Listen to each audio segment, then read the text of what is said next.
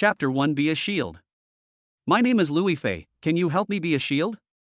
In Building A of the girls' dormitory of Tanga University, a tall and thin boy standing at the door of the dormitory management office was taking a nap, but was suddenly hugged tightly by an innocent girl with long hair.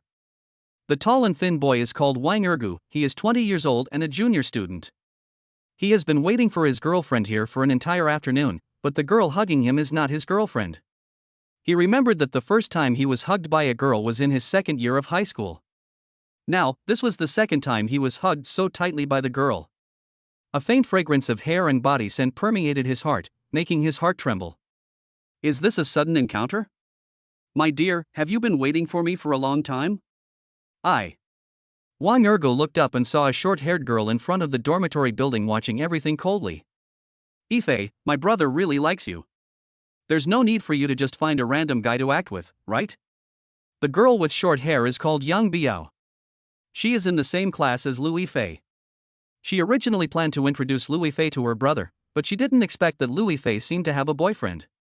When Yang saw Wang holding flowers and carrying a paper bag, her face instantly became angry and she was very unhappy.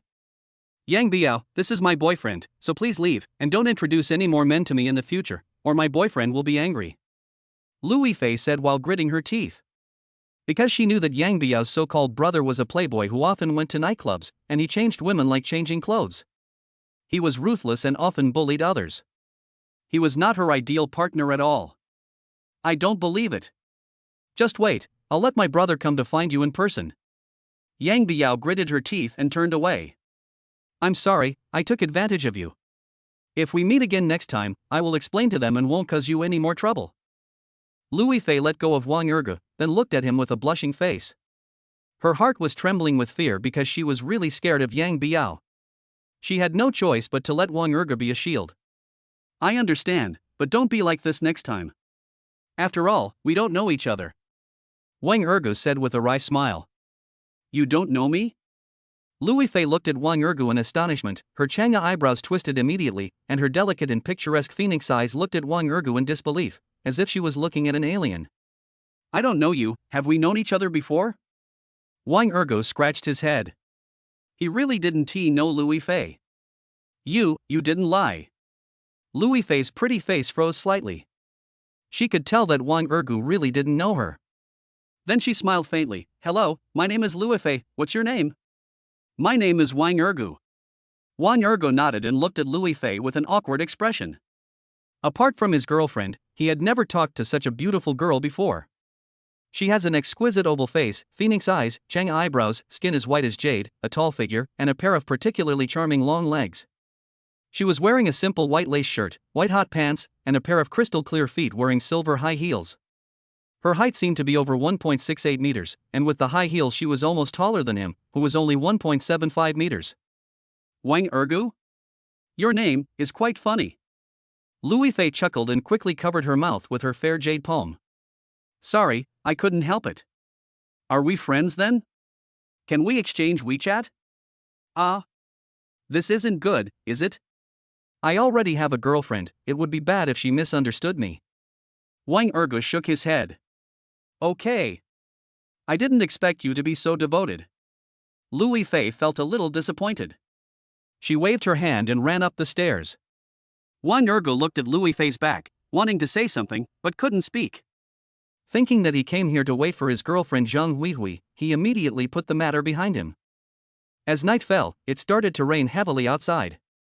The dormitory management office is a small single room at the bottom of the stairs on the first floor. The fat lady inside was watching soap operas and eating melon seeds. She glanced at Wang and shouted, "Handsome boy, just come in. You'll get wet if you do this." The door of the dormitory office and the entrance to the stairs are connected, so if the door of the dormitory office is not closed, rain will come in. The fat lady didn't understand why the young man was standing at the door. She could see that Wang was waiting for someone, but he could sit down and wait, so why was he standing like this? Wang was holding a small paper bag. When he heard what the fat old lady said, he quickly turned around and explained, "No need, auntie. I'll just stand at the door. Otherwise, my girlfriend won't be able to see me when she comes back." Just as he finished speaking, a silver gray BMW drove towards Building A, braked suddenly, and stopped precisely at the entrance of the stairs. Wang Ergo narrowed his eyes and exclaimed, "Fuck, a BMW? It's great to be rich." But the next second, his eyes widened because he saw his girlfriend Zhang Huihui actually got out of the BMW. Zhang Huihui hurriedly walked to the staircase entrance platform, then turned her head and said softly to a handsome young man in the main driver's seat of the car, "Brother Bao, be careful when you go back, it's raining too hard." "Mwah, I love you." Wang Ergo's hand shook, the bouquet fell to the ground, and the small paper bag also slipped out of his hand. But he came to his senses and quickly grabbed the small paper bag before it fell to the ground. He stood up straight, stared at Zhang Huihui coldly, and said angrily, "Zhang Huihui, where have you been?" Zhang Huihui shuddered all over, turned her head and saw that it was her backup boyfriend Wang Ergu. She frowned and angrily shouted, "Are you courting death? What are you yelling about? Do I have to report to you that I'm dating Brother Bao?" Wang Ergu was so angry that he was shaking all over, even his arms were still shaking. He gritted his teeth and asked, "So, you went to celebrate your birthday with him?" "Fuck him, I've been waiting for you here for a whole day, and you're celebrating your birthday with someone else?" The handsome young man originally wanted to drive away immediately, but he had already spotted Wang Ergu and heard Wang Ergu's roar, so naturally he was not in a hurry to leave. He rolled down the window halfway and asked Wang Ergu jokingly, "Goer, you are the one who delivered the food to me before, right?" Wang Ergu had already recognized that the person in the car was none other than the rich and powerful young man Jin Yuanbao. He had previously delivered takeaway to Jin Yuanbao at the top of Beichual Mountain and received a tip of 500 yuan. Later, he gave Jin Yuanbao contraceptive condoms at the Emperor Hotel. At that time, Jin Yuanbao specifically asked for a famous rubber brand from China, so he was quite impressed by Jin Yuanbao. Seeing that Wang Ergu didn't say anything, Jin Yuanbao continued to mock him. "Don't you recognize me? It turns out that I was the one who asked you to deliver condoms to the Imperial Hotel. At that time, I wanted Huihui to go out and scold you, but she was embarrassed and too tired to get up. Thank you for letting her take the first blood, and for coming all the way to give her a set." Very good. In fact, it wasn't Zhang Huihui that time, but Jin Yuanbao knew that mocking Wang Ergu in this way was more exciting, because he saw Wang Ergu gritting his teeth and his face was full of anger in an instant. "What did you say?" Wang Ergu's eyes widened. He couldn't imagine that this time, Jin Yuanbao was actually going to do that kind of thing with Zhang Huihui. So, they had slept together? Looking at Zhang Huihui again, he wanted to punch Zhang Huihui in the face. He loved a woman so wholeheartedly, but he never imagined that this woman had already betrayed him. Oh, woman! Chapter 2 Because you are a dog. When Zhang Huihui saw Wang Ergu's hateful eyes, she was a little flustered because she had never seen Wang Ergu look like that before. But she glanced at Jin Yuanbao, gritted her teeth, and took the initiative to raise her hand and slapped Wang Ergu hard on the left cheek. "Why are you yelling? How dare you yell at Brother Bao? Who do you think you are?" "Wang Ergu, I'm warning you, we've broken up, don't bother me anymore, I'll be Brother Bao's person in life and Brother Bao's ghost in death. So, if you dare to pester me, I will call the police and say you sexually harassed me and have you arrested." After yelling all these words in one breath, Zhang Huihui wished she could kick Wang Ergu out. Her eyes were full of disdain. He thought he was just a spare tire and meant nothing to him. Wang Ergu was confused. He couldn't imagine that Zhang Huihui would hit him, nor could he imagine that Zhang Huihui would say such words. You know, he has always been very nice to Zhang Huihui. So he smiled bitterly and said with a sad face, "I bought the Honor Magic vs Phoenix Feather Gold Ultimate Edition phone you asked for. I originally planned to give it to you as a birthday gift, but I didn't expect." Zhang Huihui quickly freed her hands and grabbed the small paper bag that Wang Ergu was holding. She glanced at the brand new cell phone box inside, then picked up the box and threw it towards the school road outside. "You!" Wang Ergu frowned, clenched his fists instantly, and glared at Zhang Huihui with anger. That was the phone he had saved up for 2 months to buy. Zhang Huihui actually fell down?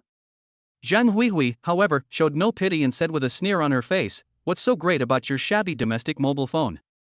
Brother Bao gave me an iPhone 15 Pro a long time ago, and he also gave me a gold chain. You poor bastard, don't show off in front of me, get out of here right now." Wang Ergu rushed out and picked up the cell phone box. The rain was falling heavily, so his shirt was instantly soaked. But he didn't care at all. He just turned his head and looked at Zhang Huihui with anger and confusion in his eyes. "Because I'm poor, you chose him?" Jin Yuanbao pressed the horn twice and laughed. "It's not because you're poor, but because you're a bootlicker." "A bootlicker still wants B? The B on the building opposite is very big, but you can only look at it. Wang Ergo didn't look at Jin Yuanbao, but looked at Zhang Huihui with anger, looking at the girl he loved wholeheartedly. For her, he ran barefoot to several pharmacies at night to buy antipyretics for her. When she had menstrual cramps, he personally boiled brown sugar water for her. Normally he is really a bootlicker, and he will appear at the first moment as long as she needs him. But he never imagined that Zhang Huihui would actually betray him and give him such a large grassland. Although Zhang Huihui now pretends that they have broken up long ago, he still feels that he has been insulted. Zhang Huihui's face was gloomy, and she said coldly, "Don't give me any birthday presents. I won't be with you anymore. I already have Bao Ge, and I don't need a licking dog." Jin Yuanbao waved at Zhang Huihui and said, "Huihui, don't go back to the dormitory. I'll take you to a fun place. Don't worry, the bed is big and soft." "Okay." Zhang Huihui agreed without thinking, and immediately rushed to the BMW and stepped into the passenger seat. Suddenly, a flash of lightning rumbled as if it was about to strike down, shining above the dormitory building, as if protesting for Wang Ergu. Wang Ergu's eyes were wide open, the rain was running down his cheeks, and his clothes were all soaked.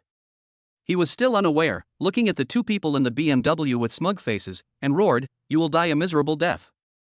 Jin Yuanbao raised his middle finger at Wang Ergu and immediately stepped on the accelerator. Wang Ergu raised the cell phone box and wanted to smash it at the gold ingots. But it missed, so his phone box was left on the side of the road. Suddenly a bolt of lightning struck, hitting a lamppost. The lightning flashed and scattered everywhere, but one bolt of lightning flashed towards the mobile phone box. With a bang, the mobile phone box exploded. "My cell phone!" Wang Ergu was stunned at first, then he started yelling impatiently and quickly rushed to pick up the phone. That was a cell phone worth more than 10,000 yuan, 1,000 yuan of which was sponsored by his mother. "Ergu, come back soon." The fat lady from the dormitory management office immediately started yelling at Wang Ergu. She had been watching them arguing, but she didn't expect that Wang Ergu would dare to pick up the phone. There was lightning and thunder. Was this young man trying to kill himself? Wang Ergu picked up the phone, but found that the phone was not damaged by the lightning. He looked up at the lightning on the lamppost and found that the lightning had disappeared. Only then did he wake up and realize that he had really been risking his life just now. After wiping the rain off his face, Wang Ergu quickly turned around and returned to the entrance of the dormitory building. Realizing that his phone had been soaked in water, he quickly picked up the small paper bag and was immediately relieved when he saw the invoice was still inside. But the electric current from the phone caused him to tremble all over and fall to the floor at the door. As for what the fat lady behind him was shouting at him, he didn't hear it. He only heard the vague voice of a cute girl. Binding to the host. "Please wait patiently." The fat lady was startled, but she was relieved when she saw Wang Ergu opened his eyes quickly. As for dragging Wang Ergu into the small room of the management office, that was impossible because Wang Ergu was already wet all over. Wang Ergu lay on the ground and didn't get up until half an hour later. Then he turned his head to look at the fat old lady who was already sitting down. "Auntie, can you lend me an umbrella? My phone is under warranty. I'll take it over now." They haven't closed yet. As for the inexplicable female voice, Wang Ergu didn't pay much attention to it. "You tomorrow." "Hey." Before the fat lady finished speaking, she saw Wang Ergu grabbed an umbrella beside her table and rushed outside. She couldn't help but be dumbfounded and spat softly, "Is this kid crazy?" Upstairs, Lu Fei, lying on the window, watched Wang Ergu run away, and her eyebrows instantly twisted. She could never have imagined that Wang Ergu was actually dumped. This Wang Ergu is pretty good. Is that woman blind? Wang Ergu didn't actually run out of the school immediately because he saw that the rain had subsided, so he ran back to the boys' dormitory number 605. There are 4 people living in dormitory number 605. Except Wang Ergu, 2 of the other 3 are not in the dormitory. The only one who is there is Su Yuanli with a flat head. Su Yuanli was also shocked when he saw Wang Ergu walking in with an umbrella, soaking wet. "Oh my god, brother Ergu, what have you been doing?" Wang Ergu did not respond to Su Yuanli. Instead, he put the small paper bag on his bed, found a towel to wipe his body, changed his clothes, and then waved to Su Yuanli. "I need to go out for a moment." Su Yuanli frowned, feeling that Wang Ergu's behavior was a bit strange. "You just came back and went out again. By the way, aren't you celebrating Zhang Huihui's birthday today?" Chapter 3 Binding to the God Level Reward System. Wang Ergo picked up the small paper bag and umbrella and said coldly, "Don't mention Zhang Huihui to me." After saying that, Wang Ergo walked out of the dormitory without looking back. Su Yuanli was completely confused and felt extremely depressed. Why did Wang Ergo, who has always been gentle and carefree, become like this? Could it be that Zhang Huihui has provoked Brother Ergo again? Otherwise, a person with such a good temper like Brother Ergo would not say such a thing. Soon, Su Yuanli found out about the situation because a message from the class group at all members popped up on his phone. Zhang Huihui posted a photo in the class group. In the photo, she was sitting in Jin Yuanbao's BMW. Someone questioned her about her and Wang Ergo. She immediately denied it and said that Wang Ergo had been pestering her. Su Yuanli was furious. He finally understood why Wang Ergo was angry. It turned out that Wang Ergo was dumped by Zhang Huihui. You know, he had always seen it and knew that Wang Ergo was wholeheartedly devoted to Zhang Huihui, but he never expected that Zhang Huihui would betray Wang Ergo for the gold ingot. So, he immediately went into the class group and cursed Zhang Huihui. He regarded Wang Ergo as a brother, so naturally he didn't want to see his brother being humiliated and slandered like this. Unfortunately, after Zhang Huihui gave out a red envelope, Su Yuanli became the target of attack by his classmates. He was completely overwhelmed by waves of abuse, and was so angry that he threw his phone aside and didn't want to look at the group chat again. At the same time, the news that Wang Ergo was dumped spread from the class group and became a joke in the whole school. Wang Ergo didn't know about the class group. He had always been worried about his new phone, so he wanted to get it fixed as soon as possible. It was just getting dark, and the Honor mobile phone store was naturally still open, and there were maintenance personnel inside, so Wang Ergo's phone was repaired quickly. The phone wasn't broken, it just got soaked in water, so it's not difficult to repair. After repairing his phone, Wang Ergo went straight back to school, but as soon as he arrived at the school gate, he was stopped by a group of people. "Brother Dao, he's back." A tall man with a crew cut reported on his cell phone, and then he said to Wang Ergo coldly, "Are you Wang Ergo?" Wang Ergo saw that they looked hostile and immediately asked cautiously, "Who are you?" The crew-haired man sneered, "Since you are Wang Ergo, then you are not mistaken. Brothers, take action." As he was speaking, the man with a crew cut immediately waved his hand and ordered two men to carry Wang Ergo into a black van. Wang Ergo was terrified and wanted to shout loudly, but his mouth was quickly covered by someone's hand. Someone even put a sack over his head and punched him in the chest several times. That was not all. The black van was driven to an abandoned park, where they dragged Wang Ergo to an empty space and then beat him up, even breaking his right arm. They drove away only after Wang Ergo fell into a coma and made no sound. No one cared whether Wang Ergo was alive or not. The next day, at 9 o'clock in the morning, Wang Ergo woke up and found that his head was covered with a sack. He quickly opened the sack. "Why am I here?" Wang Ergo glanced around and confirmed that this was an abandoned park. After thinking about it, Wang Ergo was shocked and quickly checked his arm. But he found that his arm was not hurt at all. He touched his face and checked his chest and other places where he was beaten, but found that nothing was wrong with him. "This is really weird. I was beaten up last night." That person called Dao Gu on the phone. He must be the school bully Louis Dao. I heard that he knows Jin Yuanbao. Could it be that the person yesterday was instigated by Jin Yuanbao? As Wang Ergo was daydreaming, a female voice came into his mind, "Binding is successful. Congratulations to the host for binding to the God-level reward system." Then, Wang Ergo's eyelids darkened and he found himself in a white space. In front of him was a cute long-legged girl. He quickly asked, "Who are you?" The long-legged girl said, "Hello, host. I am Vivian, the administrator of the God-level rewards. Welcome to the virtual space. Big draw? System?" Wang Ergo's eyes widened in surprise. Could this be the legendary magical system? It's falling on my head? System boss, no, Vivian boss, where are you from? How come you can bind me? Vivian immediately said, "I am from the distant white Milky Way. I was born in the Qianyuan pavilion of Dr. Qian Xingye. I was exiled to space by the doctor, and then I accidentally entered the Earth. I was attracted by lightning and then bound to the host." Wang Ergo looked embarrassed. He didn't know anything about Bai Inha and Dr. Qian Xingye, so he immediately asked, "By the way, I was clearly beaten up last night, so why am I fine when I woke up?" Vivian explained, "Since the host is in the process of being bound, even if the host's body suffers a devastating blow, as long as it is not brain dead, it will be repaired immediately. Wang Ergo nodded slightly. So I was repaired by you? This is really amazing. A broken arm can be repaired to its original state. It would be great if I could have this repair skill. Vivian said. The host has provided the requirements and is searching the free reward library. Please wait. I have found the repair skills. Please accept them. Is this all right? Wang Ergo was astonished. He saw a book with the words repair skills floating in front of his eyes, and then suddenly disappeared, but there was more knowledge of repair skills in his memory. This repair skill can repair all fractures? Wang Ergo felt incredible when he thought about his right arm being repaired. Wei Wei said, repair skills are divided into 9 levels.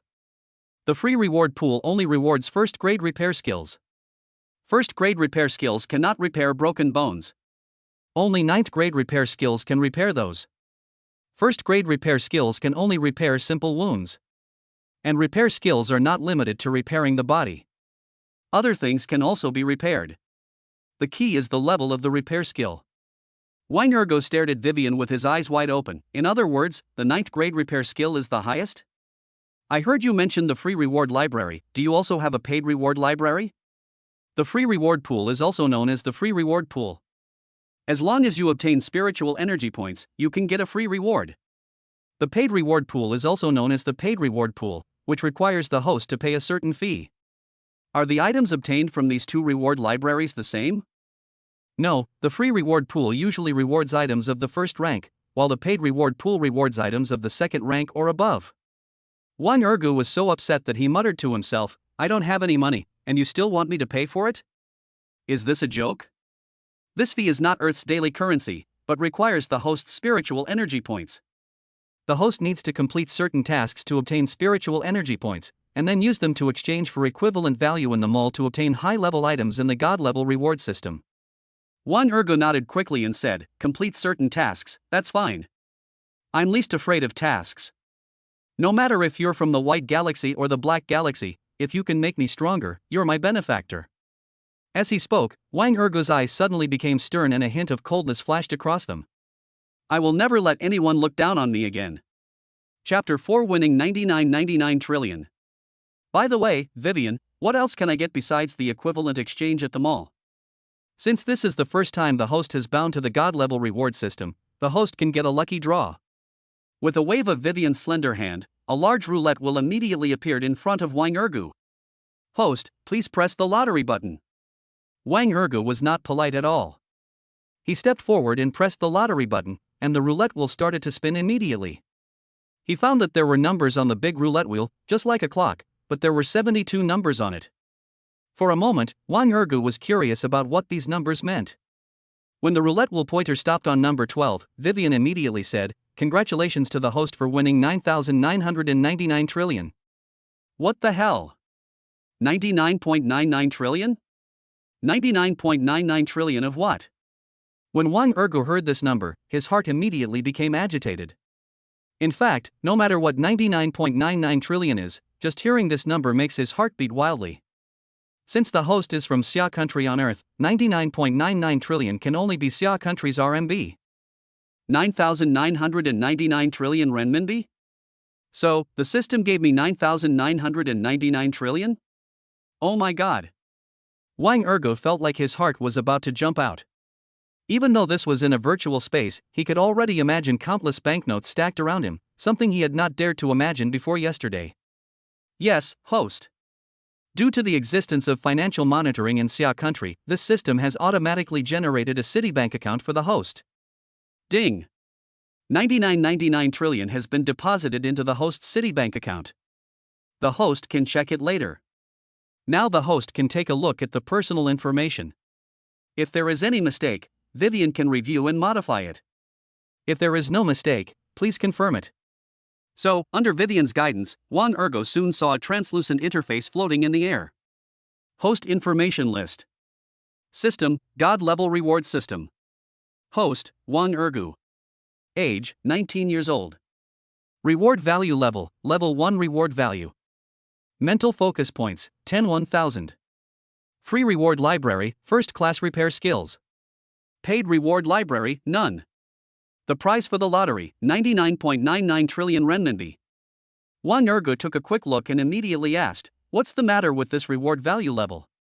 Why is mine only level 1? The reward value level is an upgrade system, which mainly has 9 levels. Since the host has not made any contribution at present, the host's reward value is still level 1. Wang Ergo nodded slightly. Then how do I upgrade this reward value? The reward value is upgraded with a certain number of spiritual energy points, so earning spiritual energy points is the only way to upgrade. When it reaches 1000 points, the host can be promoted to level 1. After being promoted, you can enjoy the same level of treatment. In addition, the equivalent exchange in the mall requires the host's spiritual energy points to reach 100 or above, including 100 before the equivalent exchange can be carried out. Please note that the host has not confirmed it yet." Wang Ergo quickly chose to confirm and then asked, "When can the task be released?" Because he had just learned that he needed to complete tasks to obtain spiritual energy points, so he was now looking forward to it. The triggering of tasks requires the host to carry out daily activities.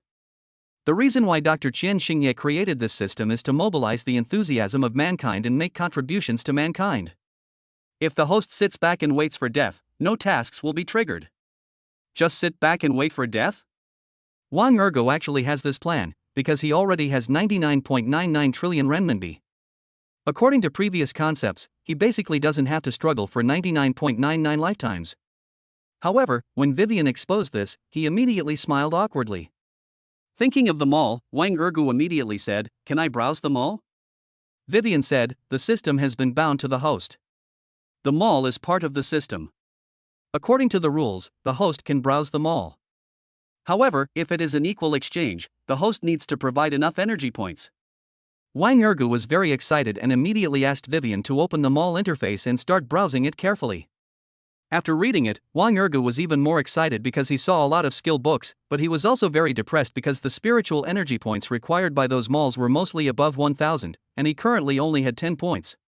He didn't know when he could get an equal exchange. But he could understand it. After thinking for a while, he quickly asked, "By the way, I'm just an ordinary person, the son of a worker and a peasant. I suddenly have 99.99 trillion more. Will I be arrested and investigated by the state?" "Vivian, you can't hurt me." Vivian said, "Host, please rest assured that the prizes issued by the system have been processed. The source of funds in the Citibank account is clean and there will be no disputes, but due to the host's identity restrictions, this system automatically generates a Citibank black card for the host. Citibank's black card is the top international high-end credit card. Internationally, only the American Express Centurion Black Gold credit card, known as the King of Cards, can rival it. The Extreme Black Card is a high-end product, made of special materials and designed specifically for high-net-worth wealthy people. Its credit limit can be adjusted infinitely and intelligently, the annual fee is extremely high, the card is issued by invitation only and cannot be applied for easily. Every Ultimate Black Card customer will be equipped with an exclusive private consultant. Therefore, the Ultimate Black Card is an upper-class identity card that may not be available even if you have money." "That's good." Wang Ergo breathed a sigh of relief, then suggested to Vivian that they exit the virtual space. Unexpectedly, when Wang Ergo walked out, his cell phone kept ringing. This also made him feel a little relieved, as he thought those thugs had stolen his cell phone last night. This is the first mobile phone he has purchased, costing more than 10,000 yuan. It has a large memory of 16 GB plus 512 GB and 5G full network support. Although he is not short of money now, it at least has commemorative value. After taking a quick look at the incoming call number on his phone, Wang Ergo found it was an unfamiliar number. He didn't want to answer it, so he just turned off the phone. He also checked and found that his roommates had all called him because they all knew that he had been dumped. What Wang Ergo was most interested in now is the black gold card in his hand. He immediately wants to use his mobile phone to check his Citibank account. But he didn't know how to check, so he thought, since there is 99.99 trillion, why not transfer 1 billion to his construction bank card and see? 99.99 trillion renminbi converted into US dollars is only about 15.69 trillion US dollars. If this amount of money is compared with those top foreign families, such as the Rockefeller, Morgan and Rothschild families, I wonder if it can be considered a fraction of it. When Wang Ergo finished turning, his cell phone rang again. It was the same unfamiliar number. He thought about it and answered the call.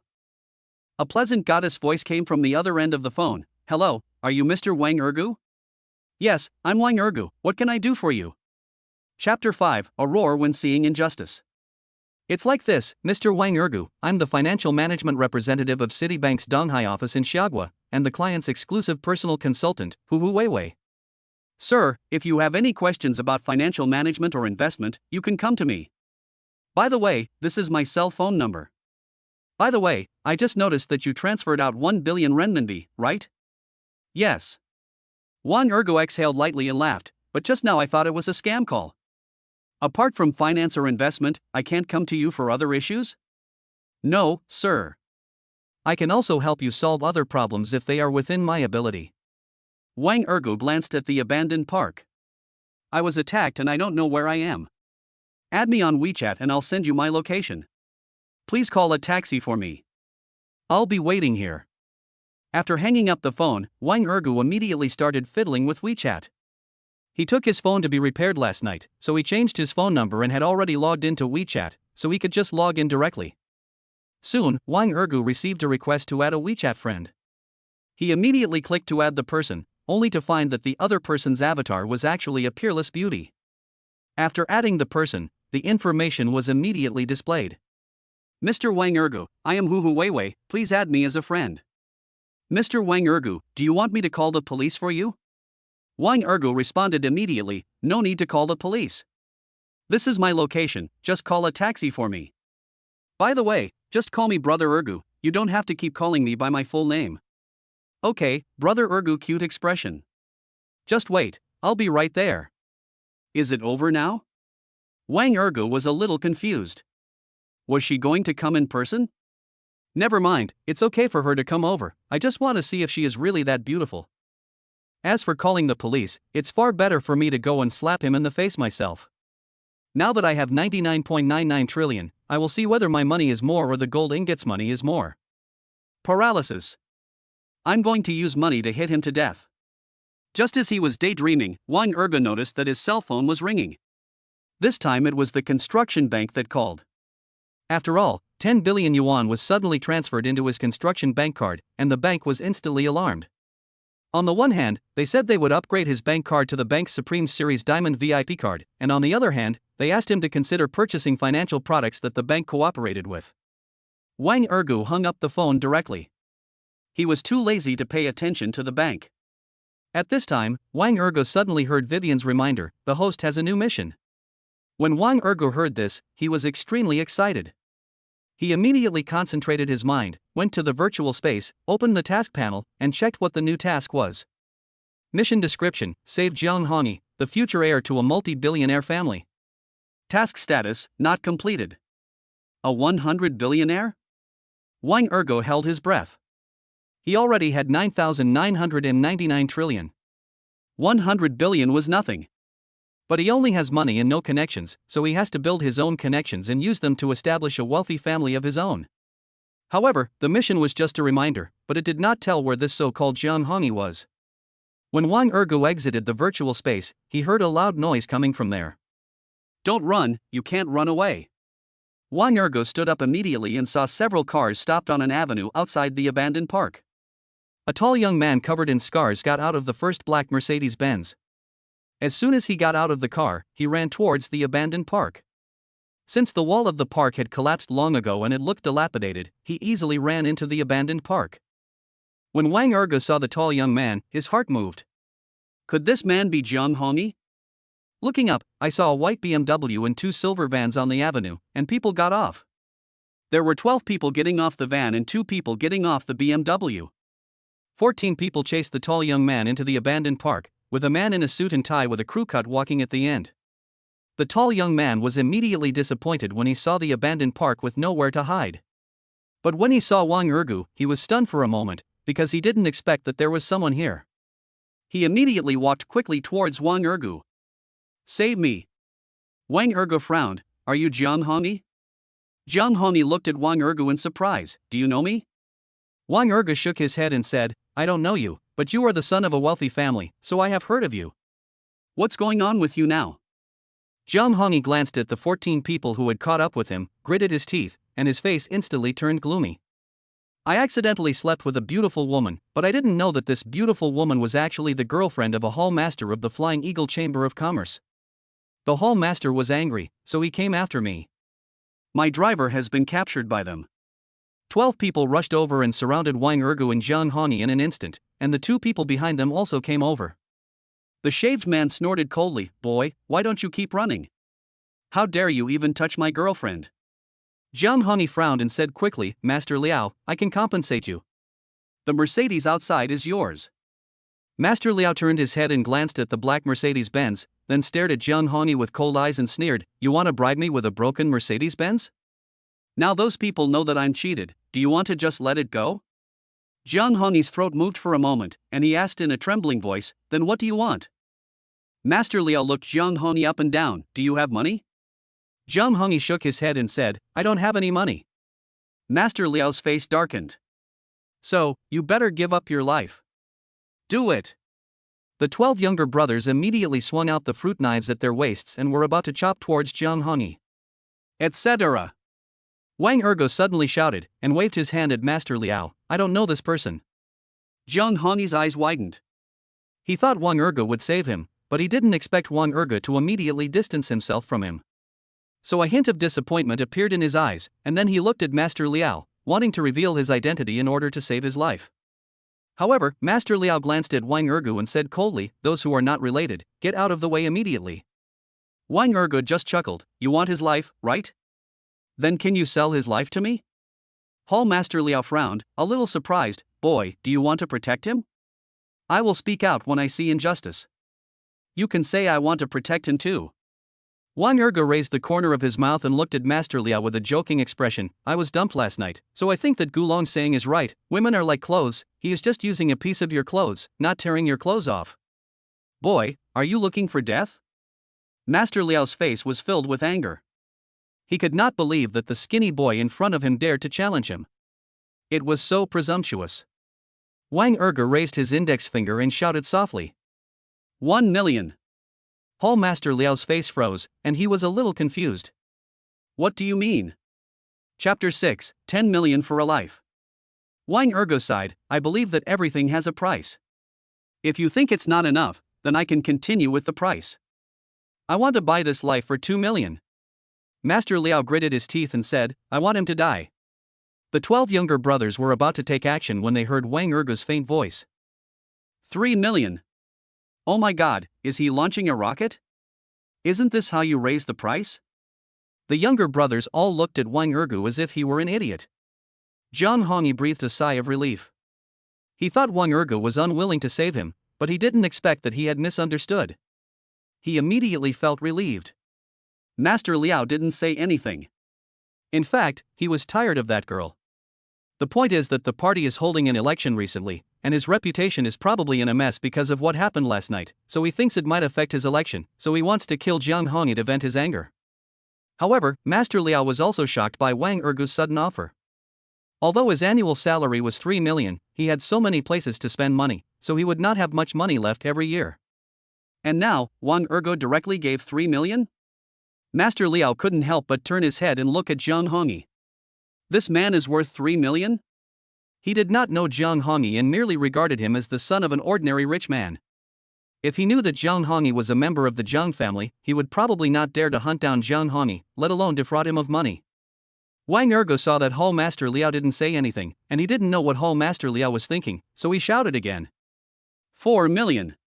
All the younger brothers looked at Master Liao in unison, including a man with a flat head who was following Master Liao. The flat-headed man looked at Master Liao excitedly and said, "Master, it's 4 million. Master Liao said coldly, "Boy, I hate it most when people make fun of me." When Wang Ergu heard this, his face immediately became solemn. 5 million. Hall Master Liao's eyes widened, "Boy, didn't you hear what I said clearly?" Wang Ergu sneered, raised all the fingers of his right hand, and continued to shout in a cold voice. 6 million. If you agree, just tell me. I don't have much patience. Master Liao felt his breathing become heavy. But when he saw his younger brothers were all looking at him, his face turned red and he said sternly, "Do you think I've never seen money? How dare you use money to bully me?" 7 million. Wang Ergu shook his head and continued shouting. Master Liao was speechless. 7 million is already more than his 2 years' dividends. If he is really asked to save money, he has no idea when he will be able to save 7 million. Wang Ergo didn't stop and continued shouting. 8 million. Master Liao didn't say anything yet because he was already numb. The flat-headed man next to him was anxious, and hurriedly urged Master Liao, Master, 8 million. Hurry up and agree to it.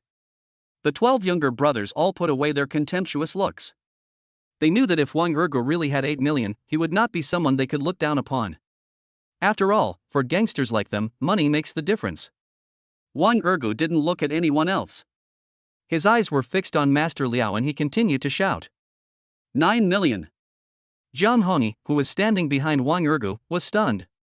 He couldn't imagine that Wang Ergo would spend so much money to save him, but when he glanced at Wang Ergo's clothes, he became worried again. Can this kid wearing cheap clothes come up with 9 million? You are not kidding, are you? Brother, my name is Jiang Hongyi, what's your name? Do you really have 9 million? Jiang Hongyi asked with a smile. If Wang Ergo was just joking, then he is dead today. Wang Ergo laughed and whispered, Nice to meet you. My name is Wang Ergo. Don't worry about the money. It sounded light, but Jiang Hongyi was still very worried. After all, this was a matter of life and death. In fact, it was not only Jiang Hongyi who was worried that Wang Ergo had no money, but even Master Liao thought so. It seemed that the two of them were really just chance acquaintances. So he was even more confused and asked softly, Boy, can you come up with 9 million? 10 million. Wang Ergo looked at Master Liao calmly. He originally planned to help those in need by drawing his sword, but the bad thing was that he had neither a sword nor martial arts skills, so he had no choice but to spend money. If Master Liao has plenty of money and I'm causing trouble for him, then forget it. Jiang Hongyi frowned slightly. Forget it? Did this guy give up saving him? Don't give up.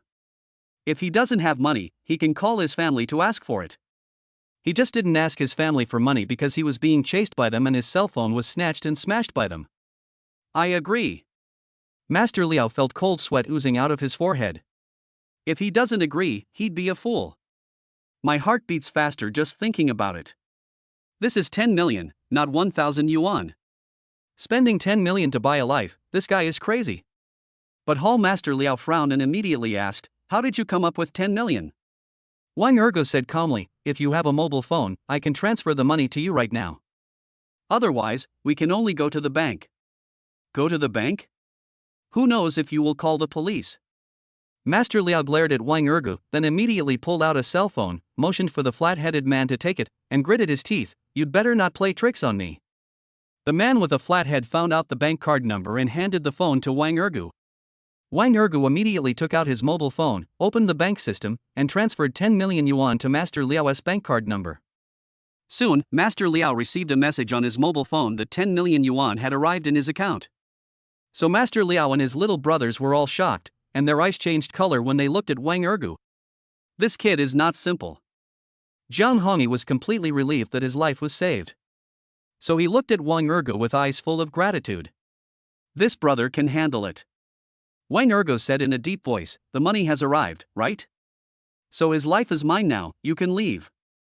Master Liao looked at Wang Ergo with satisfaction and gave him a thumbs up. Boy, you're pretty good. Brothers, let's go. Etc. Wang Ergo suddenly stopped his younger brothers who were about to take a step forward. Don't leave yet. I see you've been working so hard, so I'll give you each 100,000. The younger brothers were all stunned. They all looked at Wang Ergo. This kid wanted to give him money? Jiang Hongyi also looked at Wang Ergo in confusion. Didn't he already give 10 million? Why did he have to pay more? Wang Ergo laughed and said, Why?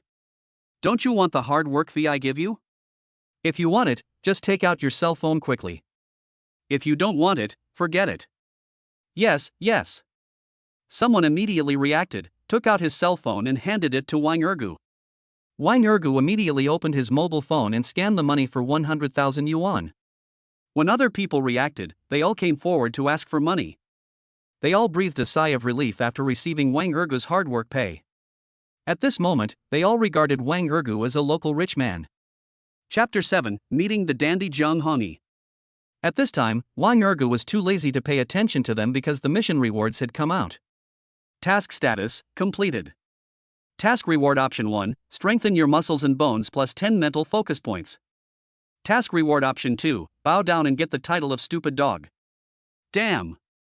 This is truly a god-level choice. Even a fool would know how to choose, right? Choose 1. Ding, the host has made a choice. The reward will be issued immediately. Please check it. When Master Liao saw that Wang Ergo didn't say anything, he immediately laughed and said, "Don't worry, brother. I won't cause him any more trouble." Wang Ergo looked at Hall Master Liao and said with a smile, as the saying goes, there is no acquaintance without fighting. In the future, I will develop many industries in Beichuo district. I hope that the people from your Flying Eagle Chamber of Commerce will not be too difficult for me. There are 2 major associations in Beichuo district of Donghai City, one is the Mountain Leopard Chamber of Commerce, and the other is the Flying Eagle Chamber of Commerce. If Wang Ergo wants to develop in Beichuo district in the future, he naturally has to handle the relationship between these 2 major associations. Master Liao didn't say anything. He didn't dare to agree to Wang Ergo's request without any decision. He even thought of kidnapping Wang Ergo. But seeing how powerful Wang Ergo's aura was, he immediately gave up the idea. Just as Master Liao and his companions got into the car and had not yet started it, they saw a red Ferrari 488 sports car driving over and stopping on the side of the road. A long-haired woman in a black casual suit opened the car door, stretched out her long legs, and didn't even close the door. After taking a quick look, her eyes immediately turned to Wang Ergo in the abandoned park, and she raised her hand and shouted, "Brother Ergo! Wei Wei is here!" The person who came was Hu Wei Wei. She cast her eyes on Master Liao and the others and said in a cold voice, "Brother Ergo, did they attack you? We can call the police. I have the phone number of Governor Su Yulian of the Provincial Public Security Bureau." Master Liao's face changed and he thought to himself that it was a close call. If he had really kidnapped Wang Ergo just now, it would have been terrible. Wang Ergo came out and shook his head slightly at Hu, saying, "They were not the ones who attacked me." "It's not them?" Hu glanced at Master Liao and the others who had not left yet. "It's money can't solve it. I have to solve my own problems myself." Wang Ergo said coldly, then he waved to Master Liao and the others, "You can go now. See you again if we are lucky." Master Liao and the others all felt uncomfortable, as if the money they had just received had turned their cell phones into the huge rock that pressed down on Sun Wukong in Journey to the West. If Wang Ergo pursues the matter, they will definitely go to jail. Master Liao reacted and quickly waved his hand to let his brothers drive away. Hu was a little confused. Can't the problem be solved with money? Is there anything in this world that cannot be solved with money? She didn't believe it, especially those rich people, who thought they could achieve anything once they had money. Zhang Hongyi ran out only after he saw Master Liao and the others leave, and sighed, "Brother, thank you so much." "No big deal." Wang Ergo chuckled, but glanced at Zhang Hongyi and saw that Zhang Hongyi was still holding his abdomen, so he asked quickly, "Are you okay? Do you want to go to the hospital? Or?" Zhang Hongyi shook his head and said, "No need for that. I never thought I would be so embarrassed today. I wanted to spend money, but my mother froze all my bank cards. I couldn't throw out the name of my Zhang family, otherwise they wouldn't have chased me here. Oh, I haven't asked them to release my driver yet." Wang Ergo rubbed his forehead and said, "Don't worry, they have already taken the money." "Will they make things difficult for your driver? Zhang family?" Hu stared at Zhang Hongyi and said in surprise, "Are you from the Zhang family in Donghai City?" "Yes." Zhang Hongyi nodded slightly to Hu. He was always immune to beautiful women and had no resistance at all. He immediately smiled and said, "I wonder who this beautiful lady is?" Hu rolled his eyes at Zhang Hongyi, then looked at Wang Ergo and snorted, "I am Mr. Wang's financial advisor." Zhang Hongyi grinned and said, "I am Zhang Hongyi from the Zhang family in Donghai City." "Nice to meet you." Hu glanced at Zhang Hongyi's embarrassed body and said, "The Zhang family is one of the 4 great families in Donghai City. How could you look like this? Am I too ignorant?" Zhang Hongyi looked embarrassed and found it difficult to explain. After all, he was being hunted because he had robbed someone else's girl. Wang Ergo quickly waved his hand and helped Zhang Hongyi out, saying, "He's in a little trouble. By the way, didn't I ask you to call a taxi for me? Why did you come here by yourself?" Hu exhaled lightly, "I heard that you were attacked, so I came here immediately. I have learned Wing Chun, so I have no problem dealing with ordinary gangsters. So I came here to see if I can help Brother Ergo." Wang Ergo smiled and said, "I don't have anything to do. I just wanted to call a car to take me out. I'm sorry you made such a wasted trip. Hu Weiwei hurriedly said, No, it's not a wasted trip. It's my duty to serve Brother Ergu. So, Brother Ergu, are we leaving now? Jiang Hongyi was confused. Serving Ergu? What kind of service is this? Why haven't I enjoyed it before? Wang Ergu glanced at Jiang Hongyi's black Mercedes-Benz and said with a faint smile, Is your car out of gas? Without waiting for Jiang Hongyi's response, he looked at Hu Weiwei again. A Ferrari sports car can't accommodate 3 people. I'm afraid you still have to call a car over. Jiang Hongyi just remembered that his car was indeed out of gas. If Wang Ergu and the other man left, he would probably have to walk out of this broken place because he didn't even have a cell phone. Hu Huai didn't hesitate. She nodded, took out her cell phone and started making a call. Wang Ergu looked at Jiang Hongyi and said in a deep voice, Does your Jiang family have any assets in the Betrayal district? Do you know anything about this place? Jiang Hongyi smiled awkwardly, I don't know much about my family's business, but my family's business is headquartered in Tianhui district, and there should be very few in other areas. As for this place, I seldom come here, so I can't say I know much about it. Wang Ergu smiled faintly, What do people usually call you? Jiang Hongyi smiled and said, Usually people call me young Master Yi, but I should be older than you, right? I can see that. Wang Ergu laughed, So I'll call you young Master Yi from now on, right? Jiang Hongyi grinned and said, So I'll call you Dog Boy from now on? Wang Ergu put away his smile and said, You can call me young Master Go, but it sounds better to call me Brother Ergu. Jiang Hongyi asked quickly, Then why are you called Ergu? This should be a nickname, right? What is your real name? Wang Ergu sighed, Ergu was a nickname my grandfather gave me. When I was born, I almost died, but I survived. My grandfather named me Ergu, saying that a humble name is easier to live with. In fact, my original name was Wang Zhentian. Later, I was insulted by my classmates, so I changed Wang Zhentian to Wang Ergu. So now I'm called Wang Ergu.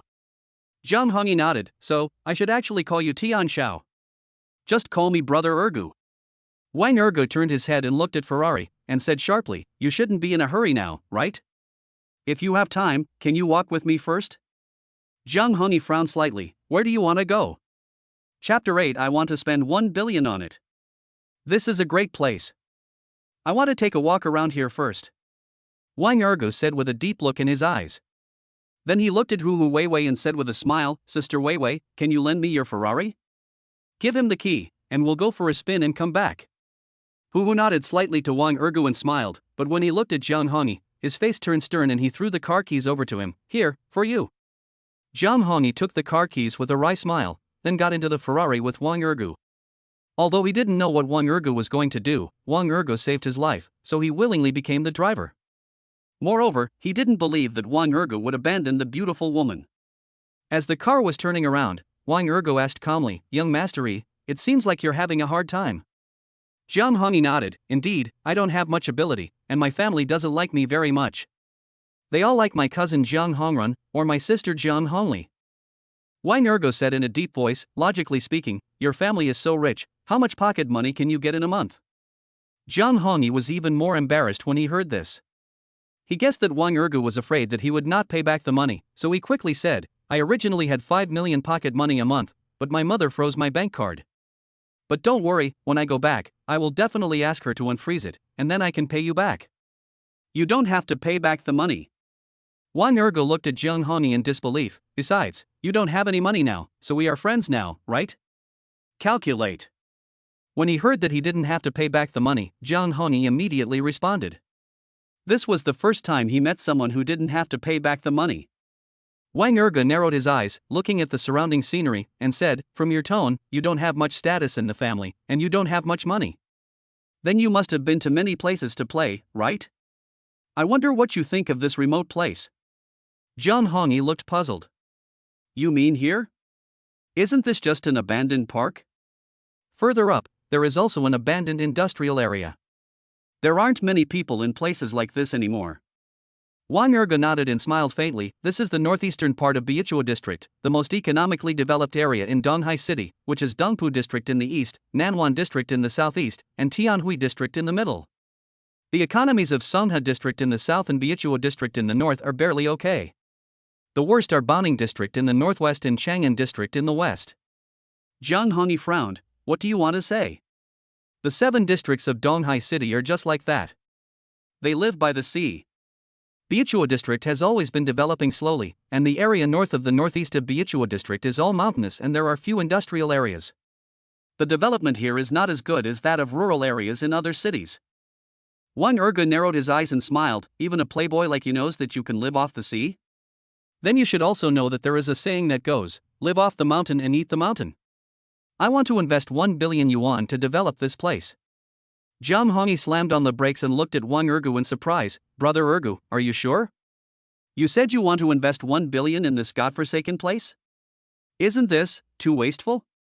After a pause, he saw Wang Ergu's face change slightly, and quickly said, no, I mean, you can invest in other places. Although Jiang Hongi didn't know who Wang Ergu was, the fact that Wang Ergu could come up with 10 million to save him proved that Wang Ergu was at least not short of money. But even if he was not short of money, he shouldn't waste it like this. He turned his head and glanced at the dilapidated industrial area nearby, but he really couldn't see what was good about it. I understand what you said. Wang Ergu pushed open the car door and walked towards the gate of the industrial zone in front. Jiang Hongi did not hesitate and immediately pushed the door, got out of the car and chased after Wang Ergu. Wang Ergu stood in front of the gate of the industrial zone. He took a quick look and made sure that there were still people there, but he had no intention of going in. He was just waiting for Jiang Hongi because he needed Jiang Hongi. Jiang Hongi walked forward and stood on the left side of Wang Ergu. Brother Ergu, don't you really want to invest in this shabby place? Wang Ergu sighed. Yesterday, I was abandoned by a woman, and you were hunted because of a woman. It's nothing more than the same reason.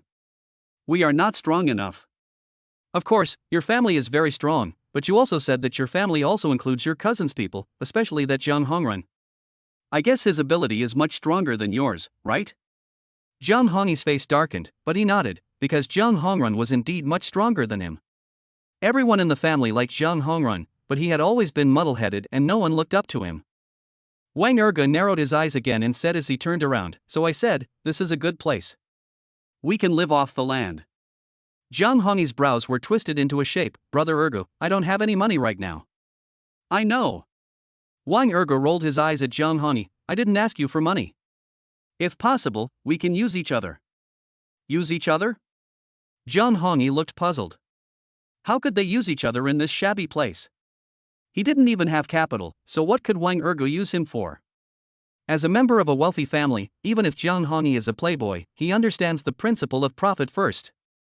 However, he really can't figure out what value he has that deserves Wang Ergu to look up to him. Wang Ergu stretched out his right hand, pointed at everything nearby, and said calmly, I'll pay, you'll do the work, we'll turn this place into a high-tech industrial zone, and also rebuild the abandoned park. Jiang Hongi was shocked. In that case, the investment is not small.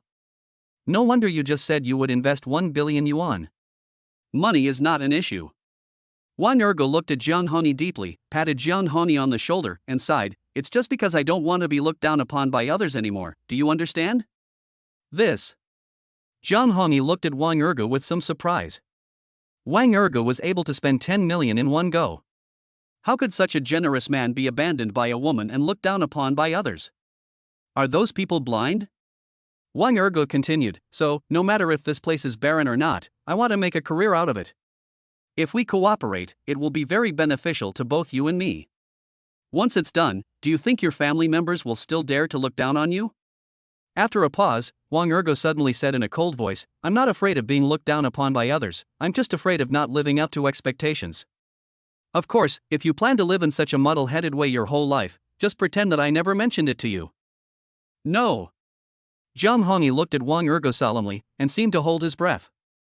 No one wants to live in a muddle-headed way all his life, and it is even more impossible for him as the heir to a wealthy family. So, after a pause, Jiang Hongi nodded with determination in his eyes. Brother Ergu, I am willing to cooperate with you. Chapter 9 It definitely a multi-millionaire. Wang Ergu smiled and said, aren't you afraid that I'm trying to trick you? Jiang Hongi shook his head and said, you definitely won't cheat me. Besides, I'm penniless, what else can you cheat me of? Wang Ergu sighed, I really didn't think of cheating you, but you are from the wealthy Jiang family, and you have more connections in Donghai City than I do, so I need your help. Jiang Hongi nodded, that's absolutely no problem. Brother Ergu, where are you from? Wang Ergu laughed, I said I was from the countryside, do you believe me? Zhang Hongyi smiled awkwardly. If Brother Ergu is from the countryside, then he is a local tycoon. I will share the land with the local tycoon. Wang Ergu put away his smile and said, I'm really not kidding you. I'm a farmer's son from a small county in Jiangnan province next to Donghai City. But don't worry, I'm not kidding you about the investment. Zhang Hongyi saw that Wang Ergu didn't look like he was joking, and he was a little confused. Is this kid really from the countryside? Could this kid be from a wealthy village in Jiangnan province? There is a tycoon village in Jiangnan province, which is famous throughout the country. It is full of villas and the people living in them are all wealthy people in Jiangnan province. If this guy comes from a rich village, then it would be normal for him to take out 10 million. But Wang Ergu continued, my parents are both from the countryside. My hometown is Jiangjia village, Longtu township, Huanglong county, Jiangnan province. If you don't believe me, you can check it out. But my money has nothing to do with my family. As for where my money comes from, I'm sorry I can't tell you, but I promise that my money is clean. Zhang Hongyi smiled again, Brother Ergu, don't mind it. You saved my life. I trust you. But Zhang Hongyi still felt that Wang Ergu's so-called rural identity was most likely fake. Because he had heard that some children of super families would fabricate identities as rural children to conceal their original identities. On the avenue next to the abandoned park, Hu Weiwei stood quietly, without any resentment on her face. As for Wang Ergu letting Zhang Hongyi drive away her Ferrari, she was not worried at all, because she felt that a rich young man like Wang Ergu would not cheat her out of buying a Ferrari. When Hu first saw Wang Ergu's information, he was a little worried. Would Wang Ergu's temper be difficult to deal with? But after getting to know him, she found that Wang Ergu was very approachable, so she secretly breathed a sigh of relief. This is a young hunk 5 years younger than me. How can I win him over? Hu frowned slightly. To be honest, when she first saw Wang Ergu, she thought Wang Ergu looked average, not even as handsome as Zhang Hongyi. However, Wang Ergu had a calm and composed temperament, which made her very moved. She had handled a lot of financial matters, but this was the first time she had met someone as young as Wang Ergu. If she could hook up with a world-class billionaire like Wang Ergu, she wouldn't have to worry about her next life. Just as she was daydreaming, Hu Weiwei saw a taxi driving towards her, and she immediately waved to the taxi. The taxi driver was a middle-aged man with a full beard. When he saw Hu Weiwei, he was immediately struck by her beauty.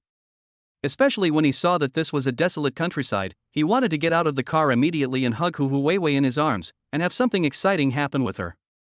However, when the middle-aged man saw the black Mercedes-Benz next to Hu Weiwei, he knew that Hu Weiwei might not be easy to mess with.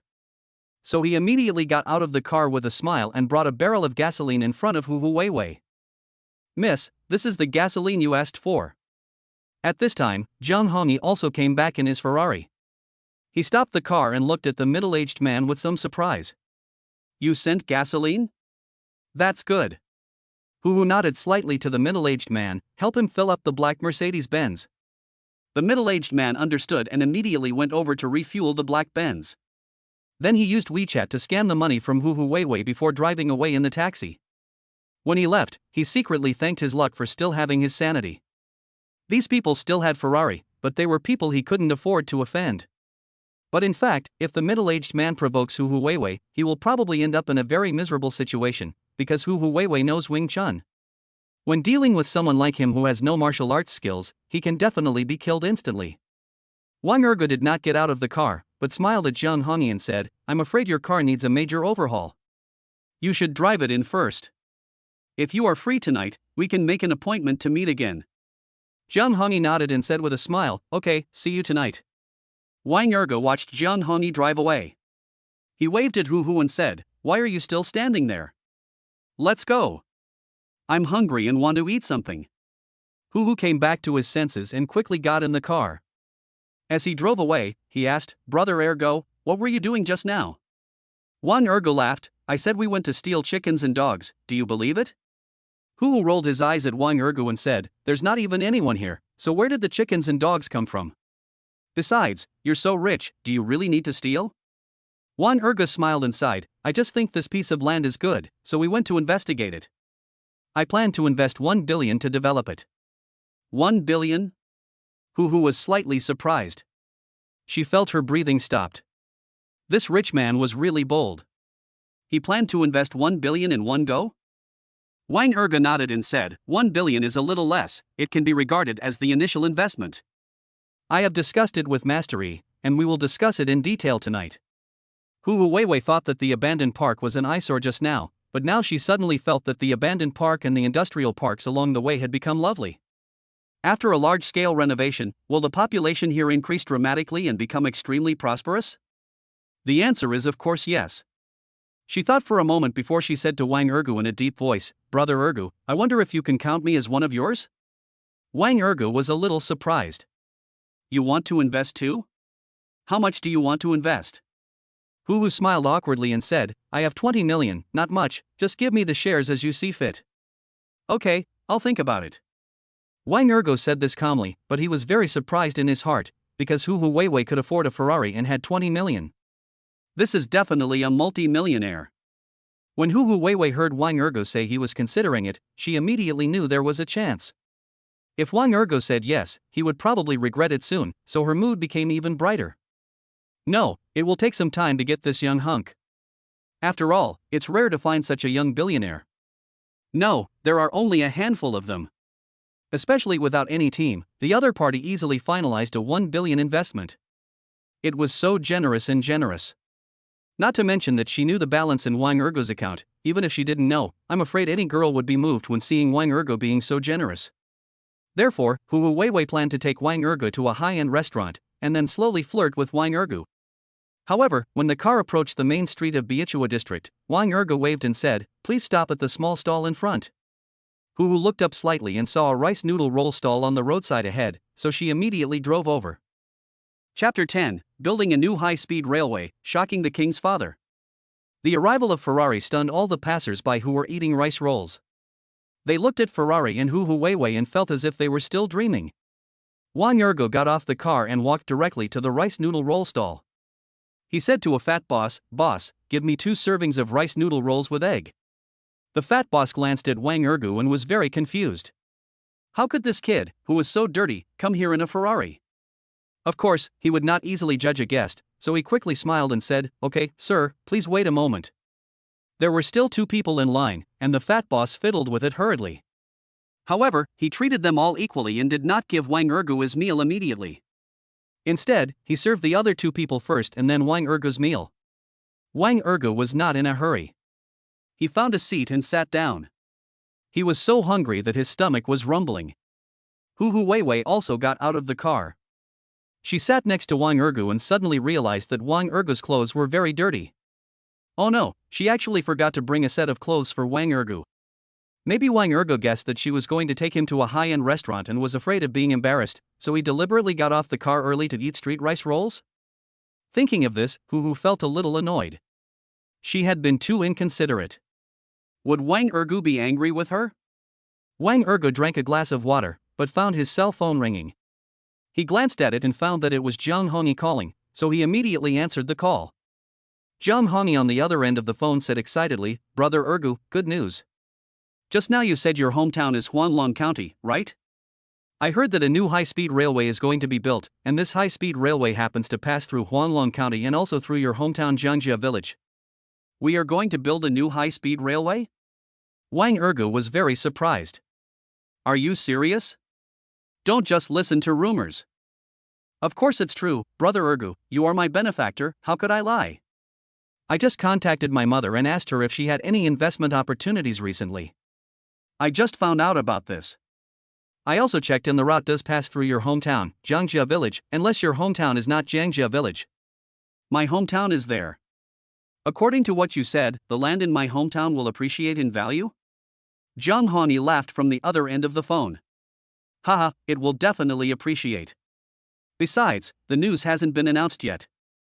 My mom learned about it from a big shot in Jiangnan province. She has a project in Jiangnan province, and the new high-speed rail happens to pass through one of her industrial zones. So, if I let my parents buy the land, wouldn't we be able to make a lot of money? Wang Ergu was very happy. Although he suddenly had a sum of money, he certainly could not tell his parents about it so quickly, nor could he let them use it because they would definitely doubt the source of the money. Having money but not being able to give it to parents, or even if you do give it to them but cannot let them spend it with confidence, is no different from being unfilial. But things are different now, because they have to build a new high-speed railway, and because he knows Jiang Hongyi, he can give his parents some money openly and say that it is the reward from Jiang Hongyi after he saved him. This way it will be easier for parents to accept, and then you can let them buy land, and when you make money, let them spend it. Jiang Hongyi's laughter continued. Haha, that's natural. Brother Ergu, quickly ask your family to buy the land. Otherwise, by the time the approval for the new high-speed rail comes down, the news will have spread. I've already sent you the relevant route pictures and satellite pictures.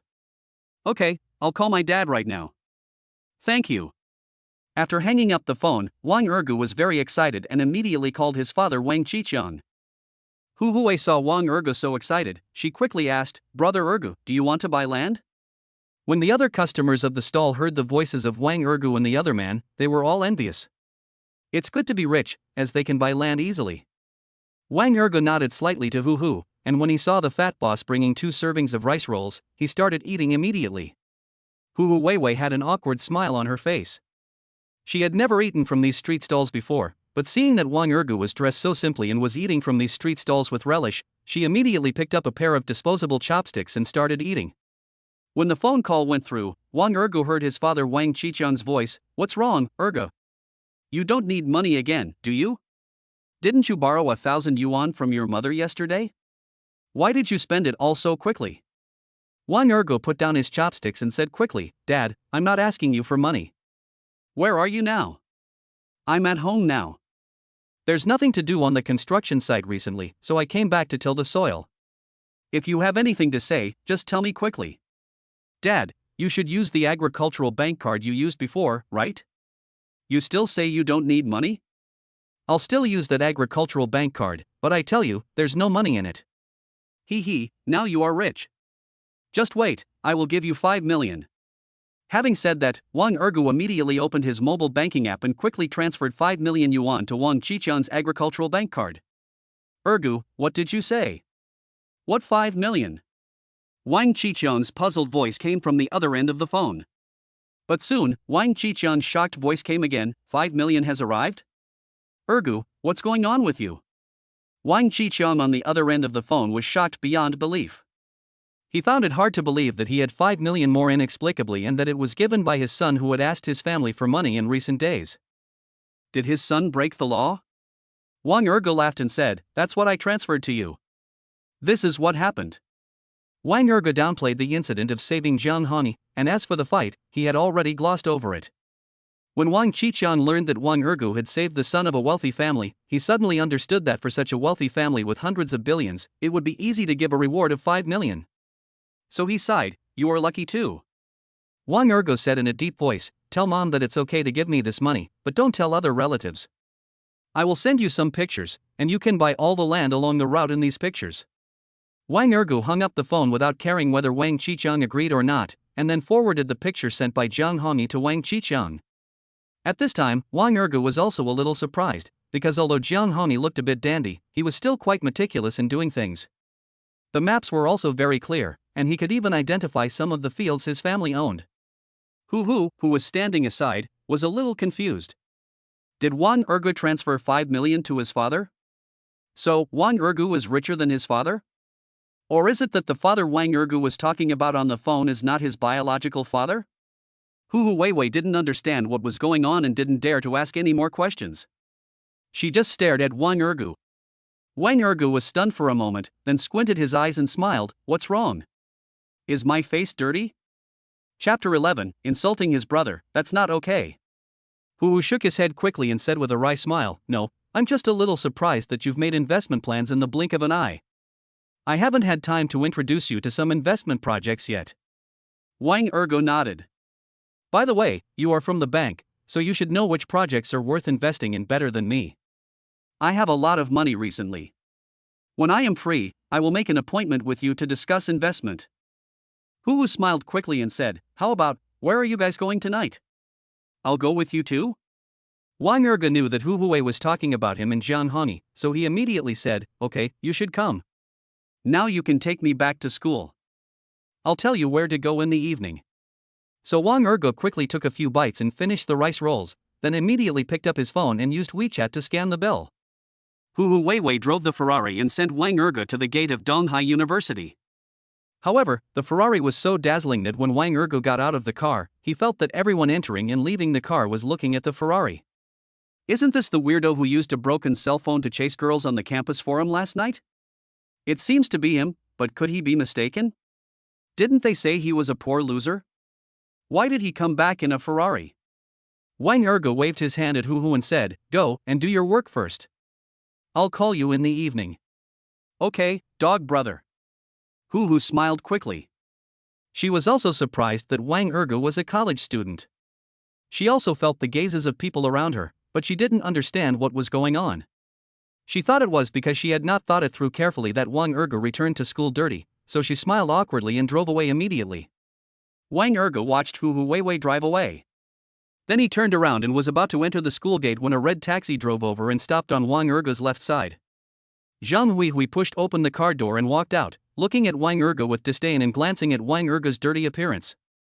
She sneered, "I was wondering who looked so familiar. It turns out to be a poor guy like you again." Wang Ergo laughed but said nothing. Last night's sneak attack must have been ordered by Jin Yuanbao. As for whether it has anything to do with Zhang Hui, it is hard to say. It is hard to say whether Zhang Hui has whispered something in Jin Yuanbao's ear. When Zhang Hui saw Wang Ergo staring at her, she immediately spat softly, her face full of pride. "What are you looking at? You are still a poor guy. You will never achieve anything in your life. Don't bother me anymore, or I won't be polite to you." Wang Ergo still didn't say anything, but he had turned on the camera of his mobile phone and pointed it at Zhang Hui. Zhang Hui noticed it, but her eyes were filled with contempt, and she chuckled, "I will go to the Arc de Triomphe Hotel with Brother Bao tonight for dinner, and Brother Bao has booked a private room." "Do you know the Arc de Triomphe Hotel? Do you know how much a private room costs? You won't understand what I'm saying. It's like playing the lute to a cow, because these 5-star hotels are places you can never afford to go to in your lifetime." After saying that, she walked straight into the school gate. As for what Wang Ergo thought, she didn't seem to care. Wang Ergo looked at Zhang Hui's back and sighed, "Okay, then we'll see who will be the most useless person in his life." Then, as Wang Ergo walked into the school gate, he took out his cell phone, called Zhang Hongyi, and said calmly, "Young Master Yi, do you know the Arc de Triomphe Hotel?" Zhang Hongyi on the other end of the phone immediately laughed and said, "Brother Ergo, you are talking about the Arc de Triomphe Hotel in Biichua district, right? It is an industry under the Dongyang group of the Kai family, a small wealthy family. I still remember it. What's going on? Did the Arc de Triomphe Hotel provoke you? No, I want you to do me a favor. We're going to the Arc de Triomphe Hotel tonight, and you can help me book the best private room." "The best box?" "That's the supreme box." "This is fine, but Brother Ergo, you should have other things to do, right?" "That's right. There's a guy called Jin Yuanbao, who is my enemy. He also booked a private room there. Can you ask someone to cancel his room temporarily? I want him not to be able to enter the Arc de Triomphe Hotel tonight." "Will this be difficult?" "Brother Ergo, you are joking. How difficult is this? As long as he doesn't book the supreme box, I will take care of it." After hanging up the phone, Wang Ergo felt a lot better. He could imagine how embarrassed Jin Yuanbao and Zhang Hui would be if they couldn't enter the Arc de Triomphe Hotel. He humiliated them back for all the times they had humiliated him before. When he returned to the dormitory, Wang Ergo saw his roommate Chen Jisheng playing on the computer, while Su Yuanli and Kai Jianming were not there. So he walked straight to Chen Jisheng and asked, "Why are you the only one in the dormitory?" Chen Jisheng turned around and said in surprise, "Oh my god, what happened to you last night? We called you all night, where did you go to play? We almost called the police, you know?" Wang Ergo laughed and said, "Did you call the police?" Chen Jisheng shook his head and said, "I didn't call the police. Yuanli said you might be troubled, so he hid himself. Jianming went out to play, and Yuanli also said he had something to do. You didn't come back, so I was the only one in the dormitory. To be honest, you wouldn't run and jump off the building, would you?" Wang Ergo rolled his eyes at Chen Jisheng and said, "If I run and jump off the building, will I still be able to stand in front of you?" Chen Jisheng laughed, "That's true. But you just need to be open-minded. Don't feel sad for a fickle woman like Zhang Hui. It's easy to find a woman with 2 legs. Don't hang yourself on her. Don't worry, I've come to terms with it." Wang Ergo smiled at Chen Jisheng, then found a set of clothes on his bed and went into the bathroom to take a shower. Since today is Sunday, there are no classes. After Wang Ergu took a shower, he changed into clean clothes. Upon closer inspection, they found that Chen Jisheng had also gone out, but Wang Ergu had not gone anywhere. Instead, he lay on the bed and played with his mobile phone. As a result, when Wang Ergu entered the class group, he was stunned. Because Zhang Huihui slandered him in the group, not only that, his story spread throughout the entire school. A poor loser tried to chase a girl with a broken cell phone and became the biggest joke in the school. Wang Ergu was not surprised by what Zhang Huihui did, but what surprised him was that Su Yuanli, who expressed his support for him in the group, was attacked by very vicious public opinion from the class bullies. This made him very annoyed. When he is hurt and has no ability to fight back, he will consider himself unlucky. But insulting his brother is not okay. So, Wang Ergu immediately sent out a big red envelope. In an instant, the class was in an uproar with everyone talking about it. Wang Ergu has joined the group? I heard that Wang Ergu didn't return to the dormitory last night. Did he stay up all night in the internet cafe again? That's for sure. If not going to the internet cafe, where else can I go to heal my wounds? I don't care whether he gets hurt or not, but I always like to receive red envelopes. Should I accept Wang Ergu's red envelope or not? One after another, the divers emerged, but no one went to pick up Wang Ergu's red envelope. Because the red envelope is a text password red envelope with a sentence on it. Anyone who insults Su Yuanli is a beast. Chapter 12. Don't worry, I know my limits. Is Wang Ergu crazy? He's giving us a $1 red envelope for us to grab? How much money can a poor bastard like him have? He really has the nerve to give out red envelopes. I bet there's not a single dollar in it. This guy must have done it on purpose, and these words are obviously directed at Zhang Huihui, right? Everyone sneered. They didn't believe that Wang Ergu gave out a big red envelope. If you don't pick up the red envelope, then isn't that a waste of money? Soon, someone grabbed the red envelope. Fuck. Hurry up and grab the red envelope. Brother Ergu gave out 2,000 yuan. What? 2,000 yuan? Is that true? The highest amount of money a WeChat red envelope can give is only 2,000 yuan. How can he give so much? I got it. 260 yuan. Ergu is awesome. In an instant, the words "anyone who insults Su Yuanli is a beast" flashed across the screen. It's over. Wrong 100 million. Boss Ergu, please send another red envelope. That's right. I didn't even receive any. I'm so upset. Oh my god. Where did Boss Ergu go to make his fortune? The students who didn't get the red envelopes came out one after another. Little did they know that Wang Ergu had already taken out his cell phone and called Hu Weiwei. Because the maximum limit for sending red envelopes in a WeChat group is 2,000 yuan, he needs Hu Weiwei's help to immediately change the maximum limit of his WeChat red envelopes to 200,000 yuan.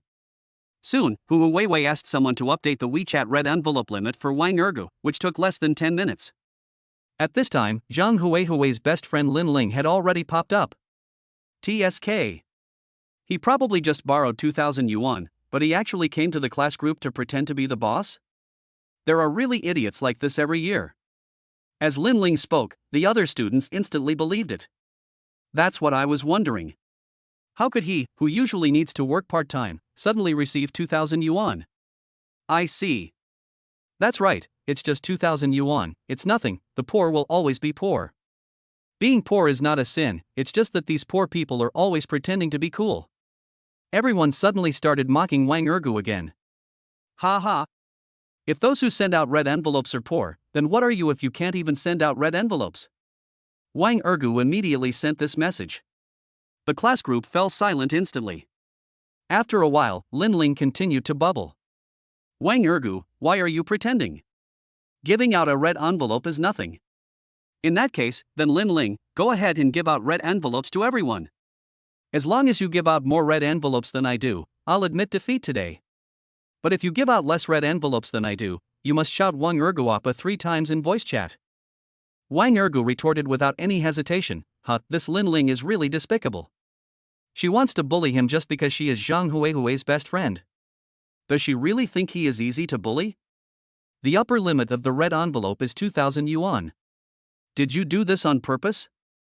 The upper limit is 2,000 yuan per time, but there is no limit on the number of times. As long as your bank card limit is open, you can send 2,000 yuan as many times as you want. The question is, do you have money in your bank card? Wang Ergo continued to retort. He had no intention of being polite to Lin Ling. When he was with Zhang Huihui before, he was often ridiculed by Lin Ling and even insulted in person. I won't give you a red envelope to snatch. Lin Ling made several tongue-out expressions, clearly looking down on Wang Ergo. Wang Ergo was too lazy to argue and just continued to send out red envelopes. Of course, the sentence still remains, anyone who insults Su Yuanli is a beast. In an instant, the entire class group was repeating this sentence again. Fuck. I got 320 yuan, huh? That's great. Oh my god, Boss Ergo is so awesome. Boss Ergo is awesome. What's going on? 3,000 yuan, 4,000 yuan, 5,000 yuan? Boss Ergo has really made a fortune, right? That's amazing. Wang Ergo sent out several red envelopes in a row and then closed the class group. Suddenly, a WeChat message came from the class beauty Qinling. Ergo Appa, I will be broadcasting live on Shark tonight, you must come and give me a reward. If you can help me get first place, I will have supper with you tonight. Do you think I'm someone who needs a midnight snack? Change it. Wang Ergo sneered. Although he didn't watch the live broadcast often, he knew that it would cost at least 1 million RMB to get first place. I'm paying you a lot of money so I can have a midnight snack with you? Hold your hand? Ugh. If you can let me take first place, you can eat me tonight. Oh, and my first time is still here. 10 hearts were sent in a row from the other end. Wang Ergo was stunned. He could never have imagined that Qinling was so crazy. She actually used her first time to exchange with him for the first place in the live broadcast? I promise. Unexpectedly, just as he finished replying, Vivian's voice rang out. Task description: help Qinling win first place in tonight's live broadcast. Task status: not completed. There is actually a mission here? Wang Ergo let out a light breath and his face instantly turned gloomy. Does this mission include taking Qinling as first time? Just thinking about it made Wang Ergo feel excited. After all, he is single now. Suddenly, the cell phone rang. When Wang Ergo saw it, his brows frowned instantly because the call was from Zhang Huihui. He didn't want to answer the call, but the calls kept coming, so he had no choice but to answer it. Zhang Huihui then asked coldly, "Where did you get all this money from? You're a part-time worker, there's no way you could save so much money. Tell me now. Where I came from has nothing to do with you. Is there anything else? If not, don't call me in this life." Wang Ergo sneered. They had already broken up, and he still wanted to care where he got the money from? Tell me quickly, where did your money come from? Zhang Huihui on the other end was still questioning. Neuropathy. Wang Ergo got so angry that he hung up the phone. At this time, the dormitory door was pushed open and Chen Jishang walked in with a panicked look on his face. Brother Ergo. What's wrong? Wang Ergo glanced at Chen Jishang and asked lightly. You're crazy.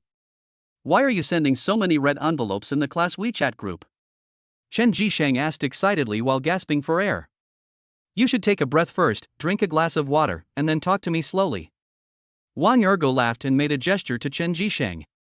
Chen Jishang understood immediately, let out a long sigh, and then poured 2 glasses of water, one of which he handed to Wang Ergo who was sitting upright on the bed. I won 2 million. So this little bit of money is nothing. Wang Ergo took a sip of water and smiled faintly. What? You won 2 million? Oh my god. When did you get so lucky? Chen Jishang was very surprised. No wonder Wang Ergo was so generous tonight. Wang Ergo laughed and said, once a person's luck is good, nothing can stop it. But, you should stop spending money recklessly. We are almost our senior year, and your family is not doing well. Chen Jishang advised. Don't worry, I know my limits. Wang Ergo smiled faintly, paused, and squinted his eyes and said, by the way, please help me send a message in the class group. Chapter 13 must have borrowed from a lone shark. In a dormitory in Building A of the girls' dormitory, Zhang Huihui was very angry. This poor guy actually hung up on me? This is outrageous. A short-haired girl next to her frowned when she saw Zhang Huihui like this and said, Huihui, aren't you already with Jin Yuanbao? Why are you still paying attention to a poor guy like Wang Ergo? The girl with short hair is Lin Ling. I don't want to pay attention to this poor guy. But how come he suddenly became rich? I feel sad when I see him spending so much money in the group. Zhang Huihui explained. What's the big deal? It's only about 10,000 or 20,000 yuan. I guess he borrowed the money from a loan shark and pretended to be cool in front of you on purpose. He did this to win your favor and get back together with you. Don't be fooled, Lin Ling analyzed. Zhang Huihui was stunned. Usury? This is very possible. After all, Wang Ergu is a poor part-time worker. He spends all his usual money on her and even bought her a mobile phone last night. How could he still have 10,000 or 20,000 yuan left? Seeing that Zhang Huihui was still in a daze, Lin Ling continued, if you let Jin Yuanbao know that you are still entangled with Wang Ergu, Jin Yuanbao will definitely be angry. When Zhang Huihui heard this, her brows frowned and her face turned gloomy. Of course she couldn't make Jin Yuanbao angry because of Wang Ergu. After all, Jin Yuanbao was her cash cow now. However, she thought that even if she broke up with Wang Ergu's money should still belong to her, and he should not distribute his money so ostentatiously in the class group. I was almost ruined by Wang Ergu. Fortunately, I have a good friend like you. But Ling, you have to help me find out how much high-interest loans Wang Ergu has borrowed, and then we will take all his money. Leave this to me. Don't worry, I'll do it. Ling nodded, and a hint of cunning flashed across her peach blossom eyes. To deal with a backup boyfriend like Wang Ergu, she naturally had the confidence to get the money that Wang Ergu borrowed from the loan shark. As for how Wang Ergu would repay the loan shark, she didn't consider it. Little did people know that Wang Ergu had never borrowed any usury.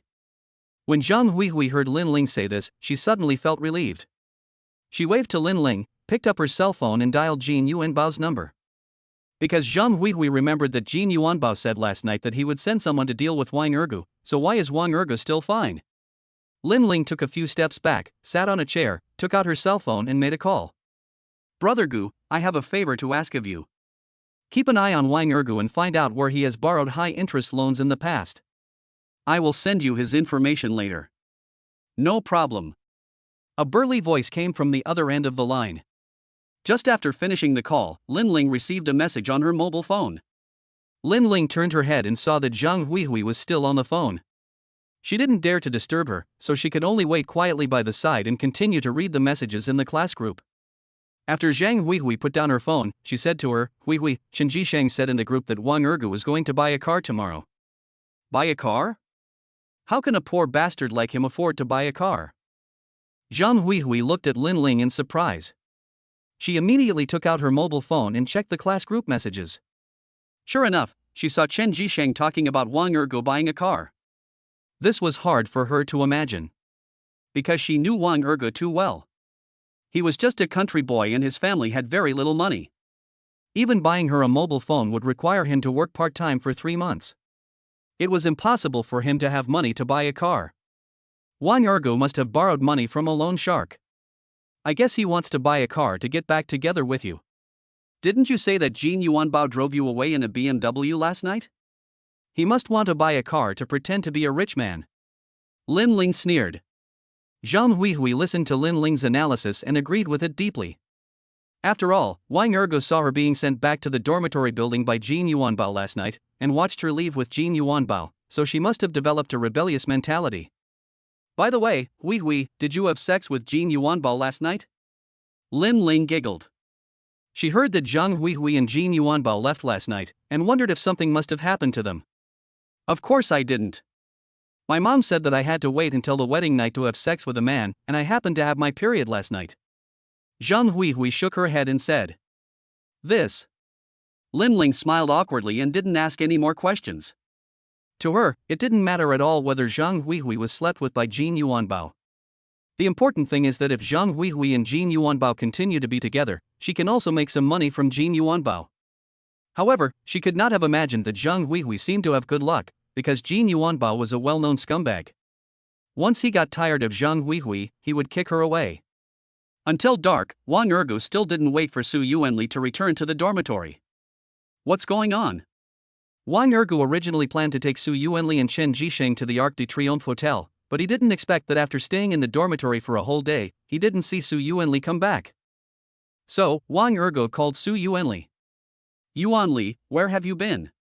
Why haven't you been seen for a whole day? This is a little inconvenient for me. Brother Ergo, I'll talk to you when I have time.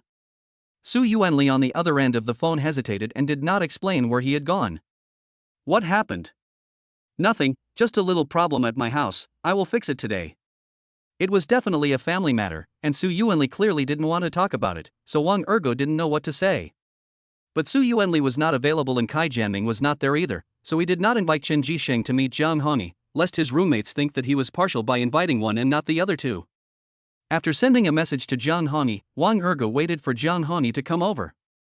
In just 5 minutes, Jiang Hongyi arrived at the boys' dormitory building. When making the call, Wang Ergo reminded Jiang Hongyi that this was a school after all, and it was not appropriate to drive a luxury car here as it would be too conspicuous. So Jiang Hongyi drove an ordinary van over himself. Brother Ergo. Jiang Hongyi watched Wang Ergo go downstairs and nodded to him.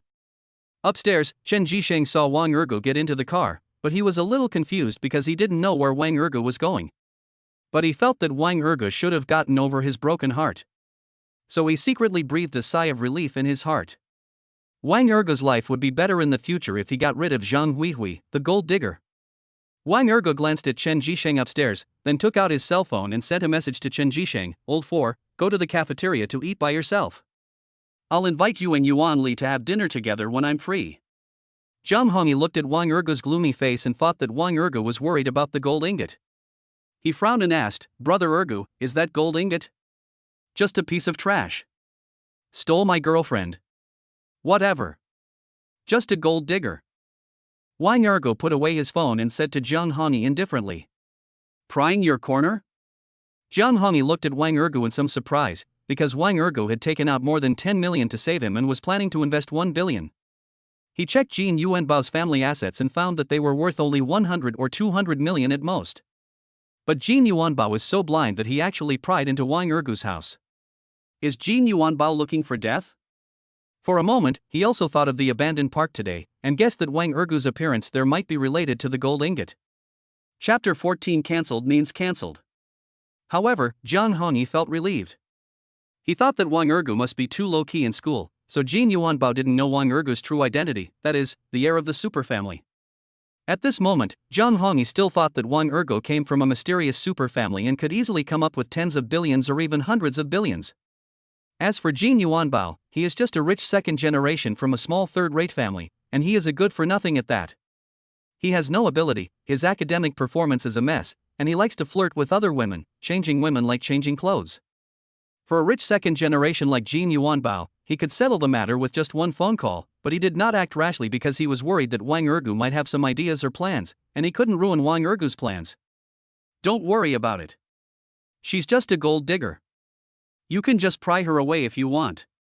Besides, you should have informed the hotel, right? Just tell them not to come in when the time comes. Wang Ergo waved to Jiang Hongyi. He now had 99.99 trillion, so it would be easy for him to kill Jin Yuanbao. But he had no interest in killing people. If Jin Yuanbao humiliated him, then it would be enough for him to humiliate him back. Yes, Brother Ergo. When Jiang Hongyi saw that Wang Ergo really didn't let him deal with the gold ingots, he immediately nodded. The Arc de Triomphe Hotel is not far from Tunghai University, but it was rush hour, so the traffic was very congested. Jiang Hongyi had just stopped the van he was driving when a silver-gray BMW suddenly stopped next to him. The young man sitting in the driver's seat of the BMW was Jin Yuanbao, and the heavily made-up woman sitting next to him was Zhang Huihui. Hey! Isn't this the dog who brought me the condom? Where are you going? Jin Yuanbao rolled down the car window and laughed at Wang Ergo. The window of Wang Ergo's car was open, so Jiang Hongyi also heard what Jin Yuanbao said.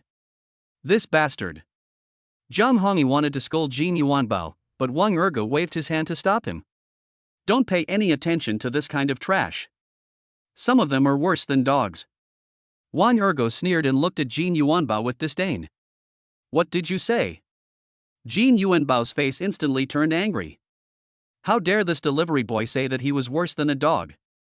Was he looking for death? Wang Ergo ignored Jin Yuanbao and rolled up the car window. Damn it!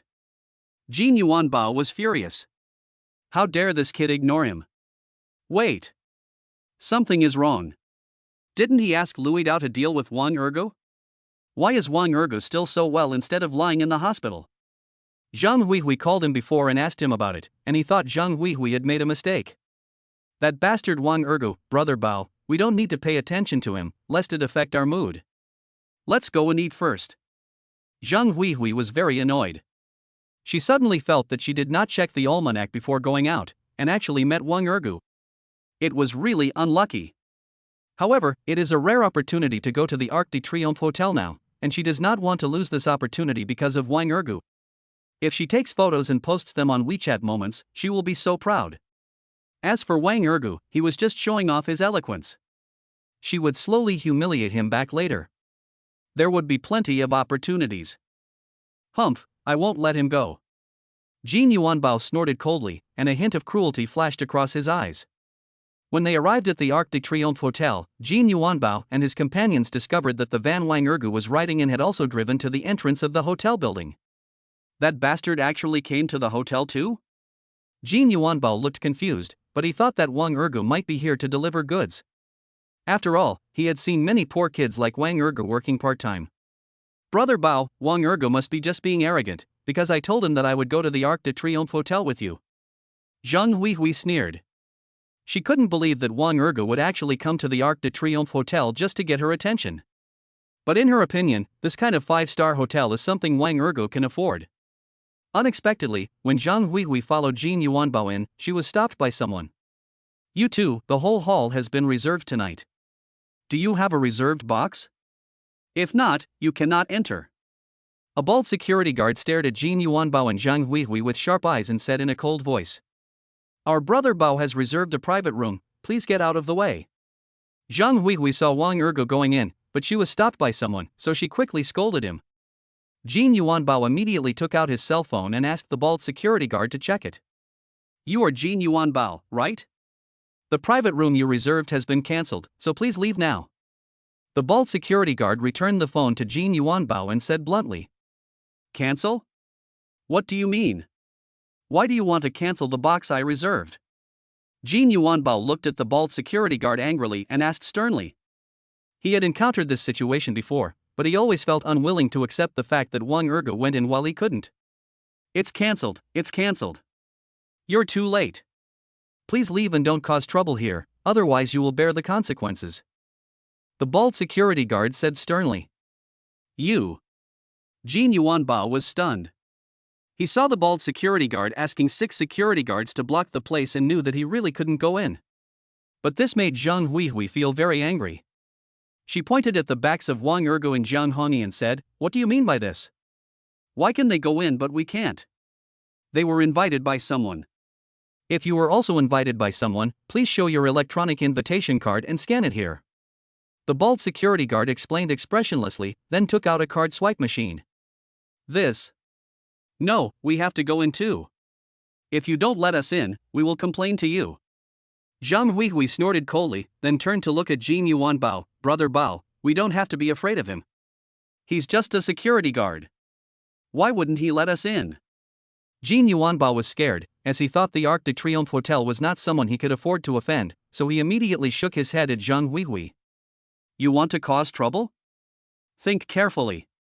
The general manager of our Arc de Triomphe Hotel has issued an order that no matter who it is, if they cause trouble here, they will be blacklisted. Not only will they not be able to enter our hotel, but they will also be banned from other high-end hotels, guest houses, inns, etc. The bald security guard sneered. Let's go. When Jin Yuanbao heard what the bald security guard said, he immediately pulled Zhang Huihui away.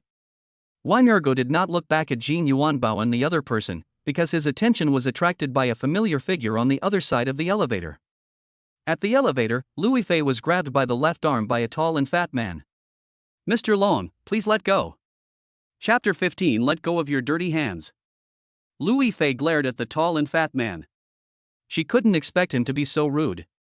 The tall and fat man was called Yuan Long. When he heard Lu Fei's words, instead of letting go, he sneered with a playful look on his face. You can ask me to let go, but you have to drink with me tonight, and you have to drink until I am satisfied. I don't drink, and I won't drink with you, so just forget it. Lu Fei snorted coldly. She was very disgusted with playboys like Yuan Long.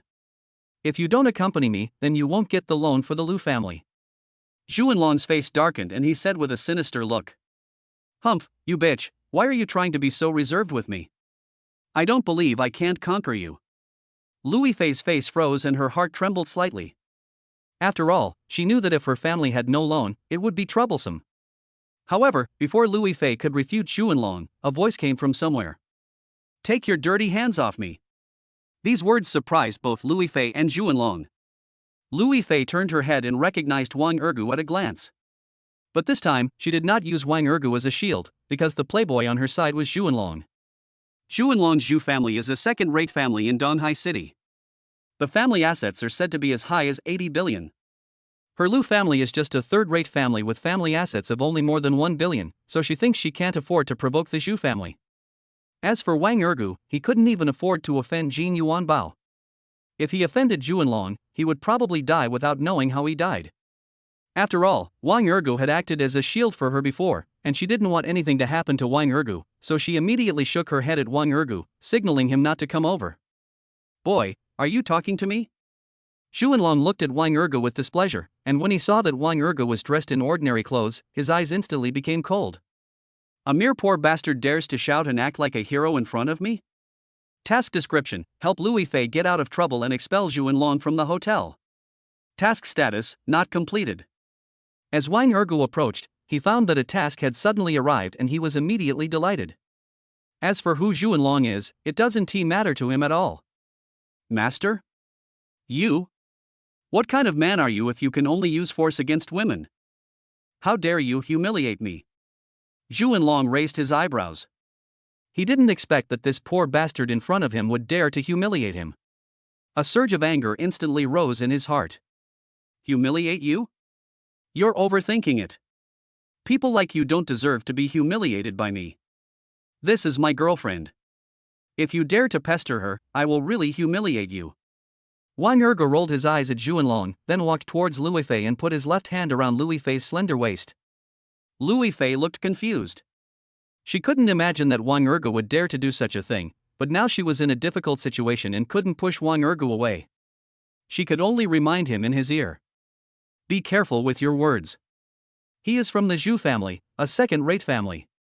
He is not a simple person. That's it? Wang Ergu sneered, narrowed his eyes and looked at Yuanlong, and clicked his tongue twice. So you are from the Zhu family? I have always heard that the Zhu family is civilized and polite. You are pestering my girlfriend. Is there some misunderstanding? Your girlfriend? Don't pretend to be me, kid. I've already checked and she doesn't have any boyfriend. I guess you just took her money and invited her to be an extra, right? Yuanlong's lips curled up, but he was already furious in his heart. A mere extra dares to teach him a lesson in public, huh? At this time, Zhang Hongyi, who had just finished a phone call, came over. He's not just an extra, he's my ergo brother. Yuanlong turned his head and recognized Zhang Hongyi at a glance. What's more, when Zhang Hongyi came over, the Zhang family bodyguards also followed him. This aura instantly weakened Yuanlong's momentum by 7 points. After all, the Zhang family is one of the 4 major families in Donghai City. The Zhang family is a first-rate family, while his Zhu family is just a second-rate family. Since his family is weaker, he naturally has to bow his head. Zhang Hongyi was chased because he went out with a driver. But now, he has already arranged more than 10 bodyguards, so naturally he is not afraid of Yuanlong. What's more, Yuanlong only has 2 bodyguards. If a fight breaks out, Yuanlong will be the one who suffers. Wang Ergu gestured to Zhang Hongyi, Master Yi, I can handle this matter myself, there is no need for you to interfere. Yes, Brother Ergu, but Brother Ergu, the matter of the 1 billion investment. Zhang Hongyi said this deliberately because he knew that if he didn't reveal the amount, Yuanlong would probably still be suspicious of Wang Ergu. After all, he himself is a playboy and he has a good understanding of the psychology of playboys. A billion investment? Yuanlong was a little surprised, because he thought Wang Ergu was dressed very ordinary. The clothes he was wearing might not even cost 300 yuan, but he could actually make a 10 billion investment? For a moment, he had some doubts in his heart, wondering if Wang Ergu was the young master of some big family and was deliberately pretending to be a pig to eat the tiger. So he didn't dare to shout anymore. No matter what, he would not act rashly before knowing Wang Ergu's background, not to mention that Zhang Hongyi was here. We'll talk about the investment later. Now it's about this guy harassing my girlfriend. Wang Ergo waved at Jiang Hongyi and looked at Zhu Enlong coldly. Zhu Enlong's face froze, and he didn't know what to say. He didn't know whether to leave or not, and felt very embarrassed. Apologize to my girlfriend and you can leave. Wang Ergo saw that the other party was embarrassed, so he had to give him a way out. Sorry. Zhu Enlong gritted his teeth, bowed his head and apologized to Lu Fei, but he felt very unwilling in his heart. He was about to win the heart of the goddess, but now the swan meat in his mouth flew away. It was the greatest shame in his life. Lu Fei curled her lips, nodded, and did not embarrass Zhu Enlong in any way. What she was curious about now was that this Wang Ergu was obviously a poor student, so how was he related to the second young master of the Jiang family? And Jiang Hongyi actually calls Ergu brother affectionately? Zhu Enlong was about to walk away when he saw a group of burly men in black suits gathering towards him. Then, a young man with a side-swept punk hairstyle hurried over and grinned at Jiang Hongyi. The visitor was the eldest son of the Kai family, Kai Jianwei. Upon learning that something had happened in the front hall on the first floor, he received a call from Jiang Hongyi, so naturally he came here as soon as possible. Master Yi, I wonder what happened here. Jiang Hongyi glanced at Kai Jianwei, then looked at Zhu Enlong. Kai Jianwei followed his gaze and naturally recognized Zhu Enlong at a glance. After all, Zhu Enlong was the eldest son of the Zhu family and had always been famous. How could he not know him? However, he could not believe that Zhu Enlong dared to offend Jiang Hongyi. He thought to himself, are you out of your mind? Do you think your Zhu family can offend the Jiang family? Chapter 16 Tianyi Investment Company, Ltd. Wang Ergo didn't expect that Jiang Hongyi actually called someone over, but he didn't know Kai Jianwei and felt that there was no need to continue to care about it, so he immediately made a gesture to Jiang Hongyi. Jiang Hongyi took a look and waved to his bodyguards, signaling them to get out of the way. Seeing the Jiang family bodyguards make way, Kai Jianwei naturally made way for the security guards of his hotel as well. Zhu Enlong walked out dejectedly. After all, if he stayed, he would have no advantage and it would only make him more embarrassed. However, when he got into a black Mercedes-Benz, he glanced at the people standing in the front hall and was filled with resentment towards Wang Ergu. How dare you, you little brat, humiliate me and steal my woman? Do you think I'm really afraid of you just because Jiang Hongyi and the others are backing you up? Just wait, I'll make you regret it forever. Humph, so what about Jiang Hongyi? Just wait for me. My Zhu family is not so easy to bully. I swear I will make you all pay the price. At the elevator, Wang Ergu's eyes were still looking towards the exit, but he was already listening to the system's voice. Task status, completed. Task reward option 1, hacker advanced skill plus 10 mental energy points. Task reward option 2, be sentimental and enjoy the reward of being slapped by a beautiful woman and get a nice guy card. Choose one. Ding, the host has made a choice. The reward will be issued immediately. Please check it. After checking the system reward, Wang Ergu came back to his senses, let go of Lu Fei, and smiled faintly. How is it? I didn't scare you just now, did I? Lu Fei immediately shook her head, but immediately asked, do you know them? Wang Ergu glanced at Jiang Hongyi and nodded in acknowledgement. Yes, young Master Yi was drunk last night, and I helped him out, so we got to know each other. By the way, what about you? What's going on? Lu Fei wanted to explain, but she didn't know how to talk about her family affairs. I was just pestered by him. It's okay. If you have something to do, then go and do it first. I'll treat you to dinner later. Okay. Wang Ergu nodded. Getting a date with a beautiful woman, isn't that a good thing? Lu Fei smiled, nodded to Jiang Hongyi and the others, and prepared to leave. But after taking a few steps, she turned around and looked at Wang Ergu. By the way, brother Ergu, my birthday is coming up in a few days. You have to come and attend my birthday party then. Sure. Wang Ergu nodded again, feeling very happy. In the past, when he was with Zhang Huihui, he was the one who took the initiative to celebrate with Zhang Huihui, and Zhang Huihui had never invited him to do so. Now, being invited by Lu Fei, who was many times prettier than Zhang Huihui, he was immediately overjoyed and couldn't stop smiling. Lu Fei looked shy, turned around hurriedly, and strode away. You know, this was actually her first time to invite a strange man out. Jiang Hongyi chuckled, approached Wang Ergu, and immediately bowed and said, Congratulations, brother Ergu, for winning the heart of the beautiful woman. Although he has no resistance to beautiful women, he still knows his own limitations and naturally will not compete with Wang Ergu for any women. For him, as long as he waves his hand, he can get any woman he wants. It would be even easier for Wang Ergu, but he could see that Wang Ergu was expressing his true feelings just now. Kai Jianwei walked closer and looked at Wang Ergu with a flattering look on his face. I didn't know you were the young master. I'm sorry for not welcoming you. I'm Kai Jianwei from the Kai family. You can just call me, shall we? After all, he is now the person in charge of the Arc de Triomphe Hotel and has met many people. Naturally, he knows that Wang Ergu in front of him must not be offended, not to mention that this is the person Zhang Hongyi is trying to please. Wang Ergu glanced at Kai Jianwei and laughed. Mr. Hui, you are too polite. Let's not stay here, so as not to disturb the hotel guests. Mr. Yi, let's go, we will talk upstairs. Zhang Hongyi nodded quickly and followed Wang Ergu to the elevator.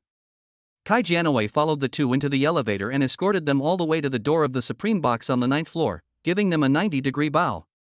Two distinguished guests, here we are. Of course, without Zhang Hongyi's order, Kai Jianwei naturally did not dare to go in and disturb Zhang Hongyi and Wang Ergu's party. However, Kai Jianwei immediately put aside other things and just stood guard at the door, because he knew that this might be an opportunity. Although he didn't know Wang Ergu's background, he guessed that Wang Ergu must be either rich or noble to be worthy of Zhang Hongyi's attention. Putting aside Wang Ergu, the fact that Zhang Hongyi came here alone was worthy of his special attention. If he could establish some kind of relationship with Zhang Hongyi and get some project cooperation, he would be honored in the family. In fact, the Kai family is a second-rate family, and is known as the four small wealthy families together with the Zhu family, the Zhang family and the Fan family. The Kai family is slightly weaker than the Zhu family, with family assets of more than 70 billion. There are many talented people in the family. Among the elders, including his father, there are 4 brothers, but on his father's side, there are only 2 children, him and his younger brother. When the time comes to divide the family property, if it is divided according to the number of people, his father's share will be less because the other uncles have many children. So now, I have to work hard to achieve good results, so that I can make my father proud. Kai Jianwei had just given instructions to the floor manager and the waiter when he found that his cell phone was ringing. He took a quick glance and saw that it was his younger brother Kai Jianming calling. He was a little impatient, but still answered the call. What's wrong? Kai Jianming chuckled from the other end of the phone. Brother, can you lend me some money? I have something urgent to deal with. This made Kai Jianwei look down on him. Kai Jianming, you are already a junior. Stop wasting money and study hard.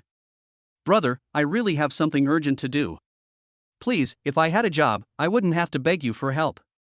I haven't graduated yet. Kai Jianming continued to beg. Okay, I'm afraid of you. I'll transfer 30,000 to you. I don't have any more. If you have time, you might as well come to the hotel to learn about the business in advance and get familiar with how to manage it. Kai Jianwei suggested. No, brother, those management skills can be learned easily and there is no challenge. It is better to make more friends and broaden your horizons. Kai Jianming retorted in a deep voice. Friends, right?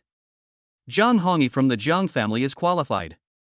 I just personally sent him to our Supreme Box. Kai Jianwei snorted coldly. Fuck, brother, you're really good at this. This is a great guy. Hold on tight and then you can introduce him to me later. Kai Jianming said with a grin.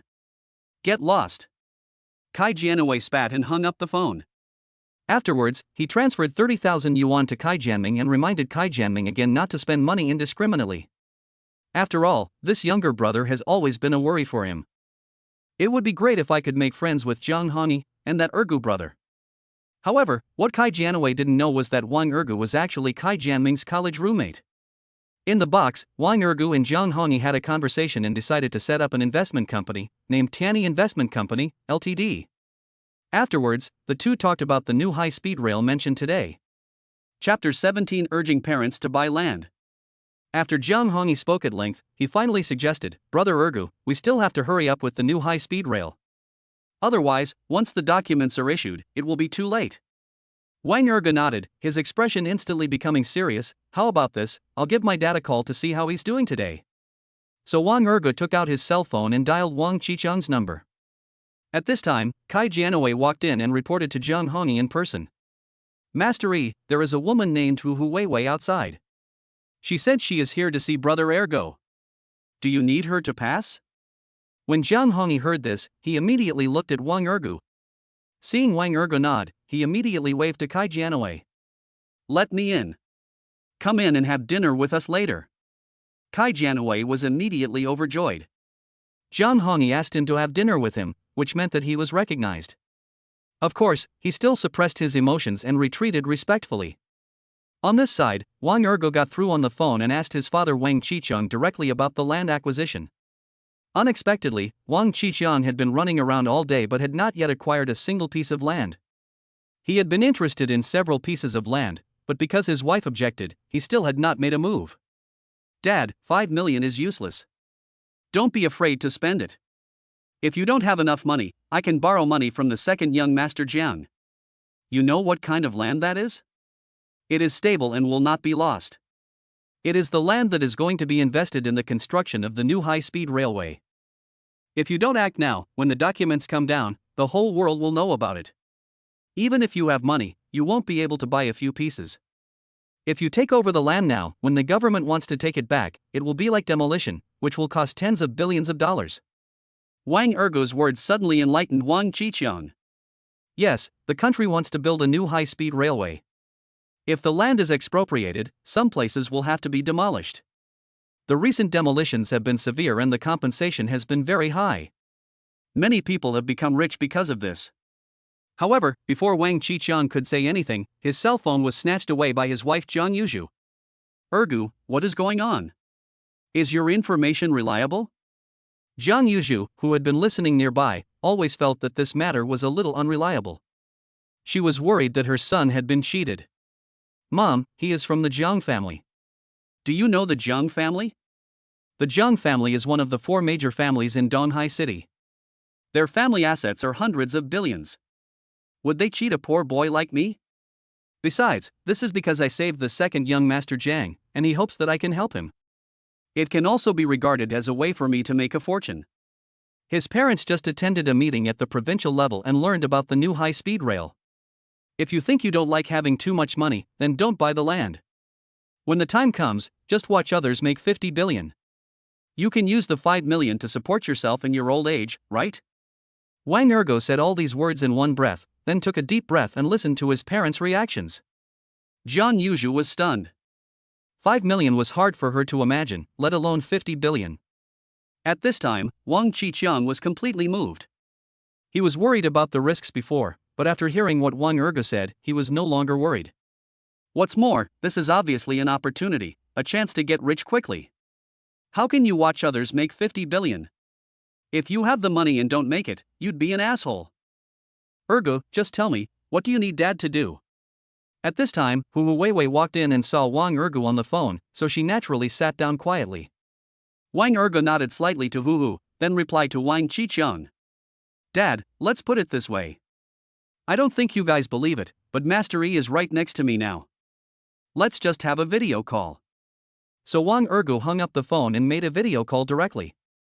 Soon, Wang Ergo saw his parents on the other end of the video. Wang Qicheng and Zhang Yuzhu also saw Wang Ergo and were immediately surprised because they saw that the box where Wang Ergo was staying was very luxurious. Dad, Mom, you see, this is Master E, the second young master of the Zhang family, and this is the bank's financial management representative, Miss Hu Weiwei. This is the Arc de Triomphe Hotel in the Biichua district of Donghai City, a famous 5-star hotel. This is the Supreme Box. You can't come here without 10 million. After listening to Wang Ergo's introduction, Wang Qicheng and Zhang Yuzhu were dumbfounded. You can't get in without 10 million? The Supreme Box? Oh my god, a meal here costs 10 million? Zhang Hongyi and Hu Huai both followed Wang Ergo's suggestion and greeted Wang Qicheng and Zhang Yuzhu. Wang Qicheng and Zhang Yuzhu both responded with a wry smile, but apart from saying hello, they couldn't say anything else. But both of them knew that their son Wang Ergo was lucky. If his son had a friend like Zhang Hongyi, he would definitely achieve great success in the future. Dad, Mom, listen to me. Take over the land near us as early as tomorrow. Even if there are houses, buy them. Say you are going to start a company or a factory. Wang Ergo continued to suggest. Zhang Hongyi nodded in agreement when he heard this. Yes, let's set up a company quickly. If it is a company, and it is a company run by rural people, then when the time comes for demolition compensation, we can get the highest compensation. Wang Ergo was stunned.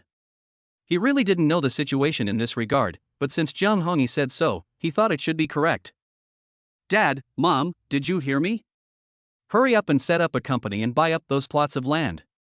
Then you just wait for the demolition crew to arrive. But don't worry. I'll go back and arrange how to get the compensation when the time comes. Okay. I'll listen to you, son. Wang Qixiang quickly nodded in agreement, no longer having any concerns. You know, he has been living a very depressed life during this period. His fourth brother and sixth brother already have cars, and his eldest, second and third sisters are living better than him. As for my wife, her two brothers-in-law, and three aunts, they all live a very comfortable and colorful life. If he became rich now, he and his wife would be envied by others. After hanging up the phone, Wang Qixiang took Jiang Yuzhu out in a hurry. No matter what, he has decided to first acquire the land where the new high-speed railway passes through the village. In the box, Wang Ergu breathed a sigh of relief as he finally convinced his parents. If his parents didn't buy the land, he would have to go back to his hometown in person. Okay, Brother Ergu, let's talk while we eat. Zhang Hongyi waved his hand, motioning Wang Ergu to go over to the dining table and sit down. Because the banquet was about to begin, Zhang Hongyi called Kai Jianwei in as well. Kai Jianwei was extremely excited. He was delighted at the thought that he had the opportunity to establish a relationship with Zhang Hongyi. Chapter 18, Reward from Supreme Roaring Skydog. Wang Ergu sat down, glanced at Kai Jianwei, and then looked at Zhang Hongyi. So, Master Yi, are you planning to have Master Hui join in as well? Zhang Hongyi nodded, that's right. After all, Master Hui is from the Kai family. The Kai family is a second-rate family, but it has some reputation. If there is something that is inconvenient for us to do, we can ask him to come forward and handle it. Hu listened and asked quickly, join what? Have you discussed it? Wang Ergu briefly recounted what he had just talked about with Zhang Hongyi. After hearing this, Hu Hui looked at Wang Ergu pleadingly, Brother Ergu, you promised me that you would let me join Tianyi Investment, right? No problem. Wang Ergu waved his hand, not minding adding Hu Hui at all. Hu Weiwei was suddenly overjoyed, as if she saw an infinitely bright future. After all, Wang Ergu was a super rich man. If she follows Wang Ergu to invest, she will definitely make a lot of money, which is equivalent to climbing a cash cow. Even Wang Ergu had no objection, so Zhang Hongyi naturally had no objection either.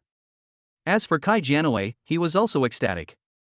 He never thought that he could actually participate in the investment company of Zhang Hongyi and Wang Ergu. Now, he becomes the partner of Zhang Hongyi and Wang Ergu. There is really smoke coming out of the ancestral graves. After dinner, Wang Ergu had no plan to go anywhere else and insisted on going back to school. Only then did Kai Jianwei realize that Wang Ergu was a student of Tunghai University. However, Wang Ergu personally invested 10 billion yuan in Tianyi Investment this time. This amount of wealth was beyond his imagination. What family's disciple can come up with 10 billion? As for the fact that Wang Ergu's hometown was in the countryside, he, like Zhang Hongyi, did not believe it and determined that they were Wang Ergu's adoptive parents. In fact, Wang Ergu's real parents might be heirs from some top family. So Kai Jianwei immediately called Kai Jianming to ask him if he knew Wang Ergu, but he couldn't get through to Kai Jianming. Since Wang Ergu drank a little too much, Hu Weiwei drove Wang Ergu back to the boys' dormitory building of Donghai University personally. You know, Hu Weiwei drives a Ferrari 488 sports car, which costs more than 3 million yuan. So when the boys' dormitory saw the sports car appear, many people lay down and watched, but when they saw that the person being helped out of the car was actually Wang Ergu, they all looked in disbelief. Wang Ergu sobered up a little on the way back. He signaled Hu Weiwei to leave, and then returned to the dormitory alone. Chen Jisheng was still the only one in the dormitory. He was playing games in the dormitory and did not see Wang Ergu riding in the luxury car. Now seeing Wang Ergu walking in drunk, his face darkened and he covered his nose. Brother Ergu, why did you go out to get drunk? Don't torture yourself like this for Zhang Weihui. In my opinion, Qin Ling in the class is much better than her. When Wang Ergu heard Chen Jisheng mention Qin Ling, he suddenly remembered that he almost forgot about Qin Ling's mission. So, Wang Ergu washed his face decisively, and then drank the unopened cup of green tea from Chen Jisheng. Brother Ergu, I'm going to start a fight tonight, why did you drink my green tea? Chen Jisheng said a little unhappily. Okay, it's just a cup of green tea, just enough to sober me up. Hurry up and go to Shark Live, I almost forgot that Qin Ling will be live tonight. Wang Ergu waved his hand. When Chen Jisheng heard this, he immediately gave up playing games, picked up his phone and started watching Qin Ling's live broadcast. After opening Shark Live, Wang Ergo discovered that Qin Ling's live broadcast had already started. But the victory was that it was still in time, there was still a team battle, and it was not over yet. So, Wang Ergo immediately registered an account called Supreme Roaring Skydog and started to recharge the Shark platform to exchange for star coins. Soon Wang Ergo discovered that Chen Jisheng had actually started giving rewards. Chen Jisheng's account was called Qin Jisheng General. As soon as he entered the scene, he rewarded Qinling with a rocket of love of 100,000 star coins. These 100,000 star coins cost 1,000 renminbi. Wang Ergo couldn't expect Chen Jisheng to be so generous, but he knew that Chen Jisheng's family was not well off. After giving him a tip of 1,000 yuan, he would probably have to eat instant noodles in the future. Could this boy like Qinling? After all, Qinling is the class beauty of their economics department's class 2. Even if Chen Jisheng likes Qinling, it is still an extraordinary thing. Thank you for your love, General Qin. I love you. During the live broadcast, Qinling blew a kiss and was very excited. Outside the live broadcast, Chen Jisheng jumped up excitedly, yeah. However, Wang Ergo discovered that this reward was not of much help to Qinling, because the points of the other team had surpassed that of Qinling's team. Just at this moment, Qinling connected to a PK call, and the person on the other end of the video turned out to be Zhang Huihui.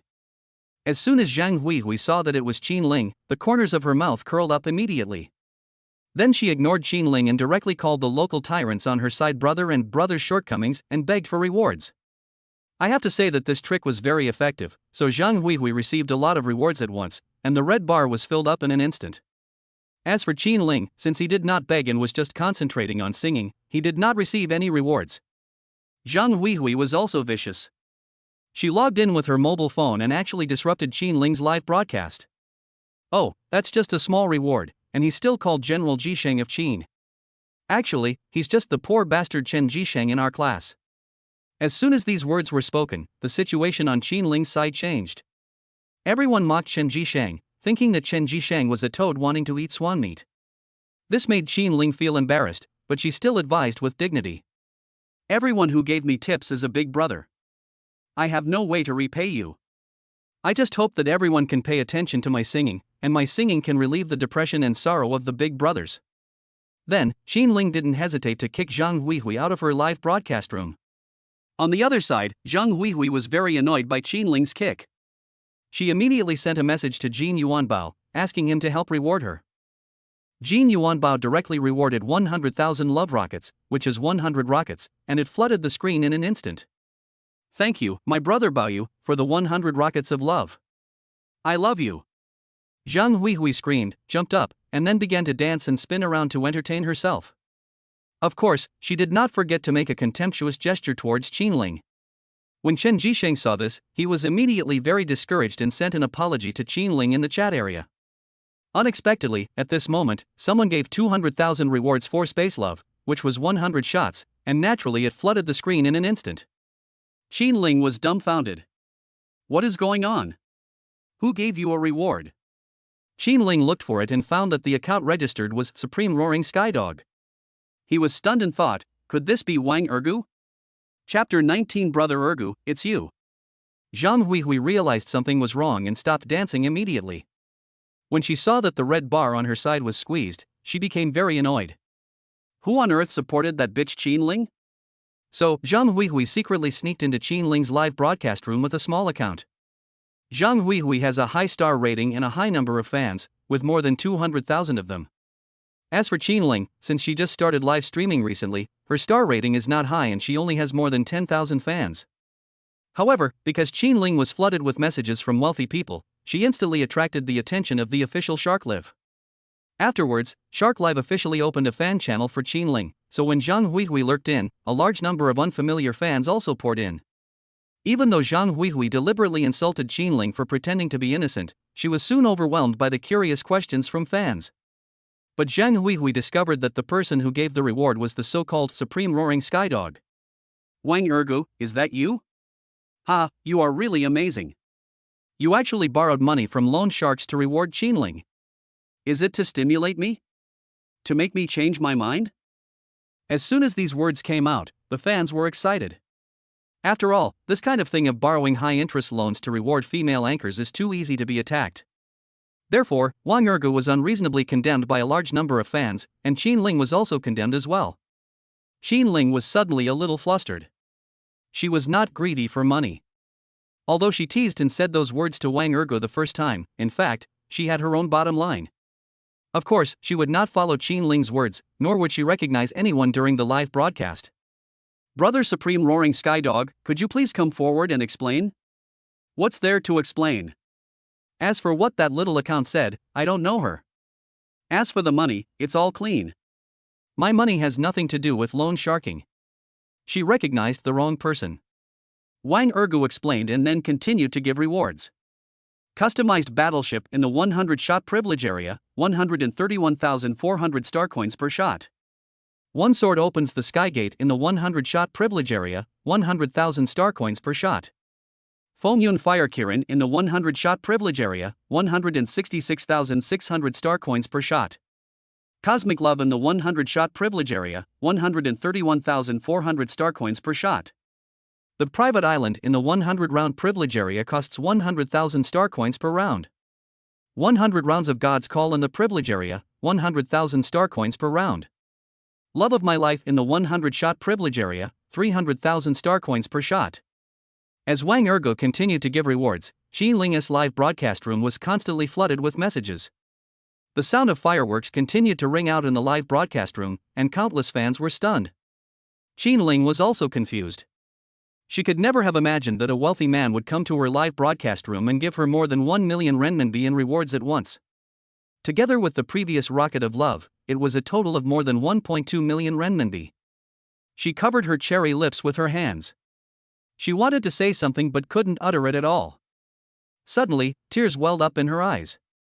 In room 505 of the girls' dormitory, besides Qin Ling, there were 2 other female roommates present, named Su Haiyan and Lin Xuanxiang. Seeing Qin Ling crying, they were all surprised and thought that Qin Ling was bullied. But when they walked over and watched the live broadcast, they were instantly stunned. Oh my god! Is this a screen-sweeping mess? So many gifts? What a beautiful gift! Oh my god, who is flooding the screen with this? How much does it cost? Qin Ling came back to her senses and quickly signaled Su Haiyan and Lin Xuanxiang to go away. Then she tried her best to adjust her mood and began to express her gratitude. Thank you, Brother Supreme Roaring Skydog, for giving me the customized battleship as a reward. Thank you, Supreme Roaring Skydog. The series of words of thanks made Qin Ling feel that they were not enough. On the other side, Zhang Huihui was furious. She never imagined that a wealthy man would appear in Qin Ling's live broadcast room. But she didn't dare to lose to Qin Ling like this, so she hurried out of the room and called Jin Yuan Bao, begging for rewards to surpass Qin Ling. Unexpectedly, this was rejected by Jin Yuan Bao, because his pocket money was only more than 300,000 yuan, and he would not be willing to reward Zhang Huihui with more than 1.2 million yuan. Just like that, no one on Zhang Huihui's side gave a huge reward, so she naturally lost to Qin Ling. This made Zhang Huihui so angry that she immediately turned off the live broadcast and ended it. Qin Ling quickly sent a private message to Supreme Roaring Skydog through the background, sent his own WeChat account to the other party, then asked for the other party's WeChat account, and hoped to have a chance to meet him. Of course, the purpose of the meeting was to return half of the Platform S rewards to this Supreme Roaring Skydog. Little did people know that Supreme Roaring Skydog simply replied busy and then there was no news. No matter what Qin Ling sent, Supreme Roaring Skydog did not reply. After this screen-sweeping event, Qin Ling not only won the team battle and took first place in tonight's live broadcast, but also became an instant hit and gained more than 1 million fans. Fuck! Supreme Roaring Skydog is really awesome. Brother Ergu, Qin Ling won. In the dormitory, Chen Jisheng was extremely excited and quickly ran to Wang Ergu's bed to tell him the good news. Wang Ergu threw the phone to Chen Jisheng and collapsed on the bed, looking as if he had lost all hope in life. Damn it! I should have let you come by yourself. Scrolling the screen is too tiring. What did you say? Chen Jisheng suddenly felt something was wrong. He picked up Wang Ergu's phone and took a look at it. He was instantly dumbfounded. The Supreme Roaring Skydog just now turned out to be Wang Ergu? All of a sudden, Chen Jisheng turned his head to look at Wang Ergu, and his brows couldn't help but frown. Brother Ergu, it's you? You are the Supreme Roaring Skydog? Am I seeing things? Where did you get the money from? Did you really borrow money from a loan shark?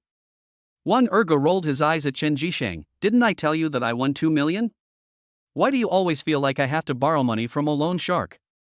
Yes, you won 2 million. Chen Jisheng breathed a sigh of relief. But after a pause, his face darkened again. But you gave so much in a short time, this must be 1 million, right? 1 million your sister. I gave you more than 1.2 million in rewards. Wang Ergu retorted directly. Chen Jisheng's face froze and he was completely stunned. He could never have imagined that Wang Ergo actually gave more than 1.2 million in rewards. Was this for him? Task status, completed. Task reward option 1, advanced music skill plus 10 spiritual energy points. Task reward option 2, make a wedding dress for someone else and receive a wedding dress worth 30,000 yuan. Choose 1. Ding, the host has made a choice. The reward will be issued immediately. Please check it. Wang Ergu accepted the reward before making a proposal to Chen Jisheng. What are you still standing there for? Go buy me a cup of green tea. Upon hearing this, Chen Jisheng immediately nodded to Wang Ergu and ran out of the dormitory. Chapter 20. Who touched my roommate's brother? When Wang Ergu woke up the next morning, he found that Chen Jisheng had already gotten up and had packed breakfast for him and brought it back to the dormitory. While eating breakfast, Wang Ergu asked, Xiaoxingzi, why are you suddenly being so attentive to me? Of course you have to. Brother Ergu, you were so powerful last night. If you hadn't taken action, we Qinling would have lost. Chen Jisheng laughed and looked at Wang Ergu excitedly. It seems that you really like Qinling, but does Qinling like you? Wang Ergu reminded. I haven't confessed to Qinling yet. Chen Jisheng said with a blushing face. Why haven't you confessed yet? You're too shy, boy. If you like her, make a move right away. Don't wait until it's too late. Got it? Wang Ergu said earnestly and threw a vegetable bun to Chen Jisheng. But I'm not sure. What if I confess my feelings and we can't even be friends? Wouldn't that be? Chen Jisheng shook his head. You are stupid. Who cares about friends or not? Who wants to be ordinary friends with a woman he likes? If you want a girlfriend, a partner, a marriage partner, or a wife, then you must pursue her first. Wang Ergu rolled his eyes at Chen Jisheng. Chen Jisheng scratched his head, not knowing what to say, but after hearing what Wang Ergu said, he felt that it was time for him to prepare his confession. Otherwise, if I don't pursue her, I might really miss Qinling. Then, when Chen Jisheng and Wang Ergu went to the classroom, he kept asking Wang Ergu for the truth. Wang Ergu did not hide anything and told Chen Jisheng some key points.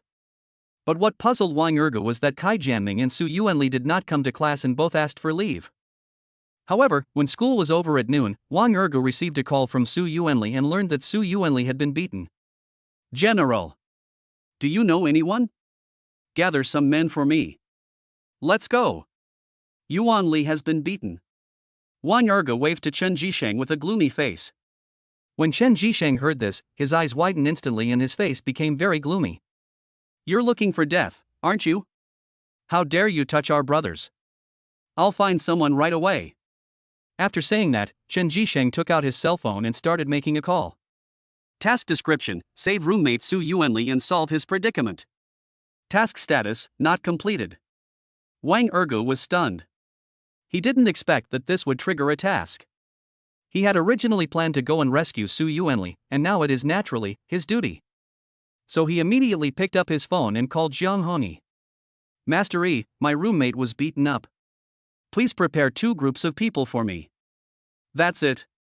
After listening to Wang Ergu's story, Jiang Hongyi on the other end of the phone immediately agreed. Give me 5 minutes, and I'll have someone prepare some personnel.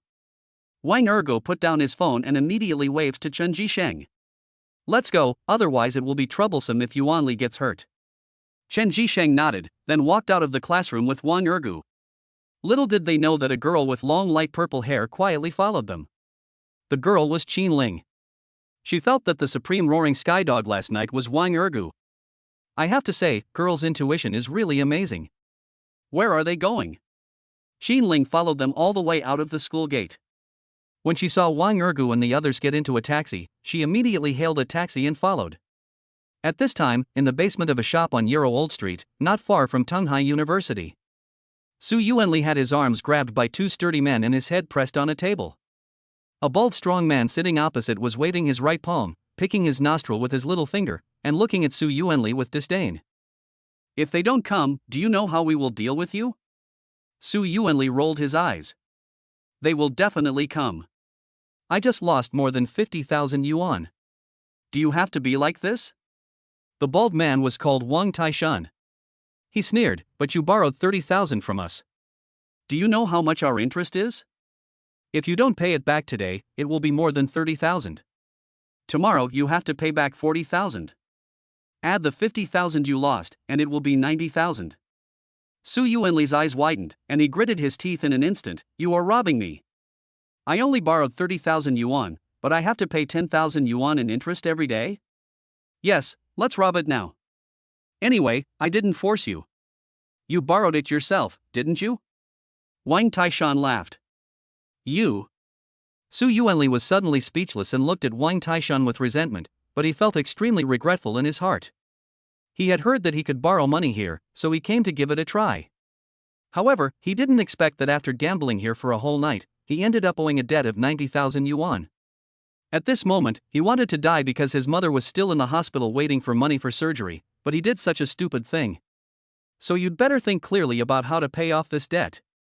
Don't think about shirking your responsibility. It's not that easy to shirk my debt, Wang Taishan. Wang Taishan sneered. Su Yuanli gritted his teeth, his face gloomy. Although he notified Wang Ergu and the others to come over, he knew that Wang Ergu and his family were of average financial status and they probably couldn't raise 90,000 yuan at all. In this case, I will have no choice but to sell my body in blood. 10 minutes later, a man in a flowered shirt walked in and nodded to Wang Taishan. Brother Shun, there are two people coming outside. One is called Wang Ergu and the other is called Chen Jisheng. They are said to be Su Yuanli's roommates. Let them in. Wang Taishan waved his hand, and a strange color flashed in his eyes. After a while, Wang Ergu and his companion were brought in by the man in the flowered shirt. When Chen Jisheng saw Su Yuanli's hands being held, his face changed. Looking at Wang Taishan and the others, he suddenly felt a little flustered. I came here so impulsively, what should I do now? Even if he called some classmates over, those classmates had not arrived yet, and he might not even know if he was beaten to death. Wang Ergu's eyes darkened, and then he stared at Wang Taishan sharply. Let him go. When Wang Taishan saw Wang Ergu, the corners of his mouth instantly curled up. Interesting. How dare you yell at me? Let Su Yuanli go. The two sturdy men who had detained him immediately released Su Yuanli and stood aside. Wang Ergu stepped forward, examined Su Yuanli, then stared at the bruise on Su Yuanli's left cheek and yelled loudly. Who touched my roommate's brother? Wang Taishan frowned, looking a little unhappy. He was just a kid, and he came here to yell at me? Boy, do you know where you are? Wang Ergu narrowed his eyes, stared at Wang Taishan sharply, and raised his head with an arrogant look. Then tell me, what is this place? It's a place like this where no one lives. You're not going to tell me this is the Imperial Palace, are you? Chapter 21. Don't worry. Leave it to me. Wang Taishan raised his eyebrows and twitched the corners of his mouth, revealing a ferocious face, and then he gave Wang Ergu a thumbs up. Boy, you are awesome. You are the only one who dares to be so arrogant in front of me, Wang Taishan. What's your name? I won't change my name is Wang Ergu, tell me, what's going on? Wang Ergu waved his hand, signaling Wang Taishan to give an explanation. When Su Yuanli saw it, he immediately pulled Wang Ergu's arm. Brother Ergu, don't worry. Leave it to me.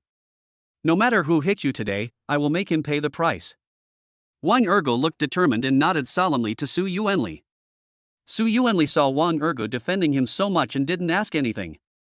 Wang Taishan snorted and then started telling the story about Su Yuanli's borrowing and the fact that Su Yuanli owed a total debt of 90,000 yuan. After listening to this, Wang Ergu asked Su Yuanli without even turning his head, is it true?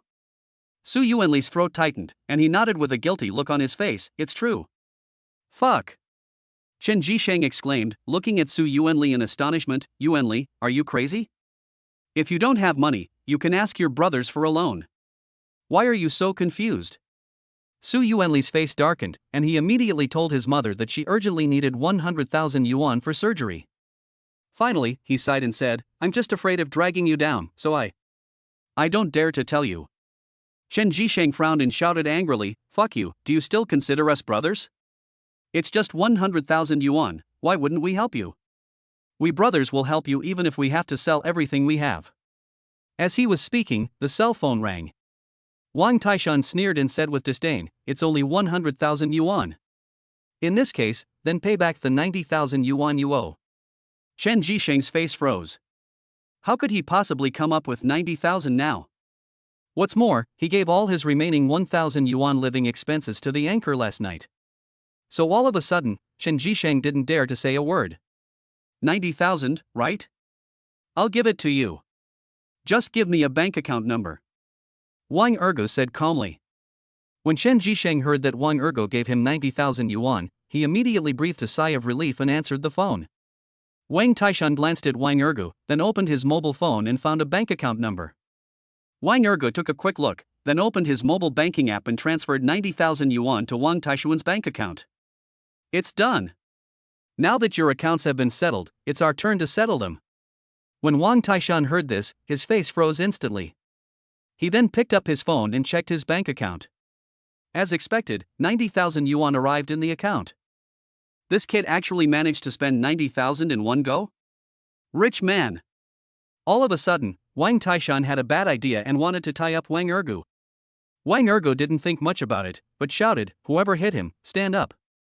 A slightly plump man standing behind Wang Taishan walked out. "I hit you, so what?"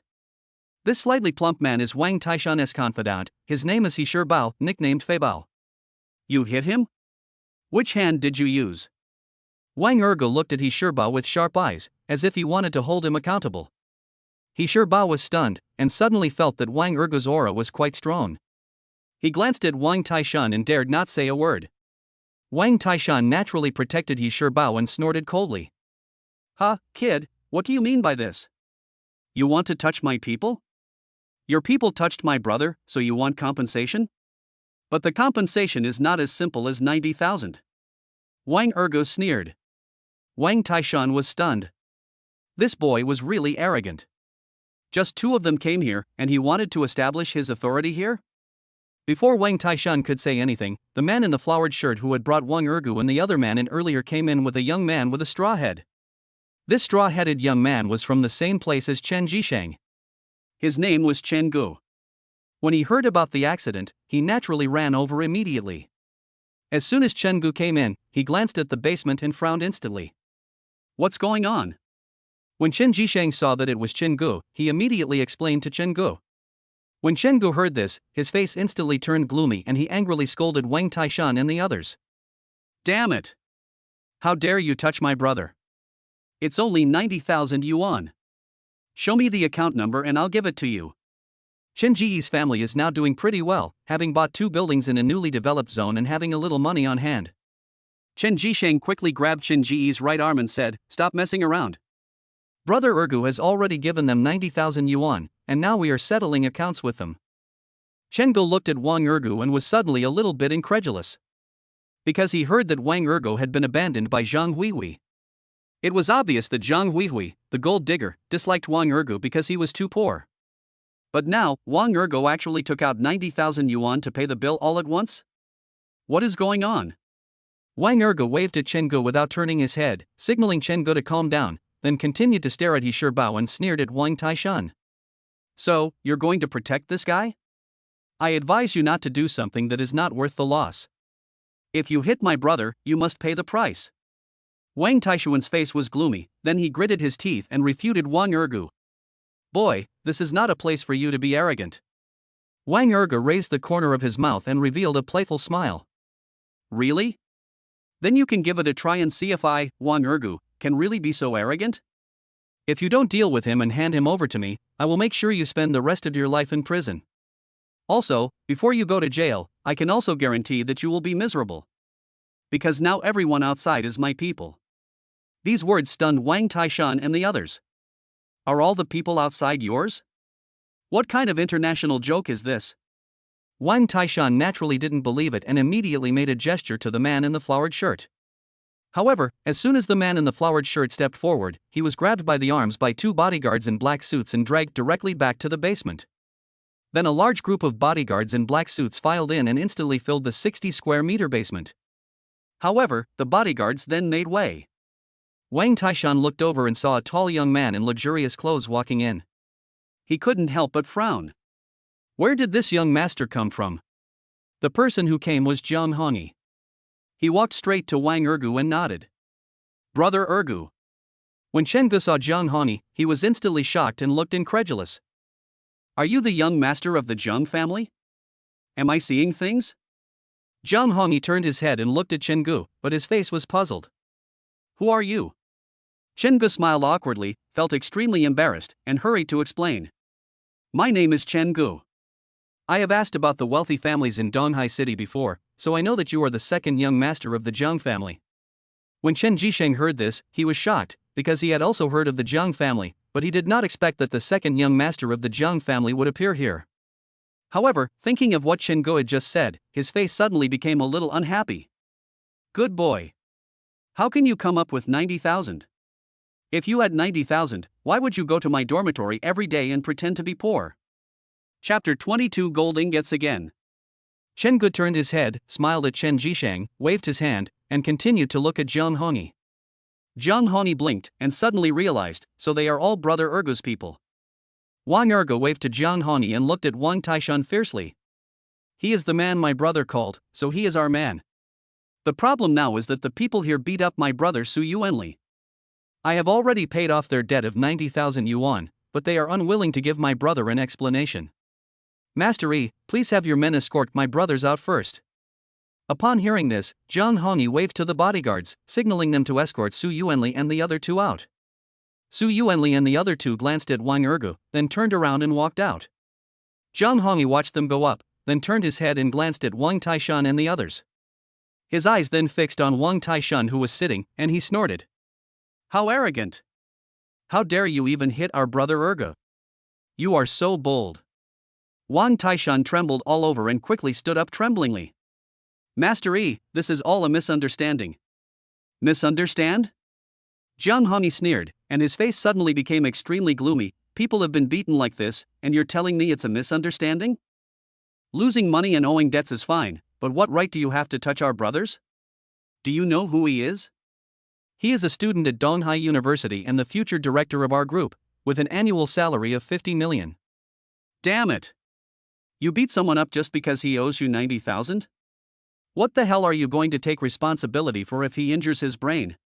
After hearing these words, Wang Taishan and the others all looked embarrassed, their eyes flickered, and they didn't dare to look at Jiang Hongyi. Jiang Hongyi was not polite and continued, It's fine if you beat up our brothers, but you dare to offend our brother Ergu? How dare you dare to touch the emperor's head? Wang Taishan was startled. Brother Ergu? Who was this brother Ergu? Jiang Hongyi saw that Wang Taishan didn't say anything and knew that Wang Taishan had some suspicions in his heart. I begged and pleaded with great difficulty before Wang Ergu agreed to develop the Beichua district. He has already planned to invest 10 billion yuan. Even I don't dare to offend Brother Ergu, but you actually offended him. You are really arrogant. If I remember correctly, your place seems to be under the jurisdiction of the Flying Eagle Chamber of Commerce, right? Okay, I'll give Master Liao a call right away. I want to see how you do things here. After saying that, Jiang Hongyi picked up his cell phone and made a call. Invest 10 billion? Wang Taishan's eyes widened. He really didn't know that Wang Ergu was so rich. He wanted to kidnap Wang Ergu just now, but if Wang Ergu was richer than Jiang Hongyi, then he was not someone he could kidnap casually. The call was quickly connected, and Jiang Hongyi immediately recounted what had happened here. Wang Ergu took a look, took Jiang Hongyi's phone, and said calmly, Don't interfere in this matter, just say a few words to express your opinion. After saying that, Wang Ergu handed the phone to Wang Taishan. Wang Taishan took the phone with shaking hands and said in a trembling voice, Master Liao? I'm Xiao Shunzi from Tualu Old Street. Wang Taishan, you are so brave. You offended Master Yi, and you dared to offend Brother Ergu. If you want to die, just piss and drown yourself, don't harm me here. Master Liao on the other end of the phone roared angrily. Although he didn't know who Wang Ergu was, he already knew Jiang Hongyi's identity, and he also got information about Wang Ergu from Jiang Hongyi. Therefore, he has already regarded Wang Ergu as the heir of the super family.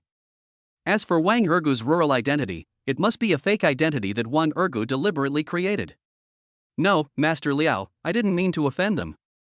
I don't care whether you did it intentionally or not, you can handle it yourself. If you don't know how to handle it, you will die today. After Master Liao finished yelling, he hung up the phone. Wang Taishuan's face froze, and he walked towards Wang Ergu tremblingly, holding the phone in both hands. My dear young master, this time the flood has really washed away the Dragon King temple. Please, give me a chance.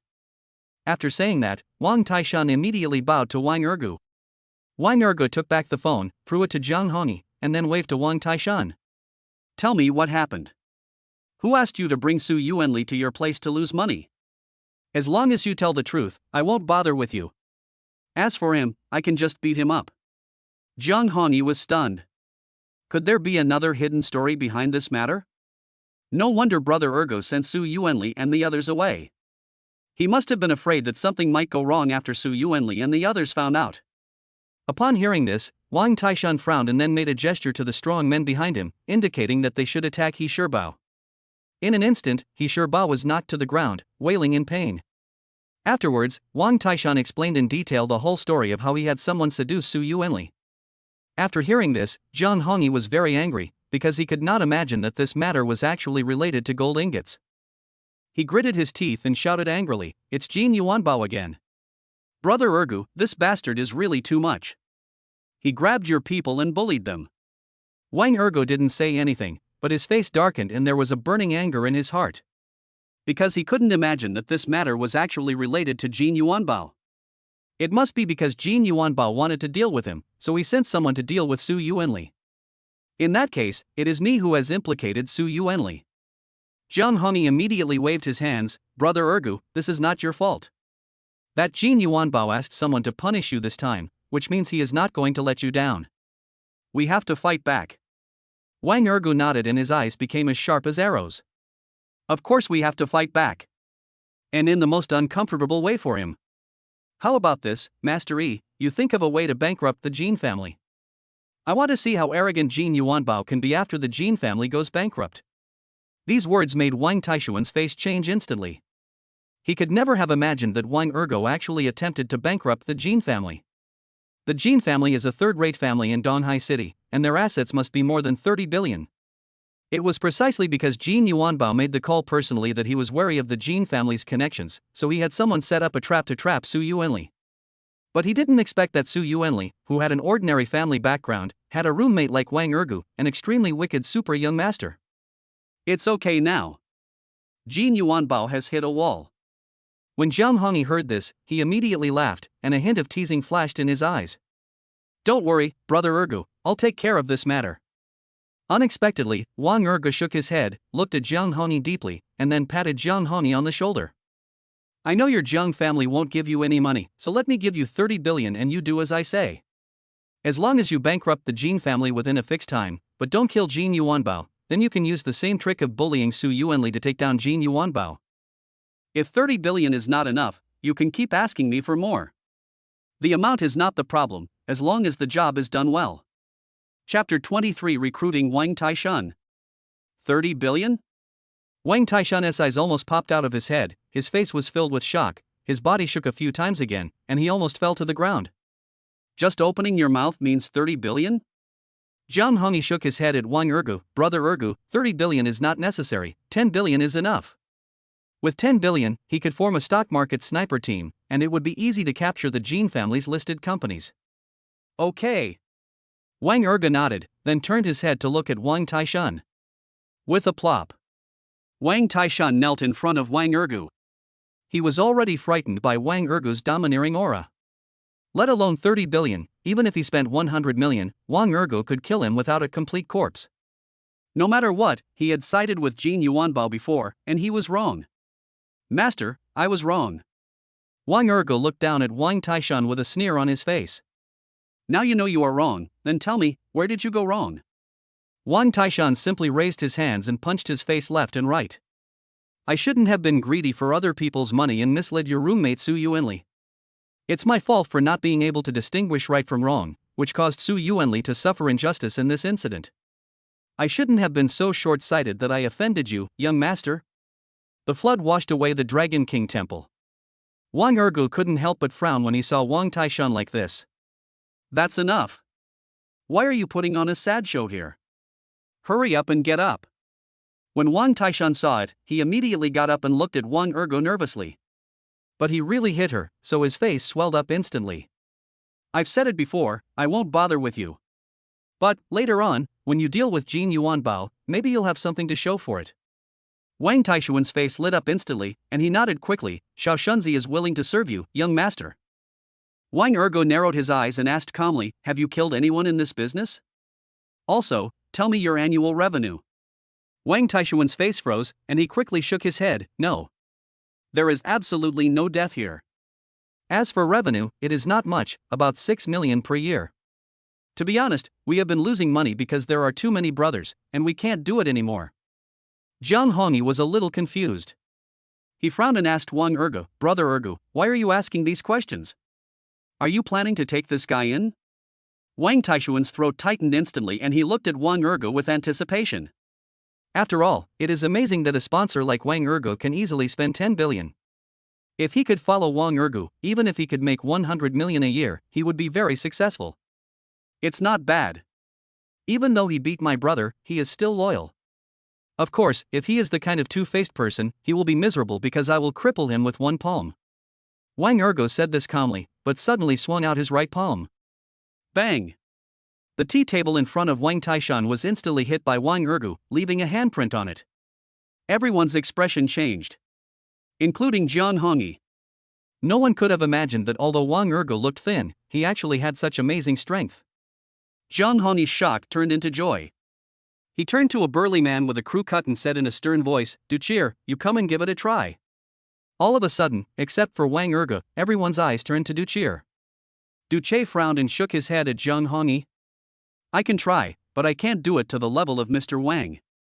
After walking forward, Du Cheer immediately struck out with his palm, but it only left a shallow handprint on it, which was not as deep or neat as Wang Ergu's handprint. In an instant, everyone looked at Wang Ergu with admiration in their eyes. Wang Taishan came back to his senses and quickly bowed his head to Wang Ergu. Master Wang, from now on, if you tell me to go east, I will never go west. If you tell me to do anything, I will do it. He added another sentence at the end, if you ask me to chase a dog, I will never hit a chicken. However, thinking of the name Wang Ergu introduced himself when he came in, he immediately changed the rest of the sentence. In that case, let's smash all of these. Wang Ergu said calmly. Ah? Wang Taishan was a little confused. Smash it here? What else? Wang Ergu rolled his eyes at Wang Taishan before slowly telling him his plan. I plan to take over the land on the old street, so you will have to make improvements here, and I will not allow anyone to do anything illegal here in the future. After all, the investment will definitely not be less than 30 billion. As for your job, it's time to change it. Are you going to be the head of an underground money house your whole life? Not only will you not be able to feed yourself, but your brothers will also not be able to feed themselves. Change to another job, supervise the construction, or help collect rent, and then help manage the hotel, club, bar, etc. here, arrange staff, and manage daily operations. The annual salary is 5 million, and other benefits will be calculated separately. When Wang Taishan and the others heard these words, their eyes lit up instantly. Oh my god! I met the god of wealth today. All of a sudden, Wang Taishan and the people behind him all knelt down in front of Wang Ergu.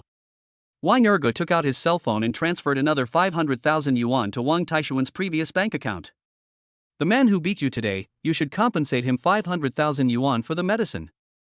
You should transfer all the money to him when the time comes, but don't keep it for yourself. Everyone instantly looked up at He Bao. He Bao was extremely excited. He never thought that he could get compensation after being beaten. Hurry up! Come and beat me up again. You can compensate me an extra 500,000 yuan. Wang Taishan nodded quickly. He really didn't care about the 500,000 now. In the past, he might have embezzled 450,000 and only given 50,000. Outside the store, Su Yuanli and the others had been waiting since they came out. Then they saw a large group of people coming over. Only then did Su Yuanli realize that Chen Jisheng had asked many of his classmates to come here. At the same time, Su Yuanli's cell phone was also called by his roommate Kai Jianming. Yuanli, I'm out of town right now, how are you doing? Chen Jisheng snatched Su Yuanli's phone and shouted at Kai Jianming on the other end of the phone, where the hell have you been? Damn it! Yuanli was beaten up, and you didn't even come? When Kai Jianming heard Chen Jisheng's voice, he immediately exclaimed, Did you really beat Yuanli? Damn it, who dares to touch my brother? Otherwise, I will send someone over now? No need.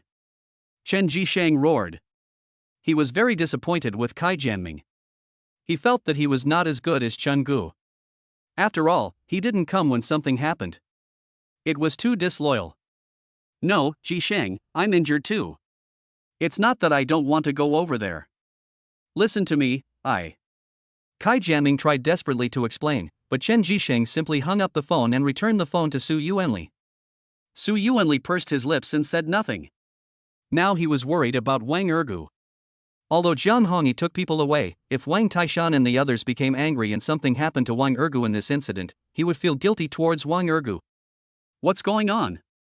Why hasn't Brother Ergu come out yet? Chapter 24 Qinling, you can't go in. Qinling squeezed in through the crowd and waved to Chen Jisheng. Chen Jisheng, what's going on with you guys? When Chen Jisheng saw Qinling coming, he was stunned. After all, he did not notify Qinling to come, and all the people here were boys.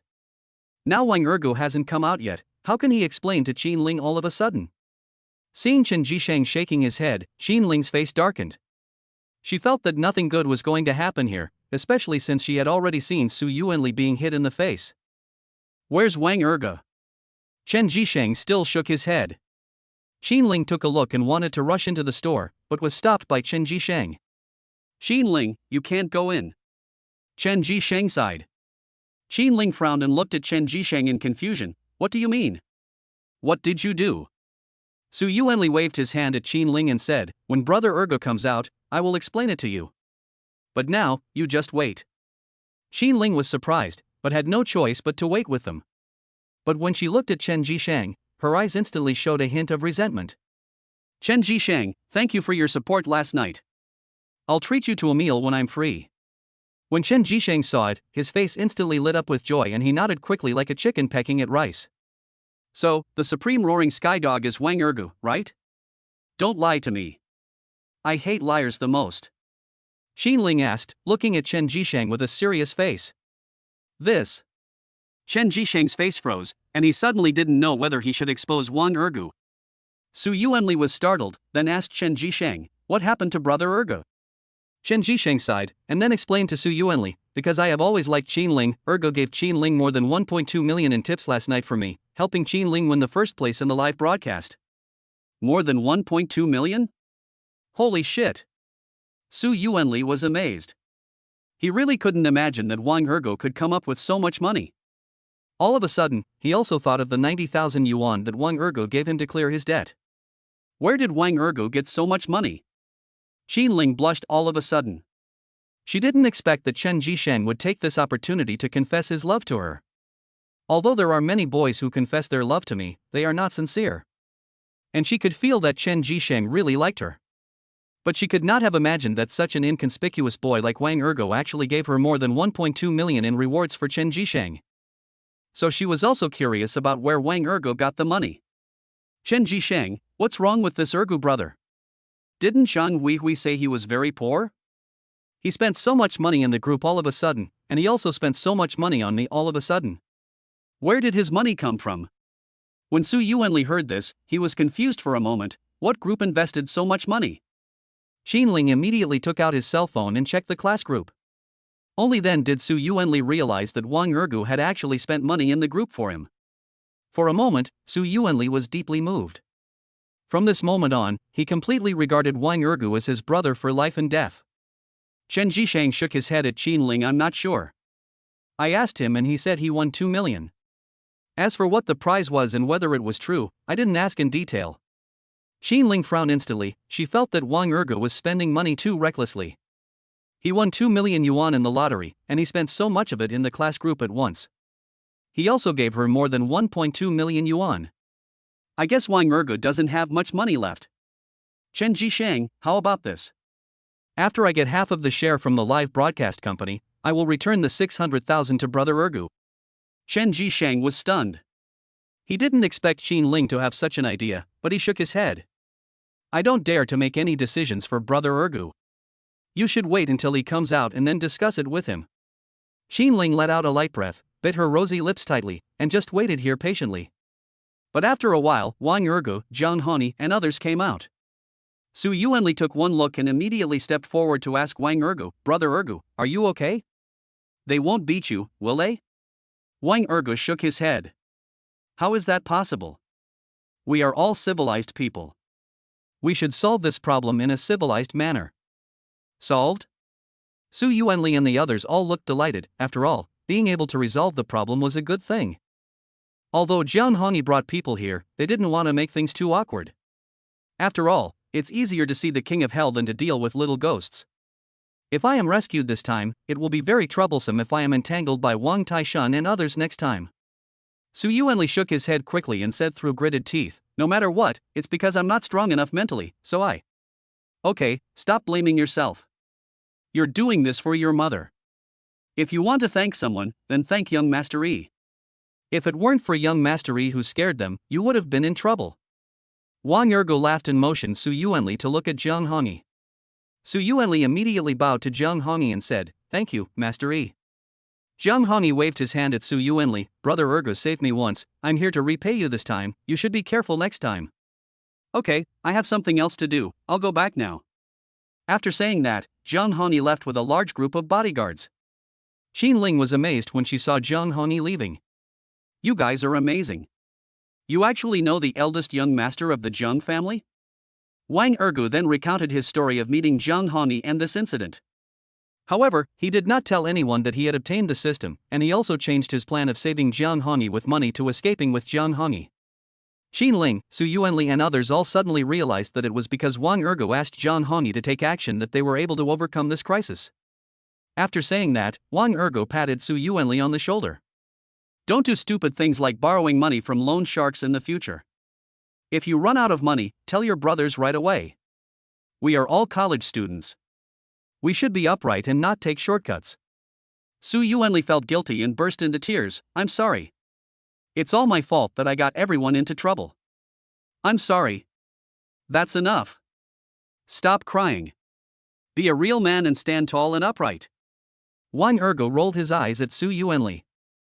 Unexpectedly, Qin Ling also burst into tears. So you all came here to do this kind of thing.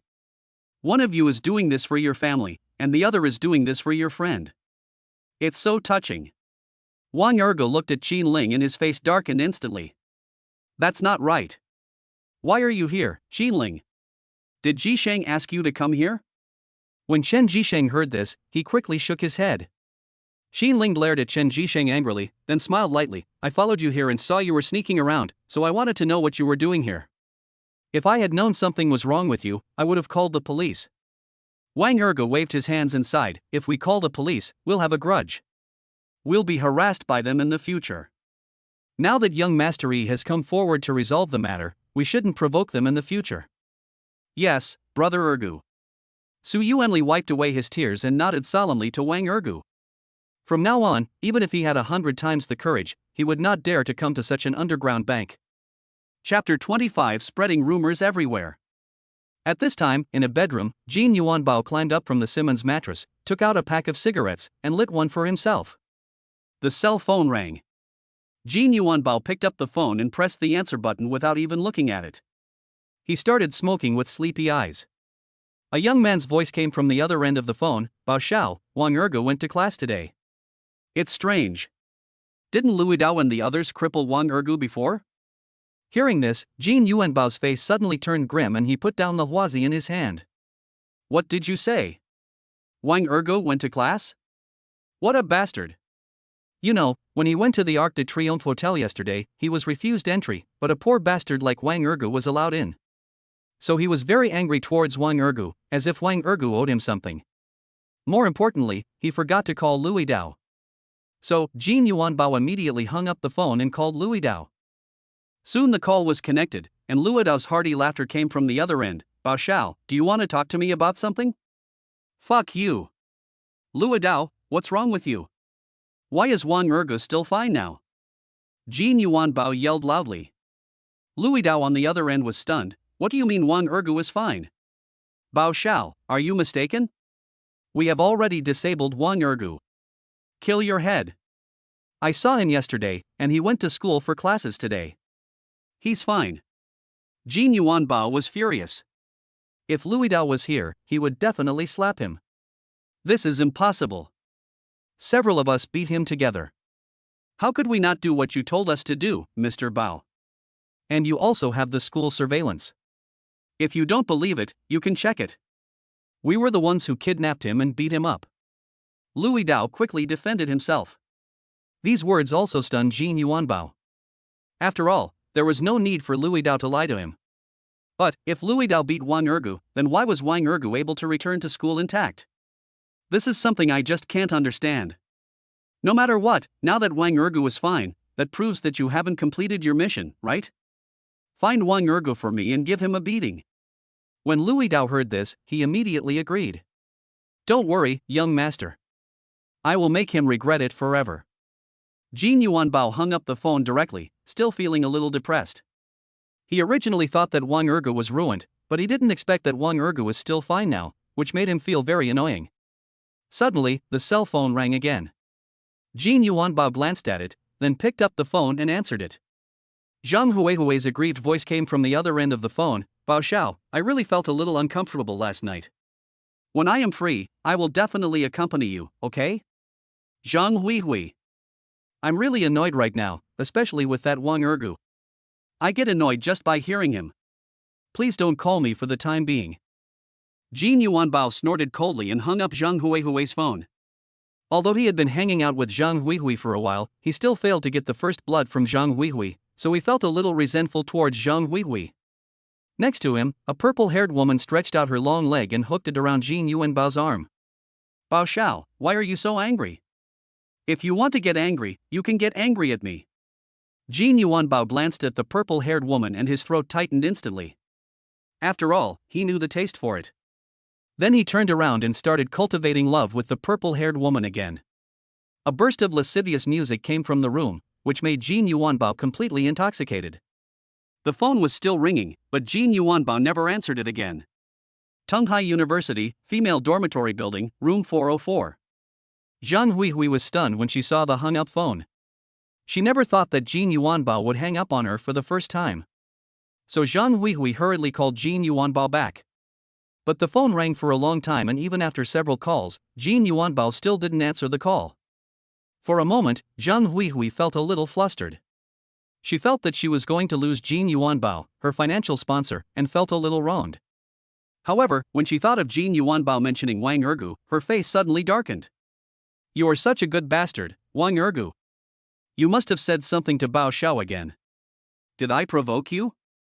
How dare you do this to me? No. I can't swallow this. If it wasn't for that bastard Wang Ergu, how could Master Bao treat me like this? Since you are doing the first day, then I will do the 15th. I will never let you have an easy time. So Zhang Huihui immediately opened her laptop and started posting on the university forum. Soon, the post received more than 5,000 likes and comments. Of course, this post was directed at Wang Ergu. Zhang Huihui portrayed Wang Ergu as a scumbag and accused Wang Ergu of hurting her. Even though she did not accept Wang Ergu continued to hurt and attack her. All of a sudden, countless keyboard warriors cursed Wang Ergu and claimed that they were seeking justice for Zhang Huihui. This scumbag is too abominable, he will destroy himself if he can't get it? What a scumbag! Don't be afraid, girl. I will protect you from now on. I know Wang Ergu, he's just a poor jerk, and he's really clingy. At the same time, Zhang Huihui gave instructions to her best friends and roommates, asking them all to help speak ill of Wang Ergu. Therefore, in the eyes of all the students, Wang Ergu is now a complete rat crossing the street, and everyone wants to beat him up. However, at this time, Wang Ergu was still in the old street with Su Yuanli and others. Just after sending Qin Ling away, Wang Ergu was about to explain something to Chen Jisheng, but found that Qin Ling ran back again. Brother Ergu, something happened. Zhang Huihui is spreading rumors and saying bad things about you. Just look at the campus forum. Wang Ergu took the phone Qin Ling handed over and just glanced at it. His face instantly became gloomy and he was filled with hostility. He could never have imagined that even though he had already given up on getting in a fight with Zhang Huihui, she would still spread rumors and slander him. This is simply the most vicious heart of a woman. He even suspected that Zhang Huihui's contribution might have been indispensable in causing Lu Dao and his men to break his hands and feet. This woman, is she crazy? Chen Jishang came over, took a glance and yelled angrily. He was getting more and more annoyed with Zhang Huihui. He thought to himself, it's a good thing that our brother Ergo broke up with that woman Zhang Huihui, otherwise, Zhang Huihui would be so vicious that I would feel like vomiting just thinking about it. Su Yuanli didn't say anything, but stared at Wang Ergu. Wang Ergu returned the phone to Qin Ling, and then told Chen Jishang, I'll leave this matter to you. You and Qin Ling help me solve it. I believe you can do it.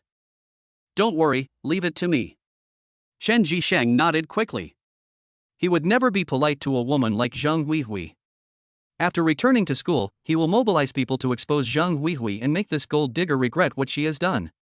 Chapter 26 Don't be hospitalized if you don't have money. After Chen Jishang and the others left, Wang Ergo asked Su Yuanli to take him to the Beichuo District People's Hospital, because Yuanli's mother Hongfen was currently in this hospital. After coming here, Wang Ergo got a general understanding of Hongfen's condition and surgery. Suddenly, a doctor in a white coat who was found in the Mediterranean walked into the ward. This is a 3-person ward, and the doctor in a white coat is seeing a young woman sleeping in the middle bed. He glanced at Hongfen who was sleeping on the bed next to the window, and then glanced at Wang Ergu and the other man, and instantly sneered. You are the ones who haven't paid the hospital fees yet, right? You all come from the countryside, right? If you don't have money, don't be hospitalized. When Su Yuanli heard this, his face suddenly turned grim and he angrily yelled at the doctor in the white coat. Can you King speak? Are you a doctor? What do you mean we're from the countryside? What's wrong with us being from the countryside? When the doctor in white coat saw Su Yuanli's rebuttal, he became furious. Damn it! You poor bastards from the countryside actually dare to yell at me? Who do you think you are? If you have money, then go and pay the hospital fees. Why do you come to the hospital to see a doctor if you don't have money? Also, you occupy these wards but don't pay. What do you think our hospital is? Our hospital is not a charity. Get out of here right now. Our hospital doesn't welcome people like you who have no manners from the countryside. When Wang Ergu heard what the doctor in the white coat said, his face instantly became gloomy. Go on, just keep talking, I'll record it all for you. When the doctor in the white coat saw Wang Ergu raising his cell phone, his eyes widened instantly. Damn it! How dare you record a video, you little brat! Delete the video on your phone immediately. Seeing that Wang Ergu was indifferent, the doctor in white coat immediately rushed over and tried to snatch the phone from Wang Ergu. Wang Ergu naturally would not give his cell phone to the doctor in white coat, so he directly pushed the doctor in white coat to the ground. The doctor in the white coat fell to the ground and suddenly felt that his hip was gone. Ouch! You little bastard, this is murder, I'm going to sue you. Humph! You want to steal my phone? Zhang Weijie, right? I'll remember your name. Don't tell me you'll sue me, I'll sue you today too. Wang Ergu retorted, looking coldly at Zhang Weijie's angry look. Zhang Weijie climbed up and pointed at Wang Ergu, just wait for me. After saying these harsh words, he turned around and walked out of the ward. All of a sudden, everyone in the ward stared at Wang Ergu. They couldn't believe that Wang Ergu would dare to hit the doctor. When Su Yuanli saw it, he immediately pulled Wang Ergu out of the ward. Wang Ergu followed Su Yuanli out and smiled faintly, don't worry, I'll be fine. Don't worry about him. Brother Ergu, he probably won't give up if he looks like that. Why don't you leave here first? I'll handle it here. Su Yuanli suggested quickly. You solve it? How else can you solve it? Do you think that just giving you the video will be enough? If he was so easy to talk to, he wouldn't say that. Wang Ergu shook his head. What should we do now? Su Yuanli frowned and looked at Wang Ergu, somewhat worried that Zhang Weijie would call the police. If the police were called, and Wang Ergu started beating people, he would probably be detained for a few days. People like him won't do anything to me. You stay here to look after your mother, and I'll go find the dean. Wang Ergu ordered sternly, then turned and walked away. Su Yuanli frowned, but there was no good solution now, so he could only let Wang Ergu solve it.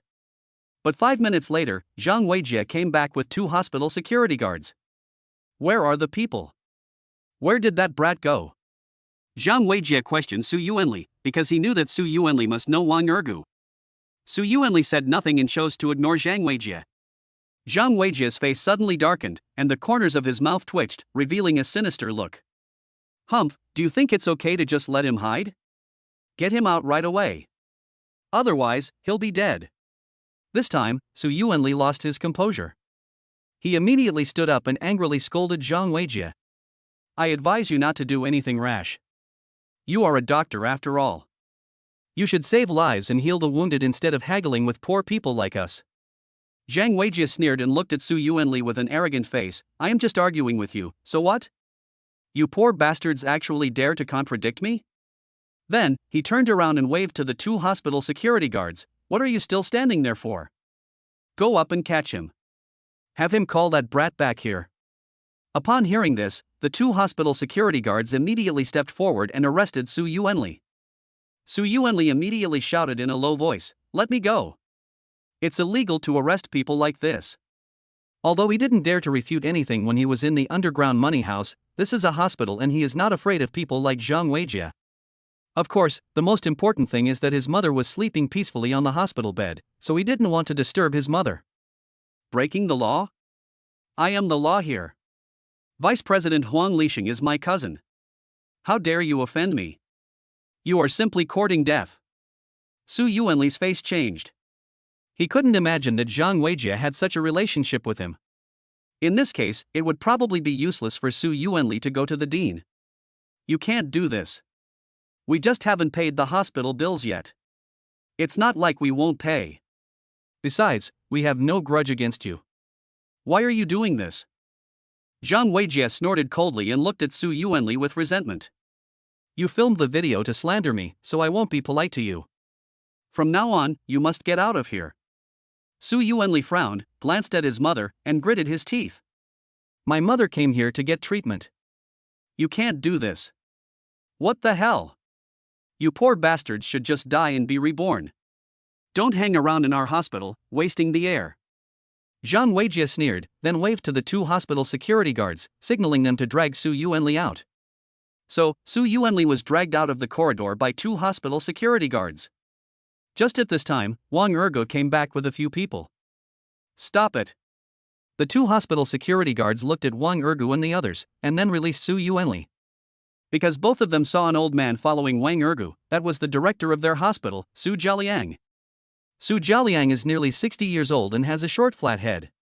He was shocked to see Su Yuanli being treated like this. Wang Ergu rushed over, supported Su Yuanli aside, and then looked coldly at the 2 hospital security guards. You guys are really brave. Who allowed you to treat my brother like this? Chapter 27, Fire you, you scum. The 2 hospital security guards ignored Wang Ergu and looked at Su Jialiang and the others. One of the bald security guards immediately explained to Su Jialiang. President Su, Dr. Zhang Weijie asked us to do this. We had no choice. After all, Vice President Huang Lixing is Dr. Zhang Weijie's uncle. Humph. You are simply outrageous. Su Jialiang pointed at the 2 hospital security guards and yelled at them, feeling like his heart was about to jump out. If he hadn't seen it with his own eyes, he wouldn't have believed that the security guards under his jurisdiction were so rude to the patient's family. Wang Ergu waved his hand at Su Jialiang and snorted, Dean Su, the facts are before our eyes now. I am not talking nonsense, am I? If you don't believe me, let's go in and take a look. So, Su Jialiang and others followed Wang Ergu and Su Yuanli into the ward. As a result, Su Yuanli became furious and clenched his fists. Because Zhang Weijie was actually humiliating Hongfen, who was lying on the hospital bed. Not only did he take off the patient's clothes on Hongfen, he also wrote a lot of words on Hongfen's arm, all of which were insulting words.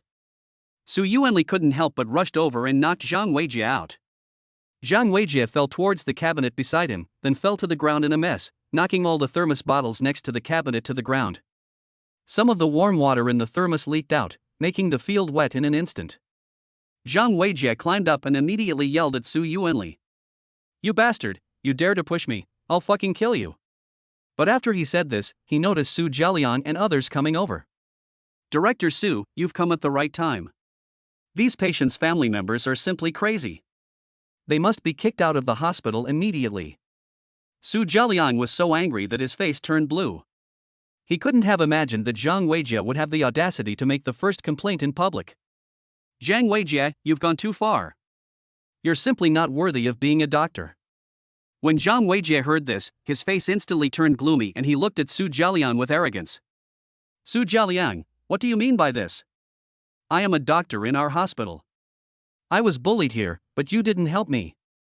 Instead, you helped outsiders? If you act like this, who would dare to come here to be a doctor in the future? Doctor? Su Jialiang sneered, then shook his head. You may have been a doctor before, but from now on, you are no longer a doctor, at least not a doctor in our hospital. Zhang Weijie narrowed his eyes slightly, his face was extremely gloomy. What do you mean? Su Jialiang gritted his teeth and said, what do you mean? I have decided to expel you, a scum. Get out of our hospital immediately. Fire me? Zhang Weijie's mouth twitched, and then he sneered, my uncle is Huang Lixing, you can't fire me like this, are you going against my uncle? Your uncle? Su Jialiang laughed and looked at Zhang Weijie with disdain. Huang Lixing has been taken away today for taking bribes. If you still think he can help you, I advise you not to daydream. As for you, you are a pest in the hospital, causing trouble everywhere in the hospital. Because Huang Lixing protected you, you have never repented. From today on, our hospital will not accept people like you, because people like you are not worthy of being doctors. After saying that, Su Jialiang turned his head and looked at the two hospital security guards. Security. Come here.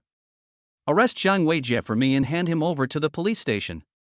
Let the police station conduct a thorough investigation on him. Upon hearing this, the two hospital security guards immediately stepped forward, one on the left and one on the right, and grabbed Zhang Weijie's arms. Zhang Weijie was suddenly in a panic. He called two hospital security guards to catch Wang Ergu, but he didn't expect that they caught him instead. Then, he glanced at Wang Ergu who was standing behind Su Jialiang, and immediately yelled at Wang Ergu with a look of anger on his face. You little brat, you asked Su Jialiang to deal with me? Do you think you are so great? Wang Ergu laughed and said, I'm not that great. Just go to the police station and tell them. I hope you'll be great by then. Zhang Weijie looked fierce and glared at Wang Ergu viciously. So what if you take a video? I know someone at the police station. When I get out, you'll be dead. When Su Jialiang heard this, he immediately pointed at Zhang Weijie and scolded him. How dare you? You are simply a vicious person and you refuse to repent. Wang Ergu walked to the cabinet by the wall, took out a mobile phone from the cabinet, then turned and looked at Zhang Weijie. Who said I only have one phone? This phone has already recorded the evidence of you insulting the patient. If you think you can get out that easily, then you're dreaming. You. Zhang Weijie's face froze. He could never have imagined that Wang Ergu actually prepared a mobile phone. Of course, this mobile phone belongs to Su Yuanli. Wang Ergu was worried that if Su Jialiang does not stand on his side, he can also use it as evidence. But Wang Ergu didn't expect that he actually filmed the scene of Zhang Weijie insulting the patient. He immediately sent the video to his own WeChat account, then returned the phone to Su Yuanli. He then immediately sent the video to Jiang Hongyi using his own WeChat account, asking Jiang Hongyi for help. Su Jialiang's face changed in shock and he immediately pleaded with Wang Ergu. Mr. Wang, please, can we resolve this privately? If this matter is blown out of proportion, it will cause huge losses to our hospital and it will also be unfair to other hard-working medical staff. Having said that, Su Jialiang immediately waved to the two hospital security guards, signaling them to drag Zhang Weijie out. Wang Ergu heard Zhang Weijie's roar and waited until there was no sound outside before he started chatting with Su Jialiang. Afterwards, Su Jialiang prepared a single VIP room for Hongfen according to Wang Ergu's instructions. After sending Su Jialiang away, Wang Ergu and Su Yuanli stood in the corridor. Su Yuanli had a gloomy face as he explained his family situation. Brother Ergu, I have no choice. My dad's right leg was injured after the accident. He has been an alcoholic in his hometown and has basically no income.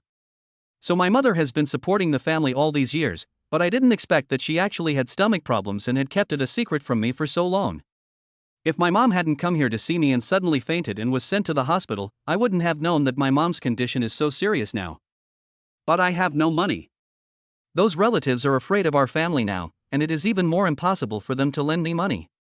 So I went to the underground bank on impulse. Wang Ergu patted Su Yuanli on the shoulder inside. Life will not crush a man with ambition, so you have to stick to it. As for the money, I'll take care of it. However, I have to prepare some cash for you. When the time comes, you can tell your mother that this is collected by your classmates. This way, your mother will be more likely to accept it. So next, you will stay here to comfort your mother and don't go anywhere. Got it? Yes, Brother Ergu. Su Yuanli nodded quickly like a chicken pecking at rice. Now the person he trusted most was Wang Ergu. Wang Ergu then went to the dean's office and then left the hospital. Soon, Wang Ergu arrived at a bank near the hospital, China Merchants Bank. Chapter 28. Boy, you want to cause trouble? After entering Tunghai University, Wang Ergu applied for a China Merchants Bank card, so he usually uses the China Merchants Bank card in addition to the China Construction Bank card. He thought that it should be much easier to withdraw some cash using a bank card from the same bank, especially since he had already transferred 10 billion into this bank card. After entering the bank, Wang Ergu followed the security guard's instructions, took a number and queued up. When he looked at it, it turned out to be A077, but the LCD TV on the wall was playing and prompting for the number A027, which made him feel overwhelmed instantly. There are 50 people between these two numbers. It's already 4 o'clock in the afternoon. How long does he have to wait? Wang Ergu didn't know that with his financial resources, he could just go directly to the VIP room. He saw a counter with no one there, so he immediately rushed over and handed in his bank card. Please, let me handle it first. I have something urgent to do.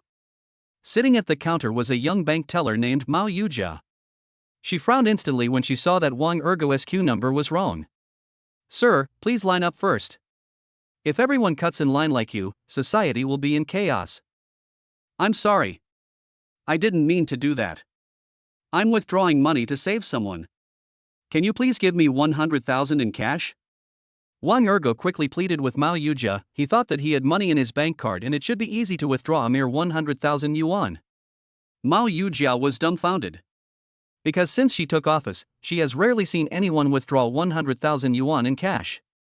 Even if there are some, they are usually elderly people or people from companies. Besides, if you want to withdraw 100,000 yuan, you can go to the VIP room. Why come to her place? So she suddenly thought that Wang Ergu came here on purpose to tease her. Sir, please stop joking. If you leave now, I can let it go. Otherwise, if I call security, you will be thrown out. Wang Ergu was completely confused. I'm not kidding. I really want to withdraw 100,000 yuan. Doesn't the bank even have 100,000 yuan? You. Mao Yujia's brows were furrowed, and her pretty face turned red with anger. She raised her jade palm and patted her chest a few times to calm herself down. Then he continued, Sir, your joke is too much. If you want to withdraw 100,000 yuan, you have to make an appointment in advance. Besides, do you have 100,000 yuan? Even if you want to pursue me, you should dress yourself up first, right? Do you think I will like someone like you just because you disturb my working hours? You'd better forget it. Even if I picked up someone on the street as a date, I wouldn't like you. This time it was Wang Ergu's turn to be dumbfounded. Only then did he take a closer look at Mao Yujia and found that she was very pretty, with a small round face, a pair of Chang eyebrows lightly drawn and red, a pair of lively and compelling phoenix eyes, and a very slim and well-proportioned figure. Mao Yujia saw that Wang Ergu was staring at her, and she was certain that Wang Ergu was here to tease her. Please leave here. Unexpectedly, when Wang Ergu heard this, he shook his head. No. I won't leave. If you give me 100,000 yuan today, I will never leave here. When Mao Yujia saw Wang Ergu's resolute look, she felt ashamed and angry. A male colleague next to her saw what was happening with Mao Yujia. He immediately walked over and waved at Wang Ergu. Boy, you want to cause trouble? Everyone waiting in the hall noticed that something was wrong with Wang Ergu, and they all turned their eyes to him. Wang Ergu ignored the male colleague and looked at Mao Yujia with a joking expression. So, you are determined not to withdraw money from me? Mao Yujia immediately shook her head at Wang Ergu. If you want to withdraw money, then get in line. Wang Ergu nodded, okay. I'll go line up. But even if I line up, I'll only withdraw money from you.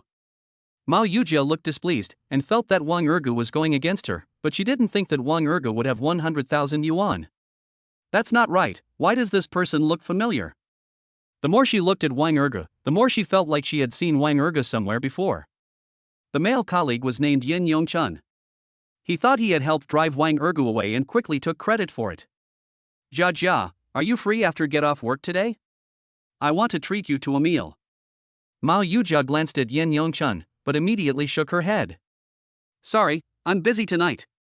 Upon hearing this, Yen Yongchun immediately waved his hand and said, okay, tomorrow night is fine too. Mao Yujia didn't say anything. She was too lazy to pay attention to Yen Yongchun because she would not easily agree to have dinner with Yen Yongchun. Once the two of them make an appointment to have dinner together, I'm afraid I won't know what kind of scandals will be spread. Yen Yongchun smiled and returned to his counter. But when he looked at Mao Yujia, there was a hint of cruelty in his eyes.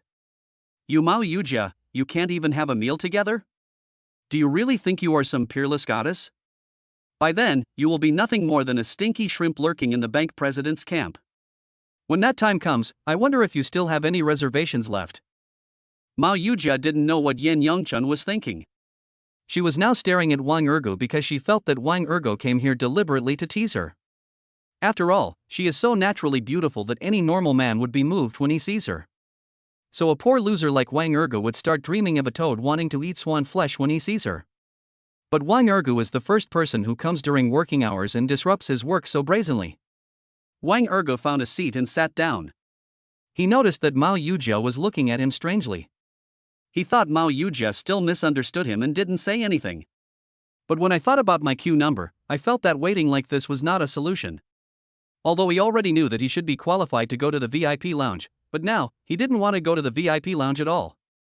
Hey, big brother, it's your turn next. Can you exchange your number with me?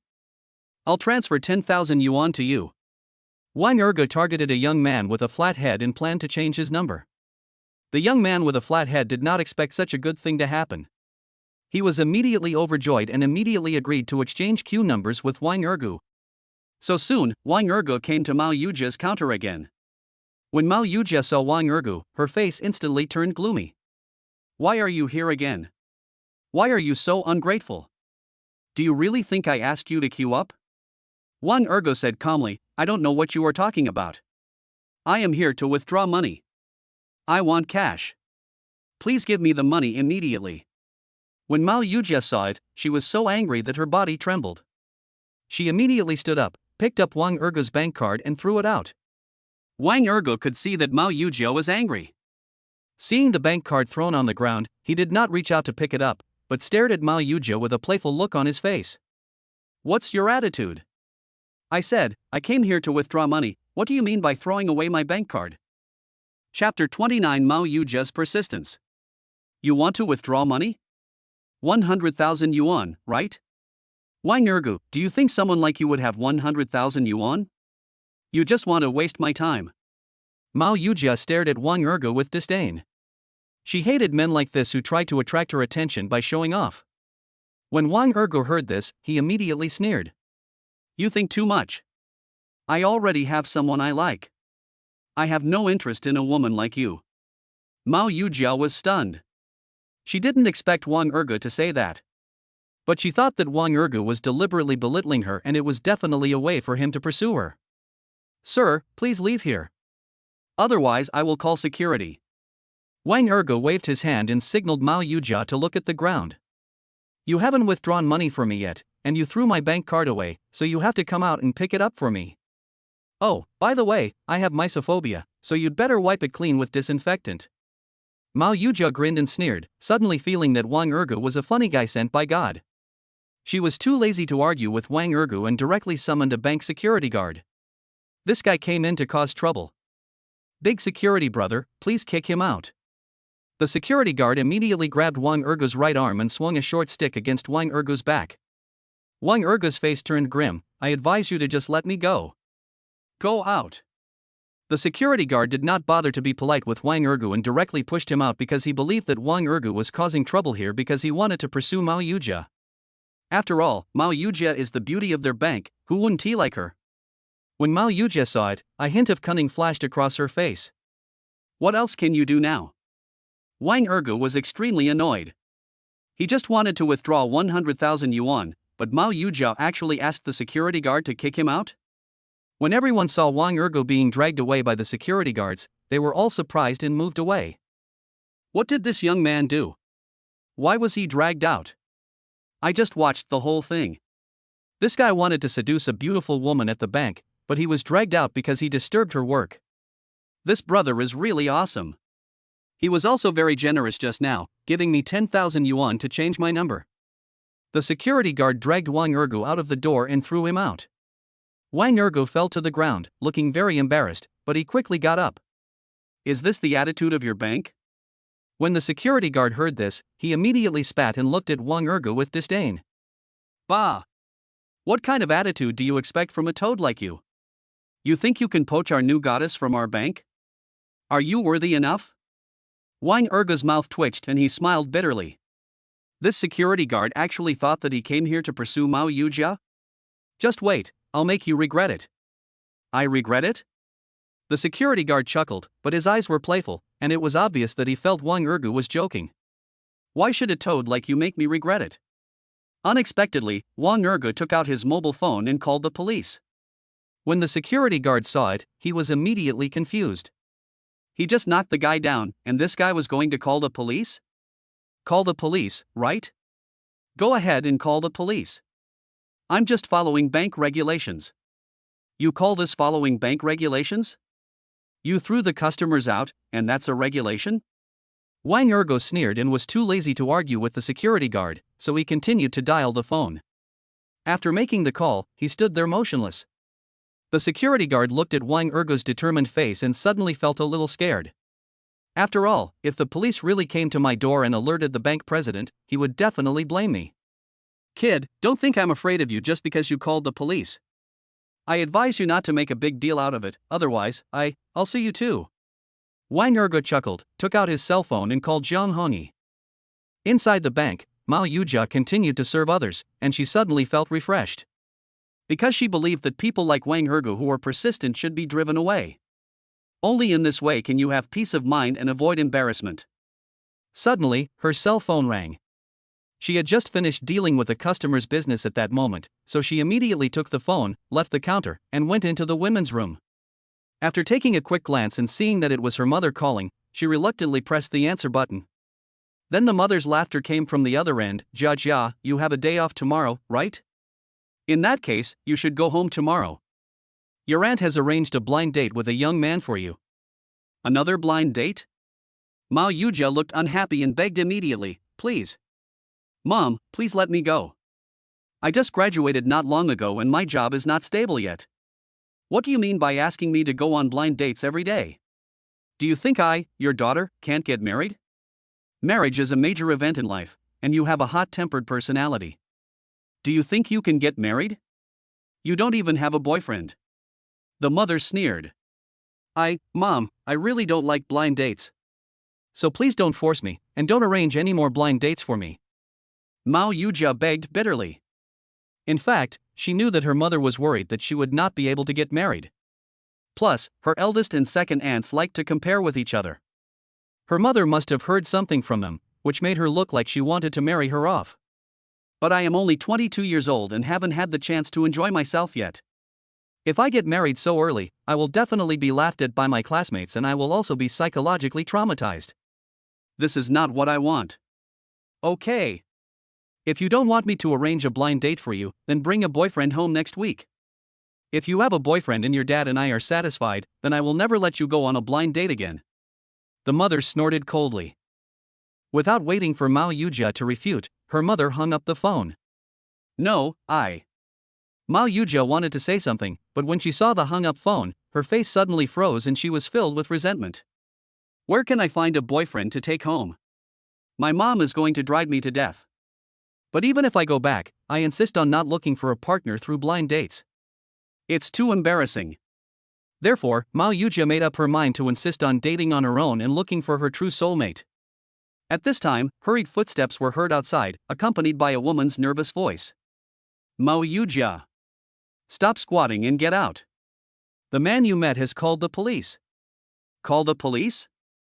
Mao Yujia pushed open the side door and was shocked when she saw a female colleague coming in to urge her. Yes, go check it out quickly. The police asked you to go over immediately to cooperate with the investigation. The female colleague explained nervously and signaled Mao Yujia to get out quickly, but she broke into the toilet instead. Mao Yujia frowned, immediately washed her hands, tidied herself up, and then went back to the hall outside. But before she reached her workstation, she had already seen from afar Wang Ergu, who was brought in by the police. He was standing nearby with an indignant look on his face, as if accusing something. This man is so mean.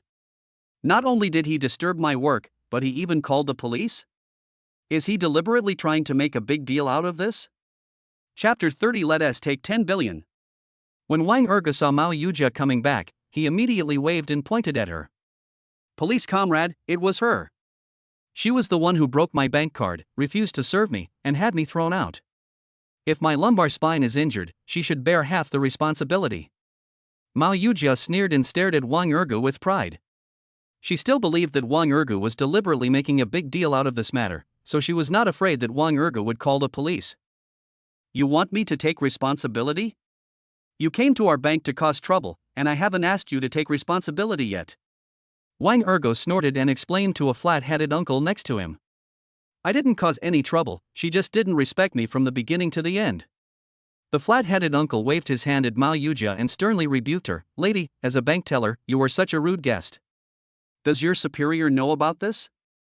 Mao Yujia was instantly aggrieved when she heard this. Uncle police, don't listen to him. He came to the bank to pursue me.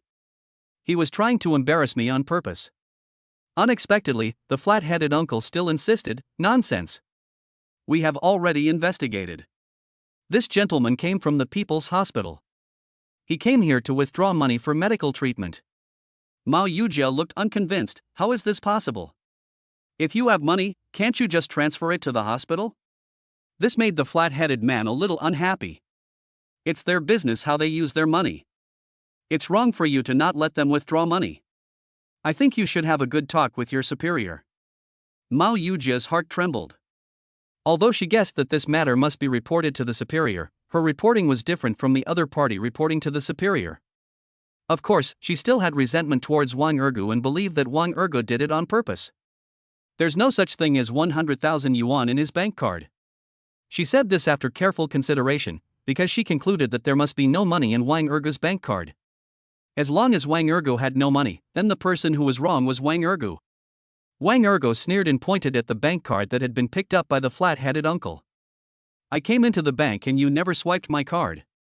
Why do you say my card doesn't have 100,000 yuan? Mao Yujia frowned, raised her chin slightly, and said arrogantly, how can someone like you have 100,000 yuan? What kind of person? Wang Ergu asked indifferently. You. Mao Yujia didn't dare to insult Wang Ergu in front of the flat-headed uncle, and continued with gritted teeth, I just think you don't have 100,000 yuan. Wang Ergu nodded surprisingly. This made Mao Yujia look happy, and she felt that Wang Ergu had finally admitted it. Unexpectedly, Wang Ergu turned his head and looked at the flat-headed uncle, and made a gesture, let her superior come over, I need to withdraw the money.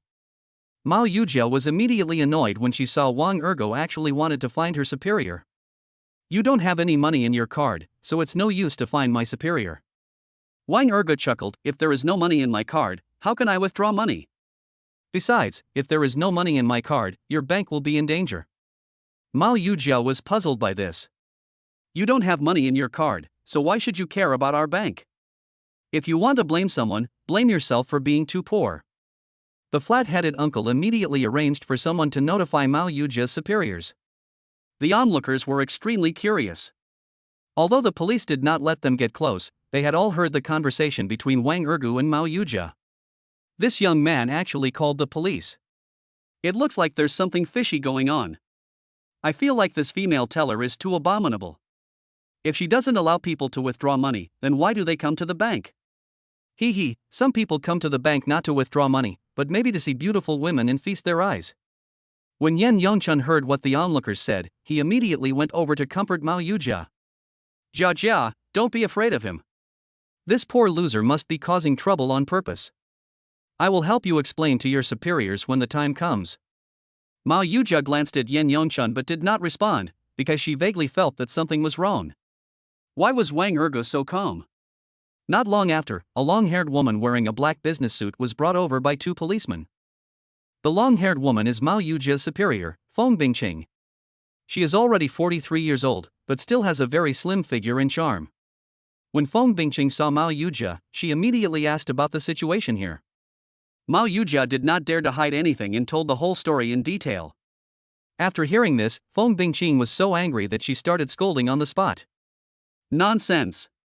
Someone was withdrawing money and you threw away their bank card? What's your attitude? Do you know your professional ethics? Mao Yujia looked aggrieved and quickly explained, Sister Feng, I was just mad at him. I really didn't mean it. Feng Bing glanced at Mao Yujia, then immediately lowered his head and said to Wang Erge with a wry smile, Sir, shall I serve you personally? Wang Erge waved his hand and stared at Mao Yujia fiercely, she must serve me today, otherwise, I will never be polite. Mao Yujia looked unhappy and felt that Wang Erge did this on purpose, wanting her to have no dignity in front of her superiors. Feng Bingqing took one look and immediately scolded Mao Yujia, why don't you serve him quickly? Mao Yujia returned to her job reluctantly, and then asked Wang Erge unwillingly, Sir, how can I help you? Wang Erge responded calmly, get the money. Mao Yujia pouted, but continued to pretend to smile and asked, how much money did you withdraw? Oh, 100,000 yuan? Wang Erge grinned, I did want to withdraw 100,000 yuan before, but now, I think your bank should be very rich, so let's withdraw 10 billion. Mao Yujia frowned, her face full of disdain, 10 billion? You are so arrogant. What do you think 10 billion is? What? Wang Erge smiled jokingly, but his eyes had narrowed into a line, are you worried that I don't have money? If I have money or not, can't you just swipe my bank card and count it carefully? Mao Yujia's face darkened, feeling that Wang Erge was courting death. So she took the bank card handed to her by the flat-headed uncle, which was the bank card of Wang Erge that she had thrown away. As soon as she swiped her finger, she was stunned by the long string of numbers that appeared. Ones, tens, hundreds. When Mao Yujia finished counting the numbers one by one, she suddenly felt her whole body trembling. Because she could never have imagined that this ordinary bank card actually contained 10 billion. No wonder this man just said he wanted to take away 10 billion. People really have the confidence. It's over.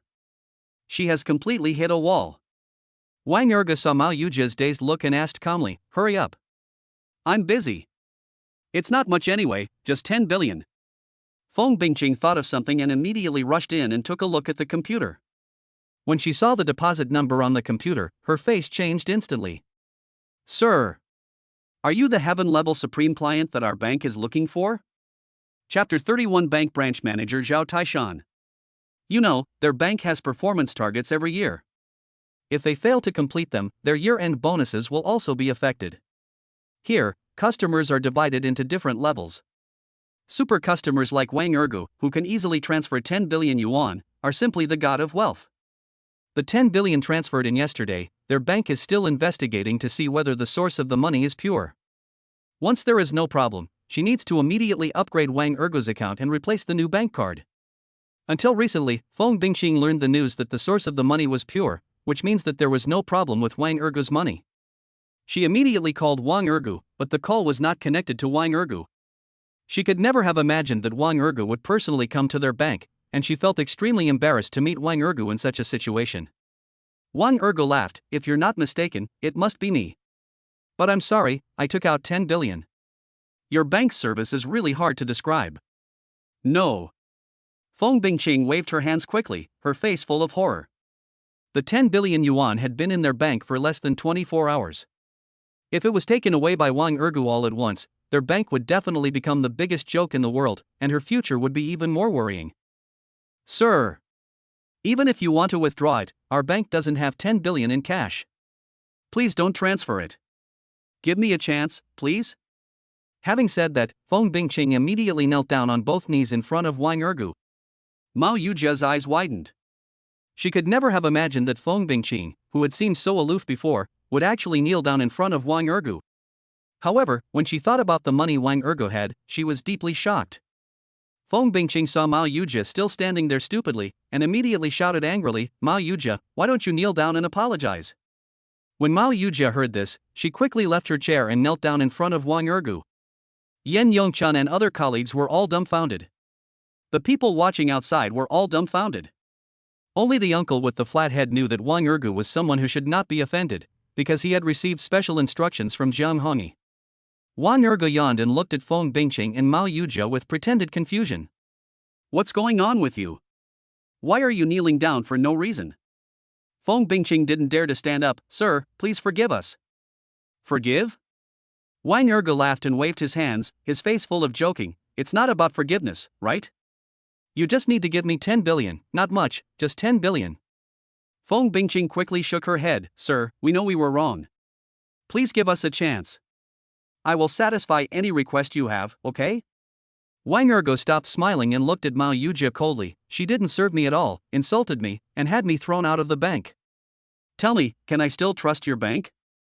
Feng Bingqing saw it and immediately gritted her teeth and said, I'm sorry, sir. This is our bank's fault. I will fire her right now. Please give our bank another chance. Dismissal? Feng Bingqing's words made Mao Yujia's face change. She had never thought that this incident would lead to her being fired. Once fired, she would be on the blacklist.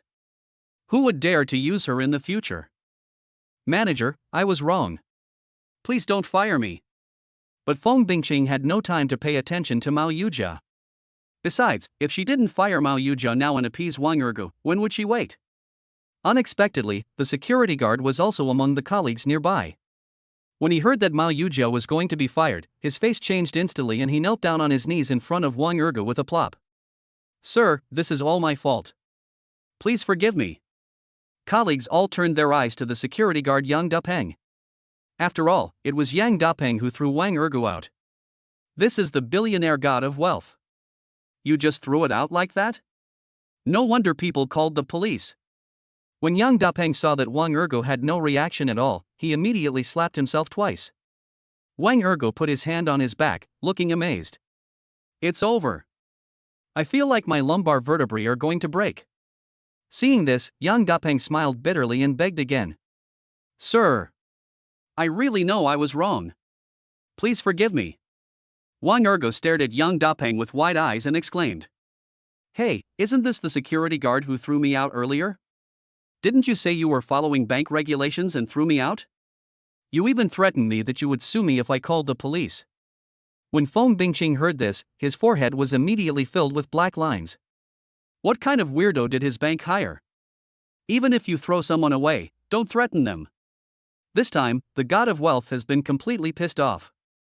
Yang Dapeng waved his hands quickly. No. I was talking nonsense. Sir, this is all because of Mao Yujia. If it weren't for Mao Yujia, I wouldn't have kicked you out at all. Mao Yujia didn't expect Yang Dapeng to shift the blame to her, but she did signal Yang Dapeng to drag Wang Ergu out. So, she didn't refute, but looked at Wang Ergu with despair. I'm sorry. I really thought you were coming here at first. She couldn't say the rest of the words. How could a rich man like Wang Ergu look down on a mere clerk like her? Feng Bingqing wanted to say something, but her cell phone rang. Upon seeing that it was a call from the bank president, she immediately answered the call. This naturally resulted in a scolding from the bank president, so she quickly comforted him, then hung up the phone and looked at Wang Ergu. Sir, our president is on his way here. He is also very sorry for what happened today. In this matter, this is the process of our bank. It is my negligence. Please give me a chance to make amends. How about this, why don't we move to the VIP room first? I will serve you personally today and I will definitely satisfy you. When Wang Ergu saw Feng Bingqing say this and was still kneeling, he was too lazy to argue with her and just waved his hand. Lead the way. Okay. Feng Bingqing stood up excitedly and hurriedly led the way for Wang Ergu. However, when Wang Ergu wanted to leave, he found that his left leg was held by Mao Yujia. Please don't let my manager fire me, okay? Mao Yujia pleaded in a trembling voice. After all, she didn't get this job easily. If her family knew she was fired, she wouldn't know how they would treat her. They might even beat her to death. Oh, you still know how to beg me? I thought people like you would only know how to mock me. Wang Ergu sneered. At this time, a burst of hurried footsteps were heard. Get out of the way. Everyone, get out of the way. As everyone made way, a slightly plump middle-aged man, with a look of panic on his face, hurried over here. This middle-aged man is the branch manager of China Merchants Bank, Zhao Taishan. Chapter 32. Please forgive me. When he saw Wang Ergu was still here, Zhao Taishan's face lit up with joy. He immediately walked forward and bowed 90 degrees to Wang Ergu. Dear sir, I am the branch manager of this bank, Zhao Taishan. I am deeply sorry for what happened today and hope to be forgiven by you. Wang Ergu, however, looked indifferent and just waved his hand. When Feng Bingqing saw it, she immediately stepped forward and whispered a few words into Zhao Taishan's ear. Zhao Taishan wanted to slap himself a few times after hearing this. Wouldn't it be better if he had come a few steps later? Because it would be more conducive to the negotiation if Feng Bingqing invited Wang Erge to the VIP room. However, when he saw Mao Yujia holding Wang Erge's left leg, his brows frowned instantly. Mao Yujia. What are you doing? Let go immediately. When Mao Yujia saw Zhao Taishan yelling at her, she was immediately frightened and let go of Wang Ergu. After all, she was instinctively afraid of big shots like the branch manager. Wang Ergu saw the whole scene and suddenly an idea came to his mind. Okay. Take her with you. When Feng Bingqing saw it, she immediately pulled Mao Yujia towards the VIP room. Zhao Taishan followed Wang Ergu with a smile on his face. As long as Wang Ergu moved a step, he would move a step, otherwise he would not dare to move. As for Yang Dapeng, he watched Wang Ergu leave with a dejected look on his face, but he trembled all over, covered his face with his hands and started crying. Because he thought that if Wang Ergu didn't call him over, he would definitely be fired. You went to work happily today, but ended up losing your job miserably? Impulse is the devil. In the VIP room.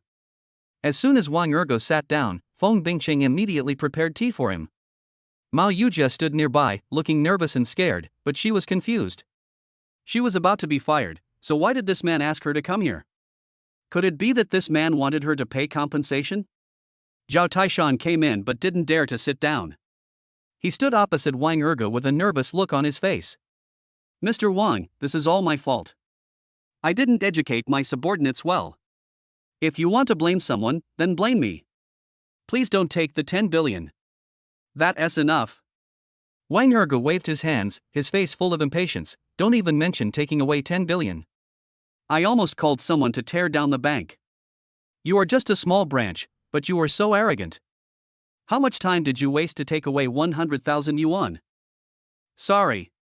Zhao Taishan and the other two all bowed their heads and apologized, looking terrified. Because they cannot afford to offend a supreme client of the heavenly level, the other party's financial resources and connections are beyond their imagination. Moreover, let alone a heavenly supreme customer, even an ordinary supreme customer is someone they cannot afford to offend. Wang Ergu frowned and stared at Mao Yujia. Do you know why I asked you to come in? Actually, I have already thought about it. Not only do I want you to lose this job, but I also want you to be ruined. When Mao Yujia heard this, her body trembled in shock, and then she knelt down again in front of Wang Ergu. I'm sorry, sir, it's all my fault this time. Please forgive me. This time she sincerely begged for forgiveness. After all, Wang Ergu's financial resources were too amazing. And according to Wang Ergu's previous intention, the bank should be demolished, so it would not be difficult for Wang Ergu to ruin her reputation. If I don't ask for forgiveness now, when will I ask for forgiveness? Kneel down first. Wang Ergu snorted, then turned his head to look at Feng Bingqing. Prepare 100,000 yuan in cash for me.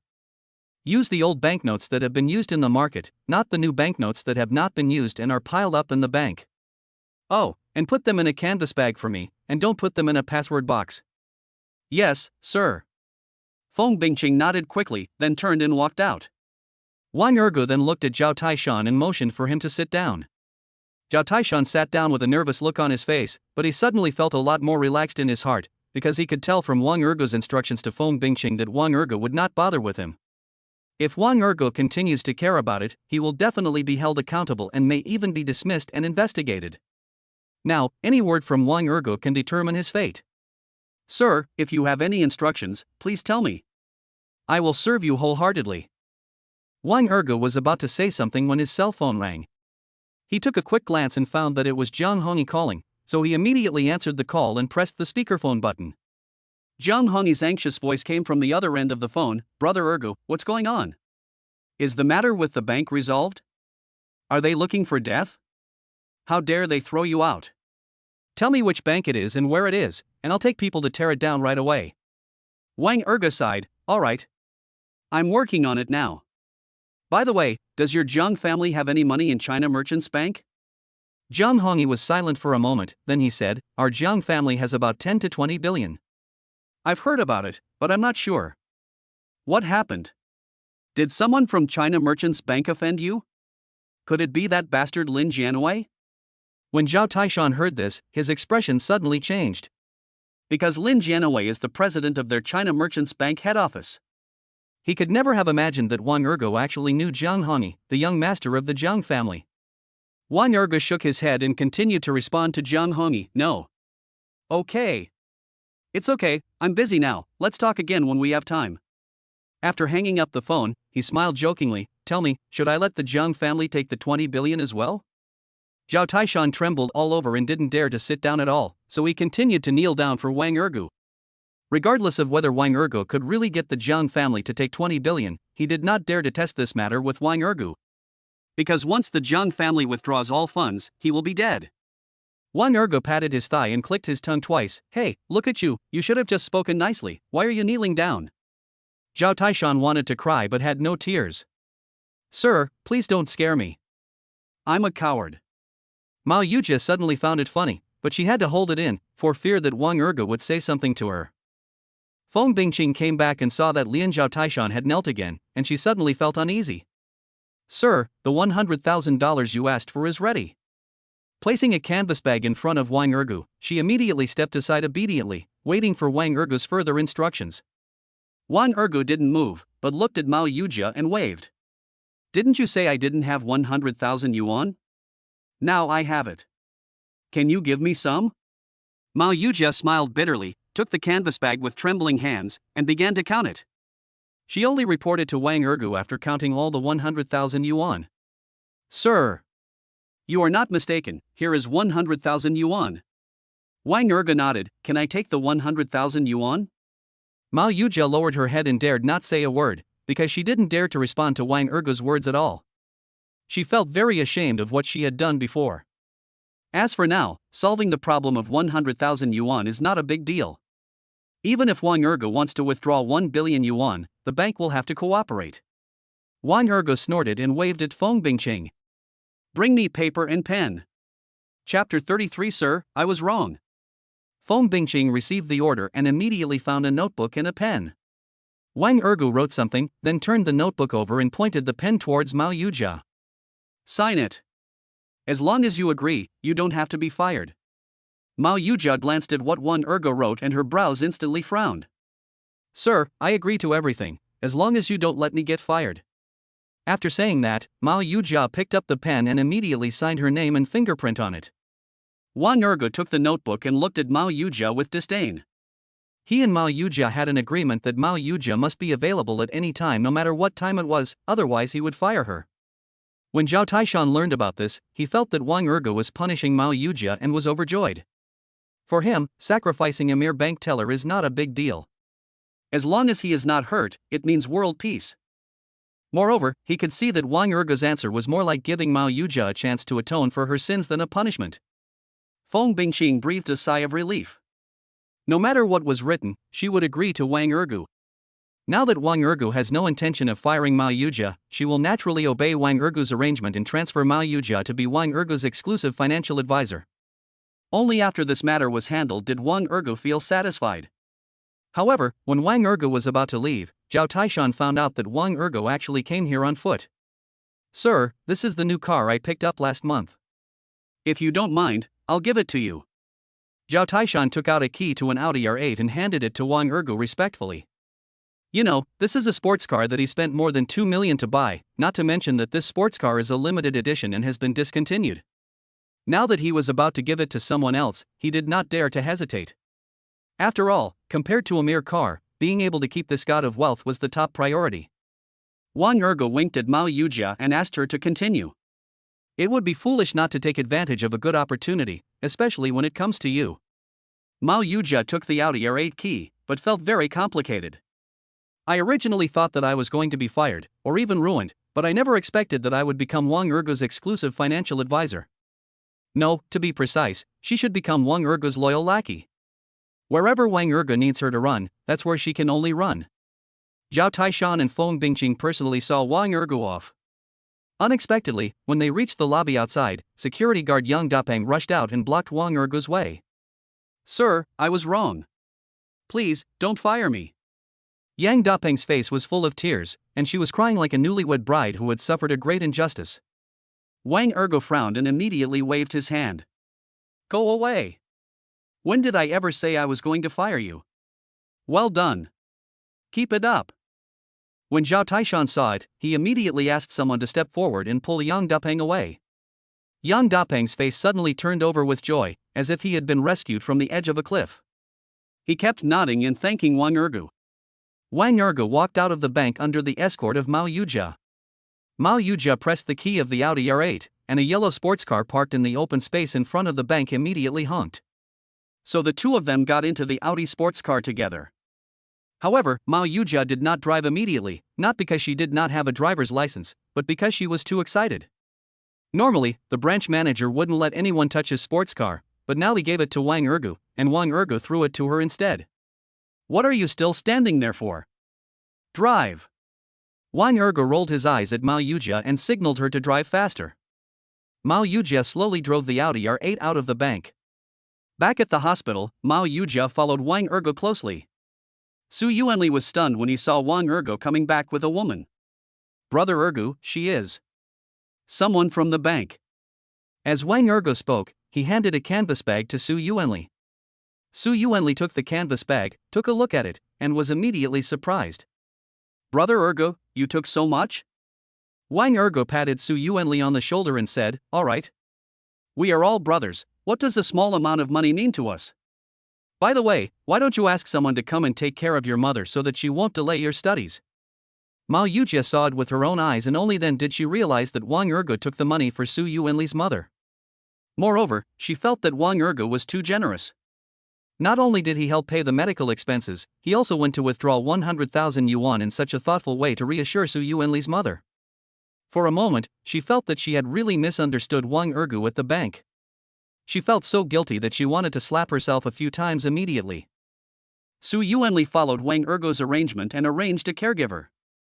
He also called his father and asked him to come here from his hometown to help take care of his mother. However, he only made a suggestion or two, and then his phone was taken away by Wang Ergu. He didn't know what Wang Ergu talked about with his father in the corridor outside.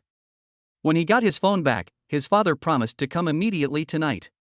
As for his younger sister, since she is still in junior high school, it is naturally impossible for her to come here to take care of their mother. Task status completed. Task reward option 1, advanced cheating skill plus 30 mental energy points. Task reward option 2, give away countless wealth, gain the title of a great philanthropist, and be praised for all eternity. Wang Ergu finally felt relieved when he heard Vivian's voice. Choose 1. Ding, the host has made a choice. The reward will be issued immediately. Please check it. Wang Ergu checked it immediately and found that there was an item called cheating in his collection column, but he was a little confused. Why did Vivian reward him with cheating? After some inquiries, he realized that this was related to Su Yuanli. The mission was triggered because of Su Yuanli, and Su Yuanli was deceived by the opponent's tricks, so once the mission is completed, you can randomly get a skill generated by this incident. No matter whether it is Su Yuanli's skills or Wang Taishan's skills, as long as it is a skill possessed by one of the parties involved, it can become a skill to reward Wang Ergu. For example, Wang Taishan's skills include cheating, business, psychology, fighting, investment, etc. The system will randomly select and copy one of them, and then upgrade it to an advanced skill as a reward. Wang Ergu was very happy. Because if he gets a chance to specify skills later, he will definitely be able to do it with greater ease, and will be virtually invincible. After dealing with Su Yuanli's issue, Wang Ergu took Mao Yujia out of the hospital. However, Wang Ergu refused to go anywhere and suggested that Mao Yujia send him back to Tanga University. Only then did Mao Yujia realize that Wang Ergu was still a student. Chapter 34 Louis Dao comes to intercept. Although Wang Ergu looked young, because he withdrew so much money, she thought that Wang Ergu was already a member of society.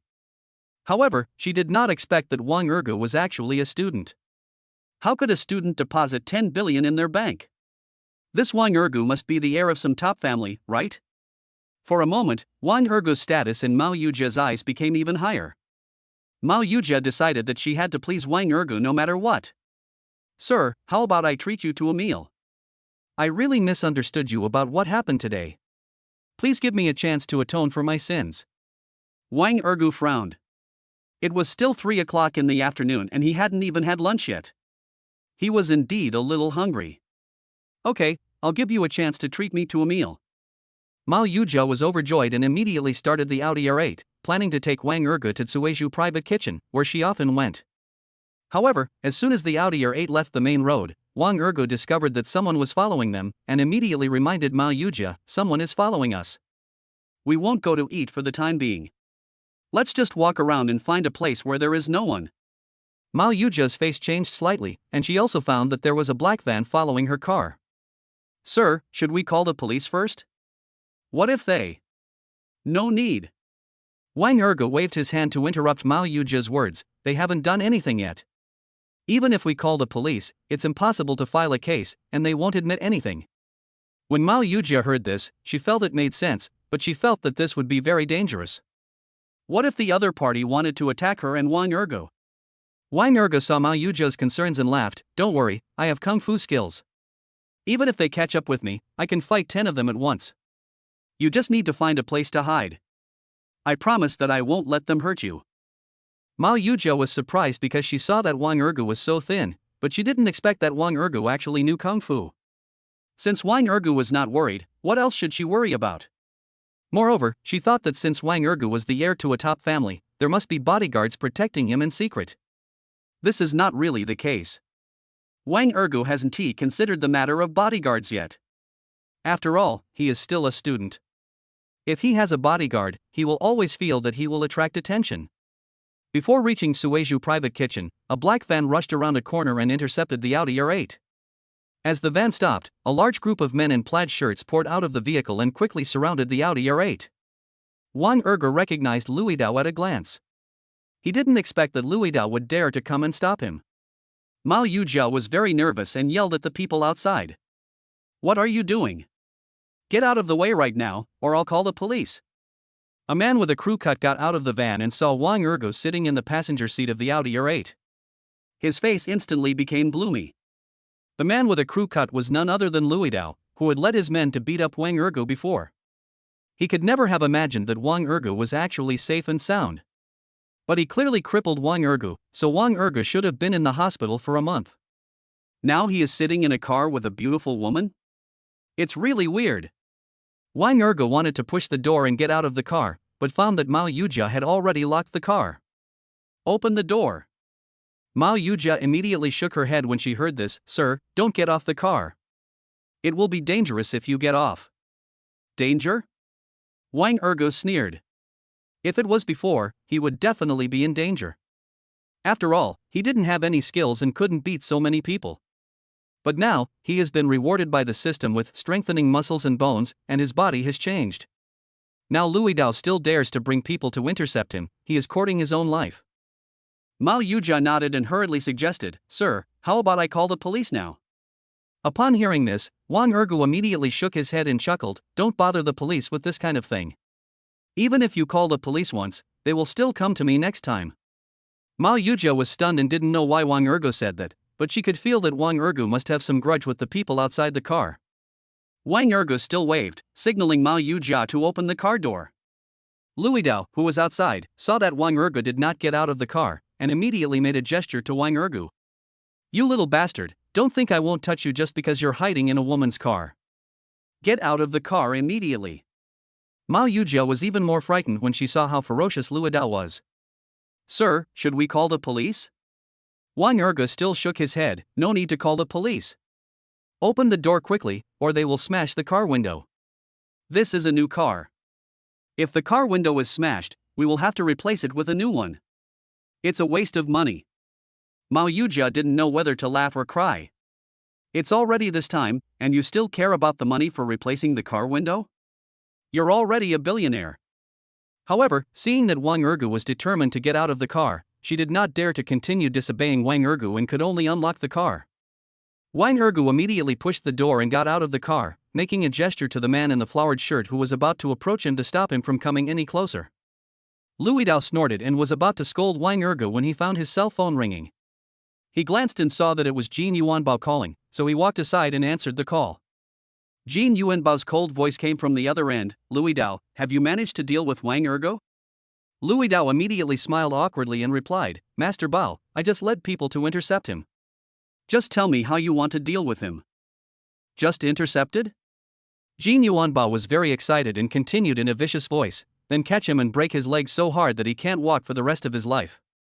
I want him to be like a beggar, crawling on the ground forever. Louis Dao's face froze. He turned his head to look at Mao Yujia in the Audi R8 and couldn't help but frown. But Bao Xiao, he is with a beautiful woman. If we break his legs directly, the beautiful woman will probably call the police. Jin Yuanbao snorted, that's right. It's still broad daylight now. Your fight is too obvious. It will be troublesome if the police are called. In this case, just deal with him casually and kill him at night. Yes, Mr. Bao. Louis Dao breathed a sigh of relief. He was really worried that Jin Yuanbao would ask him to kill Wang Ergu on the way. Although this section of road is a bit remote, it is still a main street. There are not many cars passing by, but there are many pedestrians. If he is photographed by someone with ulterior motives, he will have to go to the police station for questioning. By the way, Master Bao, what should we do with this beauty? Just give Wang Ergu a beating and keep it for yourself. Jin Yuanbao gave the order in a cold voice and then hung up the phone. As for beauties, he doubted Louis Dao's vision and naturally did not believe that Louis Dao could see any beauties. Chapter 35, Lu Oming's Bravery. Louis Dao's eyes lit up when he saw the phone hung up. After dealing with Wang Ergu, he will take this beauty out for some fun. After all, he has Jin Yuanbao backing him up. Wang Ergu saw that Louis Dao was on the phone all the time, but he was not anxious. Instead, he waited patiently until Louis Dao finished the call. Hey! Louis Dao, you finished your call so quickly? Then, should we settle the score next? Upon hearing this, Louis Dao looked at Wang Ergu with disdain and sneered loudly, a loser like you wants to settle accounts with me? Certainly. Wang Ergu nodded, his eyes instantly turned cold, and he continued, I always like to repay kindness and revenge. Bah! Louis Dao spat out a mouthful of phlegm, then waved to the group of brothers he brought with him, catch him for me, and teach him a lesson now. After receiving the order, the younger brothers immediately pounced on Wang Ergu, trying to grab his arms. Wang Ergu raised the corners of his mouth and struck out with both palms to the left and right. In an instant, the two younger brothers were knocked out. Xiaolong asks for directions. Wang Ergu turned around and kicked a younger brother behind him away, and continued to scold, big dragon shaking its tail. Louis Dao was dumbfounded. He couldn't imagine that Wang Ergu would dare to fight back. This time, he was sure that Wang Ergu was really fine. But he was very puzzled. He had clearly broken Wang Ergu's right arm, so how could Wang Ergu still move so freely? Could it be that this Wang Ergu got some ointment from martial arts novels that healed his arm instantly? When Louis Dao was stunned, his younger brothers didn't dare to move and took a few steps back. No one could have imagined that Wang Ergu had become so powerful after just 2 days of absence. This made Louis Dao feel very embarrassed, and he had promised Jin Yuanbao that he would give Wang Ergu a lesson. If he failed to accomplish this task, Jin Yuanbao would no longer value him in the future. So Louis Dao immediately waved his hand and shouted, draw out your knives, all of you. At once, all the brothers brandished their knives. Mao Yujia, who was in the car, was immediately terrified when she saw what happened. She couldn't imagine that Louis Dao was so vicious. If he stabbed Wang Ergu with this many swords, even if Wang Ergu didn't die, he would be crippled, right? So she immediately pushed the door and got out of the car, yelling at Louis Dao. Stop it. You can't do this. How can you be a hero if you are bullying the minority with your numbers? Wang Ergu glanced at Mao Yujia and couldn't help but curl the corners of his mouth. This woman is not completely useless. At least she dared to stand up for me when I was in trouble. Louis Dao looked at Mao Yujia and his eyes lit up instantly. He looked at Mao Yujia's delicate body with a lewd look on his face. She had a beautiful round face, a tall figure, and especially the black professional women's suit she was wearing, which made him unable to take his eyes away. Beauty, what do you mean? Are you going to stand up for this boy? Mao Yujia wanted to say something, but Wang Ergu waved his hand to stop her. Please step aside. This is a private matter between him and me. Wang Ergu said this in a cold voice, but his eyes were looking directly at Louis Dao.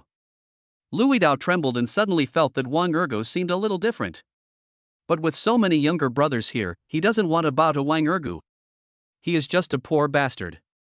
Even if he marries a rich woman today, he will still be a poor bastard and cannot compare to a rich man like Jin Yuanbao. Get started. However, just as the younger brothers were about to take action, a figure rushed towards them. With a bang, the two younger brothers were kicked out. Mao Yujie stepped aside and was startled when she saw the short-haired young man suddenly rushing towards her. Who is this?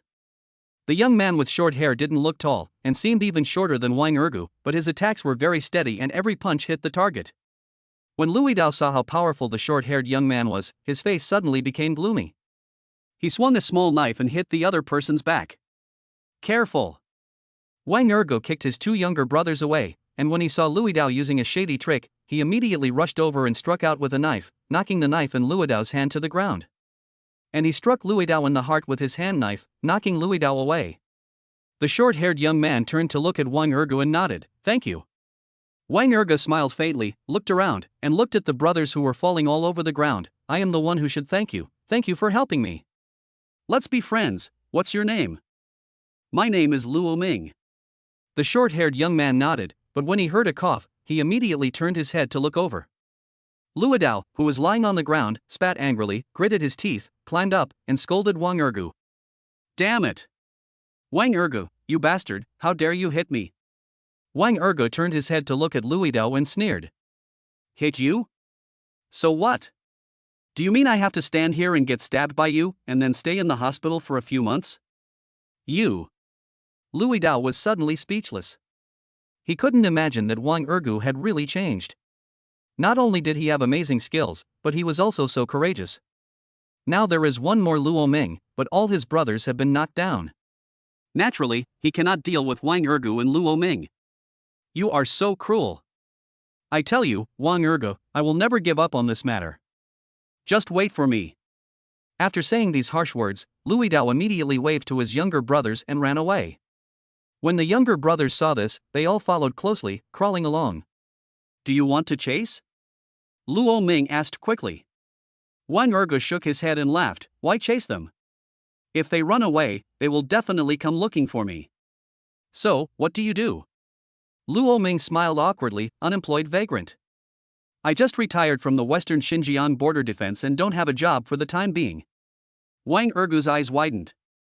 "You are a retired soldier? No wonder you are so awesome." Luo Ming waved his hand and said, "You seem to be quite skilled." Wang Ergu shook his head quickly. "It's different. You soldiers have all gone through brutal training. I just learned a few moves in the Sanda class. I'm just copying." Luo Ming scratched his head and suddenly didn't know what to say. Wang Ergu had an idea. "How about this? I plan to start a business next, and I just cooperated with a young master to set up an investment company.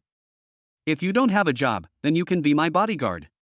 When Luo Ming heard this, his face lit up instantly. "Sir, are you serious?" Wang Ergu nodded. "Of course it's true. Besides, being my bodyguard is easy for now. I'm still a student. When I need to leave school, you can just act as my driver." Luo Ming's throat tightened and he nodded to Wang Ergu with a firm expression. Wang Ergu grinned. "How about a monthly salary of 30,000? Luo Ming was stunned. You know, after his colleagues retired, the jobs they found offered a maximum monthly salary of 20,000 yuan, but he could suddenly get a monthly salary of 30,000 yuan?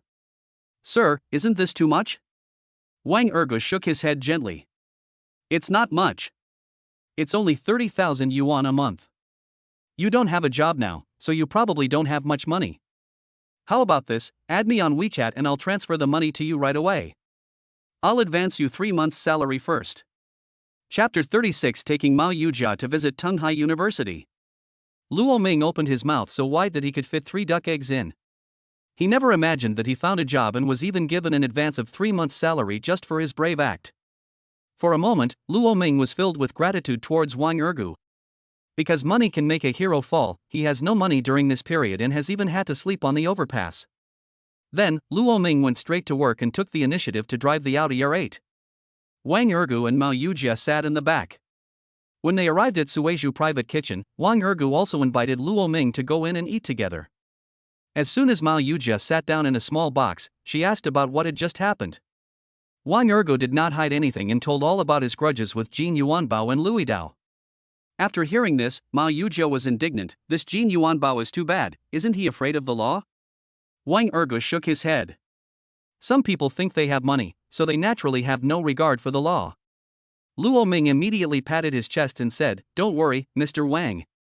If they dare to attack you again, I will do my best to protect you." Wang Ergu glanced at Luo Ming, laughed and said, "I'll feel relieved if you're here.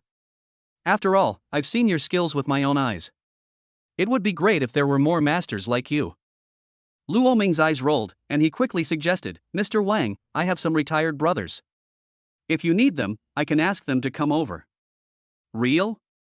Wang Ergu was delighted and nodded, "Then let them come over, but the monthly salary can only be 20,000 for now, and you will be their bodyguard captain." When Luo Ming heard this, he immediately took out his phone and said, "I'll contact them right away." Wang Ergu grinned, "Don't worry. It won't be too late to contact them after we have dinner." Mao Yujiao was dumbfounded. She couldn't imagine that Wang Ergu not only hired Luo Ming, but also wanted to recruit someone else. Moreover, this is a monthly salary of 20,000 yuan, which is not even her monthly salary. For a moment, she had a lot of thoughts in her mind. After the meal, Mao Yujia and Luo Ming exchanged phone numbers with Wang Ergu and added his WeChat account. Luo Ming left first to contact his comrades. Wang Ergu made an appointment with him to meet at the school gate at 9 o'clock tomorrow morning. Mao Yujia drove Wang Ergu back to Tanga University. However, Mao Yujia was not in a hurry to leave. It was only 5 o'clock in the afternoon. She went back to her rented house and lay down in it.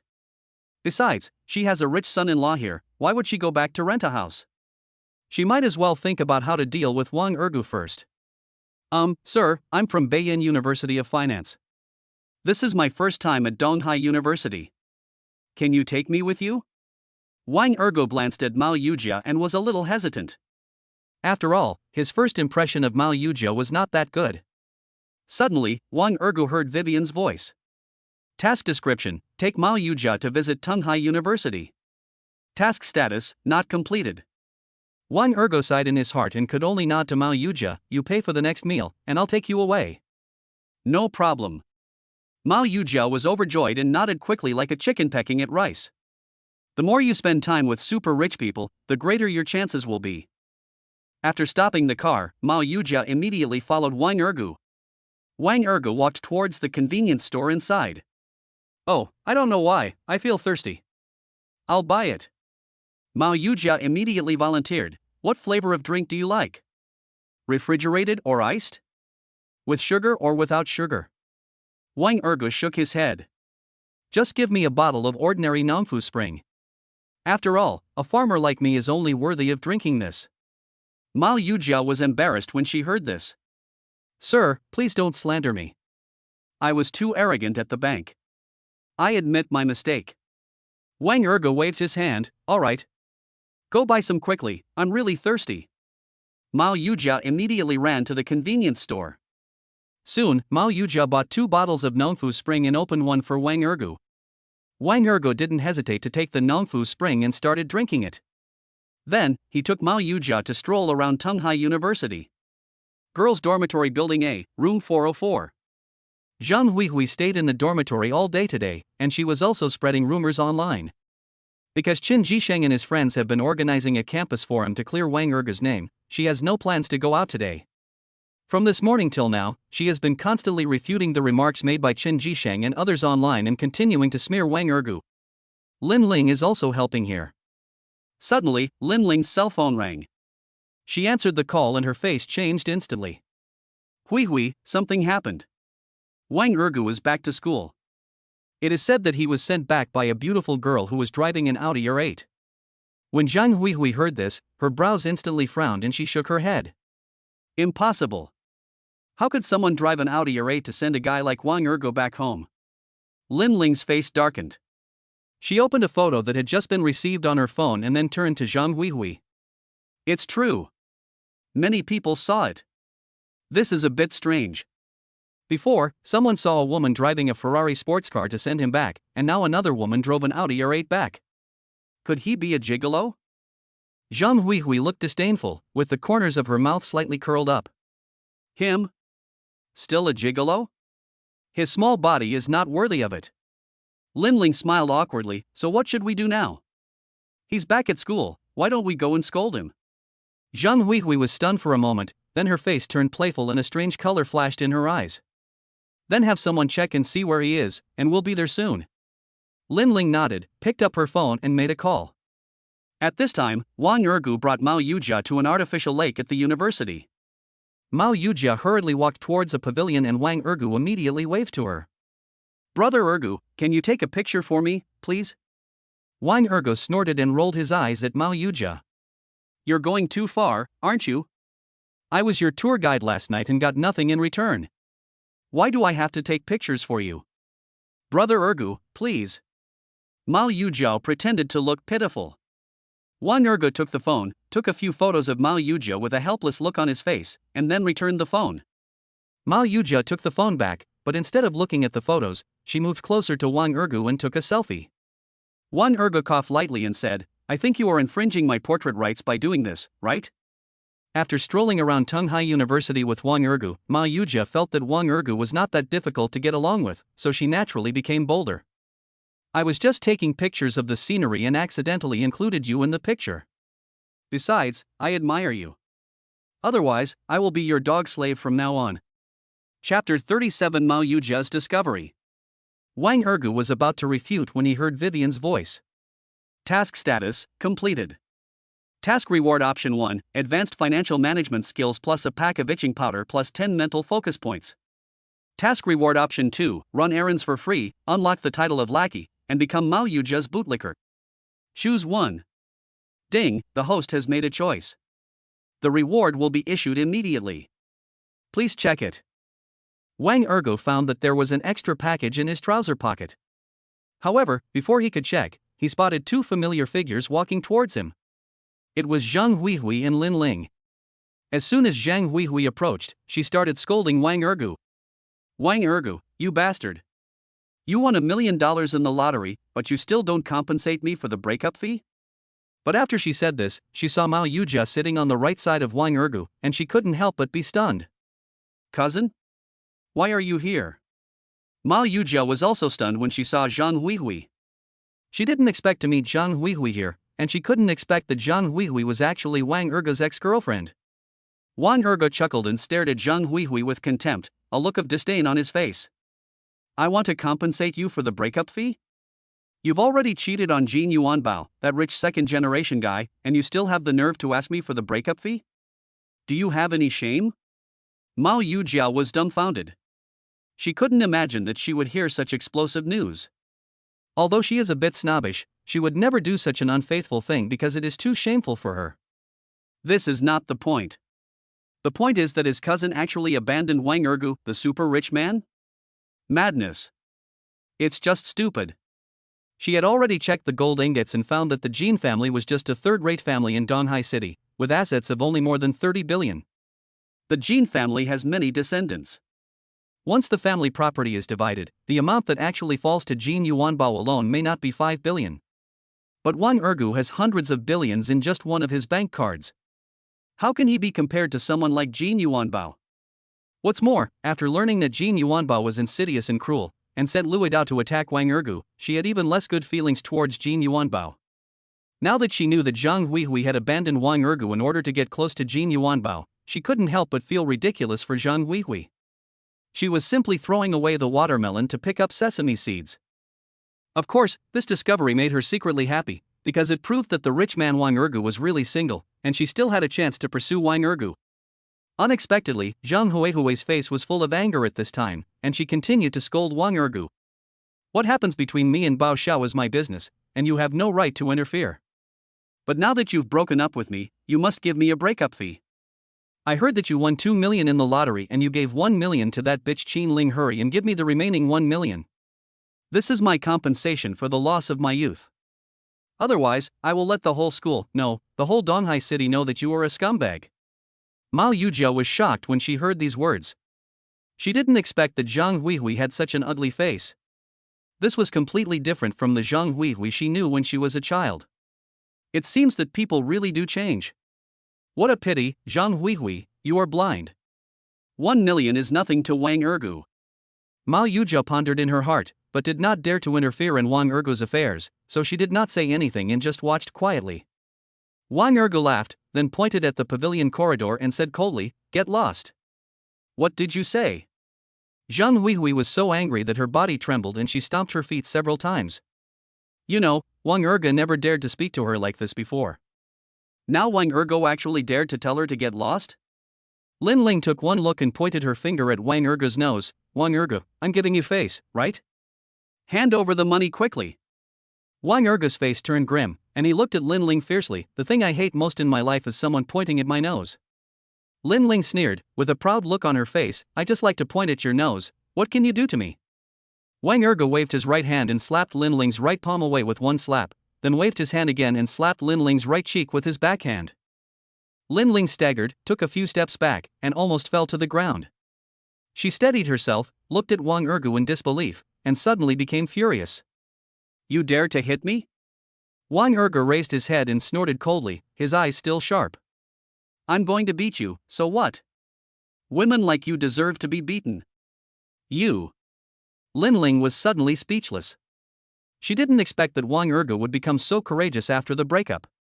She immediately covered her swollen right face and cried to Zhang Huihui with great grievance. "Huihui, you must make the decision for me." Zhang Huihui looked at Lin Ling, then turned her head and glared at Wang Ergo and started yelling. "Wang Ergo, you bastard, how dare you hit someone? Apologize to Ling Ling right now." Unexpectedly, as soon as he finished speaking, Wang Ergo slapped him in the face. With a slap, Zhang Huihui was hit so hard that she was dizzy and took a few steps back. Lin Ling quickly supported Zhang Huihui, then looked at Wang Ergo with shock, wondering if she had made a mistake. How dare Wang Ergo, this bootlicker, slap her and Zhang Huihui? Mao Yujiao was very nervous. She didn't expect the relationship between Zhang Huihui and Wang Ergo to be so strained. "Huihui, what's going on with you?" Zhang Huihui then continued to look at Mao Yujia, and then frowned. "Cousin, why are you here?" Mao Yujia wanted to explain something, but Wang Ergo waved his hand and spoke first. "She came to the university to look for someone, and then asked me to take her photo. I never thought that you two were actually relatives. If I had known, I would not have helped." Then, he immediately looked at Mao Yujia and shouted, "Why don't you leave? Do you want to help Zhang Huihui? Do you believe that I will beat you too?" When Mao Yujia heard this, she immediately understood that Wang Ergo wanted to conceal his identity and asked her to leave quickly. So she immediately pretended to be frightened and waved her hands. "No!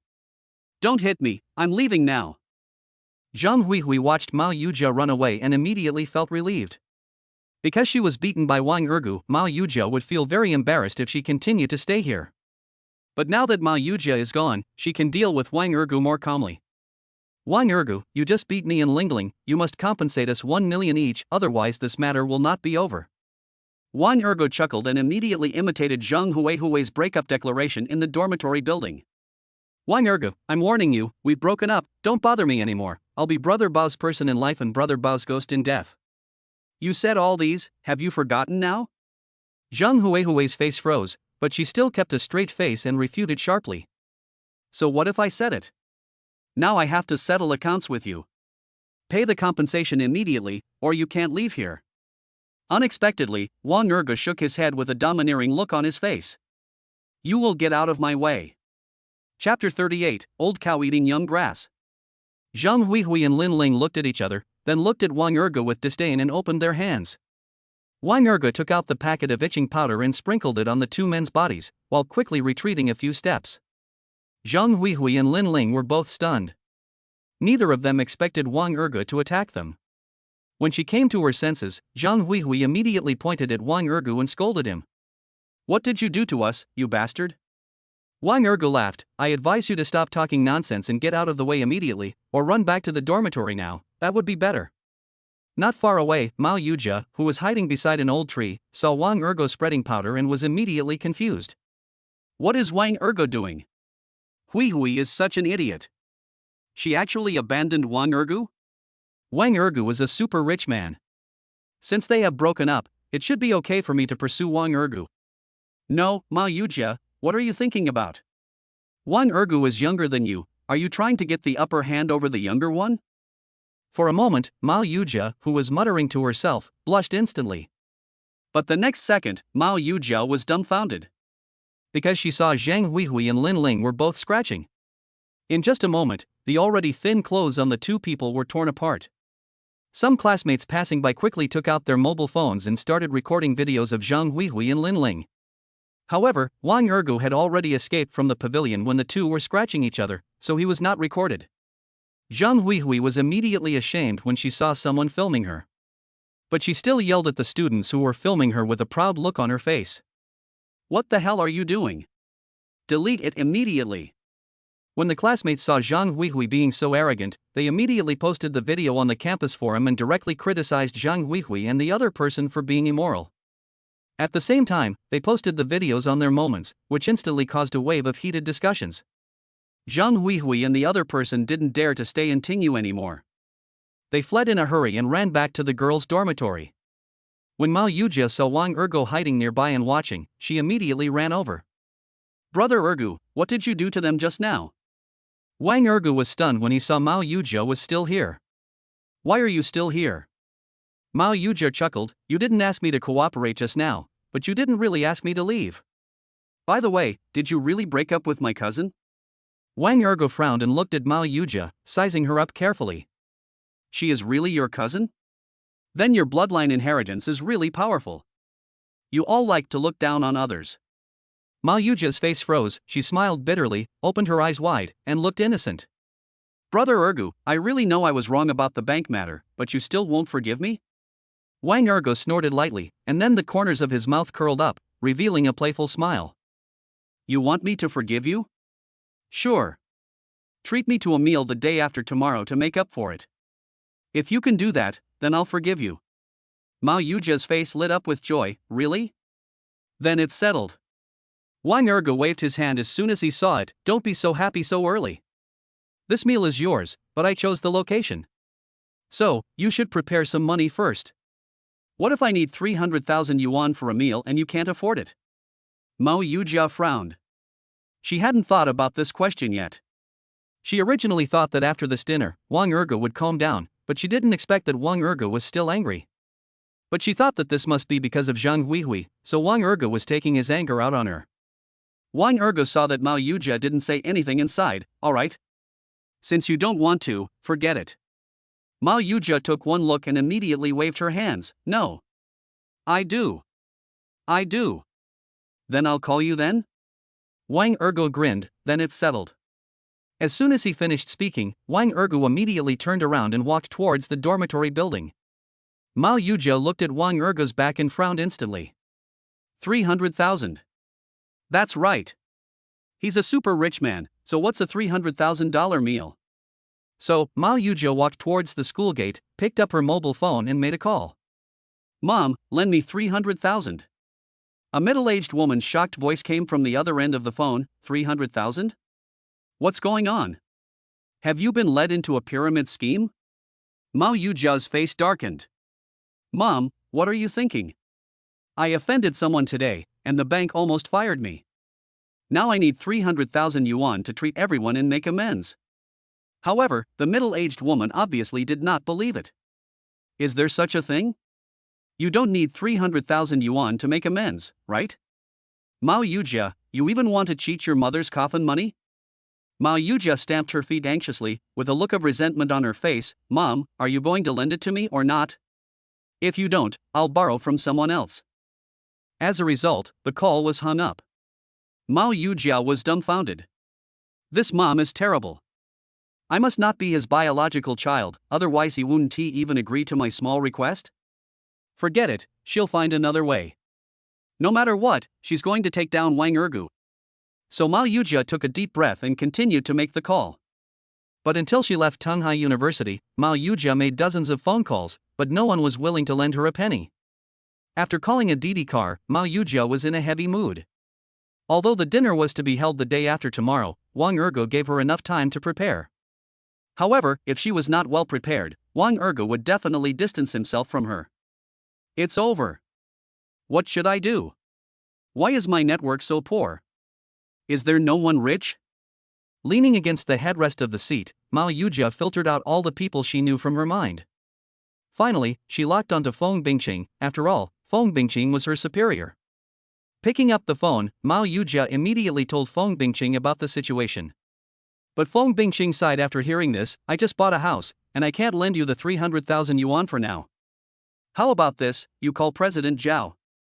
Then, Mao Yujia picked up the phone again, called Zhao Taishan, and told Zhao Taishan the situation. Zhao Taishan was silent for a while, then said, okay. I can lend you the 300,000, but you have to promise me that you will satisfy Mr. Wang and let him keep the money in our bank. Can you do it? Mao Yujia clenched her teeth tightly, then her pretty face sternly said, I can do it. Don't worry, leave it to me. In order to get the best deal, she decided to give it a try. After returning to her rented apartment in Sunshine Apartment Community, Mao Yujia found that 300,000 yuan had been deposited into her China Merchant's bank card. All of a sudden, Mao Yujia felt at ease. However, she didn't bother to remove her makeup.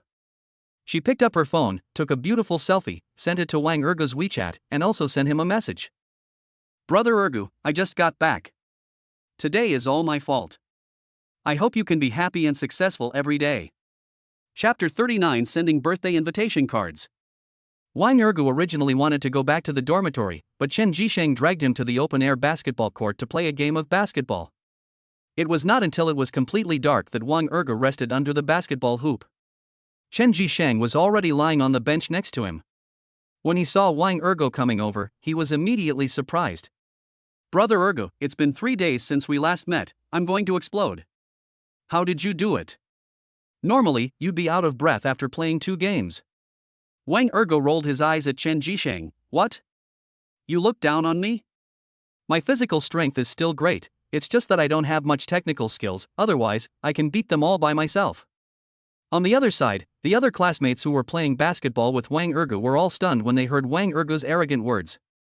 One of the students with the crew cut gave Wang Ergu a thumbs up and said, You really run fast. Wang Ergu grinned. It was something to be happy about being recognized by others. Chen Jisheng waved to Wang Ergu and said, Brother Ergu, I can't walk anymore. Can you buy me a bottle of water? How dare you ask me to buy water? Wang Ergu glanced at Chen Jisheng and frowned.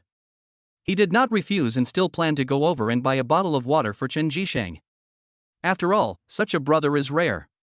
But after taking a few steps, he saw a long-haired woman in a white sportswear running towards him. Ergu. Here you go. The person who came was Lu Fei, who handed Wang Ergu a bottle of Nongfu Spring with both hands. Wang Ergu was stunned. Why are you here? Lu Fei smiled at Wang Ergu, motioned for Wang Ergu to take the Nongfu Spring, and then began to explain softly. I just passed by here and saw you playing ball here, so I just stood outside. By the way, you haven't added me on WeChat yet, and I don't have your phone number, so I can't find you. This is my birthday invitation card, for you. Chen Jisheng and the others were all shocked when they saw Lu Fei. Someone pointed at Lu Fei and suddenly exclaimed. I remember now, you are this year's new campus beauty, Lu Fei. The one with almost the same name as that famous star. The campus beauty Lu Di actually brought water to Wang Ergu? It's unbelievable. Wang Ergu took the Nongfu Spring and the invitation card, then picked up the mobile phone from under the basketball hoop and scanned Lu Fei's WeChat ID. Actually, you can just send someone to bring it to me. You don't have to go there in person. Lu Fei's pretty face sternly shook her head immediately. No way. That would only make me look insincere, not to mention you've helped me twice. Oh, I have something else to do, so I'll leave first? Wang Ergu nodded and said, Go, and do what you want to do. You must attend my birthday party. By the way, you can bring your friends along, too. Lu Fei waved and then turned and walked away. When Chen Jisheng saw it, he immediately climbed up from the bench. Brother Ergu, what's going on? When did you meet the campus beauty Lu? Wang Ergu sighed, I met her on the day Zhang Huihui dumped me. Upon hearing this, Chen Jisheng stepped forward and patted Wang Ergu on the shoulder. Oh my god. You are so lucky. After saying that, he immediately snatched the invitation card and started to read it. When the other students saw this, they also gathered around. Awesome. I actually got a birthday invitation from the school beauty and junior high school girl. It's really enviable. I wish I was invited by the school beauty. Why doesn't she like me? I've decided. I'll come over to play basketball tomorrow. What if other school beauties also take a fancy to me? Wang Ergu looked at the other classmates who were all envious and couldn't help but feel a little intoxicated. He unscrewed the bottle of Nongfu Spring and handed it to Chen Jisheng. Chen Jisheng was stunned and waved his hands quickly. That won't do. The campus beauty Lu gave you the drink, how can I? Just drink if I give you a drink. Why are you talking so much? Wang Ergo snorted. Chen Jisheng took the Nongfu Spring, then raised his head, took a sip from the air, and handed it back to Wang Ergo. Brothers, we have something else to do, so we'll leave first. After waving to the other students, Chen Jisheng took Wang Ergo away. Not far away, a boy with a crew cut took out his cell phone and made a call. Master De, I just found out that the school beauty Lu was delivering water to a boy. What did you say? Are you sure you're not kidding me? A shocked voice of a young man came from the other end of the phone. The guy with the buzz cut quickly explained, it's true. This is a basketball court, and many people saw it. The guy is called Wang Ergu, and he's in the second class of the economics department, and he's usually a loser. Wang Ergu? My sister seemed to have mentioned this name to me before, but I didn't take it seriously at the time. I never thought that someone could ask Lu Fei to deliver water. You keep an eye on him the whole time. I'm out of town now and will be back in 2 days. Yes, Mr. De. The boy with the crew cut responded quickly. Seeing the call being hung up, he immediately chased after Wang Ergu and Chen Jisheng. Chen Jisheng took Wang Ergu back to the dormitory to take a shower. Brother Ergu, will you go to the birthday party? Can you take us with you? Wang Ergu nodded, of course. It's not a big deal to take you and Yuan Li with me. By the way, when will Jianming come back? Chen Jisheng shook his head. I don't know either. I don't know what that kid is busy with. He's been away from school for almost a week. Wang Ergu laughed, then forget about him. You and Yuan Li can go out with me tomorrow. I have to buy a car. It will be inconvenient to go anywhere without a car. You buy a car? Chen Jisheng was stunned, but when he thought of the money Wang Ergu won, he nodded and said, you should have bought a car a long time ago. After taking a shower, the two went to canteen number 3 together. Canteen number 3 was open at night. Wang Ergu asked Chen Jisheng to order whatever dishes he wanted, and then he found a seat and sat down.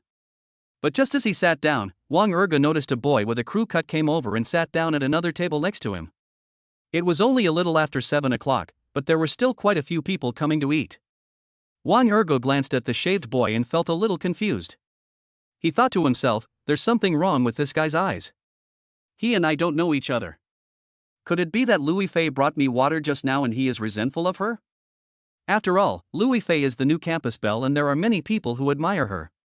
It is normal for some people to be jealous of her if she suddenly gets semen from her.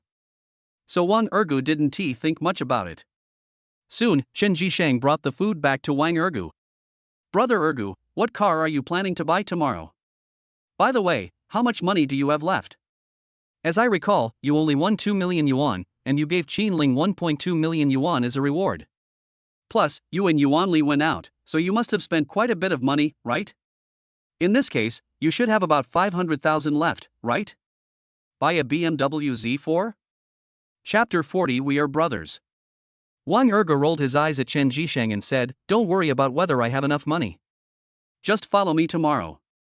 Originally, I wanted to wait for Jianming to come back, and then we 4 talented people could go together, but we don't know when Jianming will come back.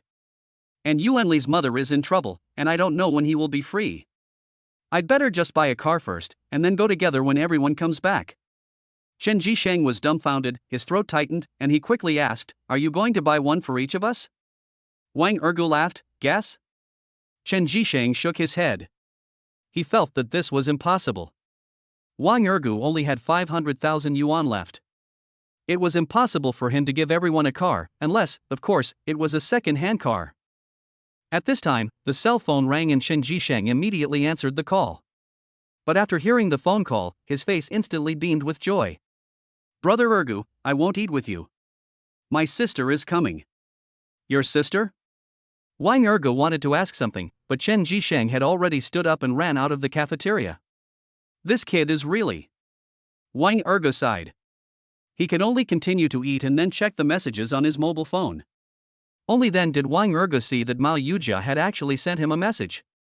After hesitating for a moment, Wang Ergu smiled jokingly and immediately replied to Mao Yujia. Okay, since this is all your fault, then remember to treat me to a meal the day after tomorrow. Unexpectedly, Mao Yujia on the other end replied immediately. Don't worry, Brother Ergu, I will definitely treat you to a meal.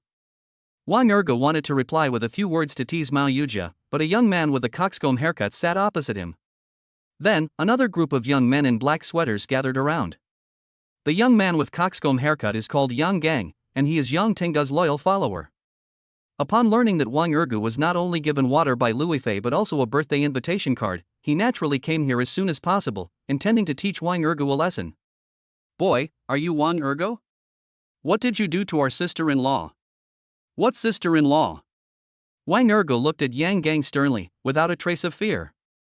Because he could see at a glance that people like Yang Gang were similar to Luodao, both were just lackeys. If he didn't want to take action, he could let Luo Ming come over, but considering that this was a school, he naturally wouldn't let Luo Ming come in and cause trouble. Yang Gang frowned, his face darkened instantly. Boy, are you pretending to be confused? I'm talking about my sister-in-law Lu Fei, this year's new school beauty. Wang Ergu shook his head, his face full of joking, but I heard that Lu Fei is still single. When did she become your sister-in-law? How come I didn't know? You. Yang Gang was furious. He didn't expect Wang Ergu to be so eloquent. This was the first time someone had made him so angry. However, he came here to stand up for Yang Tengda, so naturally he would not give up attacking Wang Ergu just because of this. Boy, Lu Fei is the woman that our Master De has set his eyes on. You should know your place. Don't get close to her in the future. Otherwise, you will be dead. Wang Ergu sneered, what if I don't know what's good for me? Yang Gang was startled, then his face turned sullen and he said sternly, you are looking for death. You can't blame me for this.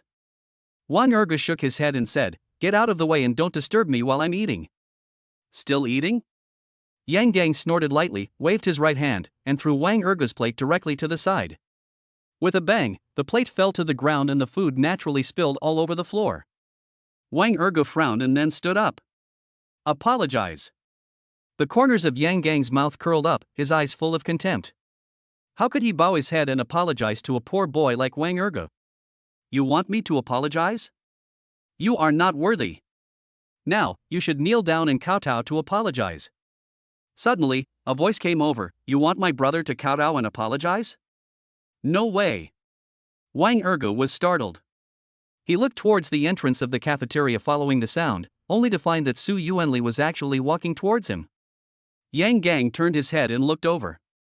His face darkened instantly. Who are you? How dare you come here and yell at me? Su Yuanli snorted and strode to Wang Ergu's side. I am Wang Ergu's brother. If you want to touch my brother, then ask me for my consent. Yang Gang's face froze. It was okay for him to be yelled at by Wang Ergu, but this Su Yuanli actually came and yelled at him? It's simply not giving him face. Wang Ergu sighed and patted Su Yuanli on the shoulder. Why are you back? Su Yuanli nodded and smiled at Wang Ergu. I've already dealt with my mother's affairs, so I came back naturally. Besides, we are brothers, how can I watch you being bullied? Wang Ergu smiled faintly, then looked at Yang Gang sharply. That's right. Our brothers. However, these weaklings can't hurt me, Wang Ergu. Hateful. Yang Gang shouted angrily, then waved to the young men in black sweaters around him. What are you still standing there for? Come on, everyone. The young men in black sweaters received the order, clenched their fists, and attacked Wang Ergu and Su Yuanli. Su Yuanli kicked a young man in a black sweater away and then pounced towards Yang Gang. When Wang Ergu saw this, he immediately rushed forward to assist Su Yuanli and knocked away all the young men in black shirts who were surrounding him. All of a sudden, the whole cafeteria was in an uproar. The students sitting near Wang Ergu all avoided him, but they were instantly attracted by Wang Ergu's skills. Su Yuanli and Yang Gang were wrestling with each other, which seemed too normal. After all, ordinary fights between boys just wrestled with each other, which was no different from girls pulling hair. But Wang Ergu's every move was extremely swift and his attack power was astonishing. Basically, he could knock down a person with just one move, just like in a kung fu movie. Just one person knocked down all the more than 10 people brought by Yang Gang. The moment Wang Ergu steadied himself, everyone was stunned. Even Yang Gang and Su Yuanli, who were still fighting, were stunned. No one could have imagined that Wang Ergu would be so powerful, just like a kung fu king. It was unbelievable. Release. Wang Ergo yelled at Yang Gang. Yang Gang trembled all over and quickly let go of Su Yuanli's clothes, which he was holding, and was suddenly at a loss. Wang Ergo reached out his hand and pulled Su Yuanli aside. I told you that these weaklings can't bully me, but you still don't believe me. Su Yuanli was extremely excited. He really didn't know that Wang Ergo was so skilled. For a moment, he was extremely curious. How did Wang Ergo suddenly become so powerful? Wang Ergo waved his finger at the young men in black sweaters on the ground, then made a gesture to Yang Gang. Why don't you take your people and get out? Do you want to stay and get beaten? If that's the case, then I can help you. Yang Gang's face changed, and he naturally didn't dare to stay. He immediately waved to the young men in black sweaters and ran out of the cafeteria as if escaping. Su Yuanli watched Yang Gang and the others leave, and then heaved a sigh of relief. He then turned to Wang Ergo and asked, What happened to you? How did you become so powerful? Wang Ergo smiled faintly, glanced around at the crowd, and quickly suggested, Let's go back to the dormitory and talk about it. Chapter 41 Sorry Second Miss. Su Yuanli nodded to Wang Ergo, and they left the cafeteria together. In a corner outside the cafeteria, Yang Gang looked at the backs of the two people and his face suddenly became gloomy. Damn it! A poor loser actually beat me up? I must get back at him. So Yang Gang took out his cell phone and made a call. Brother Hu, I was beaten up by someone. That guy was so arrogant. You must take charge of this matter for me. After Yang Gang finished the call, a sullen voice of a strong man came from the other end, Okay. Follow him tomorrow, see where he goes, and then call me. Yes, Brother Tiger. Yang Gang grinned grimly and suddenly felt that he had hope of taking revenge on Wang Ergo. After finishing the call, Yang Gang was about to leave when he found his cell phone ringing.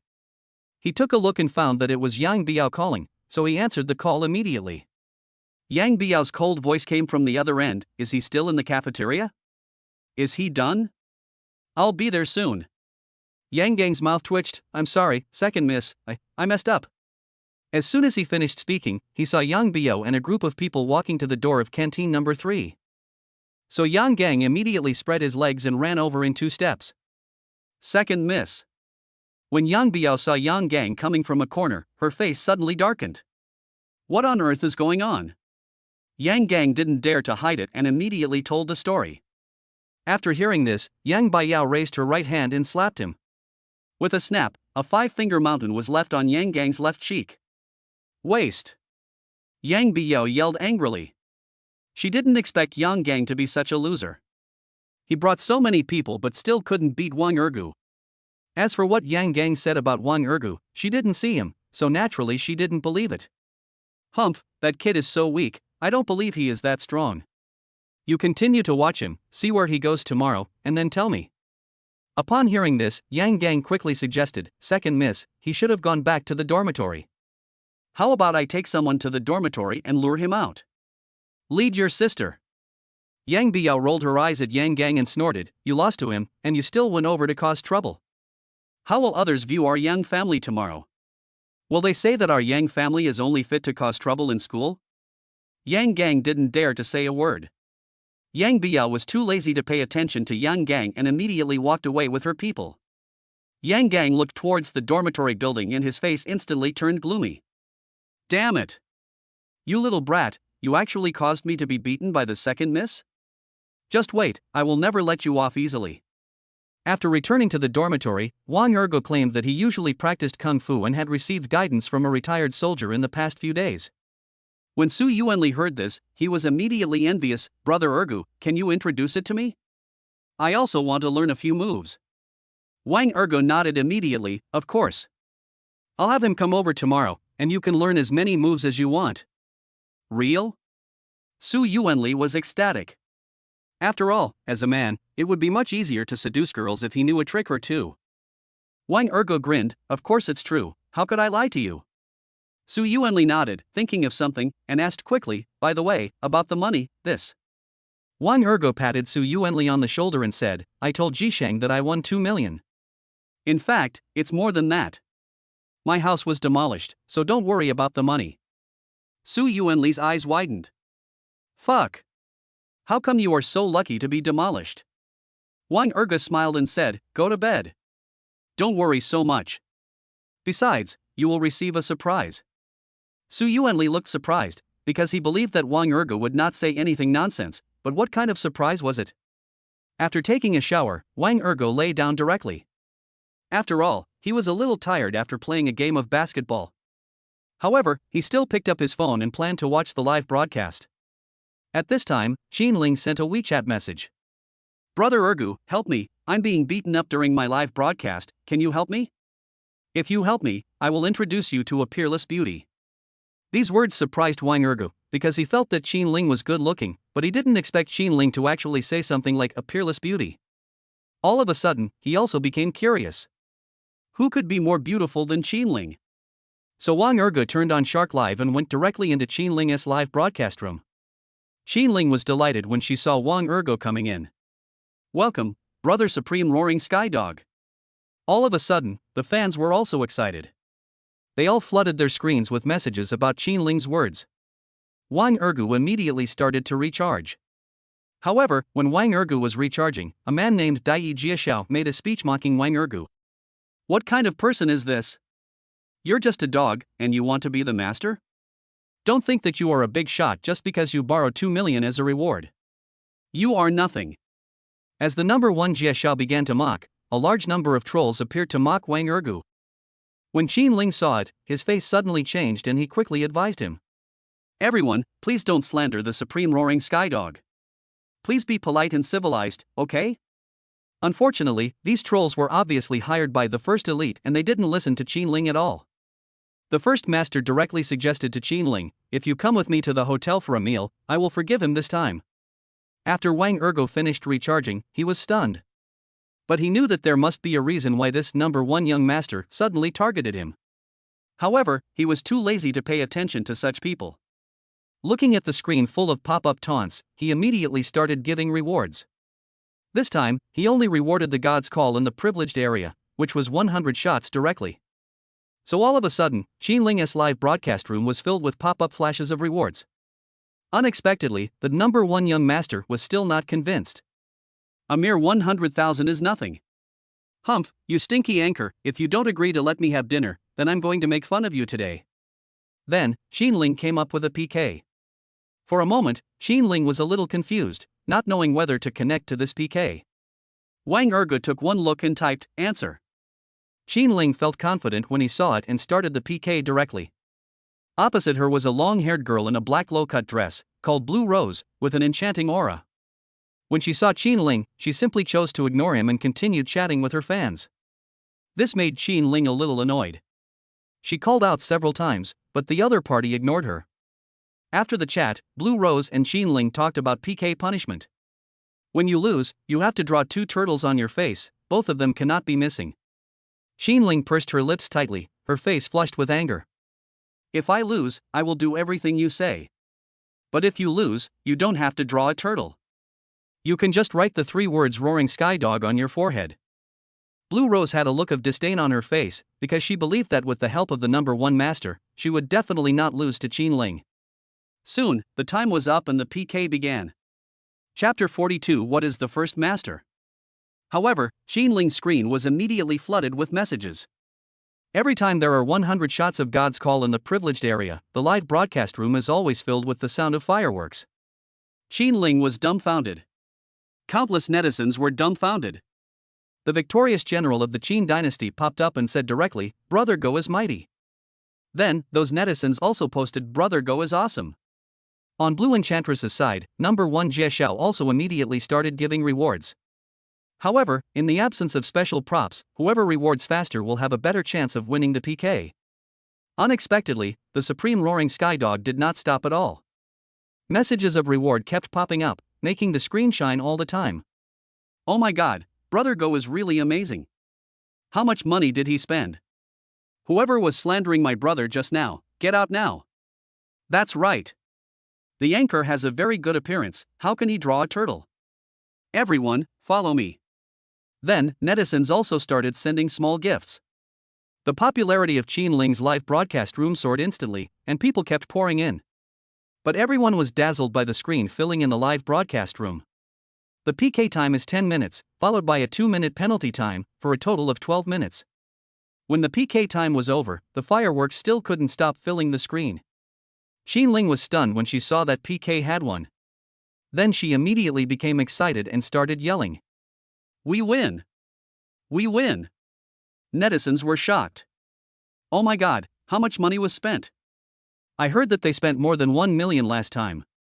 Live streaming is actually in a downturn now, and there are fewer wealthy people. Even if there are rich people, they only watch the top anchors. This anchor is just a new anchor. 1 million is enough to take the first place in the regional hourly ranking, but now, it should be more than just the regional hourly ranking, right?" As Ling's fans continued to speak out to congratulate Ling, other netizens also began to lick Wang Ergu's boots. "Brother Go, is your thigh still missing a part?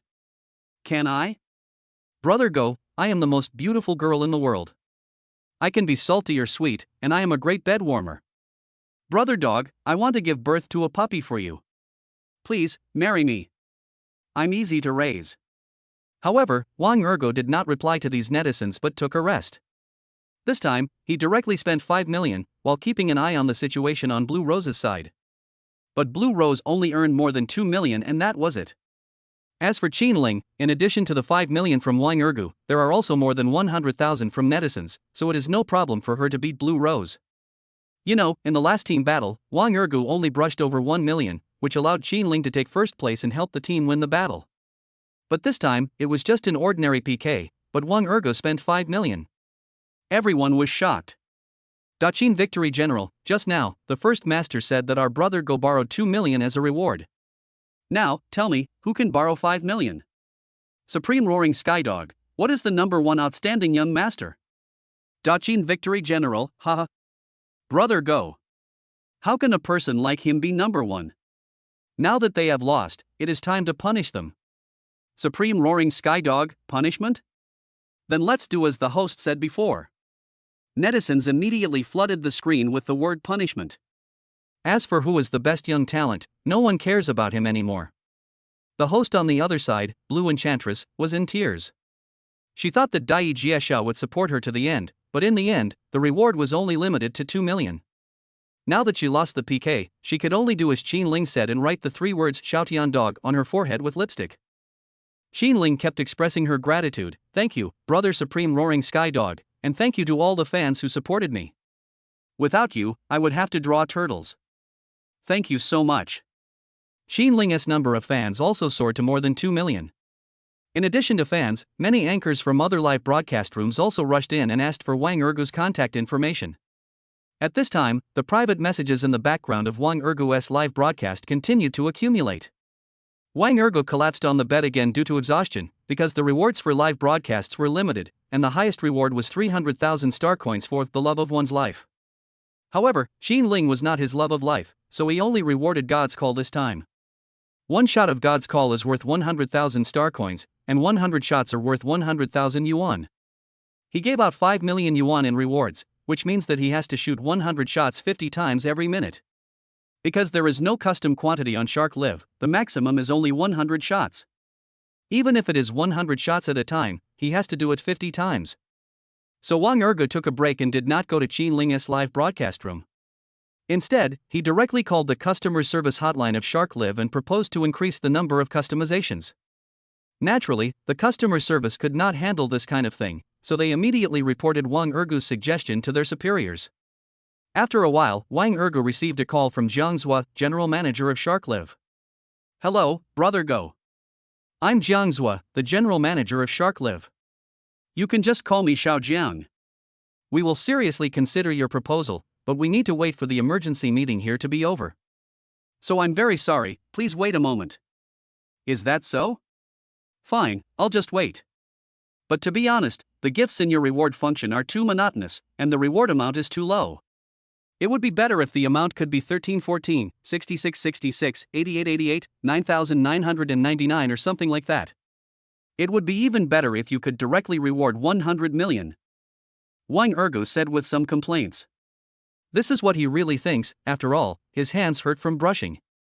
Brother Go, since the country has been fighting against money laundering, there are still some restrictions in this regard. 10 million in rewards per day is already the upper limit. But don't worry, we will take a positive approach and see if we can comply with the policy and come up with a reasonable plan. When Wang Ergo heard Jiang Zhua say this, he suddenly understood. After all, some people like to launder money, so there is a reason why rewards are limited. In that case, you can do whatever you want. Don't worry, I will still reward you in the future. Thank you for your support, I won't bother you anymore. I wish you a happy life. Jiang Zhua hung up the phone. Wang Ergo took a look at the messages on his mobile phone and found that Qin Ling had sent him many WeChat messages. In addition to the words of thanks, there was also a photo. Brother Go, this is my roommate. When she is free, I will introduce her to you. Wang Ergo immediately replied, sure. But you can't tell anyone about the reward tonight, and you can't tell anyone that it was me. Do you understand? Understood, Brother Go. Then next time there's a team battle, can I still ask you for help? Of course. It's just too tiring to brush the charts. I've already discussed it with Jiang Zhua, the general manager of Shark Live. If we can't brush 100 million at a time, it would be good if we can brush 10 million at a time with one click. Fuck. 100 million at a time? Brother Go, please don't mess around. I'm just an ordinary anchor. You're forcing me to the top. Chapter 43. I'm interested in Su Yuanli. In room 505 of the girls' dormitory, Qin Ling was very excited. If Wang Ergo gave her 100 million at once, she would really be at the peak of her life. Although she didn't know whether Wang Ergo could really make 100 million, she had already determined that Wang Ergo must be a super rich second generation. No matter what happens in the future, Wang Ergo will be his financial sponsor.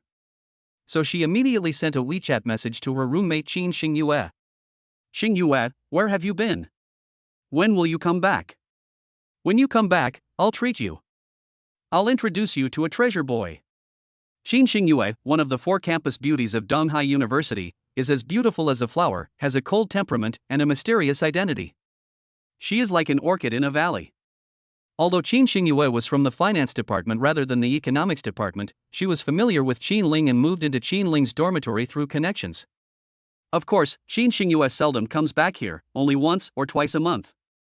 As soon as she sent the WeChat message, she received a reply from the other end, which was just 2 words, I'm busy. Qin Ling frowned, why don't you have time? I got 5 million for the live broadcast. It's a real treat, I'm not lying to you. The other end immediately replied, got it. I'll go back to school to find you after I finish my work here in a few days. Qin Ling wanted to ask something when Su Haiyan and Lin Xuanxiang rushed in. When the two saw Qin Ling, they immediately went forward and hugged Qin Ling. Linger, you are so amazing. I was right about you. Su Haiyan laughed. Qin Ling, we all saw it. What's going on with you? How much reward did Roaring Sky Dog give tonight? Lin Xuanxiang asked nervously. Let me go. Qin Ling broke free from the two and looked at them fiercely. Are you trying to murder your husband? Su Haiyan laughed and said, I want you to treat me. Lin Xuanxiang pleaded, Lingling, please tell me first, how much did you give as a reward? Qin Ling raised her head proudly and then stretched out a hand. The two were stunned for a moment. Lin Xuanxiang was even more exaggerated and knelt down in front of Qin Ling. My beloved, my living expenses will depend on you from now on. Qin Ling pursed her lips and held Lin Xuanxiang's chin with her hand. A small living allowance makes you so humble? Do you know that my sponsor just told me that he will give me 100 million next time? 100 million?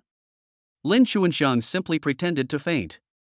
Su Haiyan also knelt down in front of Qin Ling. I really didn't misjudge you. You didn't let me down. But, is what you said true or false? He wants to reward 100 million?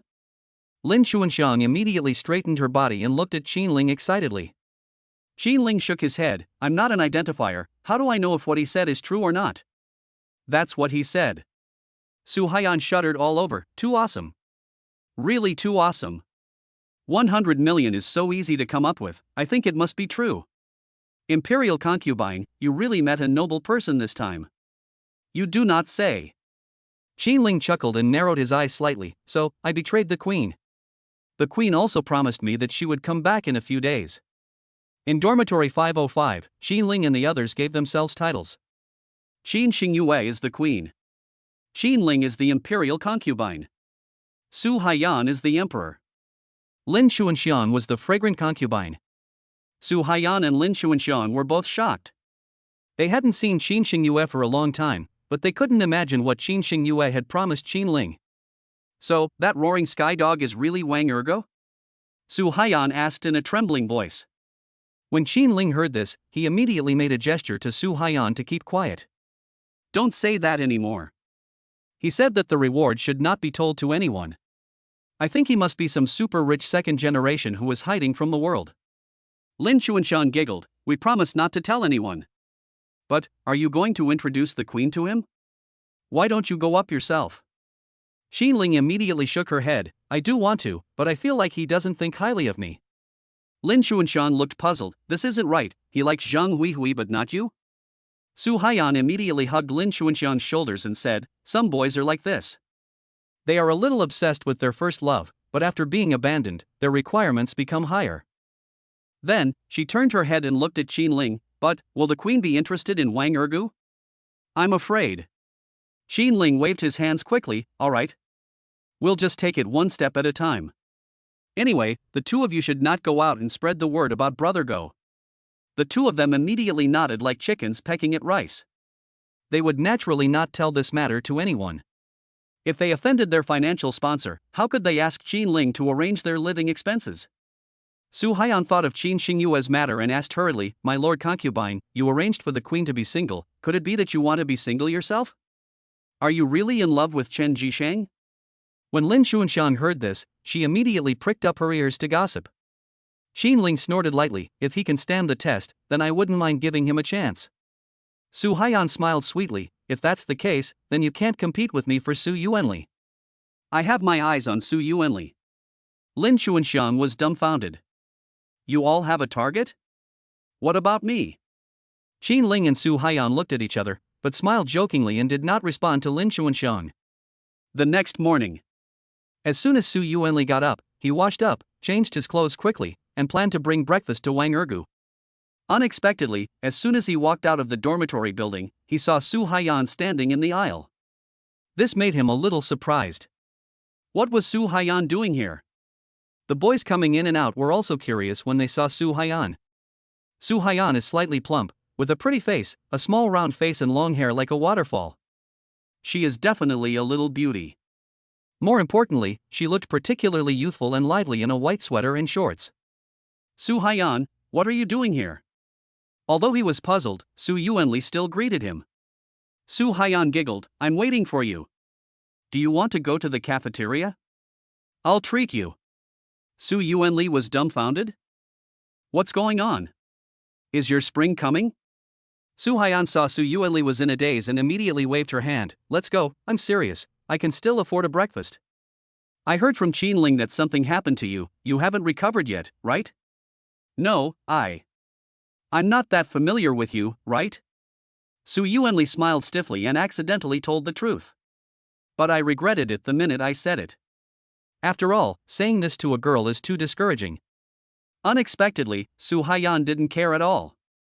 We weren't familiar with each other before, but it's not too late to get to know each other now. Besides, Chen Jisheng from your dormitory has been pursuing our Qin Ling. We will have many opportunities to meet in the future. Besides, I don't like Chen Jisheng, who is a talkative guy. I like honest people like you. Chapter 44 We Buy a Car. Su Yuanli was dumbfounded again. This Su Haiyan actually confessed to me? Dream. I must be dreaming. I must be still asleep, otherwise, how could such a good thing as a girl confessing to me? However, when Su Haiyan saw Su Yuanli didn't say anything, she took Su Yuanli's left hand and walked towards canteen number 3. Let go. Su Yuanli suddenly felt very embarrassed. He just wanted to buy breakfast for Wang Ergu and never thought that he would have a romantic encounter. But he still pushed Su Haiyan away because he was not used to being held by a girl like this, and besides, he had no relationship with Su Haiyan. Su Haiyan was stunned. She didn't expect that she would be dumped. I'm sorry, Su Yuanli, I just wanted to treat you to breakfast. Su Yuanli frowned and said as he walked, Su Haiyan, you want to know about Brother Ergu, right? I advise you to give up this idea. I will not betray Brother Ergu. Su Haiyan quickly caught up with Su Yuanli and waved to explain, I'm not. I really want to be friends with you. Can't we even be friends? Su Yuanli looked at Su Haiyan with a puzzled look. He felt that Su Haiyan was a good person, so he nodded in the end. After returning to the dormitory from the cafeteria, Su Yuanli wanted to tell Wang Ergu about Su Haiyan, but saw that Wang Ergu was still sleeping soundly. He didn't dare wake up Wang Ergu and could only wait by the side. Wang Ergu was woken up by the alarm clock. When he got up, he saw Su Yuanli sitting next to him and was shocked. Yuanli, what are you doing sitting next to me? Su Yuanli quickly recounted the story. Wang Ergu laughed. Yuanli, you are lucky in love. I think Su Haiyan is a good choice. She is not only beautiful but also lively, which is the exact opposite of you. Your personalities complement each other. Su Yuanli smiled awkwardly. Brother Ergu, please stop joking with me. How can I be worthy of her? Wang Ergu's smile faded and he rolled his eyes at Su Yuanli. I don't like what you said. There's no such thing as worthy or not worthy. Girls are won by chasing. Come on, I'm rooting for you. Su Yuanli suddenly didn't know what to say. Since Wang Ergu supported him in pursuing Su Haiyan, he naturally chose to listen to Wang Ergu and pursue her first. At noon, after school, Wang Ergu and Su Yuanli had a quick meal in the cafeteria and left the school together. Because Wang Ergu decided to buy a car today. Although Zhao Taishan gave him an Audi R8, he still wanted to buy a more expensive sports car. After all, he has already set up an investment company with Jiang Hani, so he must have a cooler sports car to show off. Soon, the two arrived at the famous New Era Automobile Commercial Center City in Biichua District. This mall has all kinds of cars. When the two came in, they found that there were a lot of consumers today, so they had no one to greet them. Su Yuanli looked at the cars in the exhibition hall and felt dazzled. He quickly grabbed Wang Ergu's right arm and said, Brother Ergu, what kind of car are you planning to buy? Wang Ergu raised his hand and put his arm around Su Yuanli's shoulders. I have a driver's license. Do you have one? Su Yuanli nodded. I passed the driving test when I graduated from high school. What? Are you planning to buy a car and lend it to me for a few days? Wang Ergu rolled his eyes at Su Yuanli and said, Borrow your ass. I'm not the one buying a car today. We're the ones buying a car. You can go and look at all the cars here. You must pick a sports car that costs more than 2 million. If it's cheaper than an Audi R8, don't even look at it. Su Yuanli was stunned. More than 2 million? Wang Ergu nodded, of course. But don't look for a salesperson, go and choose first, and if you like it, I'll pay for it. Su Yuanli's throat tightened and his whole body trembled slightly. Are you serious? You're going to give me a sports car? Wang Ergu sighed. Originally I was planning to have everyone in our dormitory come over to buy one, but unfortunately Chen Jisheng and Kai Jianming are not available. Forget it, let them choose their own car next time. After saying that, Wang Ergu patted Su Yuanli on the shoulder, then turned around and walked away, leaving Su Yuanli standing there in a daze. Soon, Wang Ergu walked to an orange Lamborghini Huracan in the exhibition hall. There were also a lot of consumers gathered here, all holding their mobile phones and taking pictures of the Lamborghini Huracan. This car is great. Wang Ergu exclaimed, then immediately waved to a slightly plump female salesperson beside him. Come here, I want to ask, how much does this car cost? Unexpectedly, the female salesperson glanced at Wang Ergu and ignored him completely. Instead, she turned and walked towards a bald middle-aged man in a silver-gray suit. Wang Ergu frowned and was about to run to find other salespeople, but when he turned around, he bumped into a slim female salesperson. The female salesperson's name was Chu Kaihong. She fell to the ground, looking very embarrassed. There was an uproar all around, and everyone looked at Wang Ergu. Wang Ergu immediately reached out his hand to Chu Kaihong, pulled her up, and said with a wry smile, I'm sorry, I didn't mean it. Chu Kaihong smiled and said, It's okay. I ran too fast and didn't see clearly.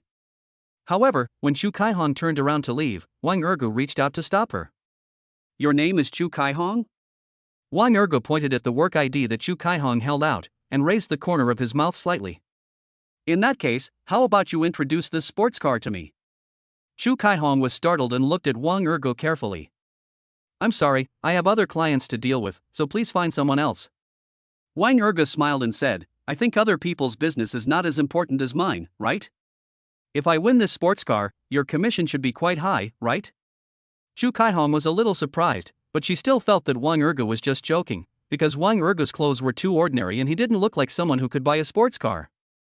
But she felt that Wang Ergu was more like a student. Are you a student? Wang Erge nodded, that's right. I'm a student at Donghai University. You don't have a rule that students can't buy cars, do you? If so, my trip would be in vain. Chu Kaihong chuckled. She didn't have time to waste with Wang Ergu because her family introduced a wealthy businessman to come here to buy a car to increase her sales. At this time, the female salesperson who had ignored Wang Ergu before came over. She glanced at Wang Ergu and then looked at Chu Kaihong with disdain. Chu Kaihong, you hang out with this kind of poor bastard at work? Even with this, you still dream of surpassing me in performance? Chu Kaihong frowned. Jin Shinmei, I'm doing my job well, you don't need to tell me what to do. Chapter 45, A Poor Man Also Wants to Buy a Car. Jin Shinmei narrowed her eyes and sneered, I'm just kindly reminding you. If your performance this month doesn't meet the target, you won't get your bonus and you'll be fired. Tell me, can you raise the money for your sick father's surgery? Chu Caihong's face darkened. Jin Shinmei, I'm warning you, you said I can do it, but don't bring my dad with you, otherwise, don't blame me for being rude. Okay. Jin Shinmei raised her hands, pretending to surrender, but her face was full of mockery. You want to surpass me in performance by looking for this poor bastard? Don't be so naive. Mr. Zhang has just reserved a Mercedes-Benz S-Class from me. It's the top model, and it costs more than 2 million yuan. And you, forget about achieving any results this month. I will make sure you lose everything. Chu Kaihong was so angry that her face turned red, and she didn't know how to refute Jin Shinmei. But after looking at Wang Ergu, she immediately waved her hand, signaling Wang Ergu to go away. At this time, the bald middle-aged man walked over. He glanced at Chu Kaihong, then raised the corners of his mouth, and his face looked extremely wretched. Salesman Jin, is this your colleague Chu Kaihong who has always been against you? She looks really good, with her small waist and butt, and long legs, wow. Jin Shinmei immediately stepped forward and flattered the middle-aged man. Mr. Zhang, you can't be biased towards her. I am the one who truly serves you. The middle-aged man was the client entertained by Jin Shinmei, Zheng Jifu. Seeing Chu Caihong's indignant face, he couldn't help but feel something in his heart. I wonder what would happen if this woman got into my bed. Chu Kaihong snorted coldly. Jin Shinmei, as long as they are clients that you like, I don't like them at all. When Jin Shinmei heard this, she frowned instantly. Chu Kaihong, what do you mean? You still look down on Mr. Zhang? Do you think that a poor bastard like him can be better than Mr. Zhang? Wang Ergo saw that he was implicated again, so he sneered and shook his head at Jin Shinmei. Jin Shinmei found that Wang Ergo was sneering, and she immediately looked unhappy. She even raised her finger and pointed at Wang Ergo's nose. What are you laughing at, you poor bastard? How can you compare yourself to General Zhang? For someone like you, I'm afraid you can't even afford a wheel. Chu Kaihong saw this and quickly came to Wang Ergo's rescue. Jin Shinmei, that's enough. I have no objection if you want to target me, but I am a consumer, you can't treat me like this. Jin Shinmei laughed and looked at Wang Ergo with disdain. Him? A consumer? Chu Kaihong, you are so stupid. Do you think he can buy a car? He's just a poor bastard, a loser. A loser can buy a car? Don't make fun of him. If he can buy a car, I will twist off Jin Shinmei's head and use it as a chamber pot for him, and I will kneel down and call him daddy. Wang Ergo said calmly, I don't like people pointing at me like this, and you don't deserve to point at me like this. Besides, what's wrong with being a loser? What's wrong with being a poor bastard? Does the auto city here stipulate how much money each person must have before they can come here to buy a car? If that's the case, then you guys put up a sign and I promise I won't come in again. Jin Shinmei was stunned. She didn't expect Wang Ergo to be so eloquent. There would naturally not be such a notice in the auto city here. If it were so early, the auto city would probably have closed down directly. However, she was naturally unwilling to be bullied by a poor scoundrel like Wang Ergo. You poor bastard, you think you can buy a Lamborghini Huracan? You come here just to look around, take pictures, and then go back and brag about it. I guess you've already taken the photo by now, so get out of here and don't bother us here. Zhang Jifu grinned, that's right, you're just a poor bastard, how dare you come here to see a Lamborghini sports car? Can you afford one? Wang Ergo's face turned stern, and then he turned his gaze to Zhang Jifu, and said arrogantly, a poor bastard also wants to buy a car, what's wrong with that? Don't you even dare to think about it? If you can do it, come on. Zhang Jifu was stunned and instantly looked embarrassed. Bullshit. He doesn't have enough money to buy this Lamborghini Huracan sports car because he doesn't have more than 4 million. In addition to paying off his car loan and mortgage, he has recently been supporting 2 mistresses and is almost in debt. This time he came here because a lover insisted that he change his car or she would have an abortion. He is the only son in the family, and his wife cannot give birth to a son. The child his lover is pregnant with has been confirmed to be a son, so he naturally has to obey his lover and wait for the successful birth of a son. So he immediately curled his lips and pretended to be disdainful. Of course I can afford it. But whether I come or not is none of your business. You are a poor jerk, and you think you can compete with me? Seeing that Zhang Jifu was about to lose his temper, Jin Xinmei hurriedly comforted him. Boss Zhang, why are you arguing with such a poor jerk? How can he afford a sports car? Wang Ergu was just about to talk to Chu Kaihong about buying a car when he found Su Yuanli walking towards him with an excited look on his face.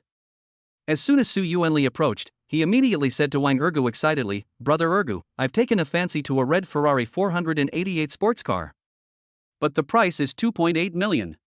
Wang Ergu was a little surprised. A Ferrari 488 sports car? Doesn't it cost more than 5 million? Chu Kaihong immediately explained, Sir, the Ferrari 488 sports car has been discontinued. The one left in our car city this time is consigned by someone else, so it only costs 2.8 million. Wang Ergu frowned, isn't this a second-hand car? Are you sure you want a Ferrari 488? Su Yuanli nodded quickly. Wang Ergu raised his lips and immediately waved to Chu Kaihong, confirm the sports car with my brother, sign the contract directly, and then I will pay. Chu Kaihong was stunned. This shocked her. This person wanted to buy a sports car for his brother? Isn't this too generous? Unexpectedly, when Jin Xinmei heard Wang Ergu, she immediately covered her lower abdomen and burst into laughter. I am dying of laughter. This is not just one poor bastard, but 2 poor bastards. One of them cannot afford a sports car, but he wants to buy one for another poor bastard? When Su Yuanli heard this, his brows knitted together instantly. He raised his finger and pointed at Jin Xinmei, and shouted, Who are you calling a poor jerk, woman? Wang Ergu waved his hand and said, Yuanli, come over here and sign the car purchase contract with this salesperson, then bring the card reader over and I'll pay. Su Yuanli nodded immediately, Yes, Brother Ergu. Chu Kaihong was a little confused. She felt that she couldn't see through Wang Ergu, but seeing Jin Xinmei's look, she decided to take a gamble. So, Chu Kaihong and Su Yuanli walked away. Jin Xinmei raised her finger and pointed at Wang Ergu's nose again, If you can afford a Ferrari 488, I will not only kneel down and call you daddy, but also learn to bark like a dog on the ground. Wang Ergu raised his lips, Remember your words, you'd better do what you say. At this time, a cry of surprise came towards this side. What's going on here? Chapter 46 Business Goddess Xiaomengting. A melodious and sweet voice of a young woman sounded, causing Wang Ergu's heart to waver. The onlookers made way and 2 tall beauties walked towards Wang Ergu. The beauty in the front has long, slightly curly chestnut hair, an exquisite oval face that seems to have been carved by God, skin as white as snow, and a plump and charming figure. She was wearing an off-white casual suit with a deep V-neck sweater, which was very suggestive, but her jade feet were wearing a pair of silver high heels. The beauty behind has medium-length black hair and an oval face. She is pretty, has fair skin, and a slim figure. She was wearing a black 0L professional suit and a high-neck shirt.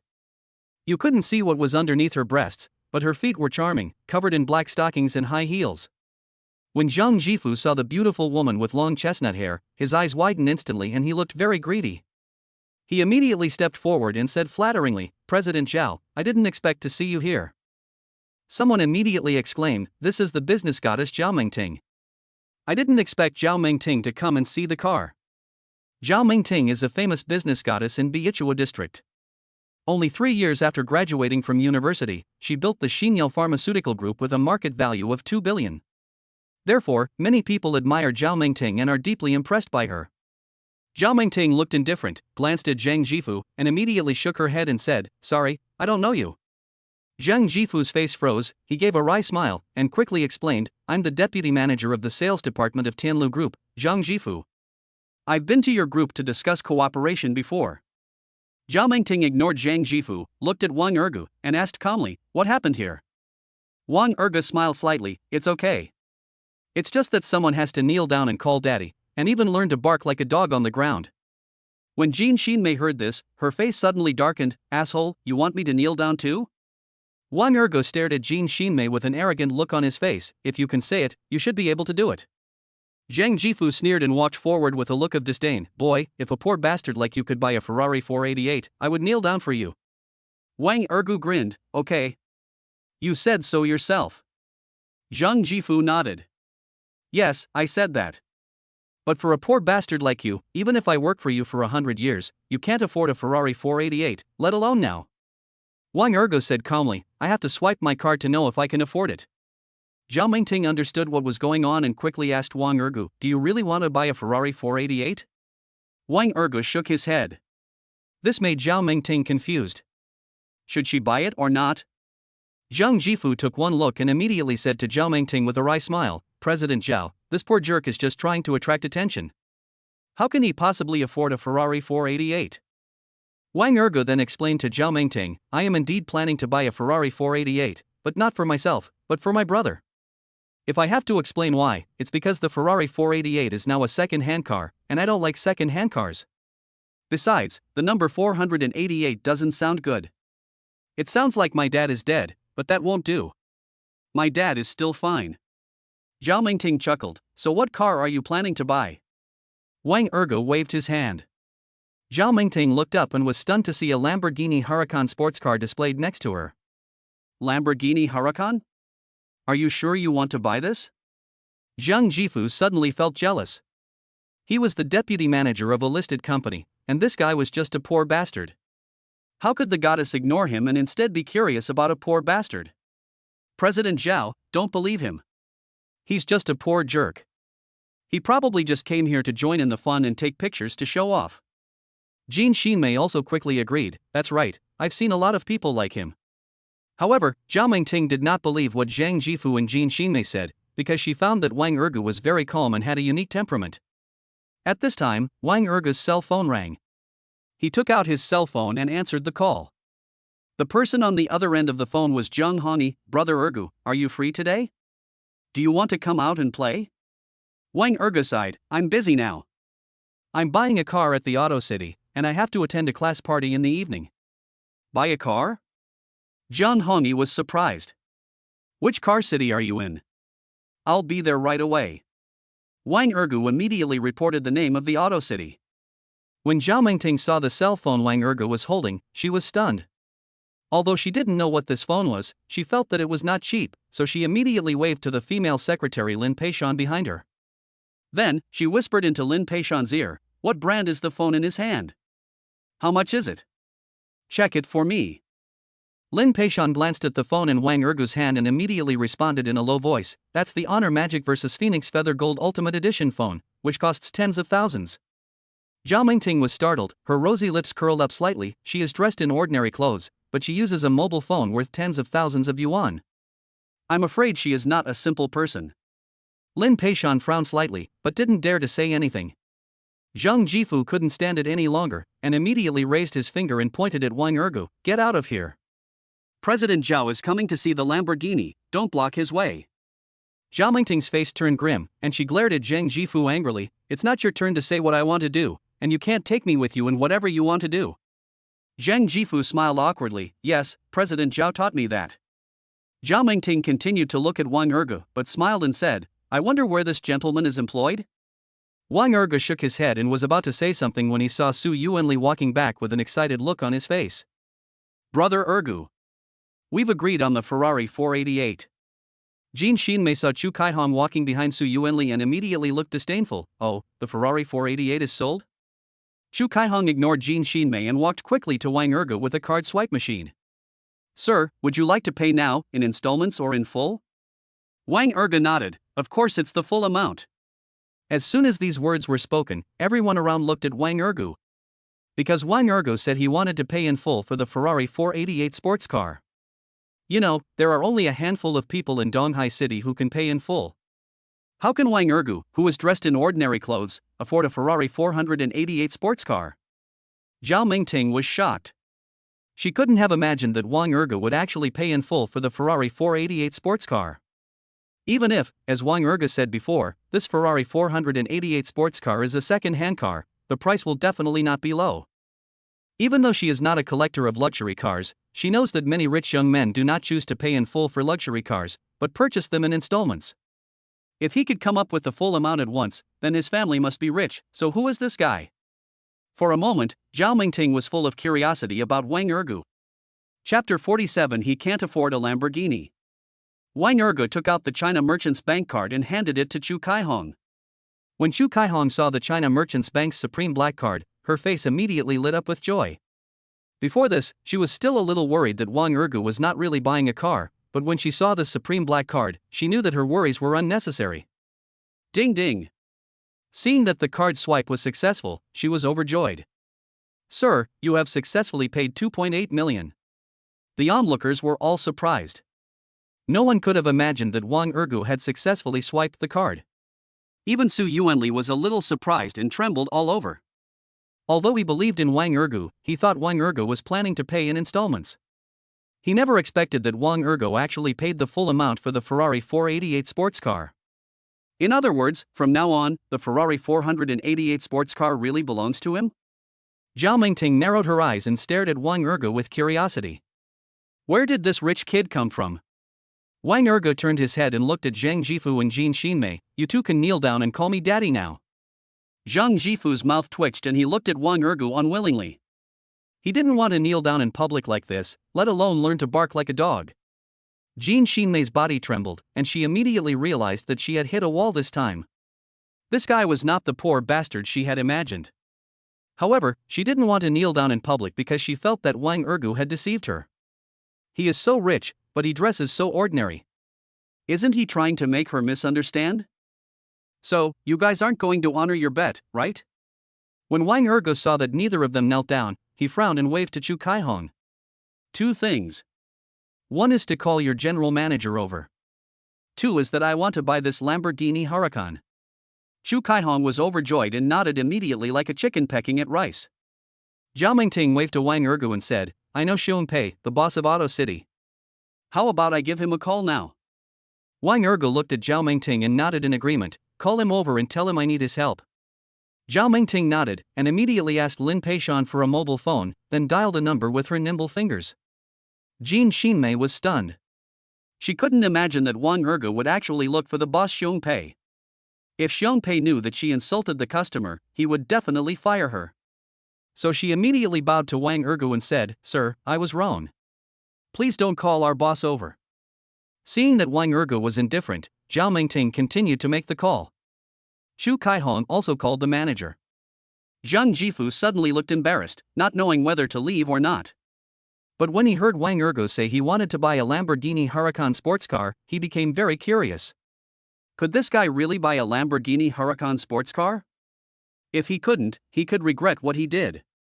When Jin Xinmei saw that Wang Ergu didn't say anything, she immediately looked at Zhang Jifu and pleaded, Boss Zhang, please help me beg for mercy.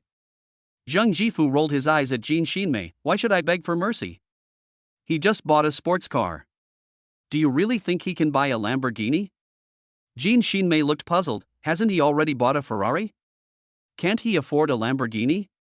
Zhang Jifu smiled contemptuously. I have to ask you this. The Ferrari is only second-hand, but this Lamborghini costs more than 4 million. Who can easily come up with more than 4 million? So, he can't afford a Lamborghini. Jin Xinmei suddenly realized, so, this 2.8 million may be all his assets? Zhang Jifu nodded, that's right. So we don't have to be afraid of him. Buying a second-hand car is nothing. Jin Xinmei suddenly felt that it made sense and secretly breathed a sigh of relief. Su Yuanli approached Wang Ergu and asked excitedly, Brother Ergu, you want to buy a Lamborghini, why did you ask this beauty to call the owner of the car city over? Wang Ergu smiled faintly, what's a Lamborghini? Su Yuanli was stunned. He didn't know what to say. He can't figure out the current Wang Ergu at all. Although he doesn't know where Wang Ergu's money comes from, he believes that Wang Ergu will definitely not break the law. Since it is not illegal, he will naturally support Wang Ergu in doing anything. Soon, a middle-aged man in a black suit ran over. When Chu Kaihong saw the middle-aged man, she immediately nodded and said, Manager Chen. The middle-aged man was the general manager of the Auto City, Chen Haiwa. When Chen Haiwa saw Chu Kaihong, his face lit up instantly, and he quickly asked, Chu Kaihong, who wants to buy a Lamborghini Huracan? Chu Kaihong immediately pointed to Wang Ergu and said to Chen Haiwa, it's this gentleman. He also bought the Ferrari as a gift for his brother Su Yuanli, so the Ferrari contract was signed by Su Yuanli. Chen Haiwa was shocked. He didn't expect Wang Ergu to be so generous.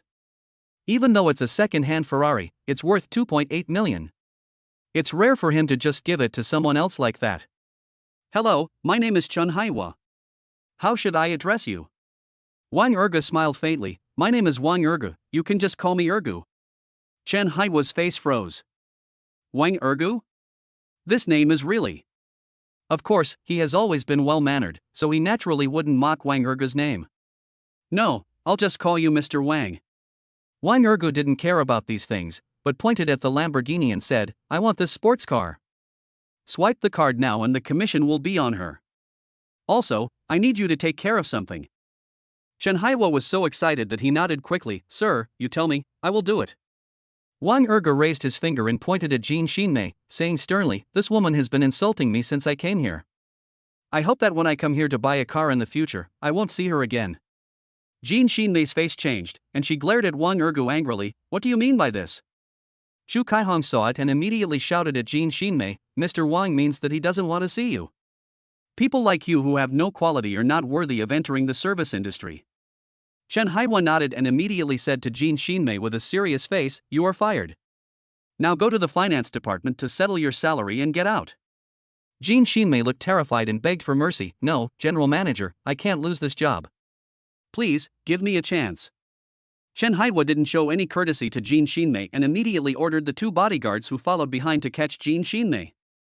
Jin Xinmei quickly turned her head and begged for mercy from Wang Ergu. Sir, I know I was wrong, please forgive me. Wang Ergu shook his head and said, I already gave you a chance, but you didn't kneel. When Jin Xinmei heard this, she immediately wanted to kneel down. I'll kneel down for you right now. Wang Ergu waved his hands with a look of disdain. If I had known this would happen, why did I do it in the first place? You'd better stop being an eyesore here. Jin Xinmei quickly shook her head. I was wrong. I shouldn't have looked down on others. Please give me a chance. Seeing Wang Ergu was indifferent, she immediately looked at Zhang Jifu and continued, Mr. Zhang, please help me. Didn't you say that he can't buy a Lamborghini? Zhang Jifu was dumbfounded. You woman, you got fired yourself, don't involve me. Chapter 48 Just call me Sister Ting. Wang Ergu looked impatient and waved at Chen Haiwa. I need 2 more sports cars, but I don't know if you can help me find them. As for this woman, you can take care of her yourself. Anyway, I don't want to see her here again. When Jin Xinmei heard this, she immediately wanted to kneel down and beg for mercy in front of Wang Ergu, but her arms were held by 2 bodyguards, and she couldn't kneel down at all. Sir, I was wrong. Please. Forgive me. Zhang Jifu's face changed and he immediately turned around and tried to sneak away. That big bald guy, and you still haven't kneeled down. I don't want to argue with women, but you. Zhang Jifu paused, turned around and looked at Wang Ergu with an embarrassed expression. Sir, I was wrong just now, just treat it as my fart and let it go. Wang Ergu walked up and slapped Zhang Jifu in the face. Zhang Jifu failed to dodge and was naturally slapped in the face, with a 5-finger mountain left on his face instantly. How dare you hit me? Wang Ergu sneered and made a gesture to Chen Haiwa. Mr. Chen, is it okay to throw them both out? No problem. Chen Haiwa quickly agreed and waved to a bodyguard. The bodyguard ran over quickly and grabbed Zhang Jifu's arm. Zhang Jifu's face darkened. He was a deputy manager. If he was thrown out of the Auto City like this, how would he live in the future? Boy, you can't throw me out. Wang Ergu was about to speak when he saw someone running towards him in a hurry. Who's causing trouble here? Everyone turned their heads and saw a tall and thin young man walking towards them. This is none other than the boss of Auto City, Xiong Pei. When Chen Haiwa saw Xiong Pei, he quickly stepped forward and gave a brief explanation. When Xiong Pei heard this, he looked at Wang Ergu in astonishment. He couldn't imagine that Wang Ergu bought 2 supercars in a row and wanted to order 2 more. Isn't he too rich? What family's eldest son is this, coming out to shop? Hello, Mr. Wang. I'm the president of Auto City, Xiong Pei. You can just call me Little Bear. Zhao Mingting walked forward and said to Xiong Pei with a smile, "President Xiong, long time no see." Xiong Pei was a little surprised when he saw Zhao Mingting. "President Zhao, I'm sorry, I made you laugh." Zhao Mingting waved her hand and looked at Wang Ergu with a playful expression. "It's okay for me, but if you can't take good care of a top customer like Mr. Wang, I will introduce him to other people in the auto city." Xiong Pei quickly put his hands together and begged for mercy. "President Zhao, please let me go. I really don't know the situation here. I usually urge them to improve their service." After saying that, he immediately glared at Chen Haiwa angrily. Chen Haiwa's face suddenly changed, and he immediately walked forward nervously and bowed his head to admit his mistake to Wang Ergu. "I'm sorry, Mr. Wang. This is all my fault. I'm not good at managing my subordinates, which led to this problem." Wang Ergu didn't care too much and immediately signaled Chen Haiwa to let the bodyguards take Zheng Jifu and Jin Xinmei away. Zheng Jifu yelled, "Boy, I am from Tianlu Group. Tianlu Group belongs to the Ji family. Are you going to offend the Ji family?" "Ji family?" Wang Ergu was stunned and frowned. "The Ji family, one of the 4 great families in Donghai City? I'm afraid of your sister. I don't even take the Ji family seriously." These words surprised everyone present. They couldn't imagine that Wang Ergu didn't even take the Ji family seriously. Zhao Mingting raised her eyebrows. This boy was so arrogant. Was he joking? Xiong Pei's cell phone rang. He answered the call and then glanced at Wang Ergu. Then he waved to the bodyguards who were holding Zheng Jifu and Jin Xinmei. When the bodyguards saw what was happening, they immediately dragged Zheng Jifu and Jin Xinmei out. Jin Xinmei didn't dare to say anything, but Zheng Jifu started yelling. "Boy, just wait for me." Chu Kaihong was overjoyed when she saw Jin Xinmei being dragged away. Because Jin Xinmei had always been against her. Now that Jin Xinmei had been fired, no one here would be against her anymore. However, Chu Kaihong discovered that Su Yuanli had been staring at her, which made her very embarrassed. But thinking that Su Yuanli was Wang Ergu's man, she naturally did not dare to scold Su Yuanli in public. Wang Ergu pointed at Chu Kaihong and made a suggestion to Chen Haiwa. "This salesperson provides good service and can be promoted. Of course, this is just my small suggestion. Whether he can be promoted or not is something that your company should evaluate." When Chen Haiwa saw it, he thought that Wang Ergu had taken a fancy to Chu Kaihong, and nodded immediately. "Don't worry, Mr. Wang. I have a performance review at the end of the month, and the person with the best performance will naturally be promoted."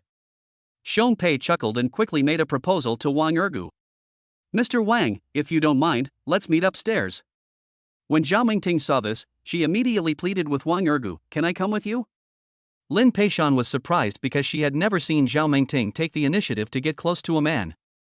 Of course, a man like Wang Ergu who was so young and rich, not to mention Zhao Mingting, she has already been attracted to him. Wang Ergu smiled and said, "Of course, no problem, let's go together." So, Wang Ergu and his group followed Xiong Pei to a reception room on the 3rd floor.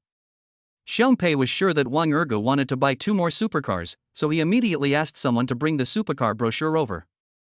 As soon as he sat down, Wang Ergu did not look at the brochure of the supercar, but looked at Zhao Mingting who followed him. "I wonder what kind of business President Zhao is in. Just call me Sister Ting."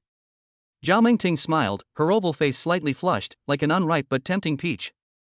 "Sister Ting." Wang Ergu was not polite and started shouting directly. After all, he thought Zhao Mingting seemed older than him. "I'm in the medicinal materials business. It was originally a small family business. Now it's barely doing well and has some achievements. The company is called Xinyao Pharmaceutical Group." Su Yuanli was immediately surprised when he heard this, Xinyao Pharmaceutical Group? "I seem to have heard of it. So, you are the legendary business goddess Zhao Mingting?" Wang Ergu glanced at Su Yuanli and said, "How did you know him? Why didn't you tell me earlier?" "No." Su Yuanli shook his head and said embarrassedly, "I don't know her, I just heard of her. Zhao Mingting is our senior from the past." This. Wang Ergu was stunned and looked at Zhao Mingting with embarrassment. He didn't expect that Zhao Mingting was actually from Donghai University. Zhao Mingting was also a little surprised. "You are my juniors? You are not, still students, right?" Wang Ergu was about to say something when Su Yuanli spoke first. "Yes, we are junior students in the Department of Economics at Donghai University. You have a photo on the alumni list at school. We admire you very much." Ergu also admires you very much. After saying that, Su Yuanli winked at Wang Ergu.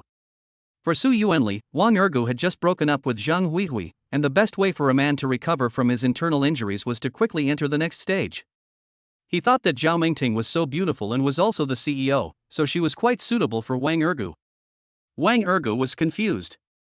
Are you trying to matchmake me with someone? Chapter 49. Then add WeChat? Zhao Mingting was deeply shocked because Wang Ergu was indeed too young. She never thought that Wang Ergu was actually a college student. If they were young masters from the upper class in Donghai City, she would have heard of them and knew them more or less, but she had never heard of Wang Ergu. So she guessed that Wang Ergu should not be a native of Donghai City. Mr. Wang, your name? When Wang Ergu saw Zhao Mingting asking, he immediately repeated what he had told Jiang Hongyi. When everyone heard this, they suddenly understood that Wang Ergu was a very loyal person. Zhao Mingting smiled sweetly. In that case, I should call you Brother Zhentian. Or I should call you Xiao Tian, you won't mind, right? Wang Ergu shook his head and said, of course not. The name is just a code name. As long as we are friends, we can call each other anything. Then add WeChat? Zhao Mingting waved to Lin Peishan and asked for her mobile phone number so that she could add Wang Ergu on WeChat. Lin Peishan was shocked. She had never seen Zhao Mingting take the initiative to add a man on WeChat. It seems that the president is looking at Wang Ergu in front of him? Although she was suspicious, Lin Peishan did not dare to delay and immediately handed a mobile phone to Zhao Mingting. Zhao Mingting took the phone and quickly opened the WeChat interface. You're sweeping me?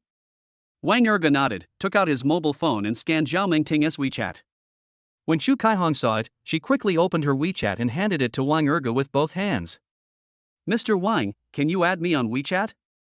After all, you are my big customer. If you have any questions, it will be convenient for you to find me. Suddenly, Vivian's voice rang in Wang Ergu's mind. Task description: help Chu Kaihong get rid of the old man's entanglement. Task status: not completed. This made Wang Ergu very excited, because if there was a task, then he would have a chance to win the reward. So, Wang Ergu immediately scanned Chu Kaihong's WeChat. Zhao Mingting's face darkened slightly. Did she feel that Wang Ergu looked down on her a little? I just scanned her WeChat and actually added a little car salesman? Just at this time, Jiang Hongyi was brought in. When Zhao Mingting saw Jiang Hongyi, she recognized him at first sight. Aren't you Jiang Hongyi, the second young master of the Zhang family? When Jiang Hongyi saw Zhao Mingting, he was immediately struck by her beauty. This sister is so beautiful, I wonder if I can get to know you. Zhao Mingting smiled awkwardly. I have long heard of young Master Yi's name. But your way of chatting up someone is too old-fashioned, isn't it? Also, you are from the Zhang family, why are you here? Jiang Hongyi pointed at Wang Ergu and explained, of course I came here for my brother Ergu. I heard that brother Ergu was bullied here. Xiongpei took one look and quickly waved his hands. Misunderstanding, this is all a misunderstanding. When Chen Haihuo and Chu Kaihong saw it, they immediately agreed with Xiongpei's words. But Chu Caihong's cell phone rang, and she immediately stepped aside with an embarrassed look on her face and answered the call. Knowing that the wealthy businessman introduced by her family was coming, she could only look at Wang Ergu awkwardly and hurriedly explain. Mr. Wang, someone wants to buy a car. If you don't need it, I'll leave now. Wang Ergu waved his hand and said, go get busy. When Chu Kaihong saw this, she felt as if she had been pardoned and immediately withdrew. Because she could feel that Zhao Mingting was very interested in Wang Ergu, she naturally did not dare to disturb their good times, nor did she want to be hated by Zhao Mingting. Now that Jiang Hongyi came again, she naturally left tactfully and did not dare to participate in the conversation of these rich second generations. Zhao Mingting looked at Jiang Hongyi, but was a little surprised. Because she found that although Jiang Hongyi seemed familiar with Wang Ergu, he was obviously respectful. Why is Jiang Hongyi so respectful to Wang Ergu? Wang Ergu didn't think too much about it and introduced Jiang Hongyi to Su Yuanli. Yuanli, this is Yi Xiao. Yi Xiao, this is Yuanli, my roommate and good brother. When Jiang Hongyi heard this, he walked up to him with a familiar look and immediately added Su Yuanli's mobile number in WeChat. Zhao Mingting took a look and took the opportunity to ask, Master Yi, may I add you on WeChat? Jiang Hongyi did not respond to Zhao Mingting immediately, but stared at Wang Ergu and frowned. Brother Ergu, is this your friend? Although Zhao Mingting recognized him as soon as he came in here, he didn't know Zhao Mingting, so naturally he didn't say much. After all, there were many people who knew him. Wang Ergu nodded, a friend I just met. Zhang Hongyi chuckled, since you are Ergo's friend, then you are my friend. Add me on WeChat. Zhao Mingting was a little dumbfounded. Because Zhang Hongyi is from the wealthy Jiang family, usually they have to curry favor with him for a long time before they have a chance to get close to Zhang Hongyi and other young masters and daughters. But now, when Zhang Hongyi adds someone on WeChat, he actually has to consider Wang Ergu's mood? What is the origin of this Wang Ergu? After coming to her senses, Zhao Mingting quickly added Zhang Hongyi on WeChat. Young Master E, please take care of me. Zhang Hongyi waved his hand with a joking look on his face. You asked me to look after you, why not let Brother Ergu look after you? He must have spent a lot of money on the car this time, right? Zhao Mingting nodded and looked at Wang Ergu with curiosity. Of course, if Xiaotian can, then I also hope that Xiaotian can take care of me. Wang Ergu smiled but said nothing. If Zhao Mingting asked him for help at that time, she would definitely help. After all, no boy can resist a beautiful woman. On the other side, after coming out of the reception room, Chu Kaihong returned to the exhibition hall and met a middle-aged man introduced by her family. This man was none other than the wealthy businessman named Wang Yong. He was quite tall, had a big bald head, and a slightly chubby face. When Wang Yong saw Chu Kaihong coming over, his eyes widened instantly and he looked at her intently. He fell in love with her almost instantly. Hello, my name is Wang Yong. What's your name? My name is Chu Kaihong. Mr. Wang, I'm sorry to have kept you waiting. I'll take you to see the cars in the showroom. What kind of car do you like? Do you have any that you like? Wang Yong stared at Chu Kaihong with lustful eyes. I like you. Your name is so nice. I have liked looking at rainbows since I was a child. How about you be my girlfriend now? Before Chu Kaihong could react, he stepped forward and grabbed Chu Kaihong's hands. Chu Kaihong screamed and tried to shake Wang Yong off, but found that she couldn't do it at all because Wang Yong had grabbed her wrist. Let go of me. Wang Yong smiled jokingly. Chu Kaihong, I heard that you haven't opened an order for a long time. If you don't want to be fired, then obey me. As long as you obey me, I can help you open an order and help you increase your sales. Otherwise, you can forget about doing this job. Chu Kaihong looked at Wang Yong with disgust and angrily said, You old pervert, let me go now, or I will call for help. Wang Yong was very unhappy to see Chu Kaihong's tough attitude. Okay, just go ahead and scream. I want everyone to see how you usually get horny. Just when Chu Kaihong was feeling helpless, a figure came running towards her. You bald ass, let her go. With a bang, Wang Yong was kicked away by Su Yuanli, who rushed over. Wang Ergu and the others were walking behind, so they naturally saw the scene as well. Wang Yong was thrown out and looked very embarrassed. How dare you kick my old waist, you rascal? I'm telling you, you're dead, you'll lose your job. Chapter 50. Then I will help you with this matter. Wang Ergu rushed over and kicked Wang Yong directly in the face. Wang Yong failed to dodge and was kicked so hard that his body rolled over several times. After stabilizing himself, he rolled to the wall. Wang Ergu made a gesture to Su Yuanli. Su Yuanli immediately stepped forward and pulled Chu Kaihong aside. Wang Yong climbed up, covering his face where Wang Ergu had kicked him, his face full of anger. You rascal, you dared to kick me? You're dead too. Wang Ergu looked disdainful and said sarcastically, You want me to die? You don't have the ability to do that. Who do you think you are? How dare you shout here? Wang Yong snorted coldly and looked at Wang Ergu with a sinister look. Because Zhang Hongyi and his companions did not come closer, Wang Yong thought that Wang Ergu was dressed in ordinary clothes and was not in the same group with Zhang Hongyi and his companions. Boy, I own a company. If you dare to hurt me, I will sue you until you are bankrupt. When Chu Kaihong heard this, she frowned and looked at Wang Ergu. She felt that she had implicated Wang Ergu. Su Yuanli quickly asked, Are you okay? Chu Kaihong shook her head and said, I'm fine. He was just too much and wanted to molest me. Su Yuanli's face darkened, and he suggested to Wang Ergu, Brother Ergu, there's no need for us to let a bald ass like him go. Hearing Su Yuanli calling Ergu brother, Wang Yong concluded that they were both from the countryside, because city people would not call him that. Since both of them are from the countryside, he is even less afraid of them. You two rascals, kneel down right now, kowtow and apologize, maybe I will forgive you. Wang Ergu laughed, then why don't we kneel down? Wang Yong frowned. He couldn't expect Wang Ergu to be so arrogant. If you don't kneel down, then don't even think about leaving here. I have money, I can buy a car here, and the boss here will definitely give me face.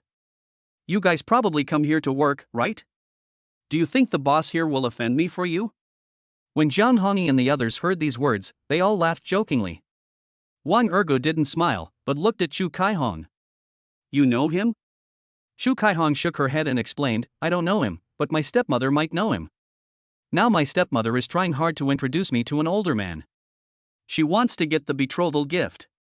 Wang Ergo suddenly realized, no wonder, this old man dared to touch Chu Kaihong here, he thought he had Chu Kaihong in his hands. In that case, I will help you with this matter. Wang Yong sneered when he heard this. Boy, you haven't even grown all your hair yet, and you want to help others?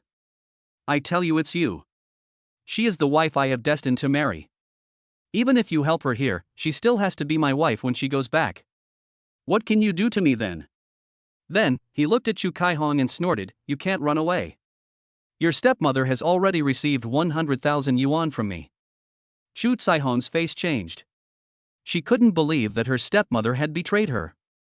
She was immediately very angry. Humph, this world abides by the law. Even if you took money from my stepmother, so what?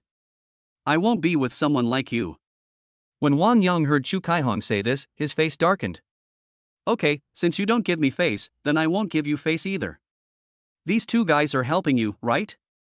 Then I'll call the police and have them arrested. When Chu Kaihong heard this, she frowned and looked at Wang Ergu. At this time, Jiang Hongyi walked over here. I've called the police for you. Zhao Mingting spat softly, this person is really disgusting. Lin Peishan narrowed her eyes and sneered, you don't look like you're from a big family. Xiong Pei didn't say anything. He was worried that something like this would make Wang Ergu unhappy if it happened on his territory. When Wang Yong saw so many people coming out, his face changed. You. Zhang Hongyi did not explain anything to Wang Yong. He immediately waved his hand and asked two Jiang family bodyguards to capture Wang Yong. Wang Yong turned around and wanted to run away, but he was kicked by Su Yuanli and Wang Ergu. Naturally, he could not outrun the two Jiang family bodyguards and was caught in an instant. Let me go! Wang Yong yelled. The two Jiang family bodyguards grabbed Wang Yong even harder. Wang Ergu looked at Wang Yong, then looked up at the surveillance camera and said to Xiong Pei, President Xiong, see if the surveillance camera here can still be used. When the police come, hand it over to the police. Xiong Pei nodded and immediately waved to Chun Haiwa, who was following behind. Chun Haiwa understood and immediately took out his cell phone and contacted the monitoring room. The video is fine. When Wang Yong heard this, his face changed and he asked Wang Ergu sternly, what do you mean? Wang Ergu sighed and said calmly, since someone wants to harass Chu Kaihong, I naturally have to help her get rid of the entanglement.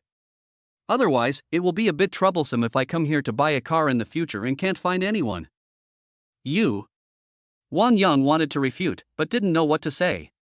If it were before, he thought Wang Ergu, a rural man, could not afford a car. But now, with so many people on the other side and bodyguards, he can't afford to look down on them. Chu Kaihong was delighted. If she could catch Wang Yong, she would no longer be threatened by him in the future. If she didn't know Wang Ergu, she would probably be bullied to death by the old man Wang Yong. For a moment, Chu Kaihong was filled with gratitude towards Wang Ergu and immediately bowed to him. Thank you, Mr. Wang. Wang Ergu waved his hands quickly, it's just a small matter. You should thank my brother. That cake he gave was really good. Chu Kaihong immediately turned around and bowed to Su Yuanli. Thank you too. By the way, I haven't added you on WeChat yet. Can I add you on WeChat? Su Yuanli smiled awkwardly, but still took out his mobile phone and added Chu Caihong's WeChat. When Wang Yong saw the scene, his face was filled with jealousy. Let me go, or I will sue you. Jiang Hongyi rolled his eyes at Wang Yong and said coldly, okay, then go ahead and sue me. My Jiang family is not afraid of you, let's see how you sue my brother Ergu. The Jiang family? Wang Yong's face changed. He couldn't imagine that Jiang Hongyi was actually a member of the Jiang family. After all, the Jiang family is a big family in Donghai City, and he is just a small nouveau riche with only about 10 or 20 million in assets. How can he afford to offend the Jiang family? It's over. This time I really hit a wall.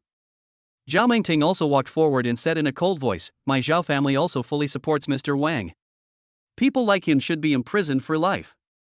Xiong Pei also immediately expressed his opinion, don't worry, Mr. Wang, I, Auto City, will fully support you.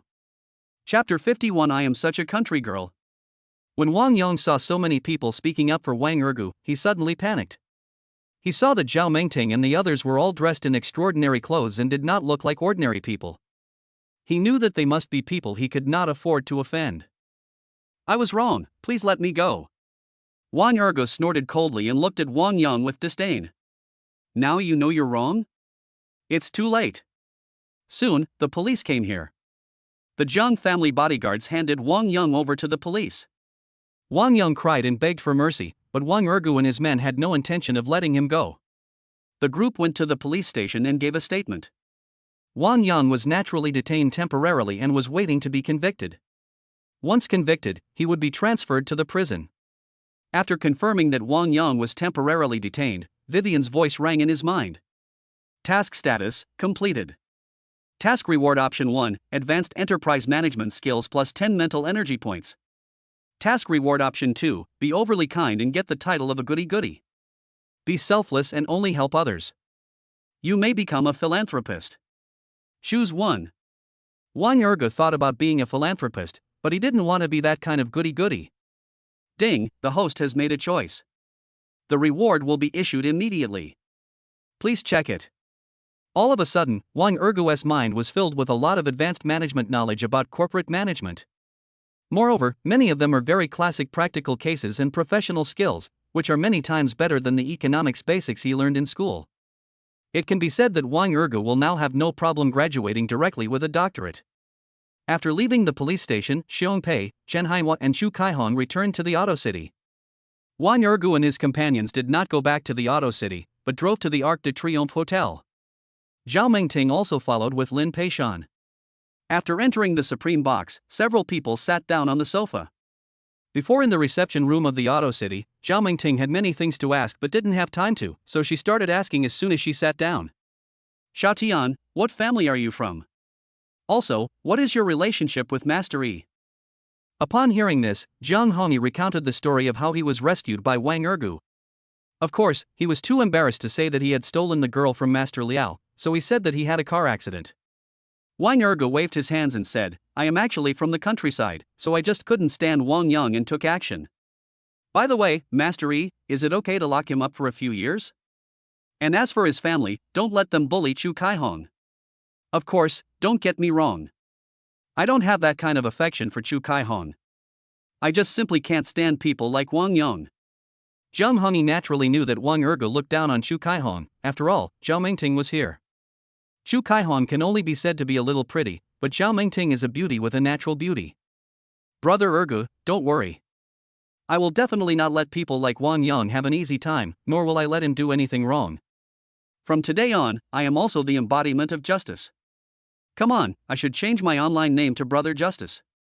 Zhang Hongyi said this, picked up his phone and started fiddling with it. Zhao Mengting frowned and stared at Wang Ergu, looking somewhat displeased. You have bought 2 sports cars in a row and reserved 2 more, and you tell me that you are a country person? Do rural people have such overwhelming purchasing power? Wang Ergu noticed that Zhao Mengting was staring at him and smiled awkwardly. I'm such a country boy. Su Yuanli took a look and looked at Wang Ergu curiously. He didn't know how Wang Ergu was so rich. Zhang Hongyi put down his phone, burst into laughter, and quickly explained to Zhao Mengting. Sister Ting, my brother Ergu is really a country boy, but I guess he was only recently recognized by the family, you know. Zhao Mengting suddenly realized that he was an illegitimate child? No, if he was an illegitimate child from an ordinary family, he wouldn't be respected so much by Zhang Hongyi, the young master of a big family, right? In other words, Wang Ergu's original family background is probably more powerful than the Zhang family? For a moment, Zhao Mengting began to imagine. Zhang Hongyi glanced at Wang Ergu and saw that Wang Ergu didn't mind, but he still picked up his phone and sent a WeChat text message to Zhao Mengting. After finishing the statement at the police station, he added Zhao Mengting on WeChat. Sister Ting, you must not spread the fact that Brother Ergu is the heir to a top family. After all, he never tells anyone about it. This time I let it slip. When Zhao Mengting saw the news, her eyes widened instantly. Oh my god. Heir to a top family? She had tried her best to think of him as a second-rate family, or a first-rate family, but she never imagined that Wang Ergu was actually from a top family. She didn't know much about the top families.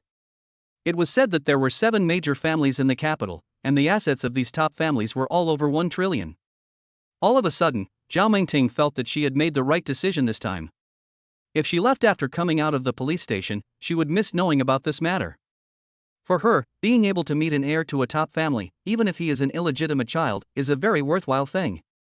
Zhang Hongyi talked to Wang Ergu about the acquisition of land in the industrial zone.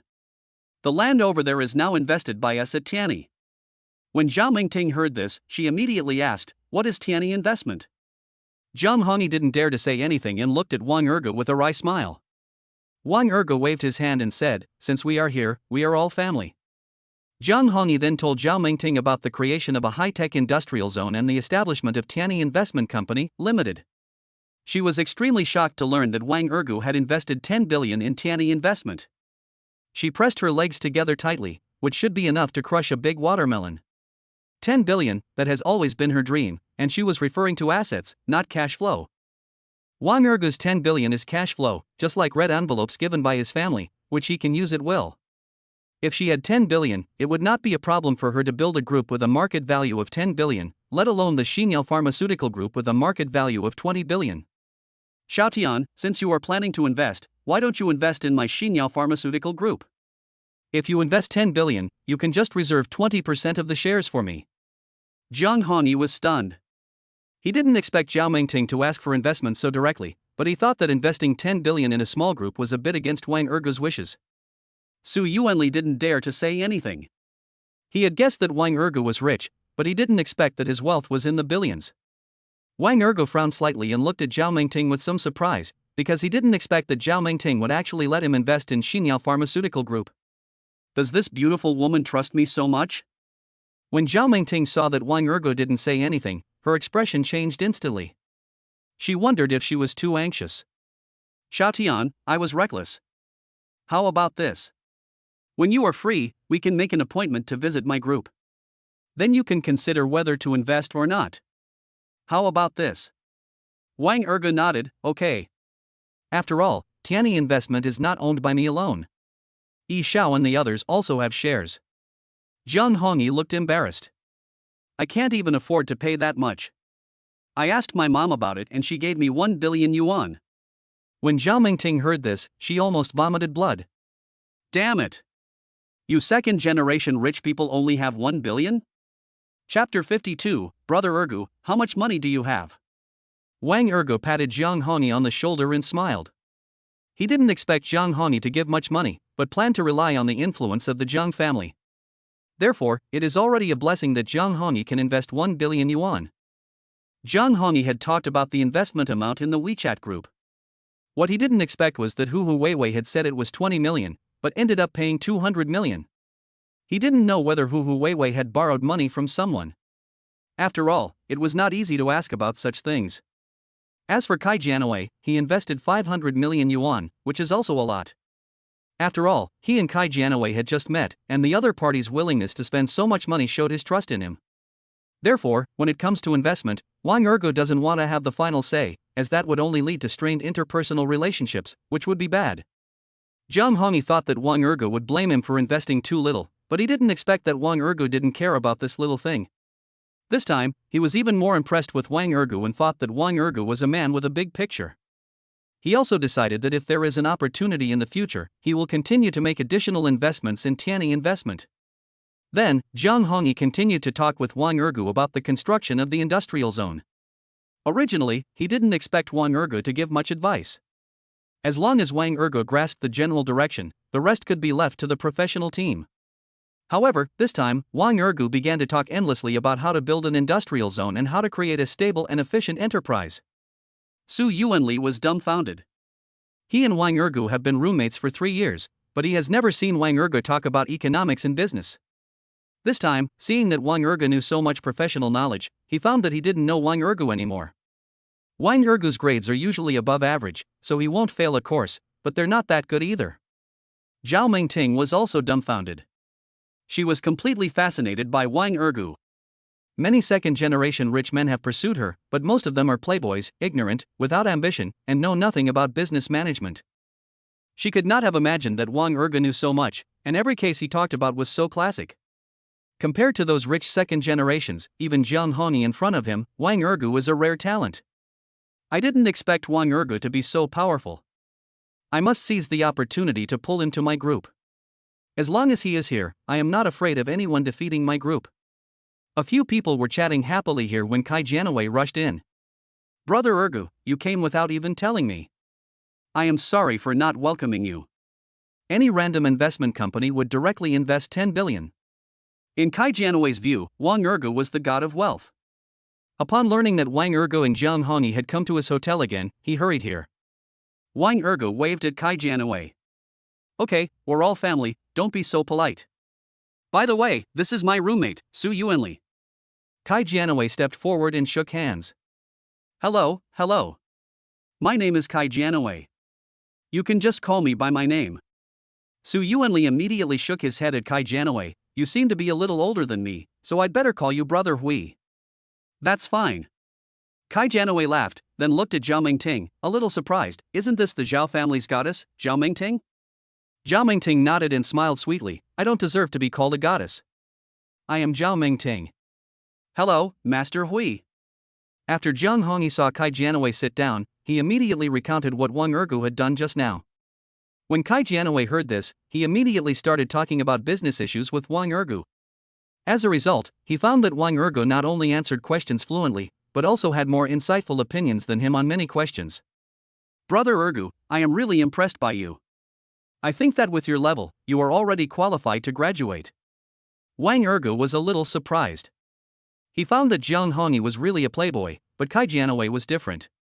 Although the Kai family is only a second-rate family, Kai Jianwei is still considered a relatively ambitious rich second generation. Okay, Master Hui, there's no point in praising me.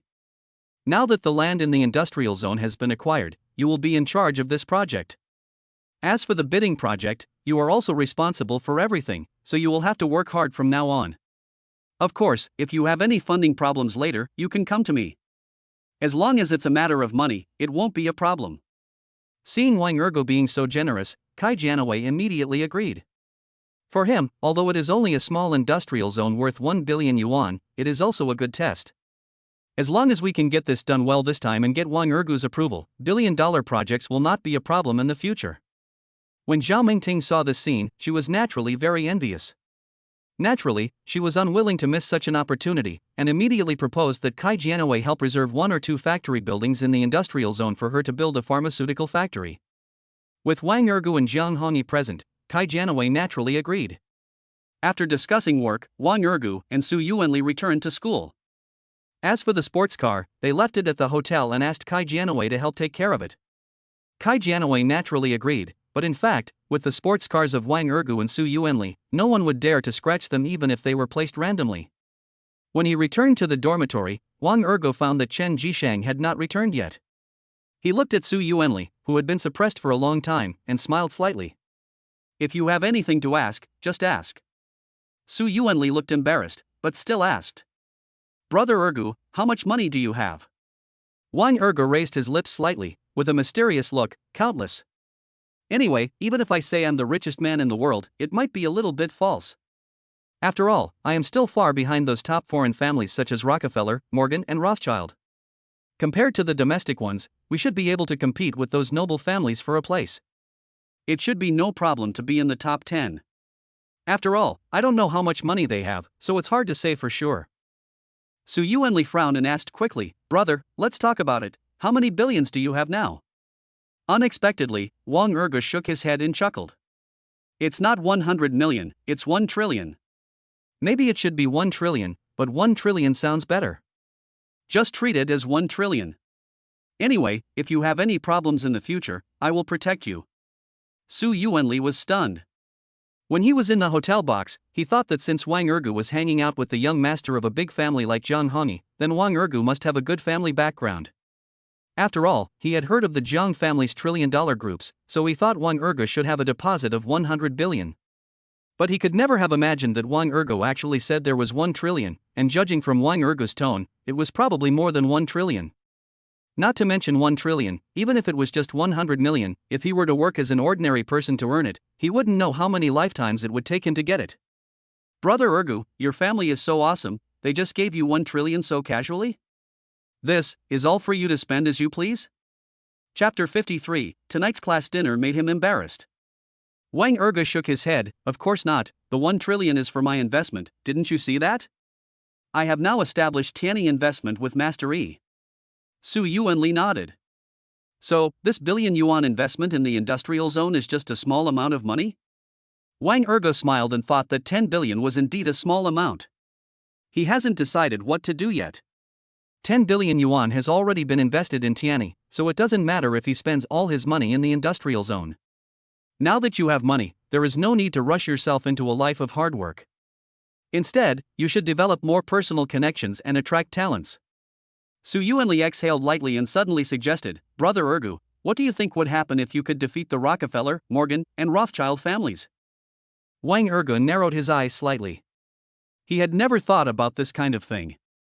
However, if we really start an economic war with those families, it will definitely be a waste of money and manpower. Don't think about those things. If you want to make money, think more about how to achieve win-win cooperation. This is what we should do. Besides, making money is secondary. We are so young, we are not meant to be a life of toil.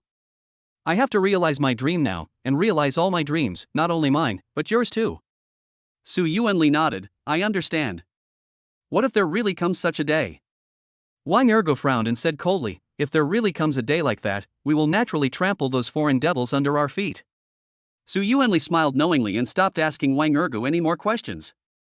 It was getting dark, and the two decided not to go anywhere but rest in the dormitory. After all, they had to attend a class reunion in the evening. However, when Su Yuanli took a look at the class group, he saw that Zhang Huihui was still slandering Wang Erge in the group.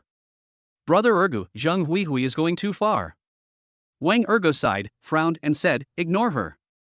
Su Yuanli frowned, I'm not asking you to reconcile with her, but we are all good people, and we can't let her slander our reputation like this. Wang Erge was stunned for a moment, then started looking at the class group. I saw Zhang Huihui spreading rumors in the class group. Let me tell you, Wang Erge borrowed money from a loan shark before and gave it away in the group to pretend to be rich. It wasn't the money he won at all. Everyone took his red envelopes, but they had to pay it back to the loan shark company. All of a sudden, everyone started to blame Wang Erge. Are you sure? Is Wang Erge sick? If you have money, just give it away. If you don't have money, why are you giving it away? That's right. We picked up the red envelope and we have to help you pay it back to the loan shark company? Why? Then if we don't return it to Wang Erge, there won't be any problem, right? As I remember, red envelopes are gifts, so we shouldn't be held legally responsible. Wang Erge's face darkened and he immediately sent a message. You believe everything Zhang Huihui says. Is Zhang Huihui your old mother? And Zhang Huihui, spreading rumors is illegal. I reserve the right to pursue you. This is the girls' dormitory. Zhang Huihui was very annoyed when she saw what Wang Erge said. Wang Erge, this bastard, actually wants to sue me? This is too much. When Lin Ling saw this, her face turned embarrassed. She had dared to say bad things about Wang Erge in the group before, but now that Wang Erge was rich, she didn't dare to say anything nonsense in the group. Moreover, they have not yet found out whether Wang Erge has borrowed money from a loan shark, nor do they know why Wang Erge is so rich. Huihui, it's useless for us to curse in the class group, but I have a few plans to embarrass Wang Erge. When Zhang Huihui heard this, she looked at Lin Ling with curiosity. What's the plan? Lin Ling immediately lowered her voice and said, aren't we going to attend the class dinner tonight? In that case, let's make Wang Erge look bad at the dinner tonight. Zhang Huihui raised her eyebrows and said, yes, there is a class dinner tonight. This is a good opportunity. Lin Ling nodded and continued to analyze. I received news that Wang Erge won 2 million. He gave out red envelopes in the group before, and Qin Ling was live streaming, and it was him who gave the reward. So I guess he doesn't have much money now. If a man has no money, wouldn't it be easy to deal with him? Then you can ask Jin Yuan Bao to come over and compete with him in drinking. If he can't pay the bill, what do you think will happen? Zhang Huihui's eyes flashed and a wicked smile appeared at the corner of her mouth. That's right. Wang Erge should be out of money. If that's the case, we can make him look bad at the class dinner tonight. So, Zhang Huihui picked up her cell phone and immediately called Jin Yuan Bao, inviting him to take some time out tonight to come over for dinner with her classmates. When Jin Yuanbao learned that Wang Ergu was also going there, he immediately promised that he would find time to go over and take a look and deal with Wang Ergu at the same time. After making the call, Zhang Huihui was very happy. She seemed to have seen Wang Ergu being stepped on hard by her. Lin Ling was also very happy. She thought that Wang Ergu had humiliated them yesterday, causing them to feel itchy all over. This time they would definitely be able to take revenge.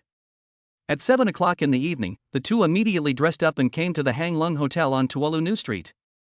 When they entered the large private room, they found that Wang Ergu had not come here yet. Zhang Huihui couldn't help but frown and asked Lin Ling, "Wang Ergu won't come, right?" A trace of disappointment flashed across Lin Ling's face, and she sighed, "If he doesn't come, our plans for tonight will be ruined." Zhang Huihui gritted her teeth and snorted, "No matter what, he has to come. Go find squad leader Feng Shibui and ask him to notify Wang Ergu to come over." After receiving the order, Lin Ling immediately ran to find Feng Shibui. Zhang Huihui left the big box. She first called Jin Yuanbao and then found the security guard at the hotel. "You are the security guards here, Master Jin Yuanbao of the Jin family. You have all heard about it. Wait a minute, you will stand at the door of the box and act according to my expression." The security guard saw Zhang Huihui moving out the gold ingots and did not dare to underestimate her. After all, the Jin family is a third-rate family in Donghai City. It is said that their assets are over 30 billion. They have taken on many large projects this year and are about to double their assets, becoming a second-rate family. Moreover, Jin Yuanbao is also a gold VIP customer in their hotel, so they naturally dare not neglect Zhang Huihui. Zhang Huihui dealt with the security guard, but did not go into the big box. Instead, she waited for Wang Ergu to arrive at the door outside. Wang Ergu and Su Yuanli asked Luo Ming to drive them over in an Audi R8. Zhang Huihui was surprised when she saw the Audi R8. What's going on? Wang Ergu actually came here in an Audi R8? Impossible, an Audi R8 costs more than 2 million. Wang Ergu has already given Qin Ling so much money, how can he afford an Audi R8? Humph, this must be the Audi R8 that Wang Ergu borrowed on purpose to show off tonight. This guy is really ridiculous. Borrowed things are never his. Chapter 54 Zhang Huihui's Little Thoughts. Wang Ergu saw Zhang Huihui as soon as he got off the car. He thought that Zhang Huihui's sudden presence at the door must be something bad.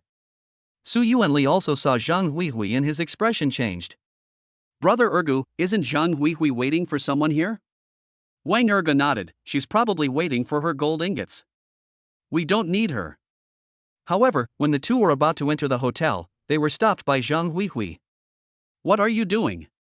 Wang Ergu asked coldly. "Wang Ergu, you two are the poor guys in the class. How dare you come here to eat?" Zhang Huihui sneered. "Zhang Huihui, what do you mean? This is a class dinner, isn't it paid for by the class funds? Why can't we come?" Su Yuanli spat angrily. Zhang Huihui rolled her eyes at Su Yuanli and curled the corners of her mouth slightly. "No, it's the new class fee. Don't you see where we are? This is the Hang Lung Hotel. Even if it's the smallest level, the average consumption per person is 500 yuan. This time, the class monitor arranged a large private room, and many students paid their new class fees in advance, starting at 2,000 yuan per person. You are all poor bastards in your dormitory, and no one has responded to your invitation. How dare you come here to eat? If you don't have money to give, you will be in trouble." Wang Ergu sneered. He had already seen through Zhang Huihui's little thoughts. This time, of the 4 people in their dormitory, Kai Jianming and Chen Jisheng were not there, and neither he nor Su Yuanli responded to the issue of the new class fees. So Zhang Huihui thought that he and Su Yuanli could not afford the meal and wanted them to give up. "Zhang Huihui, you don't think I, Wang Ergu, have no money, do you? I won 2 million in the lottery before, how could I be penniless?" As Wang Ergu spoke, he deliberately picked up his phone and opened his WeChat wallet. "Hey, I still have $1,000, so eating a meal shouldn't be a problem." Su Yuanli understood instantly and agreed, "I also have another 1,000 yuan, so it shouldn't be a problem." Zhang Huihui was stunned for a moment, but still said with a mocking look on her face, "You are indeed a poor bastard. You have the nerve to come here with only 1,000 yuan? Zhang Huihui, how much money we have is none of your business. Besides, this hotel is not owned by you. Why is it your turn to point fingers at us? You are not a rich man." Su Yuanli sneered. "You? Zhang Huihui was suddenly furious. She looked at Su Yuanli with resentment, but then looked at Wang Ergu. She thought that Wang Ergu must have deliberately brought Su Yuanli here to mock her. If Jin Yuanbao was standing next to her, she could do whatever she wanted. But without the gold ingots here, she is actually just a poor pauper. What do you mean? You don't have any money yourself, and you have the nerve to talk about us? We bought a car, so we only have this 1,000 yuan left. Who said that we can't get in with 1,000 yuan? Su Yuanli said sternly. Okay, then go in. Zhang Huihui spat angrily. Su Yuanli wanted to say something, but was stopped by Wang Ergu. Okay Yuanli, there's no point in talking to someone like her, let's just go up. So the two of them immediately pushed Zhang Huihui aside and walked straight in. Zhang Huihui almost fell. Looking at the backs of the two men, her face was instantly filled with resentment, and a hint of cruelty flashed in her eyes. Humph, you two poor bastards. So what if you won 2 million? You are still poor bastards. I will not let you have an easy time tonight. Picking up the phone, Zhang Huihui immediately called Jin Yuanbao and told him about Wang Ergu's arrival. That bastard Wang Ergu went there? He's not disabled? What the hell are Louis Dao and the others doing? Jin Yuanbao said angrily. I don't know about this, but Wang Ergu looks like he's really fine. Brother Bao, you must come over and give him a slap in the face. Zhang Huihui suggested. Okay, I got it. I'll be there right away. Jin Yuanbao said coldly. In the elevator, Su Yuanli was relieved to find that Zhang Huihui did not follow him. Brother Ergu, don't worry, that crazy woman didn't catch up with us. Unexpectedly, Wang Ergu shook his head inside. Su Yuanli was stunned and asked quickly, Brother Ergu, why are you sighing? Is there something else going on? Wang Ergu nodded and said in a deep voice, there must be something wrong when things go wrong. I'm afraid she has set up a level for us. Level? That's impossible? Su Yuanli asked with a puzzled look on his face. Soon, the two arrived at the 5th floor and wanted to enter the large box reserved for the class, but found that a security guard blocked their way in the corridor. Please show us your invitation letters, both of you, a security guard with a flat head said coldly. We don't have an invitation. We are having a class dinner tonight, in the 503 private room in front, Su Yuanli explained. No invitation? Then you can't enter. If you want to enter, you must show proof of your assets. The flat-headed security guard sneered. Su Yuanli frowned and looked at Wang Ergu. Wang Ergu knew that if he took out his bank card, the two security guards would definitely let him in. But he knew that there was no way Zhang Huihui would not come. So he shook his head at Su Yuanli and pulled him aside. Don't argue with them. They're clearly not letting us in. We'll just play with our phones and wait for Zhang Huihui to come up. Su Yuanli originally wanted to call Qin Ling to bring people out, but when he heard Wang Ergu say this, he immediately obeyed the order, took out his mobile phone and started playing games. 10 minutes later, Zhang Huihui hugged Jin Yuanbao's arm and walked out of the elevator. When she saw Wang Ergu and Su Yuanli still in the corridor, Zhang Huihui immediately mocked them. Hey, you two poor bastards, why haven't you gone in yet? Jin Yuanbao looked at the two of them with disdain on his face and said, just them? How dare you come to the class dinner? When Wang Ergu heard this, he immediately retorted, why can't we come? You, an outsider, are here. Oomph, Wang Ergu, don't be blinded by your dog eyes. You two poor bastards can come, and Brother Bao can come too. I can tell you that Brother Bao is a gold member of this hotel. Zhang Huihui said proudly. Gold member? Su Yuanli pretended to be surprised. Wang Ergu had a look of disdain on his face. He didn't care what kind of member the other party was. It had nothing to do with him. When Zhang Huihui saw that Wang Ergu didn't say anything, she thought Wang Ergu was scared. Wang Ergu, for someone like you, you only won 2 million in the lottery. Now you have spent all your money, right? Upon hearing this, Jin Yuanbao groaned twice. You've turned back into a poor wretch so quickly? You're really incompetent. Then, he hugged Zhang Huihui, walked directly towards the security guard, and raised a gold card. This is my gold membership card, you can check it.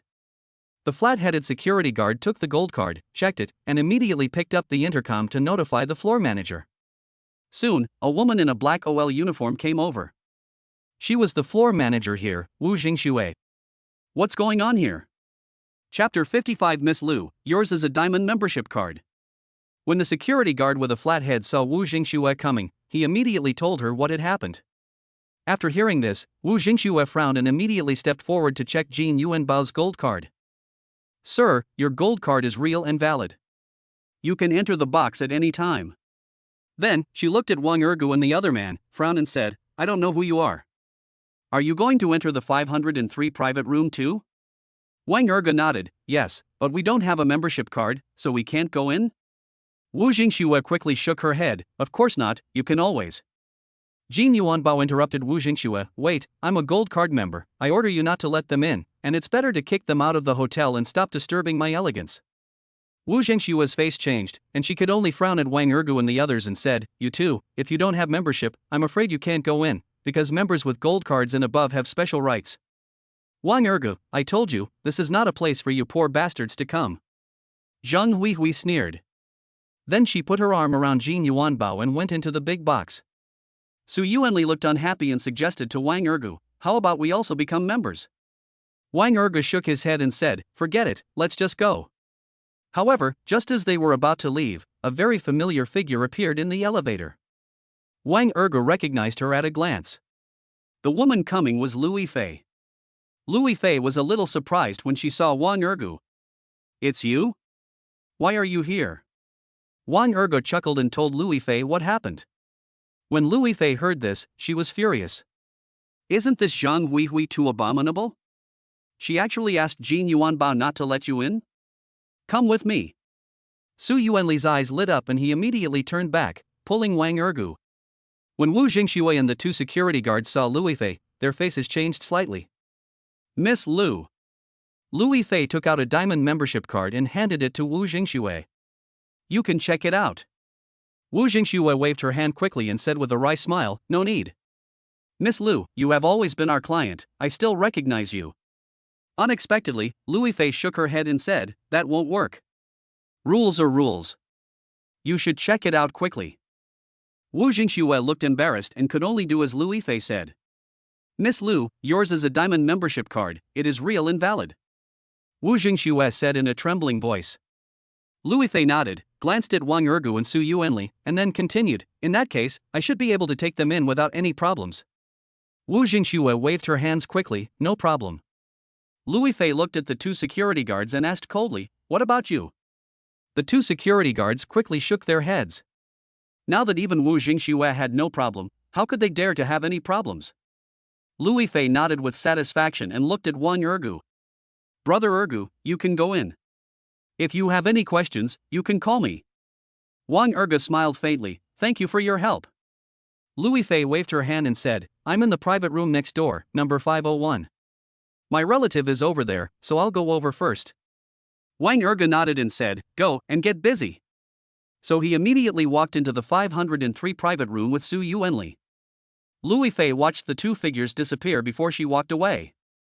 In the big box, most of the students had already arrived and were all gathered together chatting. When they saw Wang Ergu and Su Yuanli coming in, they were stunned for a moment. "No, Wang Ergu is here too? Am I dazzled? You are not seeing things, he is really here. Besides, Wang Ergu has won millions, isn't it a good thing that he is here? It's him. With him here, we can have fun."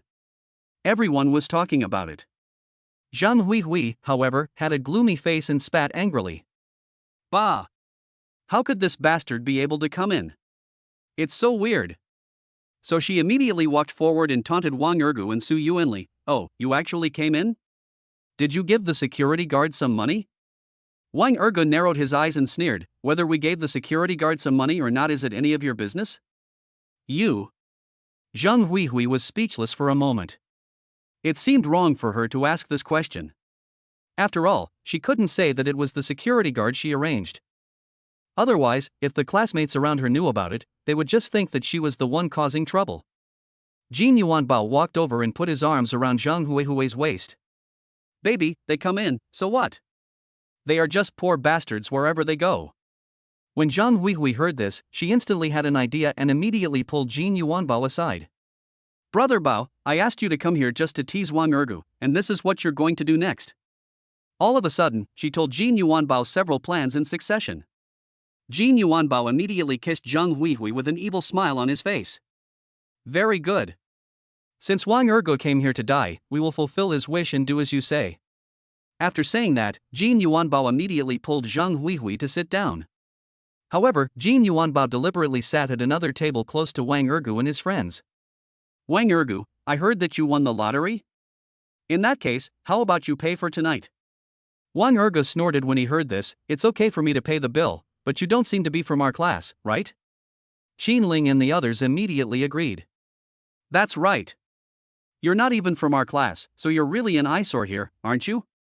I feel the same way. He is not from our class, but he came to participate in our class dinner. This is what Zhang Huihui brought here on purpose. Really, she brought all kinds of people here. When Zhang Huihui saw it, she immediately winked at Lin Ling. Lin Ling snorted. This dinner was actually organized by the squad leader and young Master Jean. Young Master Jean has already paid 20,000 yuan. Besides, he is Zhang Huihui's boyfriend, so he can be considered a family member.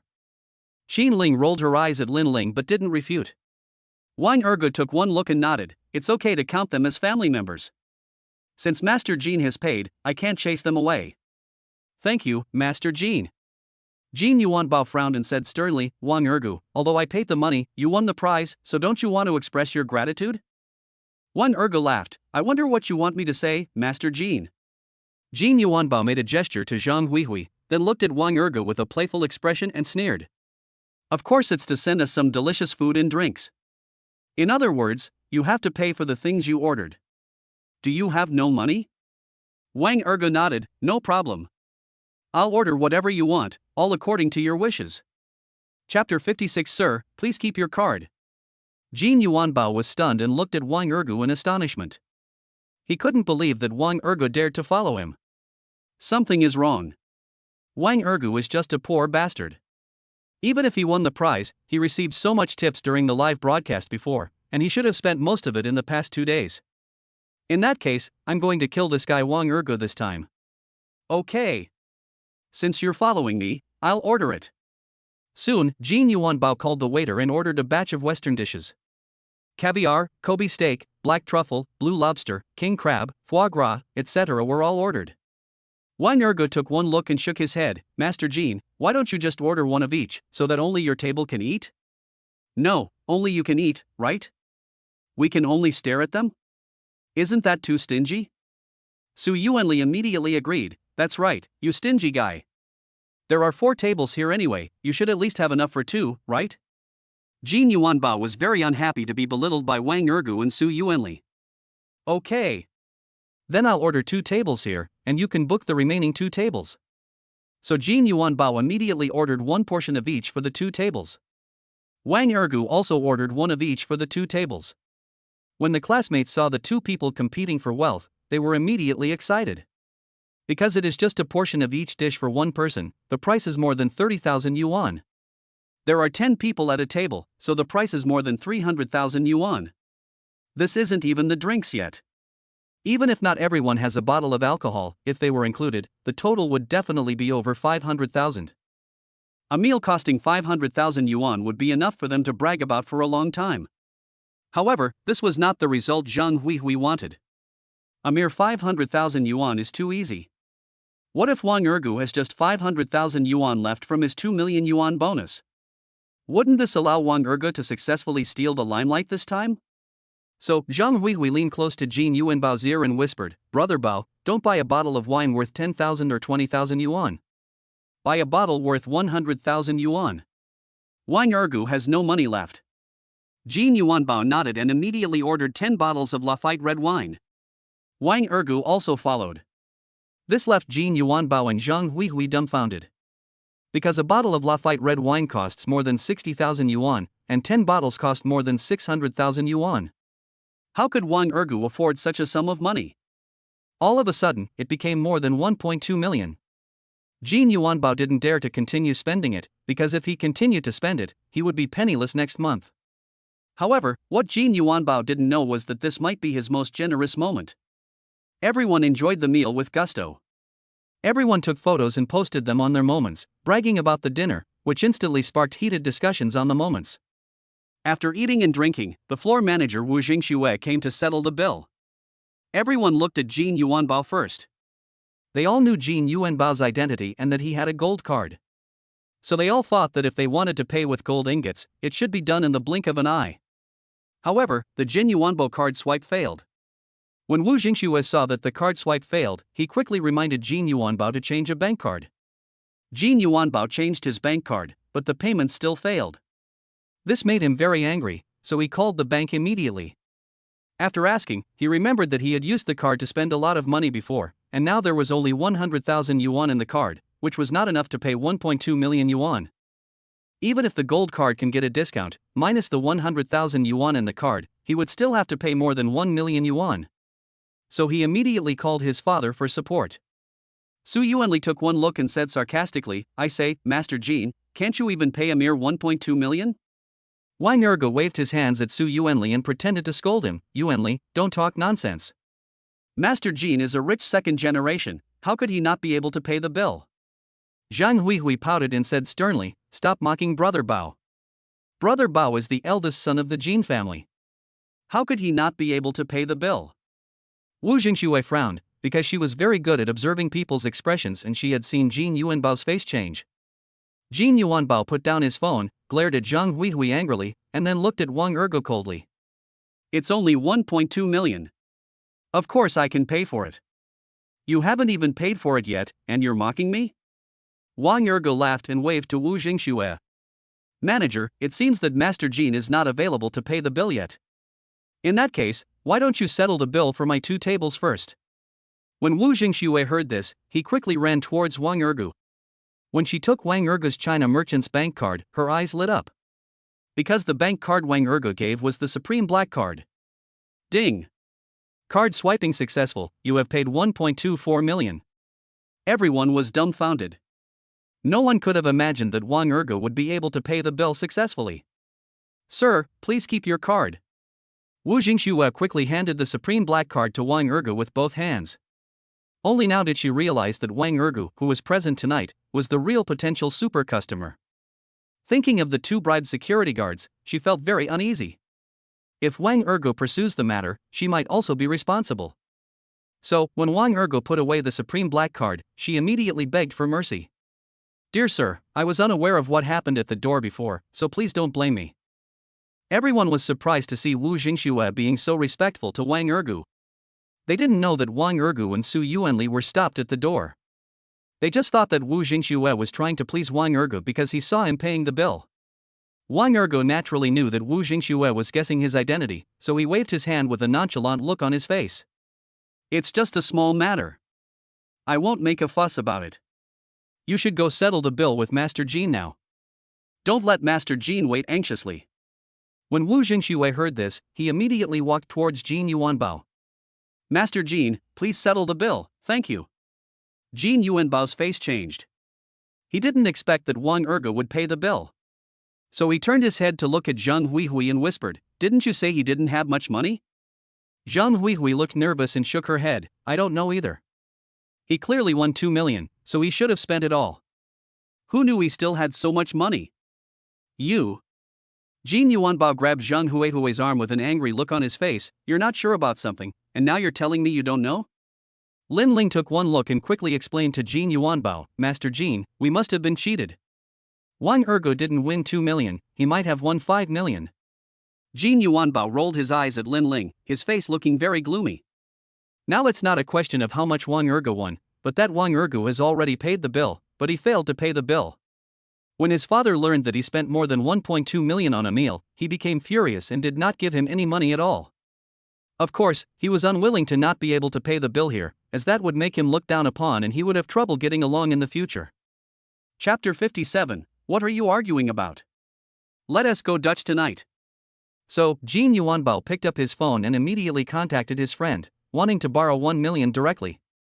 But what Jin Yuanbao didn't expect was that all those friends with whom he usually had a good relationship refused his request for help. Therefore, Jin Yuanbao could not borrow money or settle his bills. Nowadays, those who borrow money are all big shots, let alone 1 million. No one would dare to lend 1 million easily. Wang Ergu and Su Yuanli looked at each other and both smiled knowingly. Zhang Huihui felt a little confused when she saw that Jin Yuanbao had not paid the bill yet.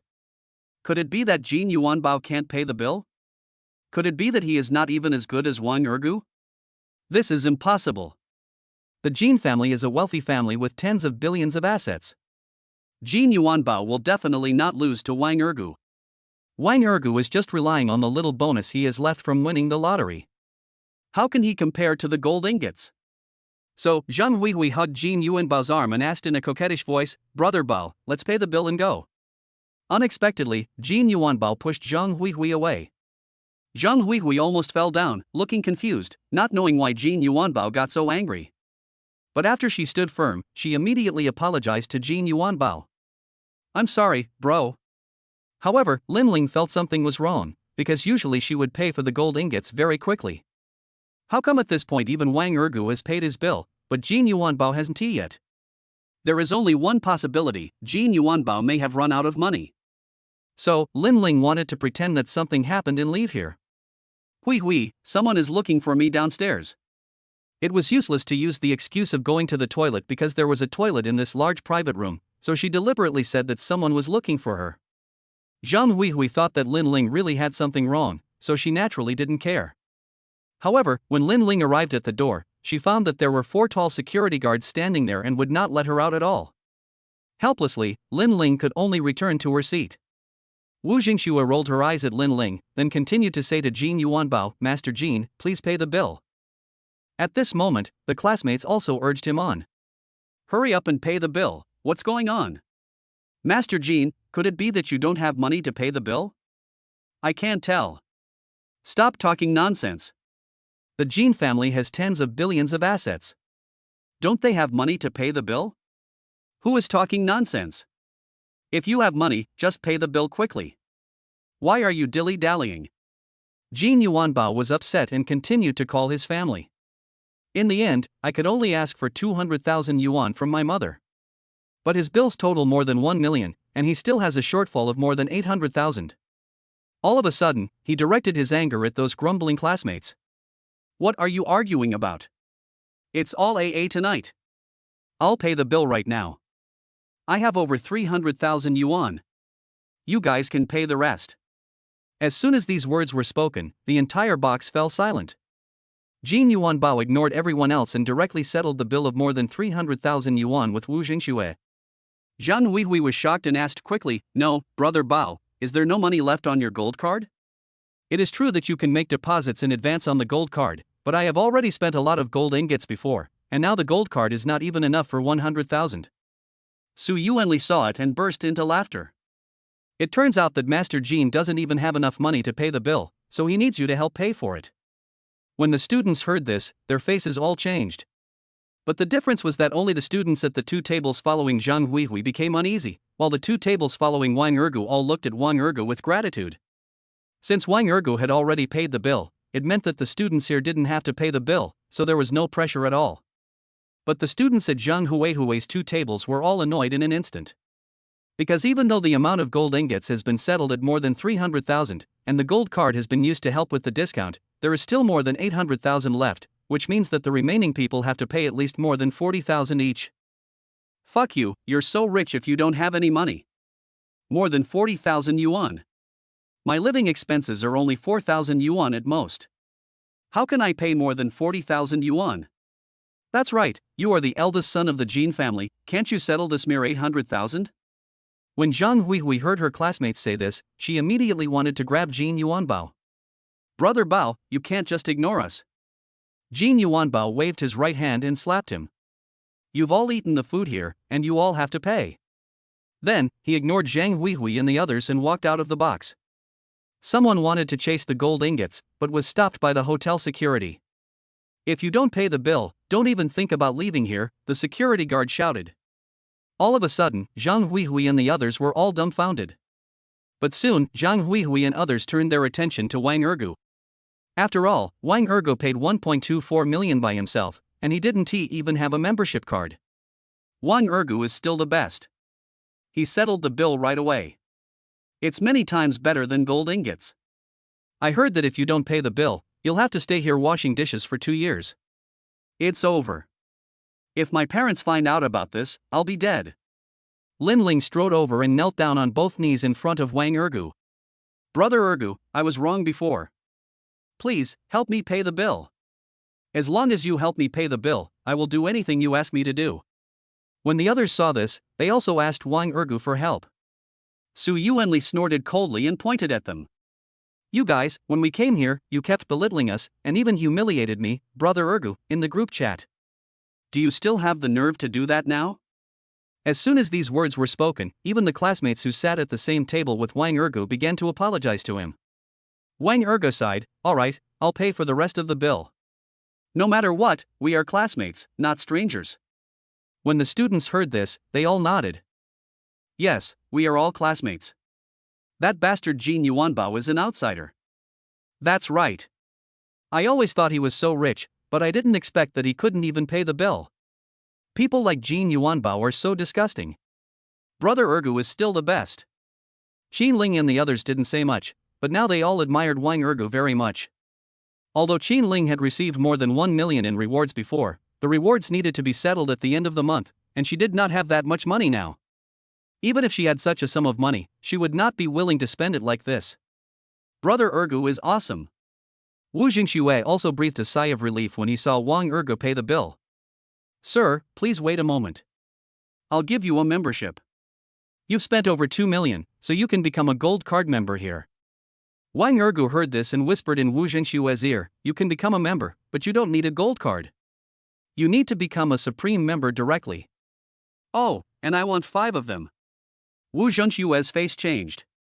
She didn't expect Wang Ergu to be so generous that he would recharge 20 million for a supreme membership. 5 supreme memberships, that's 100 million. Wang Ergu actually spent 100 million yuan in one go. His financial resources are so terrifying. Chapter 58 He is my boyfriend. Wang Ergu asked his classmates to leave first, while he and Su Yuanli stayed behind. Su Yuanli didn't know what Wang Ergu stayed for, and didn't ask much. When Wu Jingxue gave the supreme membership card to Wang Ergu immediately gave one to Su Yuanli. Supreme membership card? Su Yuanli was shocked.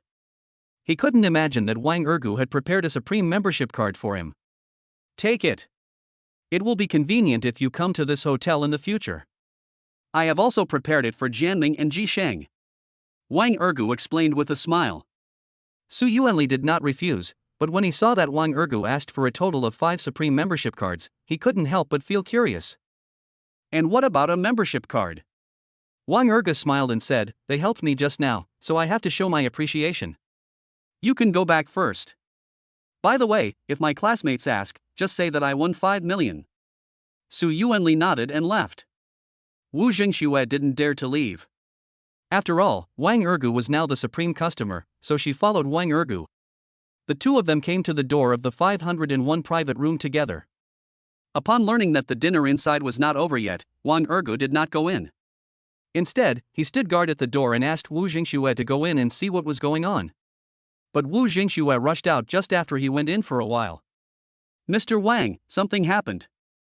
Miss Lu was bullied in there. Suddenly, Vivian's voice rang out. Task description, teach Lu Fei a lesson to his bad relatives.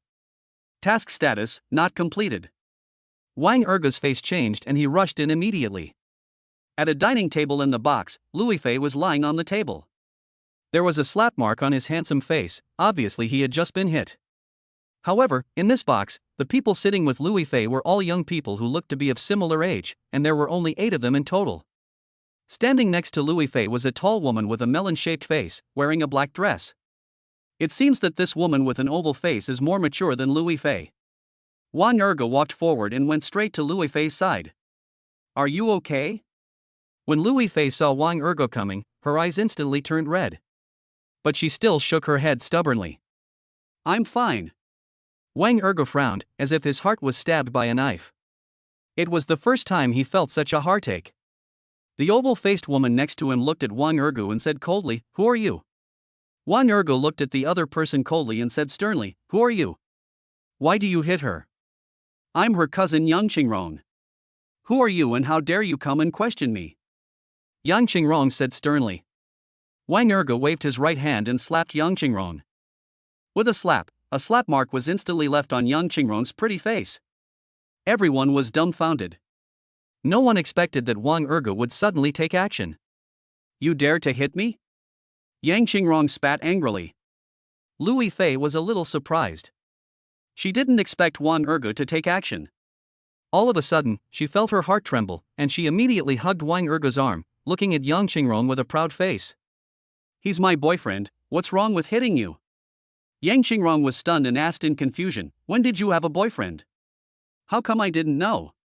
Lu Fei snorted and retorted, when do I have to report to you when I have a boyfriend? You? Yang Qingrong was stunned and her face became very gloomy. She really couldn't imagine that Lu Fei actually had a boyfriend. You know, she set up this plan tonight just to convince Lu Fei to be Zhu Enlong's boyfriend. In this way, she can get the big project contract from the Zhu family. But now, Lu Fei has a boyfriend, so this matter might be difficult to handle. Lu Fei, your boyfriend is fake, right? Such a person is useless.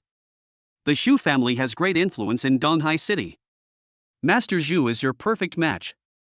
If you marry Master Zhu, you will be marrying into a wealthy family and will be the young lady of a wealthy family in the future. Besides, you don't want to see your mother's dragon and phoenix jewelry go bankrupt, right? Lu Fei's face changed. The reason she attended this party was because Yang Qingrong said she had a way to help her get financing. But in the end, Yang Qingrong revealed her real purpose, which was to let her go to accompany Zhu Enlong for drinking tomorrow. Because she rejected Yang Qingrong, she had an argument with Yang Qingrong and was slapped by her. When Wang Ergo heard what Yang Qingrong said, he guessed that Lu Fei's mother might have encountered some financial problems with the business. Don't worry, Fei. If it's a money issue, I can help you solve it. Lu Fei's eyes lit up, thinking that Wang Ergo knew Jiang Hongyi, maybe Wang Ergo could really help her. Then I'll trouble you. When Yang Qingrong saw this, she was very dissatisfied and scolded Wang Ergo. Who are you? How dare you snatch Master Zhu's girlfriend? Wang Ergo rolled his eyes at Yang Qingrong and said sternly, my name is Wang Ergo, and people call me Brother Ergo. The young Master Zhu you are talking about should be the fat guy Zhu Enlong, right? We had met him before at the Arc de Triomphe Hotel. When he saw me, he was so scared that he ran away. I told him at the time that Fei is my girlfriend and asked him to stop pestering her. How could he still covet Fei? Yang Qingrong raised her eyebrows. Seeing Wang Ergo say this, she knew it must be true. Of course, she still took out her cell phone and called Zhu Enlong.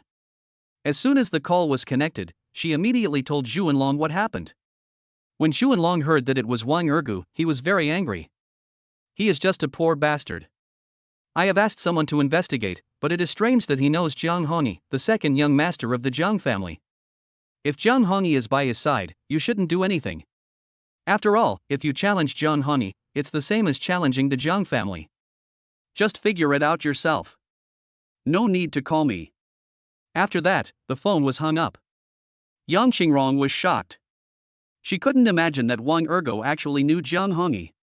Suddenly, she didn't know what to do. Wang Ergo narrowed his eyes and sneered, have you finished the call? Do you know who I am now? Is Zhu Enlong coming over here? Yang Qingrong thought of Zhu Enlong saying that Wang Ergo was a poor bastard, and immediately snorted. Master Zhu didn't say he was coming, but who do you think you are? Without Jiang Hongyi's support, you're just a poor bastard, nothing. When Wu Jingxue heard this, he frowned. Is Wang Ergo still a poor bastard? Is this Miss Yang crazy? Wang Ergo just took out the supreme black card of China Merchants Bank. Moreover, Wang Ergo directly spent 100 million to get a membership, and this kind of person is still a poor bastard. How blind is Miss Yang? Chapter 59. Come on, I'll take it all. Wang Ergo nodded and looked at Yang Qingrong with a joking expression. Yeah, I'm just a poor bastard, so why don't you try to touch me? Yang Qingrong's mouth sank. If it was any other boy, she would have slapped him back. But Wang Ergo knew Jiang Hongyi. If she touched Wang Ergo here and Wang Ergo called Jiang Hongyi over, she would be in trouble. Wang Ergo saw through Yang Qingrong's thoughts and said coldly, don't worry.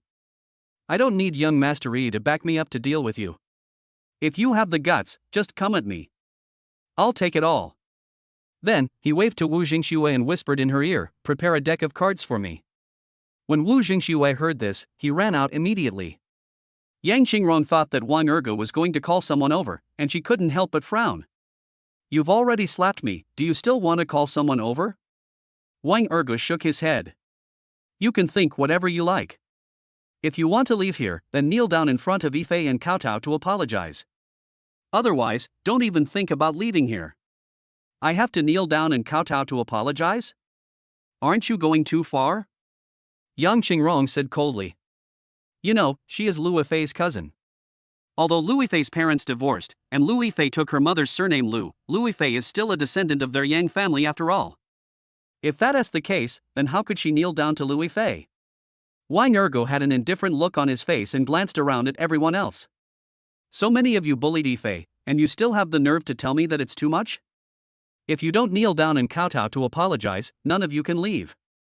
Yang Qingrong frowned, glanced at the relatives she had called over to help, and raised her little mouth high. If she implicated these people, there was no guarantee that they would spread rumors about her everywhere after returning. Okay. I'll kneel. With a plop, Yang Qingrong knelt down on her knees in front of Lu Fei. Lu Fei was extremely shocked. She didn't expect that Wang Ergo could actually make Yang Qingrong kneel down to him. Lu Fei, I was wrong. Yang Qingrong kowtowed and apologized, but her face showed obvious reluctance. Lu Fei didn't know what to do and could only look at Wang Ergo. Wang Ergo smiled faintly. If you forgive her, then let her stand up and let her go.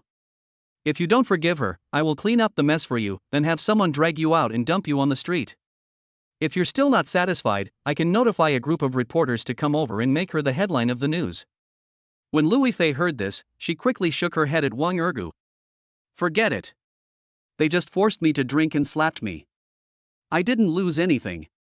Wang Ergo nodded and looked at Yang Qingrong with cold eyes. Are you convinced? I see you are not convinced, right? Yang Qingrong said nothing, but her eyes were as sharp as arrows. At this time, Wu Jingxue came back and handed a deck of cards to Wang Ergo. Wang Ergo threw the playing cards to Yang Qingrong. Yang Qingrong took the playing cards and stood up. What do you mean? Wang Ergo snorted coldly. You open the package and check whether the cards are complete. Then you shuffle the cards. I will draw first, and you can draw later. The ace of spades is the biggest. If any of you draw a bigger card than mine, I will let you do whatever you want with me. You can even cripple my hands. But if I am the boss, you will never bother Ife again. If anyone does, I will break his hands. Yang Qingrong was stunned. She didn't expect Wang Ergo to play such a big game. But she thought that her card-playing skills were pretty good, and she was the one who shuffled the cards, so even if Wang Ergo drew first, they still had the greatest chance of winning. Of course, she still turned her head and looked at her relatives. Do you want to play or not? If you don't dare to play, you can kneel here. When the relatives heard this, they all nodded in agreement. So, Yang Qingrong unpacked the deck of cards and checked them carefully to make sure they were new and unused. Soon, she shuffled the cards and spread them out on the dining table. Wang Ergo walked forward, drew out a card and put it aside. I've drawn my lottery tickets, it's your turn. You draw your lottery tickets first. Yang Qingrong did not draw, but signaled the relatives to draw first. The relatives came over and drew cards one by one. But the cards they turned over were not big cards at all. Yang Qingrong took a look and drew a card with her right hand shaking. When she turned it over, it turned out to be the ace of clubs, which made her very ecstatic. Ha ha! Ace of clubs, you're dead this time. All the relatives were very excited, and they all looked at Wang Ergo with contempt. Unexpectedly, Wang Ergo shook his head and slowly turned over his cards. When Yang Qingrong saw it, she was stunned for a moment. Because Wang Ergo's card was actually the ace of spades. How could this happen? Wang Ergo smiled jokingly. I can't help it. Luck is on my side. You lose. Don't bother Ife anymore. I told you, if anyone causes trouble for Ife, I will cripple his hands. Don't think I'm joking. Of course, if you want to cause trouble for me, I'm always here to help. But you should know my style. Whoever slaps me, I will slap him back. That is to say, if you want me to be ruined, then you must be prepared to be ruined as well. Yang Qingrong and the others were all shocked and dared not say a word. Wang Ergo snorted coldly, get lost, or I'll have you all thrown out. When Wu Jingxue heard this, he immediately bowed 90 degrees to Wang Ergo. Dear sir, the hotel security team is already lined up in the corridor and is ready to serve you at any time. Yang Qingrong was shocked to see Wu Jingxue being so respectful to Wang Ergo. If Wang Ergo was just a poor bastard and Jiang Hongyi was not here, why would Wu Jingxue be so respectful to Wang Ergo? After all, the Hanglong Hotel is not owned by the Jiang family, but by the small Su family. Since Wang Ergo had spoken, Yang Qingrong did not dare to stay and immediately led her relatives out of the big box. The group entered the elevator, but they were all very unhappy. Who is that man? He's too arrogant, isn't he?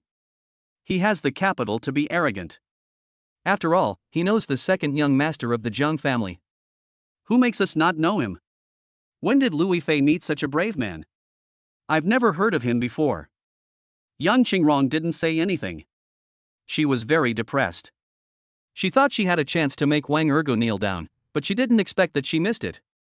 A group of people walked out of the elevator, only to find a group of people rushing into the elevator in a hurry. As 2 rows of gray-clad guards rushed forward to clear the way, a fat middle-aged man walked in. When Yang Qingrong saw the middle-aged man, she instantly recognized him as Su Guangwei, the head of the Su family. Master Su? Why is he here in such a hurry? Chapter 60. I'm grateful for you tonight. With doubts in mind, Yang Qingrong immediately stepped forward to intercept Su Guangwei. Boss Su, where are you going? Su Guangwei looked at Yang Qingrong, stunned for a moment, frowned and said, You are. Yang Qingrong quickly explained, Boss Su, I am the eldest daughter of the Yang family, Yang Qingrong. We met before at the Beichuo investment recruitment reception. My father is Yang Junwei. You also mentioned something about Hui joining forces at that time. Su Guangwei suddenly realized, so it's you. But why are you here in my hotel? Yang Qingrong smiled slightly, this is just a gathering of friends. But why are you so anxious? Su Guangwei exhaled lightly and said excitedly, a big customer came to my hotel. It is said that he is a young man. He opened 5 Supreme membership cards here in succession and deposited a full 100 million yuan. 100 million? Yang Qingrong was stunned. It's not like she had never seen a young master from a big family before, but she had never seen such a generous young master. What kind of young master is so awesome that he actually spent 100 million? No wonder even Su Guangwei had to come here in person. Su Guangwei was too lazy to continue chatting with Yang Qingrong. He waved and walked towards the elevator. The relatives gathered around Yang Qingrong and asked who had spent 100 million yuan. Yang Qingrong didn't know either, so naturally she couldn't answer her relatives. But the image of Wang Ergo suddenly appeared in her mind. No, it's impossible. How could he be a young master who spends 100 million? Xuanlong clearly said that he is a poor bastard, unless. Yang Qingrong's heart trembled, but she still thought about Wang Ergo. If that person is not a young master, how could he possibly know the young master of a big family like Jiang Hongyi? If he can come up with 100 million, his background must be extraordinary, so 100 million is easy for him. Besides, Wu Jingxue was so respectful to Wang Ergo, she must have known Wang Ergo's identity long ago. So, Xuanlong is very likely lying to me. After realizing this, Yang Qingrong decided to keep an eye on Wang Ergo here. At this time, in the box, Lu Fei didn't come back to his senses for a long time. Wang Ergo waved his hand, bringing Lu Fei back to her senses. What's wrong? Lu Fei shook her head slightly and asked curiously, how did you do it just now? Yang Qingrong often plays cards. I didn't expect her to lose to you. Wang Ergo pointed at his head and said, there's nothing I can do. I know how to remember the cards. She shuffled the cards in front of me, and I remember where every card is. So I drew first, and they can't beat me at all. When Lu Fei heard this, she immediately put away the playing cards on the table, shuffled them again, and spread them out. Wang Ergo smiled, waved his right hand, and pulled out the ace of clubs. Wow! Lu Fei exclaimed. She didn't expect Wang Ergo to have such a skill. In fact, Wang Ergo was not really memorizing cards, but he had learned the advanced skills of cheating that he had won before. Naturally, he could crush someone like Yang Qingrong. However, he naturally would not tell Lu Fei about the system reward. Not only Lu Fei, he would not tell anyone else either. The system is a secret that only he knows. Just when Wang Ergo was about to ask Lu Fei a few questions, Su Guangwei walked in with his men. Wu Jingxue followed in and excitedly pointed out Wang Ergo for Su Guangwei. Su Guangwei took a look at Wang Ergo and was shocked to see that he was dressed very ordinary. In his eyes, the more ordinary such people are, the more powerful they are. Excuse me, young master. Old Su didn't know you were coming, so I came here to say hello. Lu Fei recognized Su Guangwei at a glance, not because she was familiar with Su Guangwei, but because she remembered all the heads of the families, big and small, in Donghai City. So she immediately whispered in Wang Ergu's ear to explain. This is Su Guangwei, the head of the Su family. This Hanglong Hotel is owned by the Su family. But why did he come to see you?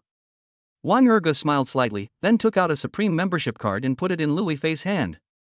Lu Fei was extremely surprised. She couldn't imagine that Wang Ergu actually had the hotel's Supreme membership card. What I'm giving you is just a Supreme membership card. Wang Ergu smiled and immediately waved out several other cards. At this point, Lu Fei naturally understood why Su Guangwei came here in person. It turned out that Wang Ergu had opened several Supreme membership cards in a row. Wang Ergu waved to Su Guangwei and said, President Su, thank you for making this trip. However, I still need to talk to her. If you don't have anything else to talk to me about, then go and do your own thing. Excuse me, if you have something to ask, just come to me. If you can't find me, Su Guangwei said as he looked at Wu Jingxue, then you can also look for Xiao Wu. Wang Ergu nodded, but still waved to Su Guangwei. Su Guangwei handed over a business card with both hands and then walked out. Lu Fei breathed a sigh of relief when she saw this, because she felt a lot of pressure with Su Guangwei here. Seeing the other party leave the box, she immediately asked Wu Jingxue to bring some red wine.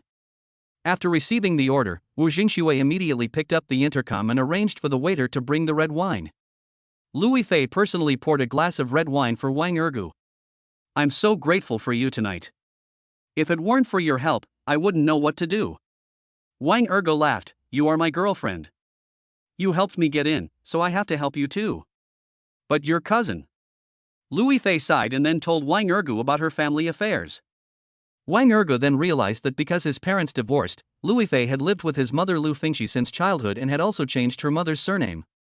Even after the divorce, the Yong family still had no intention of letting Lu Fengxi go and suppressed her everywhere, and people like Yang Qingrong kept bullying her. Of course, Lu Fei was also very curious about how Wang Ergu got the Supreme membership card. Wang Ergu did not explain this in detail, but just said that he had sought help from Jiang Hongyi.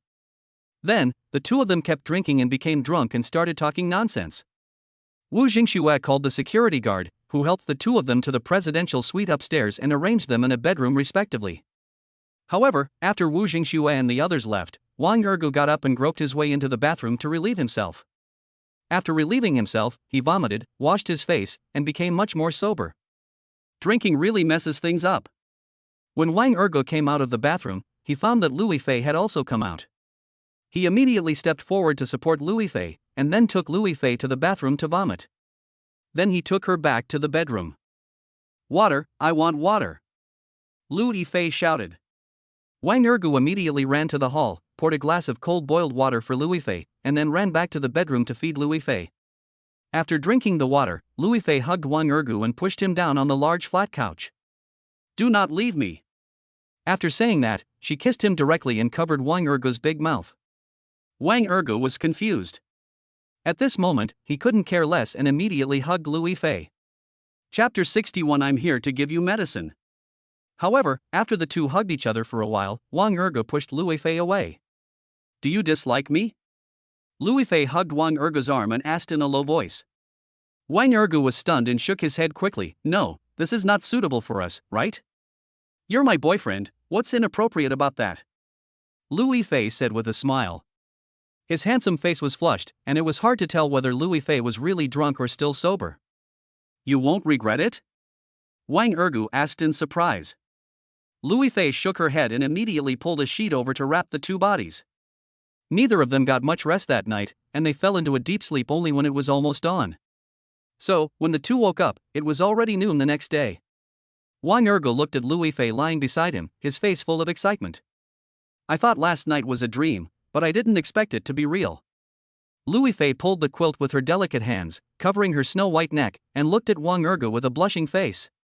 So am I your girlfriend now? Wang Ergu smiled and hugged Lu Fei's little head. What's the point of counting? You're already my girlfriend. Don't worry, I will definitely treat you well in the future. Lu Fei nodded and said, I don't have any special requirements. You can have other women in the future. But if my mother is bullied, you have to help her. Of course. Wang Ergo nodded quickly in agreement. When Lu Fei heard this, she was relieved. Yang Qingrong and the others just want me to devote myself to Yuan. I am not interested in people like him. Rather than letting him have my body, I might as well give it to you. You are the first boy I like. Although you know Jiang Hongyi, I like you and it has nothing to do with Jiang Hongyi. Wang Ergo was stunned and felt deeply moved. If she is a gold digger, she will only use him to get close to Jiang Hongyi and will only compare which young master is richer. He will no longer like such a woman. For example, Zhang Huihui is such a woman. She despised him for being poor and went to find Jin Yuanbao immediately. It is estimated that when Jin Yuanbao becomes destitute, Zhang Huihui will definitely kick him away. This is none of his business. What makes him happiest now is that Lu Fei simply likes him. Lu Fei thought of Wang Ergo's classmates' dinner last night and asked about it immediately. Wang Ergo did not hide anything and told the whole story of the dinner, including his grievances with Jin Yuanbao and Zhang Huihui. After hearing this, Lu Fei immediately spat. A woman like Zhang Huihui is too abominable. She took your benefits but ran to devote herself to Jin Yuanbao. I'm afraid she doesn't know that Jin Yuanbao is just playing with her. Wang Ergo sneered and kissed Lu Fei on the forehead. Then forget about her. I won't let them have an easy time next time. Of course, they might seek revenge on me. So, if you run into them during this period, you can pretend not to know me for the time being. Lu Fei pouted and looked at Wang Ergo with some resentment in her eyes. I'll listen to you. When you're free, accompany me to meet my mother. Otherwise, if she finds out, she might mind our relationship. Wang Ergo agreed immediately, no problem. When you are free, you can arrange it. I promise to satisfy your mother. The two had lunch together, then left the Hanglung Hotel together and returned to Tunghai University. Wang Ergo sent Lu Fei to the girls' dormitory and went directly back to the boys' dormitory number 605. When Su Yuanli saw Wang Ergo coming back, he immediately went to greet him. Brother Ergo, you didn't come back all night, what's going on? As soon as he asked, he suddenly smelled a scent of perfume. Do you smell perfume? You seem to have gone to see Lu Fei last night. Could it be that? Wang Ergo smiled complacently, but did not hide anything and told the story of himself and Lu Fei. Listening to Wang Ergo's story, Su Yuanli was full of envy. He couldn't imagine that Wang Ergo not only helped Lu Fei last night, but also slept with Lu Fei. But did you take any safety measures last night? Wang Ergo's face changed. This doesn't seem to be the case. Su Yuanli frowned and quickly suggested, go to the drugstore and buy a box of Minting and send it to her. Oh, and buy a box of cold medicine, open it, and put Minting in it. Otherwise, you can just send a box of Yuding over. If other girls see it, they will inevitably say bad things about Lu Fei. Wang Ergo nodded and ran out immediately. Soon, he bought a box of Yuding, went downstairs to the girls' dormitory, and then called Lu Fei, asking her to come down to get the medicine. But before Lu Fei came down, Wang Ergo saw Lin Ling. Lin Ling frowned and looked at Wang Ergo in confusion. Since Wang Ergo was abandoned, she has never seen Wang Ergo standing at the entrance of the girls' dormitory again. Thinking about the dinner last night, she was naturally curious about why Wang Ergo came here, but she didn't think that Wang Ergo came to find Zhang Huihui this time. Wang Ergo naturally saw Lin Ling, but he was too lazy to pay attention to her. Lin Ling didn't go in either, but just stood aside. She wanted to see who Wang Ergo was looking for. If it were in the past, she would have just taken a glance and immediately walked away in disgust. But after last night's dinner, the way she looked at Wang Ergo was different, because in her eyes, Wang Ergo was already a moving mountain of gold. Lu Fei came down from upstairs and saw Lin Ling here. She recognized Lin Ling and knew that Lin Ling was Zhang Huihui's best friend. But she ignored Lin Ling and walked straight to Wang Ergo. I'm sorry to have kept you waiting for so long. Wang Ergo smiled and said, no. I came here to give you some medicine, take it. Lu Fei took the cold medicine and understood it instantly. Thank you. If there's nothing else, I'll go upstairs. Well, go ahead. Wang Ergo waved his hand, motioning Lu Fei to go upstairs. After watching Lu Fei go upstairs, he turned to look at Lin Ling. You keep staring at me like this, isn't that a bit rude? Are you planning to return the 40,000 yuan I spent on the dinner last night to me? No. Lin Ling laughed awkwardly, waved at Wang Ergo, and then ran upstairs as if escaping. Seeing Lin Ling like this, Wang Ergo frowned, then took out his mobile phone to read the messages. There were always people posting messages in the class group, and most of them were expressing gratitude to Wang Ergu. But Wang Ergu saw that Lin Ling had secretly taken a photo of him and sent it to the class group. This Lin Ling is really. What surprised Wang Ergu was not Lin Ling, but Zhang Huihui who showed up. Zhang Huihui directly tagged Wang Ergu and began her passionate confession. Brother Ergu, I know you have always loved me. Let's make peace. I am willing to be your girlfriend. Chapter 62. You are really a poor bastard. Belated affection is cheaper than grass. What's more, Zhang Huihui also contributed to the fact that he was beaten up. Wang Ergu smiled bitterly and was too lazy to reply to Zhang Huihui. People like Zhang Huihui are only suitable to cooperate with the system to complete tasks. Suddenly, Wang Ergu thought of the task of helping Lu Fei last night, but it seemed that there was no prompt to complete it. Vivian, what's going on? Didn't I help Lu Fei teach a lesson to her bad relatives last night? Why haven't you finished yet? Host, your lesson is not enough. The other party has not left yet and has been following you. Now he is coming towards you. Wang Ergu frowned and looked towards the aisle, and sure enough, he saw Yang Qingrong and her group walking towards him. Yang Qingrong walked up to Wang Ergu and asked sternly, "Who are you? We have checked and you are really a poor bastard." Wang Ergu narrowed his eyes into a line, and the corners of his mouth curled up slightly. It seems that the lesson last night was not enough. Do you want me to teach you a lesson again? Yang Qingrong raised her head and sneered, "Teach me a lesson? You, a poor bastard, are qualified to do that. I have inquired about it. You and Jiang Hongyi have only met recently. In other words, you don't have much friendship at all."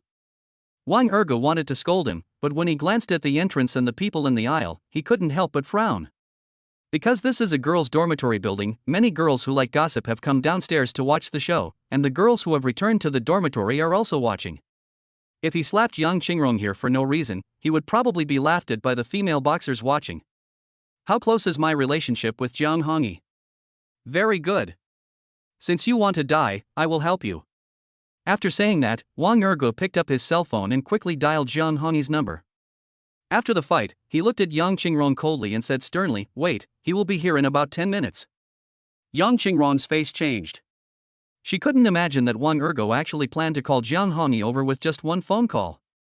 Could it be that Wang Ergu and Jiang Hongyi have a close relationship? If that were the case, it would be terrible. Of course, she was a little suspicious whether Wang Ergu was fooling her. So she decided to wait and see here. If Wang Ergu was fooling her, then she would have to make Wang Ergu pay the price. Okay, then we'll wait for him here. 10 minutes passed, but Jiang Hongyi still hadn't shown up. Yang Qingrong and the others didn't see Jiang Hongyi coming, and immediately thought that Wang Ergu was fooling them. They said Jiang Hongyi would come, but it turned out to be a lie. Let me see, he is probably someone who just happened to know the second young master of the Zheng family. Humph, you're showing off in front of us. Do you really think you're a rich second generation? Yang Qingrong looked very proud. She liked hearing her relatives insulting Wang Ergu because Wang Ergu had gone too far last night and even forced her to kneel down to Lu Fei. This bastard, she must make Wang Ergu pay the price today. Where are they? Didn't you say Jiang Hongyi would come? Wang Ergu said calmly, "He will come." As he was speaking, the sound of a car was heard.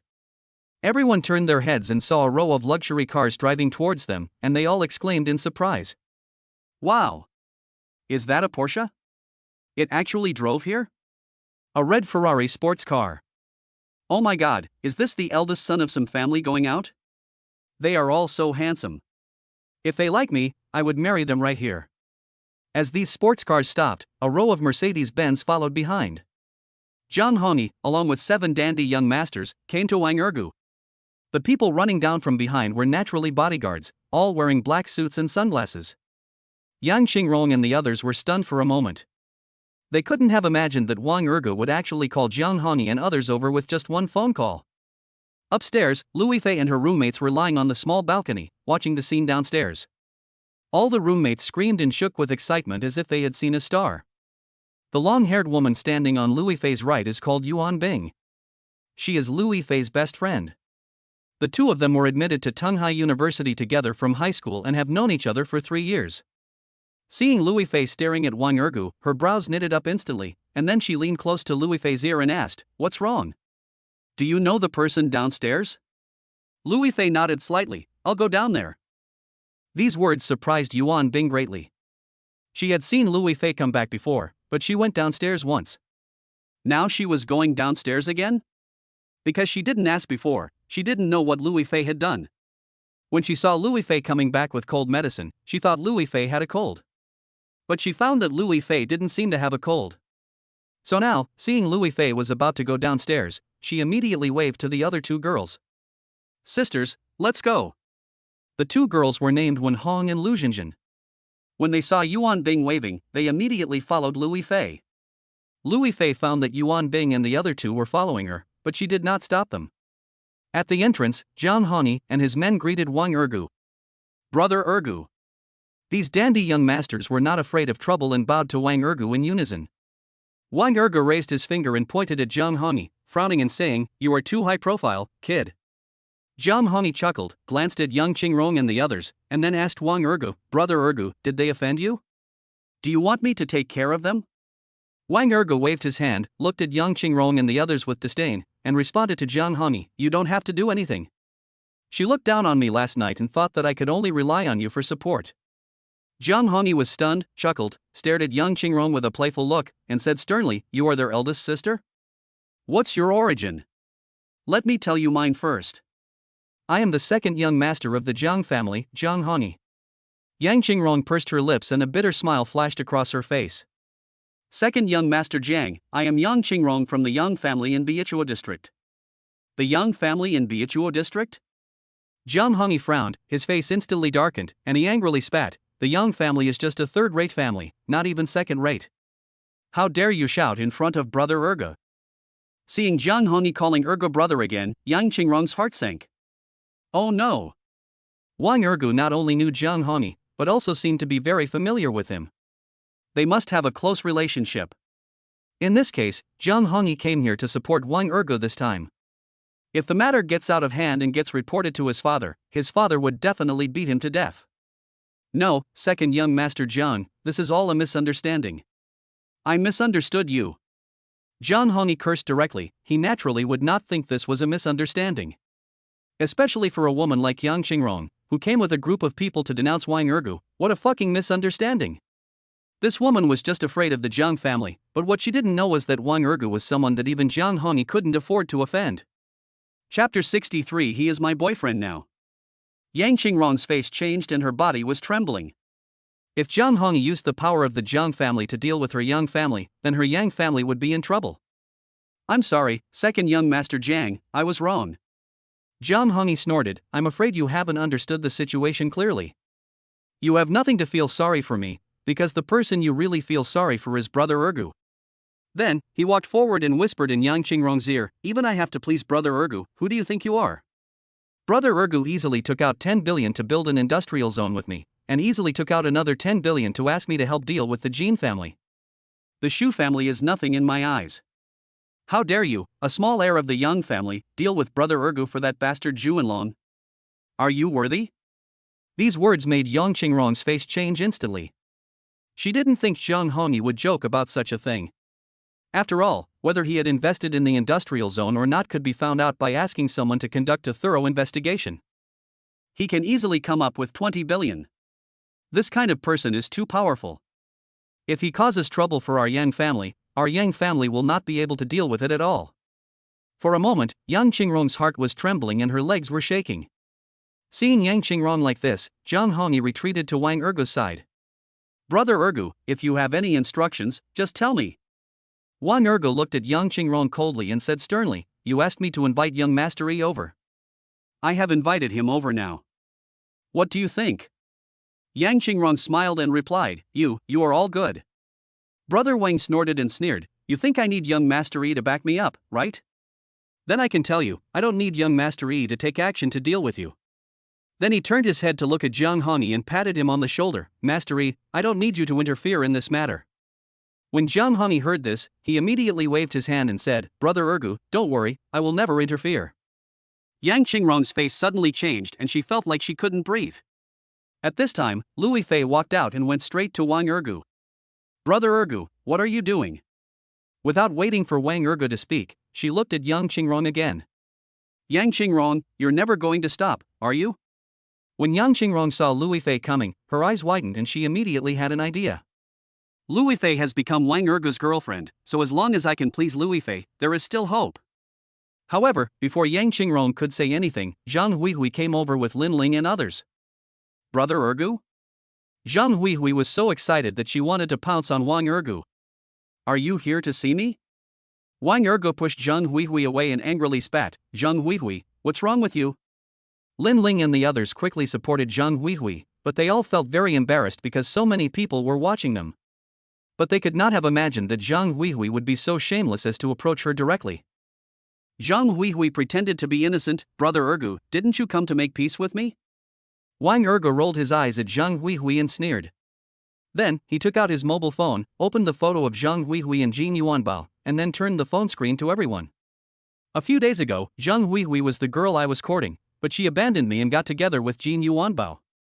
Last night, she and Jin Yuanbao set up a trap to prevent me from attending the class reunion, and then she started a fight at the reunion, belittling me everywhere. You think I would reconcile with a woman like her? When everyone saw it, they all shook their heads. Zhang Huihui's face changed. She couldn't expect that Wang Ergu had changed completely. Not only is he rich, but his reaction was also so quick that he even knew how to rely on the support of the crowd. If she didn't explain a little, this matter might get out and she would be a promiscuous woman. No, Brother Ergu, I was deceived by Jin Yuanbao, so now I have seen his true face. Let's make peace, okay? Wang Ergu glanced at Lu Fei with disdain. Lu Fei had originally planned to pretend that she had an average relationship with Wang Ergu, but when she saw Yang Qingrong here, she knew that even if she pretended that they had an average relationship, it would not work. So she immediately walked up and put her arm around Wang Ergu. You can't reconcile, because he is my boyfriend now. As soon as Yang Qingrong saw it, she smiled at Lu Fei and said, Ifei, you two are really a perfect match. Then, she walked towards Zhang Huihui, raised her right hand, and slapped Zhang Huihui in the face. With a snap, a 5-finger mountain was instantly left on Zhang Huihui's face. Zhang Huihui and the others were stunned. No, who are you? Why are you hitting me? Zhang Huihui yelled at Yang Qingrong. I am Ifei's cousin and the eldest daughter of the Yong family. Who do you think you are? How dare you snatch a man from my cousin? Yang Qingrong retorted harshly. You. Zhang Huihui wanted to refute angrily, but when she thought of the other party's revealed identity, she instantly became timid. Although the Yong family is only a third-rate family, it is still a small wealthy family after all. She is just from an ordinary family and cannot compete with them. Yang Qingrong returned to Lu Fei and quickly flattered her, Ifei, I was wrong before. Please help me ask your boyfriend to forgive me. Lu Fei looked calm, but she was still a little shocked in her heart.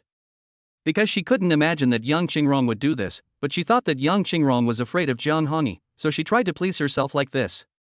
After all, Jiang Hongyi is the second young master of the Jiang family. Now he comes to support Wang Ergu. If Yang Qingrong dares to offend the Jiang family, it would be tantamount to seeking death. Little did people know that Yang Qingrong was now very afraid of Wang Ergu. Seeing Zhang Huihui's embarrassed look, Lu Fei felt that Yang Qingrong had been a good person for once, and nodded. Brother Ergu, why don't you just forgive Yang Qingrong? Wang Ergu nodded and warned Yang Qingrong sternly, don't do anything I don't like in the future. Remember what I told you last night. Get lost. When Yang Qingrong heard this, she felt as if she had been pardoned. She immediately took her relatives and left the place in disgrace. Zhang Huihui's face was filled with aggrievedness. She was slapped by Yang Qingrong, and the score had not yet been settled. But when she looked at Lu Fei, she looked unwilling and walked forward. Brother Ergu is mine. Why do you want to steal my man? Unexpectedly, as soon as she finished saying this, Yuan Bing rushed over and slapped Zhang Huihui hard in the face. You vixen, what nonsense are you talking about? You and Brother Ergu have already broken up, and you already have gold ingots, but you still want to spread rumors about my best friend? When Wen Hong and Lu Xinjin saw this, they immediately stepped forward and instantly pushed Zhang Huihui aside. Zhang Huihui fell to the ground, looking very embarrassed. She turned her head to look at Lin Ling and the others, but found that they didn't dare to come forward to support her. At this moment, she seemed to have been abandoned by the whole world. Chapter 64, Leniency to those who confess, severity to those who resist. Even if Jiang Hongyi and the others were not here, Lin Ling and the others would not dare to step forward to deal with Wang Ergu. After all, it was Wang Ergu who helped them pay the bill last night. If they were to deal with Wang Ergo here, they would probably be criticized for being ungrateful. Seeing Zhang Huihui like this, Lu Fei quickly shook her head at Yuan Bing and said, "Bing Bing, please stop making trouble." Yuan Bing nodded, but still looked arrogant when he looked at Zhang Huihui. For her, slapping Zhang Huihui in the face was a light punishment. Wang Ergo looked at Yuan Bing and nodded slightly. "Ifei, what is she doing?" When Lu Fei heard this, she immediately introduced her roommates to Wang Ergo. Wang Ergo smiled and said, "Hello, I am Wang Ergo, you can just call me Brother Ergo. I will treat you to a meal when I am free in the future." Yuan Bing's lips curled up slightly, and a cunning flashed across her beautiful eyes. "Okay, this is what you said. If you don't treat us to a feast, we won't forgive you." When Lu Fei saw it, she quickly shook her head at Yuan Bing. At this time, Su Yuanli also came here. Hearing that Sui was blocked here, he naturally ran over in a hurry. But when he saw Jiang Hongyi here, he knew that Sui was fine. Sui motioned Lu Fei to go upstairs, then looked at Zhang Huihui coldly. Lu Fei knew that if she stayed here any longer, she would only get into trouble. Now that Yang Qingrong and the others had already run away, she was not worried about what might happen to Zhang Huihui. So, Lu Fei took Yuan Bing and the others back to the dormitory building. Zhang Huihui climbed up and looked at Lu Fei's back with resentment, wishing she could cut Lu Fei into pieces. Wang Ergo naturally noticed Zhang Huihui's gaze, snorted, then waved to Lin Ling and the others, indicating that they should go upstairs first. Lin Ling and the others didn't dare to provoke Wang Ergo, so they could only go upstairs first. Zhang Huihui saw it and quickly explained to Wang Ergo, "Brother Ergo, I was wrong. I shouldn't have listened to Jin Yuanbao. It was Jin Yuanbao who deceived me." Wang Ergo strode towards Zhang Huihui and whispered in her ear, "I haven't settled your score with me yet. If you don't want to die, behave yourself from now on. Get out." Zhang Huihui's face changed. She had never seen Wang Ergo like this before, and she even sensed a murderous intent. She had already seen that if she dared to attack Lu Fei, Wang Ergo would probably really kill her. She is not a fool. Wang Ergo knows Jiang Hongyi, the young master of a big family. It is too easy for him to kill her, an ordinary person. I see. Wang Ergo watched Zhang Huihui run back to the dormitory building, then turned around and made a gesture to Su Yuanli. Su Yuanli immediately started yelling at the top of his voice. "All gone." All of a sudden, the girls who were watching here returned to the dormitory building. The fat lady from the dormitory management office came out. "Well, you better keep your voice down here." Wang Ergo took a look and immediately nodded to the fat lady. "I'm sorry, dorm manager, this is our fault. I apologize to you here." Then, he gestured to Jiang Hongyi, "Young Master Yi, you guys have disturbed the girls' dormitory with such a big scene, why don't you leave?" When Jiang Hongyi heard this, he immediately waved his hands and said, "Sorry. We'll leave right now, right now." So he waved to those playboys, got in the car and left. At this time, Vivian's voice also rang out. Task status, completed. Task reward option 1, advanced financial management skills plus 10 mental energy points. Task reward option 2, successfully protect the flower and obtain the title of flower protector. Choose one. Wang Ergo made his choice, then hugged Su Yuanli and returned to the boys' dormitory. As soon as Su Yuanli returned to the dormitory, he immediately asked Wang Ergo, "Is the school beauty Lu okay? Did Zhang Huihui do something?" Because he arrived a little late, Su Yuanli didn't know what was going on. Wang Ergo told Su Yuanli about the situation. After hearing this, Su Yuanli was very surprised. In that case, Yang Qingrong really went too far. I never thought that Zhang Huihui would be so shameless. How dare she, such a slut, ask for reconciliation? Wang Ergo shook his head inside. Naturally, he would not get back together with Zhang Huihui. To be precise, they were not real boyfriend and girlfriend, so there was no question of them getting back together. It was just his wishful thinking before, but now, he will no longer be tempted by a two-faced woman like Zhang Huihui. Su Yuanli wanted to ask something else, but his cell phone rang. Seeing that it was Su Haiyan calling, he guessed that Su Haiyan might want to ask about this matter, so he immediately asked Wang Ergo for help. Wang Ergo nodded and suggested, "If she asks, just say that I won 5 million and now I have 500,000 left. As for Yi Xiao, just say that I just saved him once out of kindness, and this time he came to repay the favor." You can tell Su Haiyan to spread the word about this. After receiving the order, Su Yuanli answered Su Haiyan's call and started chatting. Soon, the news that Wang Ergo had won the prize spread. As for Jiang Hongyi's affairs, everyone was very curious, but no one dared to ask about it on the campus forum. In the girls' dormitory, Zhang Huihui went crazy as soon as she came back. Damn it, damn it.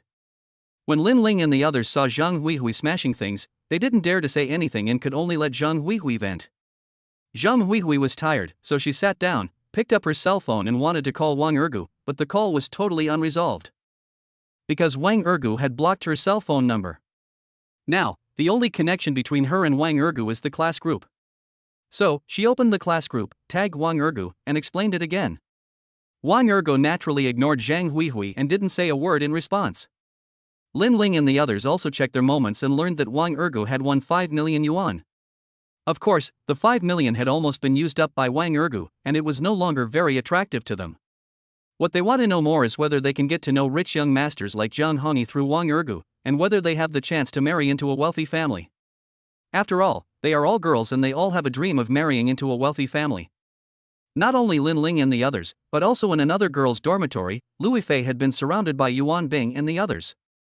Confess and be treated leniently, resist and be treated severely. You must tell me the truth. What is going on between you and Wang Ergu? Yuan Bing asked nervously. Because she didn't know Wang Ergu yet, she was still very worried about Lu Fei. Lu Fei did not hide anything and told him everything about her acquaintance with Wang Ergu. Everything was normal before, but when they heard that Lu Fei got the Supreme membership card, Yuan Bing and the others were all dumbfounded. Is it true? He gave you a Supreme membership card worth 20 million, and there are several more? Yuan Bing frowned. Yes, he did give me one, I'll show it to you right now. Lu Fei explained, and then immediately took out the Supreme membership card. Chapter 65 Mao Yujia invites guests to apologize. When Wen Hong and Lu Xinjin saw it, they were immediately envious, but they had never seen it before and could not tell whether it was real or not. Yuan Bing and Lu Fei were both daughters of small families, so they were naturally familiar with membership cards for star-rated hotels. After checking the membership card and even calling the hotel to confirm, Yuan Bing immediately returned the membership card to Lu Fei. Put it away quickly. This thing is too valuable. 20 million. Yuan Bing felt that she couldn't even think about it.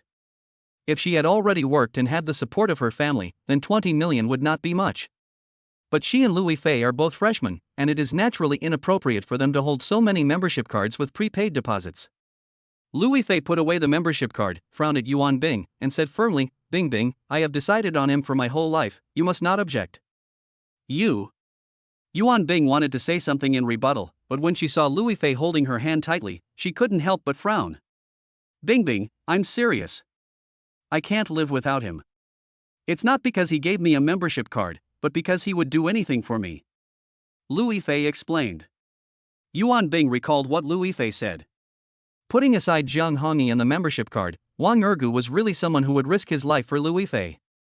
If it were me, and I were targeted by a playboy like Xuanlong outside, I'm afraid no one would dare to stand up. Okay, I won't say anything about Wang Ergu anymore, but you have to think carefully about how to get past your mother. Yuan Bing warned. That's okay. I'll find a chance to take him to meet my mother. Lu Fei said with a bright smile. She immediately opened her arms and wanted to hug Yuan Bing, but was stopped by Yuan Bing. Ife, I cannot say Wang Ergu, but this kind of membership card, when I want to use it to make money, you have to lend it to me to play with. Wen Hong and Lu Xinjin also looked at Lu Fei eagerly. Lu Fei looked at the two of them, then at Yuan Bing, so you all had this idea. Okay, if you need anything, just ask me directly. Thank you, Fei. Wen Hong and Lu Xinjin said in unison. Yuan Bing pouted. There was no need to say thank you between her and Lu Fei. Thinking that Lu Fei's birthday was coming up in a few days, she quickly asked, by the way, your birthday is coming up soon too, are you going to invite Wang Ergu? Lu Fei nodded. I've mentioned it to him. He will definitely come. Why are you asking this suddenly? Yuan Bing frowned slightly and analyzed, this time Yang Qingrong jumped out to make trouble because of Xuanlong, proving that he was the one behind all this. Although you didn't invite Xuanlong to your birthday dinner, people like Xuanlong will definitely come uninvited. So, you must plan ahead. Don't wait until he causes trouble and then lose your composure. That would be more trouble than gain. When Lu Fei heard Yuan Bing say this, she nodded in agreement. Afterwards, she, Yuan Bing and the other two discussed the plan against Xuanlong. Yuan Bing hated Zhuanlong, a dandy young man who liked to play with girls and then kick them away after playing with them, and immediately offered him a lot of strategies. After the chat, Lu Fei also sent this matter to Wang Ergu via WeChat. At 5:30 in the afternoon, just after class, Wang Ergu received a call from Mao Yujia. "Brother Ergu, are you free tonight? I want to treat you to dinner." "Did you forget? I said I would treat you to make amends." "Tonight?" "Sure." Wang Ergu agreed immediately. After all, he had already told Mao Yujia about it before. After hanging up the phone, Wang Ergu told Su Yuanli about the situation and asked Su Yuanli to go eat by himself. As soon as Wang Ergu left, Su Yuanli saw Qinling and the others. "Yuanli, where is Brother Ergu?" Qinling asked hurriedly. Su Haiyan didn't say anything, but her brows were furrowed and she stared at Su Yuanli with resentment, as if she was blaming Su Yuanli for not thinking highly of Wang Ergu. Lin Xuanxiang didn't say anything and turned her head to look elsewhere.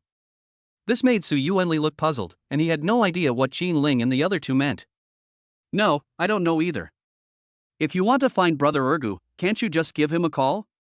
Qinling rolled her eyes at Su Yuanli and explained, "It's not us who want to find Brother Ergu, but our Qin University campus beauty who wants to find him." Su Haiyan snorted and said, "To be precise, we should keep an eye on Brother Ergu together, because we plan to introduce Brother Ergu to." Qinling quickly coughed twice and sighed, "He hasn't come back yet. I won't talk about it for now. Let's wait until he comes back." When Su Haiyan heard Qinling say this, she did not mention Qin Xingyue. Naturally, Su Yuanli didn't mind going out to eat with Qinling and the other two. Soon, the four found a small restaurant nearby. Qinling and the others all wanted to ask about Wang Ergu. After all, this time Jiang Hongyi and his friends drove a luxury car into the school, and the scene was really shocking. Su Yuanli didn't dare to say anything wrong and only told them about winning the prize. He said nothing about anything else. Qinling and the others thought Su Yuanli didn't know, so they were very sorry. However, through Su Yuanli's explanation, they confirmed one thing, that is, Lu Fei is really Wang Ergu's girlfriend. Regarding this matter, they all looked gloomy. Because they originally planned to introduce Qin Xingyue to Wang Ergu, but now Wang Ergu already has a girlfriend, how can they introduce them? Could it be that they asked Qin Xingyue to steal Lu Fei's girl? So they didn't dare to discuss Qin Xingyue in front of Su Yuanli, nor did they dare to mention the introduction. However, when they confirmed that Zhang Huihui was slapped by Wang Ergu, they felt very happy because they all disliked Zhang Huihui. This is really a good thing. Zhang Huihui is such a nasty person. Every time I see her showing off in the group, I want to slap her a few times. Humph, slapping her a few times is nothing. I really want to step on her. People like her are always showing off when they have a little money, and they change boyfriends all the time. That's right. Women like her are really despicable. Now that she has lost her gold ingots, she still wants to pester Brother Ergu. How despicable. On the other side, Wang Ergu arrived at the Arc de Triomphe Hotel. As soon as he entered the front hall, he saw Mao Yujia waiting for him there. Mao Yujia was dressed very beautifully tonight, wearing a black low-cut dress, exuding a unique charm. Seeing Wang Ergu coming, she immediately went to greet him. "Brother Ergu, you are finally here. I thought you were not coming." Wang Ergu laughed, "How can that be? Since you are the one treating me, of course I have to come. But I don't have much money. I can only book a small private room. You won't mind, right?" Mao Yujia asked nervously. Chapter 66 I won 100 million. What's there to mind? I don't care which private room we go to, as long as you let me have a big meal. Wang Ergu shook his head. Mao Yujia breathed a sigh of relief. Although she already had 300,000 yuan in her pocket, she would have to deposit at least 100,000 yuan in advance if she wanted to enter the premium box. Seeing that Wang Ergu really didn't care about the specifications of the box, she immediately took Wang Ergu's arm and walked towards the elevator. At this time, Zhang Huihui took Lin Ling and chased into the hotel lobby. When Zhang Huihui saw Wang Ergu and Mao Yujia enter the elevator, her face darkened. But by the time they ran over, the elevator had already gone up. Seeing the elevator stop on the 5th floor, they immediately chased to the 5th floor. However, Lin Ling grabbed Zhang Huihui and tried to persuade her. "Huihui, why don't we not go there? If we break in, we will directly offend Wang Ergu, which will not do us any good." Zhang Huihui shook her head, with a hint of pride on her face. "When did I say I offended Wang Ergu? I didn't come here to offend Wang Ergu today. I just came here to accompany him. Lin Ling frowned and complained in her heart, they didn't invite you to dinner, why are you here to accompany them? She didn't say these words out loud, but smiled awkwardly and said, we can ask him out for dinner some other day. However, Zhang Huihui still shook her head and analyzed the situation with confidence. First, we can't invite him another day. The news that Wang Ergo won the lottery has already spread. With Zhang Hongyi's connections, many women probably want to marry into a wealthy family and may invite Wang Ergo. Second, I can't give other women a chance. If I don't come, other women will get there first. Besides, he has been invited here by someone. Do I have to wait in line? Third, we have to seize the opportunity. You have come here with me, so you must come in with me. As long as I take down Wang Ergo, I will definitely let you have a good time in the future. If you don't like delicious food and spicy drinks, then just pretend you haven't been here. Didn't you see how much money Wang Ergo spent the night before last? Lin Ling was stunned, then took a deep breath and followed Zhang Huihui to the small box on the 5th floor. But they didn't know which small box Wang Ergo was in, so they could only check one by one. There was no security guarding the door of the small box, so they easily pushed the door open to search. Soon, the two found the small box where Wang Ergo was. As soon as she came in, Zhang Huihui immediately walked towards Wang Ergo with a wronged look on her face. Brother Ergo, please forgive me. I really know I was wrong. I was deceived by Jin Yuanbao. Wang Ergo looked up and couldn't help but frown. He couldn't imagine that Zhang Huihui would track him here. Is this woman crazy? I don't even have her, and how dare she bother me here? Mao Yujiao also turned her head and looked over. She found Zhang Huihui and Lin Ling coming over and couldn't help feeling very embarrassed. When Zhang Huihui saw that the woman having dinner with Wang Ergo was Mao Yujia, her face changed instantly. It's you? Mao Yujia, I didn't expect it was you. Why did you invite my brother Ergo? Zhang Huihui stepped forward and pointed at Mao Yujia, spitting angrily. What's wrong with her inviting me? What does it have to do with you? Zhang Huihui, you are not welcome here, please get out immediately. Wang Ergo said sternly. When Zhang Huihui heard this, she looked pitiful. Brother Ergo, I really know I was wrong. In fact, you are the only one I love, so please give me another chance, okay? Wang Ergo curled the corners of his mouth and shook his head. I give you a chance? Why should I give you a chance? You must have heard that I still have a 500,000 bonus, so you came after me again. You are trying to steal my bonus, right? Well, I'm telling you, you are wrong. I deliberately let the general spread the news that there was a remaining 500,000 bonus. Zhang Huihui and Lin Ling's faces changed. Could it be that Wang Ergo no longer has even 500,000 yuan? After all, they all remembered that Wang Ergo spent more than 2 million at the Hanglung Hotel the night before. So in their opinion, Wang Ergo might be out of money. However, they were soon completely dumbfounded. I didn't just win 500,000 yuan. No, I didn't win 5 million yuan. I won 100 million yuan. So now, in addition to the tens of millions of dollars I invested, I still have 50 million left. You are pestering me because you want to come and steal my 50 million, right? Then let me tell you, Zhang Huihui, because I really don't like you, you will never have the chance to steal my bonus. By the way, the tens of millions I invested were invested with the second young master of the Zhang family. It will definitely be very popular and profitable by then, but it has absolutely nothing to do with you. Wang Ergo said coldly. But he said these words deliberately to deceive Zhang Huihui. At first they said he had won 1 million, then it became 2 million, and now it has become 100 million. Zhang Huihui would definitely believe it, and she would definitely regret it very much. At this moment, Zhang Huihui was very excited to hear the news and covered her chest with one hand. Oh my god, 100 million, Wang Ergo actually won 100 million?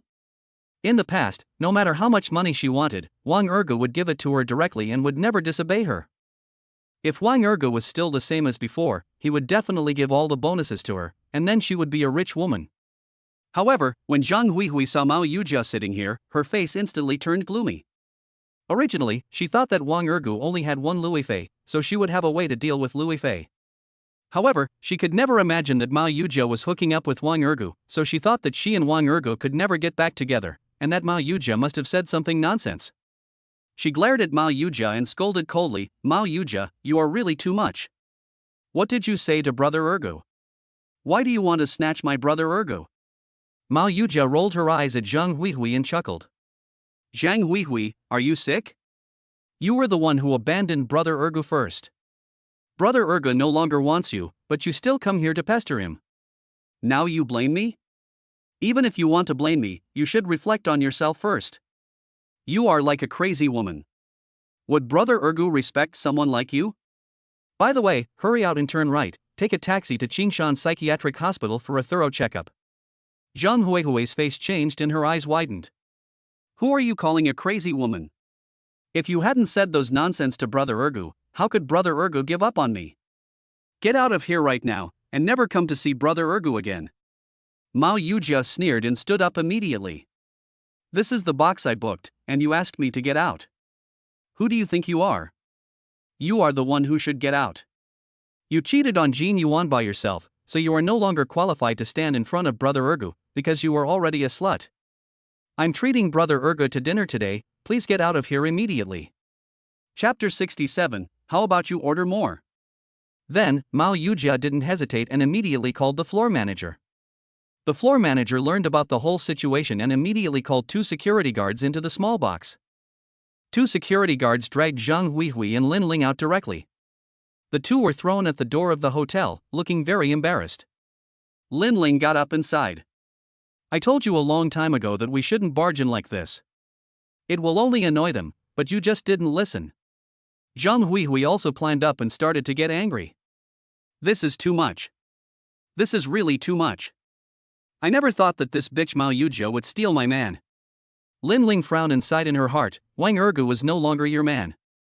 Huihui, I remember you said before that she works in a bank, so she must have known that Wang Ergu still has 50 million, and this time she was trying to seduce Wang Ergu. Besides, Wang Ergu's cooperation with the second young master of the Zhang family is definitely a sure win. By then, Wang Ergu's worth will probably skyrocket. If she gets together with Wang Ergu, I'm afraid all this money and the money earned from the investment will go into her pocket. I guess there's no hope for you. These words made Zhang Huihui very unhappy because she felt that everything Wang Ergu owned belonged to her. Mao Yujia came later. She and Wang Ergu had known each other for almost 3 years, so she thought that Mao Yujia had no qualifications to compete with her for Wang Ergu. And what if all the money fell into Mao Yujia's pocket, what would she do? No, I absolutely cannot let that bitch Mao Yujia take the money away. All this money is mine.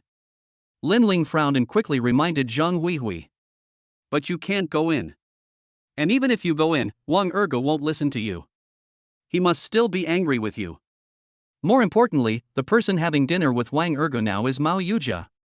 Mao Yujia will definitely continue to speak ill of you in front of Wang Ergu. In that case, I have a way that might help you save some face. Zhang Huihui asked hurriedly, what's the solution? Tell me quickly. Lin Ling whispered, since Mao Yujia said bad things about you in front of Wang Ergu, you can also do the opposite and say bad things about Mao Yujia in front of her family.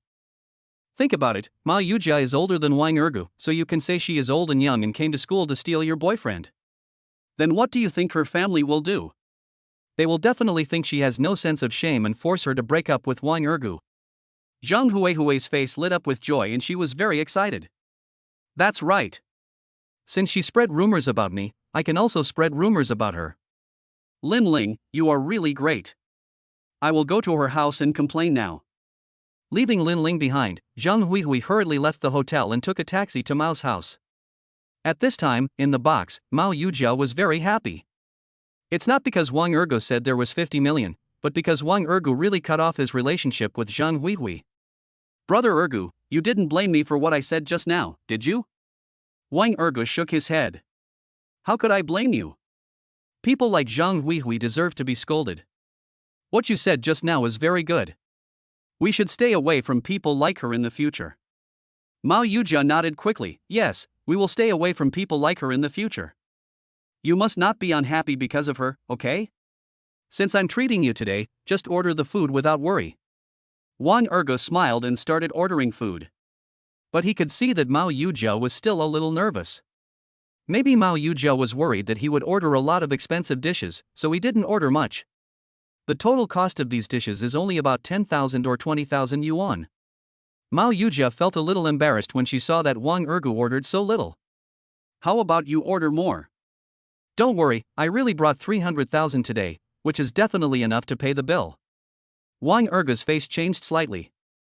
He couldn't expect that he was just talking casually, but Mao Yujia actually brought 300,000 yuan. Mao Yujia, I was just kidding you.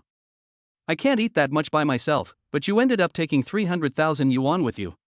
Did you borrow money from a loan shark? When Mao Yujia heard this, she was delighted. It turned out that he was just joking. It was really great. She quickly waved to Wang Ergu. No, I didn't borrow money from a loan shark. This is the salary advance I got from my boss. So if you still want to eat something, don't worry. Wang Ergu smiled and said, if I really make you broke, will you rely on me in the future? Mao Yujia blushed but didn't say anything. She really wanted to stick with Wang Ergu. Although she didn't know how much money Wang Ergu had, she was paying attention to his bank statements over the past few days. Wang Ergu could easily get 10 billion, he must not be an ordinary person, so she still wanted to get Wang Ergu's favor. Halfway through their meal, Mao Yujia's cell phone rang. Seeing that it was her mother Zhang Chongxiu calling, she answered the call immediately. But as soon as the call was connected, Zhang Chongxiu on the other end immediately started cursing. Mao Yujia, are you crazy? You are actually with a college student? If you want to find a man, you can tell mom. What's the point of finding a college student? These words made Mao Yujia stunned. What was going on? No, mom, what college students are you talking about? Zhang Chongxiu snorted coldly, don't worry about what I'm saying. Anyway, you have to go home immediately. Otherwise, I won't acknowledge you as my daughter anymore. Mao Yujia's face changed, but she guessed that it must be Zhang Huihui who said something to her house. After hanging up the phone, she immediately told Wang Ergu about this. Wang Ergu nodded and said in a cold voice, this must be what Zhang Huihui said. In that case, let's go together after dinner. With my help, Zhang Huihui can't do anything to you. Mao Yujia was delighted when she heard this. If she had Wang Ergu's help, she really wouldn't be afraid of Zhang Huihui. She also knew very well what kind of person her mother Zhang Chongxiu was. Although her mother seemed to be very principled, she believed that things could turn around. If her mother knew that Wang Ergu could easily come up with 10 billion, she would definitely not object to her being with Wang Ergu. The two of them enjoyed the meal with gusto. After leaving the hotel, Mao Yujia was still wondering how to get past when she saw a Lamborghini Huracan sports car driving in front of her. Get in the car. Wang Ergu said hurriedly to Mao Yujia. Mao Yujia was shocked. She couldn't imagine that this Lamborghini Huracan sports car actually belonged to Wang Ergu. Although she didn't know much about cars and didn't know how much a Lamborghini Huracan would cost, she knew it would definitely not be cheap. She immediately got into the passenger seat of the sports car and told Wang Ergu her home address. Mao Yujia didn't notice that Luo Ming and his men were following the sports car in an Audi R8. Soon, Wang Ergu drove to Mao's house. The Mao family owns a house in Hatan Garden, an old community in Shangpu district. It's not big, only about 100 square meters. As soon as she came in, Mao Yujia saw Zhang Huihui was already waiting for her there. Chapter 68 Zhang Huihui, the crazy woman. It's you, Zhang Huihui. Are you crazy? Brother Ergu doesn't want you anymore, and you still come to my house and talk nonsense, trying to sow discord between me and Brother Ergu? I'm telling you, no way. When Zhang Huihui saw that Mao Yujia was not polite either, she immediately started scolding her. Mao Yujia, you are such a horrible person. Brother Ergu is my boyfriend, how could you steal my boyfriend? You must promise your aunt right now that you will never contact Brother Ergu again. Mao Yujia found this statement funny. You came to my house to cause trouble and still want me to promise? Why? However, before Mao Yujia could say anything, Zhang Chongxiu also started cursing. That's right, just do as Huihui said. Cut off all ties with him immediately and don't meet him again. You are a bank clerk. What's the point of you being with a college student? What future can he give you? Or can he give you a lot of money? I will never allow you to be with a college student who hasn't even fully grown his hair yet and is younger than you. When Mao Yujia heard this, she immediately stepped forward and held Zhang Chongxiu's hand. Mom, don't listen to Zhang Huihui's nonsense. Brother Ergu is actually my client. We are actually.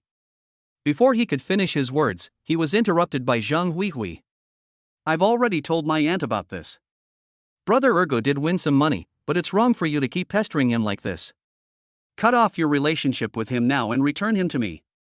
Wang Ergu frowned, immediately walked forward and slapped Zhang Huihui in the face. This scene shocked Zhang Chongxiu so much that he dared not speak for a moment. Wang Ergu yelled at Zhang Huihui, that's enough. You cheated on me with the rich second generation, and then when you saw that I was rich, you wanted to pay me back and take all my money. Why? Who do you think you are? I've already told you that I already have a girlfriend and I asked you to stop pestering me. As for Mao Yujia, she is just my financial advisor, but you came to my house to spread rumors about my relationship with her. Do you have any shame? Zhang Huihui knelt down on her knees and begged Wang Ergu. Brother Ergu, please forgive me. I really know I was wrong. Let's get back together, okay?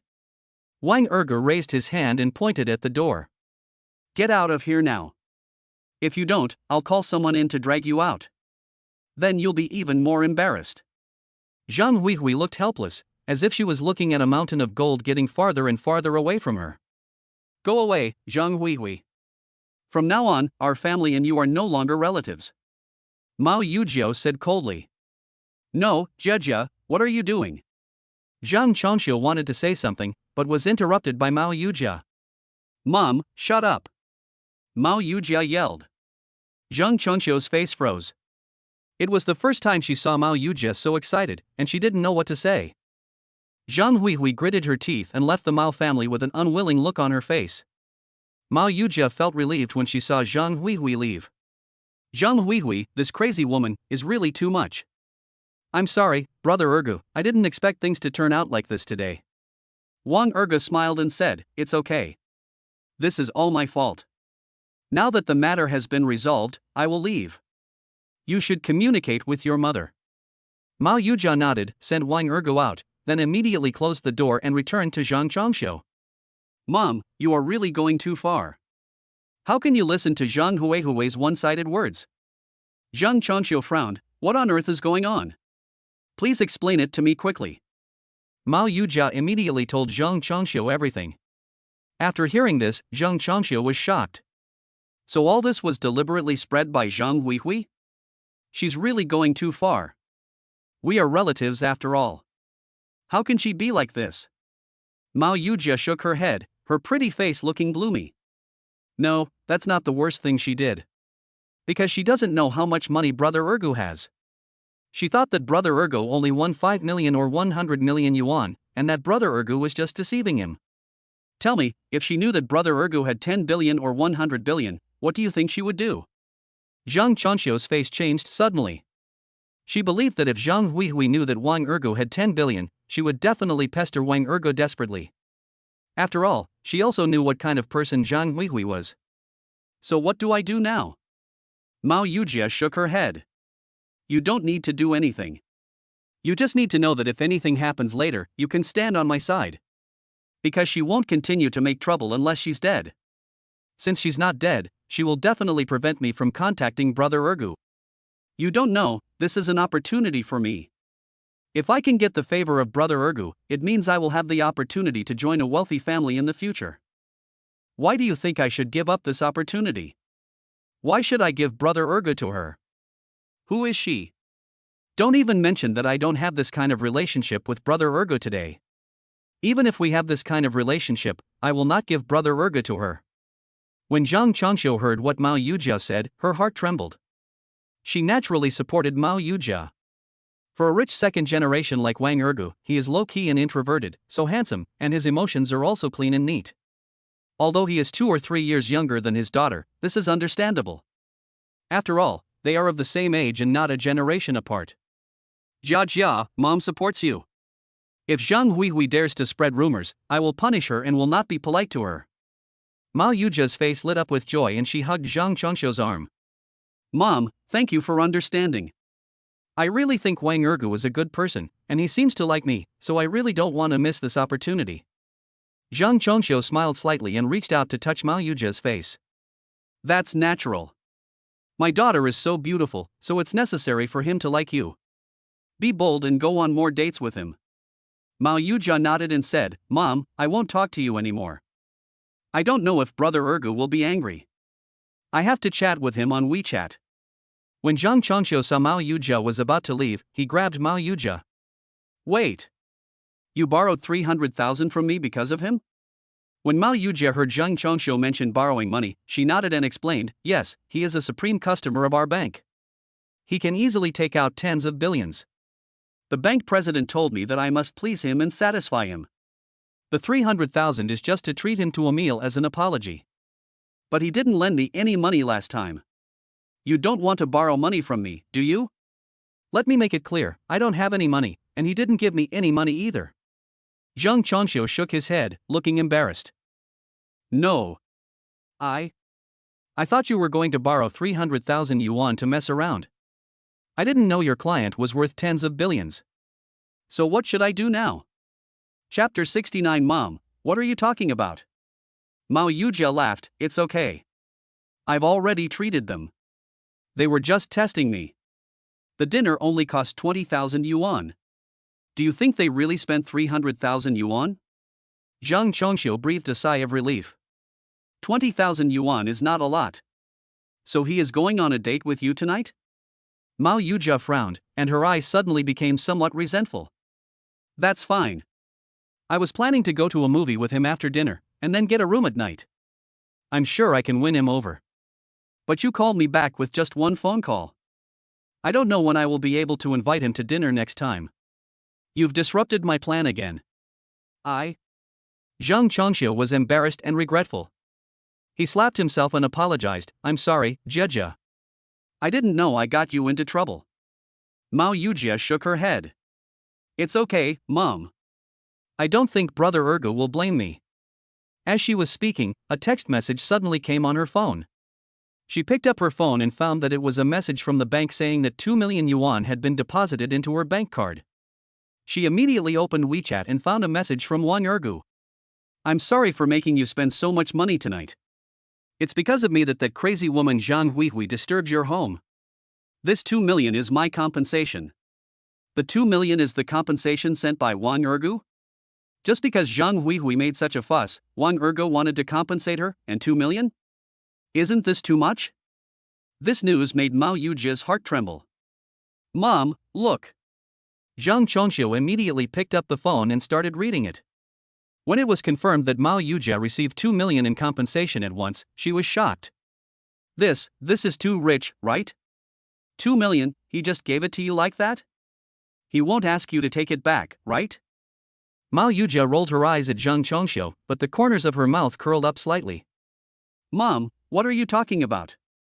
2 million is not even pocket money for me. For someone like me who can easily save hundreds of millions, my pocket money probably starts at hundreds of millions. Zhang Chongxiu smiled awkwardly, it's my mother who is ignorant. Mao Yujia shook her head. It's not that you don't have experience, but that you don't have experience at all. So why do you think I should give Brother Ergu to Zhang Huihui?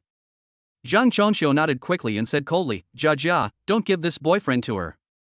Mao Yujia nodded and shook her phone, I'm going back to my room to have a good chat with him. Please don't disturb me. As she turned around, she thought of something and quickly turned back to warn Zhang Chongxiu. By the way, Zhang Huihui doesn't know that Brother Ergu has tens of billions. She just thought that Brother Ergu won 5 million. So Mom, don't spread it around. If you spread it around, more and more people will know about it, and I'll have more and more competitors. In this way, I may not be able to win Brother Ergu's heart, and he may even dislike me. When Zhang Chongxiu heard what Mao Yujia said, he quickly promised not to say anything nonsense. However, when Mao Yujia returned to the room, she immediately took out her mobile phone, called her husband Mao Guoqiang, and told him what had happened. Mao Guoqiang was on a business trip and was shocked when he heard the news. Don't tell anyone about this. Wait for me. I'll be back right now and we'll discuss this carefully when I get back. In the room, Mao Yujia lay on the large flat couch, holding her cell phone, and quickly sent a voice message to Wang Ergu. Brother Ergu, I'm sorry. I didn't expect Zhang Huihui to be so vicious that she came to my house to cause trouble. My mother didn't mean to offend you. She regrets it and asked me to say sorry to you. On the way, Wang Ergu heard the WeChat message sent by Mao Yujia and replied immediately. I don't blame you, Auntie. You said that for your own good. I understand your feelings. When Wang Ergu returned to the dormitory, he didn't see Su Yuanli, but found that Chen Jisheng had returned and was watching the Shark Live broadcast. General, you're back? Wang Ergo walked up to Chen Jisheng and patted him on the shoulder, laughing. When Chen Jisheng saw Wang Ergo, his face was full of nervousness. Brother Ergo, something happened. I have a female anchor who was suppressed by someone. Can you help me? When Wang Ergo heard this, he picked up Chen Jisheng's phone. The mobile phone interface is broadcasting this PK. Chen Jisheng's focus was on a young woman named Yuan. She had long straight black hair, fair skin, a thin figure, and looked pretty and charming. Opposite was also a young woman, named Xiang Baby, with purple curly hair and very fair skin. Her figure was more plump than that of Yuni, and she had a charming appearance and a pair of seductive eyes that seemed to emit electricity. What's their bet? Upon hearing this, Chen Jisheng quickly explained, Lin Peiying made a bet with the other party. If she loses to this Xiang Baby this time, she will never broadcast live again in her life. Brother Ergo, you must help her, even if she is not in this live broadcast company. If she doesn't broadcast live, she will lose money. Wang Ergo didn't waste any time and immediately transferred 100 million to Chen Jisheng. I've given you 100 million, try to top it up. Chen Jisheng's face changed when he heard this. No, I haven't opened a credit line. The maximum credit line on my bank card is 5,000 yuan a day. Even if you give me 100 million, I can't use it. Wang Ergo was so angry that he could only log into his Supreme Roaring Skydog account and recharge it with 100 million. With Wang Ergo's attack, baby Xiang couldn't hold on at all, and naturally lost the PK in the end. Ying Hezhu was shocked and quickly thanked Wang Ergo, then sent Wang Ergo his contact information.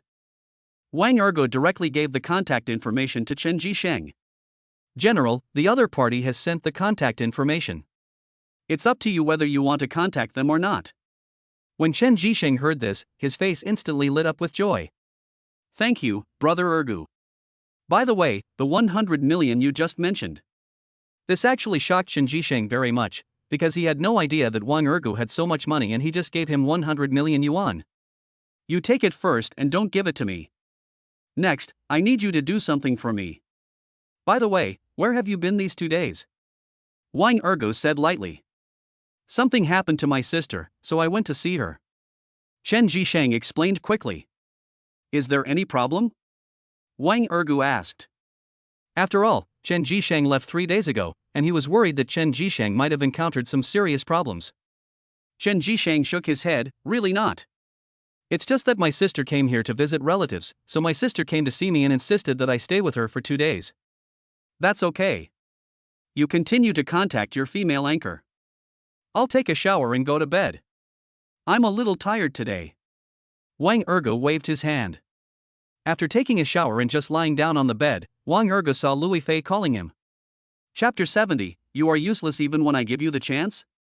As soon as the call was connected, Lu Fei on the other end asked softly, Brother Ergo, are you out tonight? I wanted to have dinner with you, but I couldn't find you. Wang Ergo smiled awkwardly and explained quickly, I did have something to do tonight. But if you wanted to have dinner with me, why didn't you call me? Lu Fei snorted and said aggrievedly, I was planning to give you a surprise, but I couldn't find you. I just heard someone say that you went back to the boys' dormitory, so I called you. Wang Ergo exhaled lightly and said in a deep voice, don't do this again in the future.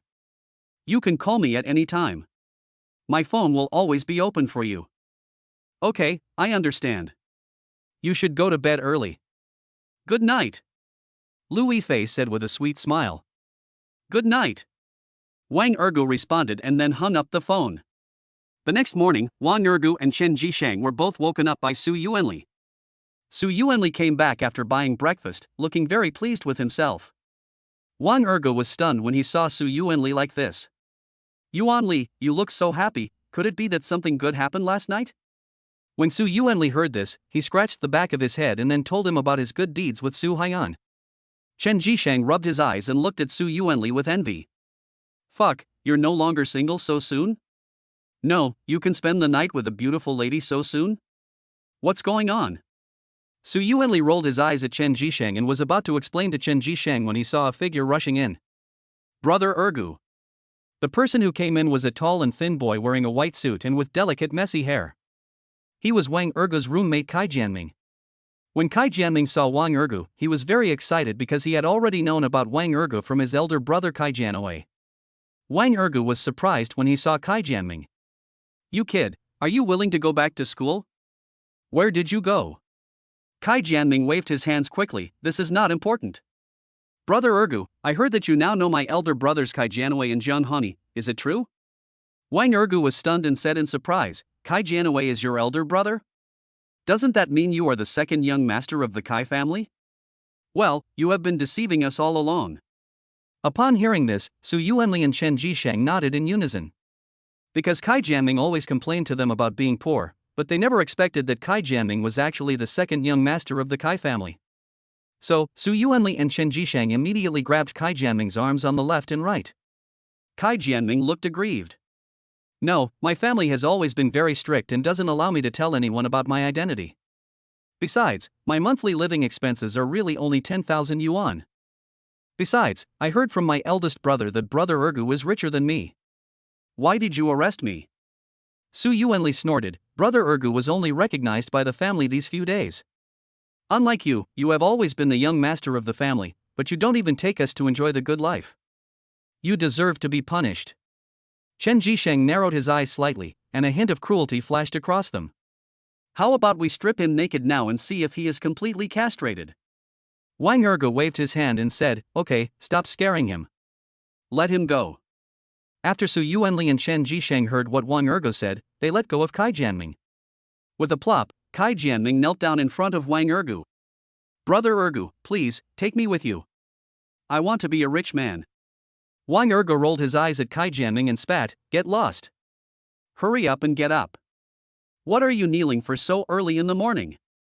Kai Jianming shook his head and pretended to cry, no, I won't get up. This is the best shortcut for me to become a rich man. If you don't lead me, I won't get up.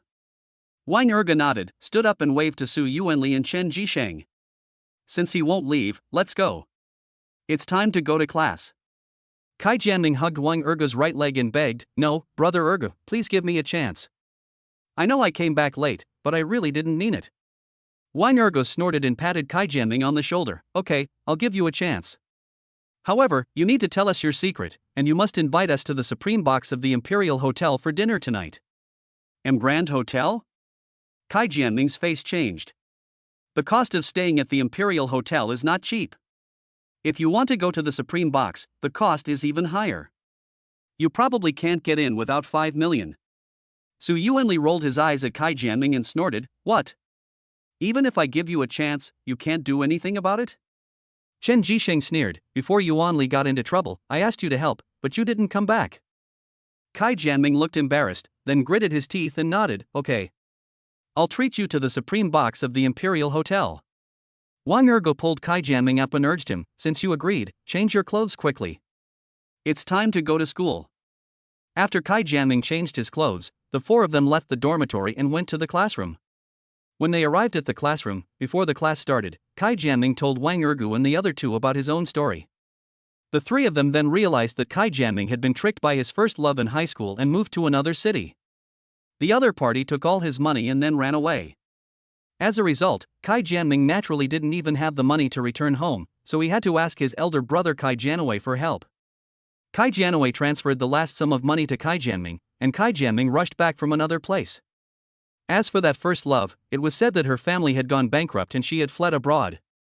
After hearing Kai Jianming's story, Wang Ergu and the other two rolled their eyes at Kai Jianming. Kai Jianming put on a bitter face and said, my dear brothers, I feel very sad. Wang Ergu narrowed his eyes and chuckled, you're miserable? I think you must be very happy and romantic. If it weren't for your elder brother urging you, I'm afraid you wouldn't come back to school so soon. Kai Jianming wanted to refute, but when he saw the strange looks in the three people's eyes, he was instantly speechless. Chen Jisheng pursed his lips, looked at Wang Ergu and the other two pitifully, and sighed, you are so lucky. You are all grown men, and I am the only one who is still a virgin. Now I can't even take Qin Ling down. What a failure. When Kai Jianming heard this, he frowned and looked at Chen Jisheng, wait, you mean, they are both no longer single? What's going on? Su Yuanli rolled his eyes at Kai Jianming, then told Kai Jianming about the recent situation between Wang Ergu and him. When Kai Jianming learned that Zhang Huihui had betrayed Wang Ergu, he was furious. If a woman like her were in ancient times, I would make her experience the 10 tortures. Wang Ergu waved his hand and said, forget it, she and I have already passed by. You don't have to continue talking about this. Chapter 71. Okay, I'll wait for your treat. Kai Jianming frowned, then nodded. Okay, it's all in the past, let's not talk about her. But, you all have a partner, so it's time to introduce one to me. Upon hearing this, Chen Jisheng put his arm around Kai Jianming's shoulders. Sure. There's another single girl in Qin Ling's dormitory. Her name is Lin Xuanxiang. Whether you can catch up with her depends on your ability. Kai Jianming was stunned for a moment, and Lin Xuanxiang's image instantly appeared in his mind. Since they were in the same class and were already juniors, he naturally had some impression of them. No, General, did you really catch up with Qin Ling? Chen Jisheng shook his head and replied somewhat disappointedly, I did catch up with her, but as I said just now, I haven't captured Qin Ling yet. Kai Jianming immediately hugged Chen Jisheng tightly and looked at Wang Ergu and Su Yuanli with envy. It seems that we still need to ask Brother Ergu and Yuanli for help. Su Yuanli was about to say something when he saw Qin Ling and the others walking towards him. Qin Ling and the others are here. When Chen Jisheng heard this, he immediately straightened his back. Qin Ling waved her hand, signaling Su Yuanli and the other two to move aside, and then took Su Haiyan and Lin Xuanxiang to sit next to Wang Ergu. Wang Ergu frowned. No, what are you doing? Qin Ling took out his cell phone, opened Qin Xingyue's photo, and then handed the phone to Wang Ergu. Brother Ergu, what do you think of my best friend? Wang Ergu was stunned and took a look at his phone. Isn't this a photo of the campus beauty of Qin University? I also know that she is your best friend. She has always been so beautiful. Which man doesn't like her? But why are you asking this? Qin Xingyue is one of the 4 campus beauties of Donghai University. She is tall and graceful, known for her coolness and charm. She is the dream lover of all boys. Although Wang Ergu once admired her, he no longer had any fantasies about her since he started pursuing Zhang Huihui. Now that Qin Ling suddenly asked him this, he felt a little excited. After all, she was the school belle. Not to mention him, even Chen Jisheng and Kai Jianming had already posted Qin Xingyue's photos in the dormitory. Fortunately, the two of them were relatively normal and did not do anything out of line. The boys in other dormitories not only put small photos on the walls, they even put up large posters. Every night they either kissed or just lay down to sleep. Each one was more perverted than the other. Qin Ling whispered in Wang Ergu's ear, I've said this before. I'll introduce her to you when the time comes. Although she didn't know how rich Wang Ergu was, she believed that he was definitely a potential stock. If Wang Ergu accepted Qin Xingyue, it would be convenient for her to take advantage of him in the future. Otherwise, she would be embarrassed to ask Wang Ergu for rewards. Wang Ergu looked embarrassed and didn't know how to respond to Qin Ling. After all, his relationship with Lu Fei was public. If Qin Xingyue comes in, and they are in the same school, will they fight? He didn't dare to imagine what it would be like when the school beauty and the new school beauty were fighting each other, but he knew that his days ahead would be very uneasy. Of course, if someone introduced a beautiful woman to him, he would naturally not refuse such a good thing. If he was still a poor bastard, he would naturally mind. After all, his conditions were limited, but now he is a super rich man with 99.99 trillion. Qin Ling was overjoyed when she saw that Wang Ergu had no objection. She immediately pushed Qin Xingyue's WeChat to Wang Ergu and sent a WeChat message to Qin Xingyue at the same time, explaining the situation. Soon, Qin Xingyue passed Wang Ergu's friend. When Qin Ling saw that Wang Ergu had added Qin Xingyue on WeChat, she immediately gave a reminder. You can chat however you want, don't worry about me. Wang Ergu smiled awkwardly, then sent out 2 words weakly. Hello. The other party also responded to Wang Ergu quickly. Hello to you too. I'm out of town right now, so I'll talk to you in detail when I get back tomorrow, okay? Wang Ergu was a little surprised. Wasn't she the aloof school beauty? How could she be so polite? And was she asking for his opinion? Of course. I have to go to class here. I'll treat you to dinner when you come back. The other party immediately replied, okay, I'm waiting for your treat. Qin Ling saw Wang Ergu put down his phone and asked quickly, how was your conversation? When Su Haiyan and Lin Xuanxiang heard this, they both looked at Wang Ergu. Although they didn't know how rich Wang Ergu was, they knew that it would be a good idea to get in touch with him. Sitting in a row of seats not far away, Zhang Huihui had a gloomy face, as if someone owed her 5 million. After leaving the Mao family yesterday, she was sad for a long time, because Wang Ergu said that he had won 100 million yuan in the lottery, and she naturally felt that she had made a mistake. But she checked the latest lottery news overnight and found that no one had won 100 million, but someone had won 5 million. So she concluded that the person who won the 5 million must be Wang Ergu, and Wang Ergu must have spent all the 5 million just to show off in front of her. It just so happened that yesterday Wang Ergu asked Su Yuanli to help spread the news that his 5 million had been used up and that Zhang Hongyi's favor had been repaid. Zhang Huihui believed it and called the Arc de Triomphe Hotel to confirm that the person who paid the bill last night was Mao Yujia. You are such a good fellow, Wang Ergu. Now you have become a pauper again. You have made me sad for the whole night. I will definitely settle this account with you. This is also the reason why Zhang Huihui came to the classroom but did not look for Wang Ergu. She had already determined that Wang Ergu had become a pauper again. If she knew that Wang Ergu had really won 100 million, she would have pestered Wang Ergu as soon as she came. At this time, Zhang Huihui found that she had received a message from Jin Yuanbao on WeChat. Huihui, I was in a bad mood that day. Actually, something happened suddenly in my family. Now everything has been resolved. Come to the Dihao Hotel tonight and I will treat you to dinner. Royal Hotel? Zhang Huihui's face lit up with joy. The Imperial Hotel was a 6-star hotel. If she could go to the Imperial Hotel for dinner, she could brag about it for the whole year. So she immediately replied to Jin Yuanbao. Brother Bao, I have never blamed you. I still love you. On Wang Ergu's side, Su Yuanli was very confused when he saw that Zhang Huihui did not come over to bother Wang Ergu. He immediately made a gesture to Wang Ergu, indicating that Wang Ergu should check WeChat. Brother Ergu, didn't you tell Zhang Huihui that you still had a bonus? Why is Zhang Huihui so abnormal today? She didn't even pester you? Wang Ergu immediately responded, there must be something fishy going on. I think she must be planning something bad again, so just keep an eye on her. Don't worry, Brother Ergu. This time it was an open class in the lecture hall. Wang Ergu kept looking down at his phone, so he was called upon by Li Junting, the professor who was teaching the business management class. Student Wang Ergu, can you tell me how modern management works in the reform of the socialist economic management system in my country? All of a sudden, everyone's attention was focused on Wang Ergu. When Zhang Huihui heard this, she immediately sneered. Wang Ergu's grades are usually above average. He has been spending money everywhere these days. This time he is doomed. Chapter 72. Who are you calling a psychopath? Su Yuanli looked calm because he had already witnessed Wang Ergu's understanding of corporate management at the Arc de Triomphe Hotel. But Chen Jisheng and Kai Jianming didn't know, and they both thought Wang Ergu couldn't answer it. Kai Jianming still gave a hint quietly, just say you have a stomachache and need to go to the toilet. Qin Ling and the others all looked nervous, and they were also worried that Wang Ergu would not be able to answer. You know, this is an open class with hundreds of people here. It would be embarrassing if Wang Ergu couldn't answer the question. However, Wang Ergu stood up, cleared his throat, and began to talk incessantly. In October 1976, the decade of XX came to an end and our country entered a new historical development period. In 1978, the focus of the country's work shifted to socialist economic construction, and major reforms were carried out in the economic system. In October 1984, the XX Conference adopted the State Decision on Economic System Reform, which further affirmed the necessity and urgency of my country's economic system reform. Everyone was dumbfounded. Especially the students in Class 2 of the Economics Department, they all thought they knew Wang Ergu, so Wang Ergu should not be able to answer this time.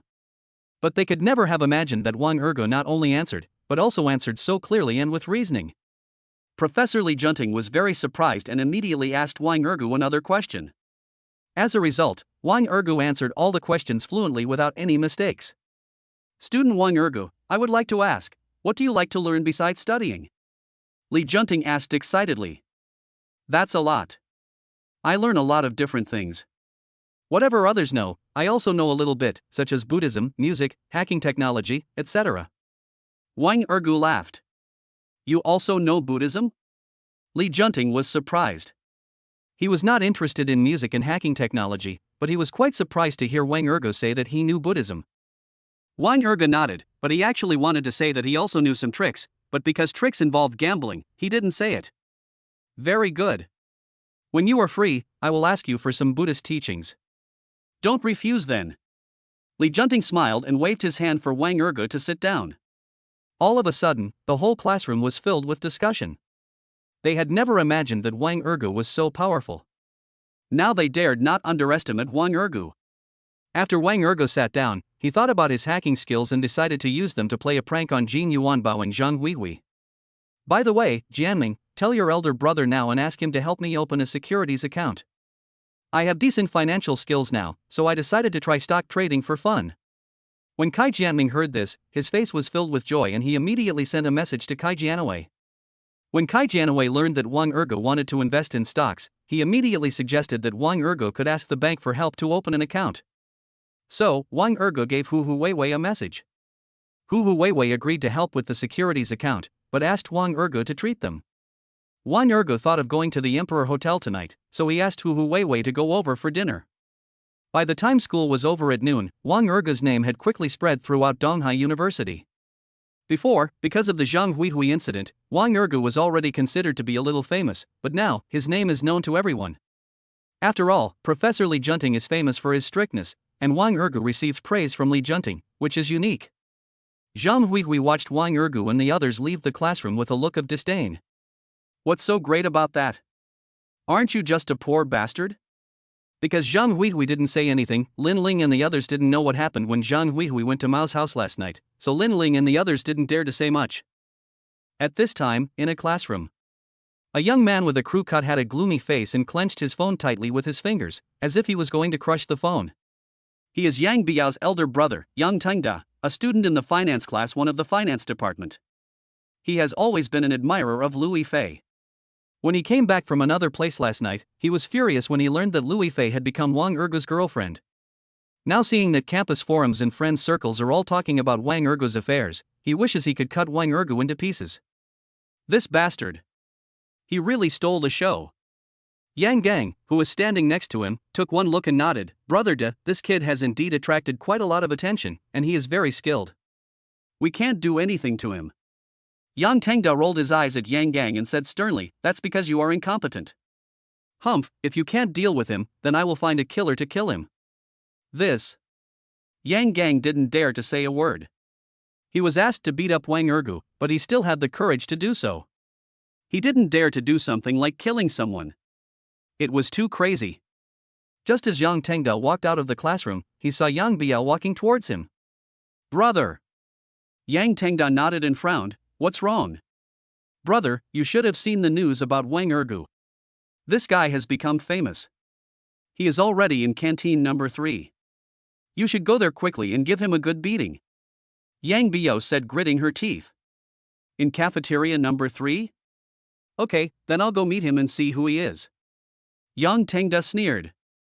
So he immediately took his followers to canteen number 3. At this time, Wang Ergu was still queuing in canteen number 3.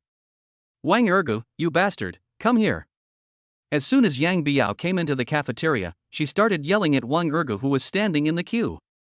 Su Yuanli and the others all looked gloomy, and they immediately felt that the visitor had bad intentions. Xin Ling and the others are also here, but they don't know Yang Biao. Wang Ergu took one look at Yang Biao and recognized her instantly, but he pretended not to know her. Who are you? We don't seem to know each other?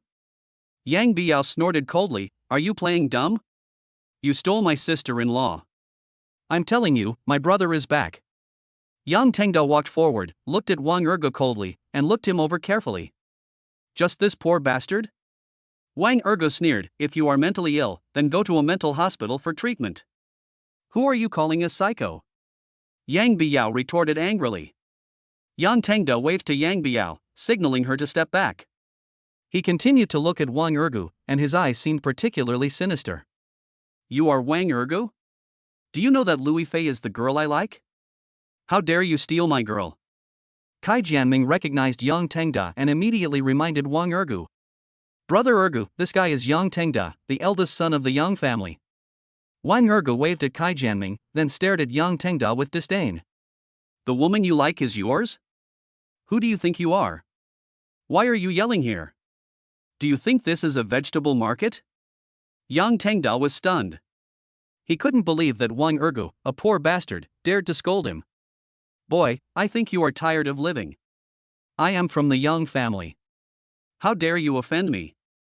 Chapter 73. Yes, he was born in the countryside. Wang Ergu chuckled, handed the tray of food in his hand to Su Yuanli, and walked towards Yang Tengda. So what if you are from the Yong family? You have no ability and can't chase women, but you want to show off your presence here? Do you think I, Wang Ergu, am easy to bully?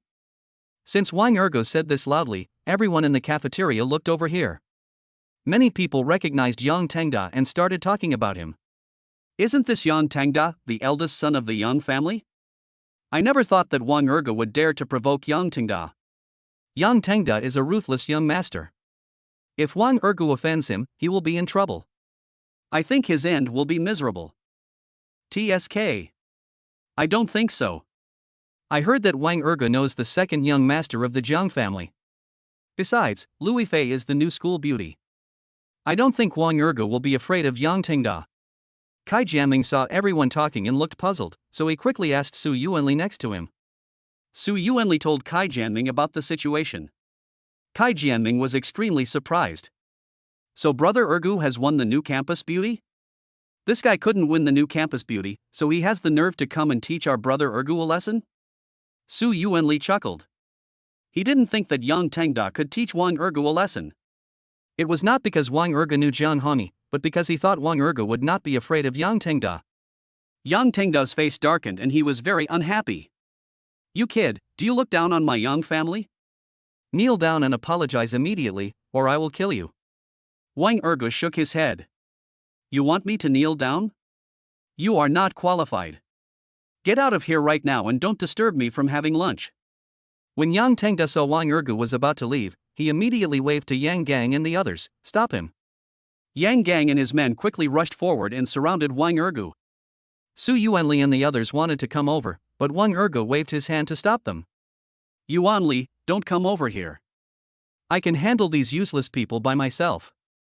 Yang Gang was very angry when he heard Wang Ergu insulting him, but when he thought of Wang Ergu's skills, he did not dare to take action. So he had no choice but to look at Yang Tengda and signaled Yang Tengda to arrange bodyguards to come and take action. Yang Tengda saw Yang Gang's concerns, but now he felt like he was in a difficult situation and didn't know what to do. After all, Yang Gang and his men couldn't beat Wang Ergu, and he would probably be in the wrong if they attacked him in school. Yang Biao thought that she was going to attack Wang Ergu and looked excited. She immediately snatched a bowl of soup from the side and poured it on Wang Ergu. Wang Ergu didn't dodge and was splashed by Yang Biao. Brother Ergu. Su Yuanli and the others all exclaimed in surprise. The look they gave Yang Biao was instantly filled with resentment. Is this woman crazy? Xi Ling and the others were very angry, because to them, Wang Ergu was their financial sponsor. Yang Biao actually splashed water on their financial sponsor in public. That was so vicious. Wang Ergu looked down at his clothes, then looked at Yang Biao coldly. Kneel down and apologize to me. Otherwise, don't blame me for attacking a woman.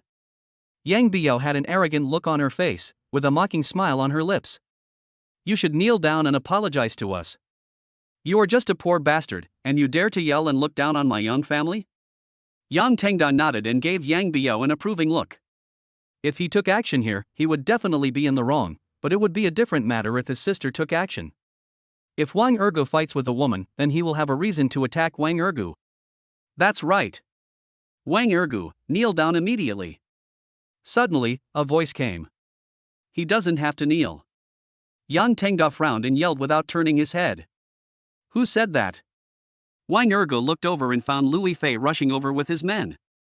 Lu Fei looked nervous, and when she saw chicken soup splashed on Wang Ergu's clothes, she couldn't help but widen her eyes.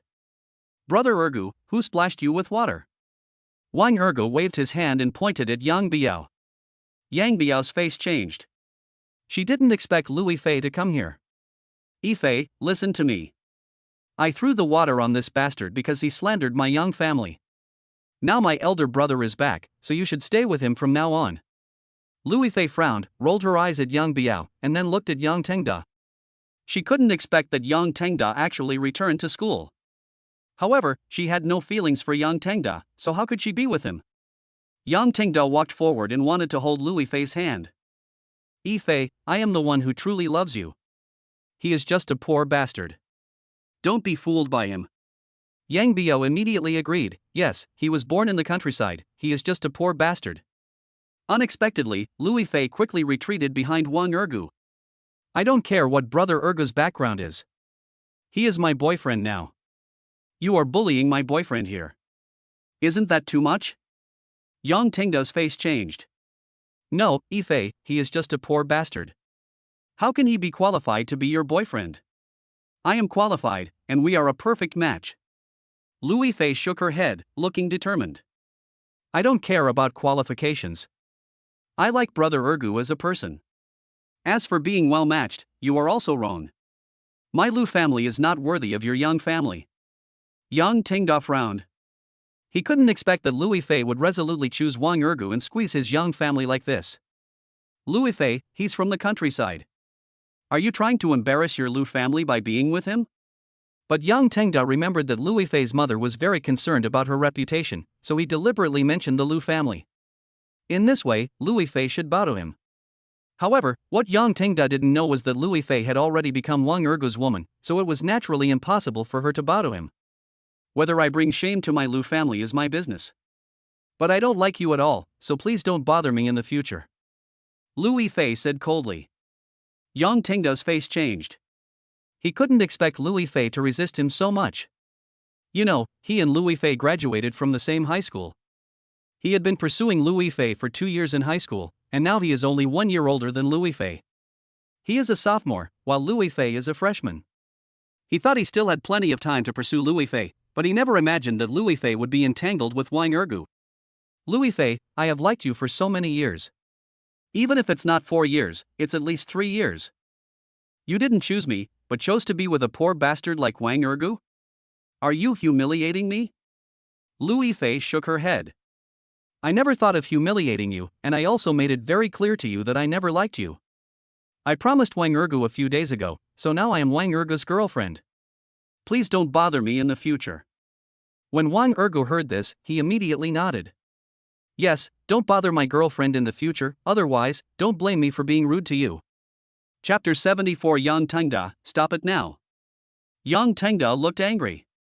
He couldn't imagine that the woman he had loved for so many years would choose a poor bastard. All of a sudden, he couldn't control his anger anymore and swung his fist towards Wang Ergu. Lu Fei's face changed and she immediately exclaimed, "Be careful." Wang Ergu did not dodge because Lu Fei was standing behind him. If he dodged, Yang Tengda's fist would hit Lu Fei. He immediately waved his hand to block Yang Tengda's fist. Yang Tengda did not attack and was very shocked. Because he thought that his move was very fierce and should be able to knock Wang Ergu down directly. But he could never have imagined that Ergu actually dared to block it with his hand, and it seemed that his attack was no slower than his. Asshole, I'm going to destroy you. While roaring, Yang Tengda raised his left knee and wanted to hit Wang Ergu in the abdomen. But Wang Ergu waved his right hand and pushed directly on Yang Tengda. In an instant, Yang Tengda was pushed out. Brother! Yang Biao screamed in surprise. She couldn't believe that her elder brother was pushed away by Wang Ergu. Yang Tengda fell to the ground, looking very embarrassed. He also didn't expect that he would be pushed away by Wang Ergu, because he had practiced taekwondo. He thought that with his strength, he could easily knock down Wang Ergu, but now the situation is reversed. He had never felt so humiliated. So, Yang Tengda quickly got up, looked at Wang Ergu with unwillingness on his face, and started scolding him angrily. How dare you, you bastard, attack me?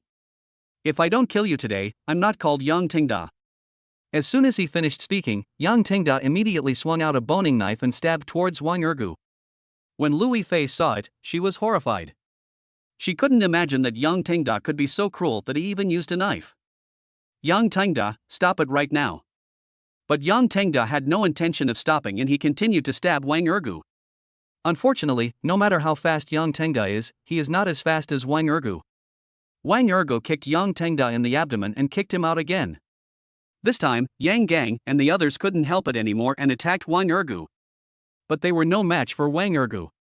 Wang Ergu knocked them all down in no time. The whole audience was shocked. They never imagined that Wang Ergu was so powerful. Brother Ergu, you are really amazing. Lu Fei said excitedly. Women are all vain, so when they see their men are so capable, they are naturally very happy. Ahem, ahem. Wang Ergu coughed twice, looked at Yang Gang and the others on the ground with disdain, and said sarcastically, they are just trash. I told you they are no match for me. When Su Yuanli and the others saw it, they all gave Wang Ergu a thumbs up. Brother Ergu is awesome. Yang Biao was very angry. She couldn't imagine that Wang Ergu was so powerful and could beat her elder brother so badly. She ran over quickly and tried to help Yang Tanga up. But Yang Tanga's abdomen was kicked so hard by Wang Ergu that it was so painful that he couldn't even stand up. Yang Tanga knelt on the ground, signaling Yang Biao not to pull him up yet, and looked at Wang Ergu with a sinister look. "You bastard, you actually dared to deal with me. I tell you, you are done. Vice President Feng Dahong is my relative. I will definitely ask him to expel you." Lu Fei frowned, then immediately opened her arms, as if to protect Wang Ergu, and angrily scolded Yang Tengda. "Yang Tengda, you are going too far. It was you who led the others to bully Brother Ergu. Why do you want others to fire Brother Ergu?" Yang Tengda was very unhappy. He didn't expect that Lu Fei would still defend Wang Ergu at this time. He thought to himself, "You bitch, I'll catch you when I have time and make you feel the pain of offending me." Then, he signaled Yang Biao to pull him up, and then he said to Lu Fei, "He hit me here, so he must pay this price. Hurry up and pack your things and get out of here." When Su Yuanli and the others saw this, they all came over. "Bullshit. You were the one who attacked first. Don't you think our Ergo can fight back?" "That's right, our Ergo brother is going to stand here and be beaten by you. Who do you think you are? You can hit anyone you want? Brother Ergo, we shouldn't be afraid of them. We recorded what he did just now. Even if he reports it to the vice principal, we are not afraid of him." Yang Tengda snorted coldly and clenched his fists. Because he couldn't imagine that the other party actually recorded his actions. Even so, he had no intention of letting Wang Ergo go. So, Yang Tengda made a gesture to Yang Biao and tried to report to Vice President Feng Dahong immediately. Wang Ergo watched them walk away, then turned and smiled at Lu Fei. "I didn't scare you just now, did I?" Lu Fei shook her head. "I'm fine. You are really amazing. I have never seen a boy as amazing as you." After saying that, he immediately stepped forward and hugged Wang Ergu's arm. When Xin Ling and the others saw Lu Fei and Wang Ergu entangled together, their faces darkened and they were very unhappy. Because they have already introduced their roommate, the school beauty Qin Xingyue, to Wang Ergu. If Wang Ergu and Lu Fei become more and more close, it will be difficult for Qin Xingyue to get in touch with Wang Ergu. So, they immediately asked for Su Yuanli and others' video and sent it to Qin Xingyue. Lu Fei pulled Wang Ergu to continue queuing. They got their food together and then sat down together. Su Yuanli and the others also came over and sat down, and started to get close to Lu Fei. However, since Qin Ling and the others were here, Su Yuanli and the others didn't dare to say much, and they didn't dare to ask Lu Fei to introduce girls to them. However, Lu Fei recognized Qin Ling and the others, and introduced herself to them gracefully. "Brother Ergu, Yang Tengda will definitely not let you go, so what are you going to do now?" Qin Ling quickly changed the subject to prevent Su Yuanli and the others from staring at Lu Fei. Wang Ergu shook his head. "Even if he doesn't let me go, so what? I'm not afraid of them. If they dare to attack me again, I don't mind giving them a beating." When Su Yuanli heard this, he quickly reminded him, "Brother Ergu, he must have reported it to Principal Feng now, so what should we do next?" "What should we do next? Humph, of course we will first open our campus forum and publish the video." Wang Ergu shook his head. "That's right. When the time comes, everyone will see that it was Yang Tengda who started it first. Then he will be in the wrong." Chen Jisheng immediately agreed. "If Principal Feng wants to expel you, then we will make a big fuss about this matter." Wang Ergu nodded. With the help of Su Yuanli and others, he naturally would not be afraid of Vice President Feng Dahong. Thinking of his hacking skills, he felt that if he had the chance, he could play a prank on Yang Tengda and Feng Dahong. But what Wang Ergu didn't expect was that before he finished his meal, Feng Dahong directly issued a notice saying that Wang Ergu was fired. When they got the news, everyone was very angry. They also stood up and expressed their support for Wang Ergu. These people were witnesses present at the scene. They all disliked Yang Tengda and quickly formed a team to denounce him. So, everyone left the cafeteria and walked towards Feng Dahong's office. Chapter 75 Why do you fire me? Feng Dahong was very angry when he learned that Wang Ergu brought people here. Because he thought Wang Ergu was challenging his authority. When Yang Tengda saw it, he quickly reminded Feng Dahong. "Principal Feng, you see, he doesn't take you seriously at all. You must expel him from our Donghai University now." Feng Dahong nodded, but before he could say anything, he saw Wang Ergu and his gang rushing in. Wang Ergu walked directly in front of Feng Dahong and asked sternly, "Why did you fire me?" Yang Tingda took one look and laughed, "You hit me, and I'm already injured. What's wrong with expelling you? Kneel down and apologize immediately, and then get out of Donghai University." Feng Dahong immediately echoed Yang Tingda and taunted Wang Ergu, "That's right, our Donghai University is not a place for a barbarian like you, get lost." Wang Ergu sneered and looked at Yang Tengda with cold eyes. "Yang Tengda, you were the first to hit someone, and now you're still trying to complain. Just because you have a relationship with him, can he fire me at will?" Yang Tengda nodded and stared at Wang Ergu with disdain. "Yes, it's because I have a relationship with him, so I only need to say one word and he can fire you at will, so what? Do you think you can fly to the sky as a poor bastard?" Yang Biao also started to mock him, "That's right. You are just a poor bastard. Do you really think you are a big shot and dare to challenge us?" Feng Dahong pointed at the door and roared, "Get out of the principal's office right now. You are not welcome here, and you are no longer a student of Donghai University." Wang Ergu laughed, "You are so arrogant. I have never seen anyone as arrogant as you. Just because you have such a small connection, do you think you can cover the sky with one hand?" Yang Tingda nodded and replied with a proud look on his face, "Yes, we are able to cover the sky with one hand, so what? So what if you think you are good at fighting? When you leave Donghai University, you will never see Lu Fei again." Lu Fei was right behind Wang Ergu. When she heard what Yang Tengda said, she couldn't help but frown. "Yang Tengda, I can see him anytime I want. It has nothing to do with you. Also, you are not qualified to fire Wang Ergu just like that." Wang Ergu waved at Lu Fei, signaling her to step back. Yang Tengda was very upset and angrily shouted at Lu Fei, "Lu Fei, you are going too far. At this time, you are still speaking for Wang Ergu. What's so good about this poor bastard?" Lu Fei shook her head. "I don't need to tell you what's good about him. But I don't like a playboy like you at all. So it's useless for you to cling to me. I won't like you. Just give up on this idea." Yang Tengdo's face darkened. He gritted his teeth and clenched his fists so tightly that even his nails dug into his palms. "Even if you don't like me, I will get you one day. There is nothing that I, Yang Tengda, can't get. And he's just a poor bastard. He can't help you or protect you at all. When he is expelled from Donghai University, I will catch you tonight, and then I can do whatever I want with you." Lu Fei's face changed. She couldn't expect the other party to be so crazy. "Yang Tengda, you are simply a devil. I will never like someone like you." Wang Ergu waved at Lu Fei, signaling her not to speak, and then he looked at Feng Dahong coldly. "Principal Feng, you are too naive to want to expel me. We have recorded everything. It's not too late for you to apologize to me now. Otherwise, I will definitely not be polite to you." Feng Dahong laughed, "You are just a poor student, and you want me to apologize to you? Who do you think you are? I'm going to make this clear today. You have been expelled. Please leave Donghai University immediately. Otherwise, I'll call security to kick you out, and then you'll be even more embarrassed." Wang Ergu shook his head, looking fearless. "I'm not leaving. You have no right to fire me like this. Now apologize to me right now, or I'll be rude." Feng Dahong looked disdainful and sneered, "You're still not polite. How can you be rude? Who do you think you are? Get out of here." Then, Feng Dahong picked up his mobile phone and made a call. "Security room? I'm the principal Feng Dahong. Please come to my office right away. There's someone here who has been fired and is causing trouble here." Wang Ergu frowned. He couldn't expect Feng Dahong to be so unreasonable. Of course, the more arrogant the other party was, the happier he was.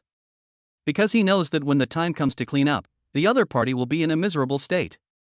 Wang Ergu also took out his cell phone and called Jiang Hongyi and others, asking them to help deal with the matter. Just then, President Zhang Hua and Professor Li Junting walked in. "What's going on with you?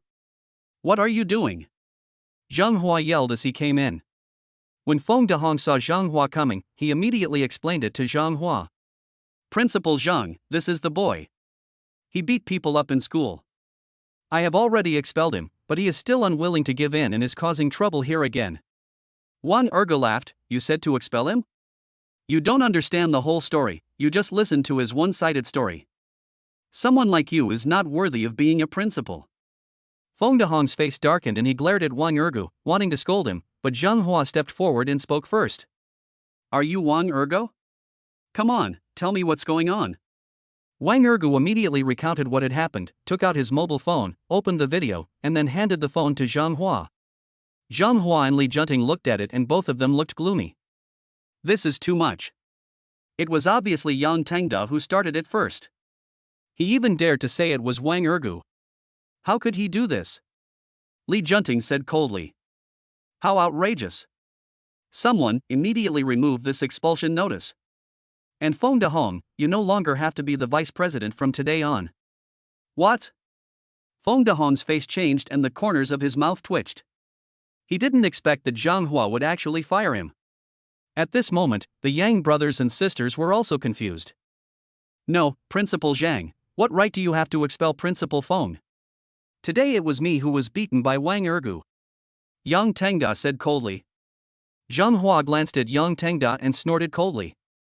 You are the dandy young master of the Yang family, right? You had a quarrel this time, but there is video evidence. Even if you go to the police station, you are in the wrong. How dare you talk like that? Chapter 76 I'm 100% sure. Yang Tangda looked dissatisfied and frowned at Zhang Hua. Principal Zhang, he is just a poor bastard. I am the eldest son of the Yang family. You want to help him but not me? Zhang Hua snorted coldly. Just because you are the eldest son of the Yang family, I have to help you? Who do you really think you are? Yang Tangda was stunned. He thought Zhang Hua would care about family background, but he didn't expect that Zhang Hua didn't care at all. If Zhang Hua supported Wang Ergu, he would be in trouble. So he immediately gave Feng Dehong a look. Feng Dehong looked nervous and was very worried. If he was really dismissed from his position as vice president, his career would probably be over. Naturally, he was unwilling to accept this, so he decided to continue helping Yang Tangda. Principal Zhang, you look down on the Yang family too much, don't you? Don't think you are great just because you are the principal. Also, if you want to expel me, you must obtain the approval of the higher authorities and the approval of our school's leadership team. Even if I did something wrong, you don't have the power to fire me directly. Upon hearing this, Yang Biao immediately nodded in agreement. That's right. Principal Zhang, you can't fire Principal Feng. After all, she is not a fool. If Feng Dehong is fired, it will be very disadvantageous to them. Zhang Hua glanced at Yang Biao, then continued to look at Feng Dehong coldly. He took a few steps forward and whispered sarcastically in Feng Dehong's ear. Feng Dehong, you don't think that I am deliberately firing you for such a small matter, do you? Feng Dehong frowned and asked nervously, what do you mean? Zhang Hua chuckled and slowly explained. This is all just a coincidence. In fact, the Supervisory Committee and the Discipline Inspection Commission have already been investigating you. You have lost your ideals and beliefs, betrayed your original aspirations and mission, and are disloyal and dishonest to the country. You have violated regulations by accepting gifts and money. In violation of regulations, you have violated organizational principles by accepting property, etc. You said that you are a person who has lost the bottom line of integrity, a person who abuses public resources for personal gain and relies on the school for its own benefit, and a person who uses school resources as a tool for personal gain and corruption. How dare you stand under this plaque that says, "The world belongs to all people"? After saying that, Zhang Hua pointed to the plaque, "The world belongs to the public," hanging on the wall behind him. Feng Dehong's face changed and his whole body trembled with fear. You are talking nonsense, I have never done such a thing. Yang Tangda and the others were all dumbfounded. Because they all knew what kind of person Feng Dehong was, but they couldn't imagine that Feng Dehong was actually being investigated. Zhang Hua waved his hand, and immediately an assistant ran out. Then, the assistant came in with dozens of people in uniform. As soon as they came in, they quickly controlled Feng Dehong. Feng Dehong, you have seriously violated discipline, committed serious violations of duty and are suspected of bribery. The nature of your violation is serious and the impact is bad. We are arresting you now. You have the right to remain silent, but every word you say will be used as evidence in court. Feng Dehong was dumbfounded. These days he had been thinking that he was going to be promoted, but he never expected that he would be arrested. No, you are wrong, you must be wrong. These uniformed personnel quickly checked the finances of Feng Dehong's office. A big man with a crew cut walked up to Zhang Hua. Principal Zhang, my name is Hong Daxin. This time, it is all thanks to your assistance. If it weren't for your help, I'm afraid we wouldn't be able to catch him. Zhang Hua nodded to Hong Daxin. Captain Hong, you're too polite. At this time, a uniformed personnel came over and reported to Hong Daxin. Captain Hong, the confidential files in his computer have special anti-theft settings. We can't open them immediately. If we force it to open, I'm afraid the files will be damaged. And because we've already touched the files, if we shut down now, those files will be automatically destroyed as well. When Feng Dehong heard this, he burst into laughter. It turns out you don't have any direct evidence at all. Humph, as long as you can't get the evidence on my computer, you can't convict me. Zhang Hua's face changed and he frowned at Hong Daxin. Hong Daxin frowned and said to the uniformed personnel in a stern voice, notify the computer experts to come here immediately. They must get the confidential documents. Wang Erge took a look and waved to Hong Daxin. Captain Hong, my computer skills are pretty good. Can you let me try it out? You? Hong Daxin looked at Wang Erge in surprise. He didn't expect Wang Erge to recommend himself at this time. But he had heard that Wang Erge was a student of the School of Economics and Management, not the School of Computer Science, so he shook his head. Suddenly, Li Junting took a few steps forward and asked Wang Erge, are you sure you can decrypt the other party's confidential documents? This is no joke. Wang Erge raised his right hand and said in a deep voice, I am 100% sure. Just believe me and give me a chance. If I really can't do it, I will drop out of Donghai University directly. Li Junting's face turned grim and his eyes narrowed into a line. Then he turned to Hong Daxin and suggested, Captain Hong, I'll vouch for it. He can definitely do it. Yang Tengda was very unhappy when he saw that things had developed to such an extent and Wang Erge had to step forward. So he took a few steps back, immediately took out his cell phone and made a call. Seeing that Li Junting was so determined, Hong Daxin immediately agreed to let Wang Erge give it a try. Wang Erge walked over, sat in front of the computer, and immediately started cracking the program. Feng Dehong looked disdainful. He didn't think Wang Erge could crack the program. After all, Wang Erge was too young and was not even a computer science student. But 10 minutes later, Wang Erge cracked the above program.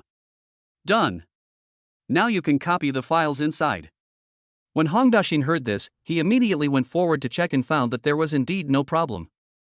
Good boy, I didn't expect your computer skills to be so impressive. Wang Erge laughed, it's just so, only third in the world. How is this possible? Feng Dehong said in horror. Hong Daxin rolled his eyes at Feng Dehong and sneered, do you really think that if you find an expert to set up a trap for the files to self-destruct, no one will be able to solve it? You are so naive. Feng Dehong raised his head, closed his eyes, and looked despairing. It's over, everything is over. A uniformed officer has checked the files in Feng Dehong's computer. Captain Hong, it's full of logs of Feng Dehong accepting bribes. Hong Daxin nodded and immediately ordered the two uniformed officers who were holding him, take him away. Just like that, Feng Dehong was dragged out. Zhang Hua stepped forward and said to Wang Erge, student, the expulsion notice has been rescinded. I hope you won't take your anger out on the school because of this. Wang Erge shook his head and sighed, of course not. There are always a few bad apples in any place. How can I turn a blind eye to the beauty of a place because of the bad apples? Chapter 77. Do you really think I'm afraid of him? Zhang Hua nodded. He couldn't have imagined that Wang Erge's ideological awareness was so high. He turned his head and looked at Yang Tengda, his face immediately full of disgust. What, the eldest young master of the Yong family? His quality is far worse than that of Wang Erge. He was the one who gathered a group of people to cause trouble in the cafeteria today. As the victim this time, how do you plan to deal with it? Wang Erge shook his head and said, I won't deal with it. As long as the school gives me a fair and just treatment, I will listen to the school. When Yang Biao heard this, she was extremely angry. She could not believe that Wang Erge actually planned to let Zhang Hua deal with her elder brother. She believed that her eldest brother was a member of the Yong family, a member of the upper class, and a member of a family, so he was naturally superior to Wang Erge. At this moment, even if Feng Dehong was arrested, Wang Erge would not be qualified to compete with his Yong family. He should immediately bow to his eldest brother. Wang Erge, do you really want to offend our Yong family? Do you really think our Yong family is easy to bully? Zhang Hua wanted to say something but was stopped by Wang Erge. Wang Erge walked forward and stared at Yang Biao coldly. Whether your Yang family is easy to bully, I don't know, nor do I need to know. But it is a fact that your eldest brother attacked with a knife and attempted murder in public. I asked the school to give me a fair and just treatment. This is already giving you face. What else do you want? Do you want me to bow my head and apologize to you? Since you are so ungrateful, I will let you know the price of offending me. Yang Biao looked disdainful. She didn't think Wang Ergu could do anything to her young family. After all, Wang Ergu was just a student from the countryside. Yang Tengda rolled his eyes at Wang Ergu and shook his cell phone. Wang Ergu, I've already called my family. You're not worthy of dealing with me. Once my family members come, you can't do anything to me. When Lu Fei saw it, she immediately spoke up for Wang Ergu. Yang Tengda, you are going too far. You are the one who caused trouble today. Do you still have the nerve to ask your family for help? Yang Tengda's mouth twitched, looking at the goddess he had been coveting for many years, defending a poor bastard like this. His heart was bleeding. I'll just ask my family for help, so what? Humph, he's just a poor bastard, do you really think I'm afraid of him? You. Lu Fei was so angry that she was speechless and wished she could go up and slap Yang Tengda. Wang Ergu waved his hand, signaling Lu Fei to step back, then took out his cell phone and dialed Zhang Hongyi's number. Master Yi, you should know what I'm doing at Donghai University, right? Help me deal with the Yang family. I want the Yang family's listed company to go bankrupt today. When these words were spoken, everyone was shocked. The Yang siblings looked at each other, both of them with a playful look on their faces. Want to make my Yang family's company bankrupt? Wang Ergu, who do you really think you are? Yang Tengda spat angrily. Brother, this poor jerk has delusions every day. He thinks that if no one deals with him, he will be invincible. Yang Biao said sarcastically. Wang Ergu glanced at the young brothers and sisters, continued to give a few instructions to Zhang Hongyi on the other end of the phone, and then hung up. There are only 10 minutes left before the market opens. Just wait. Your Yang family's listed company will definitely go bankrupt. Yang Tengda raised his eyebrows. Wang Ergu, you are bragging, but don't you see what companies my family has? The market value of my Yang family's Zeruan group is more than 30 billion. Wang Ergu, however, looked disdainful and sneered. It's just a market value of over 30 billion, it's all fake, it's easy to manipulate it. Yang Biao pointed at Wang Ergu and angrily spat, just because you are a poor bastard, you think you can bankrupt our Yang family's Zeruan group with just one phone call? I'm telling you, poor jerk, our Yang family's assets, excluding the Zeruan group, are worth more than 50 billion. So, our Yang family is considered a second-rate family in Donghai City. How can a poor bastard like you bankrupt the Zeruan group? Wang Ergu looked down at his phone and said, 8 minutes left. Yang Biao's face was gloomy. She couldn't expect Wang Ergu to ignore her directly. So she turned her head to look at Yang Tengda and asked, Brother, did you ask Dad to come over? When will he come? Yang Tengda shook his head and explained, I didn't call Dad, I called Mom, and she should be here soon. When Yang Biao heard this, the corners of her mouth curled up, and the look she gave Wang Ergu was filled with even more resentment. Very good. When Mom comes, I will ask her bodyguards to help. No matter what happens today, I will destroy this bastard. Yang Tengda nodded in agreement, because Wang Ergu was too arrogant. Not only did he provoke him, but he even threatened to bankrupt their Yang family's company. This shows that they do not take the Yang family seriously at all, so Wang Ergu deserves to die and it is only right that his limbs be crippled. Zhang Hua did not interrupt again. He was very surprised to see Wang Ergu so confident. Because he heard that Wang Ergu's family background was average, but Wang Ergu dared to challenge a second-rate family. This courage was really beyond belief. So he also wanted to know what Wang Ergu's trump card was. After a while, a security guard ran in to report to Zhang Hua. Principal, Madam Yang, Ho Yuha is here. Upon hearing this, Zhang Hua waved to the security guard. Let her in. The security guard ran out immediately. Soon, a middle-aged woman wearing a blue and white porcelain cheongsam walked in, followed by 4 tall and strong men in purple shirts. The woman was the mother of the Yang siblings, Ho Yuha. Mom! When the Yang brothers and sisters saw Ho Yuha coming, they greeted her at the same time. Ho Yuha waved her hand, then asked Yang Tengda coldly, what is going on? Yang Tengda did not hide anything and immediately told Ho Yuha the whole thing. After listening, Ho Yuha looked at Wang Ergu coldly. You are the one who wants to bankrupt our Yang family's Zeruan group? You are just a toad, how can you be so arrogant? Wang Ergo sneered, without any fear, stared at the other party coldly and responded harshly. If you don't believe it, why don't you give your group a call and find out? Ho Yuha was stunned. She didn't expect Wang Ergo to be so calm. However, she still believed that Wang Ergo was just pretending. This time she came here to support her son.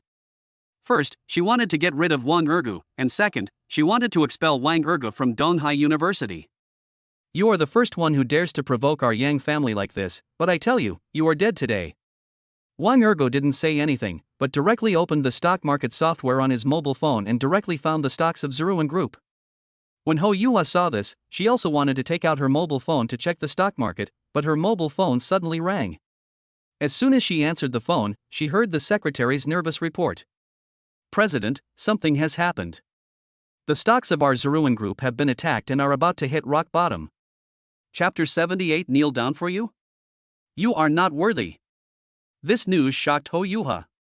Raise the stock price immediately, quickly. The secretary on the other side complained, President, the finance department is already raising the stock price, and the chairman is watching, but I'm afraid our funding chain can't sustain it. Ho Yuha frowned and roared angrily. No matter what, you have to hold on. I'm coming right over. After hanging up the phone, Ho Yuha wanted to leave. Wang Ergo sneered and said, What? You just came here to support your son, and now you're leaving? Yang Tengda took a look and quickly asked Ho Yuha, Mom, what's wrong? Ho Yuha glanced at Yang Tengda and said in a trembling voice, The stock of our Yang family's company has plummeted. What? Yang Tengda's face changed and he immediately took out his mobile phone to check the stock situation. When Yang Biao heard this, she hurried over to take a look. Ho Yuha looked at Wang Ergo. She couldn't believe that Wang Ergo said that they wanted Zeruan Group to go bankrupt, but now Zeruan Group was in crisis so quickly. Where does this kid come from? Is he the young master of a big family? So, she pulled Yang Biao aside and questioned her in her ear. What family does this kid belong to? Have you found out? Upon hearing this, Yang Biao immediately shook her head and said, Mom, he really isn't a young master from a family. He's just a poor bastard from the countryside. After saying that, she took out her cell phone and found Wang Ergo's information. Ho Yuha took a look at the information and looked gloomy. She couldn't imagine that Wang Ergo was actually a country boy. In this case, all this must be a coincidence and has nothing to do with Wang Ergo. Kid, it's just that someone wants to attack our group's stocks. What does it have to do with you? You are a poor bastard, and you are not qualified to shout in front of me? Wang Ergo didn't get angry but smiled and nodded, saying, Yes, I am just a poor bastard, but you will soon be worse than poor bastards. When Yang Tengda heard this, he raised his finger and pointed at Wang Ergo's nose. Boy, who do you think you are? How dare you talk to my mother like that? Yang Biao also walked forward and said in a cold voice, Wang Ergo, kneel down in front of my mother immediately, otherwise you will die. Wang Ergo rolled his eyes at Yang Biao and sneered, Kneel down for you? You are not worthy. But don't worry, I don't need to do anything to deal with you. Then, he turned his head and looked at Su Yuanli, and ordered, Yuanli, spread the news immediately and tell me that Yang Tengda and his sister are here. They are so arrogant and domineering. They must have offended a lot of people. Those people must hate them to the core. Since the Yang family's group is going bankrupt, those people will definitely come over to settle accounts with them. Then they will have to leave here sideways. When Su Yuanli heard this, he immediately nodded and ran out. Yang Tengda sneered and looked at Wang Ergo with a sinister look. Boy, you want me to walk out sideways? No way. Wang Ergo did not respond to Yang Tengda, but walked to the computer. Yang Biao looked puzzled and asked Wang Ergo in a stern voice, What are you going to do? Wang Ergo laughed, Of course I'll help you. Your Yang family's group is bankrupt, and this news must be made known to everyone.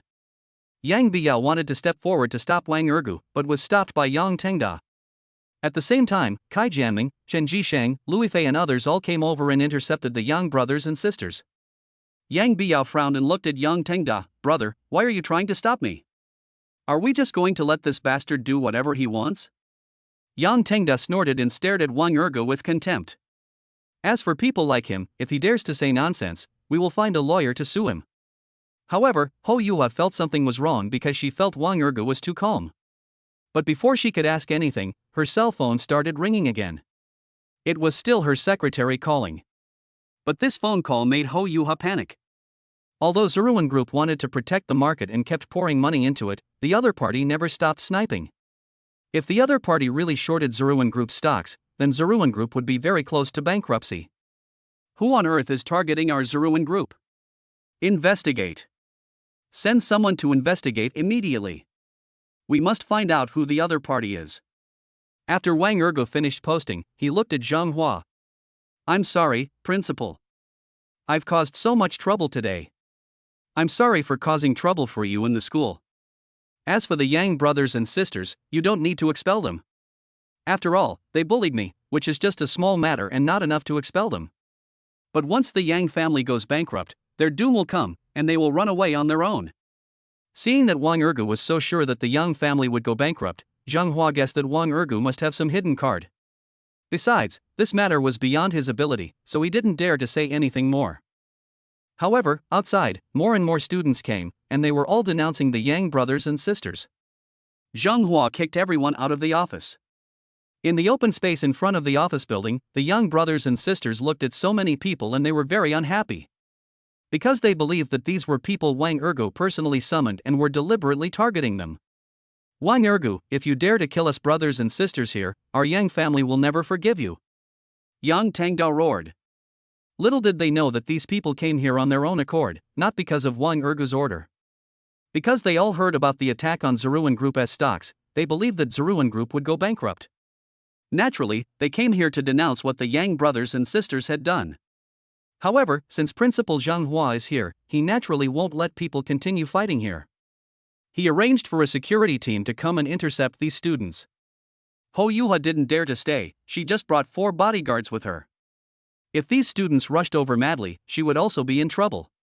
Yang Tengda originally wanted to stay and yell at Wang Ergu, but was pulled into the car by Yang Biao. Kai Jianming saw the Yang brothers and sisters get in the car and leave. He approached Wang Ergu and asked, Brother Ergu, are we just going to let them go like this? Do you want to have someone intercept their car? Wang Ergu rolled his eyes at Kai Jianming and said coldly, Do you really want to cause a murder case on campus? What good will this do us? Although they left school, they couldn't run away. The Yang family went bankrupt, and they had nowhere to go. By then, everyone the Yang family has offended will come knocking on their doorstep. What do you think the Yang brothers and sisters can do? Kai Jianming shook his head, and a hint of coldness flashed across his eyes. He knew clearly in his heart that if the Yang family really went bankrupt, then the Yang family would definitely be retaliated by their enemies, and they, the Yang brothers and sisters, would be dead. The Yang brothers and sisters committed many evil things and even provoked Wang Ergu. This time they really hit a wall. Chapter 79. Turn around and go back to school, quickly. Chen Jisheng breathed a sigh of relief. He never thought that Wang Ergu would directly confront the Yang family. Brother Ergu, I'm afraid the Yang family won't let you go. At least I feel that Yang Tengda won't let you go. Wang Ergu glanced at Chen Jisheng and shook his head. Whether he will let me go, I don't know. But I know that they will come back to beg me soon. Please come back? Chen Jisheng was surprised. He didn't understand why Wang Ergu said that. After all, the other party had already driven away. Kai Jianming suddenly realized something and his face was filled with shock. Because he believed that if Wang Ergu really caused the Yang family's group to go bankrupt, then the Yang brothers and sisters would definitely turn around and beg for mercy. At this time, in the black RV, Yang Tengda was very annoyed. He couldn't imagine that he would leave Donghai University like this. It was more difficult for him to accept than being beaten up. Damn it! It's so damned. I'm going to kill that bastard Wang Ergu. Yang Biao gritted her teeth and nodded grimly, that's right, that bastard is really abominable. Ho Yuha didn't say anything. Her mind was full of things happening at Zeruan Group. She wished she could go to the finance department of Zeruan Group in one step. However, what she didn't expect was that the car encountered a red light before it had driven very far. At the same time, her cell phone rang again, and it was still a call from her secretary. President, our group's account has been blocked, and now the stock price has hit the limit down again. I'm afraid our group is going to go bankrupt. The chairman asked me to ask you, who did we offend? Ho Yuha's face changed. She couldn't expect that the stock price would hit the limit down again. How much loss has our group made now? We have already lost 8 billion. If the loss exceeds 10 billion, our capital chain may not be able to bear it. The secretary's words made Ho Yuha feel like her heart was about to stop. Because Zeruan Group has been investing a lot bigger recently, its working capital was not sufficient to begin with, and now it has suffered a loss of 8 billion in such a short period of time? After hanging up the phone, she immediately started yelling at the driver. Turn around and go back to school, quickly. When the brother and sister heard this, they looked at each other, both puzzled. Mom, why do we have to go back to school? Yang Tanga frowned. Ho Yuha repeated to the brother and sister what the secretary had just said. Yang Biao opened her mouth so wide in astonishment that 2 duck eggs could almost fit in. A loss of 8 billion? Our family's annual profit is not even that much. Yang Tengda said nothing, but his face was full of disbelief. Soon, the car returned to Tunghai University and drove straight to the campus road in front of the office building. Wang Ergu and a few others were still standing in the open space here. The students did not leave either. They all wanted to ask Wang Ergu about this fight against Yang Tengda. When they saw Ho Yua's car coming back, everyone was shocked. Ho Yua got out of the car, looked around the place, and then strode towards Wang Ergu. Chen Jisheng frowned. He couldn't expect that Ho Yuha and the other two would actually turn back. What was going on? Kai Jianming didn't say anything, but he looked at Wang Ergu and quickly gave him a look, indicating that Wang Ergu should leave first. But Wang Ergu not only did not choose to leave, but stayed where he was. What was going on? Ho Yuha walked closer and immediately questioned Wang Ergu in a harsh voice. Who are you? Chen Jisheng leaned close to Wang Ergu's ear and said with a smile, Brother Ergu, they really have come back. Wang Ergu waved to Chen Jisheng, looked at Ho Yuha with cold eyes, and the corners of his mouth curled up slightly. Who I am, what does it matter? You. Ho Yuha was suddenly speechless. She saw the contempt in Wang Ergu's eyes. You know, in the past, she was the one who looked down on others, and no one ever looked down on her, but now the situation is completely reversed. More importantly, the person who yelled at her was actually a college student. She felt unwilling and very unhappy. When Yang Biao saw this, she strode forward, pointed her finger at Wang Ergu and started mocking him. Wang Ergu, I've read your information. You're just a poor bastard. What's so great about you? Wang Ergu glanced at Yang Biao and sneered. Yeah, I'm just a poor bastard, nothing special, so why are you looking back? Yang Biao was stunned and looked at Ho Yuha with a frown. If my mother hadn't insisted that I look back, I wouldn't have looked back. Yang Tengda was very puzzled and asked Ho Yuha, Mom, the trouble in our group has nothing to do with that poor bastard Wang Ergu. Ho Yuha had a gloomy face. She also hoped that it had nothing to do with Wang Ergu, but if so, all this would be too much of a coincidence. Wang Ergu, did you ask someone to cause our stock to plummet? Wang Ergu nodded and admitted, yes, I had someone do it. So what? Your Yang family group can just wait for bankruptcy. Is it really you? Ho Yuha said in a trembling voice.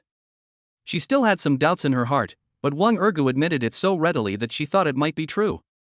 But she couldn't figure out how Wang Ergu had people attack Zeruan Group. Yang Tengda widened his eyes with an indignant look. Wang Ergu, you're going too far. How dare you, a poor bastard like you, attack our group? You have to make someone stop it right now. Wang Ergu rolled his eyes at Yang Tengda and sneered. You told me to stop, so I have to stop? Master Yang, how naive are you? I'm telling you, your Yang family is in big trouble this time. Bastard! Yang Tengda roared, his face full of panic. Yang Biao looked at Ho Yuha and asked hurriedly, Mom, what should we do now? Ho Yuha was at a loss. Now the Group S stock price had hit the limit down and the losses were so severe, what could she do? Does that mean she should bow her head and apologize to Wang Ergu? But she has never bowed her head to apologize to a junior. Suddenly, the cell phone rang. Ho Yuha glanced at it and immediately answered the call. There was a roar from a middle-aged man on the other end of the phone. Ho Yuha, who did you offend? We have already spent more than 14 billion, and we are still unable to protect the market. The other party's funds are too terrifying. What? Ho Yuha's face suddenly changed and her whole body trembled slightly. The loss has reached more than 14 billion? It's over, the loss has exceeded 10 billion? When Yang Tengda saw Ho Yuha like this, he felt something was wrong. Mom, what's wrong with you? Ho Yuha waved her right hand and slapped Yang Tangda directly in the face. With a snap, a five-finger mountain was instantly left on Yang Tangda's face. Yang Tangda was completely confused. "No, Mom, why did you hit me?" Yang Biao frowned and looked at Ho Yuha. She didn't know what was going on. Ho Yuha roared, "Yang Tangda, which ancestor have you offended? Our group has already lost 14 billion. Chapter 80 Catch him for me." Yang Tangda was trembling all over. A loss of 14 billion? How could this be possible? Yang Biao was shocked. She had never expected the group to suffer such a serious loss. She originally thought that Wang Ergu was just bragging, but she didn't expect that something really happened to the group. Looking at Wang Ergu again, she felt very depressed and extremely hateful. "You are going too far, you bastard. What on earth have you done to my group? What do you want?" Wang Ergu raised the corner of his mouth slightly, but shook his head. "I told you, your group can just wait for bankruptcy. You." Yang Biao's eyes widened and her little face turned red with anger. Yang Tangda's face was full of resentment, and he stared at Wang Ergu with vicious eyes. "Impossible. It's impossible that he caused any trouble for our group. It must be a coincidence. Mom, let's go back to the group now." As he said this, he looked at Ho Yuha, who was trembling all over. Although Ho Yuha slapped Yang Tangda, her arm was shaking as if she was possessed by an evil spirit. And her gaze continued to be cast on Wang Ergu. Seeing that the other person was dressed in ordinary clothes but had an extraordinary aura, she felt that the person she was facing was not an ordinary student. Comparing her son to her own, she could sense that he had the aura of a superior, something she had never noticed in younger people before. "What do you want?" Wang Ergu uttered a word lightly. "Roll." Yang Tangda took a look and pointed at Wang Ergu. "Asshole. How did you talk to my mom?" Wang Ergu rolled his eyes at Yang Tangda and sneered, "That's your mother, not my mother. Whatever you want to ask me, I have to answer." "Why? I am your student and I must answer? If I don't answer, you will be punished to kneel down? If you are sick, go get treatment as soon as possible. From the beginning, I had no intention of becoming an enemy of your young family, but all this is thanks to you." Yang Tangda's face froze and the corners of his mouth twitched. Yes, if he had not had any dispute with Wang Ergu, then Wang Ergu and his young family would not be enemies.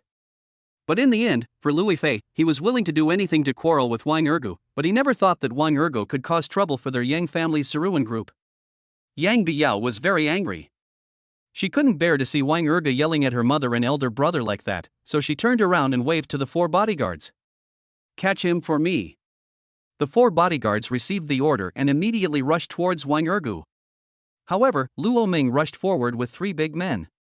All of a sudden, the 2 teams started fighting. Chen Jisheng and Kai Jianming quickly protected Wang Ergu and retreated. Wang Ergu waved his hand, signaling the 2 to retreat into the crowd. When he saw Luo Ming and his 4 companions knock down the other party's 4 bodyguards, he looked at Yang Biao coldly. "You want to destroy me just because of a disagreement? Miss Yang, you are really cruel. But unfortunately, it seems that you can't achieve your goal." Yang Biao was shocked. She never thought that Wang Ergu also had bodyguards. Because in her impression, Wang Ergu was just a poor bastard and it is impossible for him to have a bodyguard. What on earth is going on? Yang Tangda was also very confused, but what he was more worried about now was the stocks of his own group. "Mom, shall we go back to the group?" Ho Yua's face was gloomy, and she felt more and more that Wang Ergu was not an ordinary person. "What's the point of going back to the group? You don't even know who he is. How can you help now?" Yang Tangda was speechless for a moment, his face full of aggrieved. The look he gave Wang Ergu became more and more unhappy. However, soon, the 3 of them started to have their cell phones ring. After receiving the call, the 3 of them were shocked. Because the cash flow of Yang family's Zhiruan group was cut off, the news has spread and now all media are publicizing the news of Zhiruan group's bankruptcy. Wang Ergu also received a call confirming that Zhiruan group was on the verge of bankruptcy. Naturally, he was happy to hear it. The Yang family has made huge investments in recent years, has taken out a lot of loans, and has debts of 10 to 20 billion. Now, with a loss of 14 billion alone, the Yang family can no longer hold on. If the Yang family cannot repay these debts, then they will have no choice but to declare bankruptcy. Yang Tangda looked at Wang Ergu with disbelief on his face. It's not you, it can't be you. How could you bankrupt our Yang family? Because Wang Erga stayed here, the students who came here were also here, and the number of people present was as high as 300. Everyone was shocked when they heard what Yang Tanga said. They couldn't imagine that the Yang family was really going bankrupt. Not only them, but even Lu Fei found it all unbelievable. After all, she was well aware of the Yang family's assets, which amounted to more than 40 billion. How could they be on the verge of bankruptcy so quickly?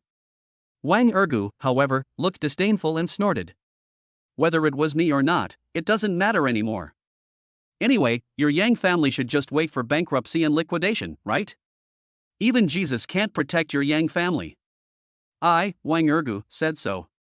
Yang Tanga's face froze, and he was completely at a loss. He was a playboy and couldn't handle bankruptcy, so he had no choice but to pick up his phone and call to confirm. However, Ho Yuha believed that this matter was closely related to Wang Ergu. Student, no, sir, please let our Yang family go. Whatever you want, I will do as you say. When Yang Biao saw this, she was shocked. She knew her mother best, but she never expected that her mother would bow to Wang Ergu. Mom, we can talk about anything when we get back, you. Just shut up. Ho Yuha roared, interrupting Yang Biao's words. Yang Biao looked aggrieved. It was the first time she was scolded by her mother like this, but she also noticed that her mother's eyes were full of panic. After all, if the Yang family goes bankrupt, their glamorous life will be gone, which would be a fatal blow. Yang Tanga glanced at Yang Biao. He didn't dare to speak to defend her and was filled with panic. Because if Wang Ergu was responsible for the group's trouble, then he would be the culprit for the Yang family's bankruptcy. Ho Yuha continued to look at Wang Ergu, but didn't know what to say. Wang Ergu ignored Ho Yuha and the other two, made a gesture to Luo Ming and the others, and then looked at Chen Jisheng and Kai Jianming. Come on, we should go to class. When Ho Yuha saw that Wang Ergu was about to leave, she became even more flustered. She hurriedly strode forward, trying to get in front of Wang Ergu, but was stopped by Luo Ming. Sir, please spare our Yang family. However, Wang Ergu did not respond to Ho Yuha. Ho Yuha was about to say something when her cell phone rang. The call was from her husband Yang Jianwei. Ho Yuha, how are things going over there? Who did you offend? Is the other party willing to let our Yang family go? Chapter 81, Just the Yang Family.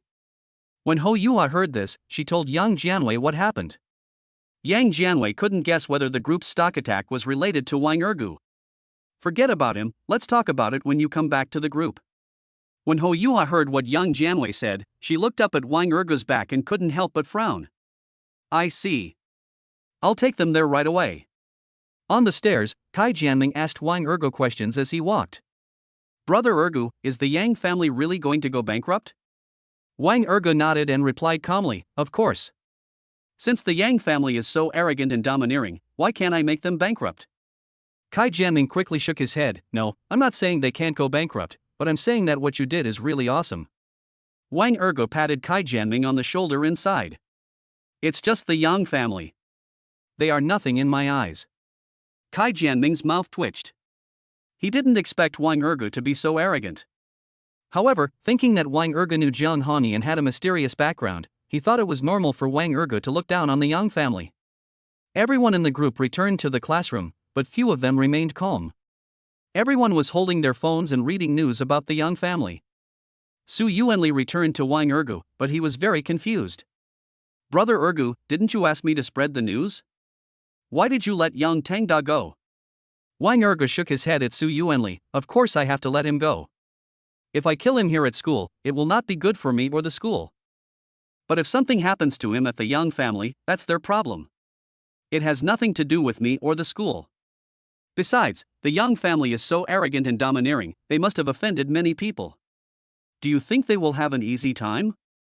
Su Yuanli suddenly realized that it would not be a good thing if someone died in school. He also believed that with Wang Ergu's character, he would not choose to do it here in the school, let alone kill Yang Tanga, even if he wanted to cripple Yang Tanga's limbs. Kai Jianming patted Su Yuanli on the shoulder and smiled playfully. Don't worry, there are plenty of people to deal with the Yang family. Chen Jisheng wanted to ask something else, but Wang Ergu waved his hand to stop him. Okay, ask whatever you want to ask us at dinner tonight. Don't ask us now, Wang Ergu said sternly. When Chen Jisheng heard Wang Ergu say this, he didn't dare to ask any more questions. Wang Ergo found that there were many messages on his mobile phone, all sent by Lu Fei. Lu Fei was still worried about Wang Ergo. After all, Wang Ergo was directly confronting the Yong family. It would be disastrous if the Yong family were desperate. Of course, she thought that if Wang Ergo asked Zhang Hongyi for help, then Wang Ergo should be able to get protection. Seeing Lu Fei's reminders, Wang Ergo smiled and didn't explain anything. He just replied and told Lu Fei to rest assured. In a corner of the classroom, Zhang Huihui stared at Wang Ergo intently. She couldn't have imagined that Wang Ergo would cause such a big fuss just because he had a meal in the cafeteria. But she believed that Wang Ergo could not have the ability to bankrupt the Yong family group, and it must have been done by other families. Wang Ergo, you are just a fox taking advantage of the tiger's power and a dog relying on the power of others. You asked Zhang Hongyi to repay the favor yesterday. It is impossible for anyone from a big family to help you in the future. Brother Bao has made peace with me. I will let Brother Bao have someone deal with you again tonight. Let's see how you can still show off.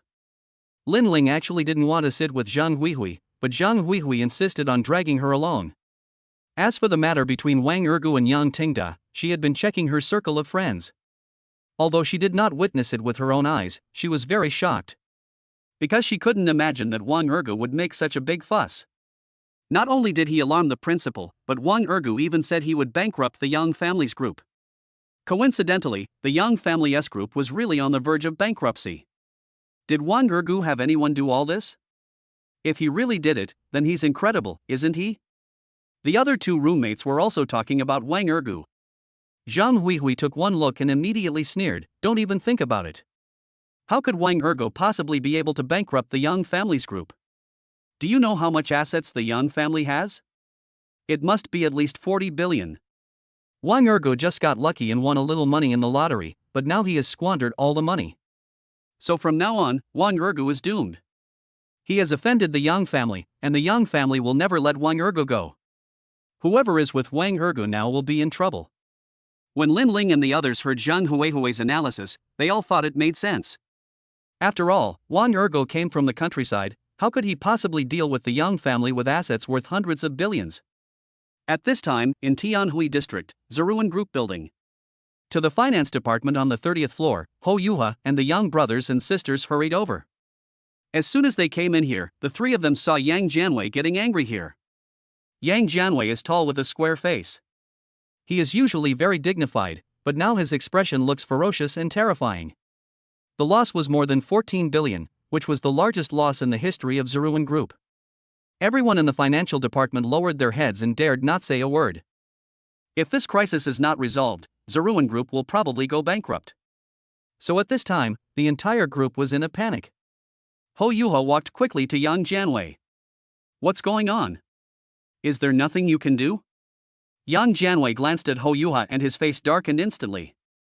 Now that my cash flow has been used up and the bank refuses to lend me money, what else can I do? Who on earth have you offended?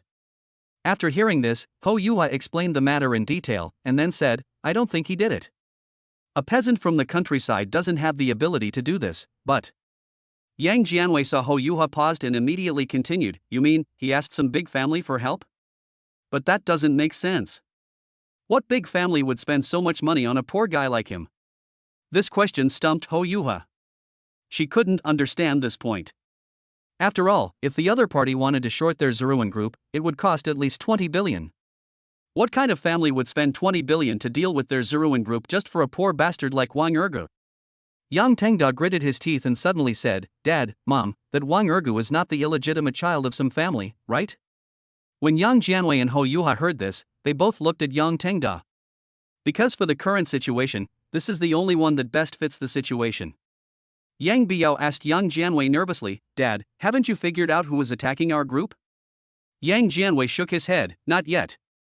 But what is certain is that the other party should be here in Donghai City." Ho Yuha nodded and asked quickly, "Did you tell the old man? What did he say?" Yang Jianwei sighed, his eyes revealing a hint of helplessness. "The old man scolded me and told me to protect the market at all costs, but now I don't have a penny. How can I protect the market?" Upon hearing this, Yang Tengda asked weakly, "Dad, what should we do now? Is our group doomed to bankruptcy?" If Zeruan Group goes bankrupt, then their Yang family will fall out of the ranks of second-rate families. By then, their Yang family might not even be as good as Lu Fei's family, and this was not what he wanted to see. So now, he hopes that his father can resolve the group crisis immediately. Chapter 82. Who was buying at the bottom? Yang Jianwei glanced at Yang Tengda, and his brows instantly furrowed into a shape of. He knew what Yang Tengda was worried about, but in the current situation, he didn't know what to do. The cell phone suddenly rang. Yang Jianwei took a look and found that it was old man Yang Ziruan calling, so he immediately pressed the answer button. I'm here right now, where are you? Yang Ziruan asked coldly. Yang Jianwei's face changed. Master, I'm in the finance department. Right now. Before he could finish his words, he was interrupted by Yang Ziruan. Just wait. I'll be there soon. Then the call was hung up. The old man is coming over? Yang Jianwei frowned, then told Hou Yuha and the other two about the situation. Afterwards, he took Hou Yuha and the other two to a reception room nearby. Not long after, the door of the reception room was pushed open. A bald old man with a beard walked in with a gloomy face. Old man. When Yang Jianwei and the others saw Yang Ziruan coming, they all stood up. Yang Ziruan snorted lightly and looked at Yang Jianwei with sinister eyes. What is going on? Yang Jianwei frowned and quickly told the story again. After listening, Yang Ziruan turned his head and looked at Yang Tengda. Show me the information about Wang Ergu. When Yang Tengda heard this, he immediately took out his cell phone, found Wang Ergu's information, and then handed the phone to Yang Ziruan respectfully. Yang Ziruan read through Wang Ergu's information and his face was instantly filled with anger. Damn it! Just a poor boy is going to bankrupt our group? Yang Tengda immediately shook his head. Old man, he can't possibly bankrupt our group. This must be just a coincidence. Yang Biao looked confused, but brother, if it wasn't Wang Ergu, then who did it? Hou Yuha didn't say anything. When she thought of Wang Ergu's calm expression, she felt something was wrong. Yang Ziruan waved his hand and said coldly, this matter must be related to Wang Ergu. I will come to meet him in person in the evening. At this time, Yang Jianwei's female secretary Lin Cheng hurried in. Chairman, something has happened. Someone is buying up our stocks in large quantities. What? Yang Jianwei's face changed. Who is buying at the bottom?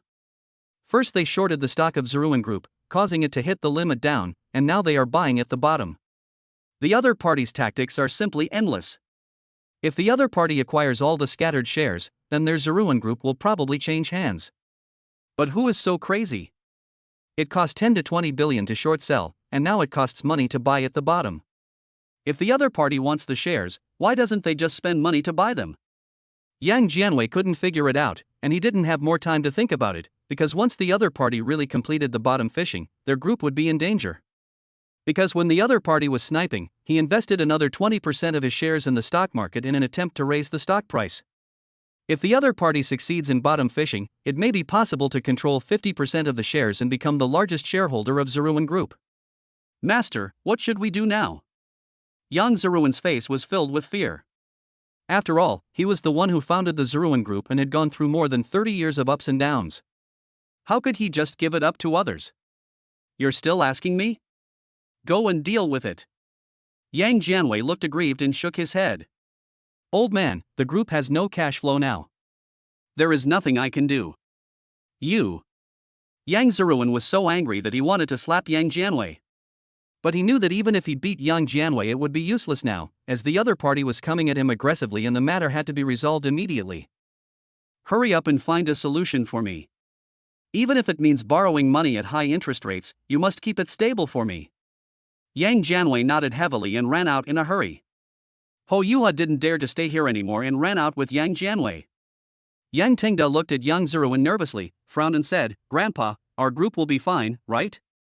Yang Ziruan glanced at Yang Tengda with a gloomy expression. Yang Tengda has always been his most valued grandson, and he is always obedient to Yang Tengda. But he could not have imagined that Yang Tengda would cause such a serious incident today, which might even cause the group to go bankrupt. Once the group goes bankrupt, the Yang family will be finished. When Yang Biao saw that Yang Ziruan didn't say anything, she suddenly felt uneasy.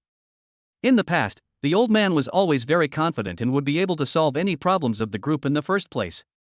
But now, even the old man has no way to resolve the crisis of the group? For a moment, none of the three said anything and the atmosphere became very awkward. Suddenly, Yang Tanga's cell phone rang. Seeing that it was his usual playboy brother calling, he guessed that the other party must have heard the news about the trouble in his Yang group, and answered the call casually. However, the person on the other end of the phone was very nervous. Yang Tangda, we are no longer brothers. Please don't look for me again. No, old Wu, this is. Without waiting for Yang Tangda to ask more questions, the other party hung up the phone. If it was just a phone call, Yang Tangda wouldn't care. After all, what he is most concerned about now is the situation of Zeruan Group. However, the calls came one after another, and each caller wanted to break off their relationship with Yang Tangda. Damn it! What's going on? Why are they all breaking up with me? Break up? Yang Biao was shocked. Because she thought her elder brother was very popular, even if the group was in trouble now, there was no need to break off the friendship. Besides, my brother didn't ask anyone to borrow money, so why would someone keep calling to break up with him? Yang Tangda shook his head. He didn't know what was going on. Just then his cell phone rang again. Seeing the display of Old Emperor on his phone, he immediately answered the call. Brother De, please don't come to my house during this period of time. The Old Emperor sighed. Yang Tangda frowned and asked hurriedly, Old Emperor, what's going on? Why are you all breaking off relations with me? Kid, did you offend the second young mastery of the Zhang family today? Now he has joined forces with the eldest young master Kai Janaway of the Kai family to speak to all the rich young masters in our circle. The Old Emperor said in a deep voice. What? I haven't offended them, what did they say? Yang Tangda asked hurriedly. But in his impression, he had never had any contact with Jiang Hongyi and Kai Janaway, so how could he have offended these two people? They said that anyone who has contact with you is their enemy. If we become enemies with them, our family will also suffer. Brother De, you must have offended someone this time. It's possible that this person is from Yishao's group. You should resolve this matter quickly. If you don't solve this problem, I'm afraid your family will go bankrupt. Think about it carefully. I'm hanging up now. The Old Emperor finished speaking in one breath. Seeing the call being hung up, Yang Tangda's forehead was already sweating. Yang Zeruan took a look and asked Yang Tangda, what's going on? Chapter 83, Open the Supreme Box for me. Yang Tangda immediately repeated what the Old Emperor had said. After listening to this, Yang Zeruan frowned, looking puzzled. Could it be that Wang Ergu is Jiang Hongyi's man? But this is not right. Even if Wang Ergu is Jiang Hongyi's man, Jiang Hongyi has no real power in the Jiang family. A young master without real power can't possibly command the Jiang family to spend 10 billion or 20 billion for Wang Ergu to snipe our group stocks, right? It doesn't make sense. None of this makes sense. Yang Tangda and Yang Biao looked at each other and were both stunned. Yes, would the Jiang family spend 10 or 20 billion for Wang Ergu? Impossible. This is absolutely impossible. No family is so generous. Yang Zeruan felt depressed for a while and didn't say anything else. He wandered around for a while, then walked out of the reception room. When Yang Tangda and Yang Biao saw Yang Zeruan go out, they followed him out. However, when the three arrived at the lobby of the finance department, they saw Yang Janwei going crazy here, and his roar echoed throughout the hall. Check. Check it for me quickly. I want to know who it is. When Ho Yuha saw Yang Zeruan coming, her face froze. Old man, this is terrible. The other party bought all the scattered shares of our group before the market closed. When Yang Zeruan heard this, his eyes widened and he even held his breath. Didn't I tell you to hold on? Is this how you do it? Tunghai University, in a classroom. Wang Ergu saw the message he received from Jiang Hongyi on WeChat and learned that Jiang Hongyi had helped to target Yang Tingda's circle of friends. Master Yi's move is really... Never mind. Since he did it, then it should be considered as my doing. Therefore, Wang Ergu did not respond to Jiang Hongyi. He planned to meet him another day when he was free to thank Jiang Hongyi. Su Yuanli and his colleagues have been paying close attention to the stock situation of Zeruan Group. They thought that the Yang siblings would come to Wang Ergu to apologize, but when school was over, they didn't see the Yang siblings coming. Brother Ergu, what's going on? Are Yang Tangda and the others crazy? The group is about to go bankrupt, and they still don't come to apologize to you? Kai Jianming frowned. Wang Ergu shook his head and sneered, don't overthink it. They have my information and know that I'm from the countryside, so they naturally think that the stock sniping has nothing to do with me. Since it doesn't matter, then they naturally won't come to apologize to me. They think my identity is not worthy of their attention, and they will not take me to heart. So, if you are expecting Yang Tanga and the others to come, then don't expect it anymore. Instead, think more about what to eat at the hotel. When Kai Jianming heard Wang Erge say this, he didn't ask any more questions. The four of them left the school and took a taxi to the Dihao Hotel together. When they arrived at the Emperor Hotel, the four saw Jin Yuanbao standing next to the front desk. When Jin Yuanbao saw Wang Ergu, his face instantly darkened. He didn't watch the stock market or the news, and he didn't know about the Yong family's affairs, let alone what Wang Ergu had done. But when he thought about the class dinner the night before, he felt very unhappy. Is it you, kid? You just have a little money, but you actually came to the Emperor Hotel to eat?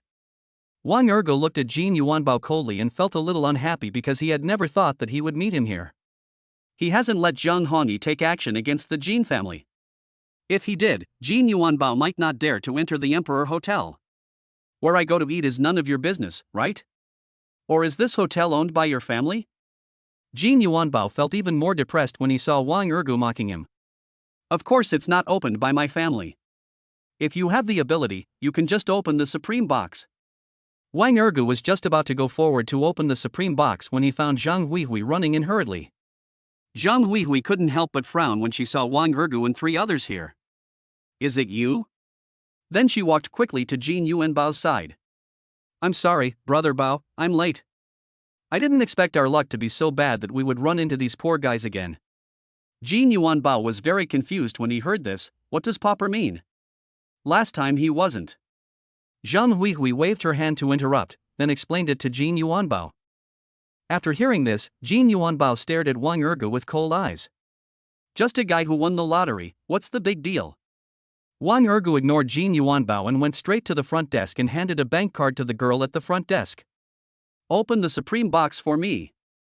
The girl at the front desk looked embarrassed and shook her head. I'm sorry, sir, the Supreme Box has been used. How about you open a gold box? Wang Erge shrugged at Su Yuanli and the other two, then asked the girl at the front desk to open a golden box. But he glanced at Jin Yuanbao and Zhang Huihui, and deliberately explained to Su Yuanli and the other two.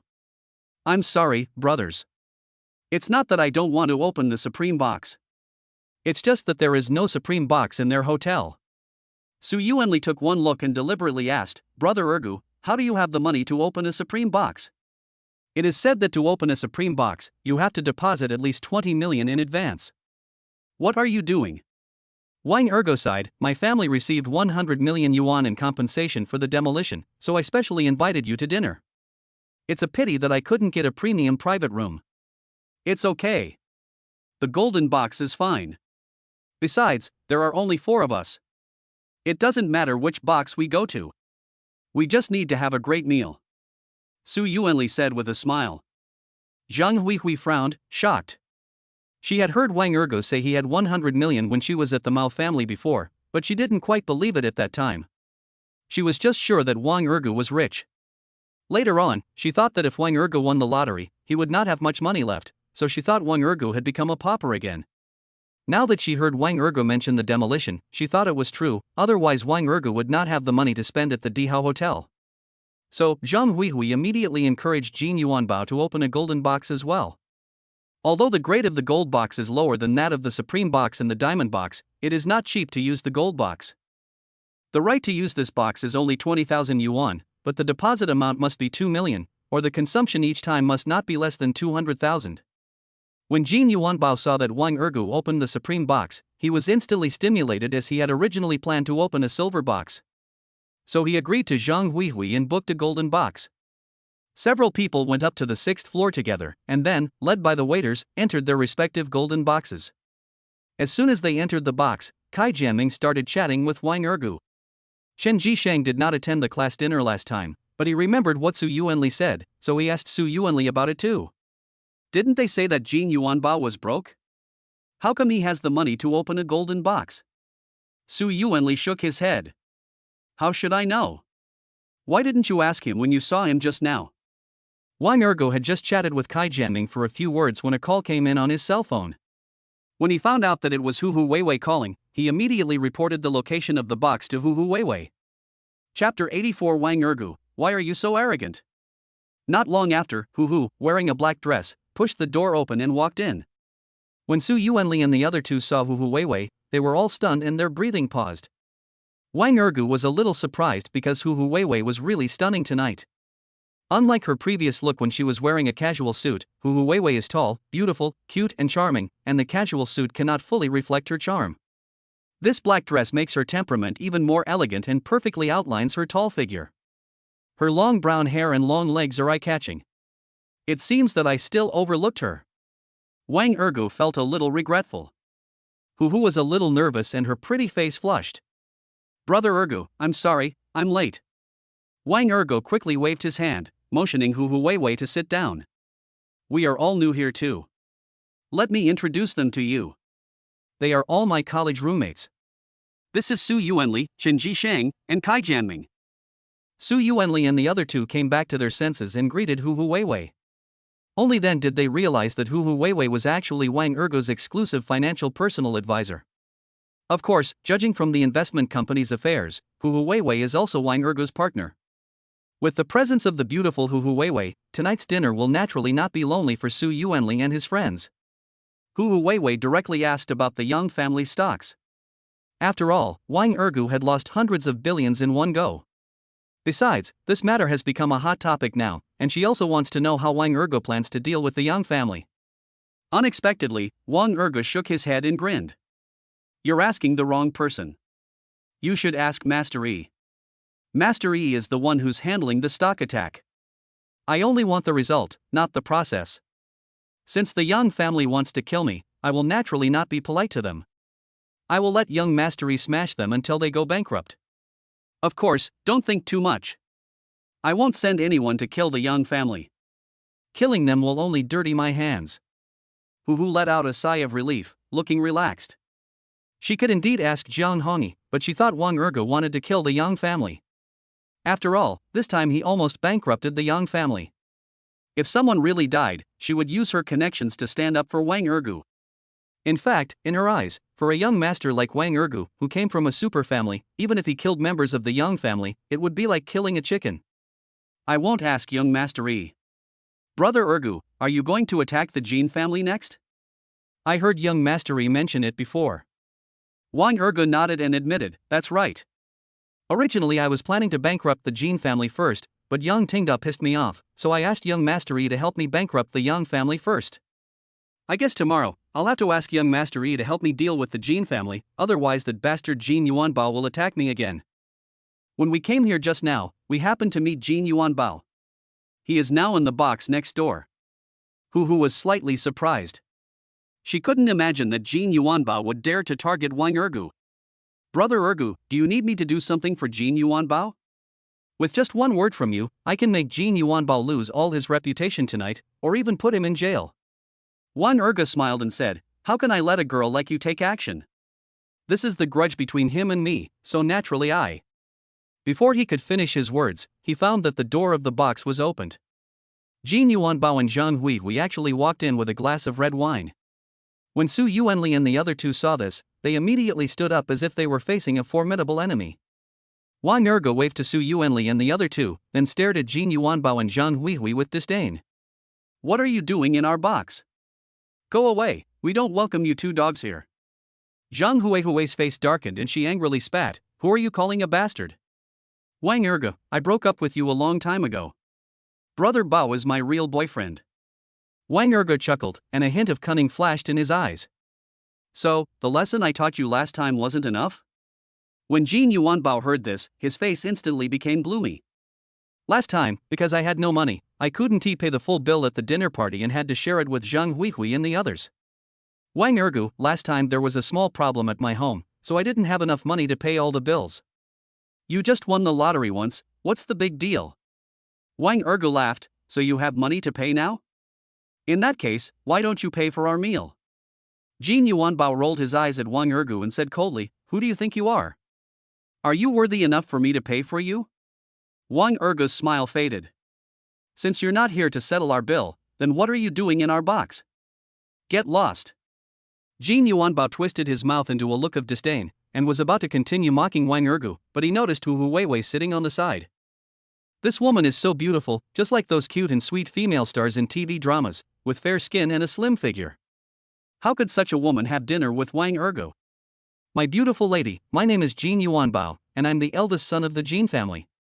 I wonder if I can invite you to dinner and make friends with you. Hu didn't look up and was picking up food with chopsticks, as if he didn't hear what Jin Yuanbao said. Zhang Huihui had a resentful look on her face. She could naturally see that Hu Weiwei was prettier than herself, so she stomped her feet twice. Brother Bao, I'm still here. She's just a vixen. What's so good about her? Wang Ergo frowned and said sternly, don't insult my friends here. Get out if you know what's good for you, or I'll call for help. Jin Yuanbao looked unhappy. He was the one who chased people away in the past, but now this poor bastard was yelling at him.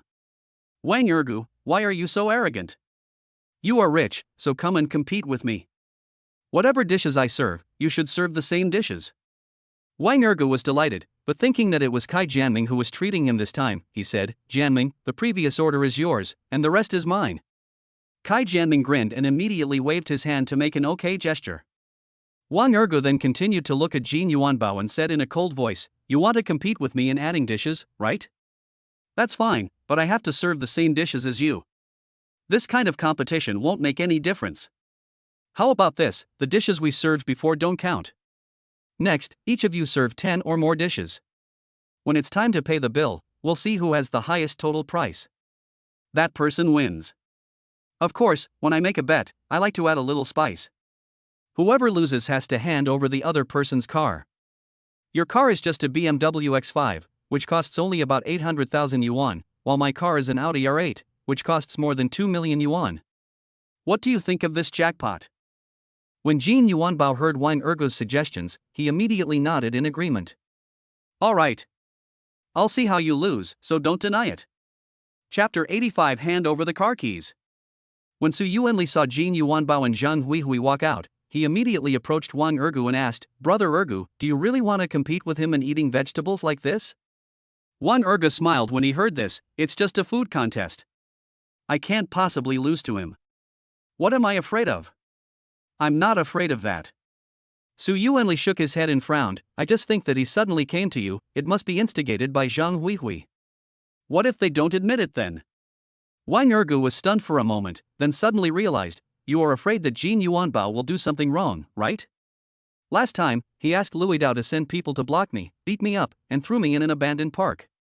When Hu heard this, she immediately thought of the scene when she met Wang Ergo, and her brows couldn't help but frown.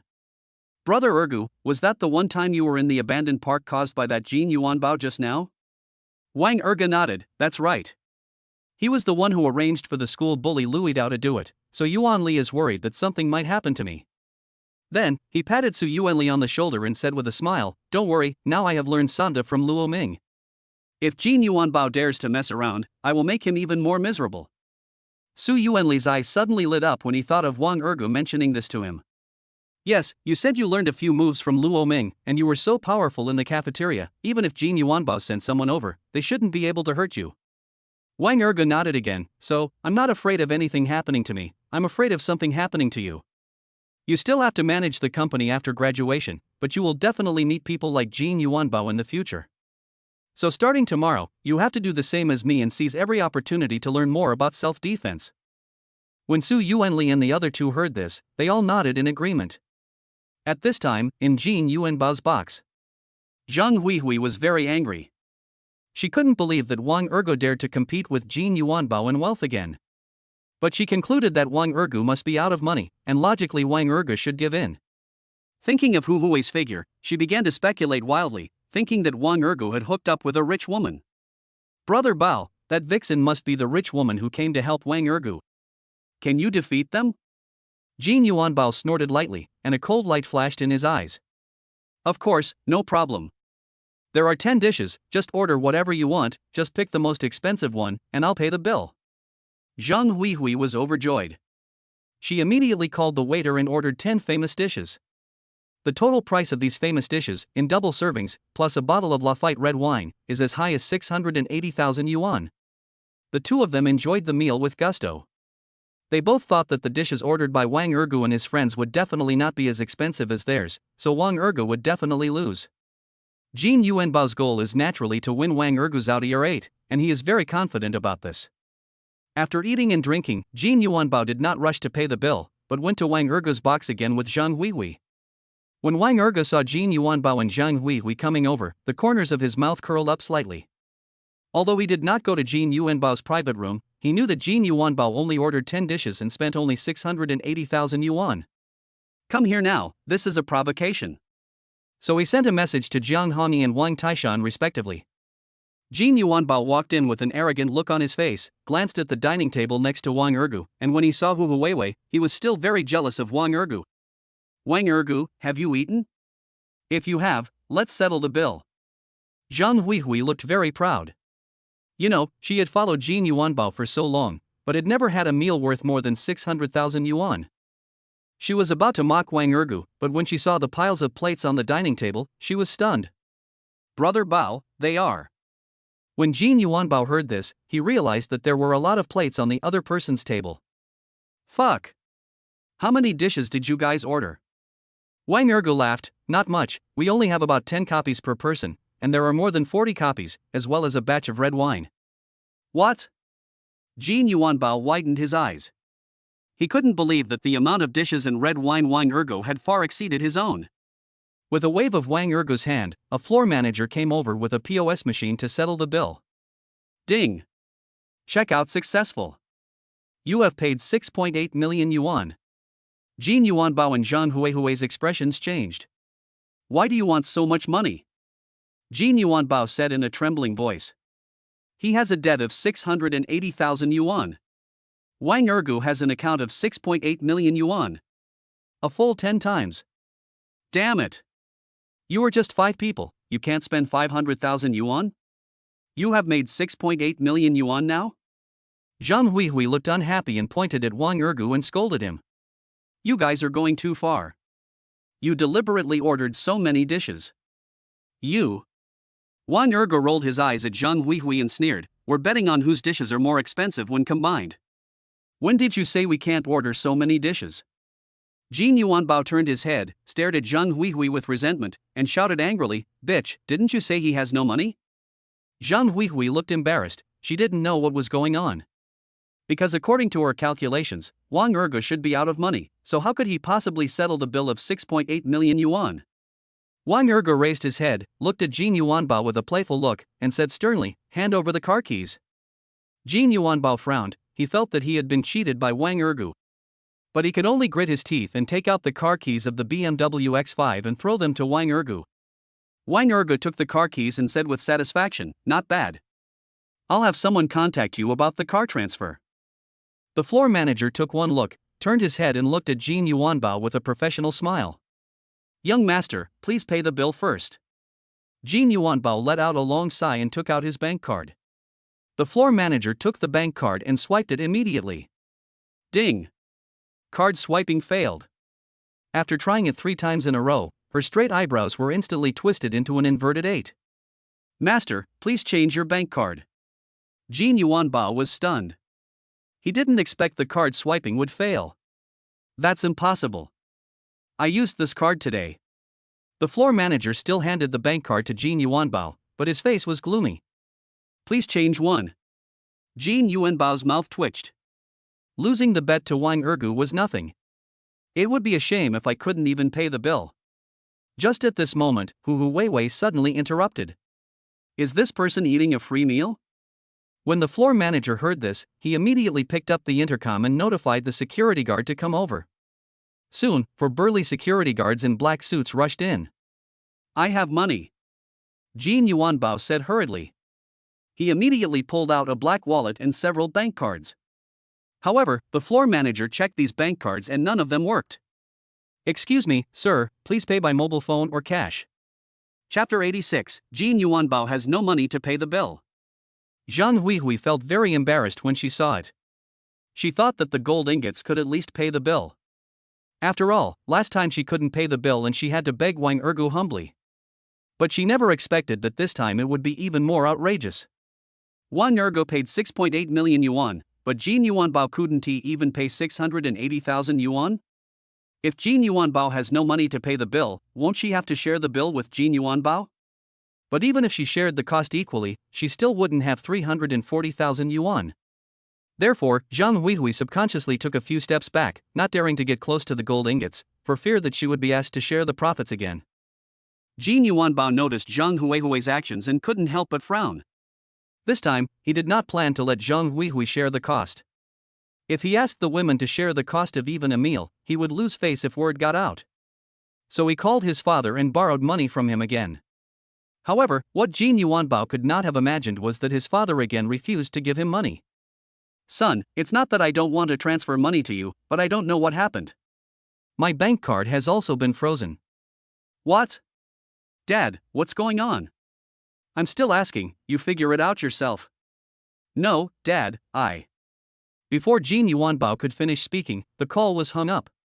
Wang Ergo took one look and said with a joking smile, Master Jin, you don't have money to pay the bill again, do you? If you don't have money, I can introduce you to someone who can lend you some money. Jin Yuanbao looked unhappy and asked coldly, what do you mean?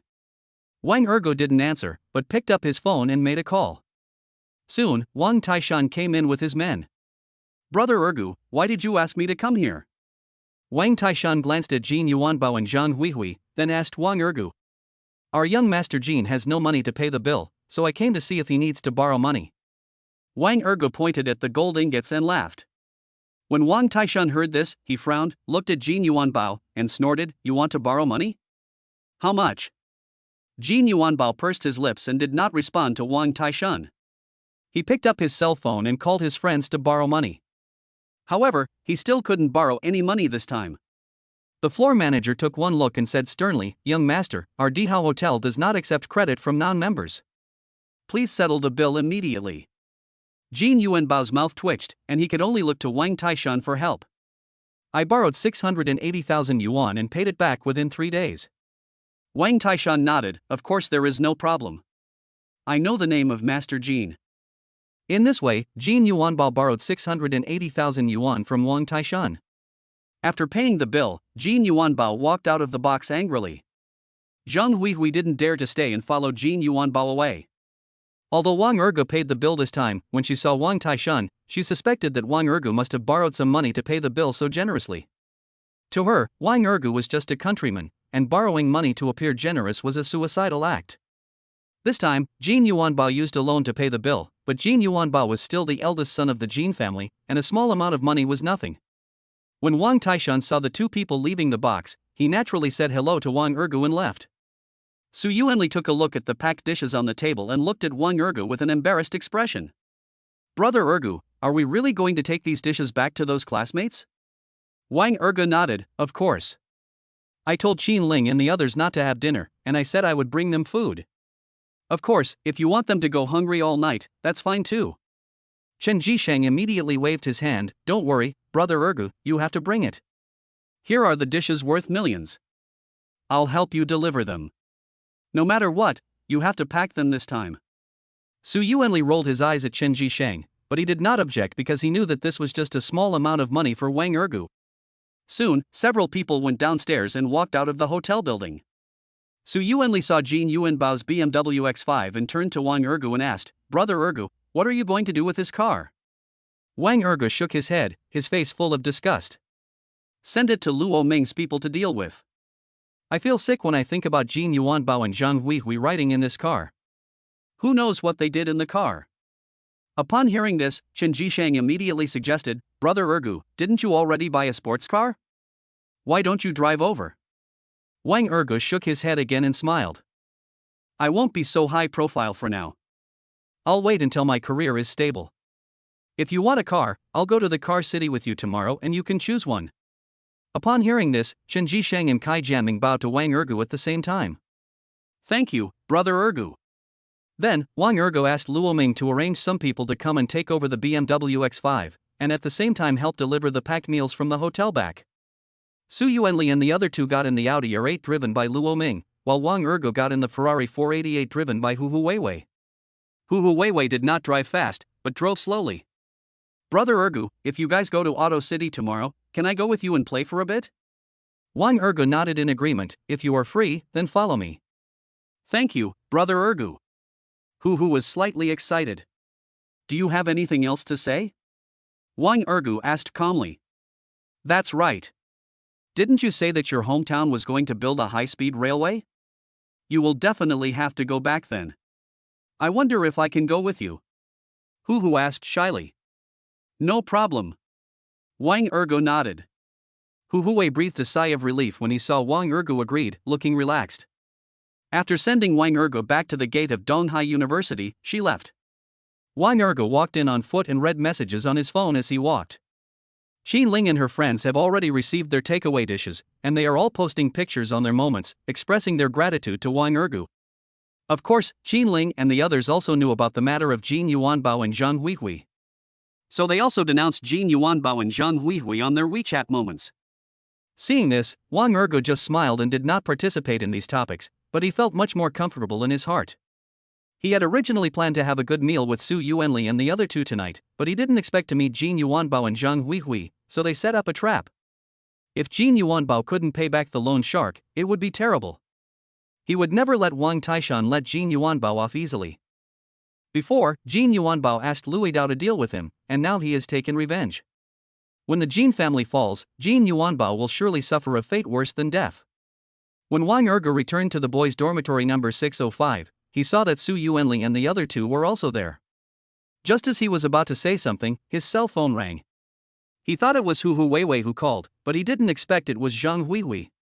As soon as the call was connected, he heard Zhang Huihui begging on the other end of the line. Brother Ergu, can we get back together? Chapter 87. Zhang Huihui asks for reconciliation. Wang Ergu was stunned. What's wrong with Zhang Huihui that she actually asked me to get back together? He remembered that when Zhang Huihui left the hotel, she was still full of confidence in the gold ingots. Could it be that Zhang Huihui already knew that the Jin family was going to go bankrupt? But after thinking about it carefully, Wang Ergu felt that it was impossible. Zhang Huihui, you dialed the wrong number. Zhang Huihui continued to reply, Brother Ergu, I am serious. I thought Jin Yuanbao loved me, but I just had a quarrel with him. I still don't get along with him in terms of personality. In my heart, you're still the best to me. After we get back together, I'll treat you well too.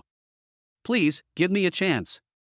Wang Ergu smiled, and when he saw Su Yuanli waving at him, he immediately made a gesture to keep quiet and replied to Zhang Huihui. Zhang Huihui, it's impossible for us to be together anymore. Please don't bother me anymore, or else don't blame me for being rude. Without waiting for Zhang Huihui to respond, he hung up the phone. Su Yuanli frowned and said, Zhang Huihui again? Could it be that she saw that you spent 6.8 million tonight and wanted to pester you again? Upon hearing this, Chen Jisheng and Kai Jianming both looked at Wang Ergu. Wang Ergu chuckled, she has a nice idea, but in my eyes she is already ugly. I will never turn back. Su Yuanli breathed a sigh of relief and felt relieved. Although he knew that Wang Ergu would definitely not reconcile with Zhang Huihui, he was worried that Wang Ergu would be soft-hearted and give Zhang Huihui compensation. In his opinion, Wang Ergu didn't owe Zhang Huihui anything, so naturally there was no need to give Zhang Huihui any compensation. But when people have money, they tend to become less rational and spend money based on their feelings.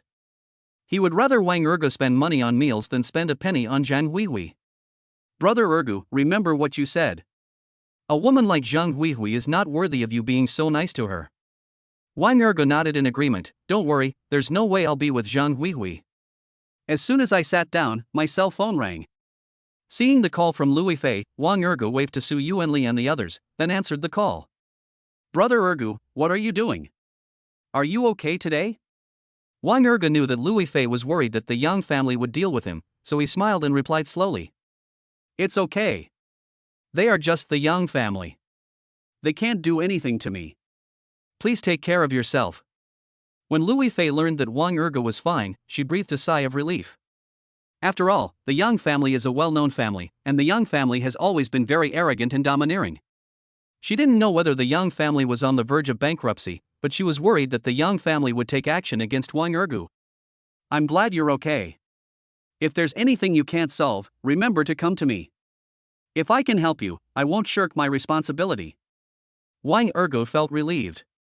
Although he didn't need Lu Fei's help with anything, he was naturally very satisfied with Lu Fei because Lu Fei was so considerate of him and willing to support and help him. I see. Have a good rest. I have something else to do here. After hanging up the phone, Wang Ergo compared Zhang Huihui and Lu Fei in his mind, and he felt even more disgusted with Zhang Huihui. When the Jin family goes bankrupt tomorrow, he will not only make Jin Yuanbao regret it, but also make Zhang Huihui regret it. In the girls' dormitory, Zhang Huihui was very annoyed. She thought that if she changed her cell phone number, she would be able to contact Wang Ergo and there was a high chance that they could get back together. But she didn't expect that Wang Ergo would not give her this opportunity at all. By the time she continued to call, Wang Ergo had already blocked her new phone number. Damn it! How could Wang Ergo do this to me? Lin Ling didn't know what Zhang Huihui had done. She saw Zhang Huihui call Wang Ergo as soon as she returned to the dormitory. She thought Zhang Huihui had accompanied Wang Ergo out for dinner. Huihui, what's going on with you? Zhang Huihui glanced at Lin Ling and immediately told her what happened. After hearing this, Lin Ling was shocked. She couldn't believe that Wang Ergo was completely defeated by Jin Yuanbao again this time. Originally, Jin Yuanbao was the eldest son of the Jin family. If she were Zhang Huihui, she would probably recognize Jin Yuanbao. But she never expected that Jin Yuanbao still could not pay the full amount this time and even had to borrow usury. If she didn't know the existence of the Jin family, she would probably have thought that Jin Yuanbao was a fake rich second generation. What's going on with Jin Yuanbao? He can't even afford a meal? Is his Jin family bankrupt? Zhang Huihui shook her head. I haven't heard of bankruptcy. But I feel that the Jin family is probably very stingy. Maybe Jin Yuanbao did something wrong, so the Jin family restricted Jin Yuanbao's pocket money. I originally thought that I could be more relaxed and comfortable with Jin Yuanbao, but I didn't expect that Jin Yuanbao would suddenly become so tight on money. Besides, he has a very bad temper. He gets mad at me if he doesn't agree with me. He says all kinds of vicious things to me. I've had enough of him. Lin Ling looked suddenly enlightened. She knew that Zhang Huihui intended to reconcile with Wang Ergo, but unfortunately, Wang Ergo already had Lu Fei. What's more, Wang Ergo brought Hu Huiwei with him this time, and she felt that Zhang Huihui had no chance with Wang Ergo. Of course, they were best friends after all, so she naturally wouldn't say anything bad in front of Zhang Huihui. Huihui, if you want to get back together with Wang Ergo, I think it's okay. After all, Wang Ergo loved you so much before, and he still has you in his heart. And at the last dinner party, he paid for your meal, which proves that he still cares about you. How about this? You ask the delivery man to bring you a bunch of roses, and then you go to the boys' dormitory to make an appointment with Wang Ergo. Zhang Huihui was delighted when she heard this. Yes, Wang Ergo is angry with me now. I can go to the boys' dormitory to find him and beg him to get back together. Lin Ling nodded, but still suggested, if you're determined to be Wang Ergo, then the gold ingot. Zhang Huihui pouted her lips and snorted. If Jin Yuanbao doesn't even spend money on me, why should I care about him? Now Wang Ergo is so rich, I must get some money from him. Then she immediately picked up her phone and ordered a bunch of roses. However, Lin Ling didn't dare to follow Zhang Huihui to the boys' dormitory. She pretended that she had a stomachache and hid in the bathroom. 10 minutes later, Zhang Huihui got the rose and immediately went to the boys' dormitory. She randomly grabbed a boy who had returned to the dormitory and asked him to notify Wang Ergo to come down. All of a sudden, Zhang Huihui became a sight to behold standing downstairs of the boys' dormitory. She was wearing a pink halter dress and had a graceful figure, which naturally attracted the attention of many boys. However, most boys knew about the affair between Wang Ergo and Zhang Huihui, especially since Lu Fei publicly admitted yesterday that Wang Ergo was her boyfriend. So the boys all thought that Zhang Huihui's sudden visit to Wang Ergo was obviously not a good thing. Chapter 88 Don't Come Near Me. In the dormitory, Wang Ergo was stunned when he learned that Zhang Huihui came to see him. Is this woman really crazy? When Su Yuanli heard this, he was very surprised, because there had never been such a situation before. Even when Wang Ergo went to the girls' dormitory to find Zhang Huihui, he was always disliked. Now Zhang Huihui actually came to the boys' dormitory to look for Wang Ergo in person. Why? Was she trying to embezzle Wang Ergo's bonus? Brother Ergo, do you want to go down? Otherwise, I will help you to reject her and tell her not to come to you? Wang Ergo shook his head and chuckled. You can't deal with someone like her if you go down there. I have to deal with her myself. Su Yuanli wanted to ask a few more questions, but Wang Ergo just walked out of the dormitory. Soon, Wang Ergo went downstairs and saw Zhang Huihui with an expectant look on her face. Zhang Huihui, get out of here right now and don't come here to look for me again. I've already said that it's impossible for us to be together. When Zhang Huihui heard this, her pretty face instantly turned gloomy. She thought that Wang Ergo would be moved by her doing this, but she didn't expect that Wang Ergo scolded her as soon as he came out. Brother Ergo, I was wrong before. Please give me a chance. I will do anything you ask me to do from now on. As she spoke, she handed the bouquet of roses in her hand to Wang Ergo. Wang Ergo's face turned grim. He took a few steps back and then shook his head. There's no need for that. I've spent all my winnings. Do you want to suffer with me in the future? Or do you want to pick up trash with me tomorrow? Are you sure? All the money gone? Zhang Huihui was surprised. She thought Wang Ergo had some extra money and she could squeeze all of it. But she could never have imagined that Wang Ergo had spent all his money and became a pauper again. If this was true, then she would naturally not want to reconcile with Wang Ergo, because she did not want to live a poor life with Wang Ergo. Wang Ergo nodded, that's right, I've spent all my money, and now I'm a poor man. But fortunately, you finally decided to be with me, so we don't have to separate in the future. When Zhang Huihui heard this, she subconsciously took a few steps back. Don't come near me. Wang Ergo was stunned, with a puzzled look on his face. No. Haven't you decided to be with me? Everything is fine now. After saying that, he took out his mobile phone, opened WeChat and other apps, and the money in his wallet was all zero. He checked a bank card and found that the balance in it was all zero. All these things seemed to indicate that he had turned back into the Wang Ergo who had nothing. Zhang Huihui frowned. She wanted to be with the wealthy Wang Ergo, but she didn't want to sleep with the poor Wang Ergo. In a flash, she made a choice. She wanted to distance herself from this poor Wang Ergo. Wang Ergo, I didn't expect you to be such a disgusting person. You have no money left, and you still want to be with me? Are you worthy? Wang Ergo had a gloomy face and said sternly, Zhang Huihui, you are the one who shamelessly wants to get back together with me. If that's the case, then why do you hate me? Zhang Huihui was stunned, then she said pooh. That's because I thought you still had money, but I didn't expect you to spend it all. If that's the case, then you don't deserve to be with me, Zhang Huihui, and I, Zhang Huihui, don't want to be with a poor jerk. I thought you had some potential, but you turned out to be such a coward. You really don't know what you are talking about. Wang Ergo saw that Zhang Huihui hated him so much, but still pretended to be affectionate. Although I'm a bit of a wimp now, as long as we stay together, I'll definitely make you happy when I become rich in the future. Just at this moment, Zhang Huihui's cell phone rang. Seeing that it was Jin Yuanbao calling, Zhang Huihui hesitated for a moment, but still answered the call.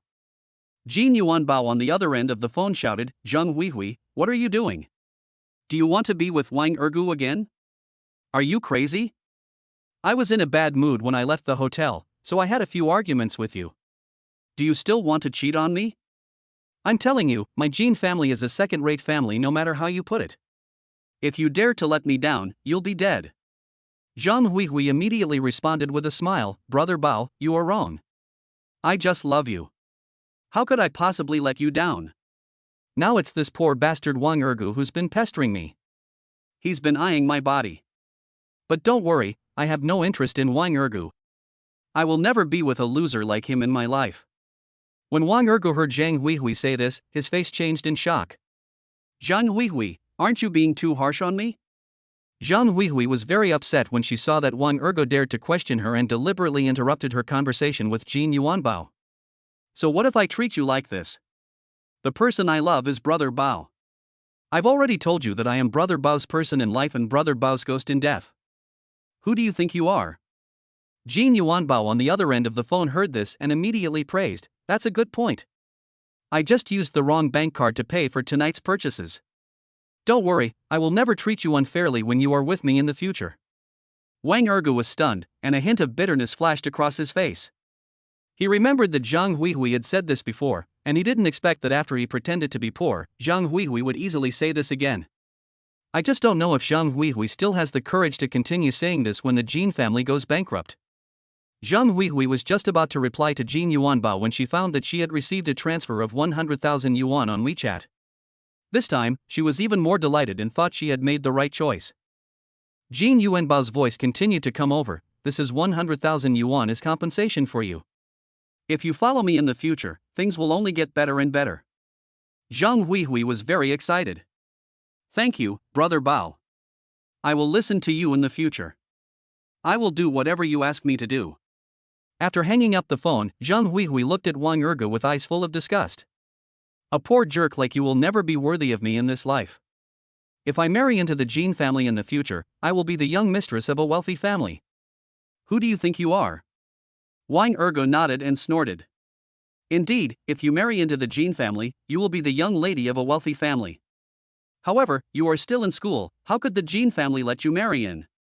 These words seemed to step on Zhang Huihui's tail, making her whole body stand on end in an instant. What's wrong with me going to school?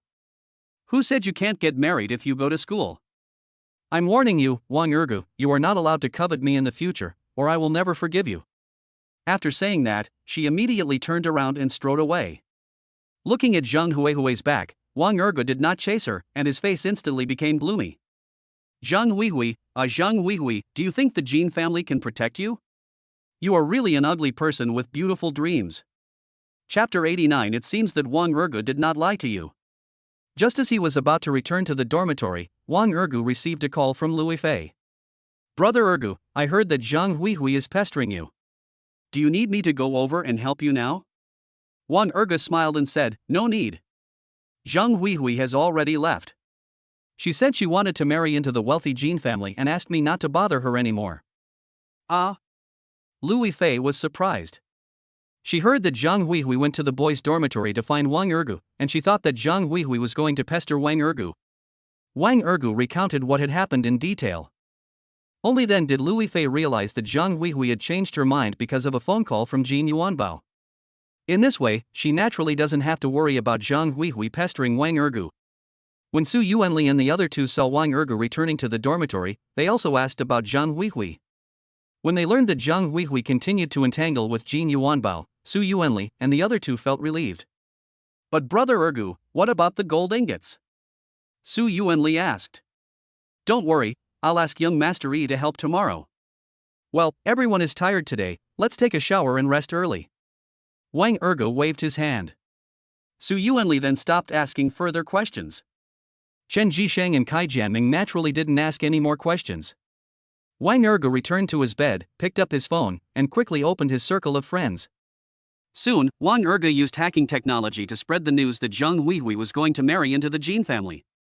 For a time, Zhang Huihui's words were widely spread throughout the entire Donghai University, no, even the entire university circle in Donghai City. At this time, in room 803 of the girls' dormitory building. After Lu Fei finished the call, she was in a daze. She originally thought that Zhang Huihui would pester Wang Ergu, but she didn't expect that Zhang Huihui would choose Jin Yuanbao in the end. She had no interest in a playboy like Jin Yuanbao. Yuan Bing came back and saw Lu Fei looking absent-minded, so he waved his hand in front of Lu Fei. What is this? Lu Fei frowned slightly, her face looking somewhat resentful. All right Bing Bing, stop making trouble. Yuan Bing chuckled. Fei, are you still unhappy about Zhang Huihui's matter? Lu Fei was a little surprised. No, Bing Bing, didn't you just come back? How did you know? Yuan Bing waved her hand and interrupted Lu Fei. Look at the posts on the campus forum. Zhang Huihui is really funny. She even had the nerve to go to the boys' dormitory to look for your man.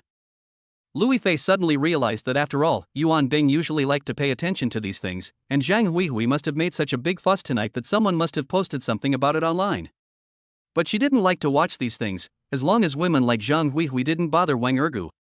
For her, it's okay even if there are other women competing with her for Wang Ergu, but a two-faced woman like Zhang Huihui is absolutely not acceptable. Then, Lu Fei told Yuan Bing about her conversation with Wang Ergu. Yuan Bing was shocked, then took out his cell phone and opened his moments. It seems that Wang Ergu didn't lie to you. Now everyone in the circle of friends is talking about Zhang Huihui's words. She claims that she wants to marry into the Jin family. This way, you will have one less competitor. After hearing what Zhang Huihui said, Lu Fei was completely relieved. As for whether Zhang Huihui really wants to marry into the Jin family, that matter has nothing to do with her. She just wants to make sure Zhang Huihui doesn't get involved with Wang Ergu. After all, her birthday party is in a few days, and she doesn't want Zhang Huihui to pester Wang Ergu. However, Yuan Bing put his arm around Lu Fei's shoulders and whispered a reminder. Although I don't know where Wang Ergu comes from, there are many women who are eyeing him, so Fei, you have to catch him. Lu Fei, however, looked calm and smiled faintly. A good man will naturally have many women who admire him. I don't think too much about it, as long as he likes me as well. Yuan Bing wanted to say something disparaging, but when she thought of how Wang Ergu looked downstairs in the girls' dormitory that day, she immediately stopped talking. Because she always felt that she could not see through Wang Ergu. If it were any other playboy, they would never dare to target the Yong family in Tianhui district like this. Where does Wang Ergu get the confidence from? In fact, Lu Fei took her mother's surname because her mother was divorced, and she is actually a member of the Yong family in Bichua district. Yong Tanga is from the Yong family in Tianhui district. The two Yong families are just from the same clan. Lu Fei and Yong Tanga have no blood relationship, and they have no relationship for 10 generations. However, Lu Fei did not accept Yong Tanga's plan at all, but she did not expect that things would have come to this point today. Now the situation has even escalated to the point where the Yong family in Tianhui district is on the verge of bankruptcy. Fei, do you think Yong Tanga's family will really go bankrupt? Lu Fei shook her head and said, I don't pay attention to these. Yuan Bing was speechless. She didn't know what to say to Lu Fei, but after thinking about it carefully, she felt that Lu Fei was pretty good like this. Because there is no attention, Lu Fei has fewer worries, and living this way seems more comfortable. Okay, then I won't talk about Yong Tanga's family, but Yang Qingrong's. When Lu Fei saw Yuan Bing pause, the corners of her mouth couldn't help but curl up. Yang Qingrong is just a bully. Brother Ergu asked young Master Yi to come over. Yang Qingrong still dares to cause trouble for Brother Ergu. She is courting death. Unexpectedly, just after she finished speaking, a call came in on her cell phone. Upon closer inspection, it turned out to be Yang Qingrong calling. So, Lu Fei immediately made a silencing gesture to Yuan Bing and then answered the phone. Yang Qingrong on the other end of the phone asked nervously, Fei, when are you free? I'll treat you to a meal. I want to talk to you. When Lu Fei heard this, her eyes turned and she immediately said sternly, Are you sending someone to investigate Brother Ergu? Yang Qingrong did not hide anything and immediately told everyone what she had investigated. Lu Fei was very surprised when she heard what Yang Qingrong said, and she didn't know what to say for a moment. But Yang Qingrong was very excited and started begging immediately. Fei, I heard that Wang Ergu is from a super family. Please, give me a chance. We are relatives. Lu Fei snorted, relatives? When you slandered my mother, why didn't you say we were relatives? When you looked down on me, why didn't you say we were relatives? Now that I have such a good boyfriend, you say we are relatives? Yang Qingrong sighed, Fei, I was wrong before, but I didn't mean to target you. As long as my family members are like this, I can't help it. Lu Fei didn't say anything, she didn't know what to say. Yang Qingrong continued, As long as you forgive me, I can do anything. Don't worry, I won't chase after Wang Ergu. I just want to get to know Yi Xiao and the others and borrow some connections. When Lu Fei heard this, she said coldly, I'm not free recently. I'll tell you when I'm free. Okay. I'll wait for you. Yang Qingrong said excitedly. For her, as long as Lu Fei is willing to give in, it will be a good thing. Chapter 90 I told you to donate. After hanging up the phone, Lu Fei immediately told Yuan Bing about the conversation. Yuan Bing was extremely surprised. She couldn't imagine that Wang Ergu was actually from some super family. She felt that she couldn't digest this news. But she thought that Wang Ergu was very capable to be able to find Jiang Hongyi. Fei, what are you going to do? Are you really going to help introduce Yang Qingrong to some connections? But she treated you like that before, and I don't want you to help her with anything. Lu Fei nodded. I understand what you said, so I didn't rush to respond to her. I need to discuss this matter with Wang Ergu. I will tell him at the birthday party and see what he thinks. Yuan Bing breathed a sigh of relief. She was really worried that Lu Fei would get carried away and help Yang Qingrong directly. Maybe Yang Qingrong has admitted her mistake, but she still doesn't like Yang Qingrong, and naturally doesn't want Lu Fei to give Yang Qingrong any help with connections. Lu Fei lay on the bed, holding her cell phone, and sent a WeChat message to Wang Ergu. I just saw the news about Zhang Huihui. No matter how arrogant Zhang Huihui is, you don't have to worry. I am willing to face it with you. In the boys' dormitory building, Wang Ergu saw the message sent by Lu Fei and was stunned for a moment. Thinking that it was he who used hacking technology to spread Zhang Huihui's words, he immediately replied with a word okay. Just after I replied to Lu Fei, Zhang Hongyi called me. Brother Ergu, Yang Qingrong got my home phone number and wants to invite me to dinner alone. Do you think I should meet her? Yang Qingrong is looking for you? Wang Ergu was a little surprised, but he thought that Yang Qingrong suddenly came to Jiang Hongyi, which must be an attempt to establish a relationship with him. He instantly guessed that it was Lu Fei, because Yang Qingrong and Lu Fei had a bad relationship, but Lu Fei did not mention Yang Qingrong, so she probably didn't know about this. Yeah, Brother Ergu, what do you think I should do now? Should I? Jiang Hongyi asked hurriedly, but was interrupted by Wang Ergu. Of course not.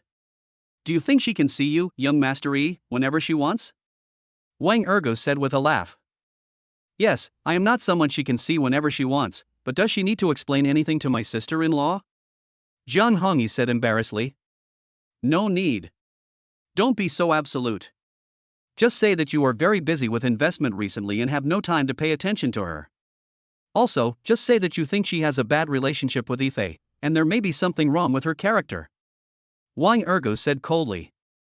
Jiang Hongyi agreed immediately and hung up the phone.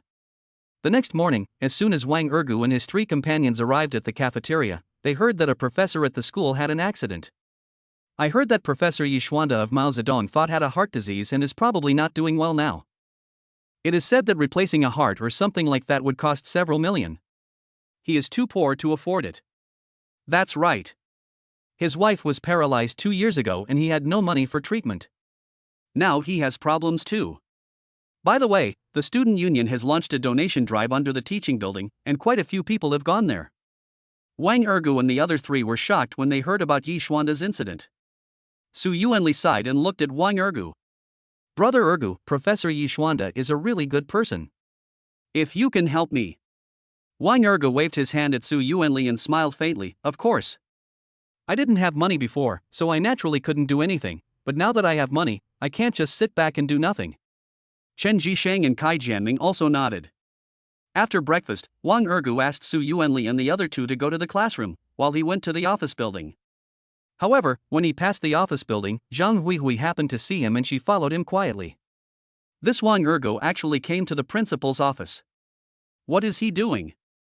It is said that he had a quarrel with young Tanga yesterday. Could it be that he bribed the principal? In less than 10 minutes, Zhang Huihui saw Wang Ergu walking out of the principal's office. So fast?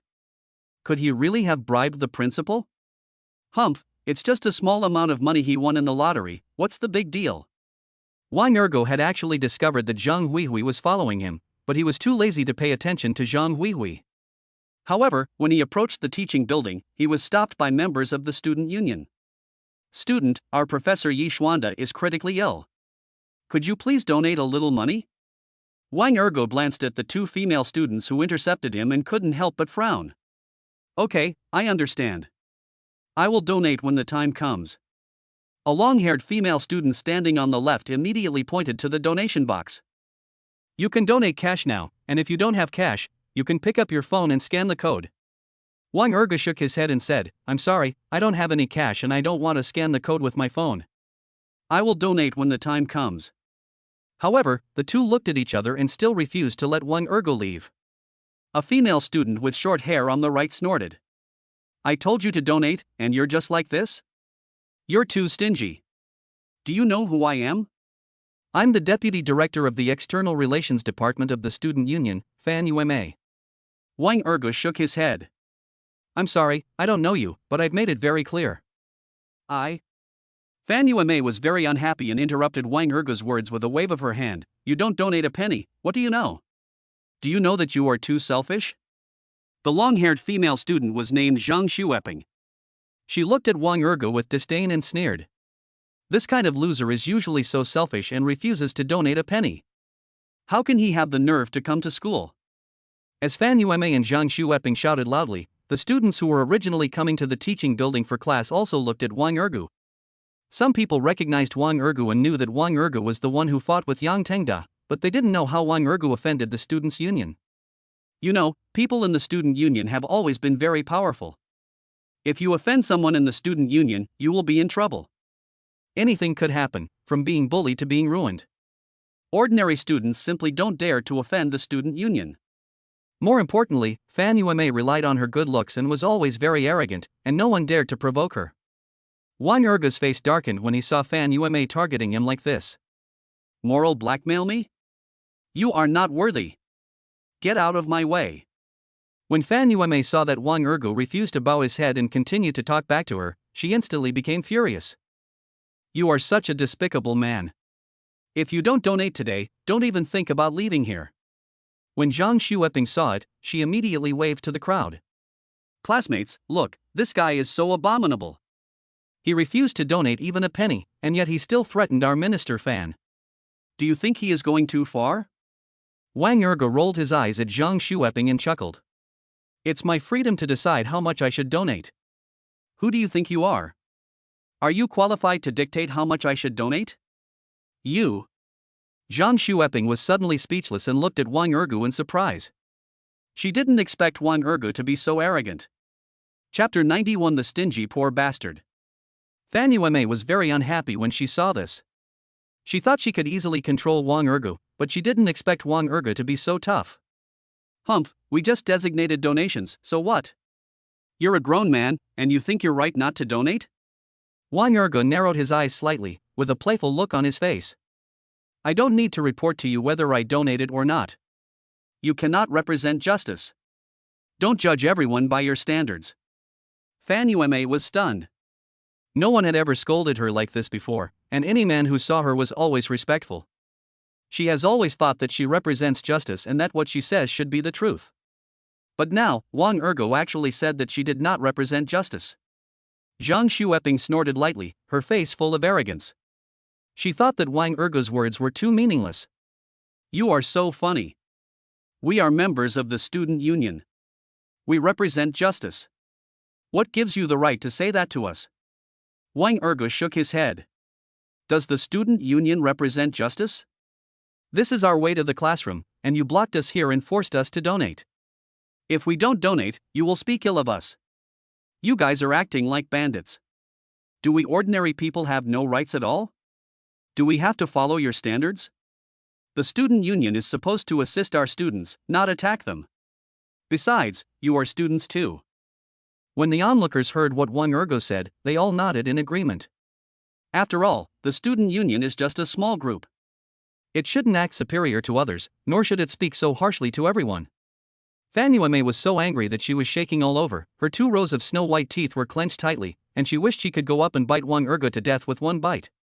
You stingy poor bastard. Forget it, I misjudged you, get lost. Wang Ergu did not leave in a hurry, but shouted at Fan Yume, apologize to me. What did you say? Fan Yume was stunned, as if she couldn't believe that someone asked her to apologize. I said apologize. Wang Ergu roared, his chin raised high, looking like he would not give in. Are you going too far? Zhang Xueping scolded. I'm going too far? Wang Ergu sneered and continued, you spoke ill of me, used moral blackmail, insulted my personality, and called me a poor bastard. Isn't that too much? Zhang Xueping was stunned. She didn't know what to say and could only look at Fan Yume. Fan Yume gasped as Wang Ergu suddenly listed several charges against her. She felt like she was being judged. However, they remained silent, but the crowd watching could not stand it anymore and started to blame them. They are going too far. Do they think the student union is so great? Can the student union force us? Do they really think college is still high school? That's right. We have the freedom to do whatever we want. Why do you dictate how much we should donate? If the student union is filled with vicious women like them, it's better to disband it as soon as possible and stop misleading everyone. When Fan Yume heard what everyone said, she suddenly felt a little flustered. She gritted her teeth and could only bow her head and apologize to Wang Ergu. I'm sorry, it's our fault, please forgive us. When Zhang Xueping saw this, she also apologized to Wang Ergu. Wang Ergu nodded, then strode away and headed towards the stairs. The crowd also dispersed. Fan Yume looked at Wang Ergu's back with a gloomy face. Xueping, check for me immediately to see who he is. Unexpectedly, someone nearby exclaimed. I recognize him. He is Wang Ergu. He had a fight with Yang Tanga in the cafeteria yesterday, and then the fight ended up in the principal's office. That's right, he's such a tough guy. I heard he knows Zhang Hongyi, the second young master of the Zhang family. I've also heard that the Yang family is in a terrible situation this time. They are said to be on the verge of bankruptcy. It's all because they offended Wang Ergu.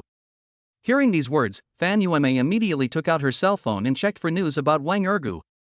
When she confirmed that Wang Ergu had really fought with Yang Tengda and even the Yang family, she felt incredible. A student from the countryside actually went against a small wealthy family?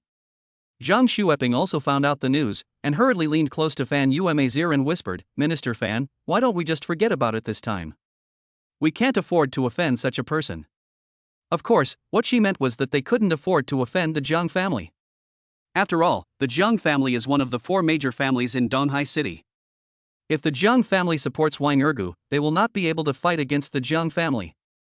Fan Yuanmei originally planned to have someone secretly teach Wang Ergu a lesson, but when she learned that Wang Ergu was so skilled and had such good connections, she felt that it would not be so easy to control Wang Ergu. Forget it. Don't act rashly against him for now. Let's see what the Yang family does today. If the Yang family doesn't go bankrupt today, I'll have him killed. Zhang Xueping nodded slightly.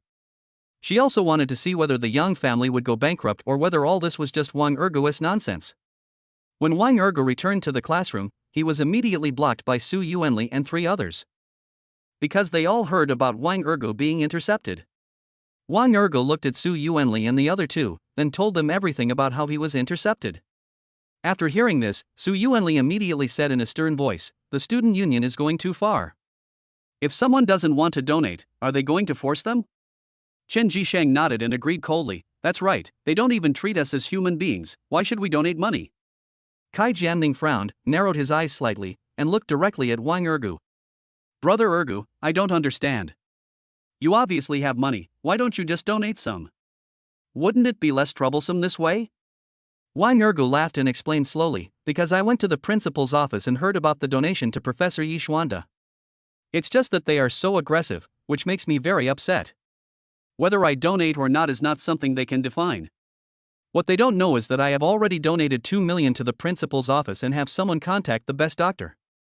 Because I didn't want to expose the fact that I donated, I didn't say it. After all, I don't want people to pester me for donations in the future." Kai Jianming seemed to be suddenly enlightened and did not ask any further questions. Wang Ergu's cell phone rang. He saw that it was a call from Lu Fei and answered it immediately. "Brother Ergu, what's wrong with you? I heard that you offended someone in the student union? They didn't do anything to you, right? I know someone in the student union, do you want me to help you?" Lu Fei asked hurriedly. "No need, I'm fine now, so you don't have to worry so much," Wang Ergu said with a faint smile. "Okay. Then you better be careful. I heard that Fan Yuanmei and Zhang Xueping are people who are not easy to mess with. Be careful that they may retaliate against you," Lu Fei reminded. Chapter 92. Go find Wang Ergu and apologize on the spot. "I'll be careful about them, so you don't have to worry." Wang Ergu looked indifferent because he had not been afraid of Fan Yuanmei and the others from the beginning, and naturally he was not afraid of their revenge. If they didn't know what was good for them, he wouldn't mind making them regret it forever. But Lu Fei was still worried. After all, Fan Yuanmei was the deputy director of the student union's external relations department and had great power. Moreover, she heard that Fan Yuanmei was always very stingy, so it would be easy for her to target Wang Ergu. After all, Wang Ergu was a rural person, and people like Fan Yuanmei have always had serious class concepts and believe that rural people are inferior. So she thought that Fan Yuanmei would not let Wang Ergu go easily. "Brother Ergu, no matter what, you have to be careful. If they mess around, come to me." "I see. If there's nothing else, hang up now. The professor is coming." After Wang Ergu hung up the phone, Chen Jisheng handed him a mobile phone. "Brother Ergu, something happened.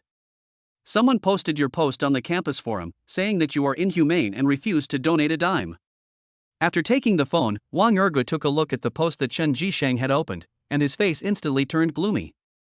This post tells the story between him and Fan Yuanmei, but the whole post blames him and completely sets him up as a typical villain. As for what he said to Fan Yuanmei and the others, this post did not express his meaning at all, but instead misinterpreted it all.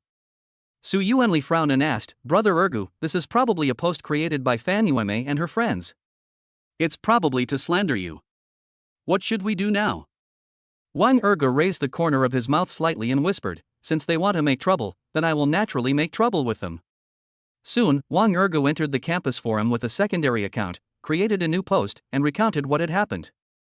At the same time, hacking technology was used to control the posts on the campus forum, and all topics that were biased towards Fan Yuanmei and others were deleted. For a time, everyone in Tunghai University was condemning Fan Yuanmei and others, believing that their practice of forcing donations and insulting others was unfair. When Principal Zhang Hua learned about this, he immediately asked someone to find Fan Yuanmei and Zhang Xueping. "You are so brave. When did our school advocate compulsory donations? Besides, when did you become able to identify who donated money at a glance?" Fan Yuanmei didn't dare to say a word. She lowered her head with a look of grievance on her face. Zhang Xueping was indignant and immediately defended herself. "Principal Zhang, we are really not wrong. The one who is wrong is Wang Ergu. He obviously didn't donate a penny. How dare you?" Zhang Hua shouted, staring at Zhang Xueping indignantly, and said sternly, "Who said Wang Ergu didn't donate? He came to me in person to donate, transferred a full 2 million to the school account, and spent another 10 million to find the best doctor and the best heart. In total, he should have donated 12 million, but he asked me to register only 2 million and not to make it public unless necessary. What makes you think that people won't donate? Or, according to the posts on the campus forum, you can bully other students and treat them as special because of your power?" Zhang Xueping was stunned. If someone else said they donated 12 million, she would definitely not believe it. But these words were said by Principal Zhang Hua, so it was not her turn to disbelieve it. Zhang Hua snorted and suggested in a cold voice, "You must write me a self-criticism immediately. It must be at least 2,000 words. After you finish writing, we will go to Wang Ergu in person and apologize on the spot." Zhang Xueping's face changed. They were forced to apologize by Wang Ergu before, and now they have to apologize to Wang Ergu again? "Principal Zhang, we can write a self-criticism, but can we not apologize? We have already apologized before." Zhang Hua narrowed his eyes slightly, his face dignified, and snorted, "Yes, you may have apologized before, but why did you post on the campus forum and distort the facts afterwards?" Zhang Xueping quickly waved her hands and explained, "Principal Zhang, this is not our fault. We didn't post the message. Why are you doing this to us? Didn't you send it?" Zhang Hua chuckled. He naturally didn't believe what Zhang Xueping said, so he turned his head and looked at Fan Yuanmei again. Fan Yuanmei quickly shook her head. She hadn't taken any action yet, so the post on the campus forum was not made by her. Zhang Hua frowned, feeling that this matter was a little bit complicated. So he immediately took out his cell phone and called Wang Ergu. As soon as the call was connected, he immediately explained everything to Wang Ergu. After listening, Wang Ergu sneered, "Since they don't admit it, I will check to see who created the post." Without waiting for Zhang Hua to respond, Wang Ergu hung up the phone. Zhang Hua was a little surprised. He didn't know how Wang Ergu planned to investigate. But soon he heard that something went wrong on the campus forum. "Hurry up and write your apology and come with me to apologize. Otherwise, I don't mind expelling you directly." Fan Yuanmei and Zhang Xueping quickly wrote a letter of apology in person. After the two men finished writing their self-criticisms, Zhang Hua took them to find Wang Ergu. In the classroom, Wang Ergu was still listening to the class attentively. When Zhang Hua and Fan Yuanmei came over, the whole classroom was in an uproar. "Oh my god, isn't this Fan Yuanmei and the others? I didn't expect Principal Zhang Hua to bring them here. Could it be that they sued Wang Ergu, so they came here to question him? They dared to bring charges? Humph, these two vixens are usually so arrogant that they really think they are superior to others. I don't care if they are superior or not. If they dare to accuse our brother Ergu, I will never forgive them." After entering the classroom, Zhang Hua immediately looked around the entire classroom and then turned his gaze to Wang Ergu. "I'm sorry, Wang Ergu. The campus forum incident was our fault. We didn't discover such a serious matter in time. I have asked them to write a letter of apology. They came here this time to apologize to you." Then, he looked at Fan Yuanmei and the others coldly and said sternly, "Why don't you apologize to classmate Wang Ergu right away?" Fan Yuanmei and the others were all terrified and bowed their heads to apologize. "I'm sorry, classmate Wang Ergu." Seeing that Zhang Hua came in person and made Fan Yuanmei and the others apologize again, Wang Ergu naturally didn't care anymore. "Okay, I forgive you. Let's forget about this matter today."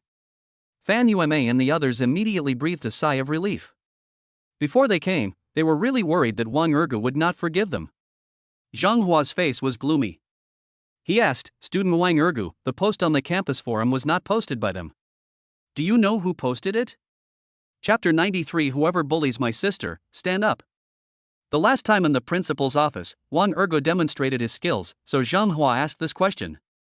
Moreover, he had heard that the campus forum was controlled by someone, but he did not stop it because he felt that this matter was related to Wang Ergu. In this case, he naturally knew what Wang Ergu thought. Wang Ergu frowned, feeling that Zhang Hua was targeting him. "I know they didn't post it themselves, but it's hard to say whether they instigated others to post it. As for who the other party is, I'm still investigating." Zhang Hua nodded and didn't ask any more questions. Suddenly, a tall blonde young man walked in. "Yuan." When Fan Yuan saw the blonde young man, her face lit up with joy. "Brother, why are you here?" The blonde young man is called Fan Ningde, and he is the eldest son of the Fan family. He is actually not Fan Yuan's biological elder brother. Fan Yuan is just a branch of the Fan family. But Fan Yuan was the most beautiful among the side branches, so Fan Ningde also valued Fan Yuan very much and treated her almost as his own sister. When Fan Ningde walked into the classroom, he saw Zhang Hua was also there. His arrogance instantly subsided. "Principal Zhang." Zhang Hua narrowed his eyes and snorted, "Fan family kid. What are you doing here all of a sudden?" In fact, he had already guessed that Fan Ningde was probably dealing with Wang Ergu specifically for Fan Yuan. Fan Ningde didn't hide it, but twitched his mouth and replied embarrassedly, "I heard that someone bullied my sister, so I came here." Then, he looked at the students in the classroom and shouted, "Whoever bullied my sister, stand up." Fan Yuan suddenly felt that she had someone backing her up, and she immediately raised her finger and pointed at Wang Ergu, pouting her lips and looking aggrieved. "Brother, it's him." Fan Ningde looked at Wang Ergu coldly, raised his chin, and asked sternly, "Who are you? Why are you bullying my sister?" Kai Jianming knew Fan Ningde because his Kai family and the Fan family were both well-known small wealthy families. But he remembered that Fan Ningde was a graduate of the previous class of Donghai University and should be at work now and should not be here. Could it be that Fan Yuan specifically asked Fan Ningde to come here? So Kai Jianming whispered into Wang Ergu's ear and started to explain. "Brother Ergu, this man is called Fan Ningde.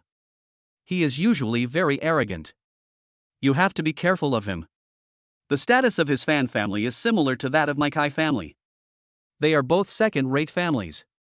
Wang Ergu nodded but did not stand up, as if the person Fan Yuan was referring to was not him at all. This made Fan Yuan very unhappy, because she thought that since she had brought Fan Ningde over, Wang Ergu would have to submit to her. "You are such a coward, you dare not admit it, right?" Wang Ergu chuckled, his face full of disapproval. "Are you talking to me? You made a mistake, and I pointed it out. Is that bullying you?" Zhang Xueping saw it and yelled, "You are bullying us. As a grown man, I didn't expect you to be so petty." Wang Ergu rolled his eyes at Zhang Xueping. He knew that it would be futile for him to say anything, as the other party would only think it was his fault. "So, you decided to make things worse? Or do you think you can control me by finding this yellow-haired guy?" Fan Yuan was very confused when she saw Wang Ergu so calm. If it were anyone else, they would have been trembling with fear at the name of the Fan family. This was the first time she had seen someone as calm as Wang Ergu, especially when Wang Ergu ignored Fan Ningde. "Brother, he is insulting you. What should we do now?" Fan Ningde narrowed his eyes and strode up to Wang Ergu. "You are the one who bullied my sister? You are so brave to bully our Fan family." Wang Ergu then stood up and spoke indifferently. "Go away. Don't disturb our studies." Fan Ningde was stunned. He didn't expect Wang Ergu to be so arrogant. You know, people have always greeted him respectfully, and if they offended him, they would apologize to him first. Wang Ergu actually shouted at him to get out? "You are too arrogant. Humph, if you have the guts, just come to me." When Zhang Xueping heard this, she immediately started to talk to Fan Ningde. "Master Fan, this guy is from the countryside, just a poor bastard. You don't have to be afraid of him at all." "From the countryside?" Fan Ningde had a playful look on his face, with the corners of his mouth twisted. Originally, he wanted to know what family Wang Ergu belonged to, and then slowly compete with Wang Ergu. Now that he was sure that Wang Ergu was a country boy, he naturally did not take Wang Ergu seriously, and at the same time thought that he could easily control Wang Ergu. Zhang Xueping looked even more proud. She thought Wang Ergu was dead this time. "That's right. He is from the countryside, and all his information is here. However, Fan Yuan felt something was wrong because she found that Wang Ergu had no intention of lowering his head at all. This Wang Ergu doesn't look like a country guy. Who is he? Wang Ergu naturally did not explain anything to Fan Mingda. Su Yuanli and the other two stood up and scolded Fan Mingda together. This is our classroom. You are not from our class. Please get out immediately. You are such a dandy young master, and you have the nerve to blame my brother Ergo. Who do you really think you are? Your Fan family is so great? Our Ergo brother is not afraid of your Fan family.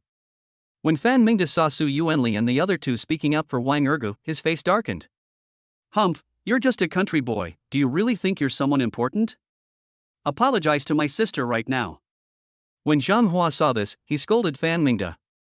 Fan Mingda, you are going too far. You don't understand what happened. What right do you have to ask Wang Ergu to apologize? Wang Ergu waved at Zhang Hua, then stared at Fan Mingda sharply and shook his head. I don't think I did anything wrong, so there's no need to apologize to her. On the contrary, she just came with Principal Zhang to apologize to me. Fan Mingda was stunned and turned to look at Fan Yuan. Fan Yuan nodded, but her face was full of grievance. Brother, they forced me to write a self-criticism and admit my mistakes on the spot. You must stand up for me. The corner of Fan Mingda's mouth twitched and his face looked very gloomy. He thought that Wang Ergu did not take his Fan family seriously.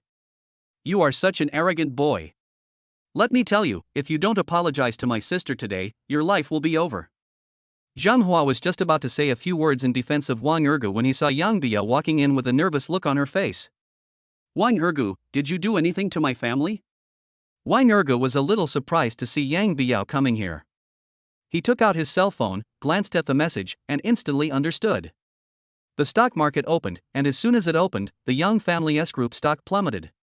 Chapter 94, Your Yang family must go bankrupt today. Everyone was shocked to see Yang Biao panting and looking panicked. As for what Yang Biao said, except for Fan Mingda, Fan Yume and Zhang Xueping, most other people also guessed that it was the Yang family's group stock that collapsed. After all, many people witnessed the quarrel between Wang Ergu and Yang Tengda, but they also thought that it was Zhang Hongyi who asked the Zhang family to attack the Yang family's group stocks. Not only them, but even the principal Zhang Hua thought so. After all, Wang Ergu's information was all from the rural area. Could a rural kid spend tens of billions to attack the Yang family's group stocks? When Fan Mingda saw that Wang Ergu did not respond to Yang Biao, his eyes immediately focused on Yang Biao. Yang Biao? What happened to your Yang family? Fan Mingda didn't pay attention to the news on campus forums or the stock market, so he didn't know what Wang Ergu had done.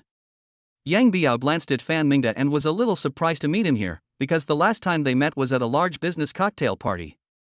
Master Fan, why are you here? The share price of my Zeruan Group has plummeted and has now hit the limit down again. We have already lost nearly 20 billion. A loss of 20 billion? Fan Mingda was shocked. Although he was usually a playboy, he knew that if a group with a market value of 30 billion suffered a loss of 20 billion, it would definitely go bankrupt. If the other party stops sniping and the Yang family can still borrow money, perhaps they can still revive the business. But unfortunately, banks are afraid to lend now. Even if the Yang family sells their assets, it cannot match the money Wang Ergu spent. So bankruptcy is inevitable. Once Zeruan Group goes bankrupt, the Yang family will be completely ruined. This is also the reason why Yang Biao came here to find Wang Ergu. Fan Yume and Zhang Xueping are usually arrogant and domineering, and they are also very materialistic. But when they heard that the Yang family had suffered a loss of 20 billion, they were shocked.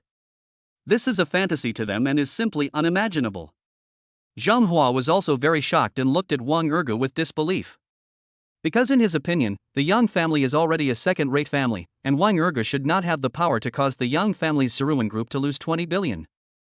Wang Ergu nodded to Yang Biao and admitted generously, yes, I did it. Your Yang family must go bankrupt today. You. Seeing that Wang Ergu was so confident, Yang Biao wanted to refute him, but she felt like something was stuck in her throat and she couldn't say anything. Because she had never met a weirdo like Wang Ergu, who assisted Zhang Hua in overthrowing Fengdehong and caused her Yang family to lose a power. Now the Yang family has suffered a total loss of up to 20 billion. How can an ordinary person have such energy? At this moment, she completely understood that she had really underestimated Wang Ergu. Fan Mingda couldn't believe it and looked at Yang Biao with a frown. Yang Biao, did you make a mistake? Yang Biao smiled bitterly. She actually hoped that she was wrong, but the losses were real. She did not respond to Fan Mingda, but knelt down on her knees in front of Wang Ergu. Please let my Yang family go? Wang Ergu sneered at the sight and said, You're begging for mercy now? It's a bit late. I told you that the Yang family must go bankrupt today. Yang Biao was terrified. If the family assets were reduced to zero, she would no longer be the second lady of the Yang family. Losing this identity would be more painful than killing her. So she lost her previous arrogance and continued to beg Wang Ergu for mercy. Please, it was all my fault before, can you please forgive my Yang family? Everyone was dumbfounded. Zhang Huihui was also dumbfounded. She originally thought that Fan Mingda's coming in would make Wang Ergu completely lose face. But she could never have imagined that something would happen to the Yang family. The corners of Fan Mingda's mouth twitched and he was frightened. It was unimaginable that tens of billions of dollars could be easily taken out and the Yang Jiazaran group would suffer a loss of 20 billion. Even if his Fan family was put in such a situation, they might not be able to withstand such sniping from the other side. All of a sudden, he felt like he was challenging a peak, but the gap between him and his opponent was too big. Fan Yuan saw Fan Mingda looking at her and quickly shook her head. Brother, I don't know what's going on. But I heard that Wang Ergu is a country boy. How could he bankrupt the Yang family? Fan Mingda was stunned, because according to Fan Yuan, it was really impossible for Wang Ergu to bankrupt the Yang family. However, Yang Biao was still kneeling here. Wang Ergu shook his head at Yang Biao. Get up, run as far as you can. Your Yang family is in debt of 20 billion.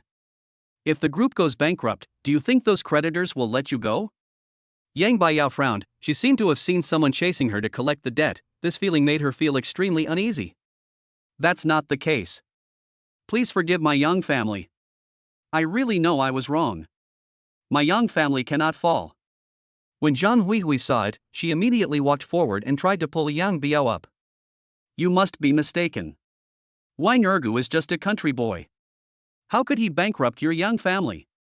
Unexpectedly, Yang Biao raised her right hand and slapped Zhang Huihui in the face. With a slap, Zhang Huihui took 2 steps back, and her face was instantly swollen by Yang Biao. She covered her face and looked at Yang Biao with anger. Why did you hit me? Yang Biao yelled at Zhang Huihui. Who do you think you are? Get out of here. Zhang Huihui felt extremely aggrieved, but she still didn't think that Wang Ergu had the ability to attack Yang's Zeruan group. So the look she gave Wang Ergu was filled with resentment. It's all your fault. You poor bastard, you're obviously from the countryside, how could you possibly bankrupt the Yang family's group? Wang Ergu rolled his eyes at Zhang Huihui and sneered, whether I can bankrupt the Yang family's group is none of your business. Zhang Huihui was very unhappy when she saw Wang Ergu looking down on her. In the past, she always looked down on Wang Ergu. How could Wang Ergu look down on her? As for the post on the campus forum, she actually asked someone to do it, deliberately trying to create hatred for Wang Ergu. But she didn't expect Fan Yuan and Zhang Shueping to be so useless that they couldn't even deal with Wang Ergu. Wang Ergu, stop being so pretentious here. How can a poor bastard like you possibly be able to deal with the Yang family? There must be another family that has taken action against the Yang family. Wang Ergu chuckled, then took out his cell phone and dialed Jiang Hani's number. I'll transfer money to you right now. Please attack the Jin family's stocks for me. I want the Jin family to go bankrupt today. After finishing the call, he looked at Zhang Huihui provocatively. Didn't you say you wanted to be the wife of the Jin family? Then I will bankrupt the Jin family and see how you can still be the wife of the Jin family. Zhang Huihui looked disdainful because she heard that the Jin family had more than 40 billion yuan. How could Wang Ergu, a country boy, bankrupt the Jin family? This is simply a fantasy. So she took out her cell phone, called Jin Yuanbao immediately, and told him all the situation here. Yang Biao hadn't stood up yet and continued to beg Wang Ergu for mercy. What do you want to do to let my Yang family go? Chapter 95, How did the Jin family get into trouble? Wang Ergu shook his head and asked, if I were the one who lost, would you Yang family let me go? Yang Biao was stunned. If the one who lost power was Wang Ergu, then their Yang family would definitely kill Wang Ergu. So she also understood that Wang Ergu would probably not let their Yang family go. Thinking about her family going bankrupt, she felt an inexplicable palpitation in her heart. Zhang Huihui finished the call, looked at Wang Ergo with a proud face, and said sarcastically, "Brother Bao has already said that his Jin family is fine." Wang Ergo shook his head and made a gesture to Su Yuanli. Su Yuanli picked up his mobile phone and opened the stock chart. The stocks of Jin family's Jinshan group are plummeting. It was obvious that the Jin family could not withstand the opponent's sniping. Zhang Huihui quickly picked up her phone and started looking at it. When she saw the Jinshan group's stock price had hit the limit down, her face changed instantly and she hurriedly dialed Jin Yuanbao's number. "Brother Bao, this is terrible. Your Jinshan group stock is about to hit the limit down. How is this possible?" Jin Yuanbao didn't believe it at all. After all, his Jin family was a third-rate family and was about to be promoted to a second-rate family.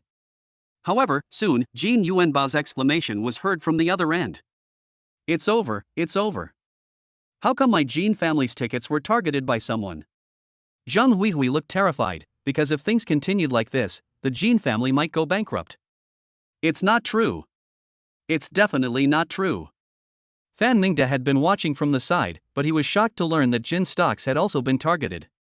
His attention was immediately focused on Wang Ergo. Naturally, he found it hard to believe that Wang Ergo could cause trouble for the Jin family with just one phone call. "What's going on? You are obviously an ordinary person, how did you cause trouble for the Jin family?" Wang Ergo did not respond to Fan Ningde, but watched the stock price of the Jin family group fall to the bottom. All the calls on Zhang Huihui's cell phone were filled with Jin Yuanbao's roars. Jin Yuanbao simply could not accept the bankruptcy of his family group. Unfortunately, even if you can't accept it, this is already the fact. The stocks of the Yang and Jin families groups were shorted one after another, causing the groups to go bankrupt. Everyone was shocked. They were not sure whether the bankruptcy of the two groups was caused by Wang Ergo, but they all looked incredulous. Because the combined market value of the two groups is more than 50 billion. Who can be so powerful as to short both groups at the same time? When Yang Biao saw the situation of her own group, her face turned pale instantly. Her cell phone soon rang, and as soon as she answered it, the person on the other end told her that Zeruan Group had gone bankrupt. In other words, even if she wanted to escape, it was too late. You know, she is usually arrogant and domineering, and she has offended countless people. The number of people offended by the Yong family is even more countless. Now that the Yong family S group has gone bankrupt, those who have offended them will come after the Yong family, and naturally they will also come after her. "It's over, I'm dead." Zhang Huihui's face turned pale and she looked at Wang Ergo unwillingly. She couldn't believe that her dream of marrying into a wealthy family would be shattered like this. "Wang Ergo, what did you do? Why did the Jin family go bankrupt?" Wang Ergo shook his head. "I didn't do anything. I'm just a country boy. What can I do? I just called Zhang Hongi. He's the second young master of the Zhang family. What do you think?" Zhang Huihui's eyes widened, and she understood instantly. "You mean, you asked Zhang Hongi to help bankrupt the Jin family?" Apart from this, she couldn't find any other reason. After all, Wang Ergo was a countryman and it was impossible for him to come up with hundreds of billions. Zhang Hua was certain that both the Yang and Jin families had gone bankrupt, and he completely realized that he had really underestimated Wang Ergo. Although he also heard what Wang Ergo said to Zhang Huihui, he had already guessed that this matter was not simple. Even if Zhang Hongi is a member of the Zhang family, it is impossible for him to spend hundreds of billions to deal with the Yang family and the Jin family just for Wang Ergo. It seems that this kid has a lot of secrets. Fan Ningde was already trembling with fear, looking at Wang Ergo with horror, not even daring to breathe. Although his Fan family is a second-rate family and one of the four small wealthy families, in fact, the economic strength of the Fan family has been declining in recent years. Therefore, the assets of the Fan family only remain at around 50 billion, not much more than that of the Yang family. If Wang Ergo asked Zhang Hongi to take action against the Fan family's group, then the Fan family would probably be doomed. After figuring this out, he immediately picked up his phone, called his father, and reported the matter. Wang Ergo naturally saw Fan Ningde making a phone call, but he did not stop Fan Ningde, nor did he pay attention to Fan Yuanmei and the other person who were already confused. Now his attention was focused on Zhang Huihui. "Humph, from now on, I'm afraid you won't be able to become the wife of the Jin family." Zhang Huihui looked embarrassed. The Jin family went bankrupt, so it was impossible for her to marry into the Jin family and become the wife of the Jin family. But when Wang Ergo said this, she felt it was particularly ironic. Because she thought that Wang Ergu was just a country guy, a poor punk, and a person with no future. But now, Wang Ergu has completely changed his future. Wang Ergu, do you still like me? How about we get back together? Wang Ergu was stunned. He couldn't expect that Zhang Huihui still wanted to get back together with him at this time. Of course, he knew that this reunion was fake, and in fact Zhang Huihui was only interested in his money. Get back together? Get back together about what? When did we start this? Don't you blush when you say this? Zhang Huihui shook her head shamelessly. No, brother Ergu, you must still like me. Please give me a chance. Wang Ergu shook his head. You can't even give me a chance. You don't deserve my chance. Besides, don't you always look down on me because I'm from the countryside? That's right, I'm just a country boy, I don't have much money, I was just lucky enough to save Zhang Hongyi once. So Zhang Hongyi helped me deal with the Yang and Jin families. Even if you want to pay me back, you won't get a penny from me. Zhang Huihui frowned. If she couldn't get any money from Wang Ergu, she naturally didn't want to be with Wang Ergu. So for a moment, she didn't know what to say. But after finishing the call, Fan Mingde waved to Wang Ergu. My classmate, I'm sorry. I didn't mean to cause trouble here today. I'm leaving now. As for them, you can do whatever you want with them. Without waiting for Wang Ergu to say anything, Fan Mingde immediately fled out of the classroom. Fan Yume was stunned. She couldn't believe that she was abandoned by Fan Mingde. She looked at Wang Ergu again, and then at Yang Biao, who was already slumped on the ground. She felt that she had really hit a wall this time. I'm sorry, classmate Wang Ergu. I didn't mean to offend you. I was wrong. Please forgive me. Chapter 96 Sisters, come on.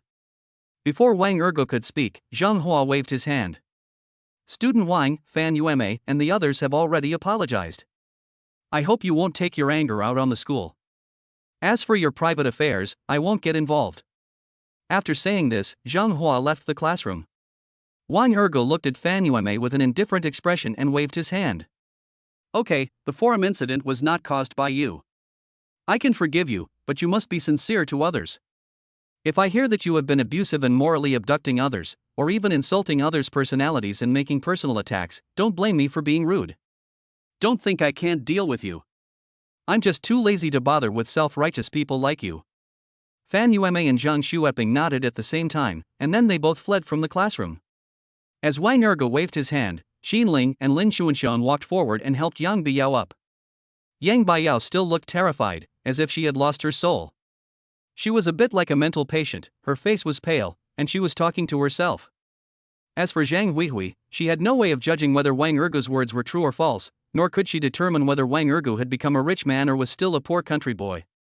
So after taking a look at Yang Biao, she looked at Wang Ergu, who was dressed casually and ordinary, and finally concluded that Wang Ergu was a poor country boy.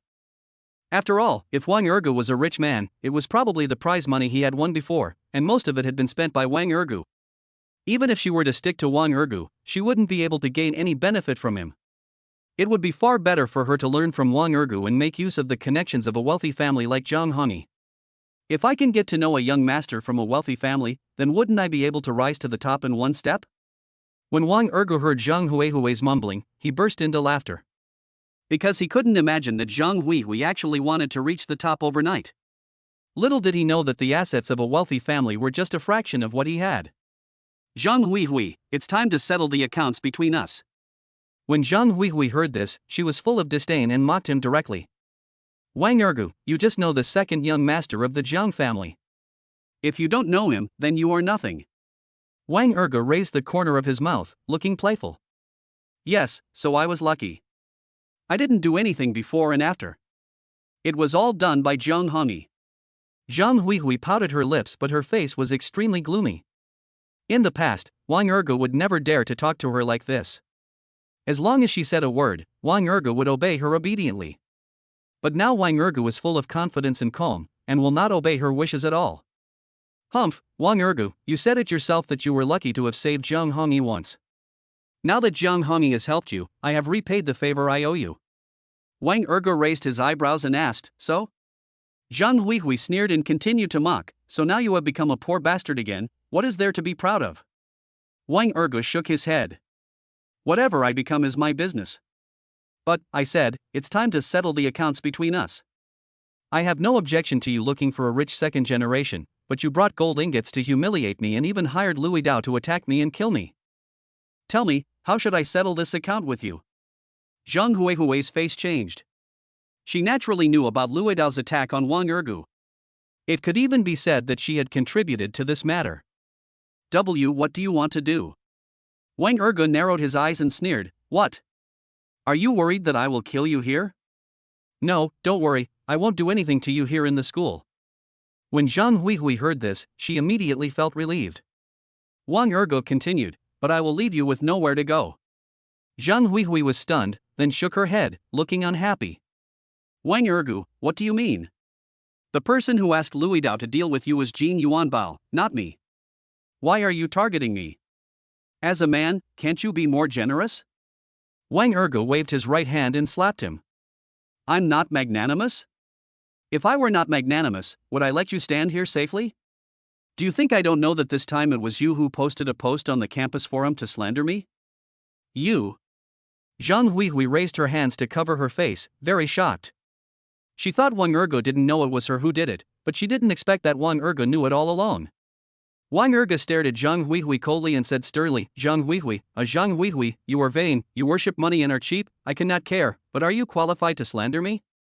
Zhang Huihui frowned and felt guilty when she saw that all her classmates looked at her with contempt. But she still thought it was Wang Ergu's fault. If Wang Ergu was a rich second generation, she would not have fallen in love with someone else. Yes, I did it. You are just a poor country bumpkin. Do you really think you are a big shot?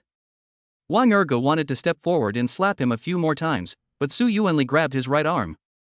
Brother Ergu, there's no need to attack someone like her here. When Su Haiyan saw it, she immediately walked up to Zhang Huihui. Brother Ergu really didn't need to do it. After all, that would dirty her hands. But I don't care. For bitches like you, I always beat them up. Sisters, come on. Following Su Haiyan's shout, all the other girls rushed over and attacked Zhang Huihui.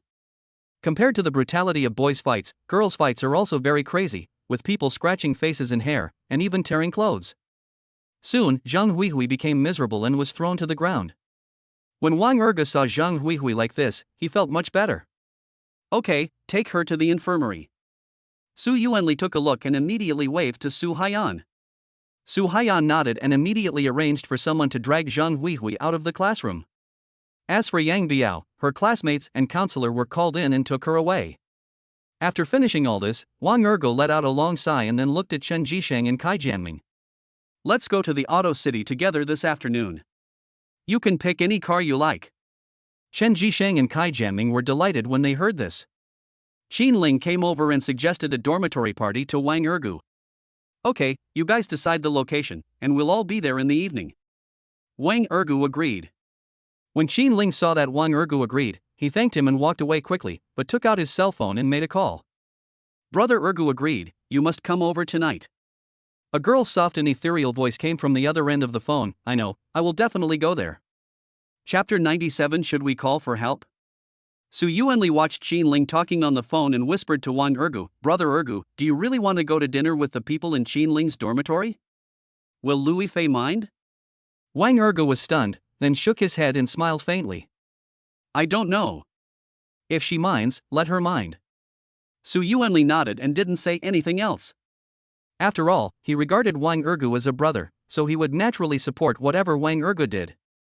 Chen Jisheng and Kai Jianming looked at each other, and both chose to keep silent without discussing anything. As for Lin Ling and the others, they didn't dare to help Zhang Huihui at all. They knew that Wang Ergu must be no simple person from the takeout lunchboxes he and his friends sent last night. And when they learned that Jin Yuanbao couldn't even settle the 680,000 yuan bill, they knew that it would be better to stand on Wang Ergu's side than on Jin Yuanbao's side. By noon, what happened in the economics department classroom had spread throughout the entire campus.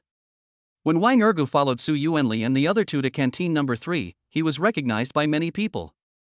However, these people just watched from afar and did not dare to approach Wang Ergu. Wang Ergu didn't care. He just queued up for food with Su Yuanli and the other two as if it was just a normal day after school. In the infirmary, Zhang Huihui had multiple wounds bandaged. After the school doctor finished, he immediately suggested, why don't you go to a big hospital for treatment? Zhang Huihui shook her head and rejected the school doctor's suggestion. You don't need to arrange anything for me. I know my own body. Then she still gave Jin Yuanbao a call. But the phone rang 3 times before it was connected. Jin Yuanbao on the other end of the phone was very angry. What's the matter? Tell me now. Zhang Huihui frowned, but still repeated what Wang Ergo said in the classroom. Jin Yuanbao was shocked. He did it? No, he asked Jiang Hongyi to do it? But that's not right. How could he order Jiang Hongyi? Zhang Huihui's face darkened slightly, and she said in a cold voice, Brother Bao, I don't know what happened. He just made a phone call, and then something happened to the Yang family and your Jin family. Jin Yuanbao snorted coldly and said viciously, no matter if he had someone do it or not, he is courting death if he dares to ignore my Jin family. I will arrange people to follow him, just come to my side, don't worry, our Jin family will not fall so easily. When Zhang Huihui heard this, her face was filled with joy. She had been waiting to become the wife of the Jin family. As long as the Jin family did not fall, she still had hope. After hanging up the phone, Zhang Huihui hurriedly left the school. In the cafeteria, Wang Ergu learned the news that Zhang Huihui had left. Kai Jianming took one look and whispered, Brother Ergu, are we just going to let Zhang Huihui go? She was so mean to you. He paused, feeling that it was too easy for Zhang Huihui to be punished like this. Wang Ergu raised the corner of his mouth slightly and shook his head. I didn't say to let Zhang Huihui go. I don't need to keep an eye on her, but I already have someone keeping an eye on her. Kai Jianming breathed a sigh of relief when he heard this. As long as Wang Ergu had made arrangements, it was a good thing. In fact, if it were him, he would probably beat Zhang Huihui to the point of lifelong disability instead of just causing her minor injuries. If Wang Ergu wanted to let Zhang Huihui go, he would definitely call his eldest brother Kai Jianwei and ask him for help. Su Yuanli and Chen Jishang did not question this matter. After all, their family background was ordinary and they could not compete with the Jin family. Wang Ergu had just finished lunch when he received a call from Jiang Hongyi. Brother Ergu, people from the Economic Investigation Bureau came to me. They might come to you. After all, the commotion in the stock market this time is too big. The mayor is worried that someone will short the Donghai stock market. Jiang Hongyi reminded hurriedly. I understand. Is there any problem on your side? Wang Ergu was stunned for a moment, then replied indifferently. I'm fine. My old man came out in person and explained everything to them. By the way, my old man asked you when you are free to come to my house for dinner. He wants to see you. Jiang Hongyi said with a joking smile. I'm busy. I'll go over when I'm free. Wang Ergu sighed. No problem. The old man said that he welcomes you whenever you come. Okay, communicate with the people from the Economic Investigation Bureau. Jiang Hongyi said in a deep voice. After the call was hung up, Wang Ergu saw 2 burly men in black suits walking into the cafeteria entrance. One of the burly men with short flat hair walked up to Wang Ergu. You are Wang Ergu, right? I have something I need to check with you. Are you free? Wang Ergu nodded, made a gesture to Su Yuanli and the other 2, then walked out of the cafeteria with the burly man with a short flat head. Su Yuanli looked at Wang Ergu's back and his brows were furrowed. Chen Jishang looked nervous. Yuanli, is there anything wrong? Should we call for help? Su Yuanli shook his head and said coldly, no need. If Brother Ergu really had something to do, he would have let us go together. Since he doesn't want us to go, it proves that the problem should be within his control. Kai Jianming nodded in agreement. Yuanli is right. I'll call my eldest brother right now to see if there is any big problem. As soon as he finished speaking, he took out his cell phone and dialed Kai Jianwei.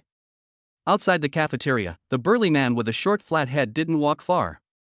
He just walked to a random place and introduced himself to Wang Ergu. Hello, I am LV Weiquan, the captain of the Donghai branch of the Economic Investigation Bureau. I came to you this time to learn about the current stock market sniping. Wang Ergu nodded and then started talking with Lu Weiquan. After the discussion, Lu Weiquan nodded with satisfaction. Since there is no major problem and it is a normal business layout, there is no problem. We have been working hard to crack down on hot money recently, especially foreign capital, but I never thought that there are still people with your financial resources in Donghai City. I'm sorry for disturbing you this time. I hope you don't mind. We are all working for the economic development of Donghai City. Wang Ergu smiled faintly. It's okay, I understand, you guys are the ones who have worked hard. If you have nothing to do, then I'll leave. Lu Yuan waved his hand, indicating that Wang Ergo could leave, and he immediately left with his companions. Su Yuanli and the other two were relieved to see Wang Ergo come back safely. Wang Ergo sneered when he saw Su Yuanli and the other two like this. What? Are you worried that they are here to arrest me? Don't worry, they are just here to ask me something as usual. Su Yuanli nodded, I'm glad you're alright. By the way, didn't you say you'd buy a car for the general? How about we go to the car city now? Let's go. Wang Ergo waved his hand and signaled the three to leave. When Lin Ling saw Wang Ergo and three others leaving the cafeteria, she immediately followed them quietly. Chapter 98 Uncle, where are you? Along the way, Wang Ergo learned that Lin Ling was following him and told Su Yuanli and the others. Lin Ling? How dare she follow us? Su Yuanli asked in surprise. Should we send someone to intercept her, or lead her to another place? Kai Jianming asked with a frown. I think, why not just arrest her and see what she wants? Chen Jisheng joked. Wang Ergo shook his head. He didn't think about catching Lin Ling. To him, Lin Ling was not important.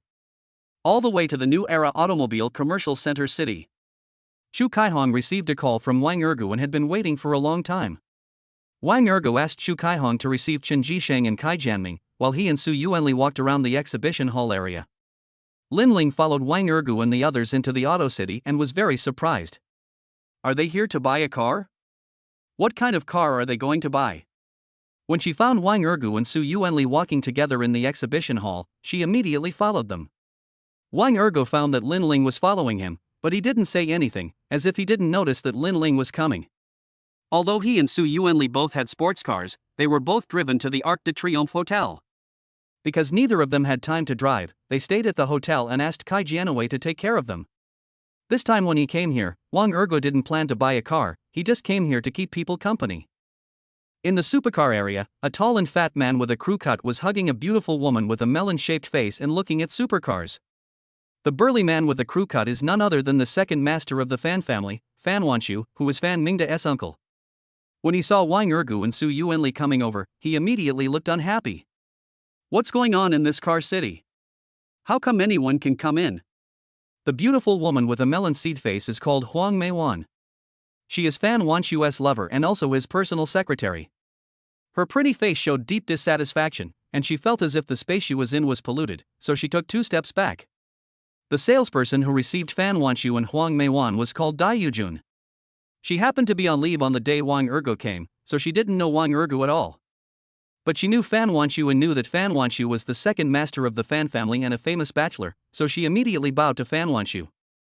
I'm sorry, Mr. Fan. I don't know how the security guards let these people in. I'll notify the security guards to come and chase them away. After saying that, she immediately notified the security department without asking Wang Ergo and the other man. Soon, 2 security guards ran over here. When they learned that Wang Ergo and the other man were going to be kicked out, the 2 security guards were stunned, because they were the security guards who had dragged Jin Xinmei and Zhang Jifu out before. So naturally they recognized Wang Ergo and the other man. Mr. Wang, Mr. Su. Wang Ergo waved to the 2 security guards and asked about what happened. Only then did he know that Dai Yujun wanted to kick him and Su Yuanli out for Fan Wanshu. So he looked at Fan Wanshu coldly and snorted. Who do you think you are to drive me out? When Fan Wanshu saw Wang Ergo yelling at him, he became even more angry. Boy, are you talking to me? Do you want to provoke me? Do you know who I am? I am the vice president of Fan Group, Fan Wanshu. Wang Ergo said arrogantly, I don't care if you are the vice president or the chairman. It has nothing to do with me. This is not your home. You have no right to drive us away. Then, he immediately waved to a bald security guard and reminded him sternly, notify Chen Haiwa to come over. When the bald security guard heard that the general manager needed to be notified, he nodded immediately and started making a phone call. Fan Wanshu was stunned. He couldn't imagine that Wang Ergo actually knew Chen Haiwa, but he thought that Wang Ergo was just a relative of Chen Haiwa. Even so, he did not take Chen Haiwa seriously, because he thought that Chen Haiwa would not dare to offend his Fan family. Just at this moment, his cell phone rang and he immediately pressed the answer button. Uncle, where are you? I have something urgent to discuss with you. An anxious voice of a young man came from the other end of the line. Where am I? I'm at New Era Auto City. A poor jerk here has provoked me, and I'm dealing with him. If you want to find me, just come directly. Fan Wanshu laughed. He didn't say much and just hung up the phone. Huang Meiwan pouted her cherry lips and said tenderly, "Dear, please drive these two beggars away quickly. I think they are too much of an eyesore here." Upon hearing this, Fan Wanshu immediately waved his hand at another flat-headed security guard standing by and shouted, "Why don't you quickly chase these two poor bastards away?" The flat-headed security guard rolled his eyes at Fan Wanshu and said nothing. Su Yuanli took one look and taunted Fan Wanshu, "You want to chase my brother Ergu away?" Fan Wanshu frowned, believing that the two security guards might know Wang Ergu and Su Yuanli, so he was even more unhappy. "Okay, you stinky security guards, you dare to offend me, right? Then I will make you pay for it." When Dai Yujun saw that Fan Wanshu was about to lose his temper, he immediately started yelling at the security guard with the flat head.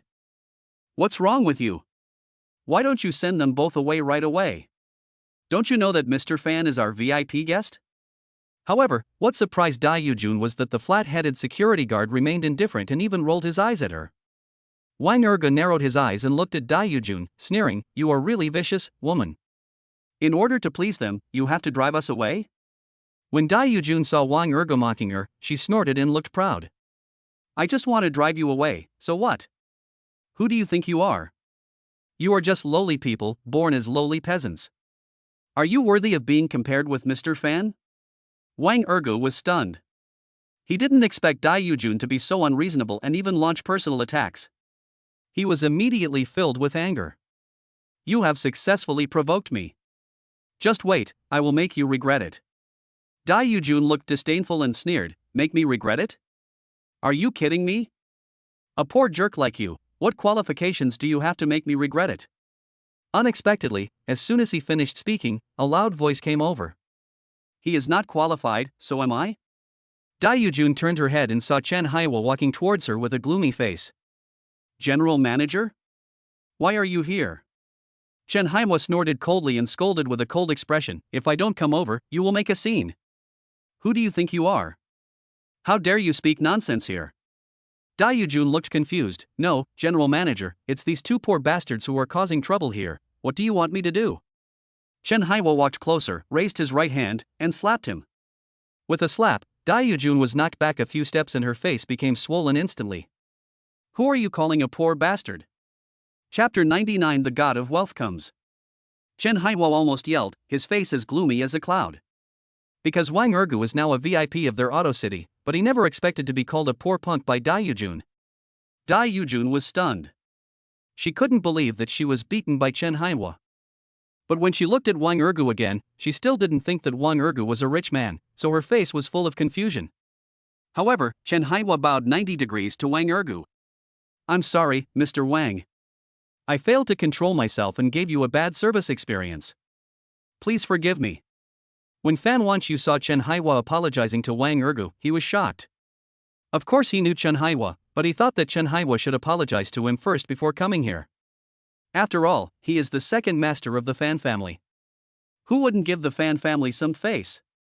But as soon as Chen Haiwa came over, he beat the car salesman and apologized to Wang Ergu. "Mr. Chen, what do you mean by this? You're actually going to protect a poor bastard like him?" Huang Meiwan also nodded and agreed, "That's right, they are just poor bastards, can't we just chase them away? Could it be that they are your relatives?" However, only after Wang Ergu waved his hand did Chen Haiwa dare to straighten his back. "Mr. Wang, how do you think this matter should be handled?" He is the second master of the Fan family, Fan Wanshu. In Donghai City, the Fan family is a second-rate family with some influence. Chen Haiwa reminded. Wang Ergu nodded and looked at Fan Wanshu coldly. Although he could ask Chen Haiwa to kick Fan Wanshu out, doing so would affect the development of New Era Auto City and make it difficult for Chen Haiwa. Unless he escalates the incident directly and bankrupts the Fan family, people like Lu Weichuan are probably still keeping an eye on him. If he turned the Donghai City stock market upside down, it would be very difficult for him to get things done in the future. "You say I'm a poor bastard, so how can I be considered a rich man in your eyes and buy a few sports cars?" Fan Wanshu was stunned. He couldn't imagine that Wang Ergu actually intended to compete with him in financial strength. Because he never took Wang Erga seriously, he naturally didn't think that Wang Erga was rich. Boy, you want to compete with me in buying a car? Can someone like you afford a car? Wang Erga laughed, how do you know if you don't try? Upon hearing this, Chen Haiwa immediately reminded Wang Ergu, Mr. Wang, you reserved 2 cars last time. Wang Erga waved his hand to interrupt Chen Haiwa and nodded, it's okay. Since he believes that I have no money, it's not a problem for me to compete with him. Chen Haiwa nodded and did not continue to dissuade Wang Ergu. But he walked aside, picked up his phone and called Xiong Pei to report the matter. Fan Wanxiu was very unhappy when he saw Wang Ergu's fearless look.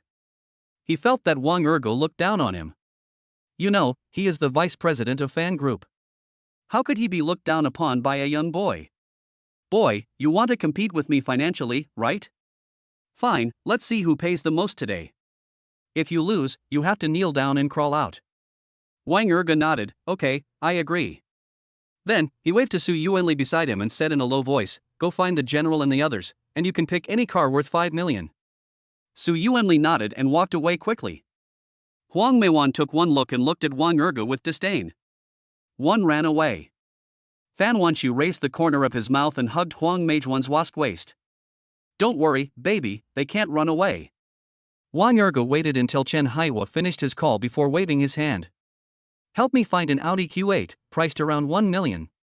Huang Meiwan heard this and immediately said to Fan Wanxiu in a coquettish voice, second master, he said he wanted to buy an Audi. Fan Wanxiu looked disdainful, you are indeed a poor bastard. You have only an Audi Q8, and you dare to compete with me financially? Chen Haiwan nodded to Wang Ergu and immediately asked his assistant Li Zongxia to handle it. Then, Wang Ergu asked Chen Haiwa to bring paper and pen and wrote down all the cars he needed. When Chen Haiwa saw it, his face changed instantly. Because Wang Ergu writes about super luxury cars, such as Ferrari LaFerrari, Bugatti Veyron, Rolls-Royce Phantom, etc. More importantly, Wang Ergu is willing to pay the full amount to the Auto City first. At this point, Chen Haiwan naturally did not dare to delay and immediately called the person in charge of these super luxury cars, because his Auto City did not have these super luxury cars. Half an hour later, Xiong Pei came here in person. When he learned the situation from Chen Haiwa, he was very shocked, because he couldn't imagine that Wang Ergu would buy so many luxury cars at once. Mr. Wang, I have someone in contact. As long as I can get a car, I will let you know as soon as possible. Then I will. Wang Ergu waved his hand and smiled faintly, don't worry, I have a brother who wants to buy 2 cars here, and I will pay for them. Also, prepare a Maybach GLS for me, another Mercedes-Benz GLS, and 10 Land Rovers. Oh, and prepare a Maserati President and 3 Ferrari F8s for me.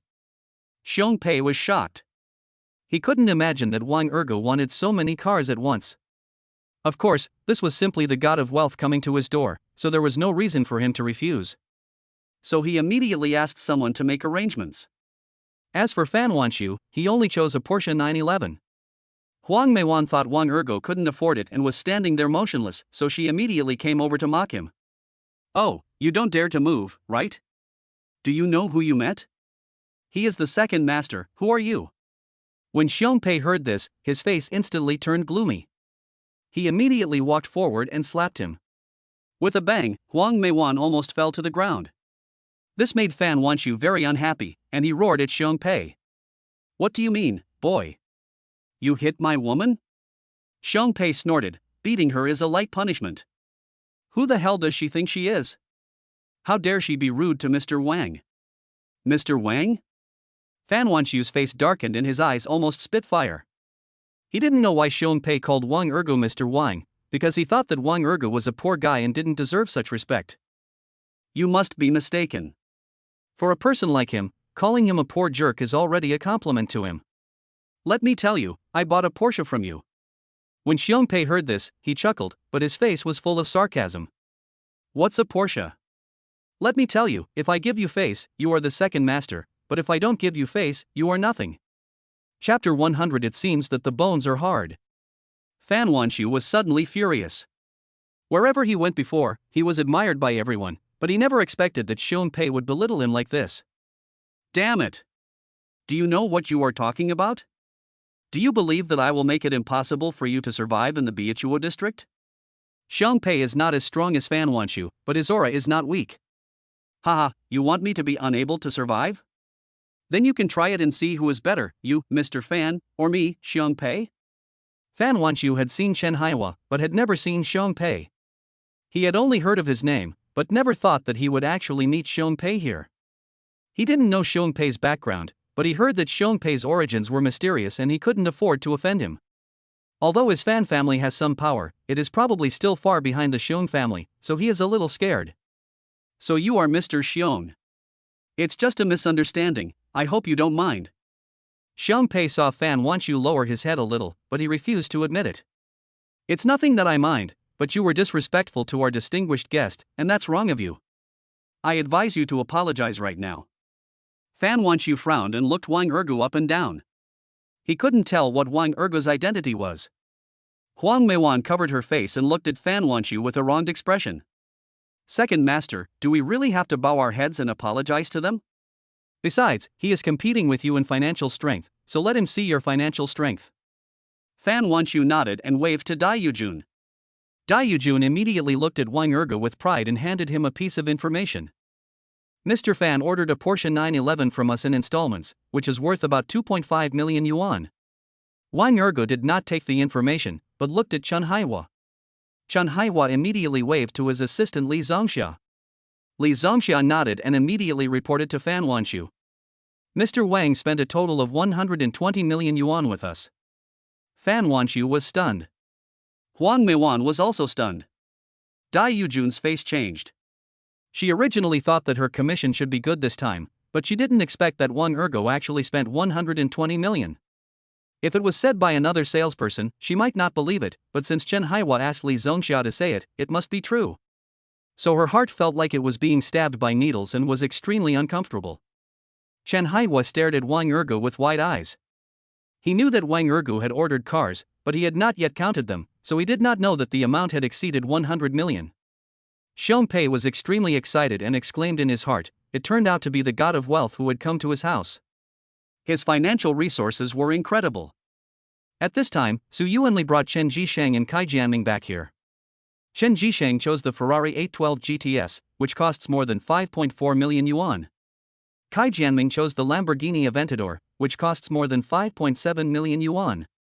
The prices of the two sports cars have been included in the total price by Li Zongxia. Wang Ergu narrowed his eyes and made a gesture to Fan Wanqiu. Do you want to kneel down by yourself, or should I help you kneel down? Fan Wanqiu's mouth twitched and he was extremely shocked. He couldn't imagine that Wang Ergu was so powerful that he could spend 120 million to buy a car, which was more than 40 times his total price. Who is this young man? Huang Meiwan pursed her red lips and angrily said, you guys are cheating, right? How could he come up with 120 million? Chen Haiwa snorted coldly, still not admitting defeat. Assistant Li, show her the information. Li Zongxia nodded and handed a set of purchasing documents to Huang Meiwan. Huang Meiwan took the information and just glanced at it. Her eyes widened instantly and her body trembled slightly. Fan Wanqiu couldn't resist his curiosity and went over to take a look. But after reading the purchase information, he was even more shocked.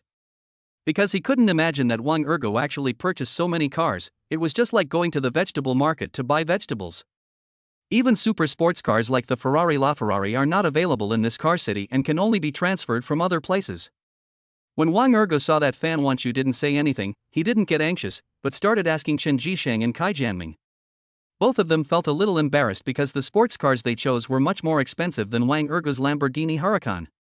Su Yuanli took one look and smiled jokingly, if you don't want it anymore, you can exchange it with me. They both looked at Su Yuanli at the same time and shook their heads. Because Su Yuanli's sports car is a Ferrari 488 sports car, and it is a second-hand car.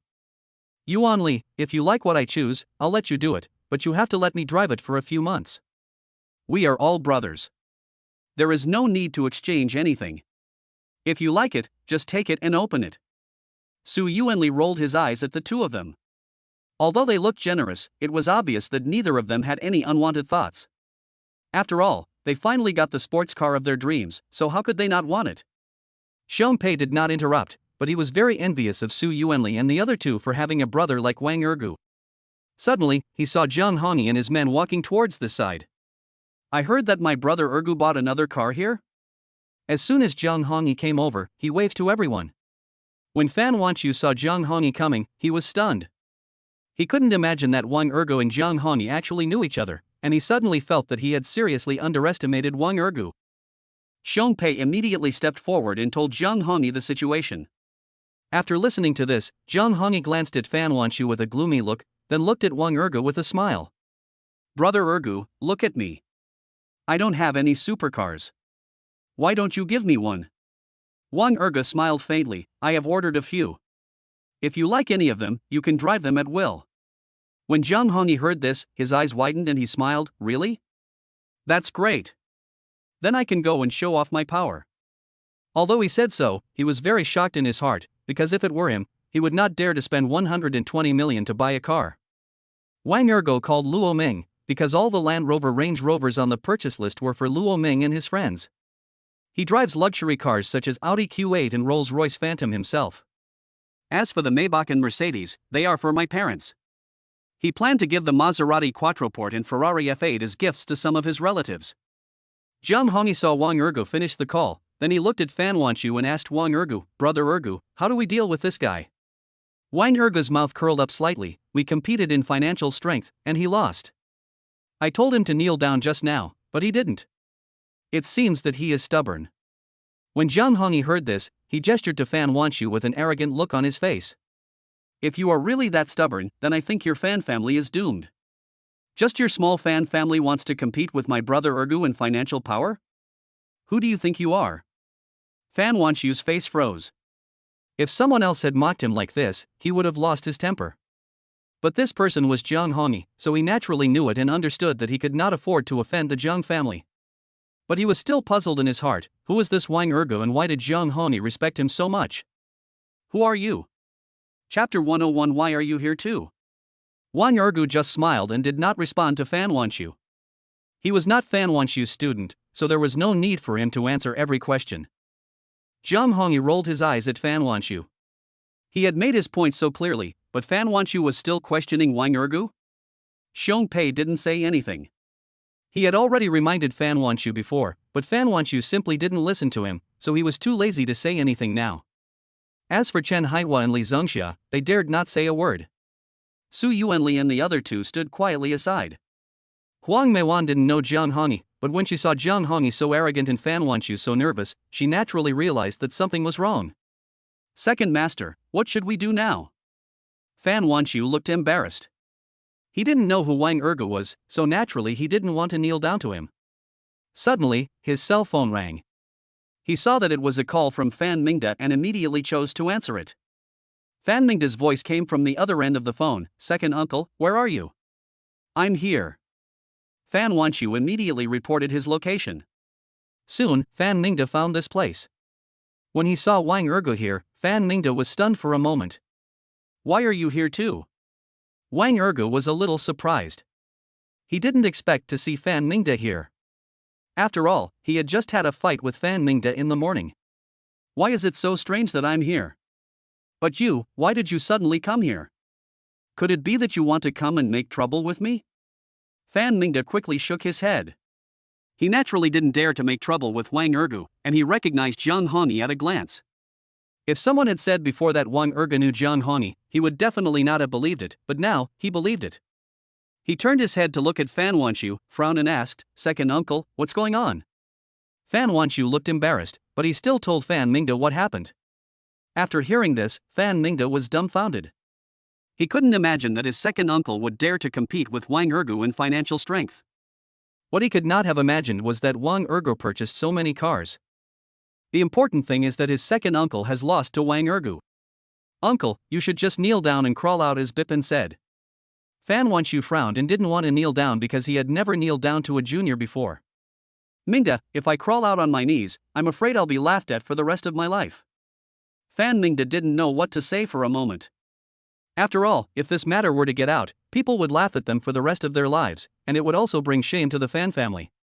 But Fan Wanqiu happened to provoke Wang Ergu, and the situation between the two became so tense that there was no room for easing. Wang Ergu saw Fan Wanqiu and Fan Mingda whispering to each other and sneered, "Have you discussed it? Are you willing to admit defeat and kneel down, or are you planning to deny it, Mr. Fan?" Fan Wanxiu's mouth twitched, and he snorted coldly, "Boy, I admit defeat, but if you want me to kneel down, you better show your true ability." Without waiting for Wang Ergu to say anything, Fan Wanxiu took Huang Meiwan away. Fan Mingde looked embarrassed and didn't dare to stay, so he left. Wang Ergu frowned, looking extremely solemn. He saw the contempt in Fan Wanxiu's eyes, which showed that he didn't take him seriously at all. Zhang Hongyi leaned close to Wang Ergu's ear and whispered a reminder. "Brother Ergu, the Fan family is too abominable. Do you think we need to take action against them?" Wang Ergu waved his hand with a determined look on his face. "Leave it to you, young Master Yi. I'll give you 50 billion first, and you can do whatever you want with it. Anyway, you have the people in the finance department suppress the Fan family for me." "No problem. I'll arrange it right away." Zhang Hongyi nodded, then picked up his phone and made a call. Outside the Auto City, Fan Mingde caught up with Fan Wanxiu, looking nervous. "Uncle, how could you just leave like this?" Fan Wanxiu's face darkened, and he said in a cold voice, "If I don't leave, do I really have to bow down to a junior like him?" "Humph, he is just a junior. He really thinks he has something. Does he think he can compete with our Fan family? You are still so young, you don't know how high the sky is and how deep the earth is." Fan Mingde was stunned and quickly told what happened between him and Wang Ergu. Fan Wanxiu's face changed. He couldn't imagine that Wang Ergu was so powerful that he could make the Yang family go bankrupt. "Mingde, don't joke with me." Fan Mingde shook his head. "Uncle, at this moment, do you think I will still joke with you? I don't know who Wang Ergu is, but I think he knows Zhang Hongyi and can easily bankrupt a listed company. This is too powerful. If you are not absolutely sure, then don't challenge this matter. Otherwise, you will be miserable, and even our entire family will be implicated." Fan Wanxiu frowned. He thought Fan Mingde was joking. Even if Wang Ergu can easily spend 120 million to buy a car, it does not mean that Wang Ergu has the financial resources to suppress other companies. Because in order to suppress the Yang family S Group stock, at least 30 billion would be needed. How could Wang Ergu have 30 billion? Not to mention Fan Wanxiu, even Huang Meiwan didn't believe it. In Huang Meijuan's opinion, Wang Ergu was just lucky and happened to encounter another company attacking the Yang family's group stocks. As for Wang Ergu spending 120 million to buy a car, this may be all of Wang Ergu's property. However, Fan Wanxiu is the vice president of Fan Group, and his status and position far exceeds that of Wang Ergu. She believes that Fan Wanxiu is several times better than Wang Ergu. Seeing that Fan Wanxiu didn't take it seriously, Fan Mingde immediately picked up his phone and called his father. Soon, Fan Mingde told the old man what had happened. The old man did not comment immediately, but instead suggested that Fan Mingde notify Fan Wanxiu and ask Fan Wanxiu to go back for dinner in the evening. After finishing the call, Fan Mingde quickly warned Fan Wanxiu. "Second uncle, the old man asked you to go back for dinner tonight." Fan Wanxiu frowned. He had already promised Huang Meiwan to have dinner together in the evening. But now, he could only agree to go back to Fan's house for dinner. However, before Fan Wanxiu left, Fan Mingde received a call saying that someone was attacking the stocks of their Fan Group. "What? Who did this?" Fan Wanxiu asked hurriedly. Huang Meiwan also heard what Fan Mingde said before, and instantly thought of Wang Ergu, but she felt that it was impossible. After all, Wang Ergu's clothes were too ordinary, and no matter how she looked at him, she felt that Wang Ergu didn't look like a rich man. Even though Wang Ergu had spent 120 million yuan, she didn't think Wang Ergu was from any family. Instead, he looked more like a nouveau riche. Fan Mingde, however, looked terrified and muttered to himself. "It must have been Wang Ergu who did it. It must have been him." Chapter 102 Mr. Wang, it was my uncle who was wrong. Fan Wanxiu hung up the phone and looked at Fan Mingde with confusion. It was the first time he saw his nephew with such an expression. "Why him?" Fan Mingde frowned and looked at Fan Wanxiu, his face full of depression. "Uncle, didn't I just explain this to you? He bankrupted the Yang family with just one phone call. I'm afraid he was responsible for the trouble at our Fan Group." "How is this possible?" Fan Wanxiu asked in shock. Although Fan Mingde said that just now, he thought Fan Mingde was just joking. Even if this is not a joke, the person who suppresses other people's companies should not be Wang Ergu. But soon, Fan Wanxiu's cell phone rang. This time it was not the Fan Group that called, but the old man who called. As soon as the call was connected, Fan Wanxiu heard the old man's roar. "Go and apologize to that Wang Ergu immediately, quickly." "What? Fan Wanshu was surprised. He didn't expect that the old man would call him personally just to ask him to apologize to Wang Ergu. Our group's stock has plummeted, and we've lost more than 2 billion. It's only been a few minutes. Do you want our group to go bankrupt? The old man continued to roar. Fan Wanshu was stunned. Fan Mingda on the side quickly advised, "Second uncle, you should go back and apologize to Wang Ergu, otherwise our group will really be in trouble." Before Fan Wanshu could say anything, the old man on the other end of the phone continued to roar, "You rebellious son, why don't you go and apologize and admit your mistakes?" At this moment, Fan Wanshu panicked. In the entire Fan family, he could be disobedient to others, even to his eldest brother, but he dared not disobey the old man. Even the old man called him personally and ordered him to apologize, which means that Wang Ergu was really an important person?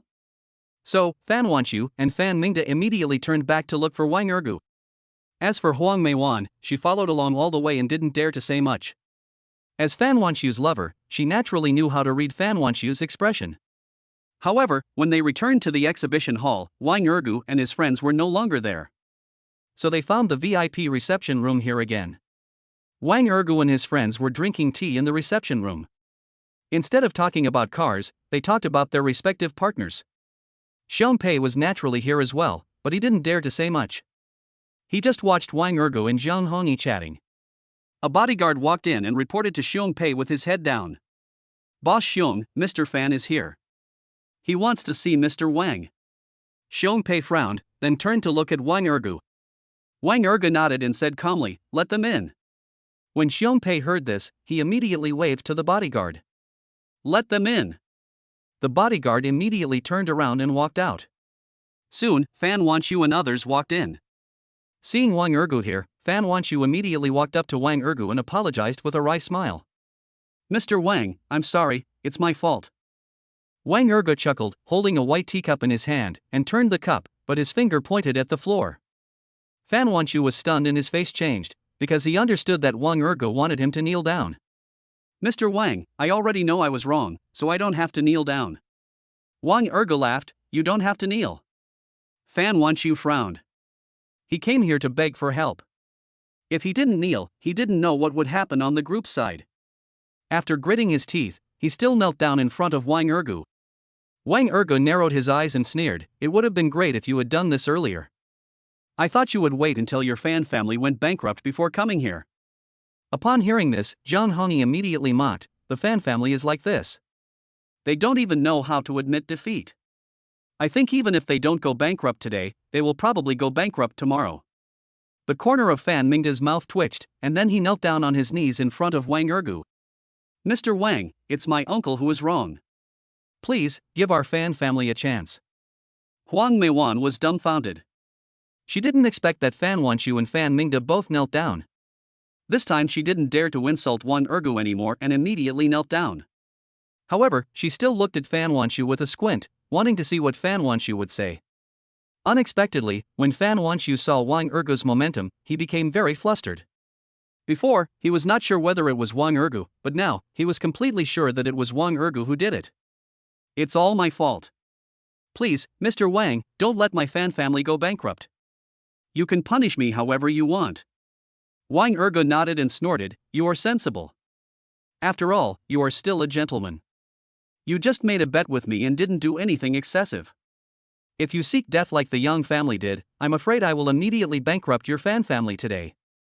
Of course, you can doubt my ability, but I believe that if your Fan family goes bankrupt, you will definitely regret it." Fan Mingda nodded quickly and pleaded, "Mr. Wang, my second uncle knows he is wrong. Please don't attack our Fan family's stocks anymore." Wang Ergu looked at Fan Mingda, but did not agree to stop sniping. "You are quite a good person. However, what I want to know is that your second uncle clearly left. How did you convince him to come back?" Zhang Hongyi took one look and immediately warned Fan Mingda, "Don't talk nonsense and tell me all the details. I can tell you that our Ergu is from a hidden family. Not to mention your Fan family, even our Zhang family can't afford to offend us." Fan Mingda nodded and immediately recounted what had happened. After listening, Wang Ergu continued to look at Fan Wanshu. "You have met a good nephew. Otherwise, I will not only bankrupt your Fan family, but also ruin your reputation and put you in danger. Who told you to find such a woman who insults others casually?" Fan Wanxiu's face trembled, and he secretly rejoiced in his heart. He immediately turned around, swung his right hand, and slapped Huang Meiwan. "You stinky woman, who told you to insult Mr. Wang? Why don't you apologize to Mr. Wang and get out of here?" When Huang Meiwan heard this, she immediately apologized to Wang Ergu. "I'm sorry, Mr. Wang, I was wrong, please forgive me." Wang Ergu waved his hand and said, "Okay, go away. Don't let me meet you again, or I will be rude to you." Huang Meiwan stood up as if she had been pardoned and left the reception room immediately. Fan Wanxiu saw Huang Meiwan leave and continued to sneer at Wang Ergu. "Mr. Wang, I was wrong. Please, don't attack our fan group anymore." At this time, the cell phone rang. Fan Wanxiu looked at it and didn't know whether to answer it or not. Wang Ergu raised his lips and pointed at his phone. "Answer it and see what they say." Fan Wanxiu answered the phone immediately, and the secretary on the other end said nervously, "Vice President, something has happened. Our group has already lost 5 billion. Chapter 103 I'm afraid I'll let the tiger go back to the mountain." This news made Fan Wanxiu's face change suddenly, because the Fan family's assets were only 50 billion, and they lost 5 billion in an instant, which was like losing half their life. If he continues to be sniped by the other party, the Fan group will probably go bankrupt. In that case, he will be the sinner of the Fan family. So, Fan Wanxiu looked at Wang Ergu nervously. "Mr. Wang, please forgive me. I know I was wrong. I will never disrespect you again. I will do anything you ask me to do." Fan Mingda also received the news and was shocked. Because of the loss of 5 billion, it means that the cash flow of his fan group is gone. Unless his father or grandfather negotiates for a loan, or draws funds to raise the stock price, the company will remain in danger. So, after Fan Mingda figured it out, he also pleaded with Wang Ergu. "Mr. Wang, I know I was wrong. You can ask me to do anything in the future. Please forgive my Fan family." Wang Ergu looked at the uncle and nephew with a playful look on his face, and said in a cold voice, "Okay. I will give you a little face today. If you cherish this opportunity, if there is a next time, then I will not be polite." Then he waved to Jiang Hongyi. Jiang Hongyi picked up his phone and made a call immediately. Soon, Jiang Hongyi gave the instructions. Fan Wanxiu and Fan Mingda also received the news that the stock sniping had been stopped, and the fan group was temporarily safe. So both the uncle and nephew breathed a sigh of relief. Xiong Pei was shocked. He didn't know where Wang Ergu came from. But from the fact that Wang Ergu spent 1.2 million to buy a car, he could guess that Wang Ergu must be from some super family. In his impression, only people from super families can easily spend tens of billions or even hundreds of billions to attack the stock market and suppress other companies. What's more, even Jiang Hongyi obeyed Wang Ergu's orders, so he respected Wang Ergu even more in his heart. Wang Ergu waved to Fan Wanxiu and Fan Mingda. "Okay, go away and don't disturb my fun here." Fan Wanxiu nodded, then dragged Fan Mingda's right arm and left the reception room, even closing the door gently. Jiang Hongyi snorted when he saw the uncle and nephew leave. "Brother Ergu, the Fan family is not a good family. If you let them go like this, I'm afraid you'll be letting a tiger return to the mountain." Wang Ergu smiled faintly. "If you don't let them go, what else can I do? Am I going to kill them here? Don't make trouble, I am a good citizen who knows and abides by the law." Jiang Hongyi frowned and quickly explained, "I'm not saying to kill them, but I'm saying that you should directly suppress the Fan family and make them completely bankrupt, so that they will have no chance to turn things around." Wang Ergu shook his head. "The hatred between the Fan family and me has not yet reached such a level. There is no need to bankrupt the Fan family directly. If I do that, people will only think that I am too selfish. This is different from the Jin family and the Yang family. They both want to kill me, so I have to turn around and make them completely lose their living space. But the Fan family only verbally abused me, and did not go to the extent of trying to harm my life." Jiang Hongyi seemed to be suddenly enlightened, but he still thought that letting the Fan family go was like letting a tiger return to the mountain. Because he had heard a lot about the Fan family, if the Fan family held a grudge against Wang Ergu for what he did today, they would definitely target Wang Ergu. Of course, now that Wang Ergu said this, it would be difficult for him to continue admonishing Wang Ergu, especially since the person had already been released. This time, in the driveway outside of Auto City. Fan Wanxiu and Fan Mingda both got into a black Mercedes, and both looked very solemn. Because neither of them could have imagined that just by begging for mercy from Wang Ergu, their fan group would suffer such a huge loss. Fan Mingda glanced at Fan Wanxiu and saw that Fan Wanxiu was still gasping for air. He frowned and asked, "Uncle, can we really leave now?" Fan Wanchu rolled his eyes and said coldly, "If you don't leave now, do you want to go in and kneel down?" "Let's go, we have to go back to Fan Group." Fan Mingda nodded and immediately asked the driver to drive to Fan Group. The two rushed to the Fan Group and went directly to the group's finance department. When they realized that the sniping had really stopped, the two looked at each other with a look of relief. A middle-aged man in a suit and tie walked up to the two of them. He was Fan Mingda's father, Fan Shenlin. Seeing the expressions of the two men, Fan Shenlin immediately asked about the situation. Although he knew a general idea from the old man, he still wanted to hear them talk about it again. When the two finished talking about these situations, Fan Shenlin was shocked. "Who exactly is this Wang Ergu? How much do you know about him?" Fan Mingda shook his head. "All the information I can find is here, but none of this information is more reliable than what I heard. This time, he really caused our fan group to lose 5 billion with just one phone call. If he continues to snipe, our fan group will go bankrupt. So this time, we are lucky." Fan Wanchu nodded in agreement. "This time it's all my fault." If I hadn't been so mean, I wouldn't have suffered a loss of 5 billion. Fan Qianlin pouted, looking very unhappy. He could not have imagined that the person behind the trouble was actually a college student, and even caused his fan group to almost go bankrupt and liquidate. If this kind of person cannot be used by our fan family, and cannot be befriended, then we cannot let him live. When Fan Mingda heard this, he looked at Fan Shenlin in astonishment and asked, "Father, do you mean to say that we should kill Wang Ergu?" "But Wang Ergu is protected by Jiang Hongyi." Fan Shenlin snorted coldly, his face full of pride. "Jiang Hongyi is a member of the Jiang family, but he is just a playboy." "Do you really think he can use the power of the Jiang family?" Fan Mingda didn't know what to say. If Wang Ergu didn't use the Jiang family's connections, then what connections did Wang Ergu use? If he followed his thoughts, he would naturally not dare to offend Wang Ergu or anyone else. But according to his father's opinion, Wang Ergu caused the fan family to lose 5 billion, so Wang Ergu is the enemy of the fan family. Killing an enemy is naturally what the fan family should do. Fan Shenlin didn't look at Fan Mingda, but looked at Fan Wanchu coldly and said sternly, You made such a joke out of such a small matter, look at what you look like." Fan Wanchu's mouth twitched, his eyes sharp. "Brother, do we really want to kill Wang Ergu? But what should we do? What if we can't kill him?" "Then, wouldn't that mean?" Fan Qianlin laughed, "So what if we can't kill him? If we were hired assassins, who would know it was done by our fan family?" Chapter 104. Who asked you to receive them?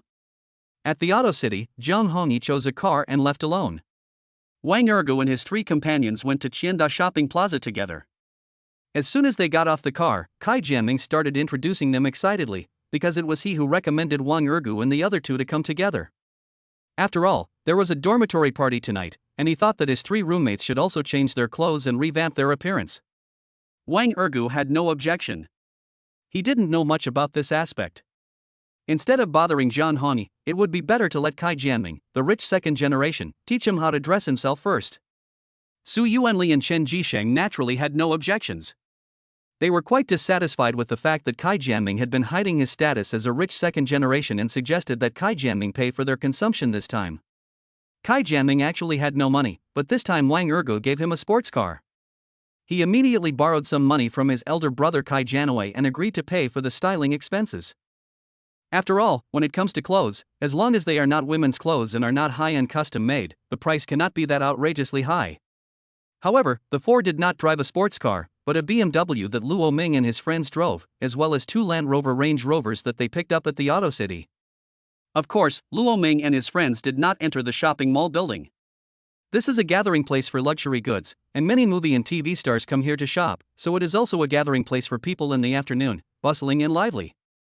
The 4 of them soon entered a clothing store. But after the 4 people came in, there were not many shopping guides to serve them.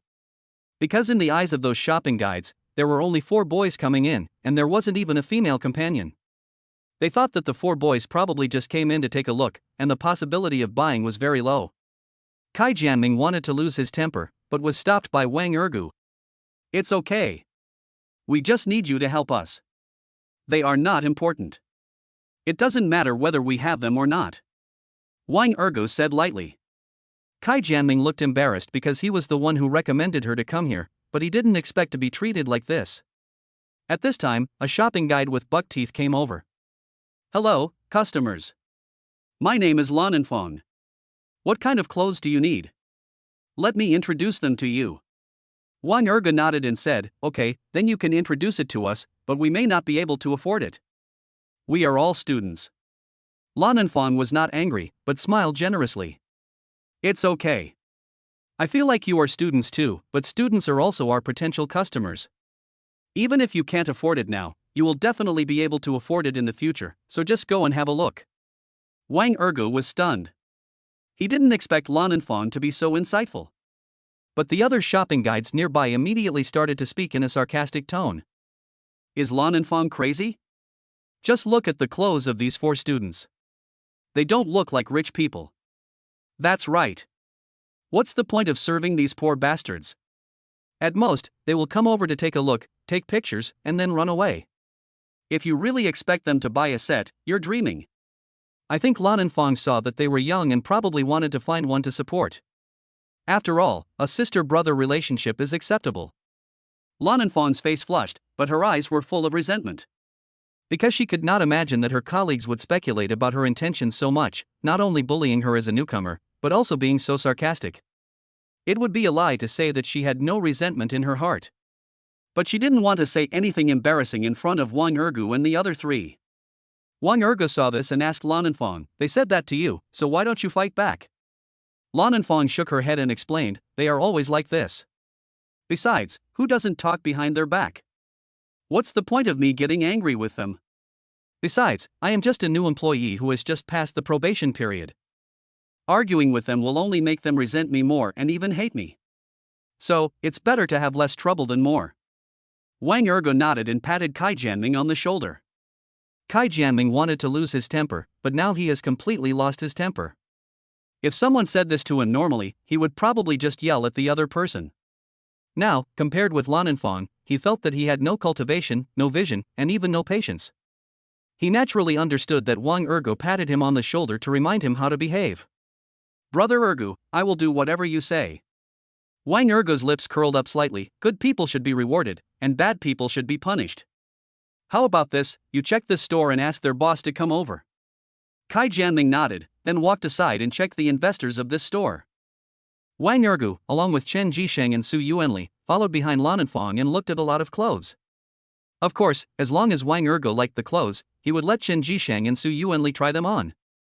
This situation was seen by other shopping guides, and soon one of them reported it to the store manager. Lan Anfang is of medium build and thin. Although he has buck teeth, they are not very serious, so his facial features are considered regular. The store manager Huang Meichan walked over angrily. Compared to Lan Anfang, Huang Meichan is slightly plump and wears a tight silver gray suit. She also wore a gold chain around her neck, but because the blazer covered her upper body, it was impossible to see what the pendant on it was. Lan Anfang, what are you doing? Who asked you to receive them? Lan Anfang frowned, Manager Huang, what's wrong with me receiving them? They are guests, should I ignore them? Pa! Huang Meichan looked disdainful, turned her head and rolled her eyes at Wang Erge and the others, and continued to mock, just these few poor students? Do you still expect them to spend money here? Lan Anfang looked at Wang Erge and the others with an embarrassed look on her face, but still argued with Huang Meichan. Manager Huang, they are customers. I can't. Huang Meichan yelled, am I the store manager, or are you the store manager? You do whatever I tell you to do. If you can't do it, get out of here right now. Do you really think you're somebody? In my eyes, a poor jerk like you is not worthy of working here. 4 poor students are also served here. How do you expect other customers to view our clothing store? Lan Anfang didn't dare to say a word and lowered her head, feeling very aggrieved. Huang Meichan became even more arrogant when she saw Lan Anfang like this. Your bonus for this month is gone. If you don't make a single order today, you won't get last month's salary either. Lan Anfang's face changed. She couldn't expect Huang Meichan to be so cruel to her. Even so, she did not give up her service to Wang Erge and his 3 companions. I can live without the bonus, but today, I have to serve them, unless they have walked out of our clothing store. Chapter 105 Who said we can't afford it? Huang Meichan was very annoyed when she saw Lan Anfang insisted on serving Wang Erge and his 3 friends. She immediately took 2 steps forward, swung her right hand, and slapped Lan Anfang in the face. With a bang, Lan Anfang was whipped backward and almost fell to the ground. Wang Erge frowned. He couldn't imagine that Huang Meichan was so hateful. How dare you? What right do you have to hit someone?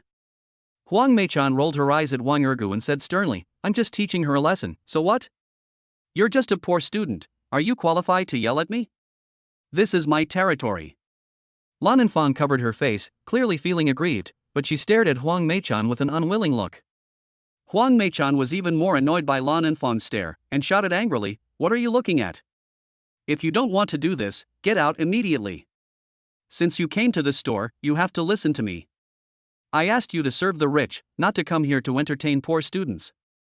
How dare you argue with me? I'm telling you, this is my territory, so you have to listen to me. Su Yuanli and the other two simply couldn't stand it anymore.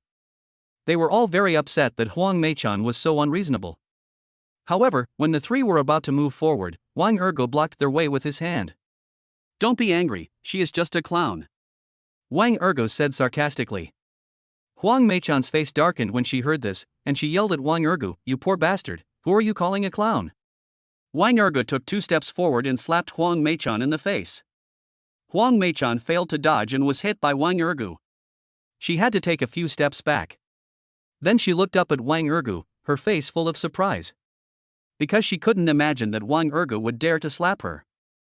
You dared to hit me? Wang Ergo sneered, his face full of disdain. So what if I hit you? So what if I call you a clown? Who made you so ugly and come out to scare people? Lan Infang was stunned for a moment, then couldn't help laughing.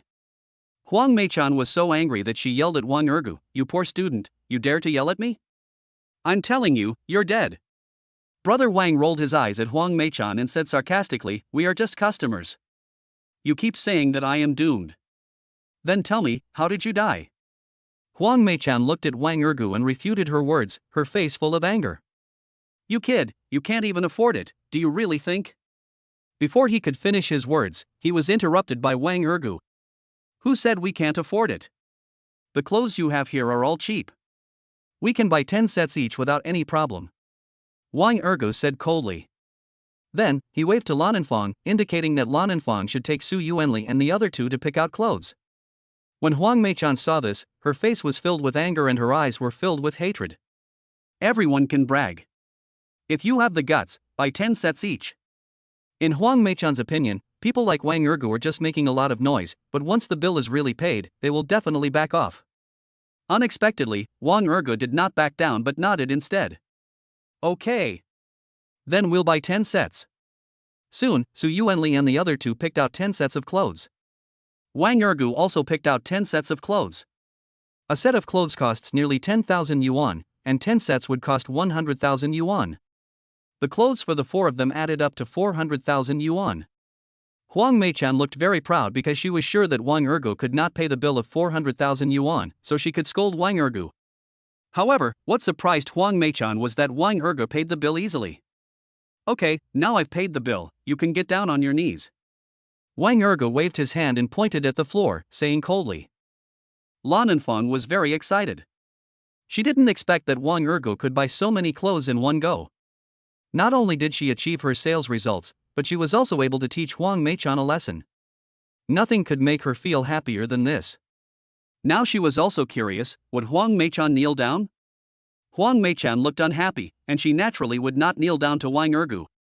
Although Wang Ergo spent 400,000 yuan here, she still didn't think Wang Ergo was a rich man. You little brat, you don't deserve me to kneel down for you. As soon as he finished speaking, several people hurried in. The leader was a middle-aged man with a medium build, but his skin was much whiter than that of the women. Huang Meichan smiled instantly when she saw the middle-aged man. Boss Wu, why are you here? The middle-aged man is called Wu Qingxiang, and he is the owner of this clothing store. He ignored Huang Meichan's flattery, but walked quickly forward and bowed to Wang Ergo. I'm sorry, Mr. Wang. It's my fault that I made you have such an unpleasant shopping experience. Huang Meichan was stunned. She couldn't expect Wu Qingxiang to apologize to Wang Ergo. Could it be that Wang Ergo was a powerful figure? Mr. Wu, did you make a mistake? He is just a poor student. You don't have to be so humble to him. When Wu Qingxiang heard this, he turned around and hit Huang Meichan's face hard with his right hand. With a slap, Huang Meichan was almost knocked to the ground. She staggered back 2 or 3 steps. Lan Anfang felt very happy when she saw Huang Meichan being beaten. You hit me so hard just now you are getting your comeuppance, right? The other shopping guides were all dumbfounded. They couldn't believe that Huang Meichan was beaten by Wu Qingxiang. Su Yuanli and the other 2 all looked indifferent. They had seen Huang Meichan's aggressiveness and naturally would not complain on her behalf. Wang Ergo waved his hand at Wu Qingxiang, signaling him not to continue, and then taunted Huang Meichan, I told you to kneel down but you didn't. How does this slap feel? Huang Meichan was still unconvinced. You little brat, don't think I'm afraid of you just because you know our CEO Wu. My sister knows someone from the Fan family. When my sister brings people here, you'll be dead. After saying that, she immediately took out her cell phone and made a call. As soon as the call went through, she immediately told her sister about the situation here, and then begged, Sister, please bring someone to help me quickly, otherwise I will be beaten to death. The sister on the other end was very shocked and said, I'll take someone over right away. Wang Ergo watched Huang Meichan finish the call and smiled faintly, Call someone?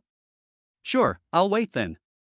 Huang Meichan raised her head proudly, Humph, when my sister comes, you'll be dead. Half an hour later, Huang Meiwan and her group came running over in a hurry.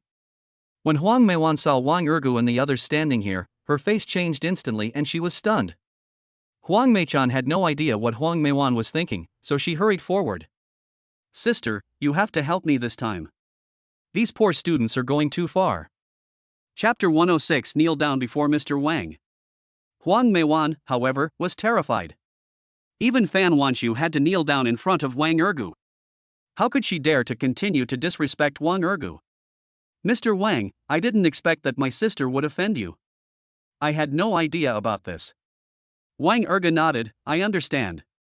But now, since she has called you over to make the decision, then you should make the decision. Huang Meiwan was stunned. She knew that Wang Ergu was asking her to make a choice. If she didn't know that Wang Ergu had an astonishing and secret identity, she would probably give him a beating as soon as she came over. But now, even if she was a fool, she knew what choice she should make. So she turned around, raised her right hand and slapped Huang Meichan in the face. With a snap, a 5-finger mountain instantly appeared on Huang Meichan's face, which was extremely vivid. Huang Meichan and the shopping guides were all stunned. Wu Qingxiang, however, looked calm, because he had already seen what Huang Meiwan should know. Wang Ergu and the other 3 didn't say anything. They just looked at Huang Meiwan and Huang Meichan quietly. Huang Meichan was stunned and looked at Huang Meiwan in disbelief. She couldn't imagine that her sister would slap her for Wang Ergu. This slap was not as heavy as the one Wu Qingxiang gave, but it was not light either. You are my sister, you don't help me, and you hit me? Why? Huang Meijuan's mouth twisted and her eyes were filled with anger. Why else? Is Mr. Wang someone you can offend? Kneel down immediately and apologize to Mr. Wang. Huang Meichan looked aggrieved. She couldn't believe her sister would ask her to kneel down. I won't kneel. When Huang Meiwan heard this, her eyes whitened instantly. In the past, her elder sister would always listen to what she said. But now, the eldest sister actually refuses to kneel? If he is a poor student, I can help you no matter how you bully him, but he is not a poor student. Thinking of this, Huang Meiwan immediately yelled at Huang Meichan. Huang Meichan, if you are still my elder sister, you will kneel down immediately. Otherwise, if anything happens later, don't blame me for ignoring you. When Huang Meichan heard Huang Meiwan say this, she frowned. Because she sensed her sister's nervousness and fear, which was something she would only show when she met an important person. But, are these 4 poor students in front of me all big shots? When Huang Meiwan saw that Huang Meichan was still in a daze, she immediately stepped forward and pulled Huang Meichan to kneel down in front of Wang Ergu. Mr. Wang, it's my sister's fault this time. Please give her a chance. I'll do anything you ask her to do. Wang Ergu narrowed his eyes and stared at Huang Meichan deeply. Huang Meichan was terrified and apologized to Wang Ergu immediately. I'm sorry, Mr. Wang. I was wrong. I shouldn't have said such rude words to you. It's all my fault. Please forgive me. Wang Ergu chuckled, I don't want to see you here again.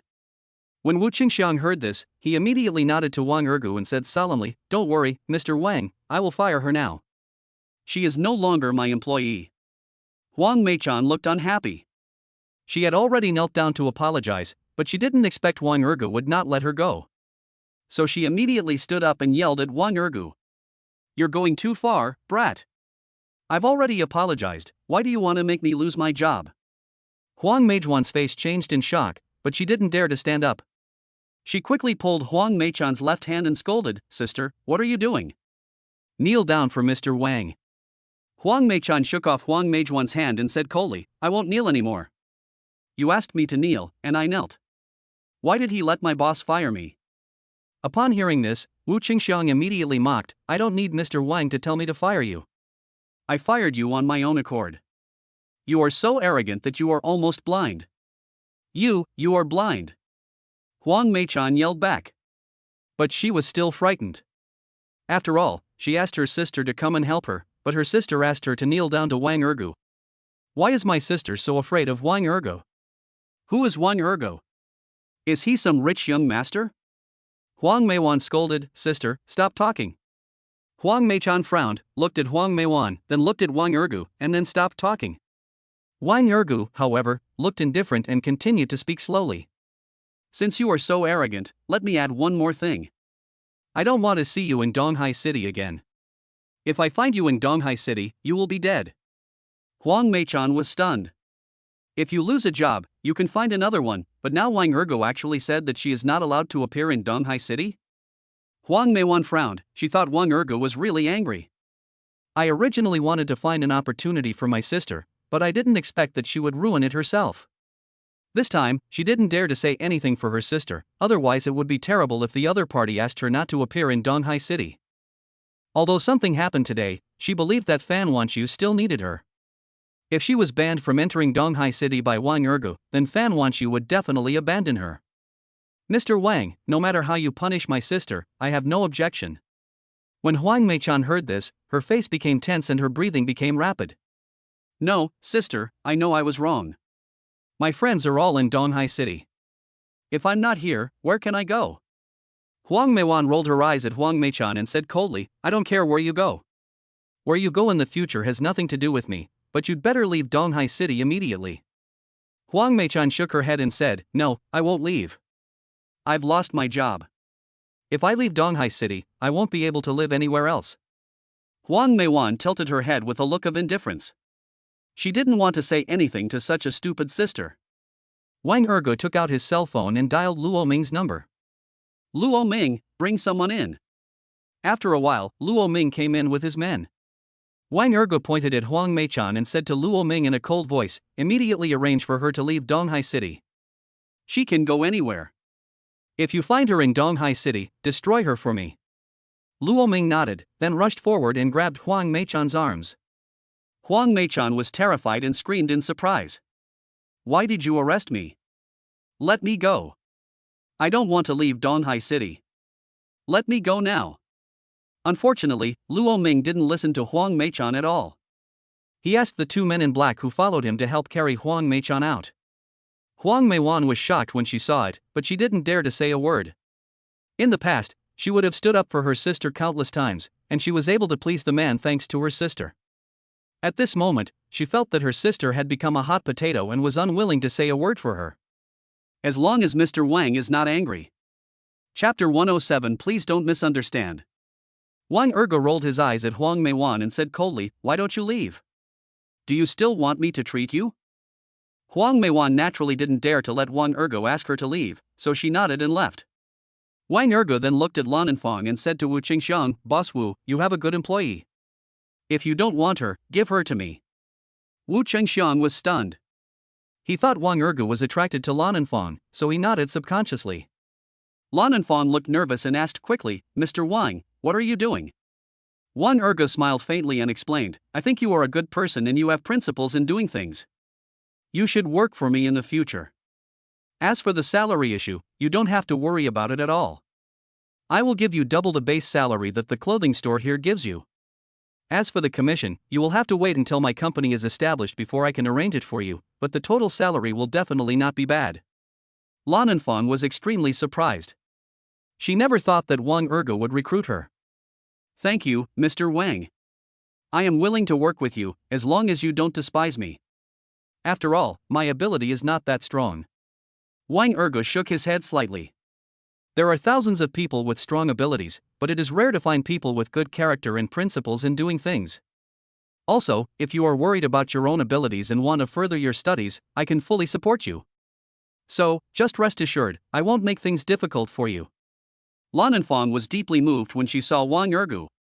Only then did Wu Qingxiang realize that Wang Ergu was not developing a romantic relationship with Lan Enfang, but was planning to recruit Lan Enfang as his subordinate. Of course, it was just a shopping guide. Even if she was gone, he could still recruit another one, but he couldn't offend Wang Ergu here. After all, Wang Ergu knew Jiang Hongyi.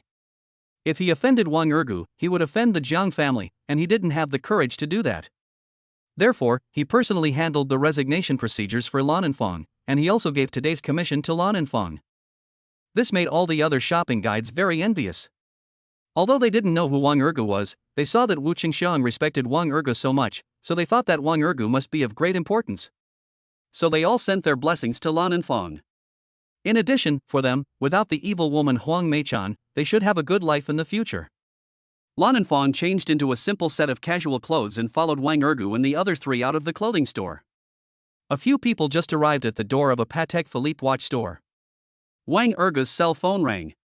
He waved to let Su Yuanli and the others in, then answered the call.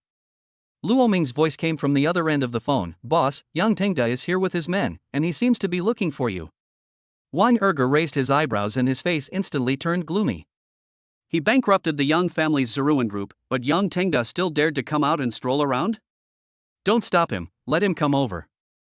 I want to see what trouble he can cause. Yes, boss. After finishing the call, Wang Ergu went into the store. This time, wearing branded clothes, Wang Ergu saw that Su Yuanli and the other two were warmly received by the sales representatives in the store. However, Su Yuanli and the other two didn't know what Wang Ergu was planning, so they just watched and didn't ask any questions. Whatever watch you like, anything under 5 million will do. Wang Ergu waved his hand. Su Yuanli and the other two were all stunned. They couldn't expect that Wang Ergu would let them choose any watch they wanted. So they didn't hesitate and started choosing immediately. Wang Ergu leaned against the counter and looked towards the door. Soon, he saw Yang Tengda running into the store hurriedly with 4 gray-clad bodyguards. "Young master, he's here," a gray-clad bodyguard quickly reminded. Yang Tengda had a ferocious look on his face and strode up to Wang Ergu. "Wang Ergu, did you ask Jiang Hongyi to help you snipe the stocks of our Yangjia Zeruan group?" Wang Ergu chuckled, "So what if it's me?" "What? You want to attack me? I think you'd better not do that. This is a public place." Yang Tengda gritted his teeth and angrily shouted, "Why do you do this, you bastard?" Wang Ergu shook his head and said sarcastically, "Why don't you ask yourself this question? If you hadn't taken action at school before, would I have dealt with your Yang family? You." Yang Tengda was suddenly furious. It was indeed he who provoked Wang Ergu, but he thought Wang Ergu had no ability, so he chose to attack him directly. But he could not have imagined that Wang Ergu was so powerful and really had the ability to bankrupt his Yang family's group. Until now, he still doesn't know who Wang Ergu is. Wang Ergu narrowed his eyes and said, "Your sister came to see me. She should have been sent to the hospital, but you didn't leave Donghai City. It seems that your Yang family is still quite capable. However, your Yang family has offended so many people. Even if you don't leave Donghai City now, those people will definitely come after you. Instead of coming here to argue with me, you might as well leave Donghai City first. Otherwise, it will be too late for you to leave by then." Yang Tengda frowned, but his eyes were full of pride. "Let me leave Donghai City? Humph, even if my Yang family's group goes bankrupt, so what? Do you think that just because you know people from the Jiang family, we in the Yang family don't know anyone?" Wang Ergu nodded. "So, you came here just to provoke me. Tell me, can your Yang family still stand firm?" Yang Tengda snorted coldly, "That's right. Even if you know someone from the Jiang family, it won't be that easy to destroy my Yang family." Unexpectedly, Wang Ergu waved his hand with a joking look. "Please don't misunderstand me. I never said I wanted to destroy your Yang family. I just meant that your Yang family has offended so many people, and they will come after you to settle the score." Yang Tengda pursed his lips and wanted to scold Wang Ergu, but he saw Su Yuanli and the other two were already approaching. "Brother Ergu, are you okay?" Kai Jianming asked hurriedly. He couldn't imagine that Yang Tengda would dare to bring people here to cause trouble. But he was the one who brought Wang Ergu here, so naturally he couldn't bear to see Wang Ergo get into trouble here. Wang Ergo waved at Kai Jianming, narrowed his eyes and looked at Yang Tengda, sneering. You have someone from the Yang family, so just let them come over. I'll take them all. Yang Tengda raised his hand and pointed at Wang Ergo's nose. Boy, I, Yang Tengda, will remember this. I failed to kill you this time, but you won't be so lucky next time. Wang Ergo said with disdain, What? You're trying to intimidate me because you can't beat me? Yang Tengda, is this all you can do? Come on, if you can, come and get me. Yang Tengda was stunned.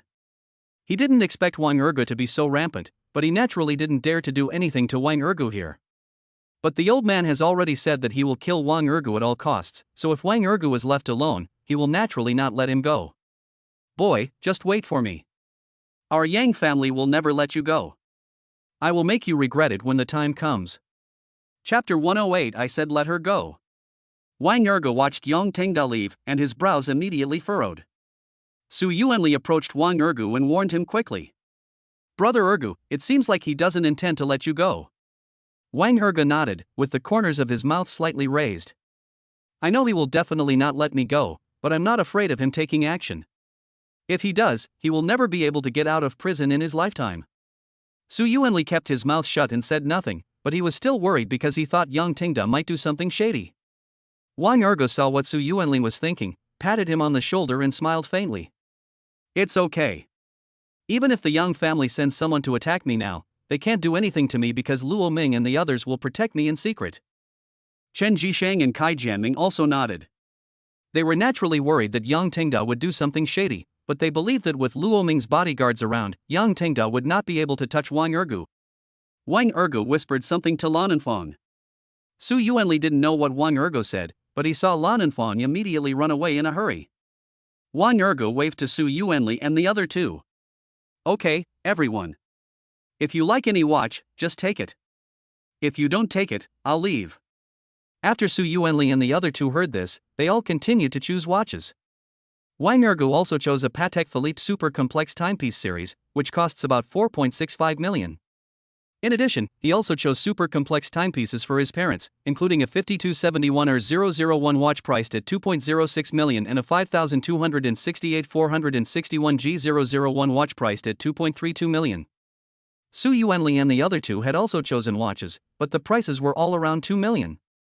As soon as Wang Ergo saw it, he immediately suggested going to Vacheron Constantin to take another look. So, the four of them left Patek Philippe together and came to Vacheron Constantin. Wang Ergo directly chose Vacheron Constantin's Overseas Series 6000 V210 or B733 watch, which costs only 1.32 million yuan. The dial is blue, but the strap is gold. It looked much better, so he didn't consider other more expensive series of watches.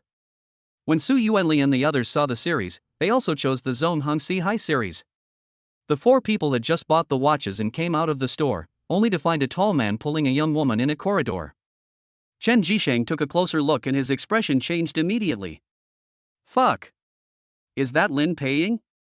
When Wang Ergo heard Chen Jishang say this, he recognized him instantly. Isn't this the girl Lin Peiing who was doing the live broadcast? Chen Jishang asked him for help the night before, so he still had some impression of Lin Peiing. Su Yuanli and Kai Jianming didn't know, so they both shook their heads. Chen Jishang rushed over in one step. Let her go. When Wang Ergo saw it, he immediately gestured to Su Yuanli and Kai Jianming, and rushed over as well. Lin Peiing turned her head and looked at Chen Jishang with a look of surprise. Of course she knew Chen Jishang, but she had never met him in private. Now she was caught and met Chen Jishang here. The tall man was called Lu Jiahong. He grabbed Lin Peiying's right wrist and frowned when he saw Chen Jishang coming over. What's it got to do with you? Get out of the way. Chen Jishang was not polite and kicked Lu Jiahong. However, Lu Jiahong is taller and stronger than Chen Jishang, and his reactions are also quite quick.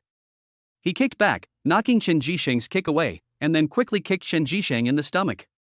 All of a sudden, Chen Jishang was kicked away. Fortunately, Wang Ergo rushed over and supported Chen Jishang, preventing him from falling to the ground. Chen Jishang, however, had an angry look on his face and stared at Lu Jiahong fiercely. I said let her go.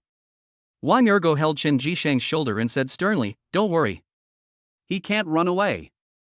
Su Yuanli and Kai Jianming rushed forward and blocked Lu Jiahong's way.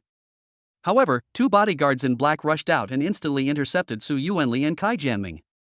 Wang Ergo waved at Su Yuanli and Kai Jianming, "Don't move." Then he looked at Lu Jiahong and said sternly, "Let her go, you can't take her away." Lu Jiahong frowned and did not let go of Lin Peiying immediately. He raised a wicked smile and snorted, "It's been a long time since anyone said this to me." "Who are you?" Lin Peiying looked at Wang Ergu and Chen Jisheng and quickly explained, "This guy is crazy. I said no, but he insisted on giving me a gift and asking me to sleep with him. I said no, so he smashed the gift himself and insisted on saying it was me who smashed it." Unexpectedly, as soon as she finished speaking, she was slapped in the face by Lu Jiahong. "Bitch! When was it your turn to say anything?" In an instant, a five-finger mountain appeared on this handsome face. Chen Jisheng was furious when he saw this. "Fuck you, beating a woman is nothing. If you have the guts, come and beat me." Wang Ergo rushed over and hit Lu Jiahong's arm with a knife. Lu Jiahong's face changed. He didn't expect Wang Ergo to attack so quickly. He could only let go of Lin Peiying and waved his hand to attack Wang Ergo. Chen Jisheng rushed forward and protected Lin Peiying.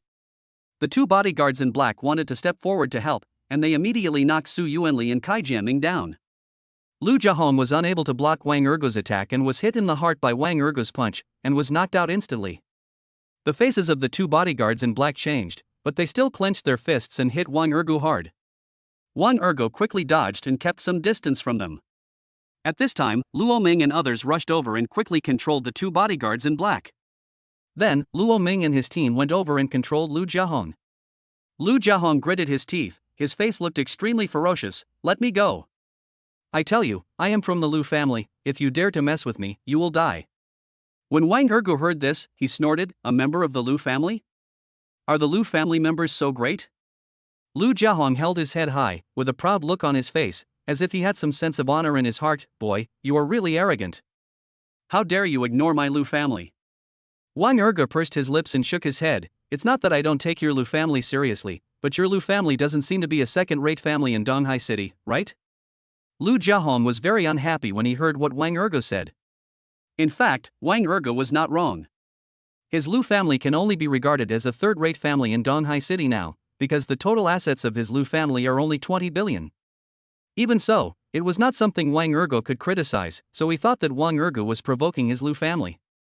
"Boy, you make me very unhappy, let me go, kneel down, I will give you a chance, otherwise you will die." Chapter 109, Tell Her Not to Interfere. "Let him go." Wang Ergo waved at the two bodyguards who were detaining Lu Jiahong, signaling them to release Lu Jiahong. The two bodyguards immediately let go of their hands and stepped aside. Lu Jiahong thought Wang Ergo was scared, and taunted him, "Boy, I'm not someone you can offend. Kneel down quickly." Wang Ergo walked forward, raised his right hand, and slapped Lu Jiahong on the left cheek. Lu Jiahong was stunned, his face full of rage, and he wanted to raise his hand to fight back. But Wang Ergo grabbed Lu Jiahong's chin. "Kneel down for you? Who do you think you are? You want me to kneel down and give me a chance? The Lu family is so powerful, do you believe that I dare to mess with you here?" Lu Jiahong didn't dare to attack again, but his face was full of resentment. He couldn't figure out what kind of person Wang Ergo was. "Who are you?" Wang Ergo used force with his hands and pinched Lu Jiahong's chin until it turned red. "You don't need to worry about who I am. But you, the Lu family, are qualified to shout in front of me? You are even more arrogant than Fan Mingda." Lu Jiahong raised his eyebrows. This kid is not even afraid of Fan Mingda? After all, Fan Mingda is the eldest son of the Fan family, a second-rate family and one of the 4 small wealthy families. "Boy, even if you don't dare to tell me your name, I still have a way to know who you are. But, if you provoke my Lu family and me, I will never let you go." Wang Ergo let go of Lu Jiahong and smiled playfully. "Okay, then let's have a fight and see who is better, you or me?" After saying that, he immediately took out his cell phone and dialed Jiang Hongyi's number. When Kai Jianming saw it, he immediately stepped forward to remind Wang Ergo. "Brother Ergo, sister Lu is a member of the Lu family. If you touch the Lu family, wouldn't that be?" Wang Ergo was stunned, but the call was connected and Jiang Hongyi's voice came from the other end. "Brother Ergo, what's wrong?" Wang Ergo told Jiang Hongyi the whole story. "Master Yi, don't touch the Lu family yet. I'll give Fei a call. Then he hung up the phone, called Lu Fei, and told her what had happened. Lu Jiahong couldn't imagine that Wang Ergu also knew Lu Fei. However, he looked down on Lu Fei and her mother Lu Fingxi, and immediately mocked Wang Ergu. What? You want to find Lu Fei to deal with me? Then you have found the wrong person. Lu Fei's mother, Lu Fingxi, should be my aunt. But she ignored the clan's arrangements and got together with Yang Junji of the Yong family. In the end, she was abandoned by Yang Junji and could not enter the Yong family's ancestral hall. We in the Lu family don't welcome this pair of bitches either. Originally, Wang Ergu planned to just give Lu Jiahong a beating, but after hearing what Lu Jiahong said, he felt that there was no need for the Lu family to exist anymore. Lu Fei on the other end of the phone didn't care either. Brother Ergu, our Lu family has split up. My mother and my third uncle Lu Guofeng are now running the Longfeng Jewelry Company, which focuses on jewelry design and market distribution. Lu Jiahong is the son of my uncle Lu Guodong. His family runs Fenghua Jade Company, which focuses on jade ore and distribution outsourcing. We follow the route of self-production and self-sales, while they follow the route of supply chain. Our industry supply is not from them, and it has nothing to do with them. Besides, Lu Guodong's family has always been plotting against my mother, so you can do whatever you want to Lu Jiahong. You don't have to give me face. When Wang Ergu heard Lu Fei say this, he glanced at Lu Jiahong and replied indifferently. I see. Then give your mother a call and tell her not to interfere. Lu Fei immediately agreed, okay. I'll call my mom right now. The call was hung up. Wang Ergu called Zhang Hongyi again and asked Zhang Hongyi to arrange financial traders to attack Fenghua Jade Company. When Lu Jiahong saw Wang Ergu calling and saying that he was going to attack their company, he couldn't help but sneer. Boy, you want to snipe our Fenghua? Are you dreaming? Wang Ergu rolled his eyes at Lu Jiahong and said coldly, you can go now. You'd better not let me see you again, otherwise I will beat you every time I see you. You are so arrogant. Lu Jiahong gritted his teeth. Of course, he didn't dare to stay here any longer. If Wang Ergu changed his mind, he would be in trouble. So he immediately turned around and left. Chen Jisheng breathed a sigh of relief when he saw Lu Jiahong leave. He looked at Lin Peiying next to him and asked nervously, Peiying, are you okay? Are you injured anywhere? Lin Peiying shook her head. I'm not injured. Thank you so much for helping me this time. If it weren't for you, I wouldn't know what to do. Chen Jisheng quickly comforted him, don't worry, if he dares to mess around, we will never let him off easily. Lin Peiying frowned slightly, then turned her head to look at Wang Ergu. Wang Ergu smiled and consoled her, starting tomorrow, Lu Jiahong won't be able to do anything to you anymore. Of course, if you're worried, don't go out during this period. Then, Wang Ergu asked Luo Ming to arrange a few bodyguards to send Lin Peiying away. Chen Jisheng looked reluctant, but he didn't insist. After Lin Peiying was sent away, Chen Jisheng looked at Lu Jiahong with a serious face and frowned. Brother Ergu, how are you going to deal with Lu Jiahong? Wang Ergu shook his head and chuckled, there's no need to deal with them. It's just the Lu family, and it's a divided Lu family. It's too easy to deal with them. Besides, I've already called young Master Yi. With young Master Yi's help, if the Lu family's company goes bankrupt, what do you think Lu Jiahong can do? At most, Lu Jiahong might come over and yell at me like Yang Tingda did, but they can't change anything. When Chen Jisheng heard Wang Ergu say this, he felt completely relieved. Outside Chanda Shopping Plaza, in the back seat of a black Mercedes-Benz, Lu Jiahong looked unhappy, but he was not in a hurry to leave. Because he didn't know who Wang Ergu was, he planned to keep an eye on Wang Ergu and the others here, and then track them to find out their identities. If Wang Ergu and his men were not important, he would plan how to deal with them and make them pay a heavy price. However, Lu Jiahong had no idea that Lin Peiying had been secretly sent away. He waited for most of the day but did not see Wang Ergu and the others come out. He asked his bodyguard to go in and check, only to find that Wang Ergu and the others were still shopping inside. Damn it! Why aren't these bastards coming out yet? So Lu Jiahong immediately made a phone call and arranged for a large number of thugs to come to the roads near the square. But just as the arrangements were made, Lu Jiahong received a call from his father Lu Guodong. Rebellious son, who on earth did you offend? Our listed company is going bankrupt. Chapter 110 I did it, so what? Lu Jiahong was stunned and chuckled, Dad, are you kidding me? How could our listed company go bankrupt? Unexpectedly, Lu Guodong on the other end of the phone was still roaring. You rebellious son, I don't have time to joke with you. No matter who you have offended, you must kneel down and apologize immediately. If the other party does not stop sniping, you will never go home in this life. No, Dad, Lu Jiahong wanted to explain something, but the call was hung up. This shocked him greatly. Was someone attacking their stocks? Could it be that this person is the one who attacked him just now? How is this possible? Those four were obviously just poor students. So Lu Jiahong picked up his mobile phone and called his mother to ask about the situation at the company. However, soon Lu Jiahong was dumbfounded. Because something really happened to Fenghua Jade Company's stock. And judging from the opponent's sniping posture, it is obvious that they want to suppress Fenghua Jade Company until it cannot recover. What's going on? Someone is really attacking stocks? Could it really be him? With doubts in mind, Lu Jiahong turned around and went back to the mall. When he found Wang Ergu and the others, he discovered that they were still shopping and looked extremely excited. Did you ask someone to snipe our stocks? Wang Ergu narrowed his eyes, looked at Lu Jiahong coldly, and sneered, "That's right. I did it, so what?" Lu Jiahong was shocked. He couldn't imagine that it was really Wang Ergu who did it. Damn it! Why are you doing this? Stop it right now. Wang Ergu rolled his eyes at Lu Jiahong and snorted, "If you tell me to stop, I will stop." Wouldn't that make me lose face? Lu Jiahong frowned, and his face darkened as he thought of what his father Lu Guodong had said. Then, with a thud, he knelt down on his knees in front of Wang Ergu. "I'm sorry, it's my fault. Please let our company go?" However, Wang Ergu shook his head with a cold expression.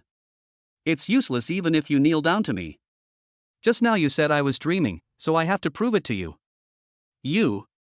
Lu Jiahong was stunned and suddenly didn't know what to say because he was so arrogant to Wang Ergu just now. Now Wang Ergu obviously has no intention of forgiving him, but if this is the case, his own company will really go bankrupt. But after a while, he became anxious and continued to plead. "I'm sorry, it's my fault. Please let our family go. I'll do anything you ask me to do." Wang Ergu still looked indifferent. Too late. This late voice made Lu Jiahong go crazy instantly. "Fuck you. I've already knelt down for you, and you still won't let our family go? Why are you just..." All of a sudden, Lu Jiahong stood up and pointed his finger at Wang Ergu's face. Wang Ergu sneered, "When did anyone stipulate that as long as you kneel down, I have to forgive you? What kind of joke is this?" Lu Jiahong's mouth twitched. After all, there was no such rule. However, he felt like he had been fooled by Wang Ergu and was very angry. "Boy, who are you? Do you have to go against our Lu family like this?" Wang Ergu said with disdain, "Lu family? Who do you think your Lu family is? Humph, you have the nerve to speak so arrogantly in front of me?" Lu Jiahong was stunned and his face looked as if he was constipated. He had never felt so uncomfortable before, but he was helpless. Wang Ergu didn't want to see Lu Jiahong anymore, so he said coldly, "Get lost, I don't want to see you again, otherwise I'll have you thrown out." Lu Jiahong frowned. He wanted to say something but didn't know how to say it. At this time, the cell phone rang. It was Lu Guodong calling. As soon as the call was connected, he heard Lu Guodong's angry roar. "Have you apologized yet? I told you that you must apologize to me no matter what." Lu Jiahong looked aggrieved. "Dad, I apologized, but the other party didn't even give me a chance to apologize. I don't know what I should do." "What?" Lu Guodong was shocked. He couldn't believe that his son couldn't be forgiven by the other party. "I don't care what method you use, in short, you must get the other party's forgiveness, otherwise you will die." Then the call was hung up. Lu Jiahong was at a loss and could only continue to kneel in front of Wang Ergu. "I beg you to forgive me and let our family go, okay?" However, Wang Ergu didn't even look at Lu Jiahong. As Wang Ergu waved his hand, two bodyguards in white immediately rushed over. They quickly grabbed Lu Jiahong's arms and dragged him out. As for Lu Jiahong's two bodyguards in black, when they heard that the Lu family was going bankrupt, they didn't dare to make a scene with Wang Ergu. They could only watch Lu Jiahong being thrown out of the mall. At this time, in a classroom at Tunghai University, Yuan Bing took the phone, took a look at the stock price trend, and immediately gave the phone to Lu Fei. "Fei, something really happened to Fenghua's stocks. Was this done by Brother Ergu?" Lu Fei was shocked when she saw that Fenghua Jade Company's stock was attacked and plummeted. She just said that Wang Ergo could deal with Lu Jiahong at will, but she didn't expect that Wang Ergo would actually take action against Fenghua Jade Company. Seeing that Lu Fei didn't say anything, Yuan Bing continued to guess. If you don't say anything, I'll take it as your consent. Brother Ergu is really amazing. If this happens, Fenghua will definitely go bankrupt. Then I'll see how arrogant that bastard Lu Jiahong will be. Lu Fei shook her head gently. Of course he can't be so arrogant anymore. He is too arrogant. This time he offended Brother Ergu and he really hit a wall. Yuan Bing nodded in agreement. That's right. I want to see how embarrassed he is now. But Ifei, Brother Ergu won't let anyone destroy Lu Jiahong, right? Lu Fei rolled her eyes at Yuan Bing and snorted. Brother Ergu shouldn't bother to do that. Look at the fight between Brother Ergu and Yang Tangda. Did he cripple Yang Tangda? What about Lu Jiahong, this loser? That's true. Yuan Bing nodded and didn't ask any more questions. Lu Fei returned the phone to Yuan Bing, but found that her own phone was ringing. Seeing that it was her mother Lu Fingxi calling, she answered the call immediately. Yuan Bing originally wanted to move closer to listen to what Lu Fingxi said, but she found that her cell phone was also ringing. This was an unfamiliar number. She hesitated for a moment and answered the call. To her surprise, she heard Jiang Hongyi's voice on the other end. Hello, I'm Jiang Hongyi, you must be Yuan Bing, I wonder if I can treat you to dinner? On Lu Fei's side, Lu Fingxi's low voice was heard. Ifei, was the Fenghua stock issue done by Wang Ergu? Chapter 111. You're finally here. Lu Fei was stunned. She guessed that her mother should know about Fenghua, but she didn't expect her mother to call and ask about it in person. This was really beyond her expectations. But Wang Ergu only asked her to tell her mother not to interfere, but did not mention the stock matter, and she was not sure whether Wang Ergu was responsible for the stock matter. So, after hesitating for a moment, she finally told her mother the truth.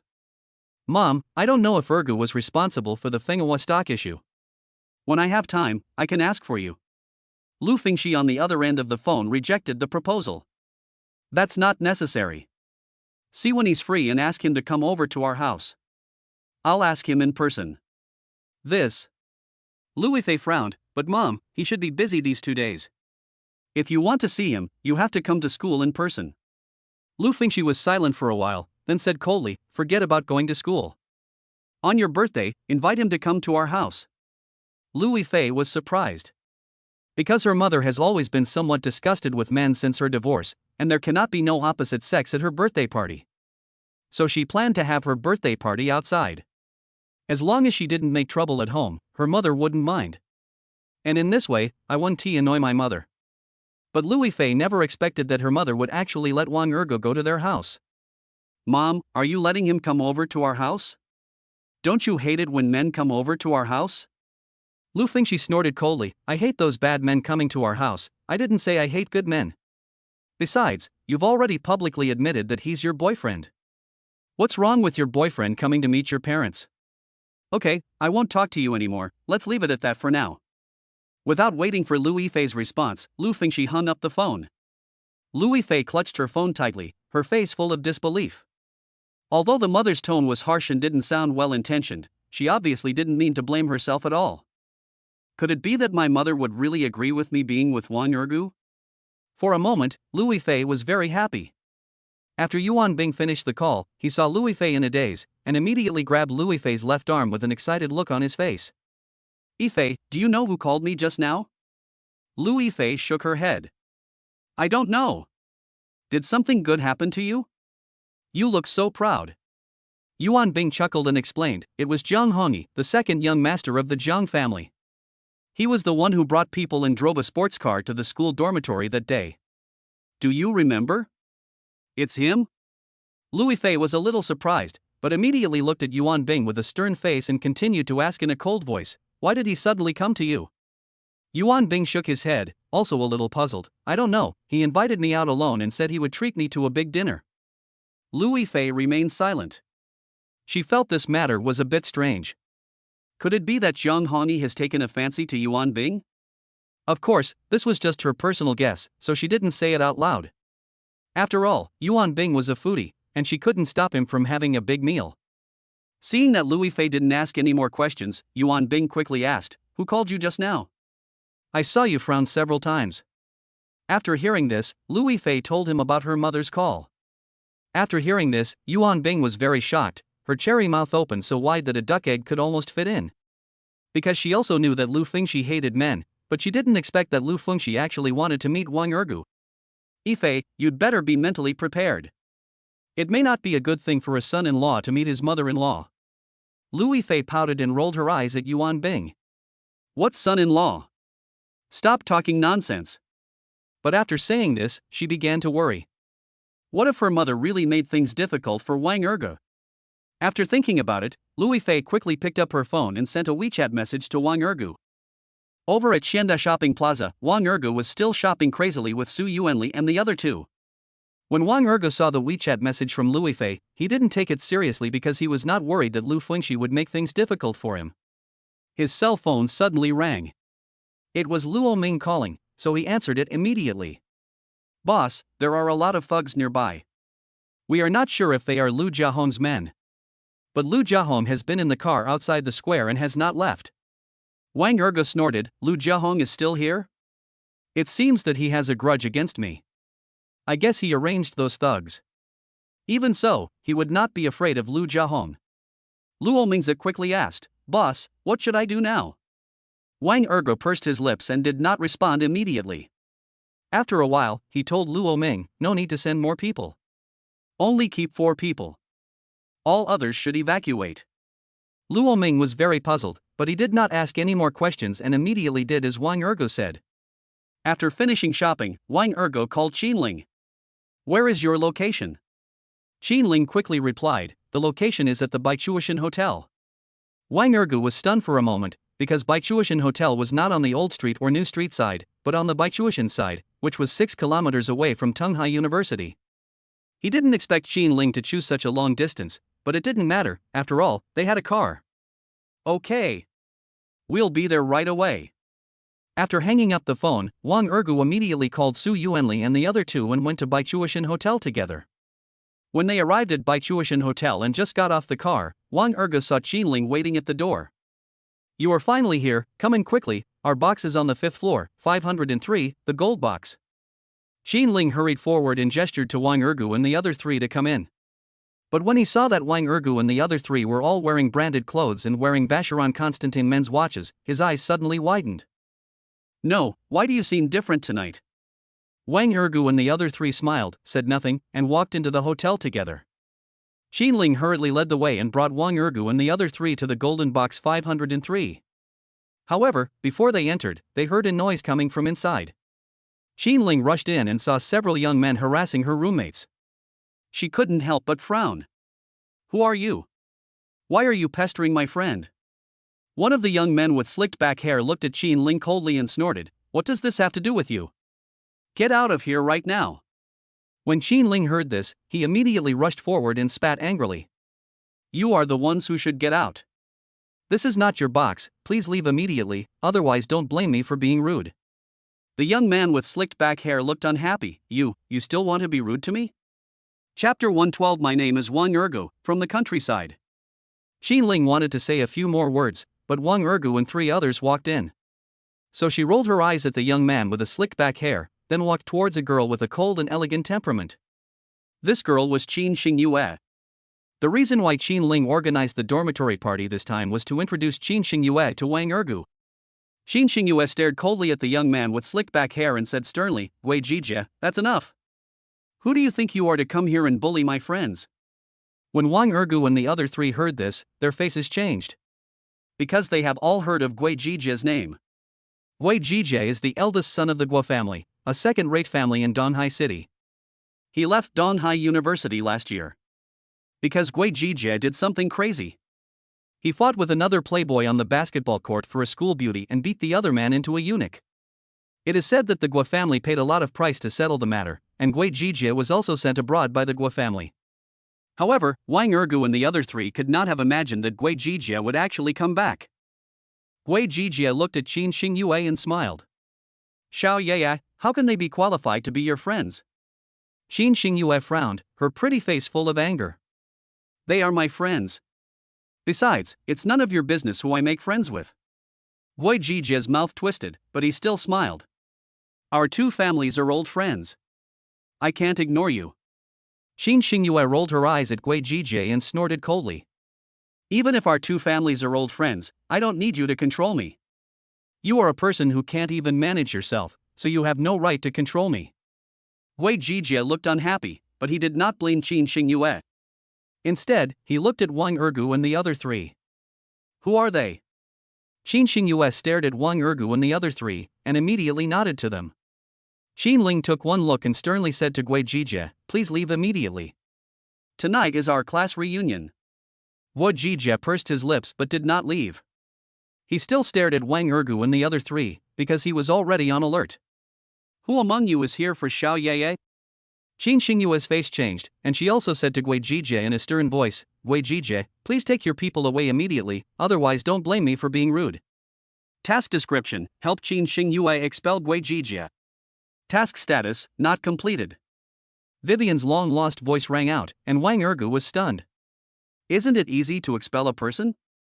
Why would Vivian give such a task? Wang Ergu didn't think much about it. He walked forward and made a generous gesture to Qin Xingyue, then sneered at Gui Jijie, it's me. Gui Jijie narrowed his eyes and asked in a cold voice, you? Which family are you from? Tell me your name. Wang Ergu shook his head and sneered, you are wrong. I am not from any family. My name is Wang Ergu, and I am from the countryside. Rural area? Gui Jijie widened his eyes and expressed some doubt. After all, he was not a fool. Wang Ergu and the other three were all wearing branded clothes and famous watches. How could such a person be from the countryside? Wang Ergu walked forward and sneered into Gui Jijie's left ear. Go away and don't force me to do it, because you don't deserve it. Gui Jijie was stunned and looked at Wang Ergu in disbelief. Because until now, few people have dared to say such things to him, especially those who are of lower status than him. If the other person is from the countryside, he should be in awe of him and be submissive to him. Asshole! How dare you say such things to me? Do you want to die? Unexpectedly, as soon as Gui Jijie finished speaking, Wang Ergu waved his right hand and slapped him. With a slap, Gui Jijie was hit on the right cheek. His head tilted and he took a few steps back. The two young men immediately reached out and supported Gui Jijie. Gui Jijie's face was ferocious. He glared at Wang Ergu and started yelling. You bastard, how dare you hit me? Wang Ergu was not afraid at all and sneered. What if I hit you? Who do you think you are? Gui Jijie couldn't bear it any longer, so he clenched his fists and hit Wang Ergu. Wang Ergu frowned and immediately dodged to the side to avoid Gui Jijie's punch. Qin Ling and the others all hit aside. Su Yuanli and the other two immediately became alert along with Gui Jijie's men. Neither side took action, deliberately creating a relative fighting space for Gui Jijie and Wang Ergu.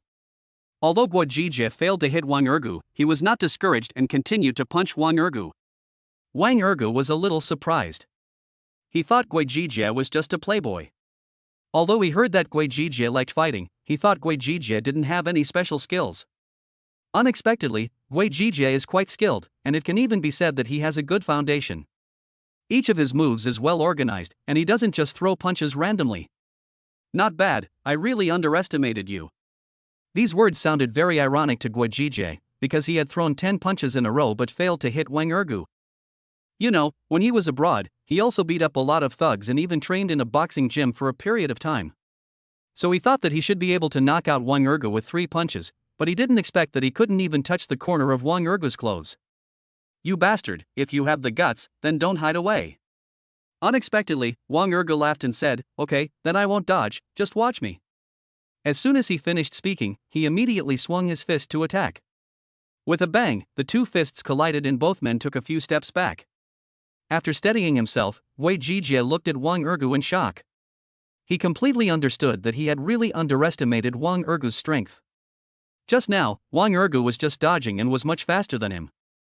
Now, Wang Ergu has such amazing strength that he is not inferior to him at all. It's not easy for him to defeat Wang Ergu. Wang Ergu was also a little shocked at this time. He began to understand why Vivian's system suddenly gave this task. He just strengthened his body because of the system, and then learned a few moves under Luo Ming's guidance. But Gui Jijie is powerful in his own right, and he is so obsessed with Qin Xingyue, so it is not easy to expel Gui Jijie from the box. Come again. With a shout, Wang Erge rushed towards Gui Jijie first. Qin Xingyue next to him was very nervous. She didn't know who Wang Erge was, but she was afraid that Wang Erge would be hurt by Gui Jijie. Because in her eyes, Gui Jijie is a madman, a machine that only knows how to hurt people. When Gui Jijie saw Wang Erge being so imposing, he felt as if his blood was ignited. He roared angrily and rushed over. The two men countered each other's moves and continued to attack each other, with each move being heavy-handed, from the middle of the box to the corner. The imitation large vases placed in the corner were also constantly smashed by Gui Jijie, and the fragments flew all over the box hall, which was shocking.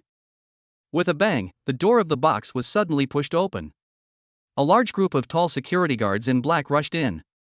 Stop it! Who allowed you to cause trouble here? Chapter 113. Young Master Gui is really good at this. All of a sudden, Wang Erge and Gui Jijie stopped and looked at the security guards in black. One of them, a man of medium build and a flat head in a suit and tie, walked forward. I'm Feng Dongshan, the general manager of Baichuishan Hotel. What's going on with you? Why are you fighting here? Wang Erge did not respond to Feng Dongshan, but turned to look at Gui Jijie. Gui Jijie sneered and scolded Feng Dongshan. What's wrong with me fighting? I didn't destroy the hotel. If I had destroyed the hotel, I would have paid the price. Besides, I'm the eldest son of the Gui family. How dare you ask me for money? Feng Dongshan frowned. He naturally knew the Gui family. After all, the Gui family was a second-rate family in Donghai City. But he didn't expect that Gui Jijie would actually come to his hotel and cause trouble here. Master Gui, right? If you are a guest of our hotel, I welcome you at any time.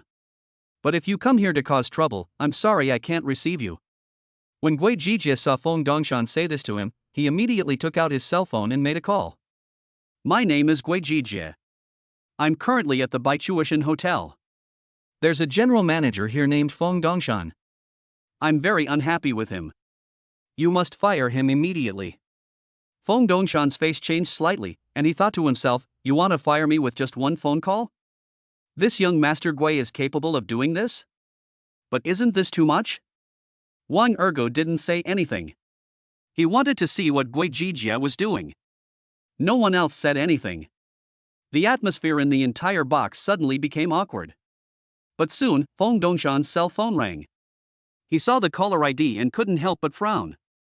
After the call was connected, a middle-aged woman's cold voice came from the other end. Feng Dongshan, you are fired. Get out of the Baichuishan Hotel. Feng Dongshan was shocked and asked immediately, President Liang, what is going on? What did I do wrong? The middle-aged woman snorted coldly, but did not give Feng Dongshan a chance. You have offended Gui Jijie, and you still have the nerve to come and ask me? Gui Jijie is my nephew, and I am his third aunt. The call was immediately hung up. Feng Dongshan narrowed his eyes and looked at Gui Jijie, but had no intention of lowering his head. Master Gui is very cunning. I have been fired now. When these words were spoken, Wang Erge and Qin Ling and the others were all shocked. How could a general manager of a hotel be fired by just one phone call from Gui Jijie? Gui Jijie ignored Feng Dongshan, but stared at Wang Erge coldly with an evil smile on his lips. Boy, he delayed you just now, so you can live a few more minutes, but you are dead now. Wang Erge chuckled and looked at Gui Jijie fearlessly. Want to kill me? You don't have the ability to do that. Gui Jijie was very unhappy to see that Wang Erge looked down on him so much. Boy, you have provoked me. If you leave now and never see Xia Yeye again, I can give you one chance. Wang Erge rolled his eyes at Gui Jijie, then turned to Feng Dongshan and said, Manager Feng, no, Feng Dongshan, you should be out of work now, right? Are you willing to follow me? Feng Dongshan looked puzzled. He didn't know Wang Erge, but he didn't know why Wang Erge said that. Young master, I wonder what you are doing. For a moment, he didn't know what to say. After all, Wang Erge was too young and didn't seem like the kind of person who could be given a job. Wang Erge smiled faintly. What is your annual salary at the Baichuishan Hotel? Feng Dongshan was stunned. He didn't expect Wang Erge to ask about annual salary. Could it be that Wang Erge could really give him a job? My annual salary is 1 million. I don't know why this young master is asking this. Wang Ergo nodded and continued, then I will give you 2 million, and you will just follow me in the future. I promise that you will be better off in the future. Feng Dongshan was stunned, but he felt inexplicably happy in his heart. Master, are you serious? Wei Jijie was even more upset. He had just ordered someone to fire Feng Dongshan, and then Wang Ergo recruited Feng Dongshan? Boy, do you really have to go against me? Let me tell you. Before he could finish his words, he was interrupted by Wang Ergo. But Wang Ergo did not respond to Gui Jijie, but smiled at Feng Dongshan and said, of course it's true. If you need money urgently, I can also advance your salary. Feng Dongshan was shocked. Is there such a good thing? But he felt incredible in his heart. Who was the other party? At this time, Kai Jianming walked forward and stood beside Wang Ergo. Feng Dongshan, I am the second young master of the Kai family, Kai Jianming. I am here to testify to what Brother Ergo said. If you don't believe me, I can call my eldest brother right now. After saying that, Kai Jianming immediately called Kai Jianwei. Feng Dongshan looked at Kai Jianming and he was very excited. He had heard of the Kai brothers, but he did not know Kai Jianming. However, he had some impression of Kai Jianwei because he took over the Arc de Triomphe Hotel. But he could not have imagined that Kai Jianming would come here and testify for Wang Ergo, and even ask Kai Jianwei to help testify. This proves that Wang Ergo's identity is worthy of the Kai brothers' attention. So he was even more curious about the identity of this Wang Ergo. Wei Jijie, however, had a gloomy face and was extremely depressed. Because he couldn't expect Kai Jianming to come here. After all, the Kai family was among the 4 small wealthy families, and this family was even stronger than his Guo family. I never thought that second young master Kai would be here. It seems that I was abrupt today. I have no intention of going against the Kai family, and I don't want second young master Kai to interfere in this matter. Kai Jianming curled his lips, stared at Gui Jijie with his eyes like a hawk, and sneered, what if I must intervene in this matter, what will you do? Gui Jijie pouted and stared at Kai Jianming with a sinister look, as if to say, if you interfere, you're dead. The call was connected. Kai Jianming told Kai Jianwei what had happened, and then handed the phone to Feng Dongshan. Feng Dongshan took the phone and started chatting with Kai Jianwei. Wang Ergo waved at Kai Jianming, signaling him to step back. Kai Jianming wanted to say something, but when he saw Wang Ergo continuing to wave his hands, he didn't say anything and immediately took a few steps back. Wang Ergo looked at Gui Jijie coldly and sneered, it's no use for you to threaten him. This matter was decided by me, so naturally I have to solve it. Gui Jijie nodded and said sarcastically, boy, you have guts. But this time, I will not give Xiao Yeye to a poor jerk like you. Wang Ergo shook his head and said sarcastically, you think too much. She has never belonged to you, so it is not a question of whether you give her up or not. Gui Jijie's face darkened, not knowing how to respond to this. Who are you, kid? Tell me your family if you can. Chapter 114 Boy, I'll remember you. Before Wang Ergo could reply, Qin Ling had already whispered a few words to Qin Xingyue. Qin Xingyue's face changed and she immediately yelled at Gui Jijie. Gui Jijie, that's enough. Please leave here immediately and I will forgive you. Otherwise, you will bear the consequences yourself. When Gui Jijie heard this, the corner of his mouth twitched and he frowned at Qin Xingyue. He didn't expect Qin Xingyue to suddenly warn him at this time, and he felt even more unhappy, as he felt that Qin Xingyue was protecting Wang Ergo. However, what Gui Jijie didn't know was that Qin Xingyue was giving him a chance because she heard from Qin Ling what happened in the classroom with Wang Ergo in the morning. She believed that Wang Ergo could easily bankrupt the Yang and Jin families, and was not even afraid of Fan Mingde, the eldest son of the Fan family. This was something the Guo family could not bear. If Gui Jijie continues to fight with Wang Ergo, it will not only be Gui Jijie who will be in trouble, but also the entire Guo family. Unfortunately, Gui Jijie didn't pay attention to stocks at all, nor did he know about the news. He didn't even check his circle of friends. So he naturally thought that Qin Xingyue was protecting Wang Ergo. Qin Xingyue, this is a matter between us men. I hope you won't interfere. Otherwise, don't blame me for being rude. Qin Xingyue's pretty face turned red, then she tilted her head and said nothing. She was not afraid of Gui Jijie, but she was resentful of Gui Jijie for being so stupid. This time she came here to get to know Wang Ergo, but if she gave Gui Jijie too many hints, it would easily make Wang Ergo unhappy. Wang Ergo nodded to Gui Jijie with a joking look on his face. Yes, this is a matter between us men. So, if you have any tricks, just use them. Wei Jijie was stunned when he saw Wang Ergo so imposing. Boy, you are so arrogant. It seems that if I don't teach you a lesson today, you will never know how powerful I am. As soon as he finished speaking, he raised his fist again and hit Wang Ergo. Wang Ergo saw this, clenched his fists and attacked as well. The two continued to fight, and fortunately this was the golden box, so the space was large enough. This time, Wei Jijie's attack was even more ferocious than before. It seemed that every move he made was intended to kill Wang Ergo immediately. Wang Ergo also noticed Wei Jijie's ferocity. He was lucky to have avoided him before. But in fact, in terms of actual combat ability, he is not as good as Wei Jijie, so he dare not be careless. Wei Jijie was unable to defeat Wang Ergo immediately, and he became increasingly anxious. He kept yelling as he attacked. Go to hell, you bastard! The others remained silent, stepped aside and watched quietly. Feng Dongshan had finished his call. Watching the two fighting, he felt inexplicably nervous. Because he is now on Wang Ergo's side.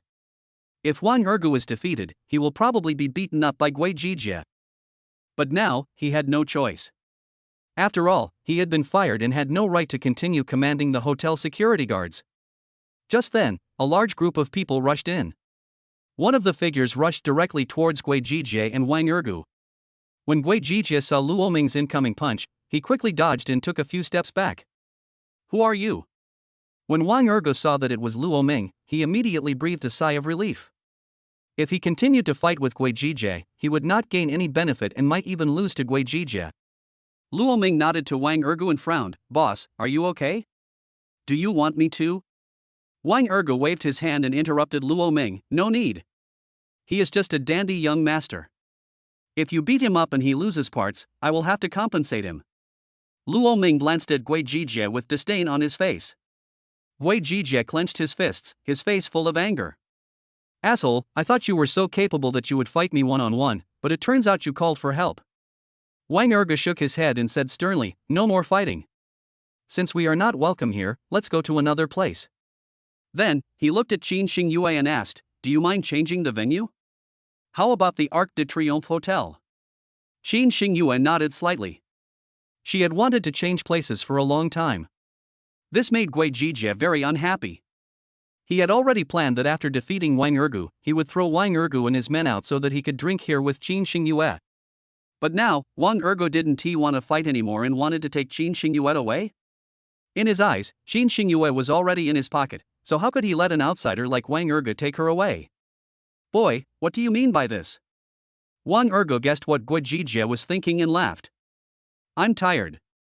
I came here tonight to party, not to fight with you, so I don't want to fight anymore. Wei Jijie twisted his mouth and snorted coldly, so you want to slip away? Do you think you can get out of this hotel? Wang Ergo narrowed his eyes slightly, glanced at Lu Oming and the others, and then refuted in a cold voice, do you think that the security guards of this hotel can stop my bodyguards? You. Wei Jijie was speechless for a moment, because he found that Lu Oming's bodyguards all had a strong aura. I'm afraid the hotel security guards are no match for Lu Oming and his team. Qin Xingyue ignored Wei Jijie, made a gesture to Qin Ling and the others, and strode towards the door. When Su Yuanli and the others saw this, they all followed him out. Feng Dongshan hesitated for a moment and did not go out immediately.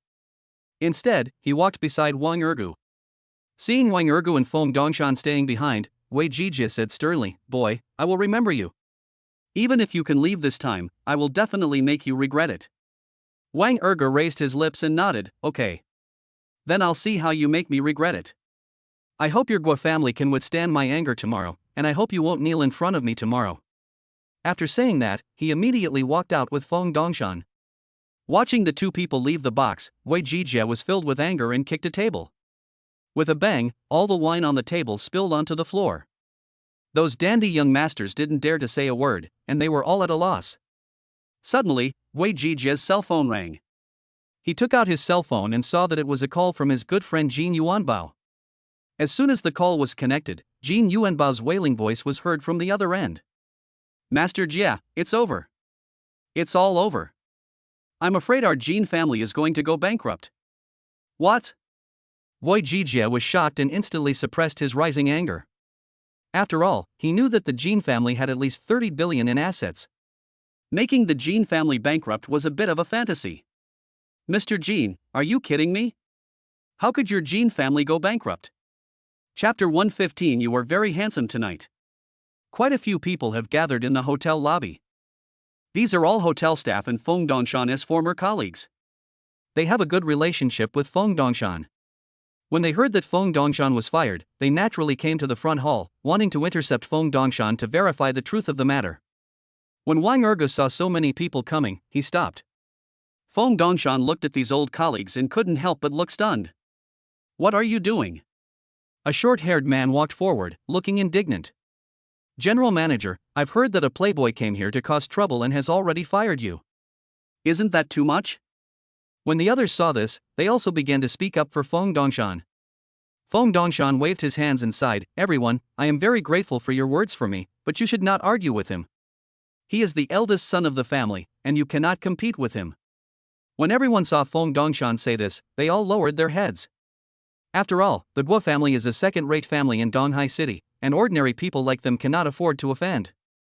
Feng Dongshan glanced at Wang Ergu, then waved to everyone and said, Okay, go back to your posts and don't forget your responsibilities. Unexpectedly, everyone shook their heads at Feng Dongshan. General Manager, if you leave, I will leave with you.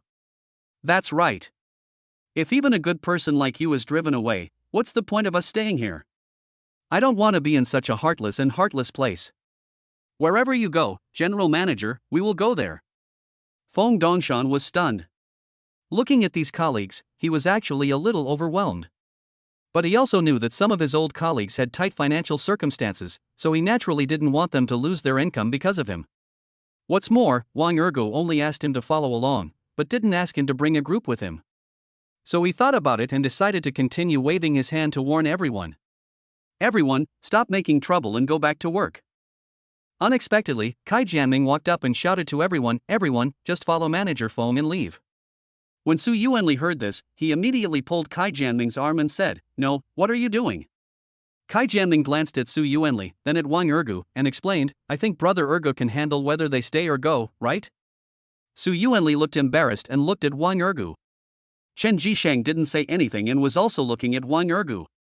Wang Ergu walked up and patted Feng Dongshan on the shoulder. You shouldn't be a coward, right? Since the Guo family doesn't intend to give you a way out, why should you worry about whether the Guo family has a way out?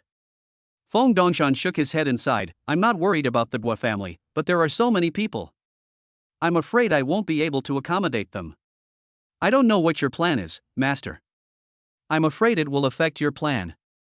Wang Ergo laughed and said, Don't worry about my plans. As for hotels, I don't have any for the time being. However, as long as your subordinates have good character, they can follow you. Just treat it as a few days off. I will double their salary. Wait until I find something suitable for you to do in the next few days, then you can take them with you. Feng Dongshan was shocked. He couldn't imagine that Wang Ergo would let him lead his team. Is there such a good thing in the world? Kai Jianming breathed a sigh of relief and looked at Feng Dongshan with a somewhat provocative look. What? Manager Feng, are you still worried about my brother Ergu's ability? Feng Dongshan thought of the call from Kai Jianwei and immediately shook his head. After all, people like Wang Ergo can easily bankrupt both the Jin and Yong families. His financial resources are too terrifying. Then it would not be a problem for Wang Ergo to recruit his entire team. In that case, he no longer had any worries in his mind. Everyone, then you should all resign and leave with me. Everyone cheered, even happier than during the Chinese New Year.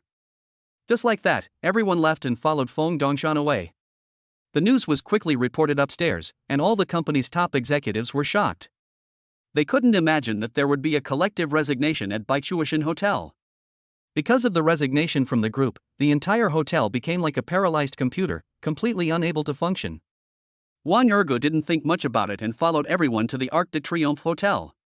After entering the Supreme Box, Wang Ergo saw Kai Jianwei, who had been waiting here for a long time with his men. Kai Jianming immediately stepped forward and told Kai Jianwei what had happened. Kai Jianwei was very shocked. He didn't know what Wang Ergo was going to do, but he didn't dare to criticize him. After Qin Xingyue sat down, she looked at Wang Ergo with curiosity. She didn't know what Wang Ergo was going to do, but she felt that Wang Ergo was very imposing. After Wang Ergo greeted Kai Jianwei, he saw Qin Xingyue staring at him and couldn't help but smile. What's wrong? Is there something on my face? Qin Xingyue was stunned. She had never looked at a strange man so seriously before. No, I just think, you look pretty handsome tonight. Wang Erge shook his head gently and said calmly, they are just trivial matters, no need to worry about them. Qin Xingyue nodded and pursed her cherry lips, as if she wanted to say something but hesitated. Wang Erge took one look and waved his hand, saying, if you have any questions, just ask. Seeing that Wang Erge didn't mind at all, Qin Xingyue immediately asked about Wang Erge's reward to Qin Ling and his dealings with the Yong family. Wang Erge did not hide anything and expressed his true feelings. After hearing this, Qin Xingyue felt that Wang Erge was too generous as he spent so much money at once, especially in his attack on the Yang and Jin family stocks. At this moment, she thought she couldn't take her eyes off Wang Erge. It's not because Wang Erge is rich, but because she thinks that Wang Erge has a heroic spirit. When Qin Ling saw this, he quickly suggested that the two of them go to the side and talk alone. Qin Xingyue naturally didn't want to miss such an opportunity, so she took the initiative to invite Wang Erge to the side. Wang Erge followed Qin Xingyue to the side and started chatting alone. Naturally, no one else came near and disturbed them. However, after the two chatted for half an hour, Kai Jianwei came over. Brother Ergu, Yang Tengda has brought some people here, and he is looking for you by name. However, I have asked the security guards to stop him, so he can't get in. Wang Erge frowned and said, let him come up. Kai Jianwei was surprised. But he came here just to target you. If you let him come up here, wouldn't he have a chance to attack you? Wang Erge nodded, yes, I just hope he can take action. Does that mean I have to be afraid of him if he takes action? Kai Jianwei was stunned and didn't know what to say. But in the end, he still did as Wang Erge said and let Yang Tengda go alone. Chapter 116, Teaching Yang Tengda a Lesson. Before Yang Tengda came up, Vivian's voice rang out. Task status, failed. Wang Erge was stunned. He couldn't believe that he had forgotten this task. But after thinking about it carefully, he felt relieved. It didn't matter if the mission failed, after all, Gui Jijia was not weak. If he was injured by Gui Jijia, he would probably have to stay in the hospital for a month or two, which would be tragic. Although he could use Luo Ming and others to help Qin Xingyue expel Gui Jijia from the box, that would be meaningless, after all, Gui Jijia had connections with the people in the hotel over there. Vivian, I failed this mission. Will there be any punishment? Host, this is just an ordinary random task. There will be no punishment. But if it is a specific task, there will be a punishment. Wang Erge breathed a sigh of relief, luckily it was a random task. Host, you have a new mission. Task description, teach Yang Tengda a lesson, make him lose his reputation and put him in jail. Task status, not completed. Wang Erge frowned. Although he was rich, he still lacked connections, personal qualities and military strength. If he could knock Yang Tengda out with one punch, Yang Tengda would have been sent to the hospital right there in the school cafeteria. Unfortunately, only his muscles and bones were strengthened, but his martial arts strength was not improved. Qin Xingyue saw Wang Erge remain silent and frowned. Brother Erge, what's wrong with you? Have you thought about how to deal with Yang Tengda? Wang Erge narrowed his eyes and said in a deep voice, I want Yang Tengda to be ruined and thrown into prison. Qin Xingyue nodded slightly and asked, then how do you plan to bring him down and put him in jail? I've heard about Yang Tengda, but I don't have any solid evidence. Wang Erge raised his eyebrows and quickly suggested, tell me about it in detail. As long as he has done something wrong, I will find evidence even if it costs me 100 million yuan. Seeing that Wang Erge was so determined, Qin Xingyue immediately told Wang Erge what she had seen and heard about Yang Tengda. After listening, Wang Erge immediately walked towards Su Yuanli, Qin Ling and others and told them the situation. Su Yuanli immediately patted his chest and assured, Brother Erge, don't worry, I will notify everyone I know and spread it to all social circles. Chen Jisheng chuckled and said, Brother Erge, you've spent 100 million. Anyone who sees it will be tempted. It's like the common underworld hunting orders in old movies. Therefore, Su Yuanli and his team began to contact acquaintances and offer rewards to find evidence of Yang Tengda's crime. At this time, Yang Tengda ran in hurriedly. Wang Erge. A loud roar resounded throughout the Supreme Box. Wang Erge looked at Yang Tengda and snorted. Looking for me?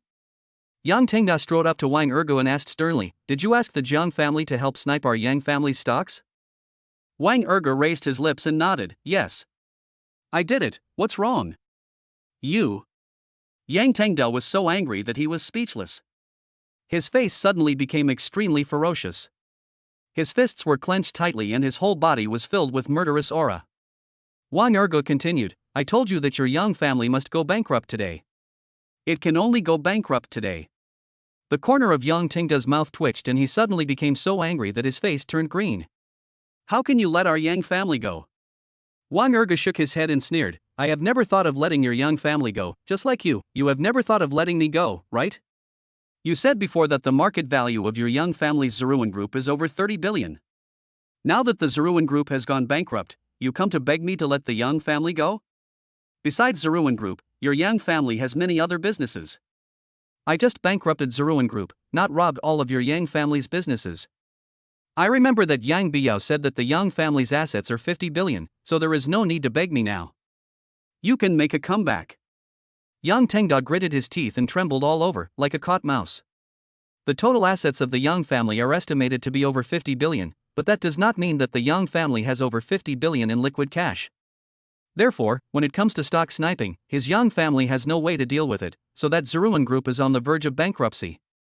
What's more, the Yang family still has a debt of 1 or 200 billion. If the Yang family sells everything they have to pay off the debt, the Yang family will become an ordinary family, and he, Yang Tengda, will also become an ordinary person. However, if Wang Ergo continues to deal with the Yang family's debt will be even greater, and by then, Yang Tengda will be worse than an ordinary person. If Yang Tengda knelt down and begged for mercy to Wang Ergo at this time, perhaps he would still have some way out. Unfortunately, Yang Tengda did not kneel down and beg for mercy. Instead, he pointed at Wang Ergo and started cursing. You bastard! If you insist on provoking our Yang family, then you're dead. Even if our Yang family's Zeruan Group goes bankrupt, so what? Our Yang family's connections are beyond your imagination. Wang Ergo laughed instead of getting angry, indeed. Your Yang family still has connections, so how do you plan to kill me? Yang Tengda raised his head and said proudly, our Yang family has a very good relationship with the Ho family. My grandfather has already contacted the Ho family. You've caused our Yang family to go bankrupt this time, so just wait for the Ho family's masters to hunt you down. I can say for sure that you will not see the sun tomorrow. Wang Ergo walked forward, raised his right foot, and kicked Yang Tengda hard in the abdomen. When Yang Tengda saw this, he immediately took 2 steps back, trying to avoid Wang Ergo's kick. But because Wang Ergo was too fast, he couldn't avoid the kick and was kicked away by Wang Ergo in an instant. With a snap, Yang Tengda slid towards a corner. Su Yuanli and his group looked over, and naturally their faces were full of contempt for Yang Tengda. Yang Tengda climbed up, looked at Wang Ergo angrily, and shouted, You bastard, how dare you hit me? Wang Ergo looked disdainful and sneered, What if I beat you? Humph, since you are here, don't even think about leaving. I will send you to jail. What? Yang Tengda was stunned and very confused. He was just impulsive and wanted to come over to scold Wang Ergo, but he never thought that he would become a prisoner. If it were in the past, he would definitely not believe that Wang Ergo had the ability to put him in jail. But now, seeing Wang Ergo so confident, he felt inexplicably panicked and wished he could escape from here immediately. Yang Tengda, who was about to run to the door of the box, was intercepted by the bodyguards arranged by Kai Jianwei and his arms were instantly restrained. Yang Tengda tried to resist, but was pinned to the ground, completely unable to move. Wang Ergo, you bastard, what do you want? Chapter 117 How dare you frame my elder brother? Wang Ergo chuckled, I told you, I'm going to send you to jail. Yang Tengda was stunned, then shook his head, even if my Yang family went bankrupt, why would you send me to jail? Wang Ergo smiled without saying anything, then waved to Kai Jianwei and whispered a few words in his ear. Kai Jianwei nodded, turned around and waved to the bodyguards. Call the police. Send him to the police station. Upon hearing this, Yang Tengda yelled at Kai Jianwei, you can't send me to the police station. Kai Jianwei snorted coldly, rolled his eyes at Yang Tengda, and sneered, you come to our hotel to cause trouble, and I can't call the police? Take him away. Yang Tengda's mouth twitched and he cursed, you bastard, if you dare to send me to the police station, I will never let you go. However, with a wave of Kai Jianwei's hand, the bodyguards carried Yang Tengda out. Wang Ergo walked toward Su Yuanli and others and asked about the evidence of Yang Tengda's crime. Brother Ergo, someone has evidence. The evidence has been sent to me, take a look. Su Yuanli said excitedly, then handed his cell phone to Wang Ergo. Wang Ergo took the phone, glanced at the message on it, and then let out a long sigh. Now that we have the evidence, Yang Tangda can forget about getting out of prison. So, Wang Ergu immediately forwarded the evidence to Kai Jianwei and asked Kai Jianwei to hand it over to the police station. Kai Jianwei was very excited. Although he asked the bodyguards to send Yang Tangda to the police station, the Yong family would most likely bail Yang Tangda out. Now that he has this evidence, he believes that Yang Tangda will not be able to be released on bail. Of course, once Yang Tangda was arrested, the Yong family would be disgraced. The Yong family would definitely not let Wang Ergu go, nor would they let their Kai family go. Master Wang, if this continues, the Yong family will definitely hate us. I'm afraid they will do something desperate. Wang Ergu nodded, squinting his eyes and smiling, that's for sure. When there was trouble at school before, Yang Tangda's mother Ho Yuha also went to make trouble, which shows that his family members are very protective of their children. Then we have to target his family members, otherwise we will be in a passive position. Call Master Yi right now and ask him to send someone to help investigate whether the Yang family has committed any crime. Also, you should personally arrange for someone to see if they can get me some information about the Yang family, something that can be used to hack into their phones or computers, or even their email. Kai Jianwei did not dare to delay and immediately gave orders according to what Wang Ergu had said. After dealing with all this, Wang Ergu continued to have a private chat with Qin Xingyue. Half an hour later, Kai Jianwei brought the news to Wang Ergu. Yang Tangda committed several crimes in succession and has now been formally arrested by the police. He has been detained in a detention room and refused any bail. As soon as he heard the news, Vivian's voice also rang in Wang Ergu's mind. Task status, completed. Task reward option 1, Tai Chi master level skill plus 10 spiritual energy points. Task reward option 2, revenge to establish authority, humiliate the opponent, and gain the title of King of Revenge. Choose 1. Wang Ergu looked very excited, but he didn't care about the King of Revenge. But with this master level Tai Chi skill, he will not be afraid of any other warriors in the future. Above the master level, there are several levels such as Grandmaster, Martial King, Martial Saint, etc. Since he is now doing random tasks, the highest level he can reach is only the master level. It seems that I will have to do some specific tasks in the future. Su Yuanli and others were very excited when they heard the news about Yang Tangda. Seeing that it was already 11 o'clock in the evening, Wang Ergu did not stay here any longer and suggested going back to school. As soon as the group walked out of the Arc de Triomphe Hotel, a group of people rushed over and blocked their way. Kai Jianwei followed Wang Ergu out and frowned when he saw so many gray-clad bodyguards trying to stop them. Who are you and what do you want to do? Wang Ergu waved his hand at Kai Jianwei and sneered, Brother Kai, don't ask anymore. They should be from the Yong family. As they were talking, several people walked towards this side. The leaders were Ho Yuhua and Yang Biao. When Qin Ling saw Yang Biao, his face darkened instantly. Oh, you actually dare to come and intercept our brother Ergu? Yang Biao ignored Qin Ling and pointed at Wang Ergu. Wang Ergu, you bastard, how dare you frame my eldest brother? Ho Yuhua snorted coldly and stared at Wang Ergu with a sinister look. Boy, you are so brave. Go to the police station immediately and ask them to release my son, otherwise you will be dead. Wang Ergu laughed and his eyes narrowed into a line. Mrs. Yang is so arrogant. I wasn't afraid of you before when we were in school. Do you think I'm afraid of you now that you found so many people to intercept me? Ho Yua's mouth twitched, his expression changed, and he said sternly, I know you are not afraid of death, but it does not mean you will not die. Boy, our Yang family is not someone you can offend casually.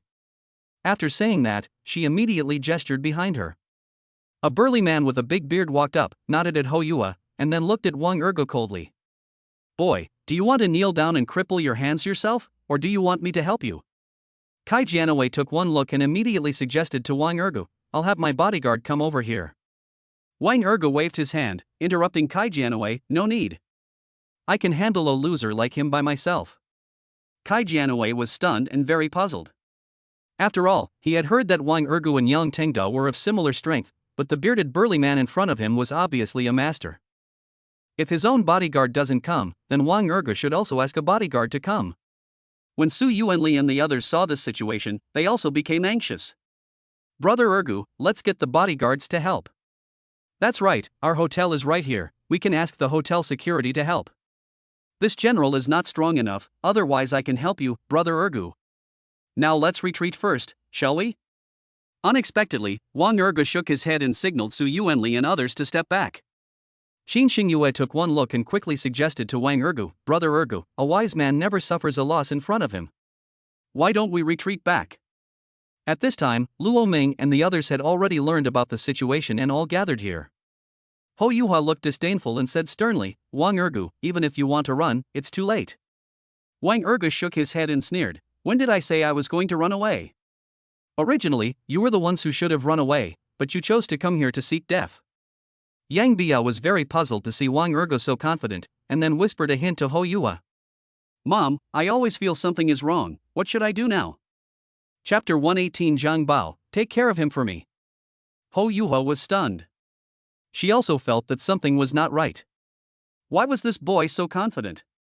Did he have some hidden card? But now that things have come to this, she has no intention of letting Wang Ergu go. So she turned around and yelled at the bearded man. "Chang Bao, take care of him for me." When Kai Janaway heard this, his face changed in shock, because he had heard that this bearded Chang Bao was a master who could fight against 100 people alone. Chang Bao clenched his fists, the creaking sound of his joints, coupled with his ferocious expression, made him look even more ferocious. "Boy, no one can save you tonight." Wang Ergu wanted to say something, but found that Vivian's voice rang out. Task description: defeat Chang Bao, deal with Ho Yuha, and make Ho Yuha regret for the rest of her life. Task status: not completed. I never thought that there would be a mission. If that's the case, I have to give it a try. Luo Ming walked forward and suggested to Wang Ergu, "Let me do it." "I can." Before he could finish his words, Wang Ergu interrupted him with a wave of his hand. "The Yang family looks down on me so much, so let me fight alone in this one." Luo Ming was stunned when he saw Wang Ergu was so determined. After a moment, he immediately stepped back a few steps and asked the other bodyguards to step back as well. Soon, everyone made room for Wang Ergu and Chang Bao. Chang Bao shouted and immediately swung his fist at Wang Ergu. Wang Ergu stood still, as if he had been frightened. Xin Xingyue took one look and immediately started yelling at Wang Ergu. "Brother Ergu, be careful." Wang Ergu seemed not to hear it and remained motionless. Seeing that Chang Bao's fist was approaching, Su Yuanli and the others all held their breath, fearing that Wang Ergu would be knocked away by Chang Bao's punch. Suddenly, Wang Ergu turned his body to the side and took a step to the right with his right foot. In just a moment, Wang Ergu avoided Chang Bao's punch. Chang Bao was shocked because he thought that his punch was very fast and Wang Ergu should not be able to avoid it. "You deserve to die, kid." Then, Chang Bao used a powerful move to kick Wang Ergu hard in the chest. But Wang Ergu flipped his body and cleverly avoided this move. Chang Bao looked unwilling and continued to chase after him. Wang Ergu continued to dodge, seemingly afraid to confront Chang Bao. When Chang Bao saw Wang Ergu evading, he was even more certain that Wang Ergu did not dare to fight with him and must be inferior to him in strength. Humph, this kid must have been lucky enough to avoid everything just now. I will definitely make him cripple all his limbs. But the next second, Wang Ergu actually rushed forward, blocked Chang Bao's move, and forced Chang Bao to retreat a few steps. Chang Bao was stunned, but he still thought that this was just Wang Ergu's luck, and that Wang Ergu must be just strong.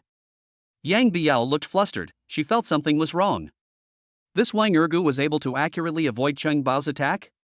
Could it be that Wang Ergu had been hiding his strength before? If that's the case, then what is Wang Ergu's strength? How much stronger is he than Chang Bao? All along, Yang Biao thought that Wang Ergu was about the same in strength as her older brother Yang Tengda. After all, Wang Ergu was just a college student, not a martial arts student. But now seeing how powerful Wang Ergu is, she knows that she still underestimated Wang Ergu. Ho Yuha couldn't help but frown when she heard Yang Biao's muttering. Impossible. He is from the countryside and an ordinary person. How could he have any martial arts skills? Did he learn boxing or fighting in the countryside? Yang Biao shook her head, because she thought that Chang Bao was a master, and even if Wang Ergu learned boxing in Sanda, he would not be a match for Chang Bao. There is only one possibility: Wang Ergu must also be a master. Chang Bao attacked fiercely, wishing he could knock Wang Ergu down with just one move. However, Wang Ergu played steadily and managed to dismantle Chang Bao's moves. This shocked Chang Bao very much, because he didn't expect Wang Ergu to be so powerful. He originally thought that Wang Ergu was just a country boy, and it would be easy for him to deal with Wang Ergu. Now, he found that Wang Ergu's strength was not inferior to his. "Who are you, kid?" Luo Ming was a little worried at first, but when he saw Wang Ergu's moves were so exquisite, he was instantly relieved. That's amazing. I thought the boss had only learned a few moves, but I didn't expect that the boss's strength would improve so dramatically. The other bodyguards were all very shocked because they had all heard Luo Ming mention that Wang Ergu had no strength before. But unexpectedly, in just these few days, Wang Ergu's strength has become so amazing, maybe even higher than theirs. Originally, they all thought that Wang Ergu was just a rich man, and they still looked down on him a little in their hearts. Because for these retired people, only masters can make them completely convinced. At this moment, they were truly convinced by Wang Ergu. From now on, they will be willing to work for people like Wang Ergu. Wang Ergu's attacks became faster and he kept hitting Chang Bao. Chang Bao was so panicked that he couldn't resist for a moment. In an instant, Wang Ergu knocked Chang Bao out. Of course, Chang Bao quickly stabilized himself. He climbed up and spat out a mouthful of blood to one side. "You little brat, you actually beat me to the point of vomiting blood? If that's the case, I'm going to kill you tonight." As soon as he finished speaking, he took out a dagger and stabbed at Wang Ergu. Everyone's face changed. No one expected Chang Bao to be so vicious. No, it should be said that it is so cruel. He couldn't win the fight, but he even used a weapon? Luo Ming wanted to step forward, but when he saw the gesture Wang Ergu made, he immediately stepped back. Wang Ergu had no weapon, so he naturally took a few steps back to avoid Chang Bao's attack.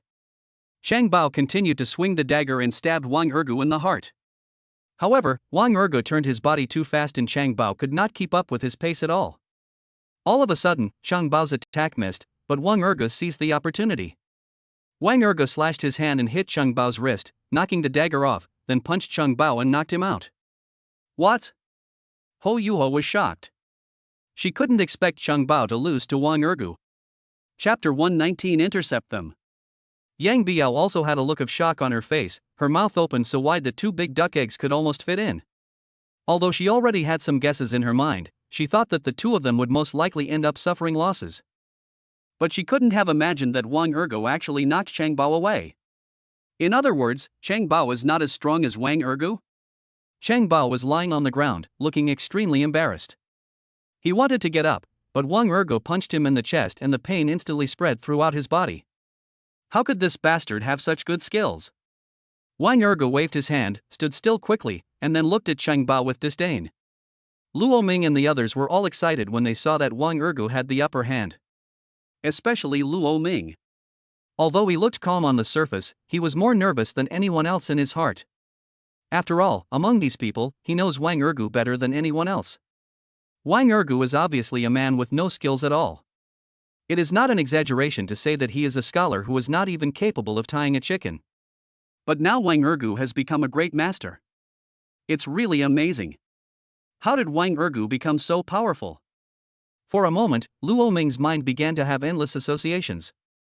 Su Yuanli and others were all excited and raised their hands to cheer for Wang Ergu. Ho Yua glanced at Su Yuanli and the others, her mouth twitched, and then she yelled at Chang Bao. "Chang Bao, hurry up and get up. Wang Ergu is just a kid, you can't even kill him?" This made Chang Bao very unhappy. Damn it! Don't I want to kill this guy? But this kid is so weird, his skills are so strong, and you told me before that he is just an ordinary person? Ordinary your mother's head. With a lot of resentment in his heart, Chang Bao gritted his teeth and climbed up. Come again, boy. Unexpectedly, Wang Ergu shook his head with disdain on his face. You've already lost. Are you sure you still want me to take action? If I take action, you'll be really finished. Chang Bao's face changed. If it was at the beginning, he probably wouldn't take it to heart. But now, after being beaten up by Wang Ergu, he could naturally see that Wang Ergu was not joking. If he fails to knock down Wang Ergu, he will still be defeated by Wang Ergu in the next move and be disabled. After all, he is a veteran who has been in the business for decades.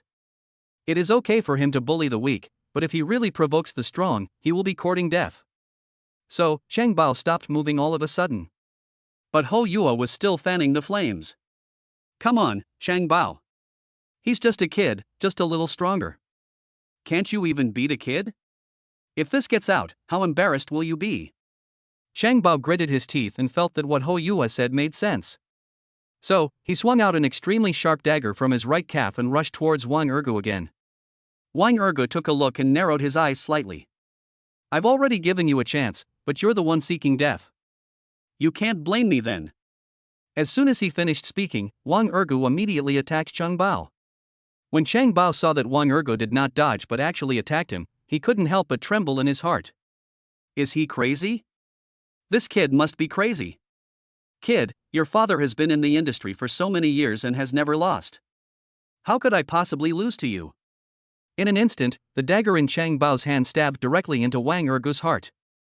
However, Wang Ergu waved his left hand with 2 coins in it and directly blocked Cheng Bao's dagger. The dagger passed over the coin, causing sparks to fly instantly. This made Cheng Bao very surprised, and his right hand, which was about to attack, subconsciously froze.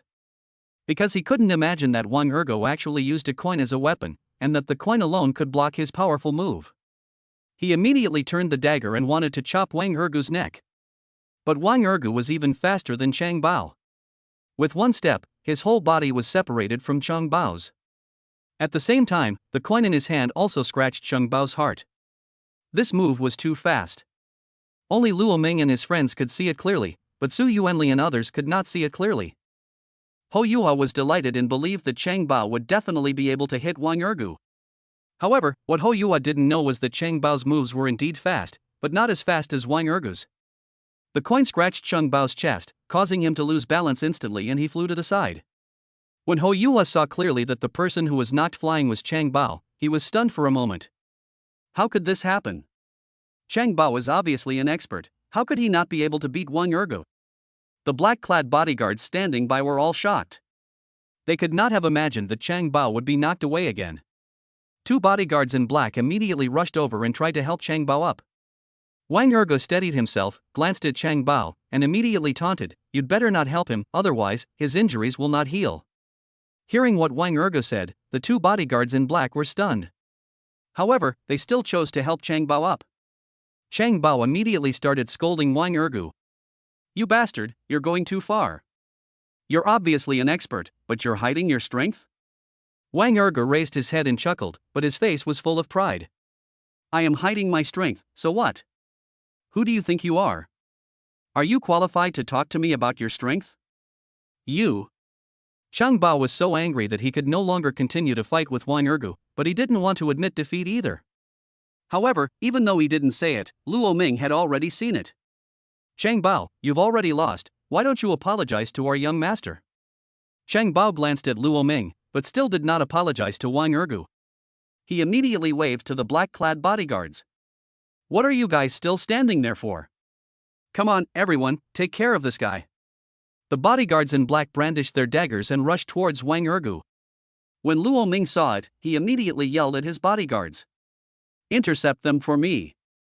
All of a sudden, the 2 groups started fighting. Hou Yuha was delighted. Although Cheng Bao could not defeat Wang Ergu in one go, she believed that even if Wang Ergu had the strength, he must have consumed a lot of energy. Now a melee has begun, and Wang Ergu was doomed to die this time.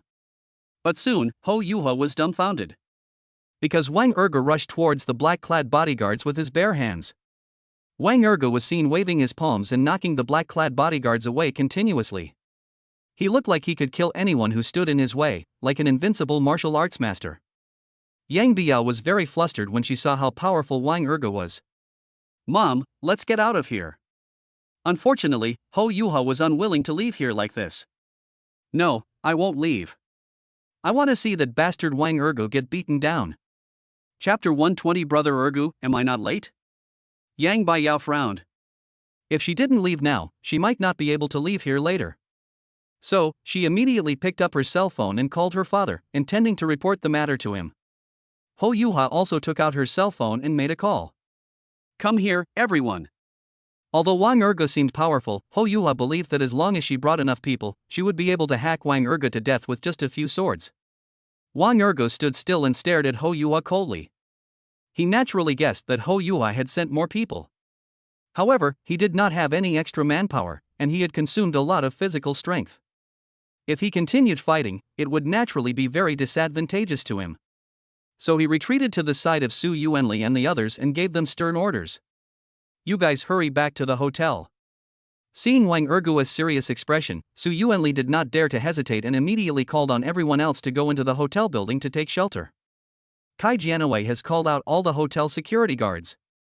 However, a large group of men in gray rushed over and almost filled up the open space in front of the hotel. Ho Yuha looked satisfied and murmured to herself. "Boy, you're dead. It would be a great joy if I hacked you to death here. Even if they are caught this time, it can only be considered a riot, but it has nothing to do with me. Humph, you caused my son to be arrested, so you can wait to be arrested too." However, there was a sound of car coming from somewhere. Then Wang Erga's cell phone rang. He glanced at the phone and immediately pressed the answer button. There was a faint voice from the other end of the line. "I'm sorry, Brother Erga, I had something to do today, so I couldn't go to the Auto City with you." Wang Ergo did not respond, but looked up at the exit of the hotel, and then saw Hu Weiwei rushing over with a group of men and women in white. "You dare to attack Brother Ergu? You are courting death. All of you, come on and take them down." Hu gave a slight command and the group of men and women in white all rushed over.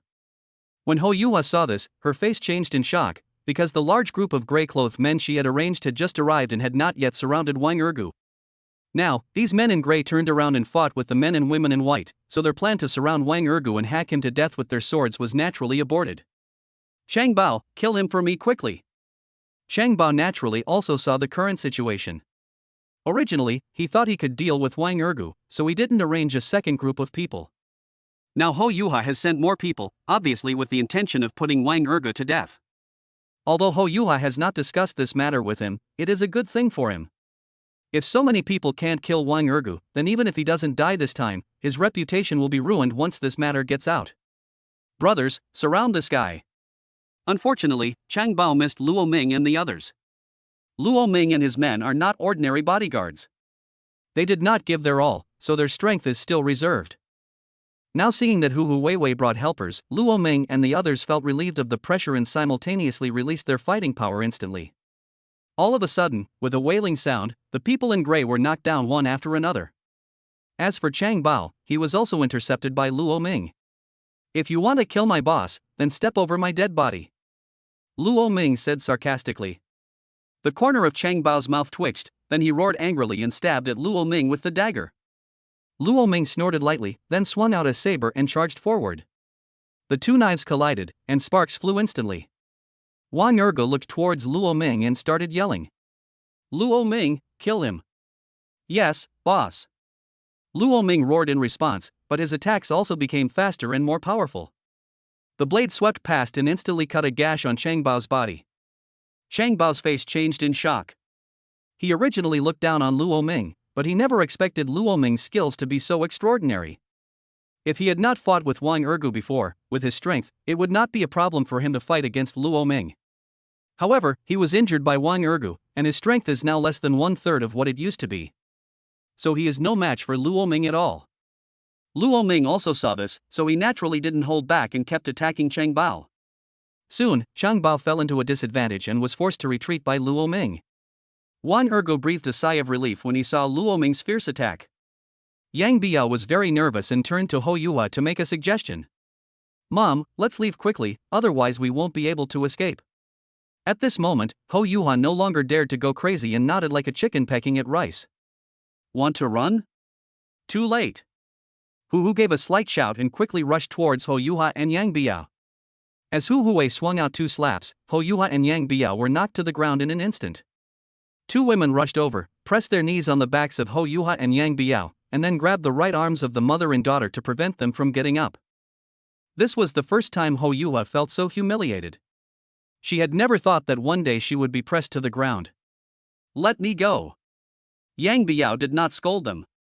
She raised her head and looked at the gray-clothed people in the melee, only to find that more than half of them had been knocked down. Looking at Chang Bao again, Chang Bao had no idea how many times he had been slashed by Luo Ming and he could barely stand. It's over, we're done."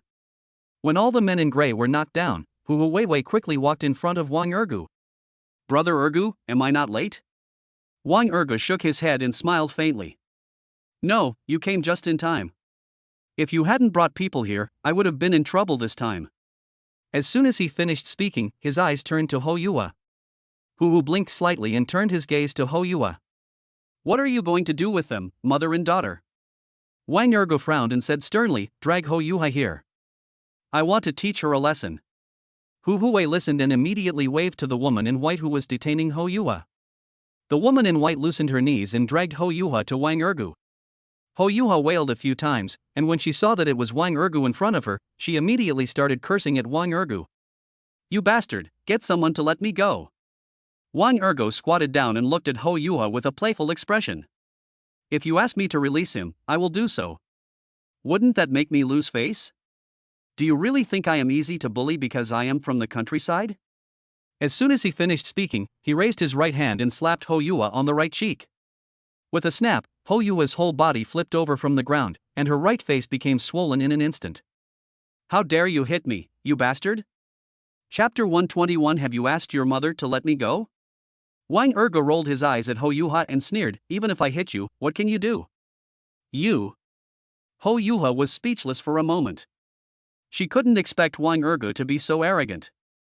She had never met anyone like Wang Ergu, who was calm, wise, and full of confidence. Moreover, Wang Ergu was so skilled that he even defeated Chang Bao. At this time, Yang Biao's voice came over. "You can't kill my mom." Wang Ergu turned his head to look at Yang Biao and chuckled. "Who said I want to kill your mother? If I kill someone like her, it would dirty my hands." When Yang Biao heard Wang Ergu say this, she felt relieved and begged Wang Ergu for mercy. "Wang Ergu, we are wrong, please let us go."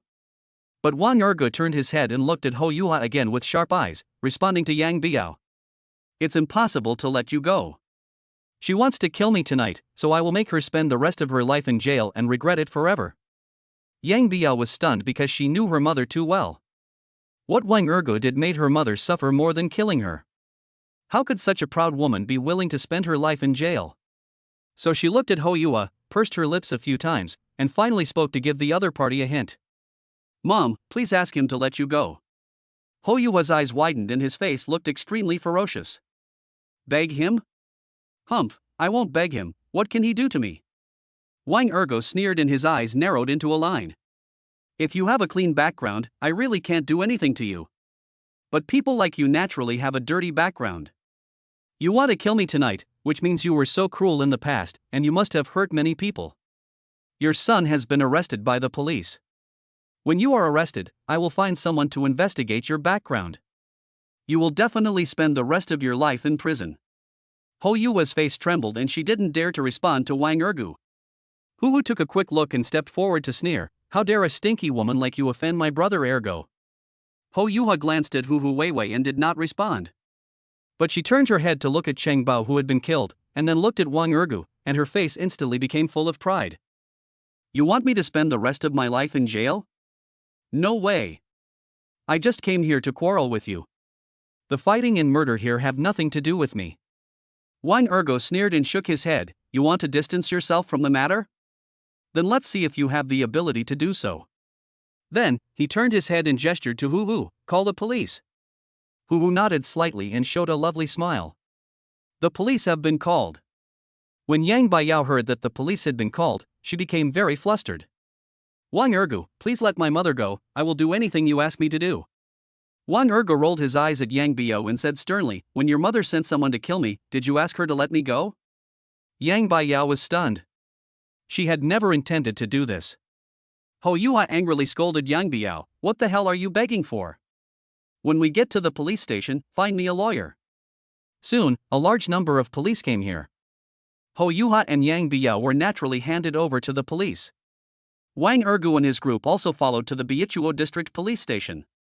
Countless reporters heard the news and surrounded the police station. A lawyer came from the Yong family, but no other members of the Yong family came. On Wang Ergu's side, Hu Weiwei found a lawyer for Wang Ergu and directly accused Ho Yuha of murder. At the same time, Kai Jianwei directly accused the Yong family in front of reporters and demanded that the Yong family compensate for the hotel's reputation loss. All of a sudden, the Yong family was in the headlines again. This side of the Yong family villa. Yang Zeruan and the others were all filled with anger and gnashing their teeth. Yang Tengdao was sent in, and now Ho Yuha and Yang Biao have also been arrested. This is completely adding insult to injury for the Yang family. Even if Zeruan Group went bankrupt, they still had a chance to make a comeback. But after this incident, it will be difficult to make a comeback. Yang Jianwei raised his head, looking helpless, and asked Yang Zeruan, "Old man, what should we do?" I didn't expect Ho Yuha to bring people to the Arc de Triomphe Hotel to make a scene. Our Yang family is really embarrassed now. Yang Zeruan didn't say anything because he didn't know how to break the deadlock. It's over. Our Yang family is completely finished. Originally, even if we went bankrupt, you could still make a comeback if you left here. But now, even if you want to leave, you can't. Yang Jianwei frowned. He knew that he couldn't escape because it was not just the group's problem, he had also offended a lot of people. Now that Ho Yuha has been arrested, the police will definitely come to her door. This stupid woman. Suddenly, a middle-aged man in a suit and tie walked in. He was Lin Guanhua, the housekeeper of the Yang family. Old man, something happened. A lot of police rushed in. When Yang Zeruan heard this, his face changed suddenly, but he did not give any instructions. Soon, a large group of police rushed in. They quickly took control of Yang Jianwei and Yang Zeruan. We have received a complaint that you are involved in several murders, so you must come with us to the police station. In this way, Yang Zeruan and his people were all taken to the Beichuo District Police Station. Of course, after arriving at the police station, Yang Zeruan remained silent and refused to confess his crimes. He also found a lawyer, and through the lawyer he learned that Wang Ergo not only spent money to find out the crimes of Yang Tengda, but also spent money to find out the crimes of all the Yang family members. Therefore, the police station also brought in many people who had been targeted by the Yang family in the past. Yang Zeruan was certain that these people were accusing the Yang family, and he felt extremely desperate. He knew that even if he refused to plead guilty, he would probably have to go to jail. But Yang Jianwei couldn't accept it and kept yelling. You are talking nonsense, I have never done such a thing. Even if Yang Jianwei refused to admit it, the police had found a lot of witnesses and evidence. Wang Ergo came to Yang Jianwei's interrogation room. You must be Yang Jianwei, right? Don't worry, your wife, son and daughter are all in prison, so it's not a big deal for you to be alone outside, right? When Yang Jianwei saw Wang Ergo, his face instantly became hideous and terrifying. You are the one, you bastard? Damn it! What deep hatred do our Yang family have with you that you want to frame our Yang family like this? Why? Wang Ergo laughed and said sternly, your Yang family wants to kill me and sent people to kill me. You still have the nerve to ask me why? You want to save Yang Tengda, then come and try. You. Yang Jianwei's mouth was tightly closed, and he couldn't say anything. He never thought that his Yang family was brought down by Wang Ergo. It was obvious that this guy was just a country boy. Moreover, the Zhang family did not help Wang Ergo at all tonight. How did Wang Ergo escape this disaster? Chapter 122. The Yang family has got bankrupt. When Wang Ergo saw Yang Jianwei doubting his life, he couldn't help but curl up the corners of his mouth and reveal a bitter smile. As the saying goes, it's the father's fault if he doesn't teach his children well. I don't really have any deep hatred with your Yang family. It's your son and daughter who have been provoking me all the time. Yang Jianwei frowned and felt very regretful. Although he didn't know who Wang Ergo was, he knew that if his son and daughter were not so arrogant and did not offend Wang Ergo, the Yang family would not have ended up like this today. Wang Ergo stood up and his face instantly became extremely solemn. Since you have nothing to say, I'll go see Yang Tengda. By the time Yang Jianwei came to his senses, Wang Ergo had already walked out. This made Yang Jianwei's face change suddenly and he was terrified. Because his son Yang Tengda has been arrested, he probably doesn't know that something happened to the Yang family. Once his son knows, he will probably not be able to bear it. I want to see my son too. Unfortunately, the police station wouldn't let Yang Jianwei pass. Yang Tengda is not in this interrogation room. He has been detained in the detention room. So, Wang Ergo was taken by a guard all the way to the door of a detention room. The guard walked away, and Wang Ergo looked at Yang Tengda in the detention room. There was not only Yang Tengda inside, there were also 4 strange big men, probably they were caught here for committing crimes, they were all lying there. Yang Tengda was staring at the ceiling with his eyes wide open. Yang Tengda, what are you looking at? I've brought you some fruit. Wang Ergo shouted. When Yang Tengda heard the sound, he quickly got up. When he saw Wang Ergo standing in the corridor outside the detention room, his face instantly became indignant and he rushed over in a flash. He grabbed the steel bars of the detention room with both hands and roared at Wang Ergo with resentment in his eyes. Wang Ergo, you bastard. Wang Ergo narrowed his eyes and smiled faintly.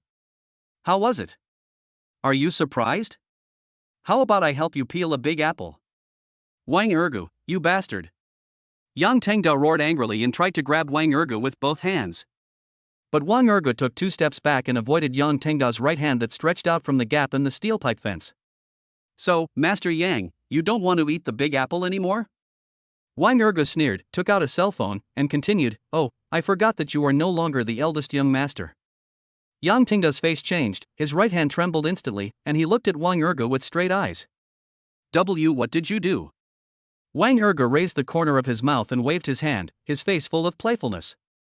Didn't I tell you that I am here to bankrupt your Yang family? Yang Tangda shook his head, but looked nervous. No, my Yang family will never go bankrupt. Wang Ergu chuckled and handed the phone to Yang Tangda. The Yang family has gone bankrupt, and your family has been arrested. They will probably be reunited with you soon. If you don't believe me, you can check out the headlines in Donghai City. Yang Tangda's face froze, then he tightly grasped the phone and placed it in front of his heart. When he saw the news headlines discussing the arrest of the Yang family tonight, he was dumbfounded. How could this happen? What grounds do they have to arrest my family? Wang Ergu raised his finger and pointed at himself, saying sarcastically, "Of course it's because of me." What kind of brain do you have? How could you not think of this? Yang Tangda stared at Wang Ergu with his eyes wide open and asked angrily, "Why?" Wang Ergu's face darkened and he snorted coldly, "How dare you ask why? If you didn't want to touch me, why would I touch your Yang family? As long as your Yang family goes bankrupt, you will no longer be the eldest young master of the Yang family. Then what can you use to touch me? You want to destroy me, fire me, or even kill me. You Yang family are really bold. Do you really think that just because I'm from the countryside, you can cover up everything? I'm telling you, you're not worthy." The corners of Yang Tangda's mouth twitched, and he fell to his knees. No, my Yang family will not go bankrupt, and we will not be arrested. This is all fake, you are lying to me. Seeing that Yang Tangda was so mentally ill, Wang Ergu shook his head and was too lazy to say anything. The phone given to Yang Tangda was a second-hand phone that he asked Luo Ming to find. He didn't even want the phone and just turned around and walked out. Yang Tangda yelled and his phone fell to the ground. He looked up at Wang Ergu's back, then slammed his head hard against the steel pipe fence. Because he simply could not accept the fact that his Yang family was arrested, and he could not accept the fact that he had lost his identity as the eldest son of the Yang family. In the lobby of the police station building, Hu Weiwei, Su Yuanli and others were waiting for Wang Ergu. They were all looking at their phones, and naturally knew that the Yang family had been arrested, and they were all very excited. Only Kai Jianwei had a serious expression, lowered his head, and said nothing. Wang Ergu walked out and hurried towards Hu Weiwei. "Why don't you go back?" Hu pouted slightly, with a somewhat resentful look in his eyes. "How can I go back peacefully without seeing you come out? Besides, I helped you so much tonight, you have to take me back, right?" Xin Xingyue took a look and immediately smiled at Hu. "Sister Weiwei, Brother Ergu is going to take me back to school.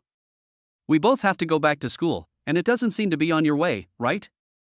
Hu saw Qin Xingyue provoking her, pursed her lips, and stared at Wang Ergu again. "Even if it's not on his way, he should at least give me a ride. I'm injured tonight." Qin Xingyue frowned and suddenly didn't know what to say. Wang Ergu was very surprised. He didn't pay attention and didn't know whether Hu Weiwei was injured. "Are you hurt? Where are you hurt? Do you want to go to the hospital?" Hu shook his head slightly and pointed to his left arm. "It was just a cut, the cut wasn't big, it's been bandaged." Wang Ergu breathed a sigh of relief. He could naturally see that Hu Weiwei was interested in him, but he really didn't expect that he would cause Hu Weiwei to get injured. Although it was not serious, he still felt a little guilty. It was all because of his self-esteem that he was determined to bring down the Yang family, which led to the situation tonight. So he turned his head to look at Qin Xingyue and sighed. "I'm sorry, Xingyue, you should go back to school with Qin Ling and the others. I'll take Weiwei home first." Qin Xingyue naturally didn't act pretentiously and nodded slightly. "It's okay. I'm worried about her going back like this alone, so just send her back with peace of mind." Hu waved slightly to Qin Xingyue, then left with Wang Ergu. Qin Ling saw the two people leave, and then approached Qin Xingyue with a look of dissatisfaction on his face. "Xingyue, you're going to let him slip away just like that?" Qin Xingyue rolled her eyes at Qin Ling and snorted, "Don't talk nonsense. The man I like will not be irresponsible." Chapter 123 We must not lose him. In an interrogation room, roars continued. I don't care. I can't go to jail. You bail me out immediately. Ho Yuha looked at the legal team in front of her, her face filled with fury. A gentle-looking male lawyer wearing gold-rimmed glasses shook his head. This matter is too serious. The police won't allow bail. Also, your Yang family has gone bankrupt, and both the old man and Yang Jianwei have been arrested. What? Ho Yuha was shocked. Because she was caught, she couldn't even look at her cell phone. There was no TV for her to watch, and no one had ever told her about the situation outside. She could never have imagined that even the old man and her husband were arrested. What was going on? Why? Why were both the old man and my husband arrested? The male lawyer explained in detail everything he knew, then turned on his cell phone and played some news for Ho Yuha. Ho Yuha trembled all over when she saw the news. She thought she could be released on bail if she found a lawyer. She thought that there would be no problem if she refused to admit to hiring someone to murder Wang Ergu. But she could not have imagined that both her father and husband were arrested. When the tree falls, the monkeys scatter. What is more, her son has been arrested, and her daughter was arrested with her tonight. Who would come to bail her out? At this moment, Ho Yuha regretted deeply. If she had not gone to cause trouble for Wang Ergu, she would not have ended up like this. Hurry up and find Wang Ergu for me. I want to see him. At this time, Wang Ergu and Hu Weiwei had already walked out of the police station. Task status, completed. Task reward option 1, designer advanced skills plus 10 mental focus points. Task reward option 2, resolve the crisis, trigger a chain reaction, defeat Ho Yuha and the Yang family, and obtain the title of natural noble. Choose 1. Wang Ergu breathed a sigh of relief. He had dealt with the Yang family, and the next step was the Jin family. Then, he and Hu Weiwei got into the Audi R8, but Luo Ming was not the driver. Because Hu Weiwei asked him to drive her back personally. Wang Ergu drove slowly and frowned. Why did you bring so many people here tonight? Aren't you afraid? Hu shook his head slightly and smiled. Of course I'm not afraid. I told you, I learn Wing Chun. As for why I brought so many people, that was what young Mastery told me. I was worried that the Yang family would cause trouble, so I found a group of bodyguards to come. I didn't expect the Yang family to dare to do such a thing. They are so presumptuous. Wang Ergu suddenly realized that it was because of Jiang Hongyi. It is estimated that Jiang Hongyi arranged people to protect them secretly, so Jiang Hongyi knew the situation and told Hu Weiwei. It's just the Yang family. Now they have all been arrested. We don't have to worry about them anymore. But you, I got you injured this time. Hu was slightly stunned. She didn't expect that Wang Ergu still cared about her injury. She thought Wang Ergu had forgotten about it. I'm fine. Wang Ergu didn't say much and drove directly to a pharmacy. Get out of the car, go in and rebandage it. If that doesn't work, then we'll go to the hospital. All right. Hu nodded slightly, then pushed the door and got out of the car. Wang Ergu got out of the car, feeling a little depressed. When will I be able to acquire the skills of a miracle doctor? The two of them entered the drugstore together. There were few customers in the store. Soon, Wang Ergu asked the people in the pharmacy to take out medical supplies, and he personally applied medicine to Hu Huai's left arm wound and bandaged it up. Hu looked at the gauze on her arm and frowned slightly. Brother Ergu, if something happens to me in the future, will you still be nice to me like this? Wang Ergu was stunned. He didn't expect that Hu Weiwei was actually confessing to him in secret. Of course. Okay, I'll take you back first. Hu nodded slightly, took Wang Ergu's hand and walked out. Soon, Wang Ergu drove Hu Weiwei to a garden community, Longhua Yuhu community. This is a famous high-end apartment complex in the eastern suburbs of Biichua district. It is owned by the Su family, one of the 4 major families in Donghai City.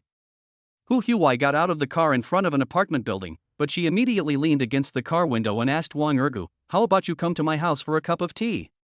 Wang Ergu shook his head and said, "Everyone is tired tonight, you should go back and have a good rest. If you have any questions, just call me." Okay. Hu pouted slightly, nodded, then waved to Wang Ergu and went into the apartment building. Wang Ergu watched Hu Huai's back disappear at the entrance of the apartment building, then took out his mobile phone and sent a message to Luo Ming. After sending it, he drove away quickly. However, as soon as the Audi R8 drove out of Longhua Yuhu community, it was caught up by 4 black Mercedes-Benzes. Wang Ergo did not slow down, but instead distanced himself from these Mercedes-Benz cars. Sitting on the passenger seat of one of the Mercedes-Benz cars was a bald man wearing a gray vest. Has this kid already discovered us? That doesn't make sense. The bald man muttered to himself, but his face looked extremely ferocious.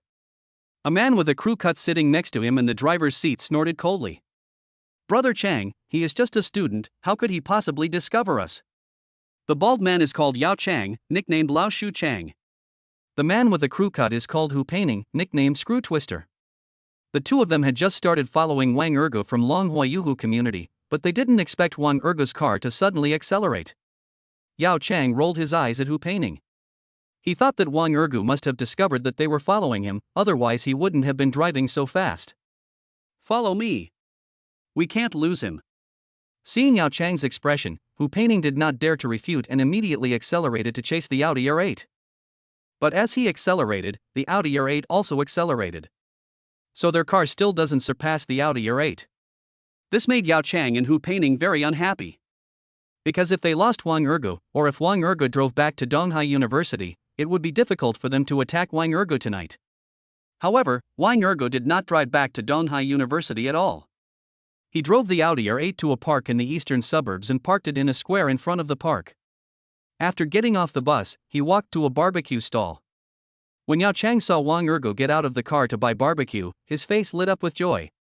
This kid actually got off the car to buy barbecue? Humph, here's our chance. Hu Painting nodded, his eyes slightly narrowed, and a murderous aura emanated from his body. He drove his car directly behind the Audi R8. As the 4 black Mercedes-Benz stopped, Yao Chang and his companions all got out of the car, while Hu Painting walked to the door of the Audi R8, obviously intending to prevent Wang Ergo from getting in the car and escaping.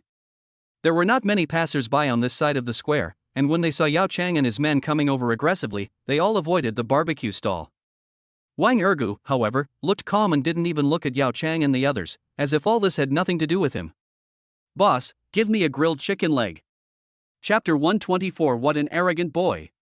The owner of the barbecue stall is of medium build, with a beer belly, dark skin, and no beard on his face.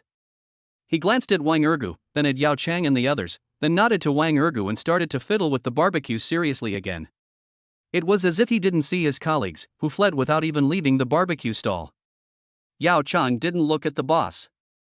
When he saw that Wang Ergo didn't look at them, he couldn't help but frown. How dare this kid ignore me? Humph, you're courting death. Walking forward, he immediately shouted at Wang Ergo, "Boy, you are Wang Ergo, right?" Wang Ergo then turned to look at Yao Chang, but his face looked calm and composed. "Yes, I'm Wang Ergo, from Donghai University. What do you want from me?" Upon hearing this, Yao Chang waved his hand and asked his men to gather around. "In that case, please come with us." Wang Ergo was about to scold him when he heard Vivian's voice. Mission description: defeat the tyrannical mercenary group, resolve the crisis, and find out the mastermind behind the scenes. Task status: not completed. Is there someone behind this? It seems that these people are not inviting me to have tea. Wang Ergo pouted, looking unhappy. He rolled his eyes at Yao Chang and shook his head. "I don't know you, so of course I can't leave with you. I'm in a good mood now, so I'll give you a chance. Get out of here now." What an arrogant boy. Yao Chang spat. The corners of his mouth curled up, but his face suddenly became gloomy. Because no one has ever dared to say such things to him. In that case, then go and die. The boss took one look and suddenly waved at Yao Chang. "Don't cause trouble here, go somewhere else if you want to." These words stunned Yao Chang. He didn't expect that the barbecue stall owner would dare to stop him. Wang Ergo was also stunned, because the other barbecue stall owners had already dodged, but this owner didn't. It would have been fine if he didn't dodge, but he actually had the guts to stop Yao Chang. He's really brave. "Boss, this matter has nothing to do with you, please leave first." Want to leave? It's too late.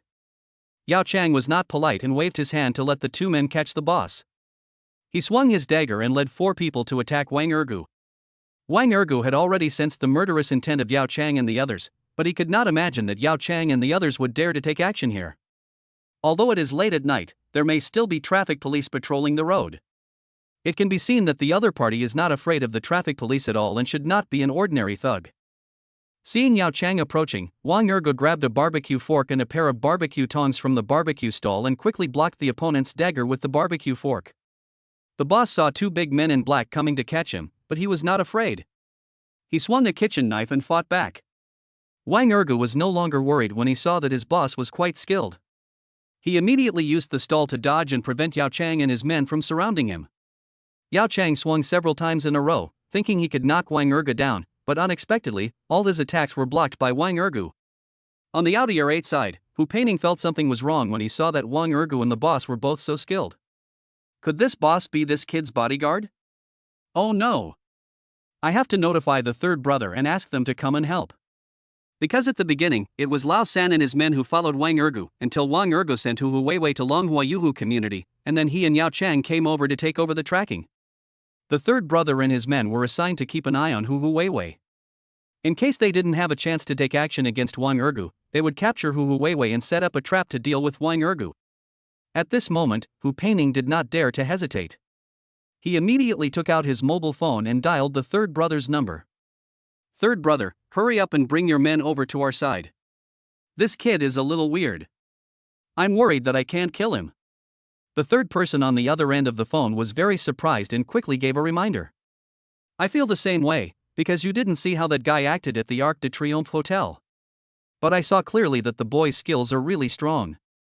I'm afraid it won't be a problem for him to fight against 100 people alone. Brother Chang wants to arrest him directly, or kill him in front of him, but it's probably not realistic. Hearing what the third brother said, Hu Peining's face suddenly changed. Because they had never taken Wang Ergo seriously before, they all thought that the bodyguards around Wang Ergo should be very powerful, but they did not care about Wang Ergo's skills. Now he realized that Wang Ergo's skills were too powerful. At this time, even though Yao Chang and his men wanted to surround Wang Ergo, or use more numbers against fewer and consume Wang Ergo's physical strength. However, Wang Ergo only used a barbecue fork and barbecue tongs to block the attacks of Yao Chang and his men, and kept pushing them back. Yao Chang's face was full of anger, and he shouted, "Boy, you are not an ordinary student, who are you?" Wang Ergo sneered and said sarcastically, "You come to kill me, and you still ask who I am? How ridiculous! Otherwise, I will send you to ask the king of hell." Damn it! Yao Chang yelled angrily, swung the dagger and continued to chop at Wang Ergo.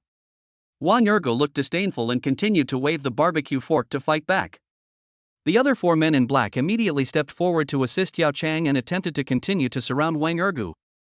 Suddenly, a row of black Land Rovers drove towards this side. As the Land Rover convoy stopped, Luo Ming and his team quickly jumped out of the cars and rushed towards Yao Chang and his team waving riot batons. Yao Chang's face changed. He didn't expect that Wang Ergo would come to support him. "You kid actually called someone? Humph, even if that's the case, you're dead." After he finished speaking, he made a gesture to the 4 men in black, and then continued to chop at Wang Ergo.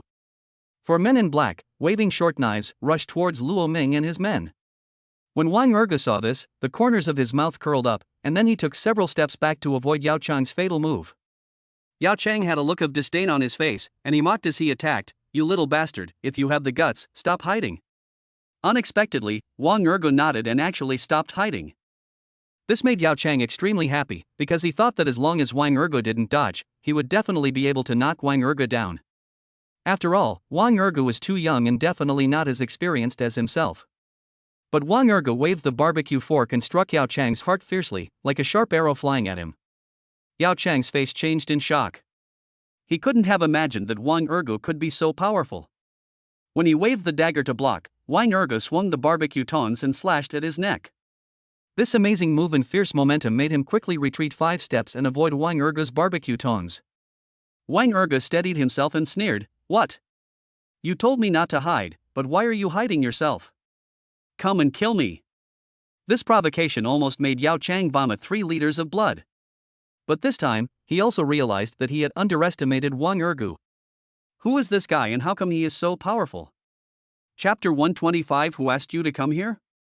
Boy, you are dead tonight. Yao Chang roared loudly, swung the dagger and slashed at Wang Ergo again. He used almost all his strength in this move. If it were anyone else, Yao Chang would definitely be able to kill the opponent with this move. But unfortunately, the person he met was Wang Ergo. Wang Ergo threw away the barbecue fork and barbecue tongs, moved his right foot back, and turned his body to avoid Yao Chang's stab. But as he sank his hips, pressed forward and pulled back, his left palm suddenly turned into a claw and grabbed Yao Chang's right wrist. Step up to the 7 stars. Yao Chang's face changed in shock. He thought he was fast enough, but he didn't expect that Wang Ergo was faster than him. More importantly, Wang Ergo actually grabbed his right wrist. The opponent's claws were so powerful, how could he not be able to shake them off? Is this the Tai Chi technique of using only a little force to achieve a great result? Oops. Although Yao Chang guessed what Wang Ergo was thinking, his whole body was in a momentum and was leaning forward continuously. With a step back, Wang Ergo pulled with brute force and threw Yao Chang out. The owner of the barbecue stall, who was still fighting on the side, narrowed his eyes slightly. This kid actually knows Tai Chi? And his skills are so exquisite? Not to mention the barbecue stall owner, even Luo Ming and the others were shocked. Yao Chang fell to the ground, looking very embarrassed. Asshole. With a shout, he quickly got up and continued to chop at Wang Ergo. Turn around and swing the lotus. Bend your bow and shoot the tiger. Step forward, move right and block the punch. As if sealed. Wang Ergo used several powerful moves in succession, directly blocking all of Yao Chang's moves. Yao Chang couldn't catch it at all, and was pushed by Wang Ergo, falling towards a barbecue stall rack. He fell to the ground, and instantly spurted out a mouthful of blood with a puff. At this moment, his heart was filled with despair. It's over, it's over. My tyrant mercenary group has hit a wall here. Not only was Yao Chang knocked down by Wang Ergo, but the barbecue stall owner also knocked down 2 men in black. Luo Ming and his men also knocked down Hu Peining and the other 4. Wang Ergo saw that he had dealt with Yao Chang and the others, then he looked at the barbecue stall owner. I'm sorry, boss. I ruined your business. My name is Wang Ergo. How much compensation do you want? Ergo? The barbecue stall owner was stunned, then waved his hand. No need to compensate. I don't have much to lose. My name is Yubin, nicknamed Old Demon. I wonder if I can follow Master Wang. Wang Ergo nodded, narrowed his eyes, and asked, Old Demon, huh? Where did you learn this skill? Yubin quickly explained, I studied martial arts at a martial arts school, then joined the Northern Frontier Army, practiced Sanda, and then retired, and I've been doing barbecue ever since. Luo Ming was surprised. He couldn't imagine that Wang Ergo would want to recruit Yubin. Of course, he also had a good impression of Yubin. Although he was not a retired soldier from the Northern Frontier Army, he and Yubin were of the same type of people. Hello, my name is Luo Ming, I'm a retired soldier from the Western Frontier Defense. I'm currently Master Wang's bodyguard. Yubin was surprised when he heard Luo Ming's words. He had just seen that Luo Ming and the others were all very skilled, but they all had some traces of military boxing. I never thought that you guys are retired like me. Although we are not from the same district, I heard that the development over in Western Xinjiang is very good, and each of our comrades has very strong combat capability. I really saw it today. Luo Ming waved his hands quickly and said modestly, You are too polite, old demon. You are so powerful that you are our role model. Yubin didn't continue to be polite and looked at Wang Ergo with anticipation. Wang Ergo nodded and smiled, then waved to Luo Ming. You can make arrangements for the old demon. He will be the same as you in the future. As for now, drag that guy here. I want to know who is behind this. Yubin's face lit up with joy, and he immediately rushed towards Yao Chang. Yao Chang lay on the ground, feeling as if his whole body was falling apart, so he couldn't escape at all. As soon as Yubin came over, he grabbed Yao Chang's right arm and dragged him directly in front of Wang Ergo. Wang Ergo looked at Yao Chang coldly and said sternly, Who asked you to come here? As long as you tell me, I will spare your lives. Yao Chang frowned and looked at Wang Ergo, gritting his teeth and said, Okay. This is what you said, don't go back on your word. Wang Ergo shook his head and chuckled, Don't worry, I, Wang Ergo, always keep my promises. Of course, if you are talking nonsense, then you are dead. Yao Chang quickly explained, No, I'm definitely not talking nonsense. It was the Fan family who asked me to lead a team to kill you. I have bank transfer records and their family phone number. Fan family? Wang Ergo frowned. He couldn't imagine that the mastermind behind this was the Fan family. He thought it was arranged by the Yong family or the Jin family. Soon, Luo Ming found Yao Chang's mobile phone and handed it to Wang Ergo. Wang Ergu used his advanced hacker skills to check and confirm that what Yao Chang said was true. He had clearly forgiven the Fan family, but the Fan family still wanted to kill him. How outrageous! It seems that the Fan family thinks I'm easy to bully.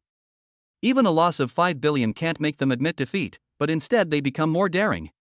Lu Oming was a little surprised. After all, he knew that Wang Ergu had let Fan Wanshu go, but he didn't expect that the Fan family was so vicious and sent people to attack. Wang Ergu looked at Yao Chang coldly and waved his hand. Go away, I hope I won't see you again in the future. Yes, I'll leave now. Yao Chang nodded like a chicken pecking at rice, then took Hu Painting and the others away.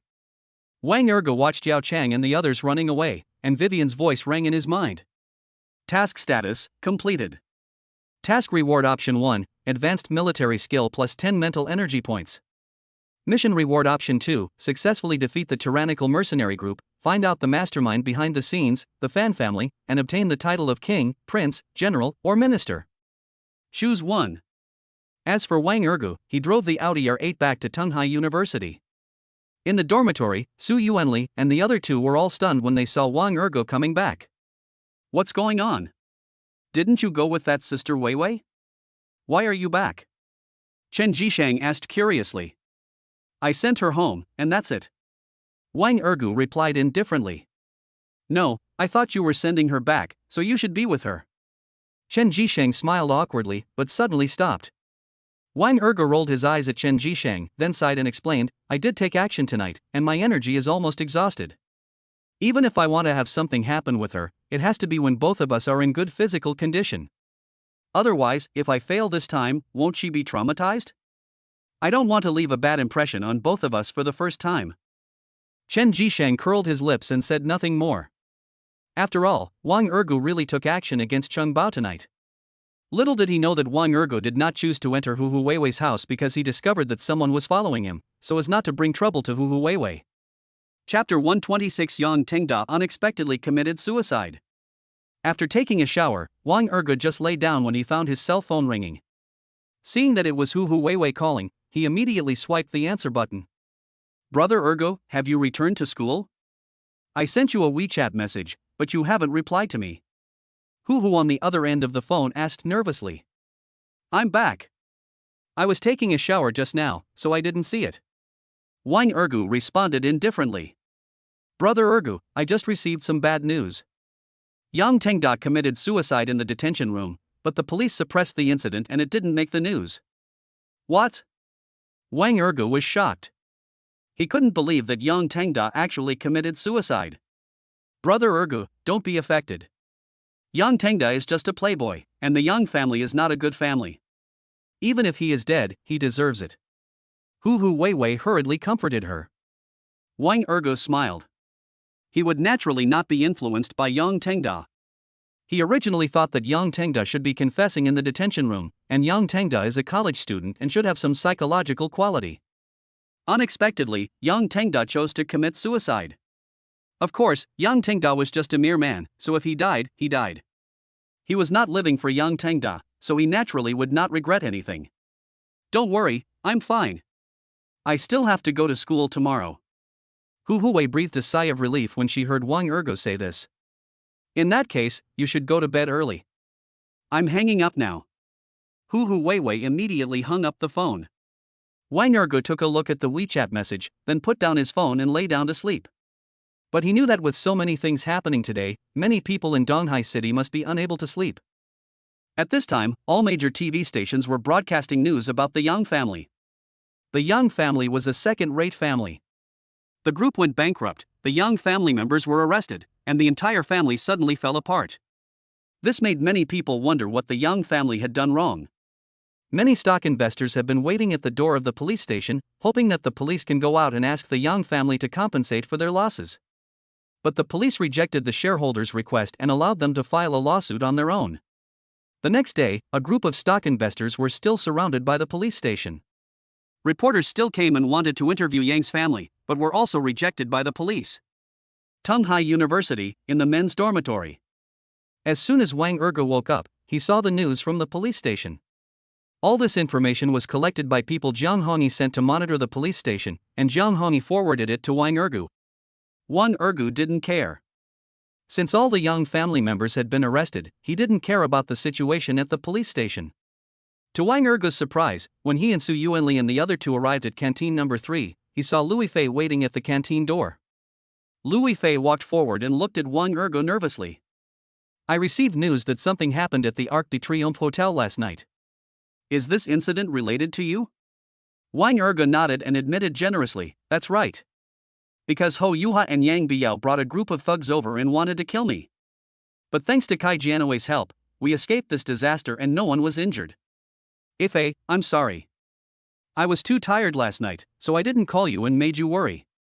Lu Fei breathed a sigh of relief and handed the breakfast she had bought to Wang Ergu. I bought it for you. You can always tell me if you have anything else in the future. I'm going to the classroom now. You go do your thing. Looking at Lu Fei's leaving back, Wang Ergu felt a little surprised. Because this was the first time a woman bought him breakfast. Although they had breakfast, Wang Ergu still went into canteen number 3 with Su Yuanli and the other two. From a corner, Qin Xingyue and Qin Ling walked out. Qin Xingyue kept staring at Lu Fei's back, frowned and asked, is that her? She looks good. Qin Ling nodded, but said in dissatisfaction, it's her. But she has publicly announced that Brother Ergu is her boyfriend. What are you doing? Qin Xingyue smiled faintly and said, that's nothing. As long as Wang Ergu hasn't gotten married, it means he doesn't belong to any woman yet. He can belong to me. Qin Ling was stunned. It's not like she had never seen Qin Xingyue being confident before, but it was so strange for Qin Xingyue to say this. Could it be that Qin Xingyue really has a crush on Wang Ergu and is planning to compete with Lu Fei for Wang Ergu? But would this annoy Wang Ergu? For a moment, Qin Ling felt a little worried. After breakfast, Wang Ergu and 3 other students went to a classroom together. Unexpectedly, as soon as I arrived at the classroom, Lin Ling immediately came over. Wang Ergu, I want to ask you something, is that okay? Wang Ergu glanced at Lin Ling and nodded, sure. What do you want to ask? Lin Ling frowned and asked, Zhang Huihui didn't come back to the dormitory last night. Do you know where she went? I called her but no one answered, so I was a little worried that something had happened to her. If you know where Zhang Huihui is, even if you don't want to tell me, you can tell the counselor. Wang Ergu was a little surprised to hear Lin Ling say this. Because he thought that Zhang Huihui might be missing. Of course, he was not sure whether he was really missing. After all, speculation was just speculation. Lin Ling, did you make a mistake? She's not my woman, how do I know where she is? But Lin Ling wanted to refute, but suddenly remembered that Wang Ergu knew Jiang Honi, so she didn't dare to continue. Wang Ergu snorted coldly, okay, now that I have asked one question, don't bother me anymore. Also, you helped Zhang Huihui humiliate me before, and I haven't settled the score with you yet. Don't think I've forgotten it. If you want to die, I can help you do so. It's not impossible for you to die quietly. When Lin Ling heard this, she trembled all over. She had already fallen out with Zhang Huihui. In fact, she was just curious why Zhang Huihui didn't come back to school. How could she dare to offend Wang Ergu again? No, Brother Ergu, I was just asking casually. I didn't mean to offend you. Please forgive me. Wang Ergu curled his lips and sneered, if you want me to forgive you, it's not impossible. But you have to expose Zhang Huihui's ugly deeds to me. Because I want Zhang Huihui to get out of Donghai University. People like her are no longer worthy of being here. If she is not fired within 3 days, or in other words, if you do not help to expose her, then you will be fired. Lin Ling's face suddenly changed. If it was the previous Wang Ergu, she would definitely not take it seriously, but the current Wang Ergu has the power to make people fire her. Since Wang Ergu wanted to completely ruin Zhang Huihui's reputation, she had no choice but to cooperate with Wang Ergu. Okay, Brother Ergu, I'll listen to you. Just don't let anyone fire me. Chapter 127 You have been fired. In a room of a small villa, Zhang Huihui and Jin Yuanbao were still sleeping soundly, but they were woken up by a phone call. Jin Yuanbao talked a lot with Gui Jijia last night, but Gui Jijia had no way to help the Jin family. After all, the bankruptcy of a family's main group company resulted in a loss of tens of billions. It was impossible for Gui Jijia to give money to the Jin family. After being admonished, Jin Yuanbao found Zhang Huihui again and the two slept together. Go and see what the call is, then hang up on me. Jin Yuanbao shouted angrily. Yes, brother Bao. Zhang Huihui quickly got up and took the phone. But after answering the call, her face changed suddenly. What? Are Lin Ling and the others crazy? How dare they spread rumors about me? Tell them to wait. I will deal with them when I return. After hanging up the phone, Zhang Huihui wanted to leave. But at this time, the doorbell rang. This villa is Jin Yuan Bao's private villa. It is usually cleaned by hourly cleaners and there is no nanny or housekeeper. Zhang Huihui didn't think much about it and went downstairs to open the door. But as soon as she opened the door, she regretted it. Because there was a group of people standing at the door, all wearing black pullovers, and they looked like a group of thugs. Who are you? What do you want to do? Zhang Huihui asked with a frown. The bald strong man who led the group was Wang Taishan. He looked at Zhang Huihui coldly but did not explain immediately. Then he waved his hand and had someone catch Zhang Huihui. Zhang Huihui was horrified when she saw this and asked in a trembling voice, "What are you doing?" "Let me go." Wang Taishan said sternly, "Jin Yuan Bao is upstairs, right? He borrowed 680,000 yuan. Zhang Huihui then remembered that Wang Taishan was the person who had lent money to Jin Yuan Bao the night before. She didn't expect that he would come to her door now. Seeing that Zhang Huihui didn't say anything, Wang Taishan asked someone to go upstairs to grab the gold ingots. Soon, Jin Yuan Bao was dragged downstairs. When he saw Wang Taishan, Jin Yuan Bao instantly understood that he was here to collect the loan from him. "Boss Wang, I will definitely pay you back as soon as I have money." Upon hearing this, Wang Taishan sneered, looked at Jin Yuan Bao with a teasing look, then reached out and pinched his chin. "Wait until you have money? Wait until when? Your Jin family has gone bankrupt, and you don't have a penny now." "What?" Zhang Huihui was shocked. She thought that the problem with the Jin family's stocks could be resolved, so she didn't pay attention to the stock market situation afterwards. But now, the Jin family is actually bankrupt? Doesn't this mean that Jin Yuan Bao has now become a pauper? Jin Yuan Bao's throat tightened and he quickly waved at Wang Taishan. "Boss Wang, even if my Jin family goes bankrupt, I can still pay back the 680,000 yuan. Just give me some time." Wang Taishan nodded and said, "Okay, then call and borrow the money. If you can't pay it back, you're dead." So he immediately asked someone to find Jin Yuan Bao's cell phone. Jin Yuan Bao took the phone and nervously dialed the number of his father Jin Weiwu. "Dad, please give me 1 million quickly, I need to pay off my debts." When Jin Weiwu heard what Jin Yuan Bao said, he became furious. 1 million more? My family is bankrupt, we don't have 1 million. You should handle this problem yourself. No, Dad, I really can't do anything here. They have already caught me. What on earth have you done to me, you unfilial son? I'm telling you, there are a lot of people at home chasing debts, so if you come to me, I have no money to give you. Dad, you must. Jin Yuan Bao wanted to ask for help, but Jin Weiwu hung up the phone. When Jin Yuan Bao continued to call, Jin Weiwu hung up the phone directly. Jin Yuan Bao had no choice but to call other people. Half an hour passed and he couldn't borrow a penny. Wang Taishan glanced at the Rolex watch he was wearing and sneered. "I say, you're not going to be here making phone calls all day, are you? I don't have that much time to give you. If you don't have the money to pay me back, I won't be polite." Jin Yuan Bao's face changed and he quickly begged for mercy. "Please, give me another chance, I will definitely pay you back."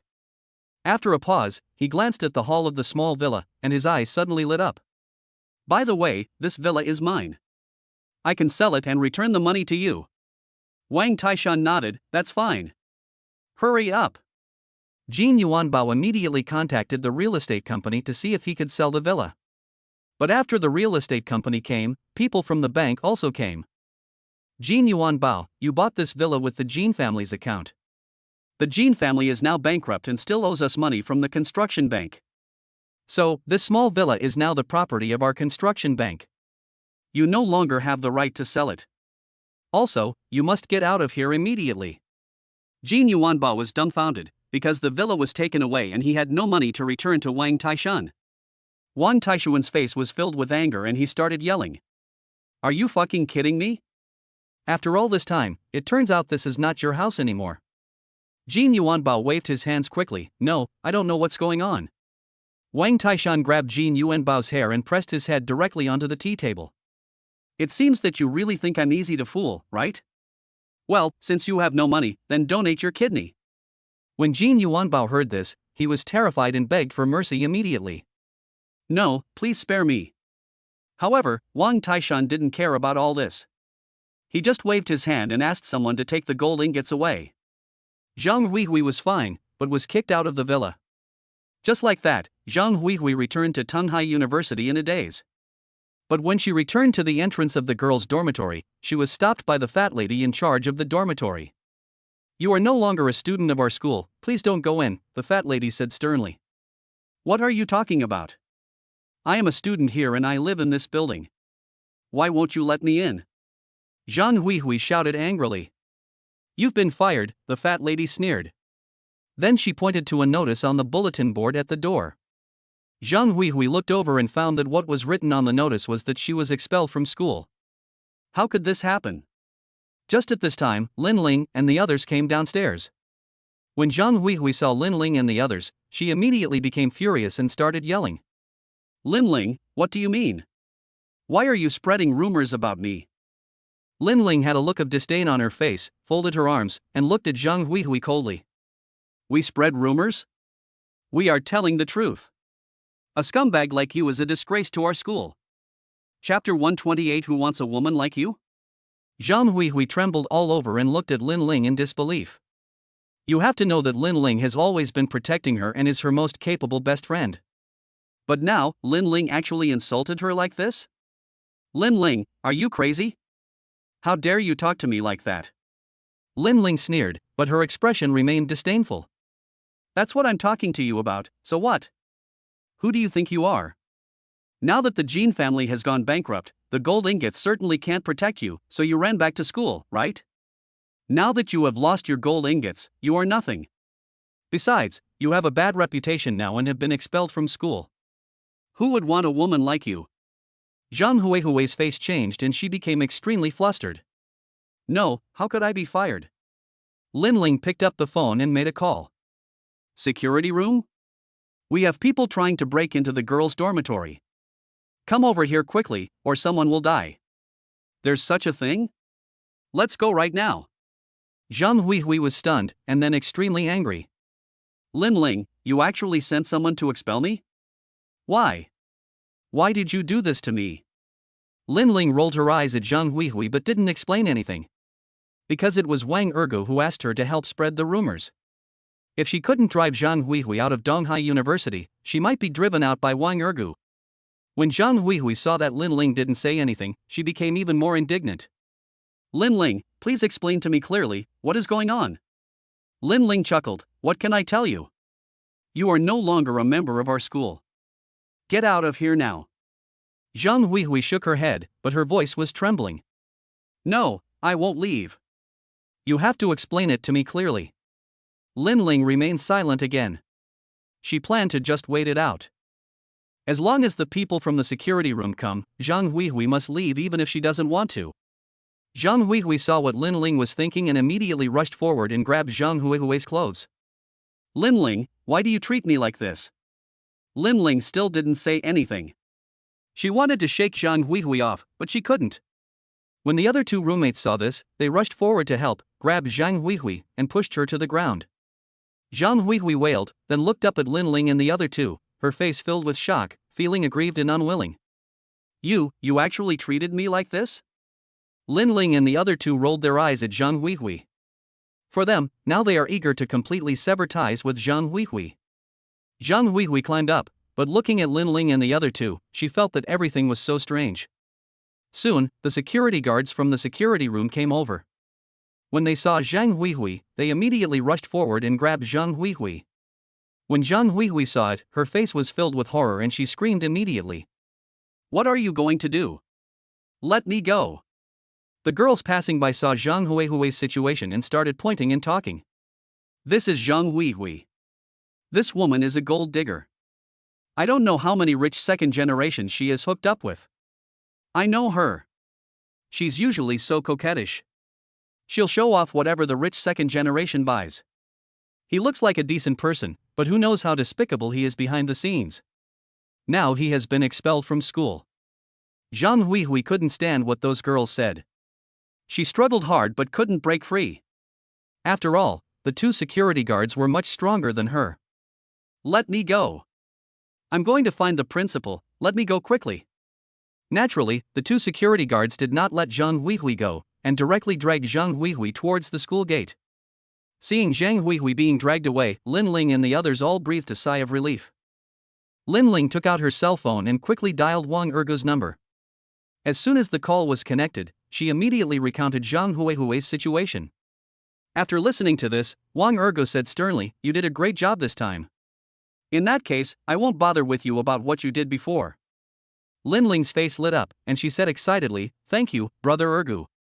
If you have anything to do in the future, just let me know."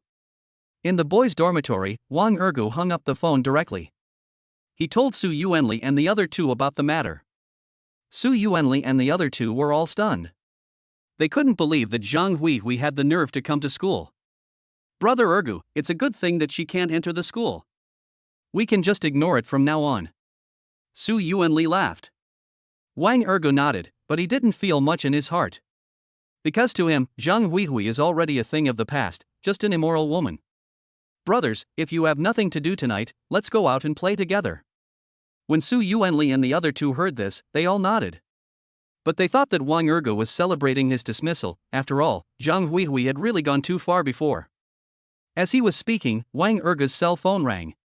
Seeing that it was Lu Fei calling, he immediately answered the call. "Brother Ergo, my sisters saw Zhang Huihui being dragged out of the school just now. Will she pester you?" Wang Ergo laughed. "How could that be? She was dragged out of school because of her bad character. It has nothing to do with me." Lu Fei let out a sigh of relief, as if a huge stone had been lifted off her shoulders. "That's good. If she keeps pestering you, you better be careful."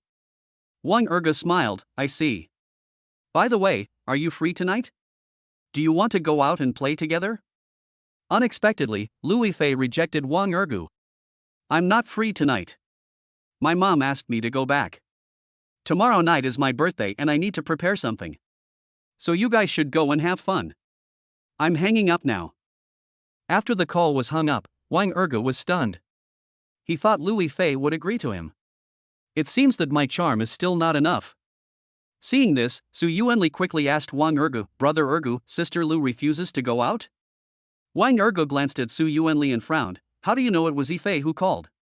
Su Yuanli chuckled. "I saw that you mentioned dragging someone out of school during the call, so you must be talking about Zhang Huihui, and Sister Lu helped you deal with Zhang Huihui, so I guess it must be her. But judging from your expression, could it be that you can't make an appointment with her? Do you want us to help you?" Wang Ergo shook his head. "No need. She is going home. Tomorrow is her birthday. So tonight, please help me think about what kind of birthday gift I should give her, right? This." Su Yuanli frowned slightly, because he was not good at giving gifts to girls, so he didn't know what gift he should give to Lu Fei. Wang Ergo waved to Chen Jisheng and Kai Jianming, motioning them to come closer, and then asked them to help find a solution. Chen Jisheng didn't have any good suggestions, so he could only suggest that Wang Ergo try to please her and see if he could give her flowers and cars that girls would like. Kai Jianming quickly refused. "That won't do. For a school beauty like Sister Lu, giving her flowers and a car like ordinary girls won't highlight Brother Ergo's uniqueness." Chapter 129 Great Brother Ergo. Wang Ergo was stunned. Unique? Yes, he should give her a unique gift.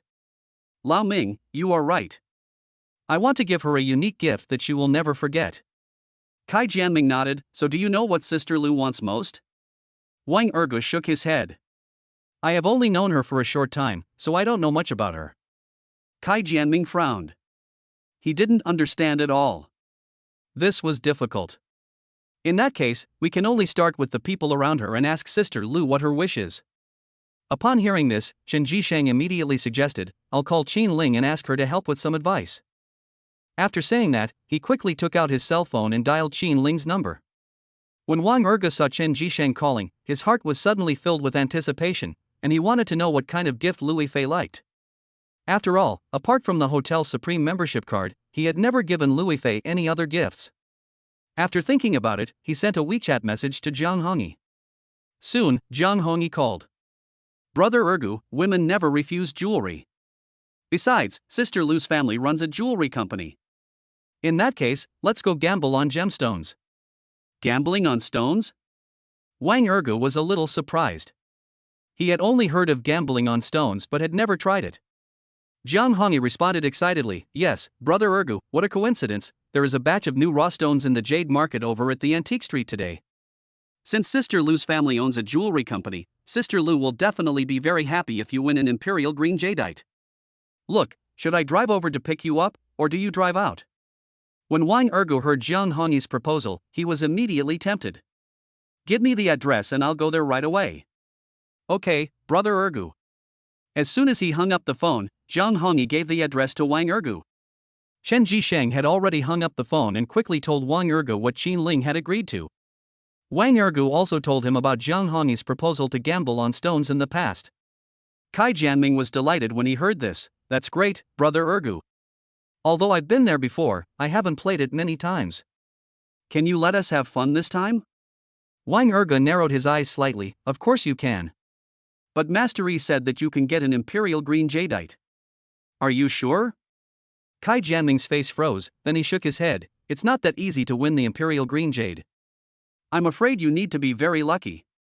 Wang Ergu nodded. In that case, then it's a deal. If you win the best jade, give me one as a gift first. Kai Jianming immediately made an okay gesture. Let's go. Wang Ergu waved his hand, then left the dormitory with the three of them. But that day was Saturday, and apart from classes in the morning, there were no classes in the afternoon, so Wang Ergu and his three friends did not have to go to class. However, Wang Ergu did not ask people to drive a supercar over, but instead asked Luo Ming and others to drive 2 Land Rover Range Rovers over. At the school gate, Zhang Huihui was making a lot of noise, but the security guards in the security room wouldn't let her in. She wanted to call Jin Yuanbao, but when she thought about how Jin Yuanbao had been taken away by Wang Taishan to have a kidney removed, she instantly gave up the idea of looking for Jin Yuanbao. It's over, it's over. What should I do? If my mother knew about this, wouldn't she beat me to death? For a moment, Zhang Huihui didn't know whether to leave or not. When she saw Wang Ergu and his friends leaving the school in a Land Rover Range Rover, she frowned instantly. Wang Ergu and the others? Where are they going? Wait, why is Wang Ergu still alive? Could it be that Wang Ergu really helped the Jiang family to snipe the Jin family's stocks? That bastard Wang Ergu won so much money, it should all be mine. I have to chase them and see where they are going. Thinking of this, Zhang Huihui immediately called a taxi and caught up with the 2 Land Rover Range Rovers. At this time, in the luxurious hall of the Jin family villa. Except for Jin Yuanbao, all other members of the Jin family are here. Everyone's eyes were on old man Jin Xingjie. Jin Xingjie is slightly fat, with slightly gray hair.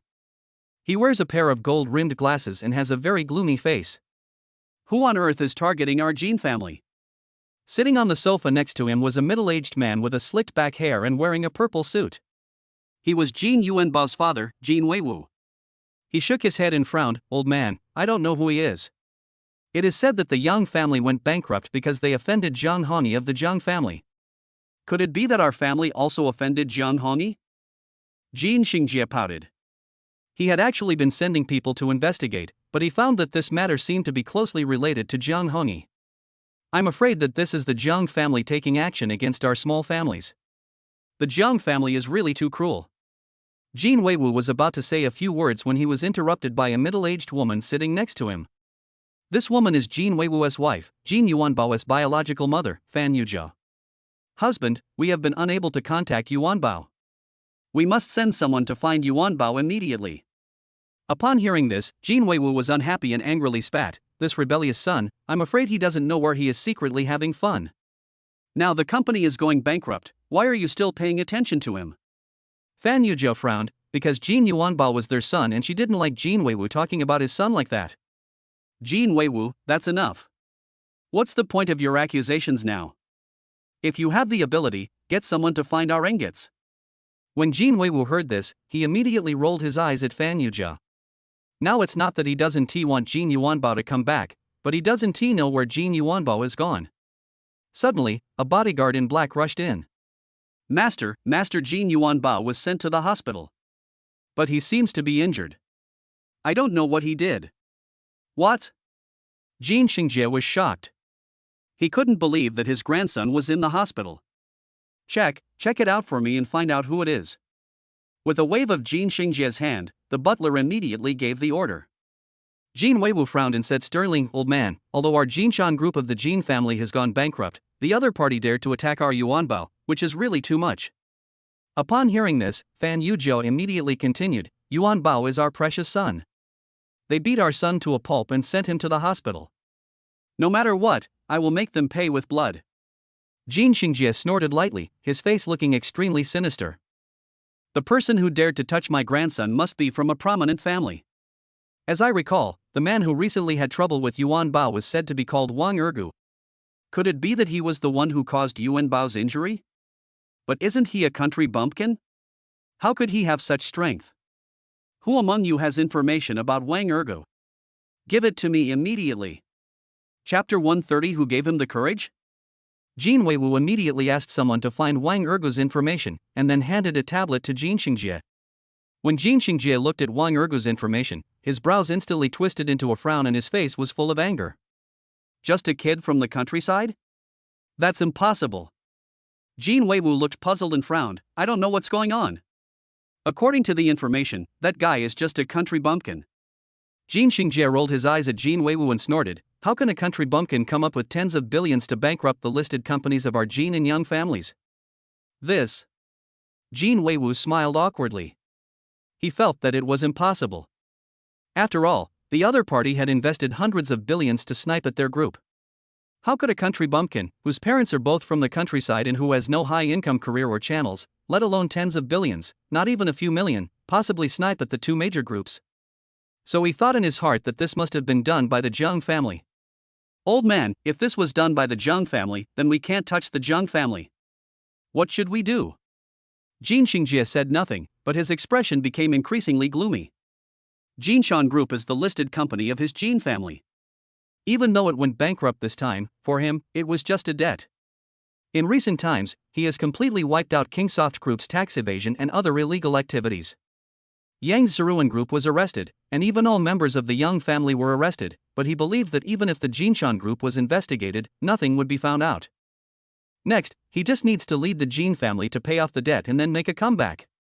Of course, what he wanted to know most was whether this sniper attack was caused by the Zheng family. If it was really the Zheng family who did it, then he would kill all the members of the Zheng family. Investigate. Have someone continue to investigate. We must find out who is behind this. Jin Weiwu nodded and quickly gave the order. At this time, the housekeeper received a phone call and hurried forward to report. Old man, find out why Master Yuan Bao was injured. Upon hearing this, Jin Xingjie immediately waved his hand and said coldly, "Speak." The housekeeper frowned and reported in a trembling voice, "The day before yesterday, Master Yuan Bao went to the Dihao Hotel. He had no money to pay the bill, so he borrowed 680,000 yuan. Jin Weiwu was stunned, his mouth twitched, and he said embarrassedly, "It seems to be the case. He even gave me his phone number at that time, but I didn't give him money, so I ignored it." The butler continued, "The other party is from Tornado Finance Company, and the general manager is Wang Taishun. Because I heard that our Jinshan Group went bankrupt, so Master Yuan Bao was forced to have a kidney removed. That's why Master Yuan Bao was sent to the hospital." Jin Xingjie's face was filled with anger, his eyes widened, and he immediately started yelling. How dare a small loan company take my grandson to have his kidney removed? Who gave him the guts? Jin Weiwu gritted his teeth and suggested in a stern voice, "Old man, we have to find someone to smash his loan company." Jin Xingjie snorted lightly, and a murderous aura emanated from his body. "Smash it! Smash it!" "But he dared to cut off my grandson's kidney, so he must die." Jin Weiwu nodded, his face stern, "I'll arrange for thugs right away." The Jin family has been doing business in Donghai City for many years, so they naturally have a lot of connections, especially with the Liao family of the Flying Eagle Group. The Flying Eagle Group is affiliated to the Flying Eagle Chamber of Commerce.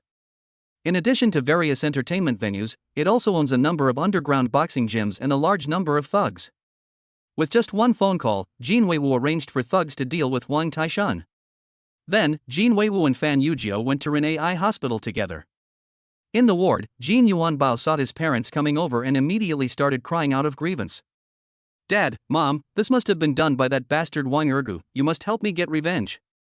At this time, Wang Ergu, who had just arrived at the Jade Market, received a call from Wang Taishan. When Wang Ergu learned that the Jin family had hired thugs from the Flying Eagle Chamber of Commerce to deal with Wang Taishan, he immediately thought of Master Liao. Leave this to me. Please help me make an appointment with Liao Dafei, the head of Liao Hall. Tell him that he is my man now and ask him to come to the Jade Market. Yes, Master, I will inform Master Liao right away. After finishing the call, Wang Ergu, Su Yuanli, and the other two walked into the Jade Market together. But except Kai Jianming, who knew a little bit, no one else knew how to gamble on stones, so they could only wait for Zhang Hongyi to come. 10 minutes later, Zhang Hongyi came over with the Jade Master. Brother Ergu, this is Jade Master Chen Dihai. Seeing Wang Ergu, he walked up to him with a smile and introduced him. Chen Dihai is over 60 years old. He is tall and thin with a gaunt face. He looks like a relatively kind old man. In fact, on the way here, Zhang Hongyi had already warned Chen Dihai that Wang Ergu was a reclusive young master whom he could not afford to offend. Naturally, Chen Dihai did not dare to offend Wang Ergu, so his attitude was very humble. Hello, Master Wang. My name is Chen Dihai. You can just call me Lao Chun. Wang Ergu saw Chen Dihai's fear and did not make things difficult for Chen Dihai. The group then entered the Jade Hall together. Suddenly, a cold voice came. You kid is here too? Wang Ergu turned his head and found that Zhu and Long had also come here. But in addition to the two hot women, there was also a young man with a side punk hairstyle who came in with Zhu and Long. Master Yi, who is next to Zhu and Long? Wang Ergu didn't know who this young man was, but Zhang Hongyi recognized him at first sight. Brother Ergu, this man is called Lai Jiwen, the second young master of the Lai family. The Lai family is also considered a big family in Donghai City. Their strength is a bit weaker than our Jiang family, so they can't be ranked among the 4 major families, but they are definitely in the top 10. Zhang Hongyi explained in a low voice. Wang Ergu nodded, and then sneered at Zhu and Long. Why? This Jade Market belongs to your Zhu family? You can come, but I can't? Boy, you are so arrogant. Zhu and Long scolded. Lu Fei was rescued by Wang Ergu before, and he always held a grudge against me, hoping to give Wang Ergu a lesson one day. Since he knew that Wang Ergu had a relationship with Zhang Hongyi, he did not dare to act rashly and could only wait for the opportunity. But now, the time has come, because Lai Jiwen, who is beside him, is also from a wealthy family, so he is no longer afraid of Zhang Hongyi. Lai Jiwen, who was standing next to him, looked curious and asked Zhu and Long, "What's wrong? Do you know this guy?" Zhu and Long nodded and said sinisterly, "This guy stole my woman. He is a country bumpkin who relied on his acquaintance with Zhang Hongyi to humiliate me before." What? Lai Jiwen was a little surprised, because he didn't expect Wang Ergu to be so bold. After all, the Xu family is a second-rate family, and Zhu and Long is the eldest master of the Xu family. How did a country bumpkin get connected to the Jiang family?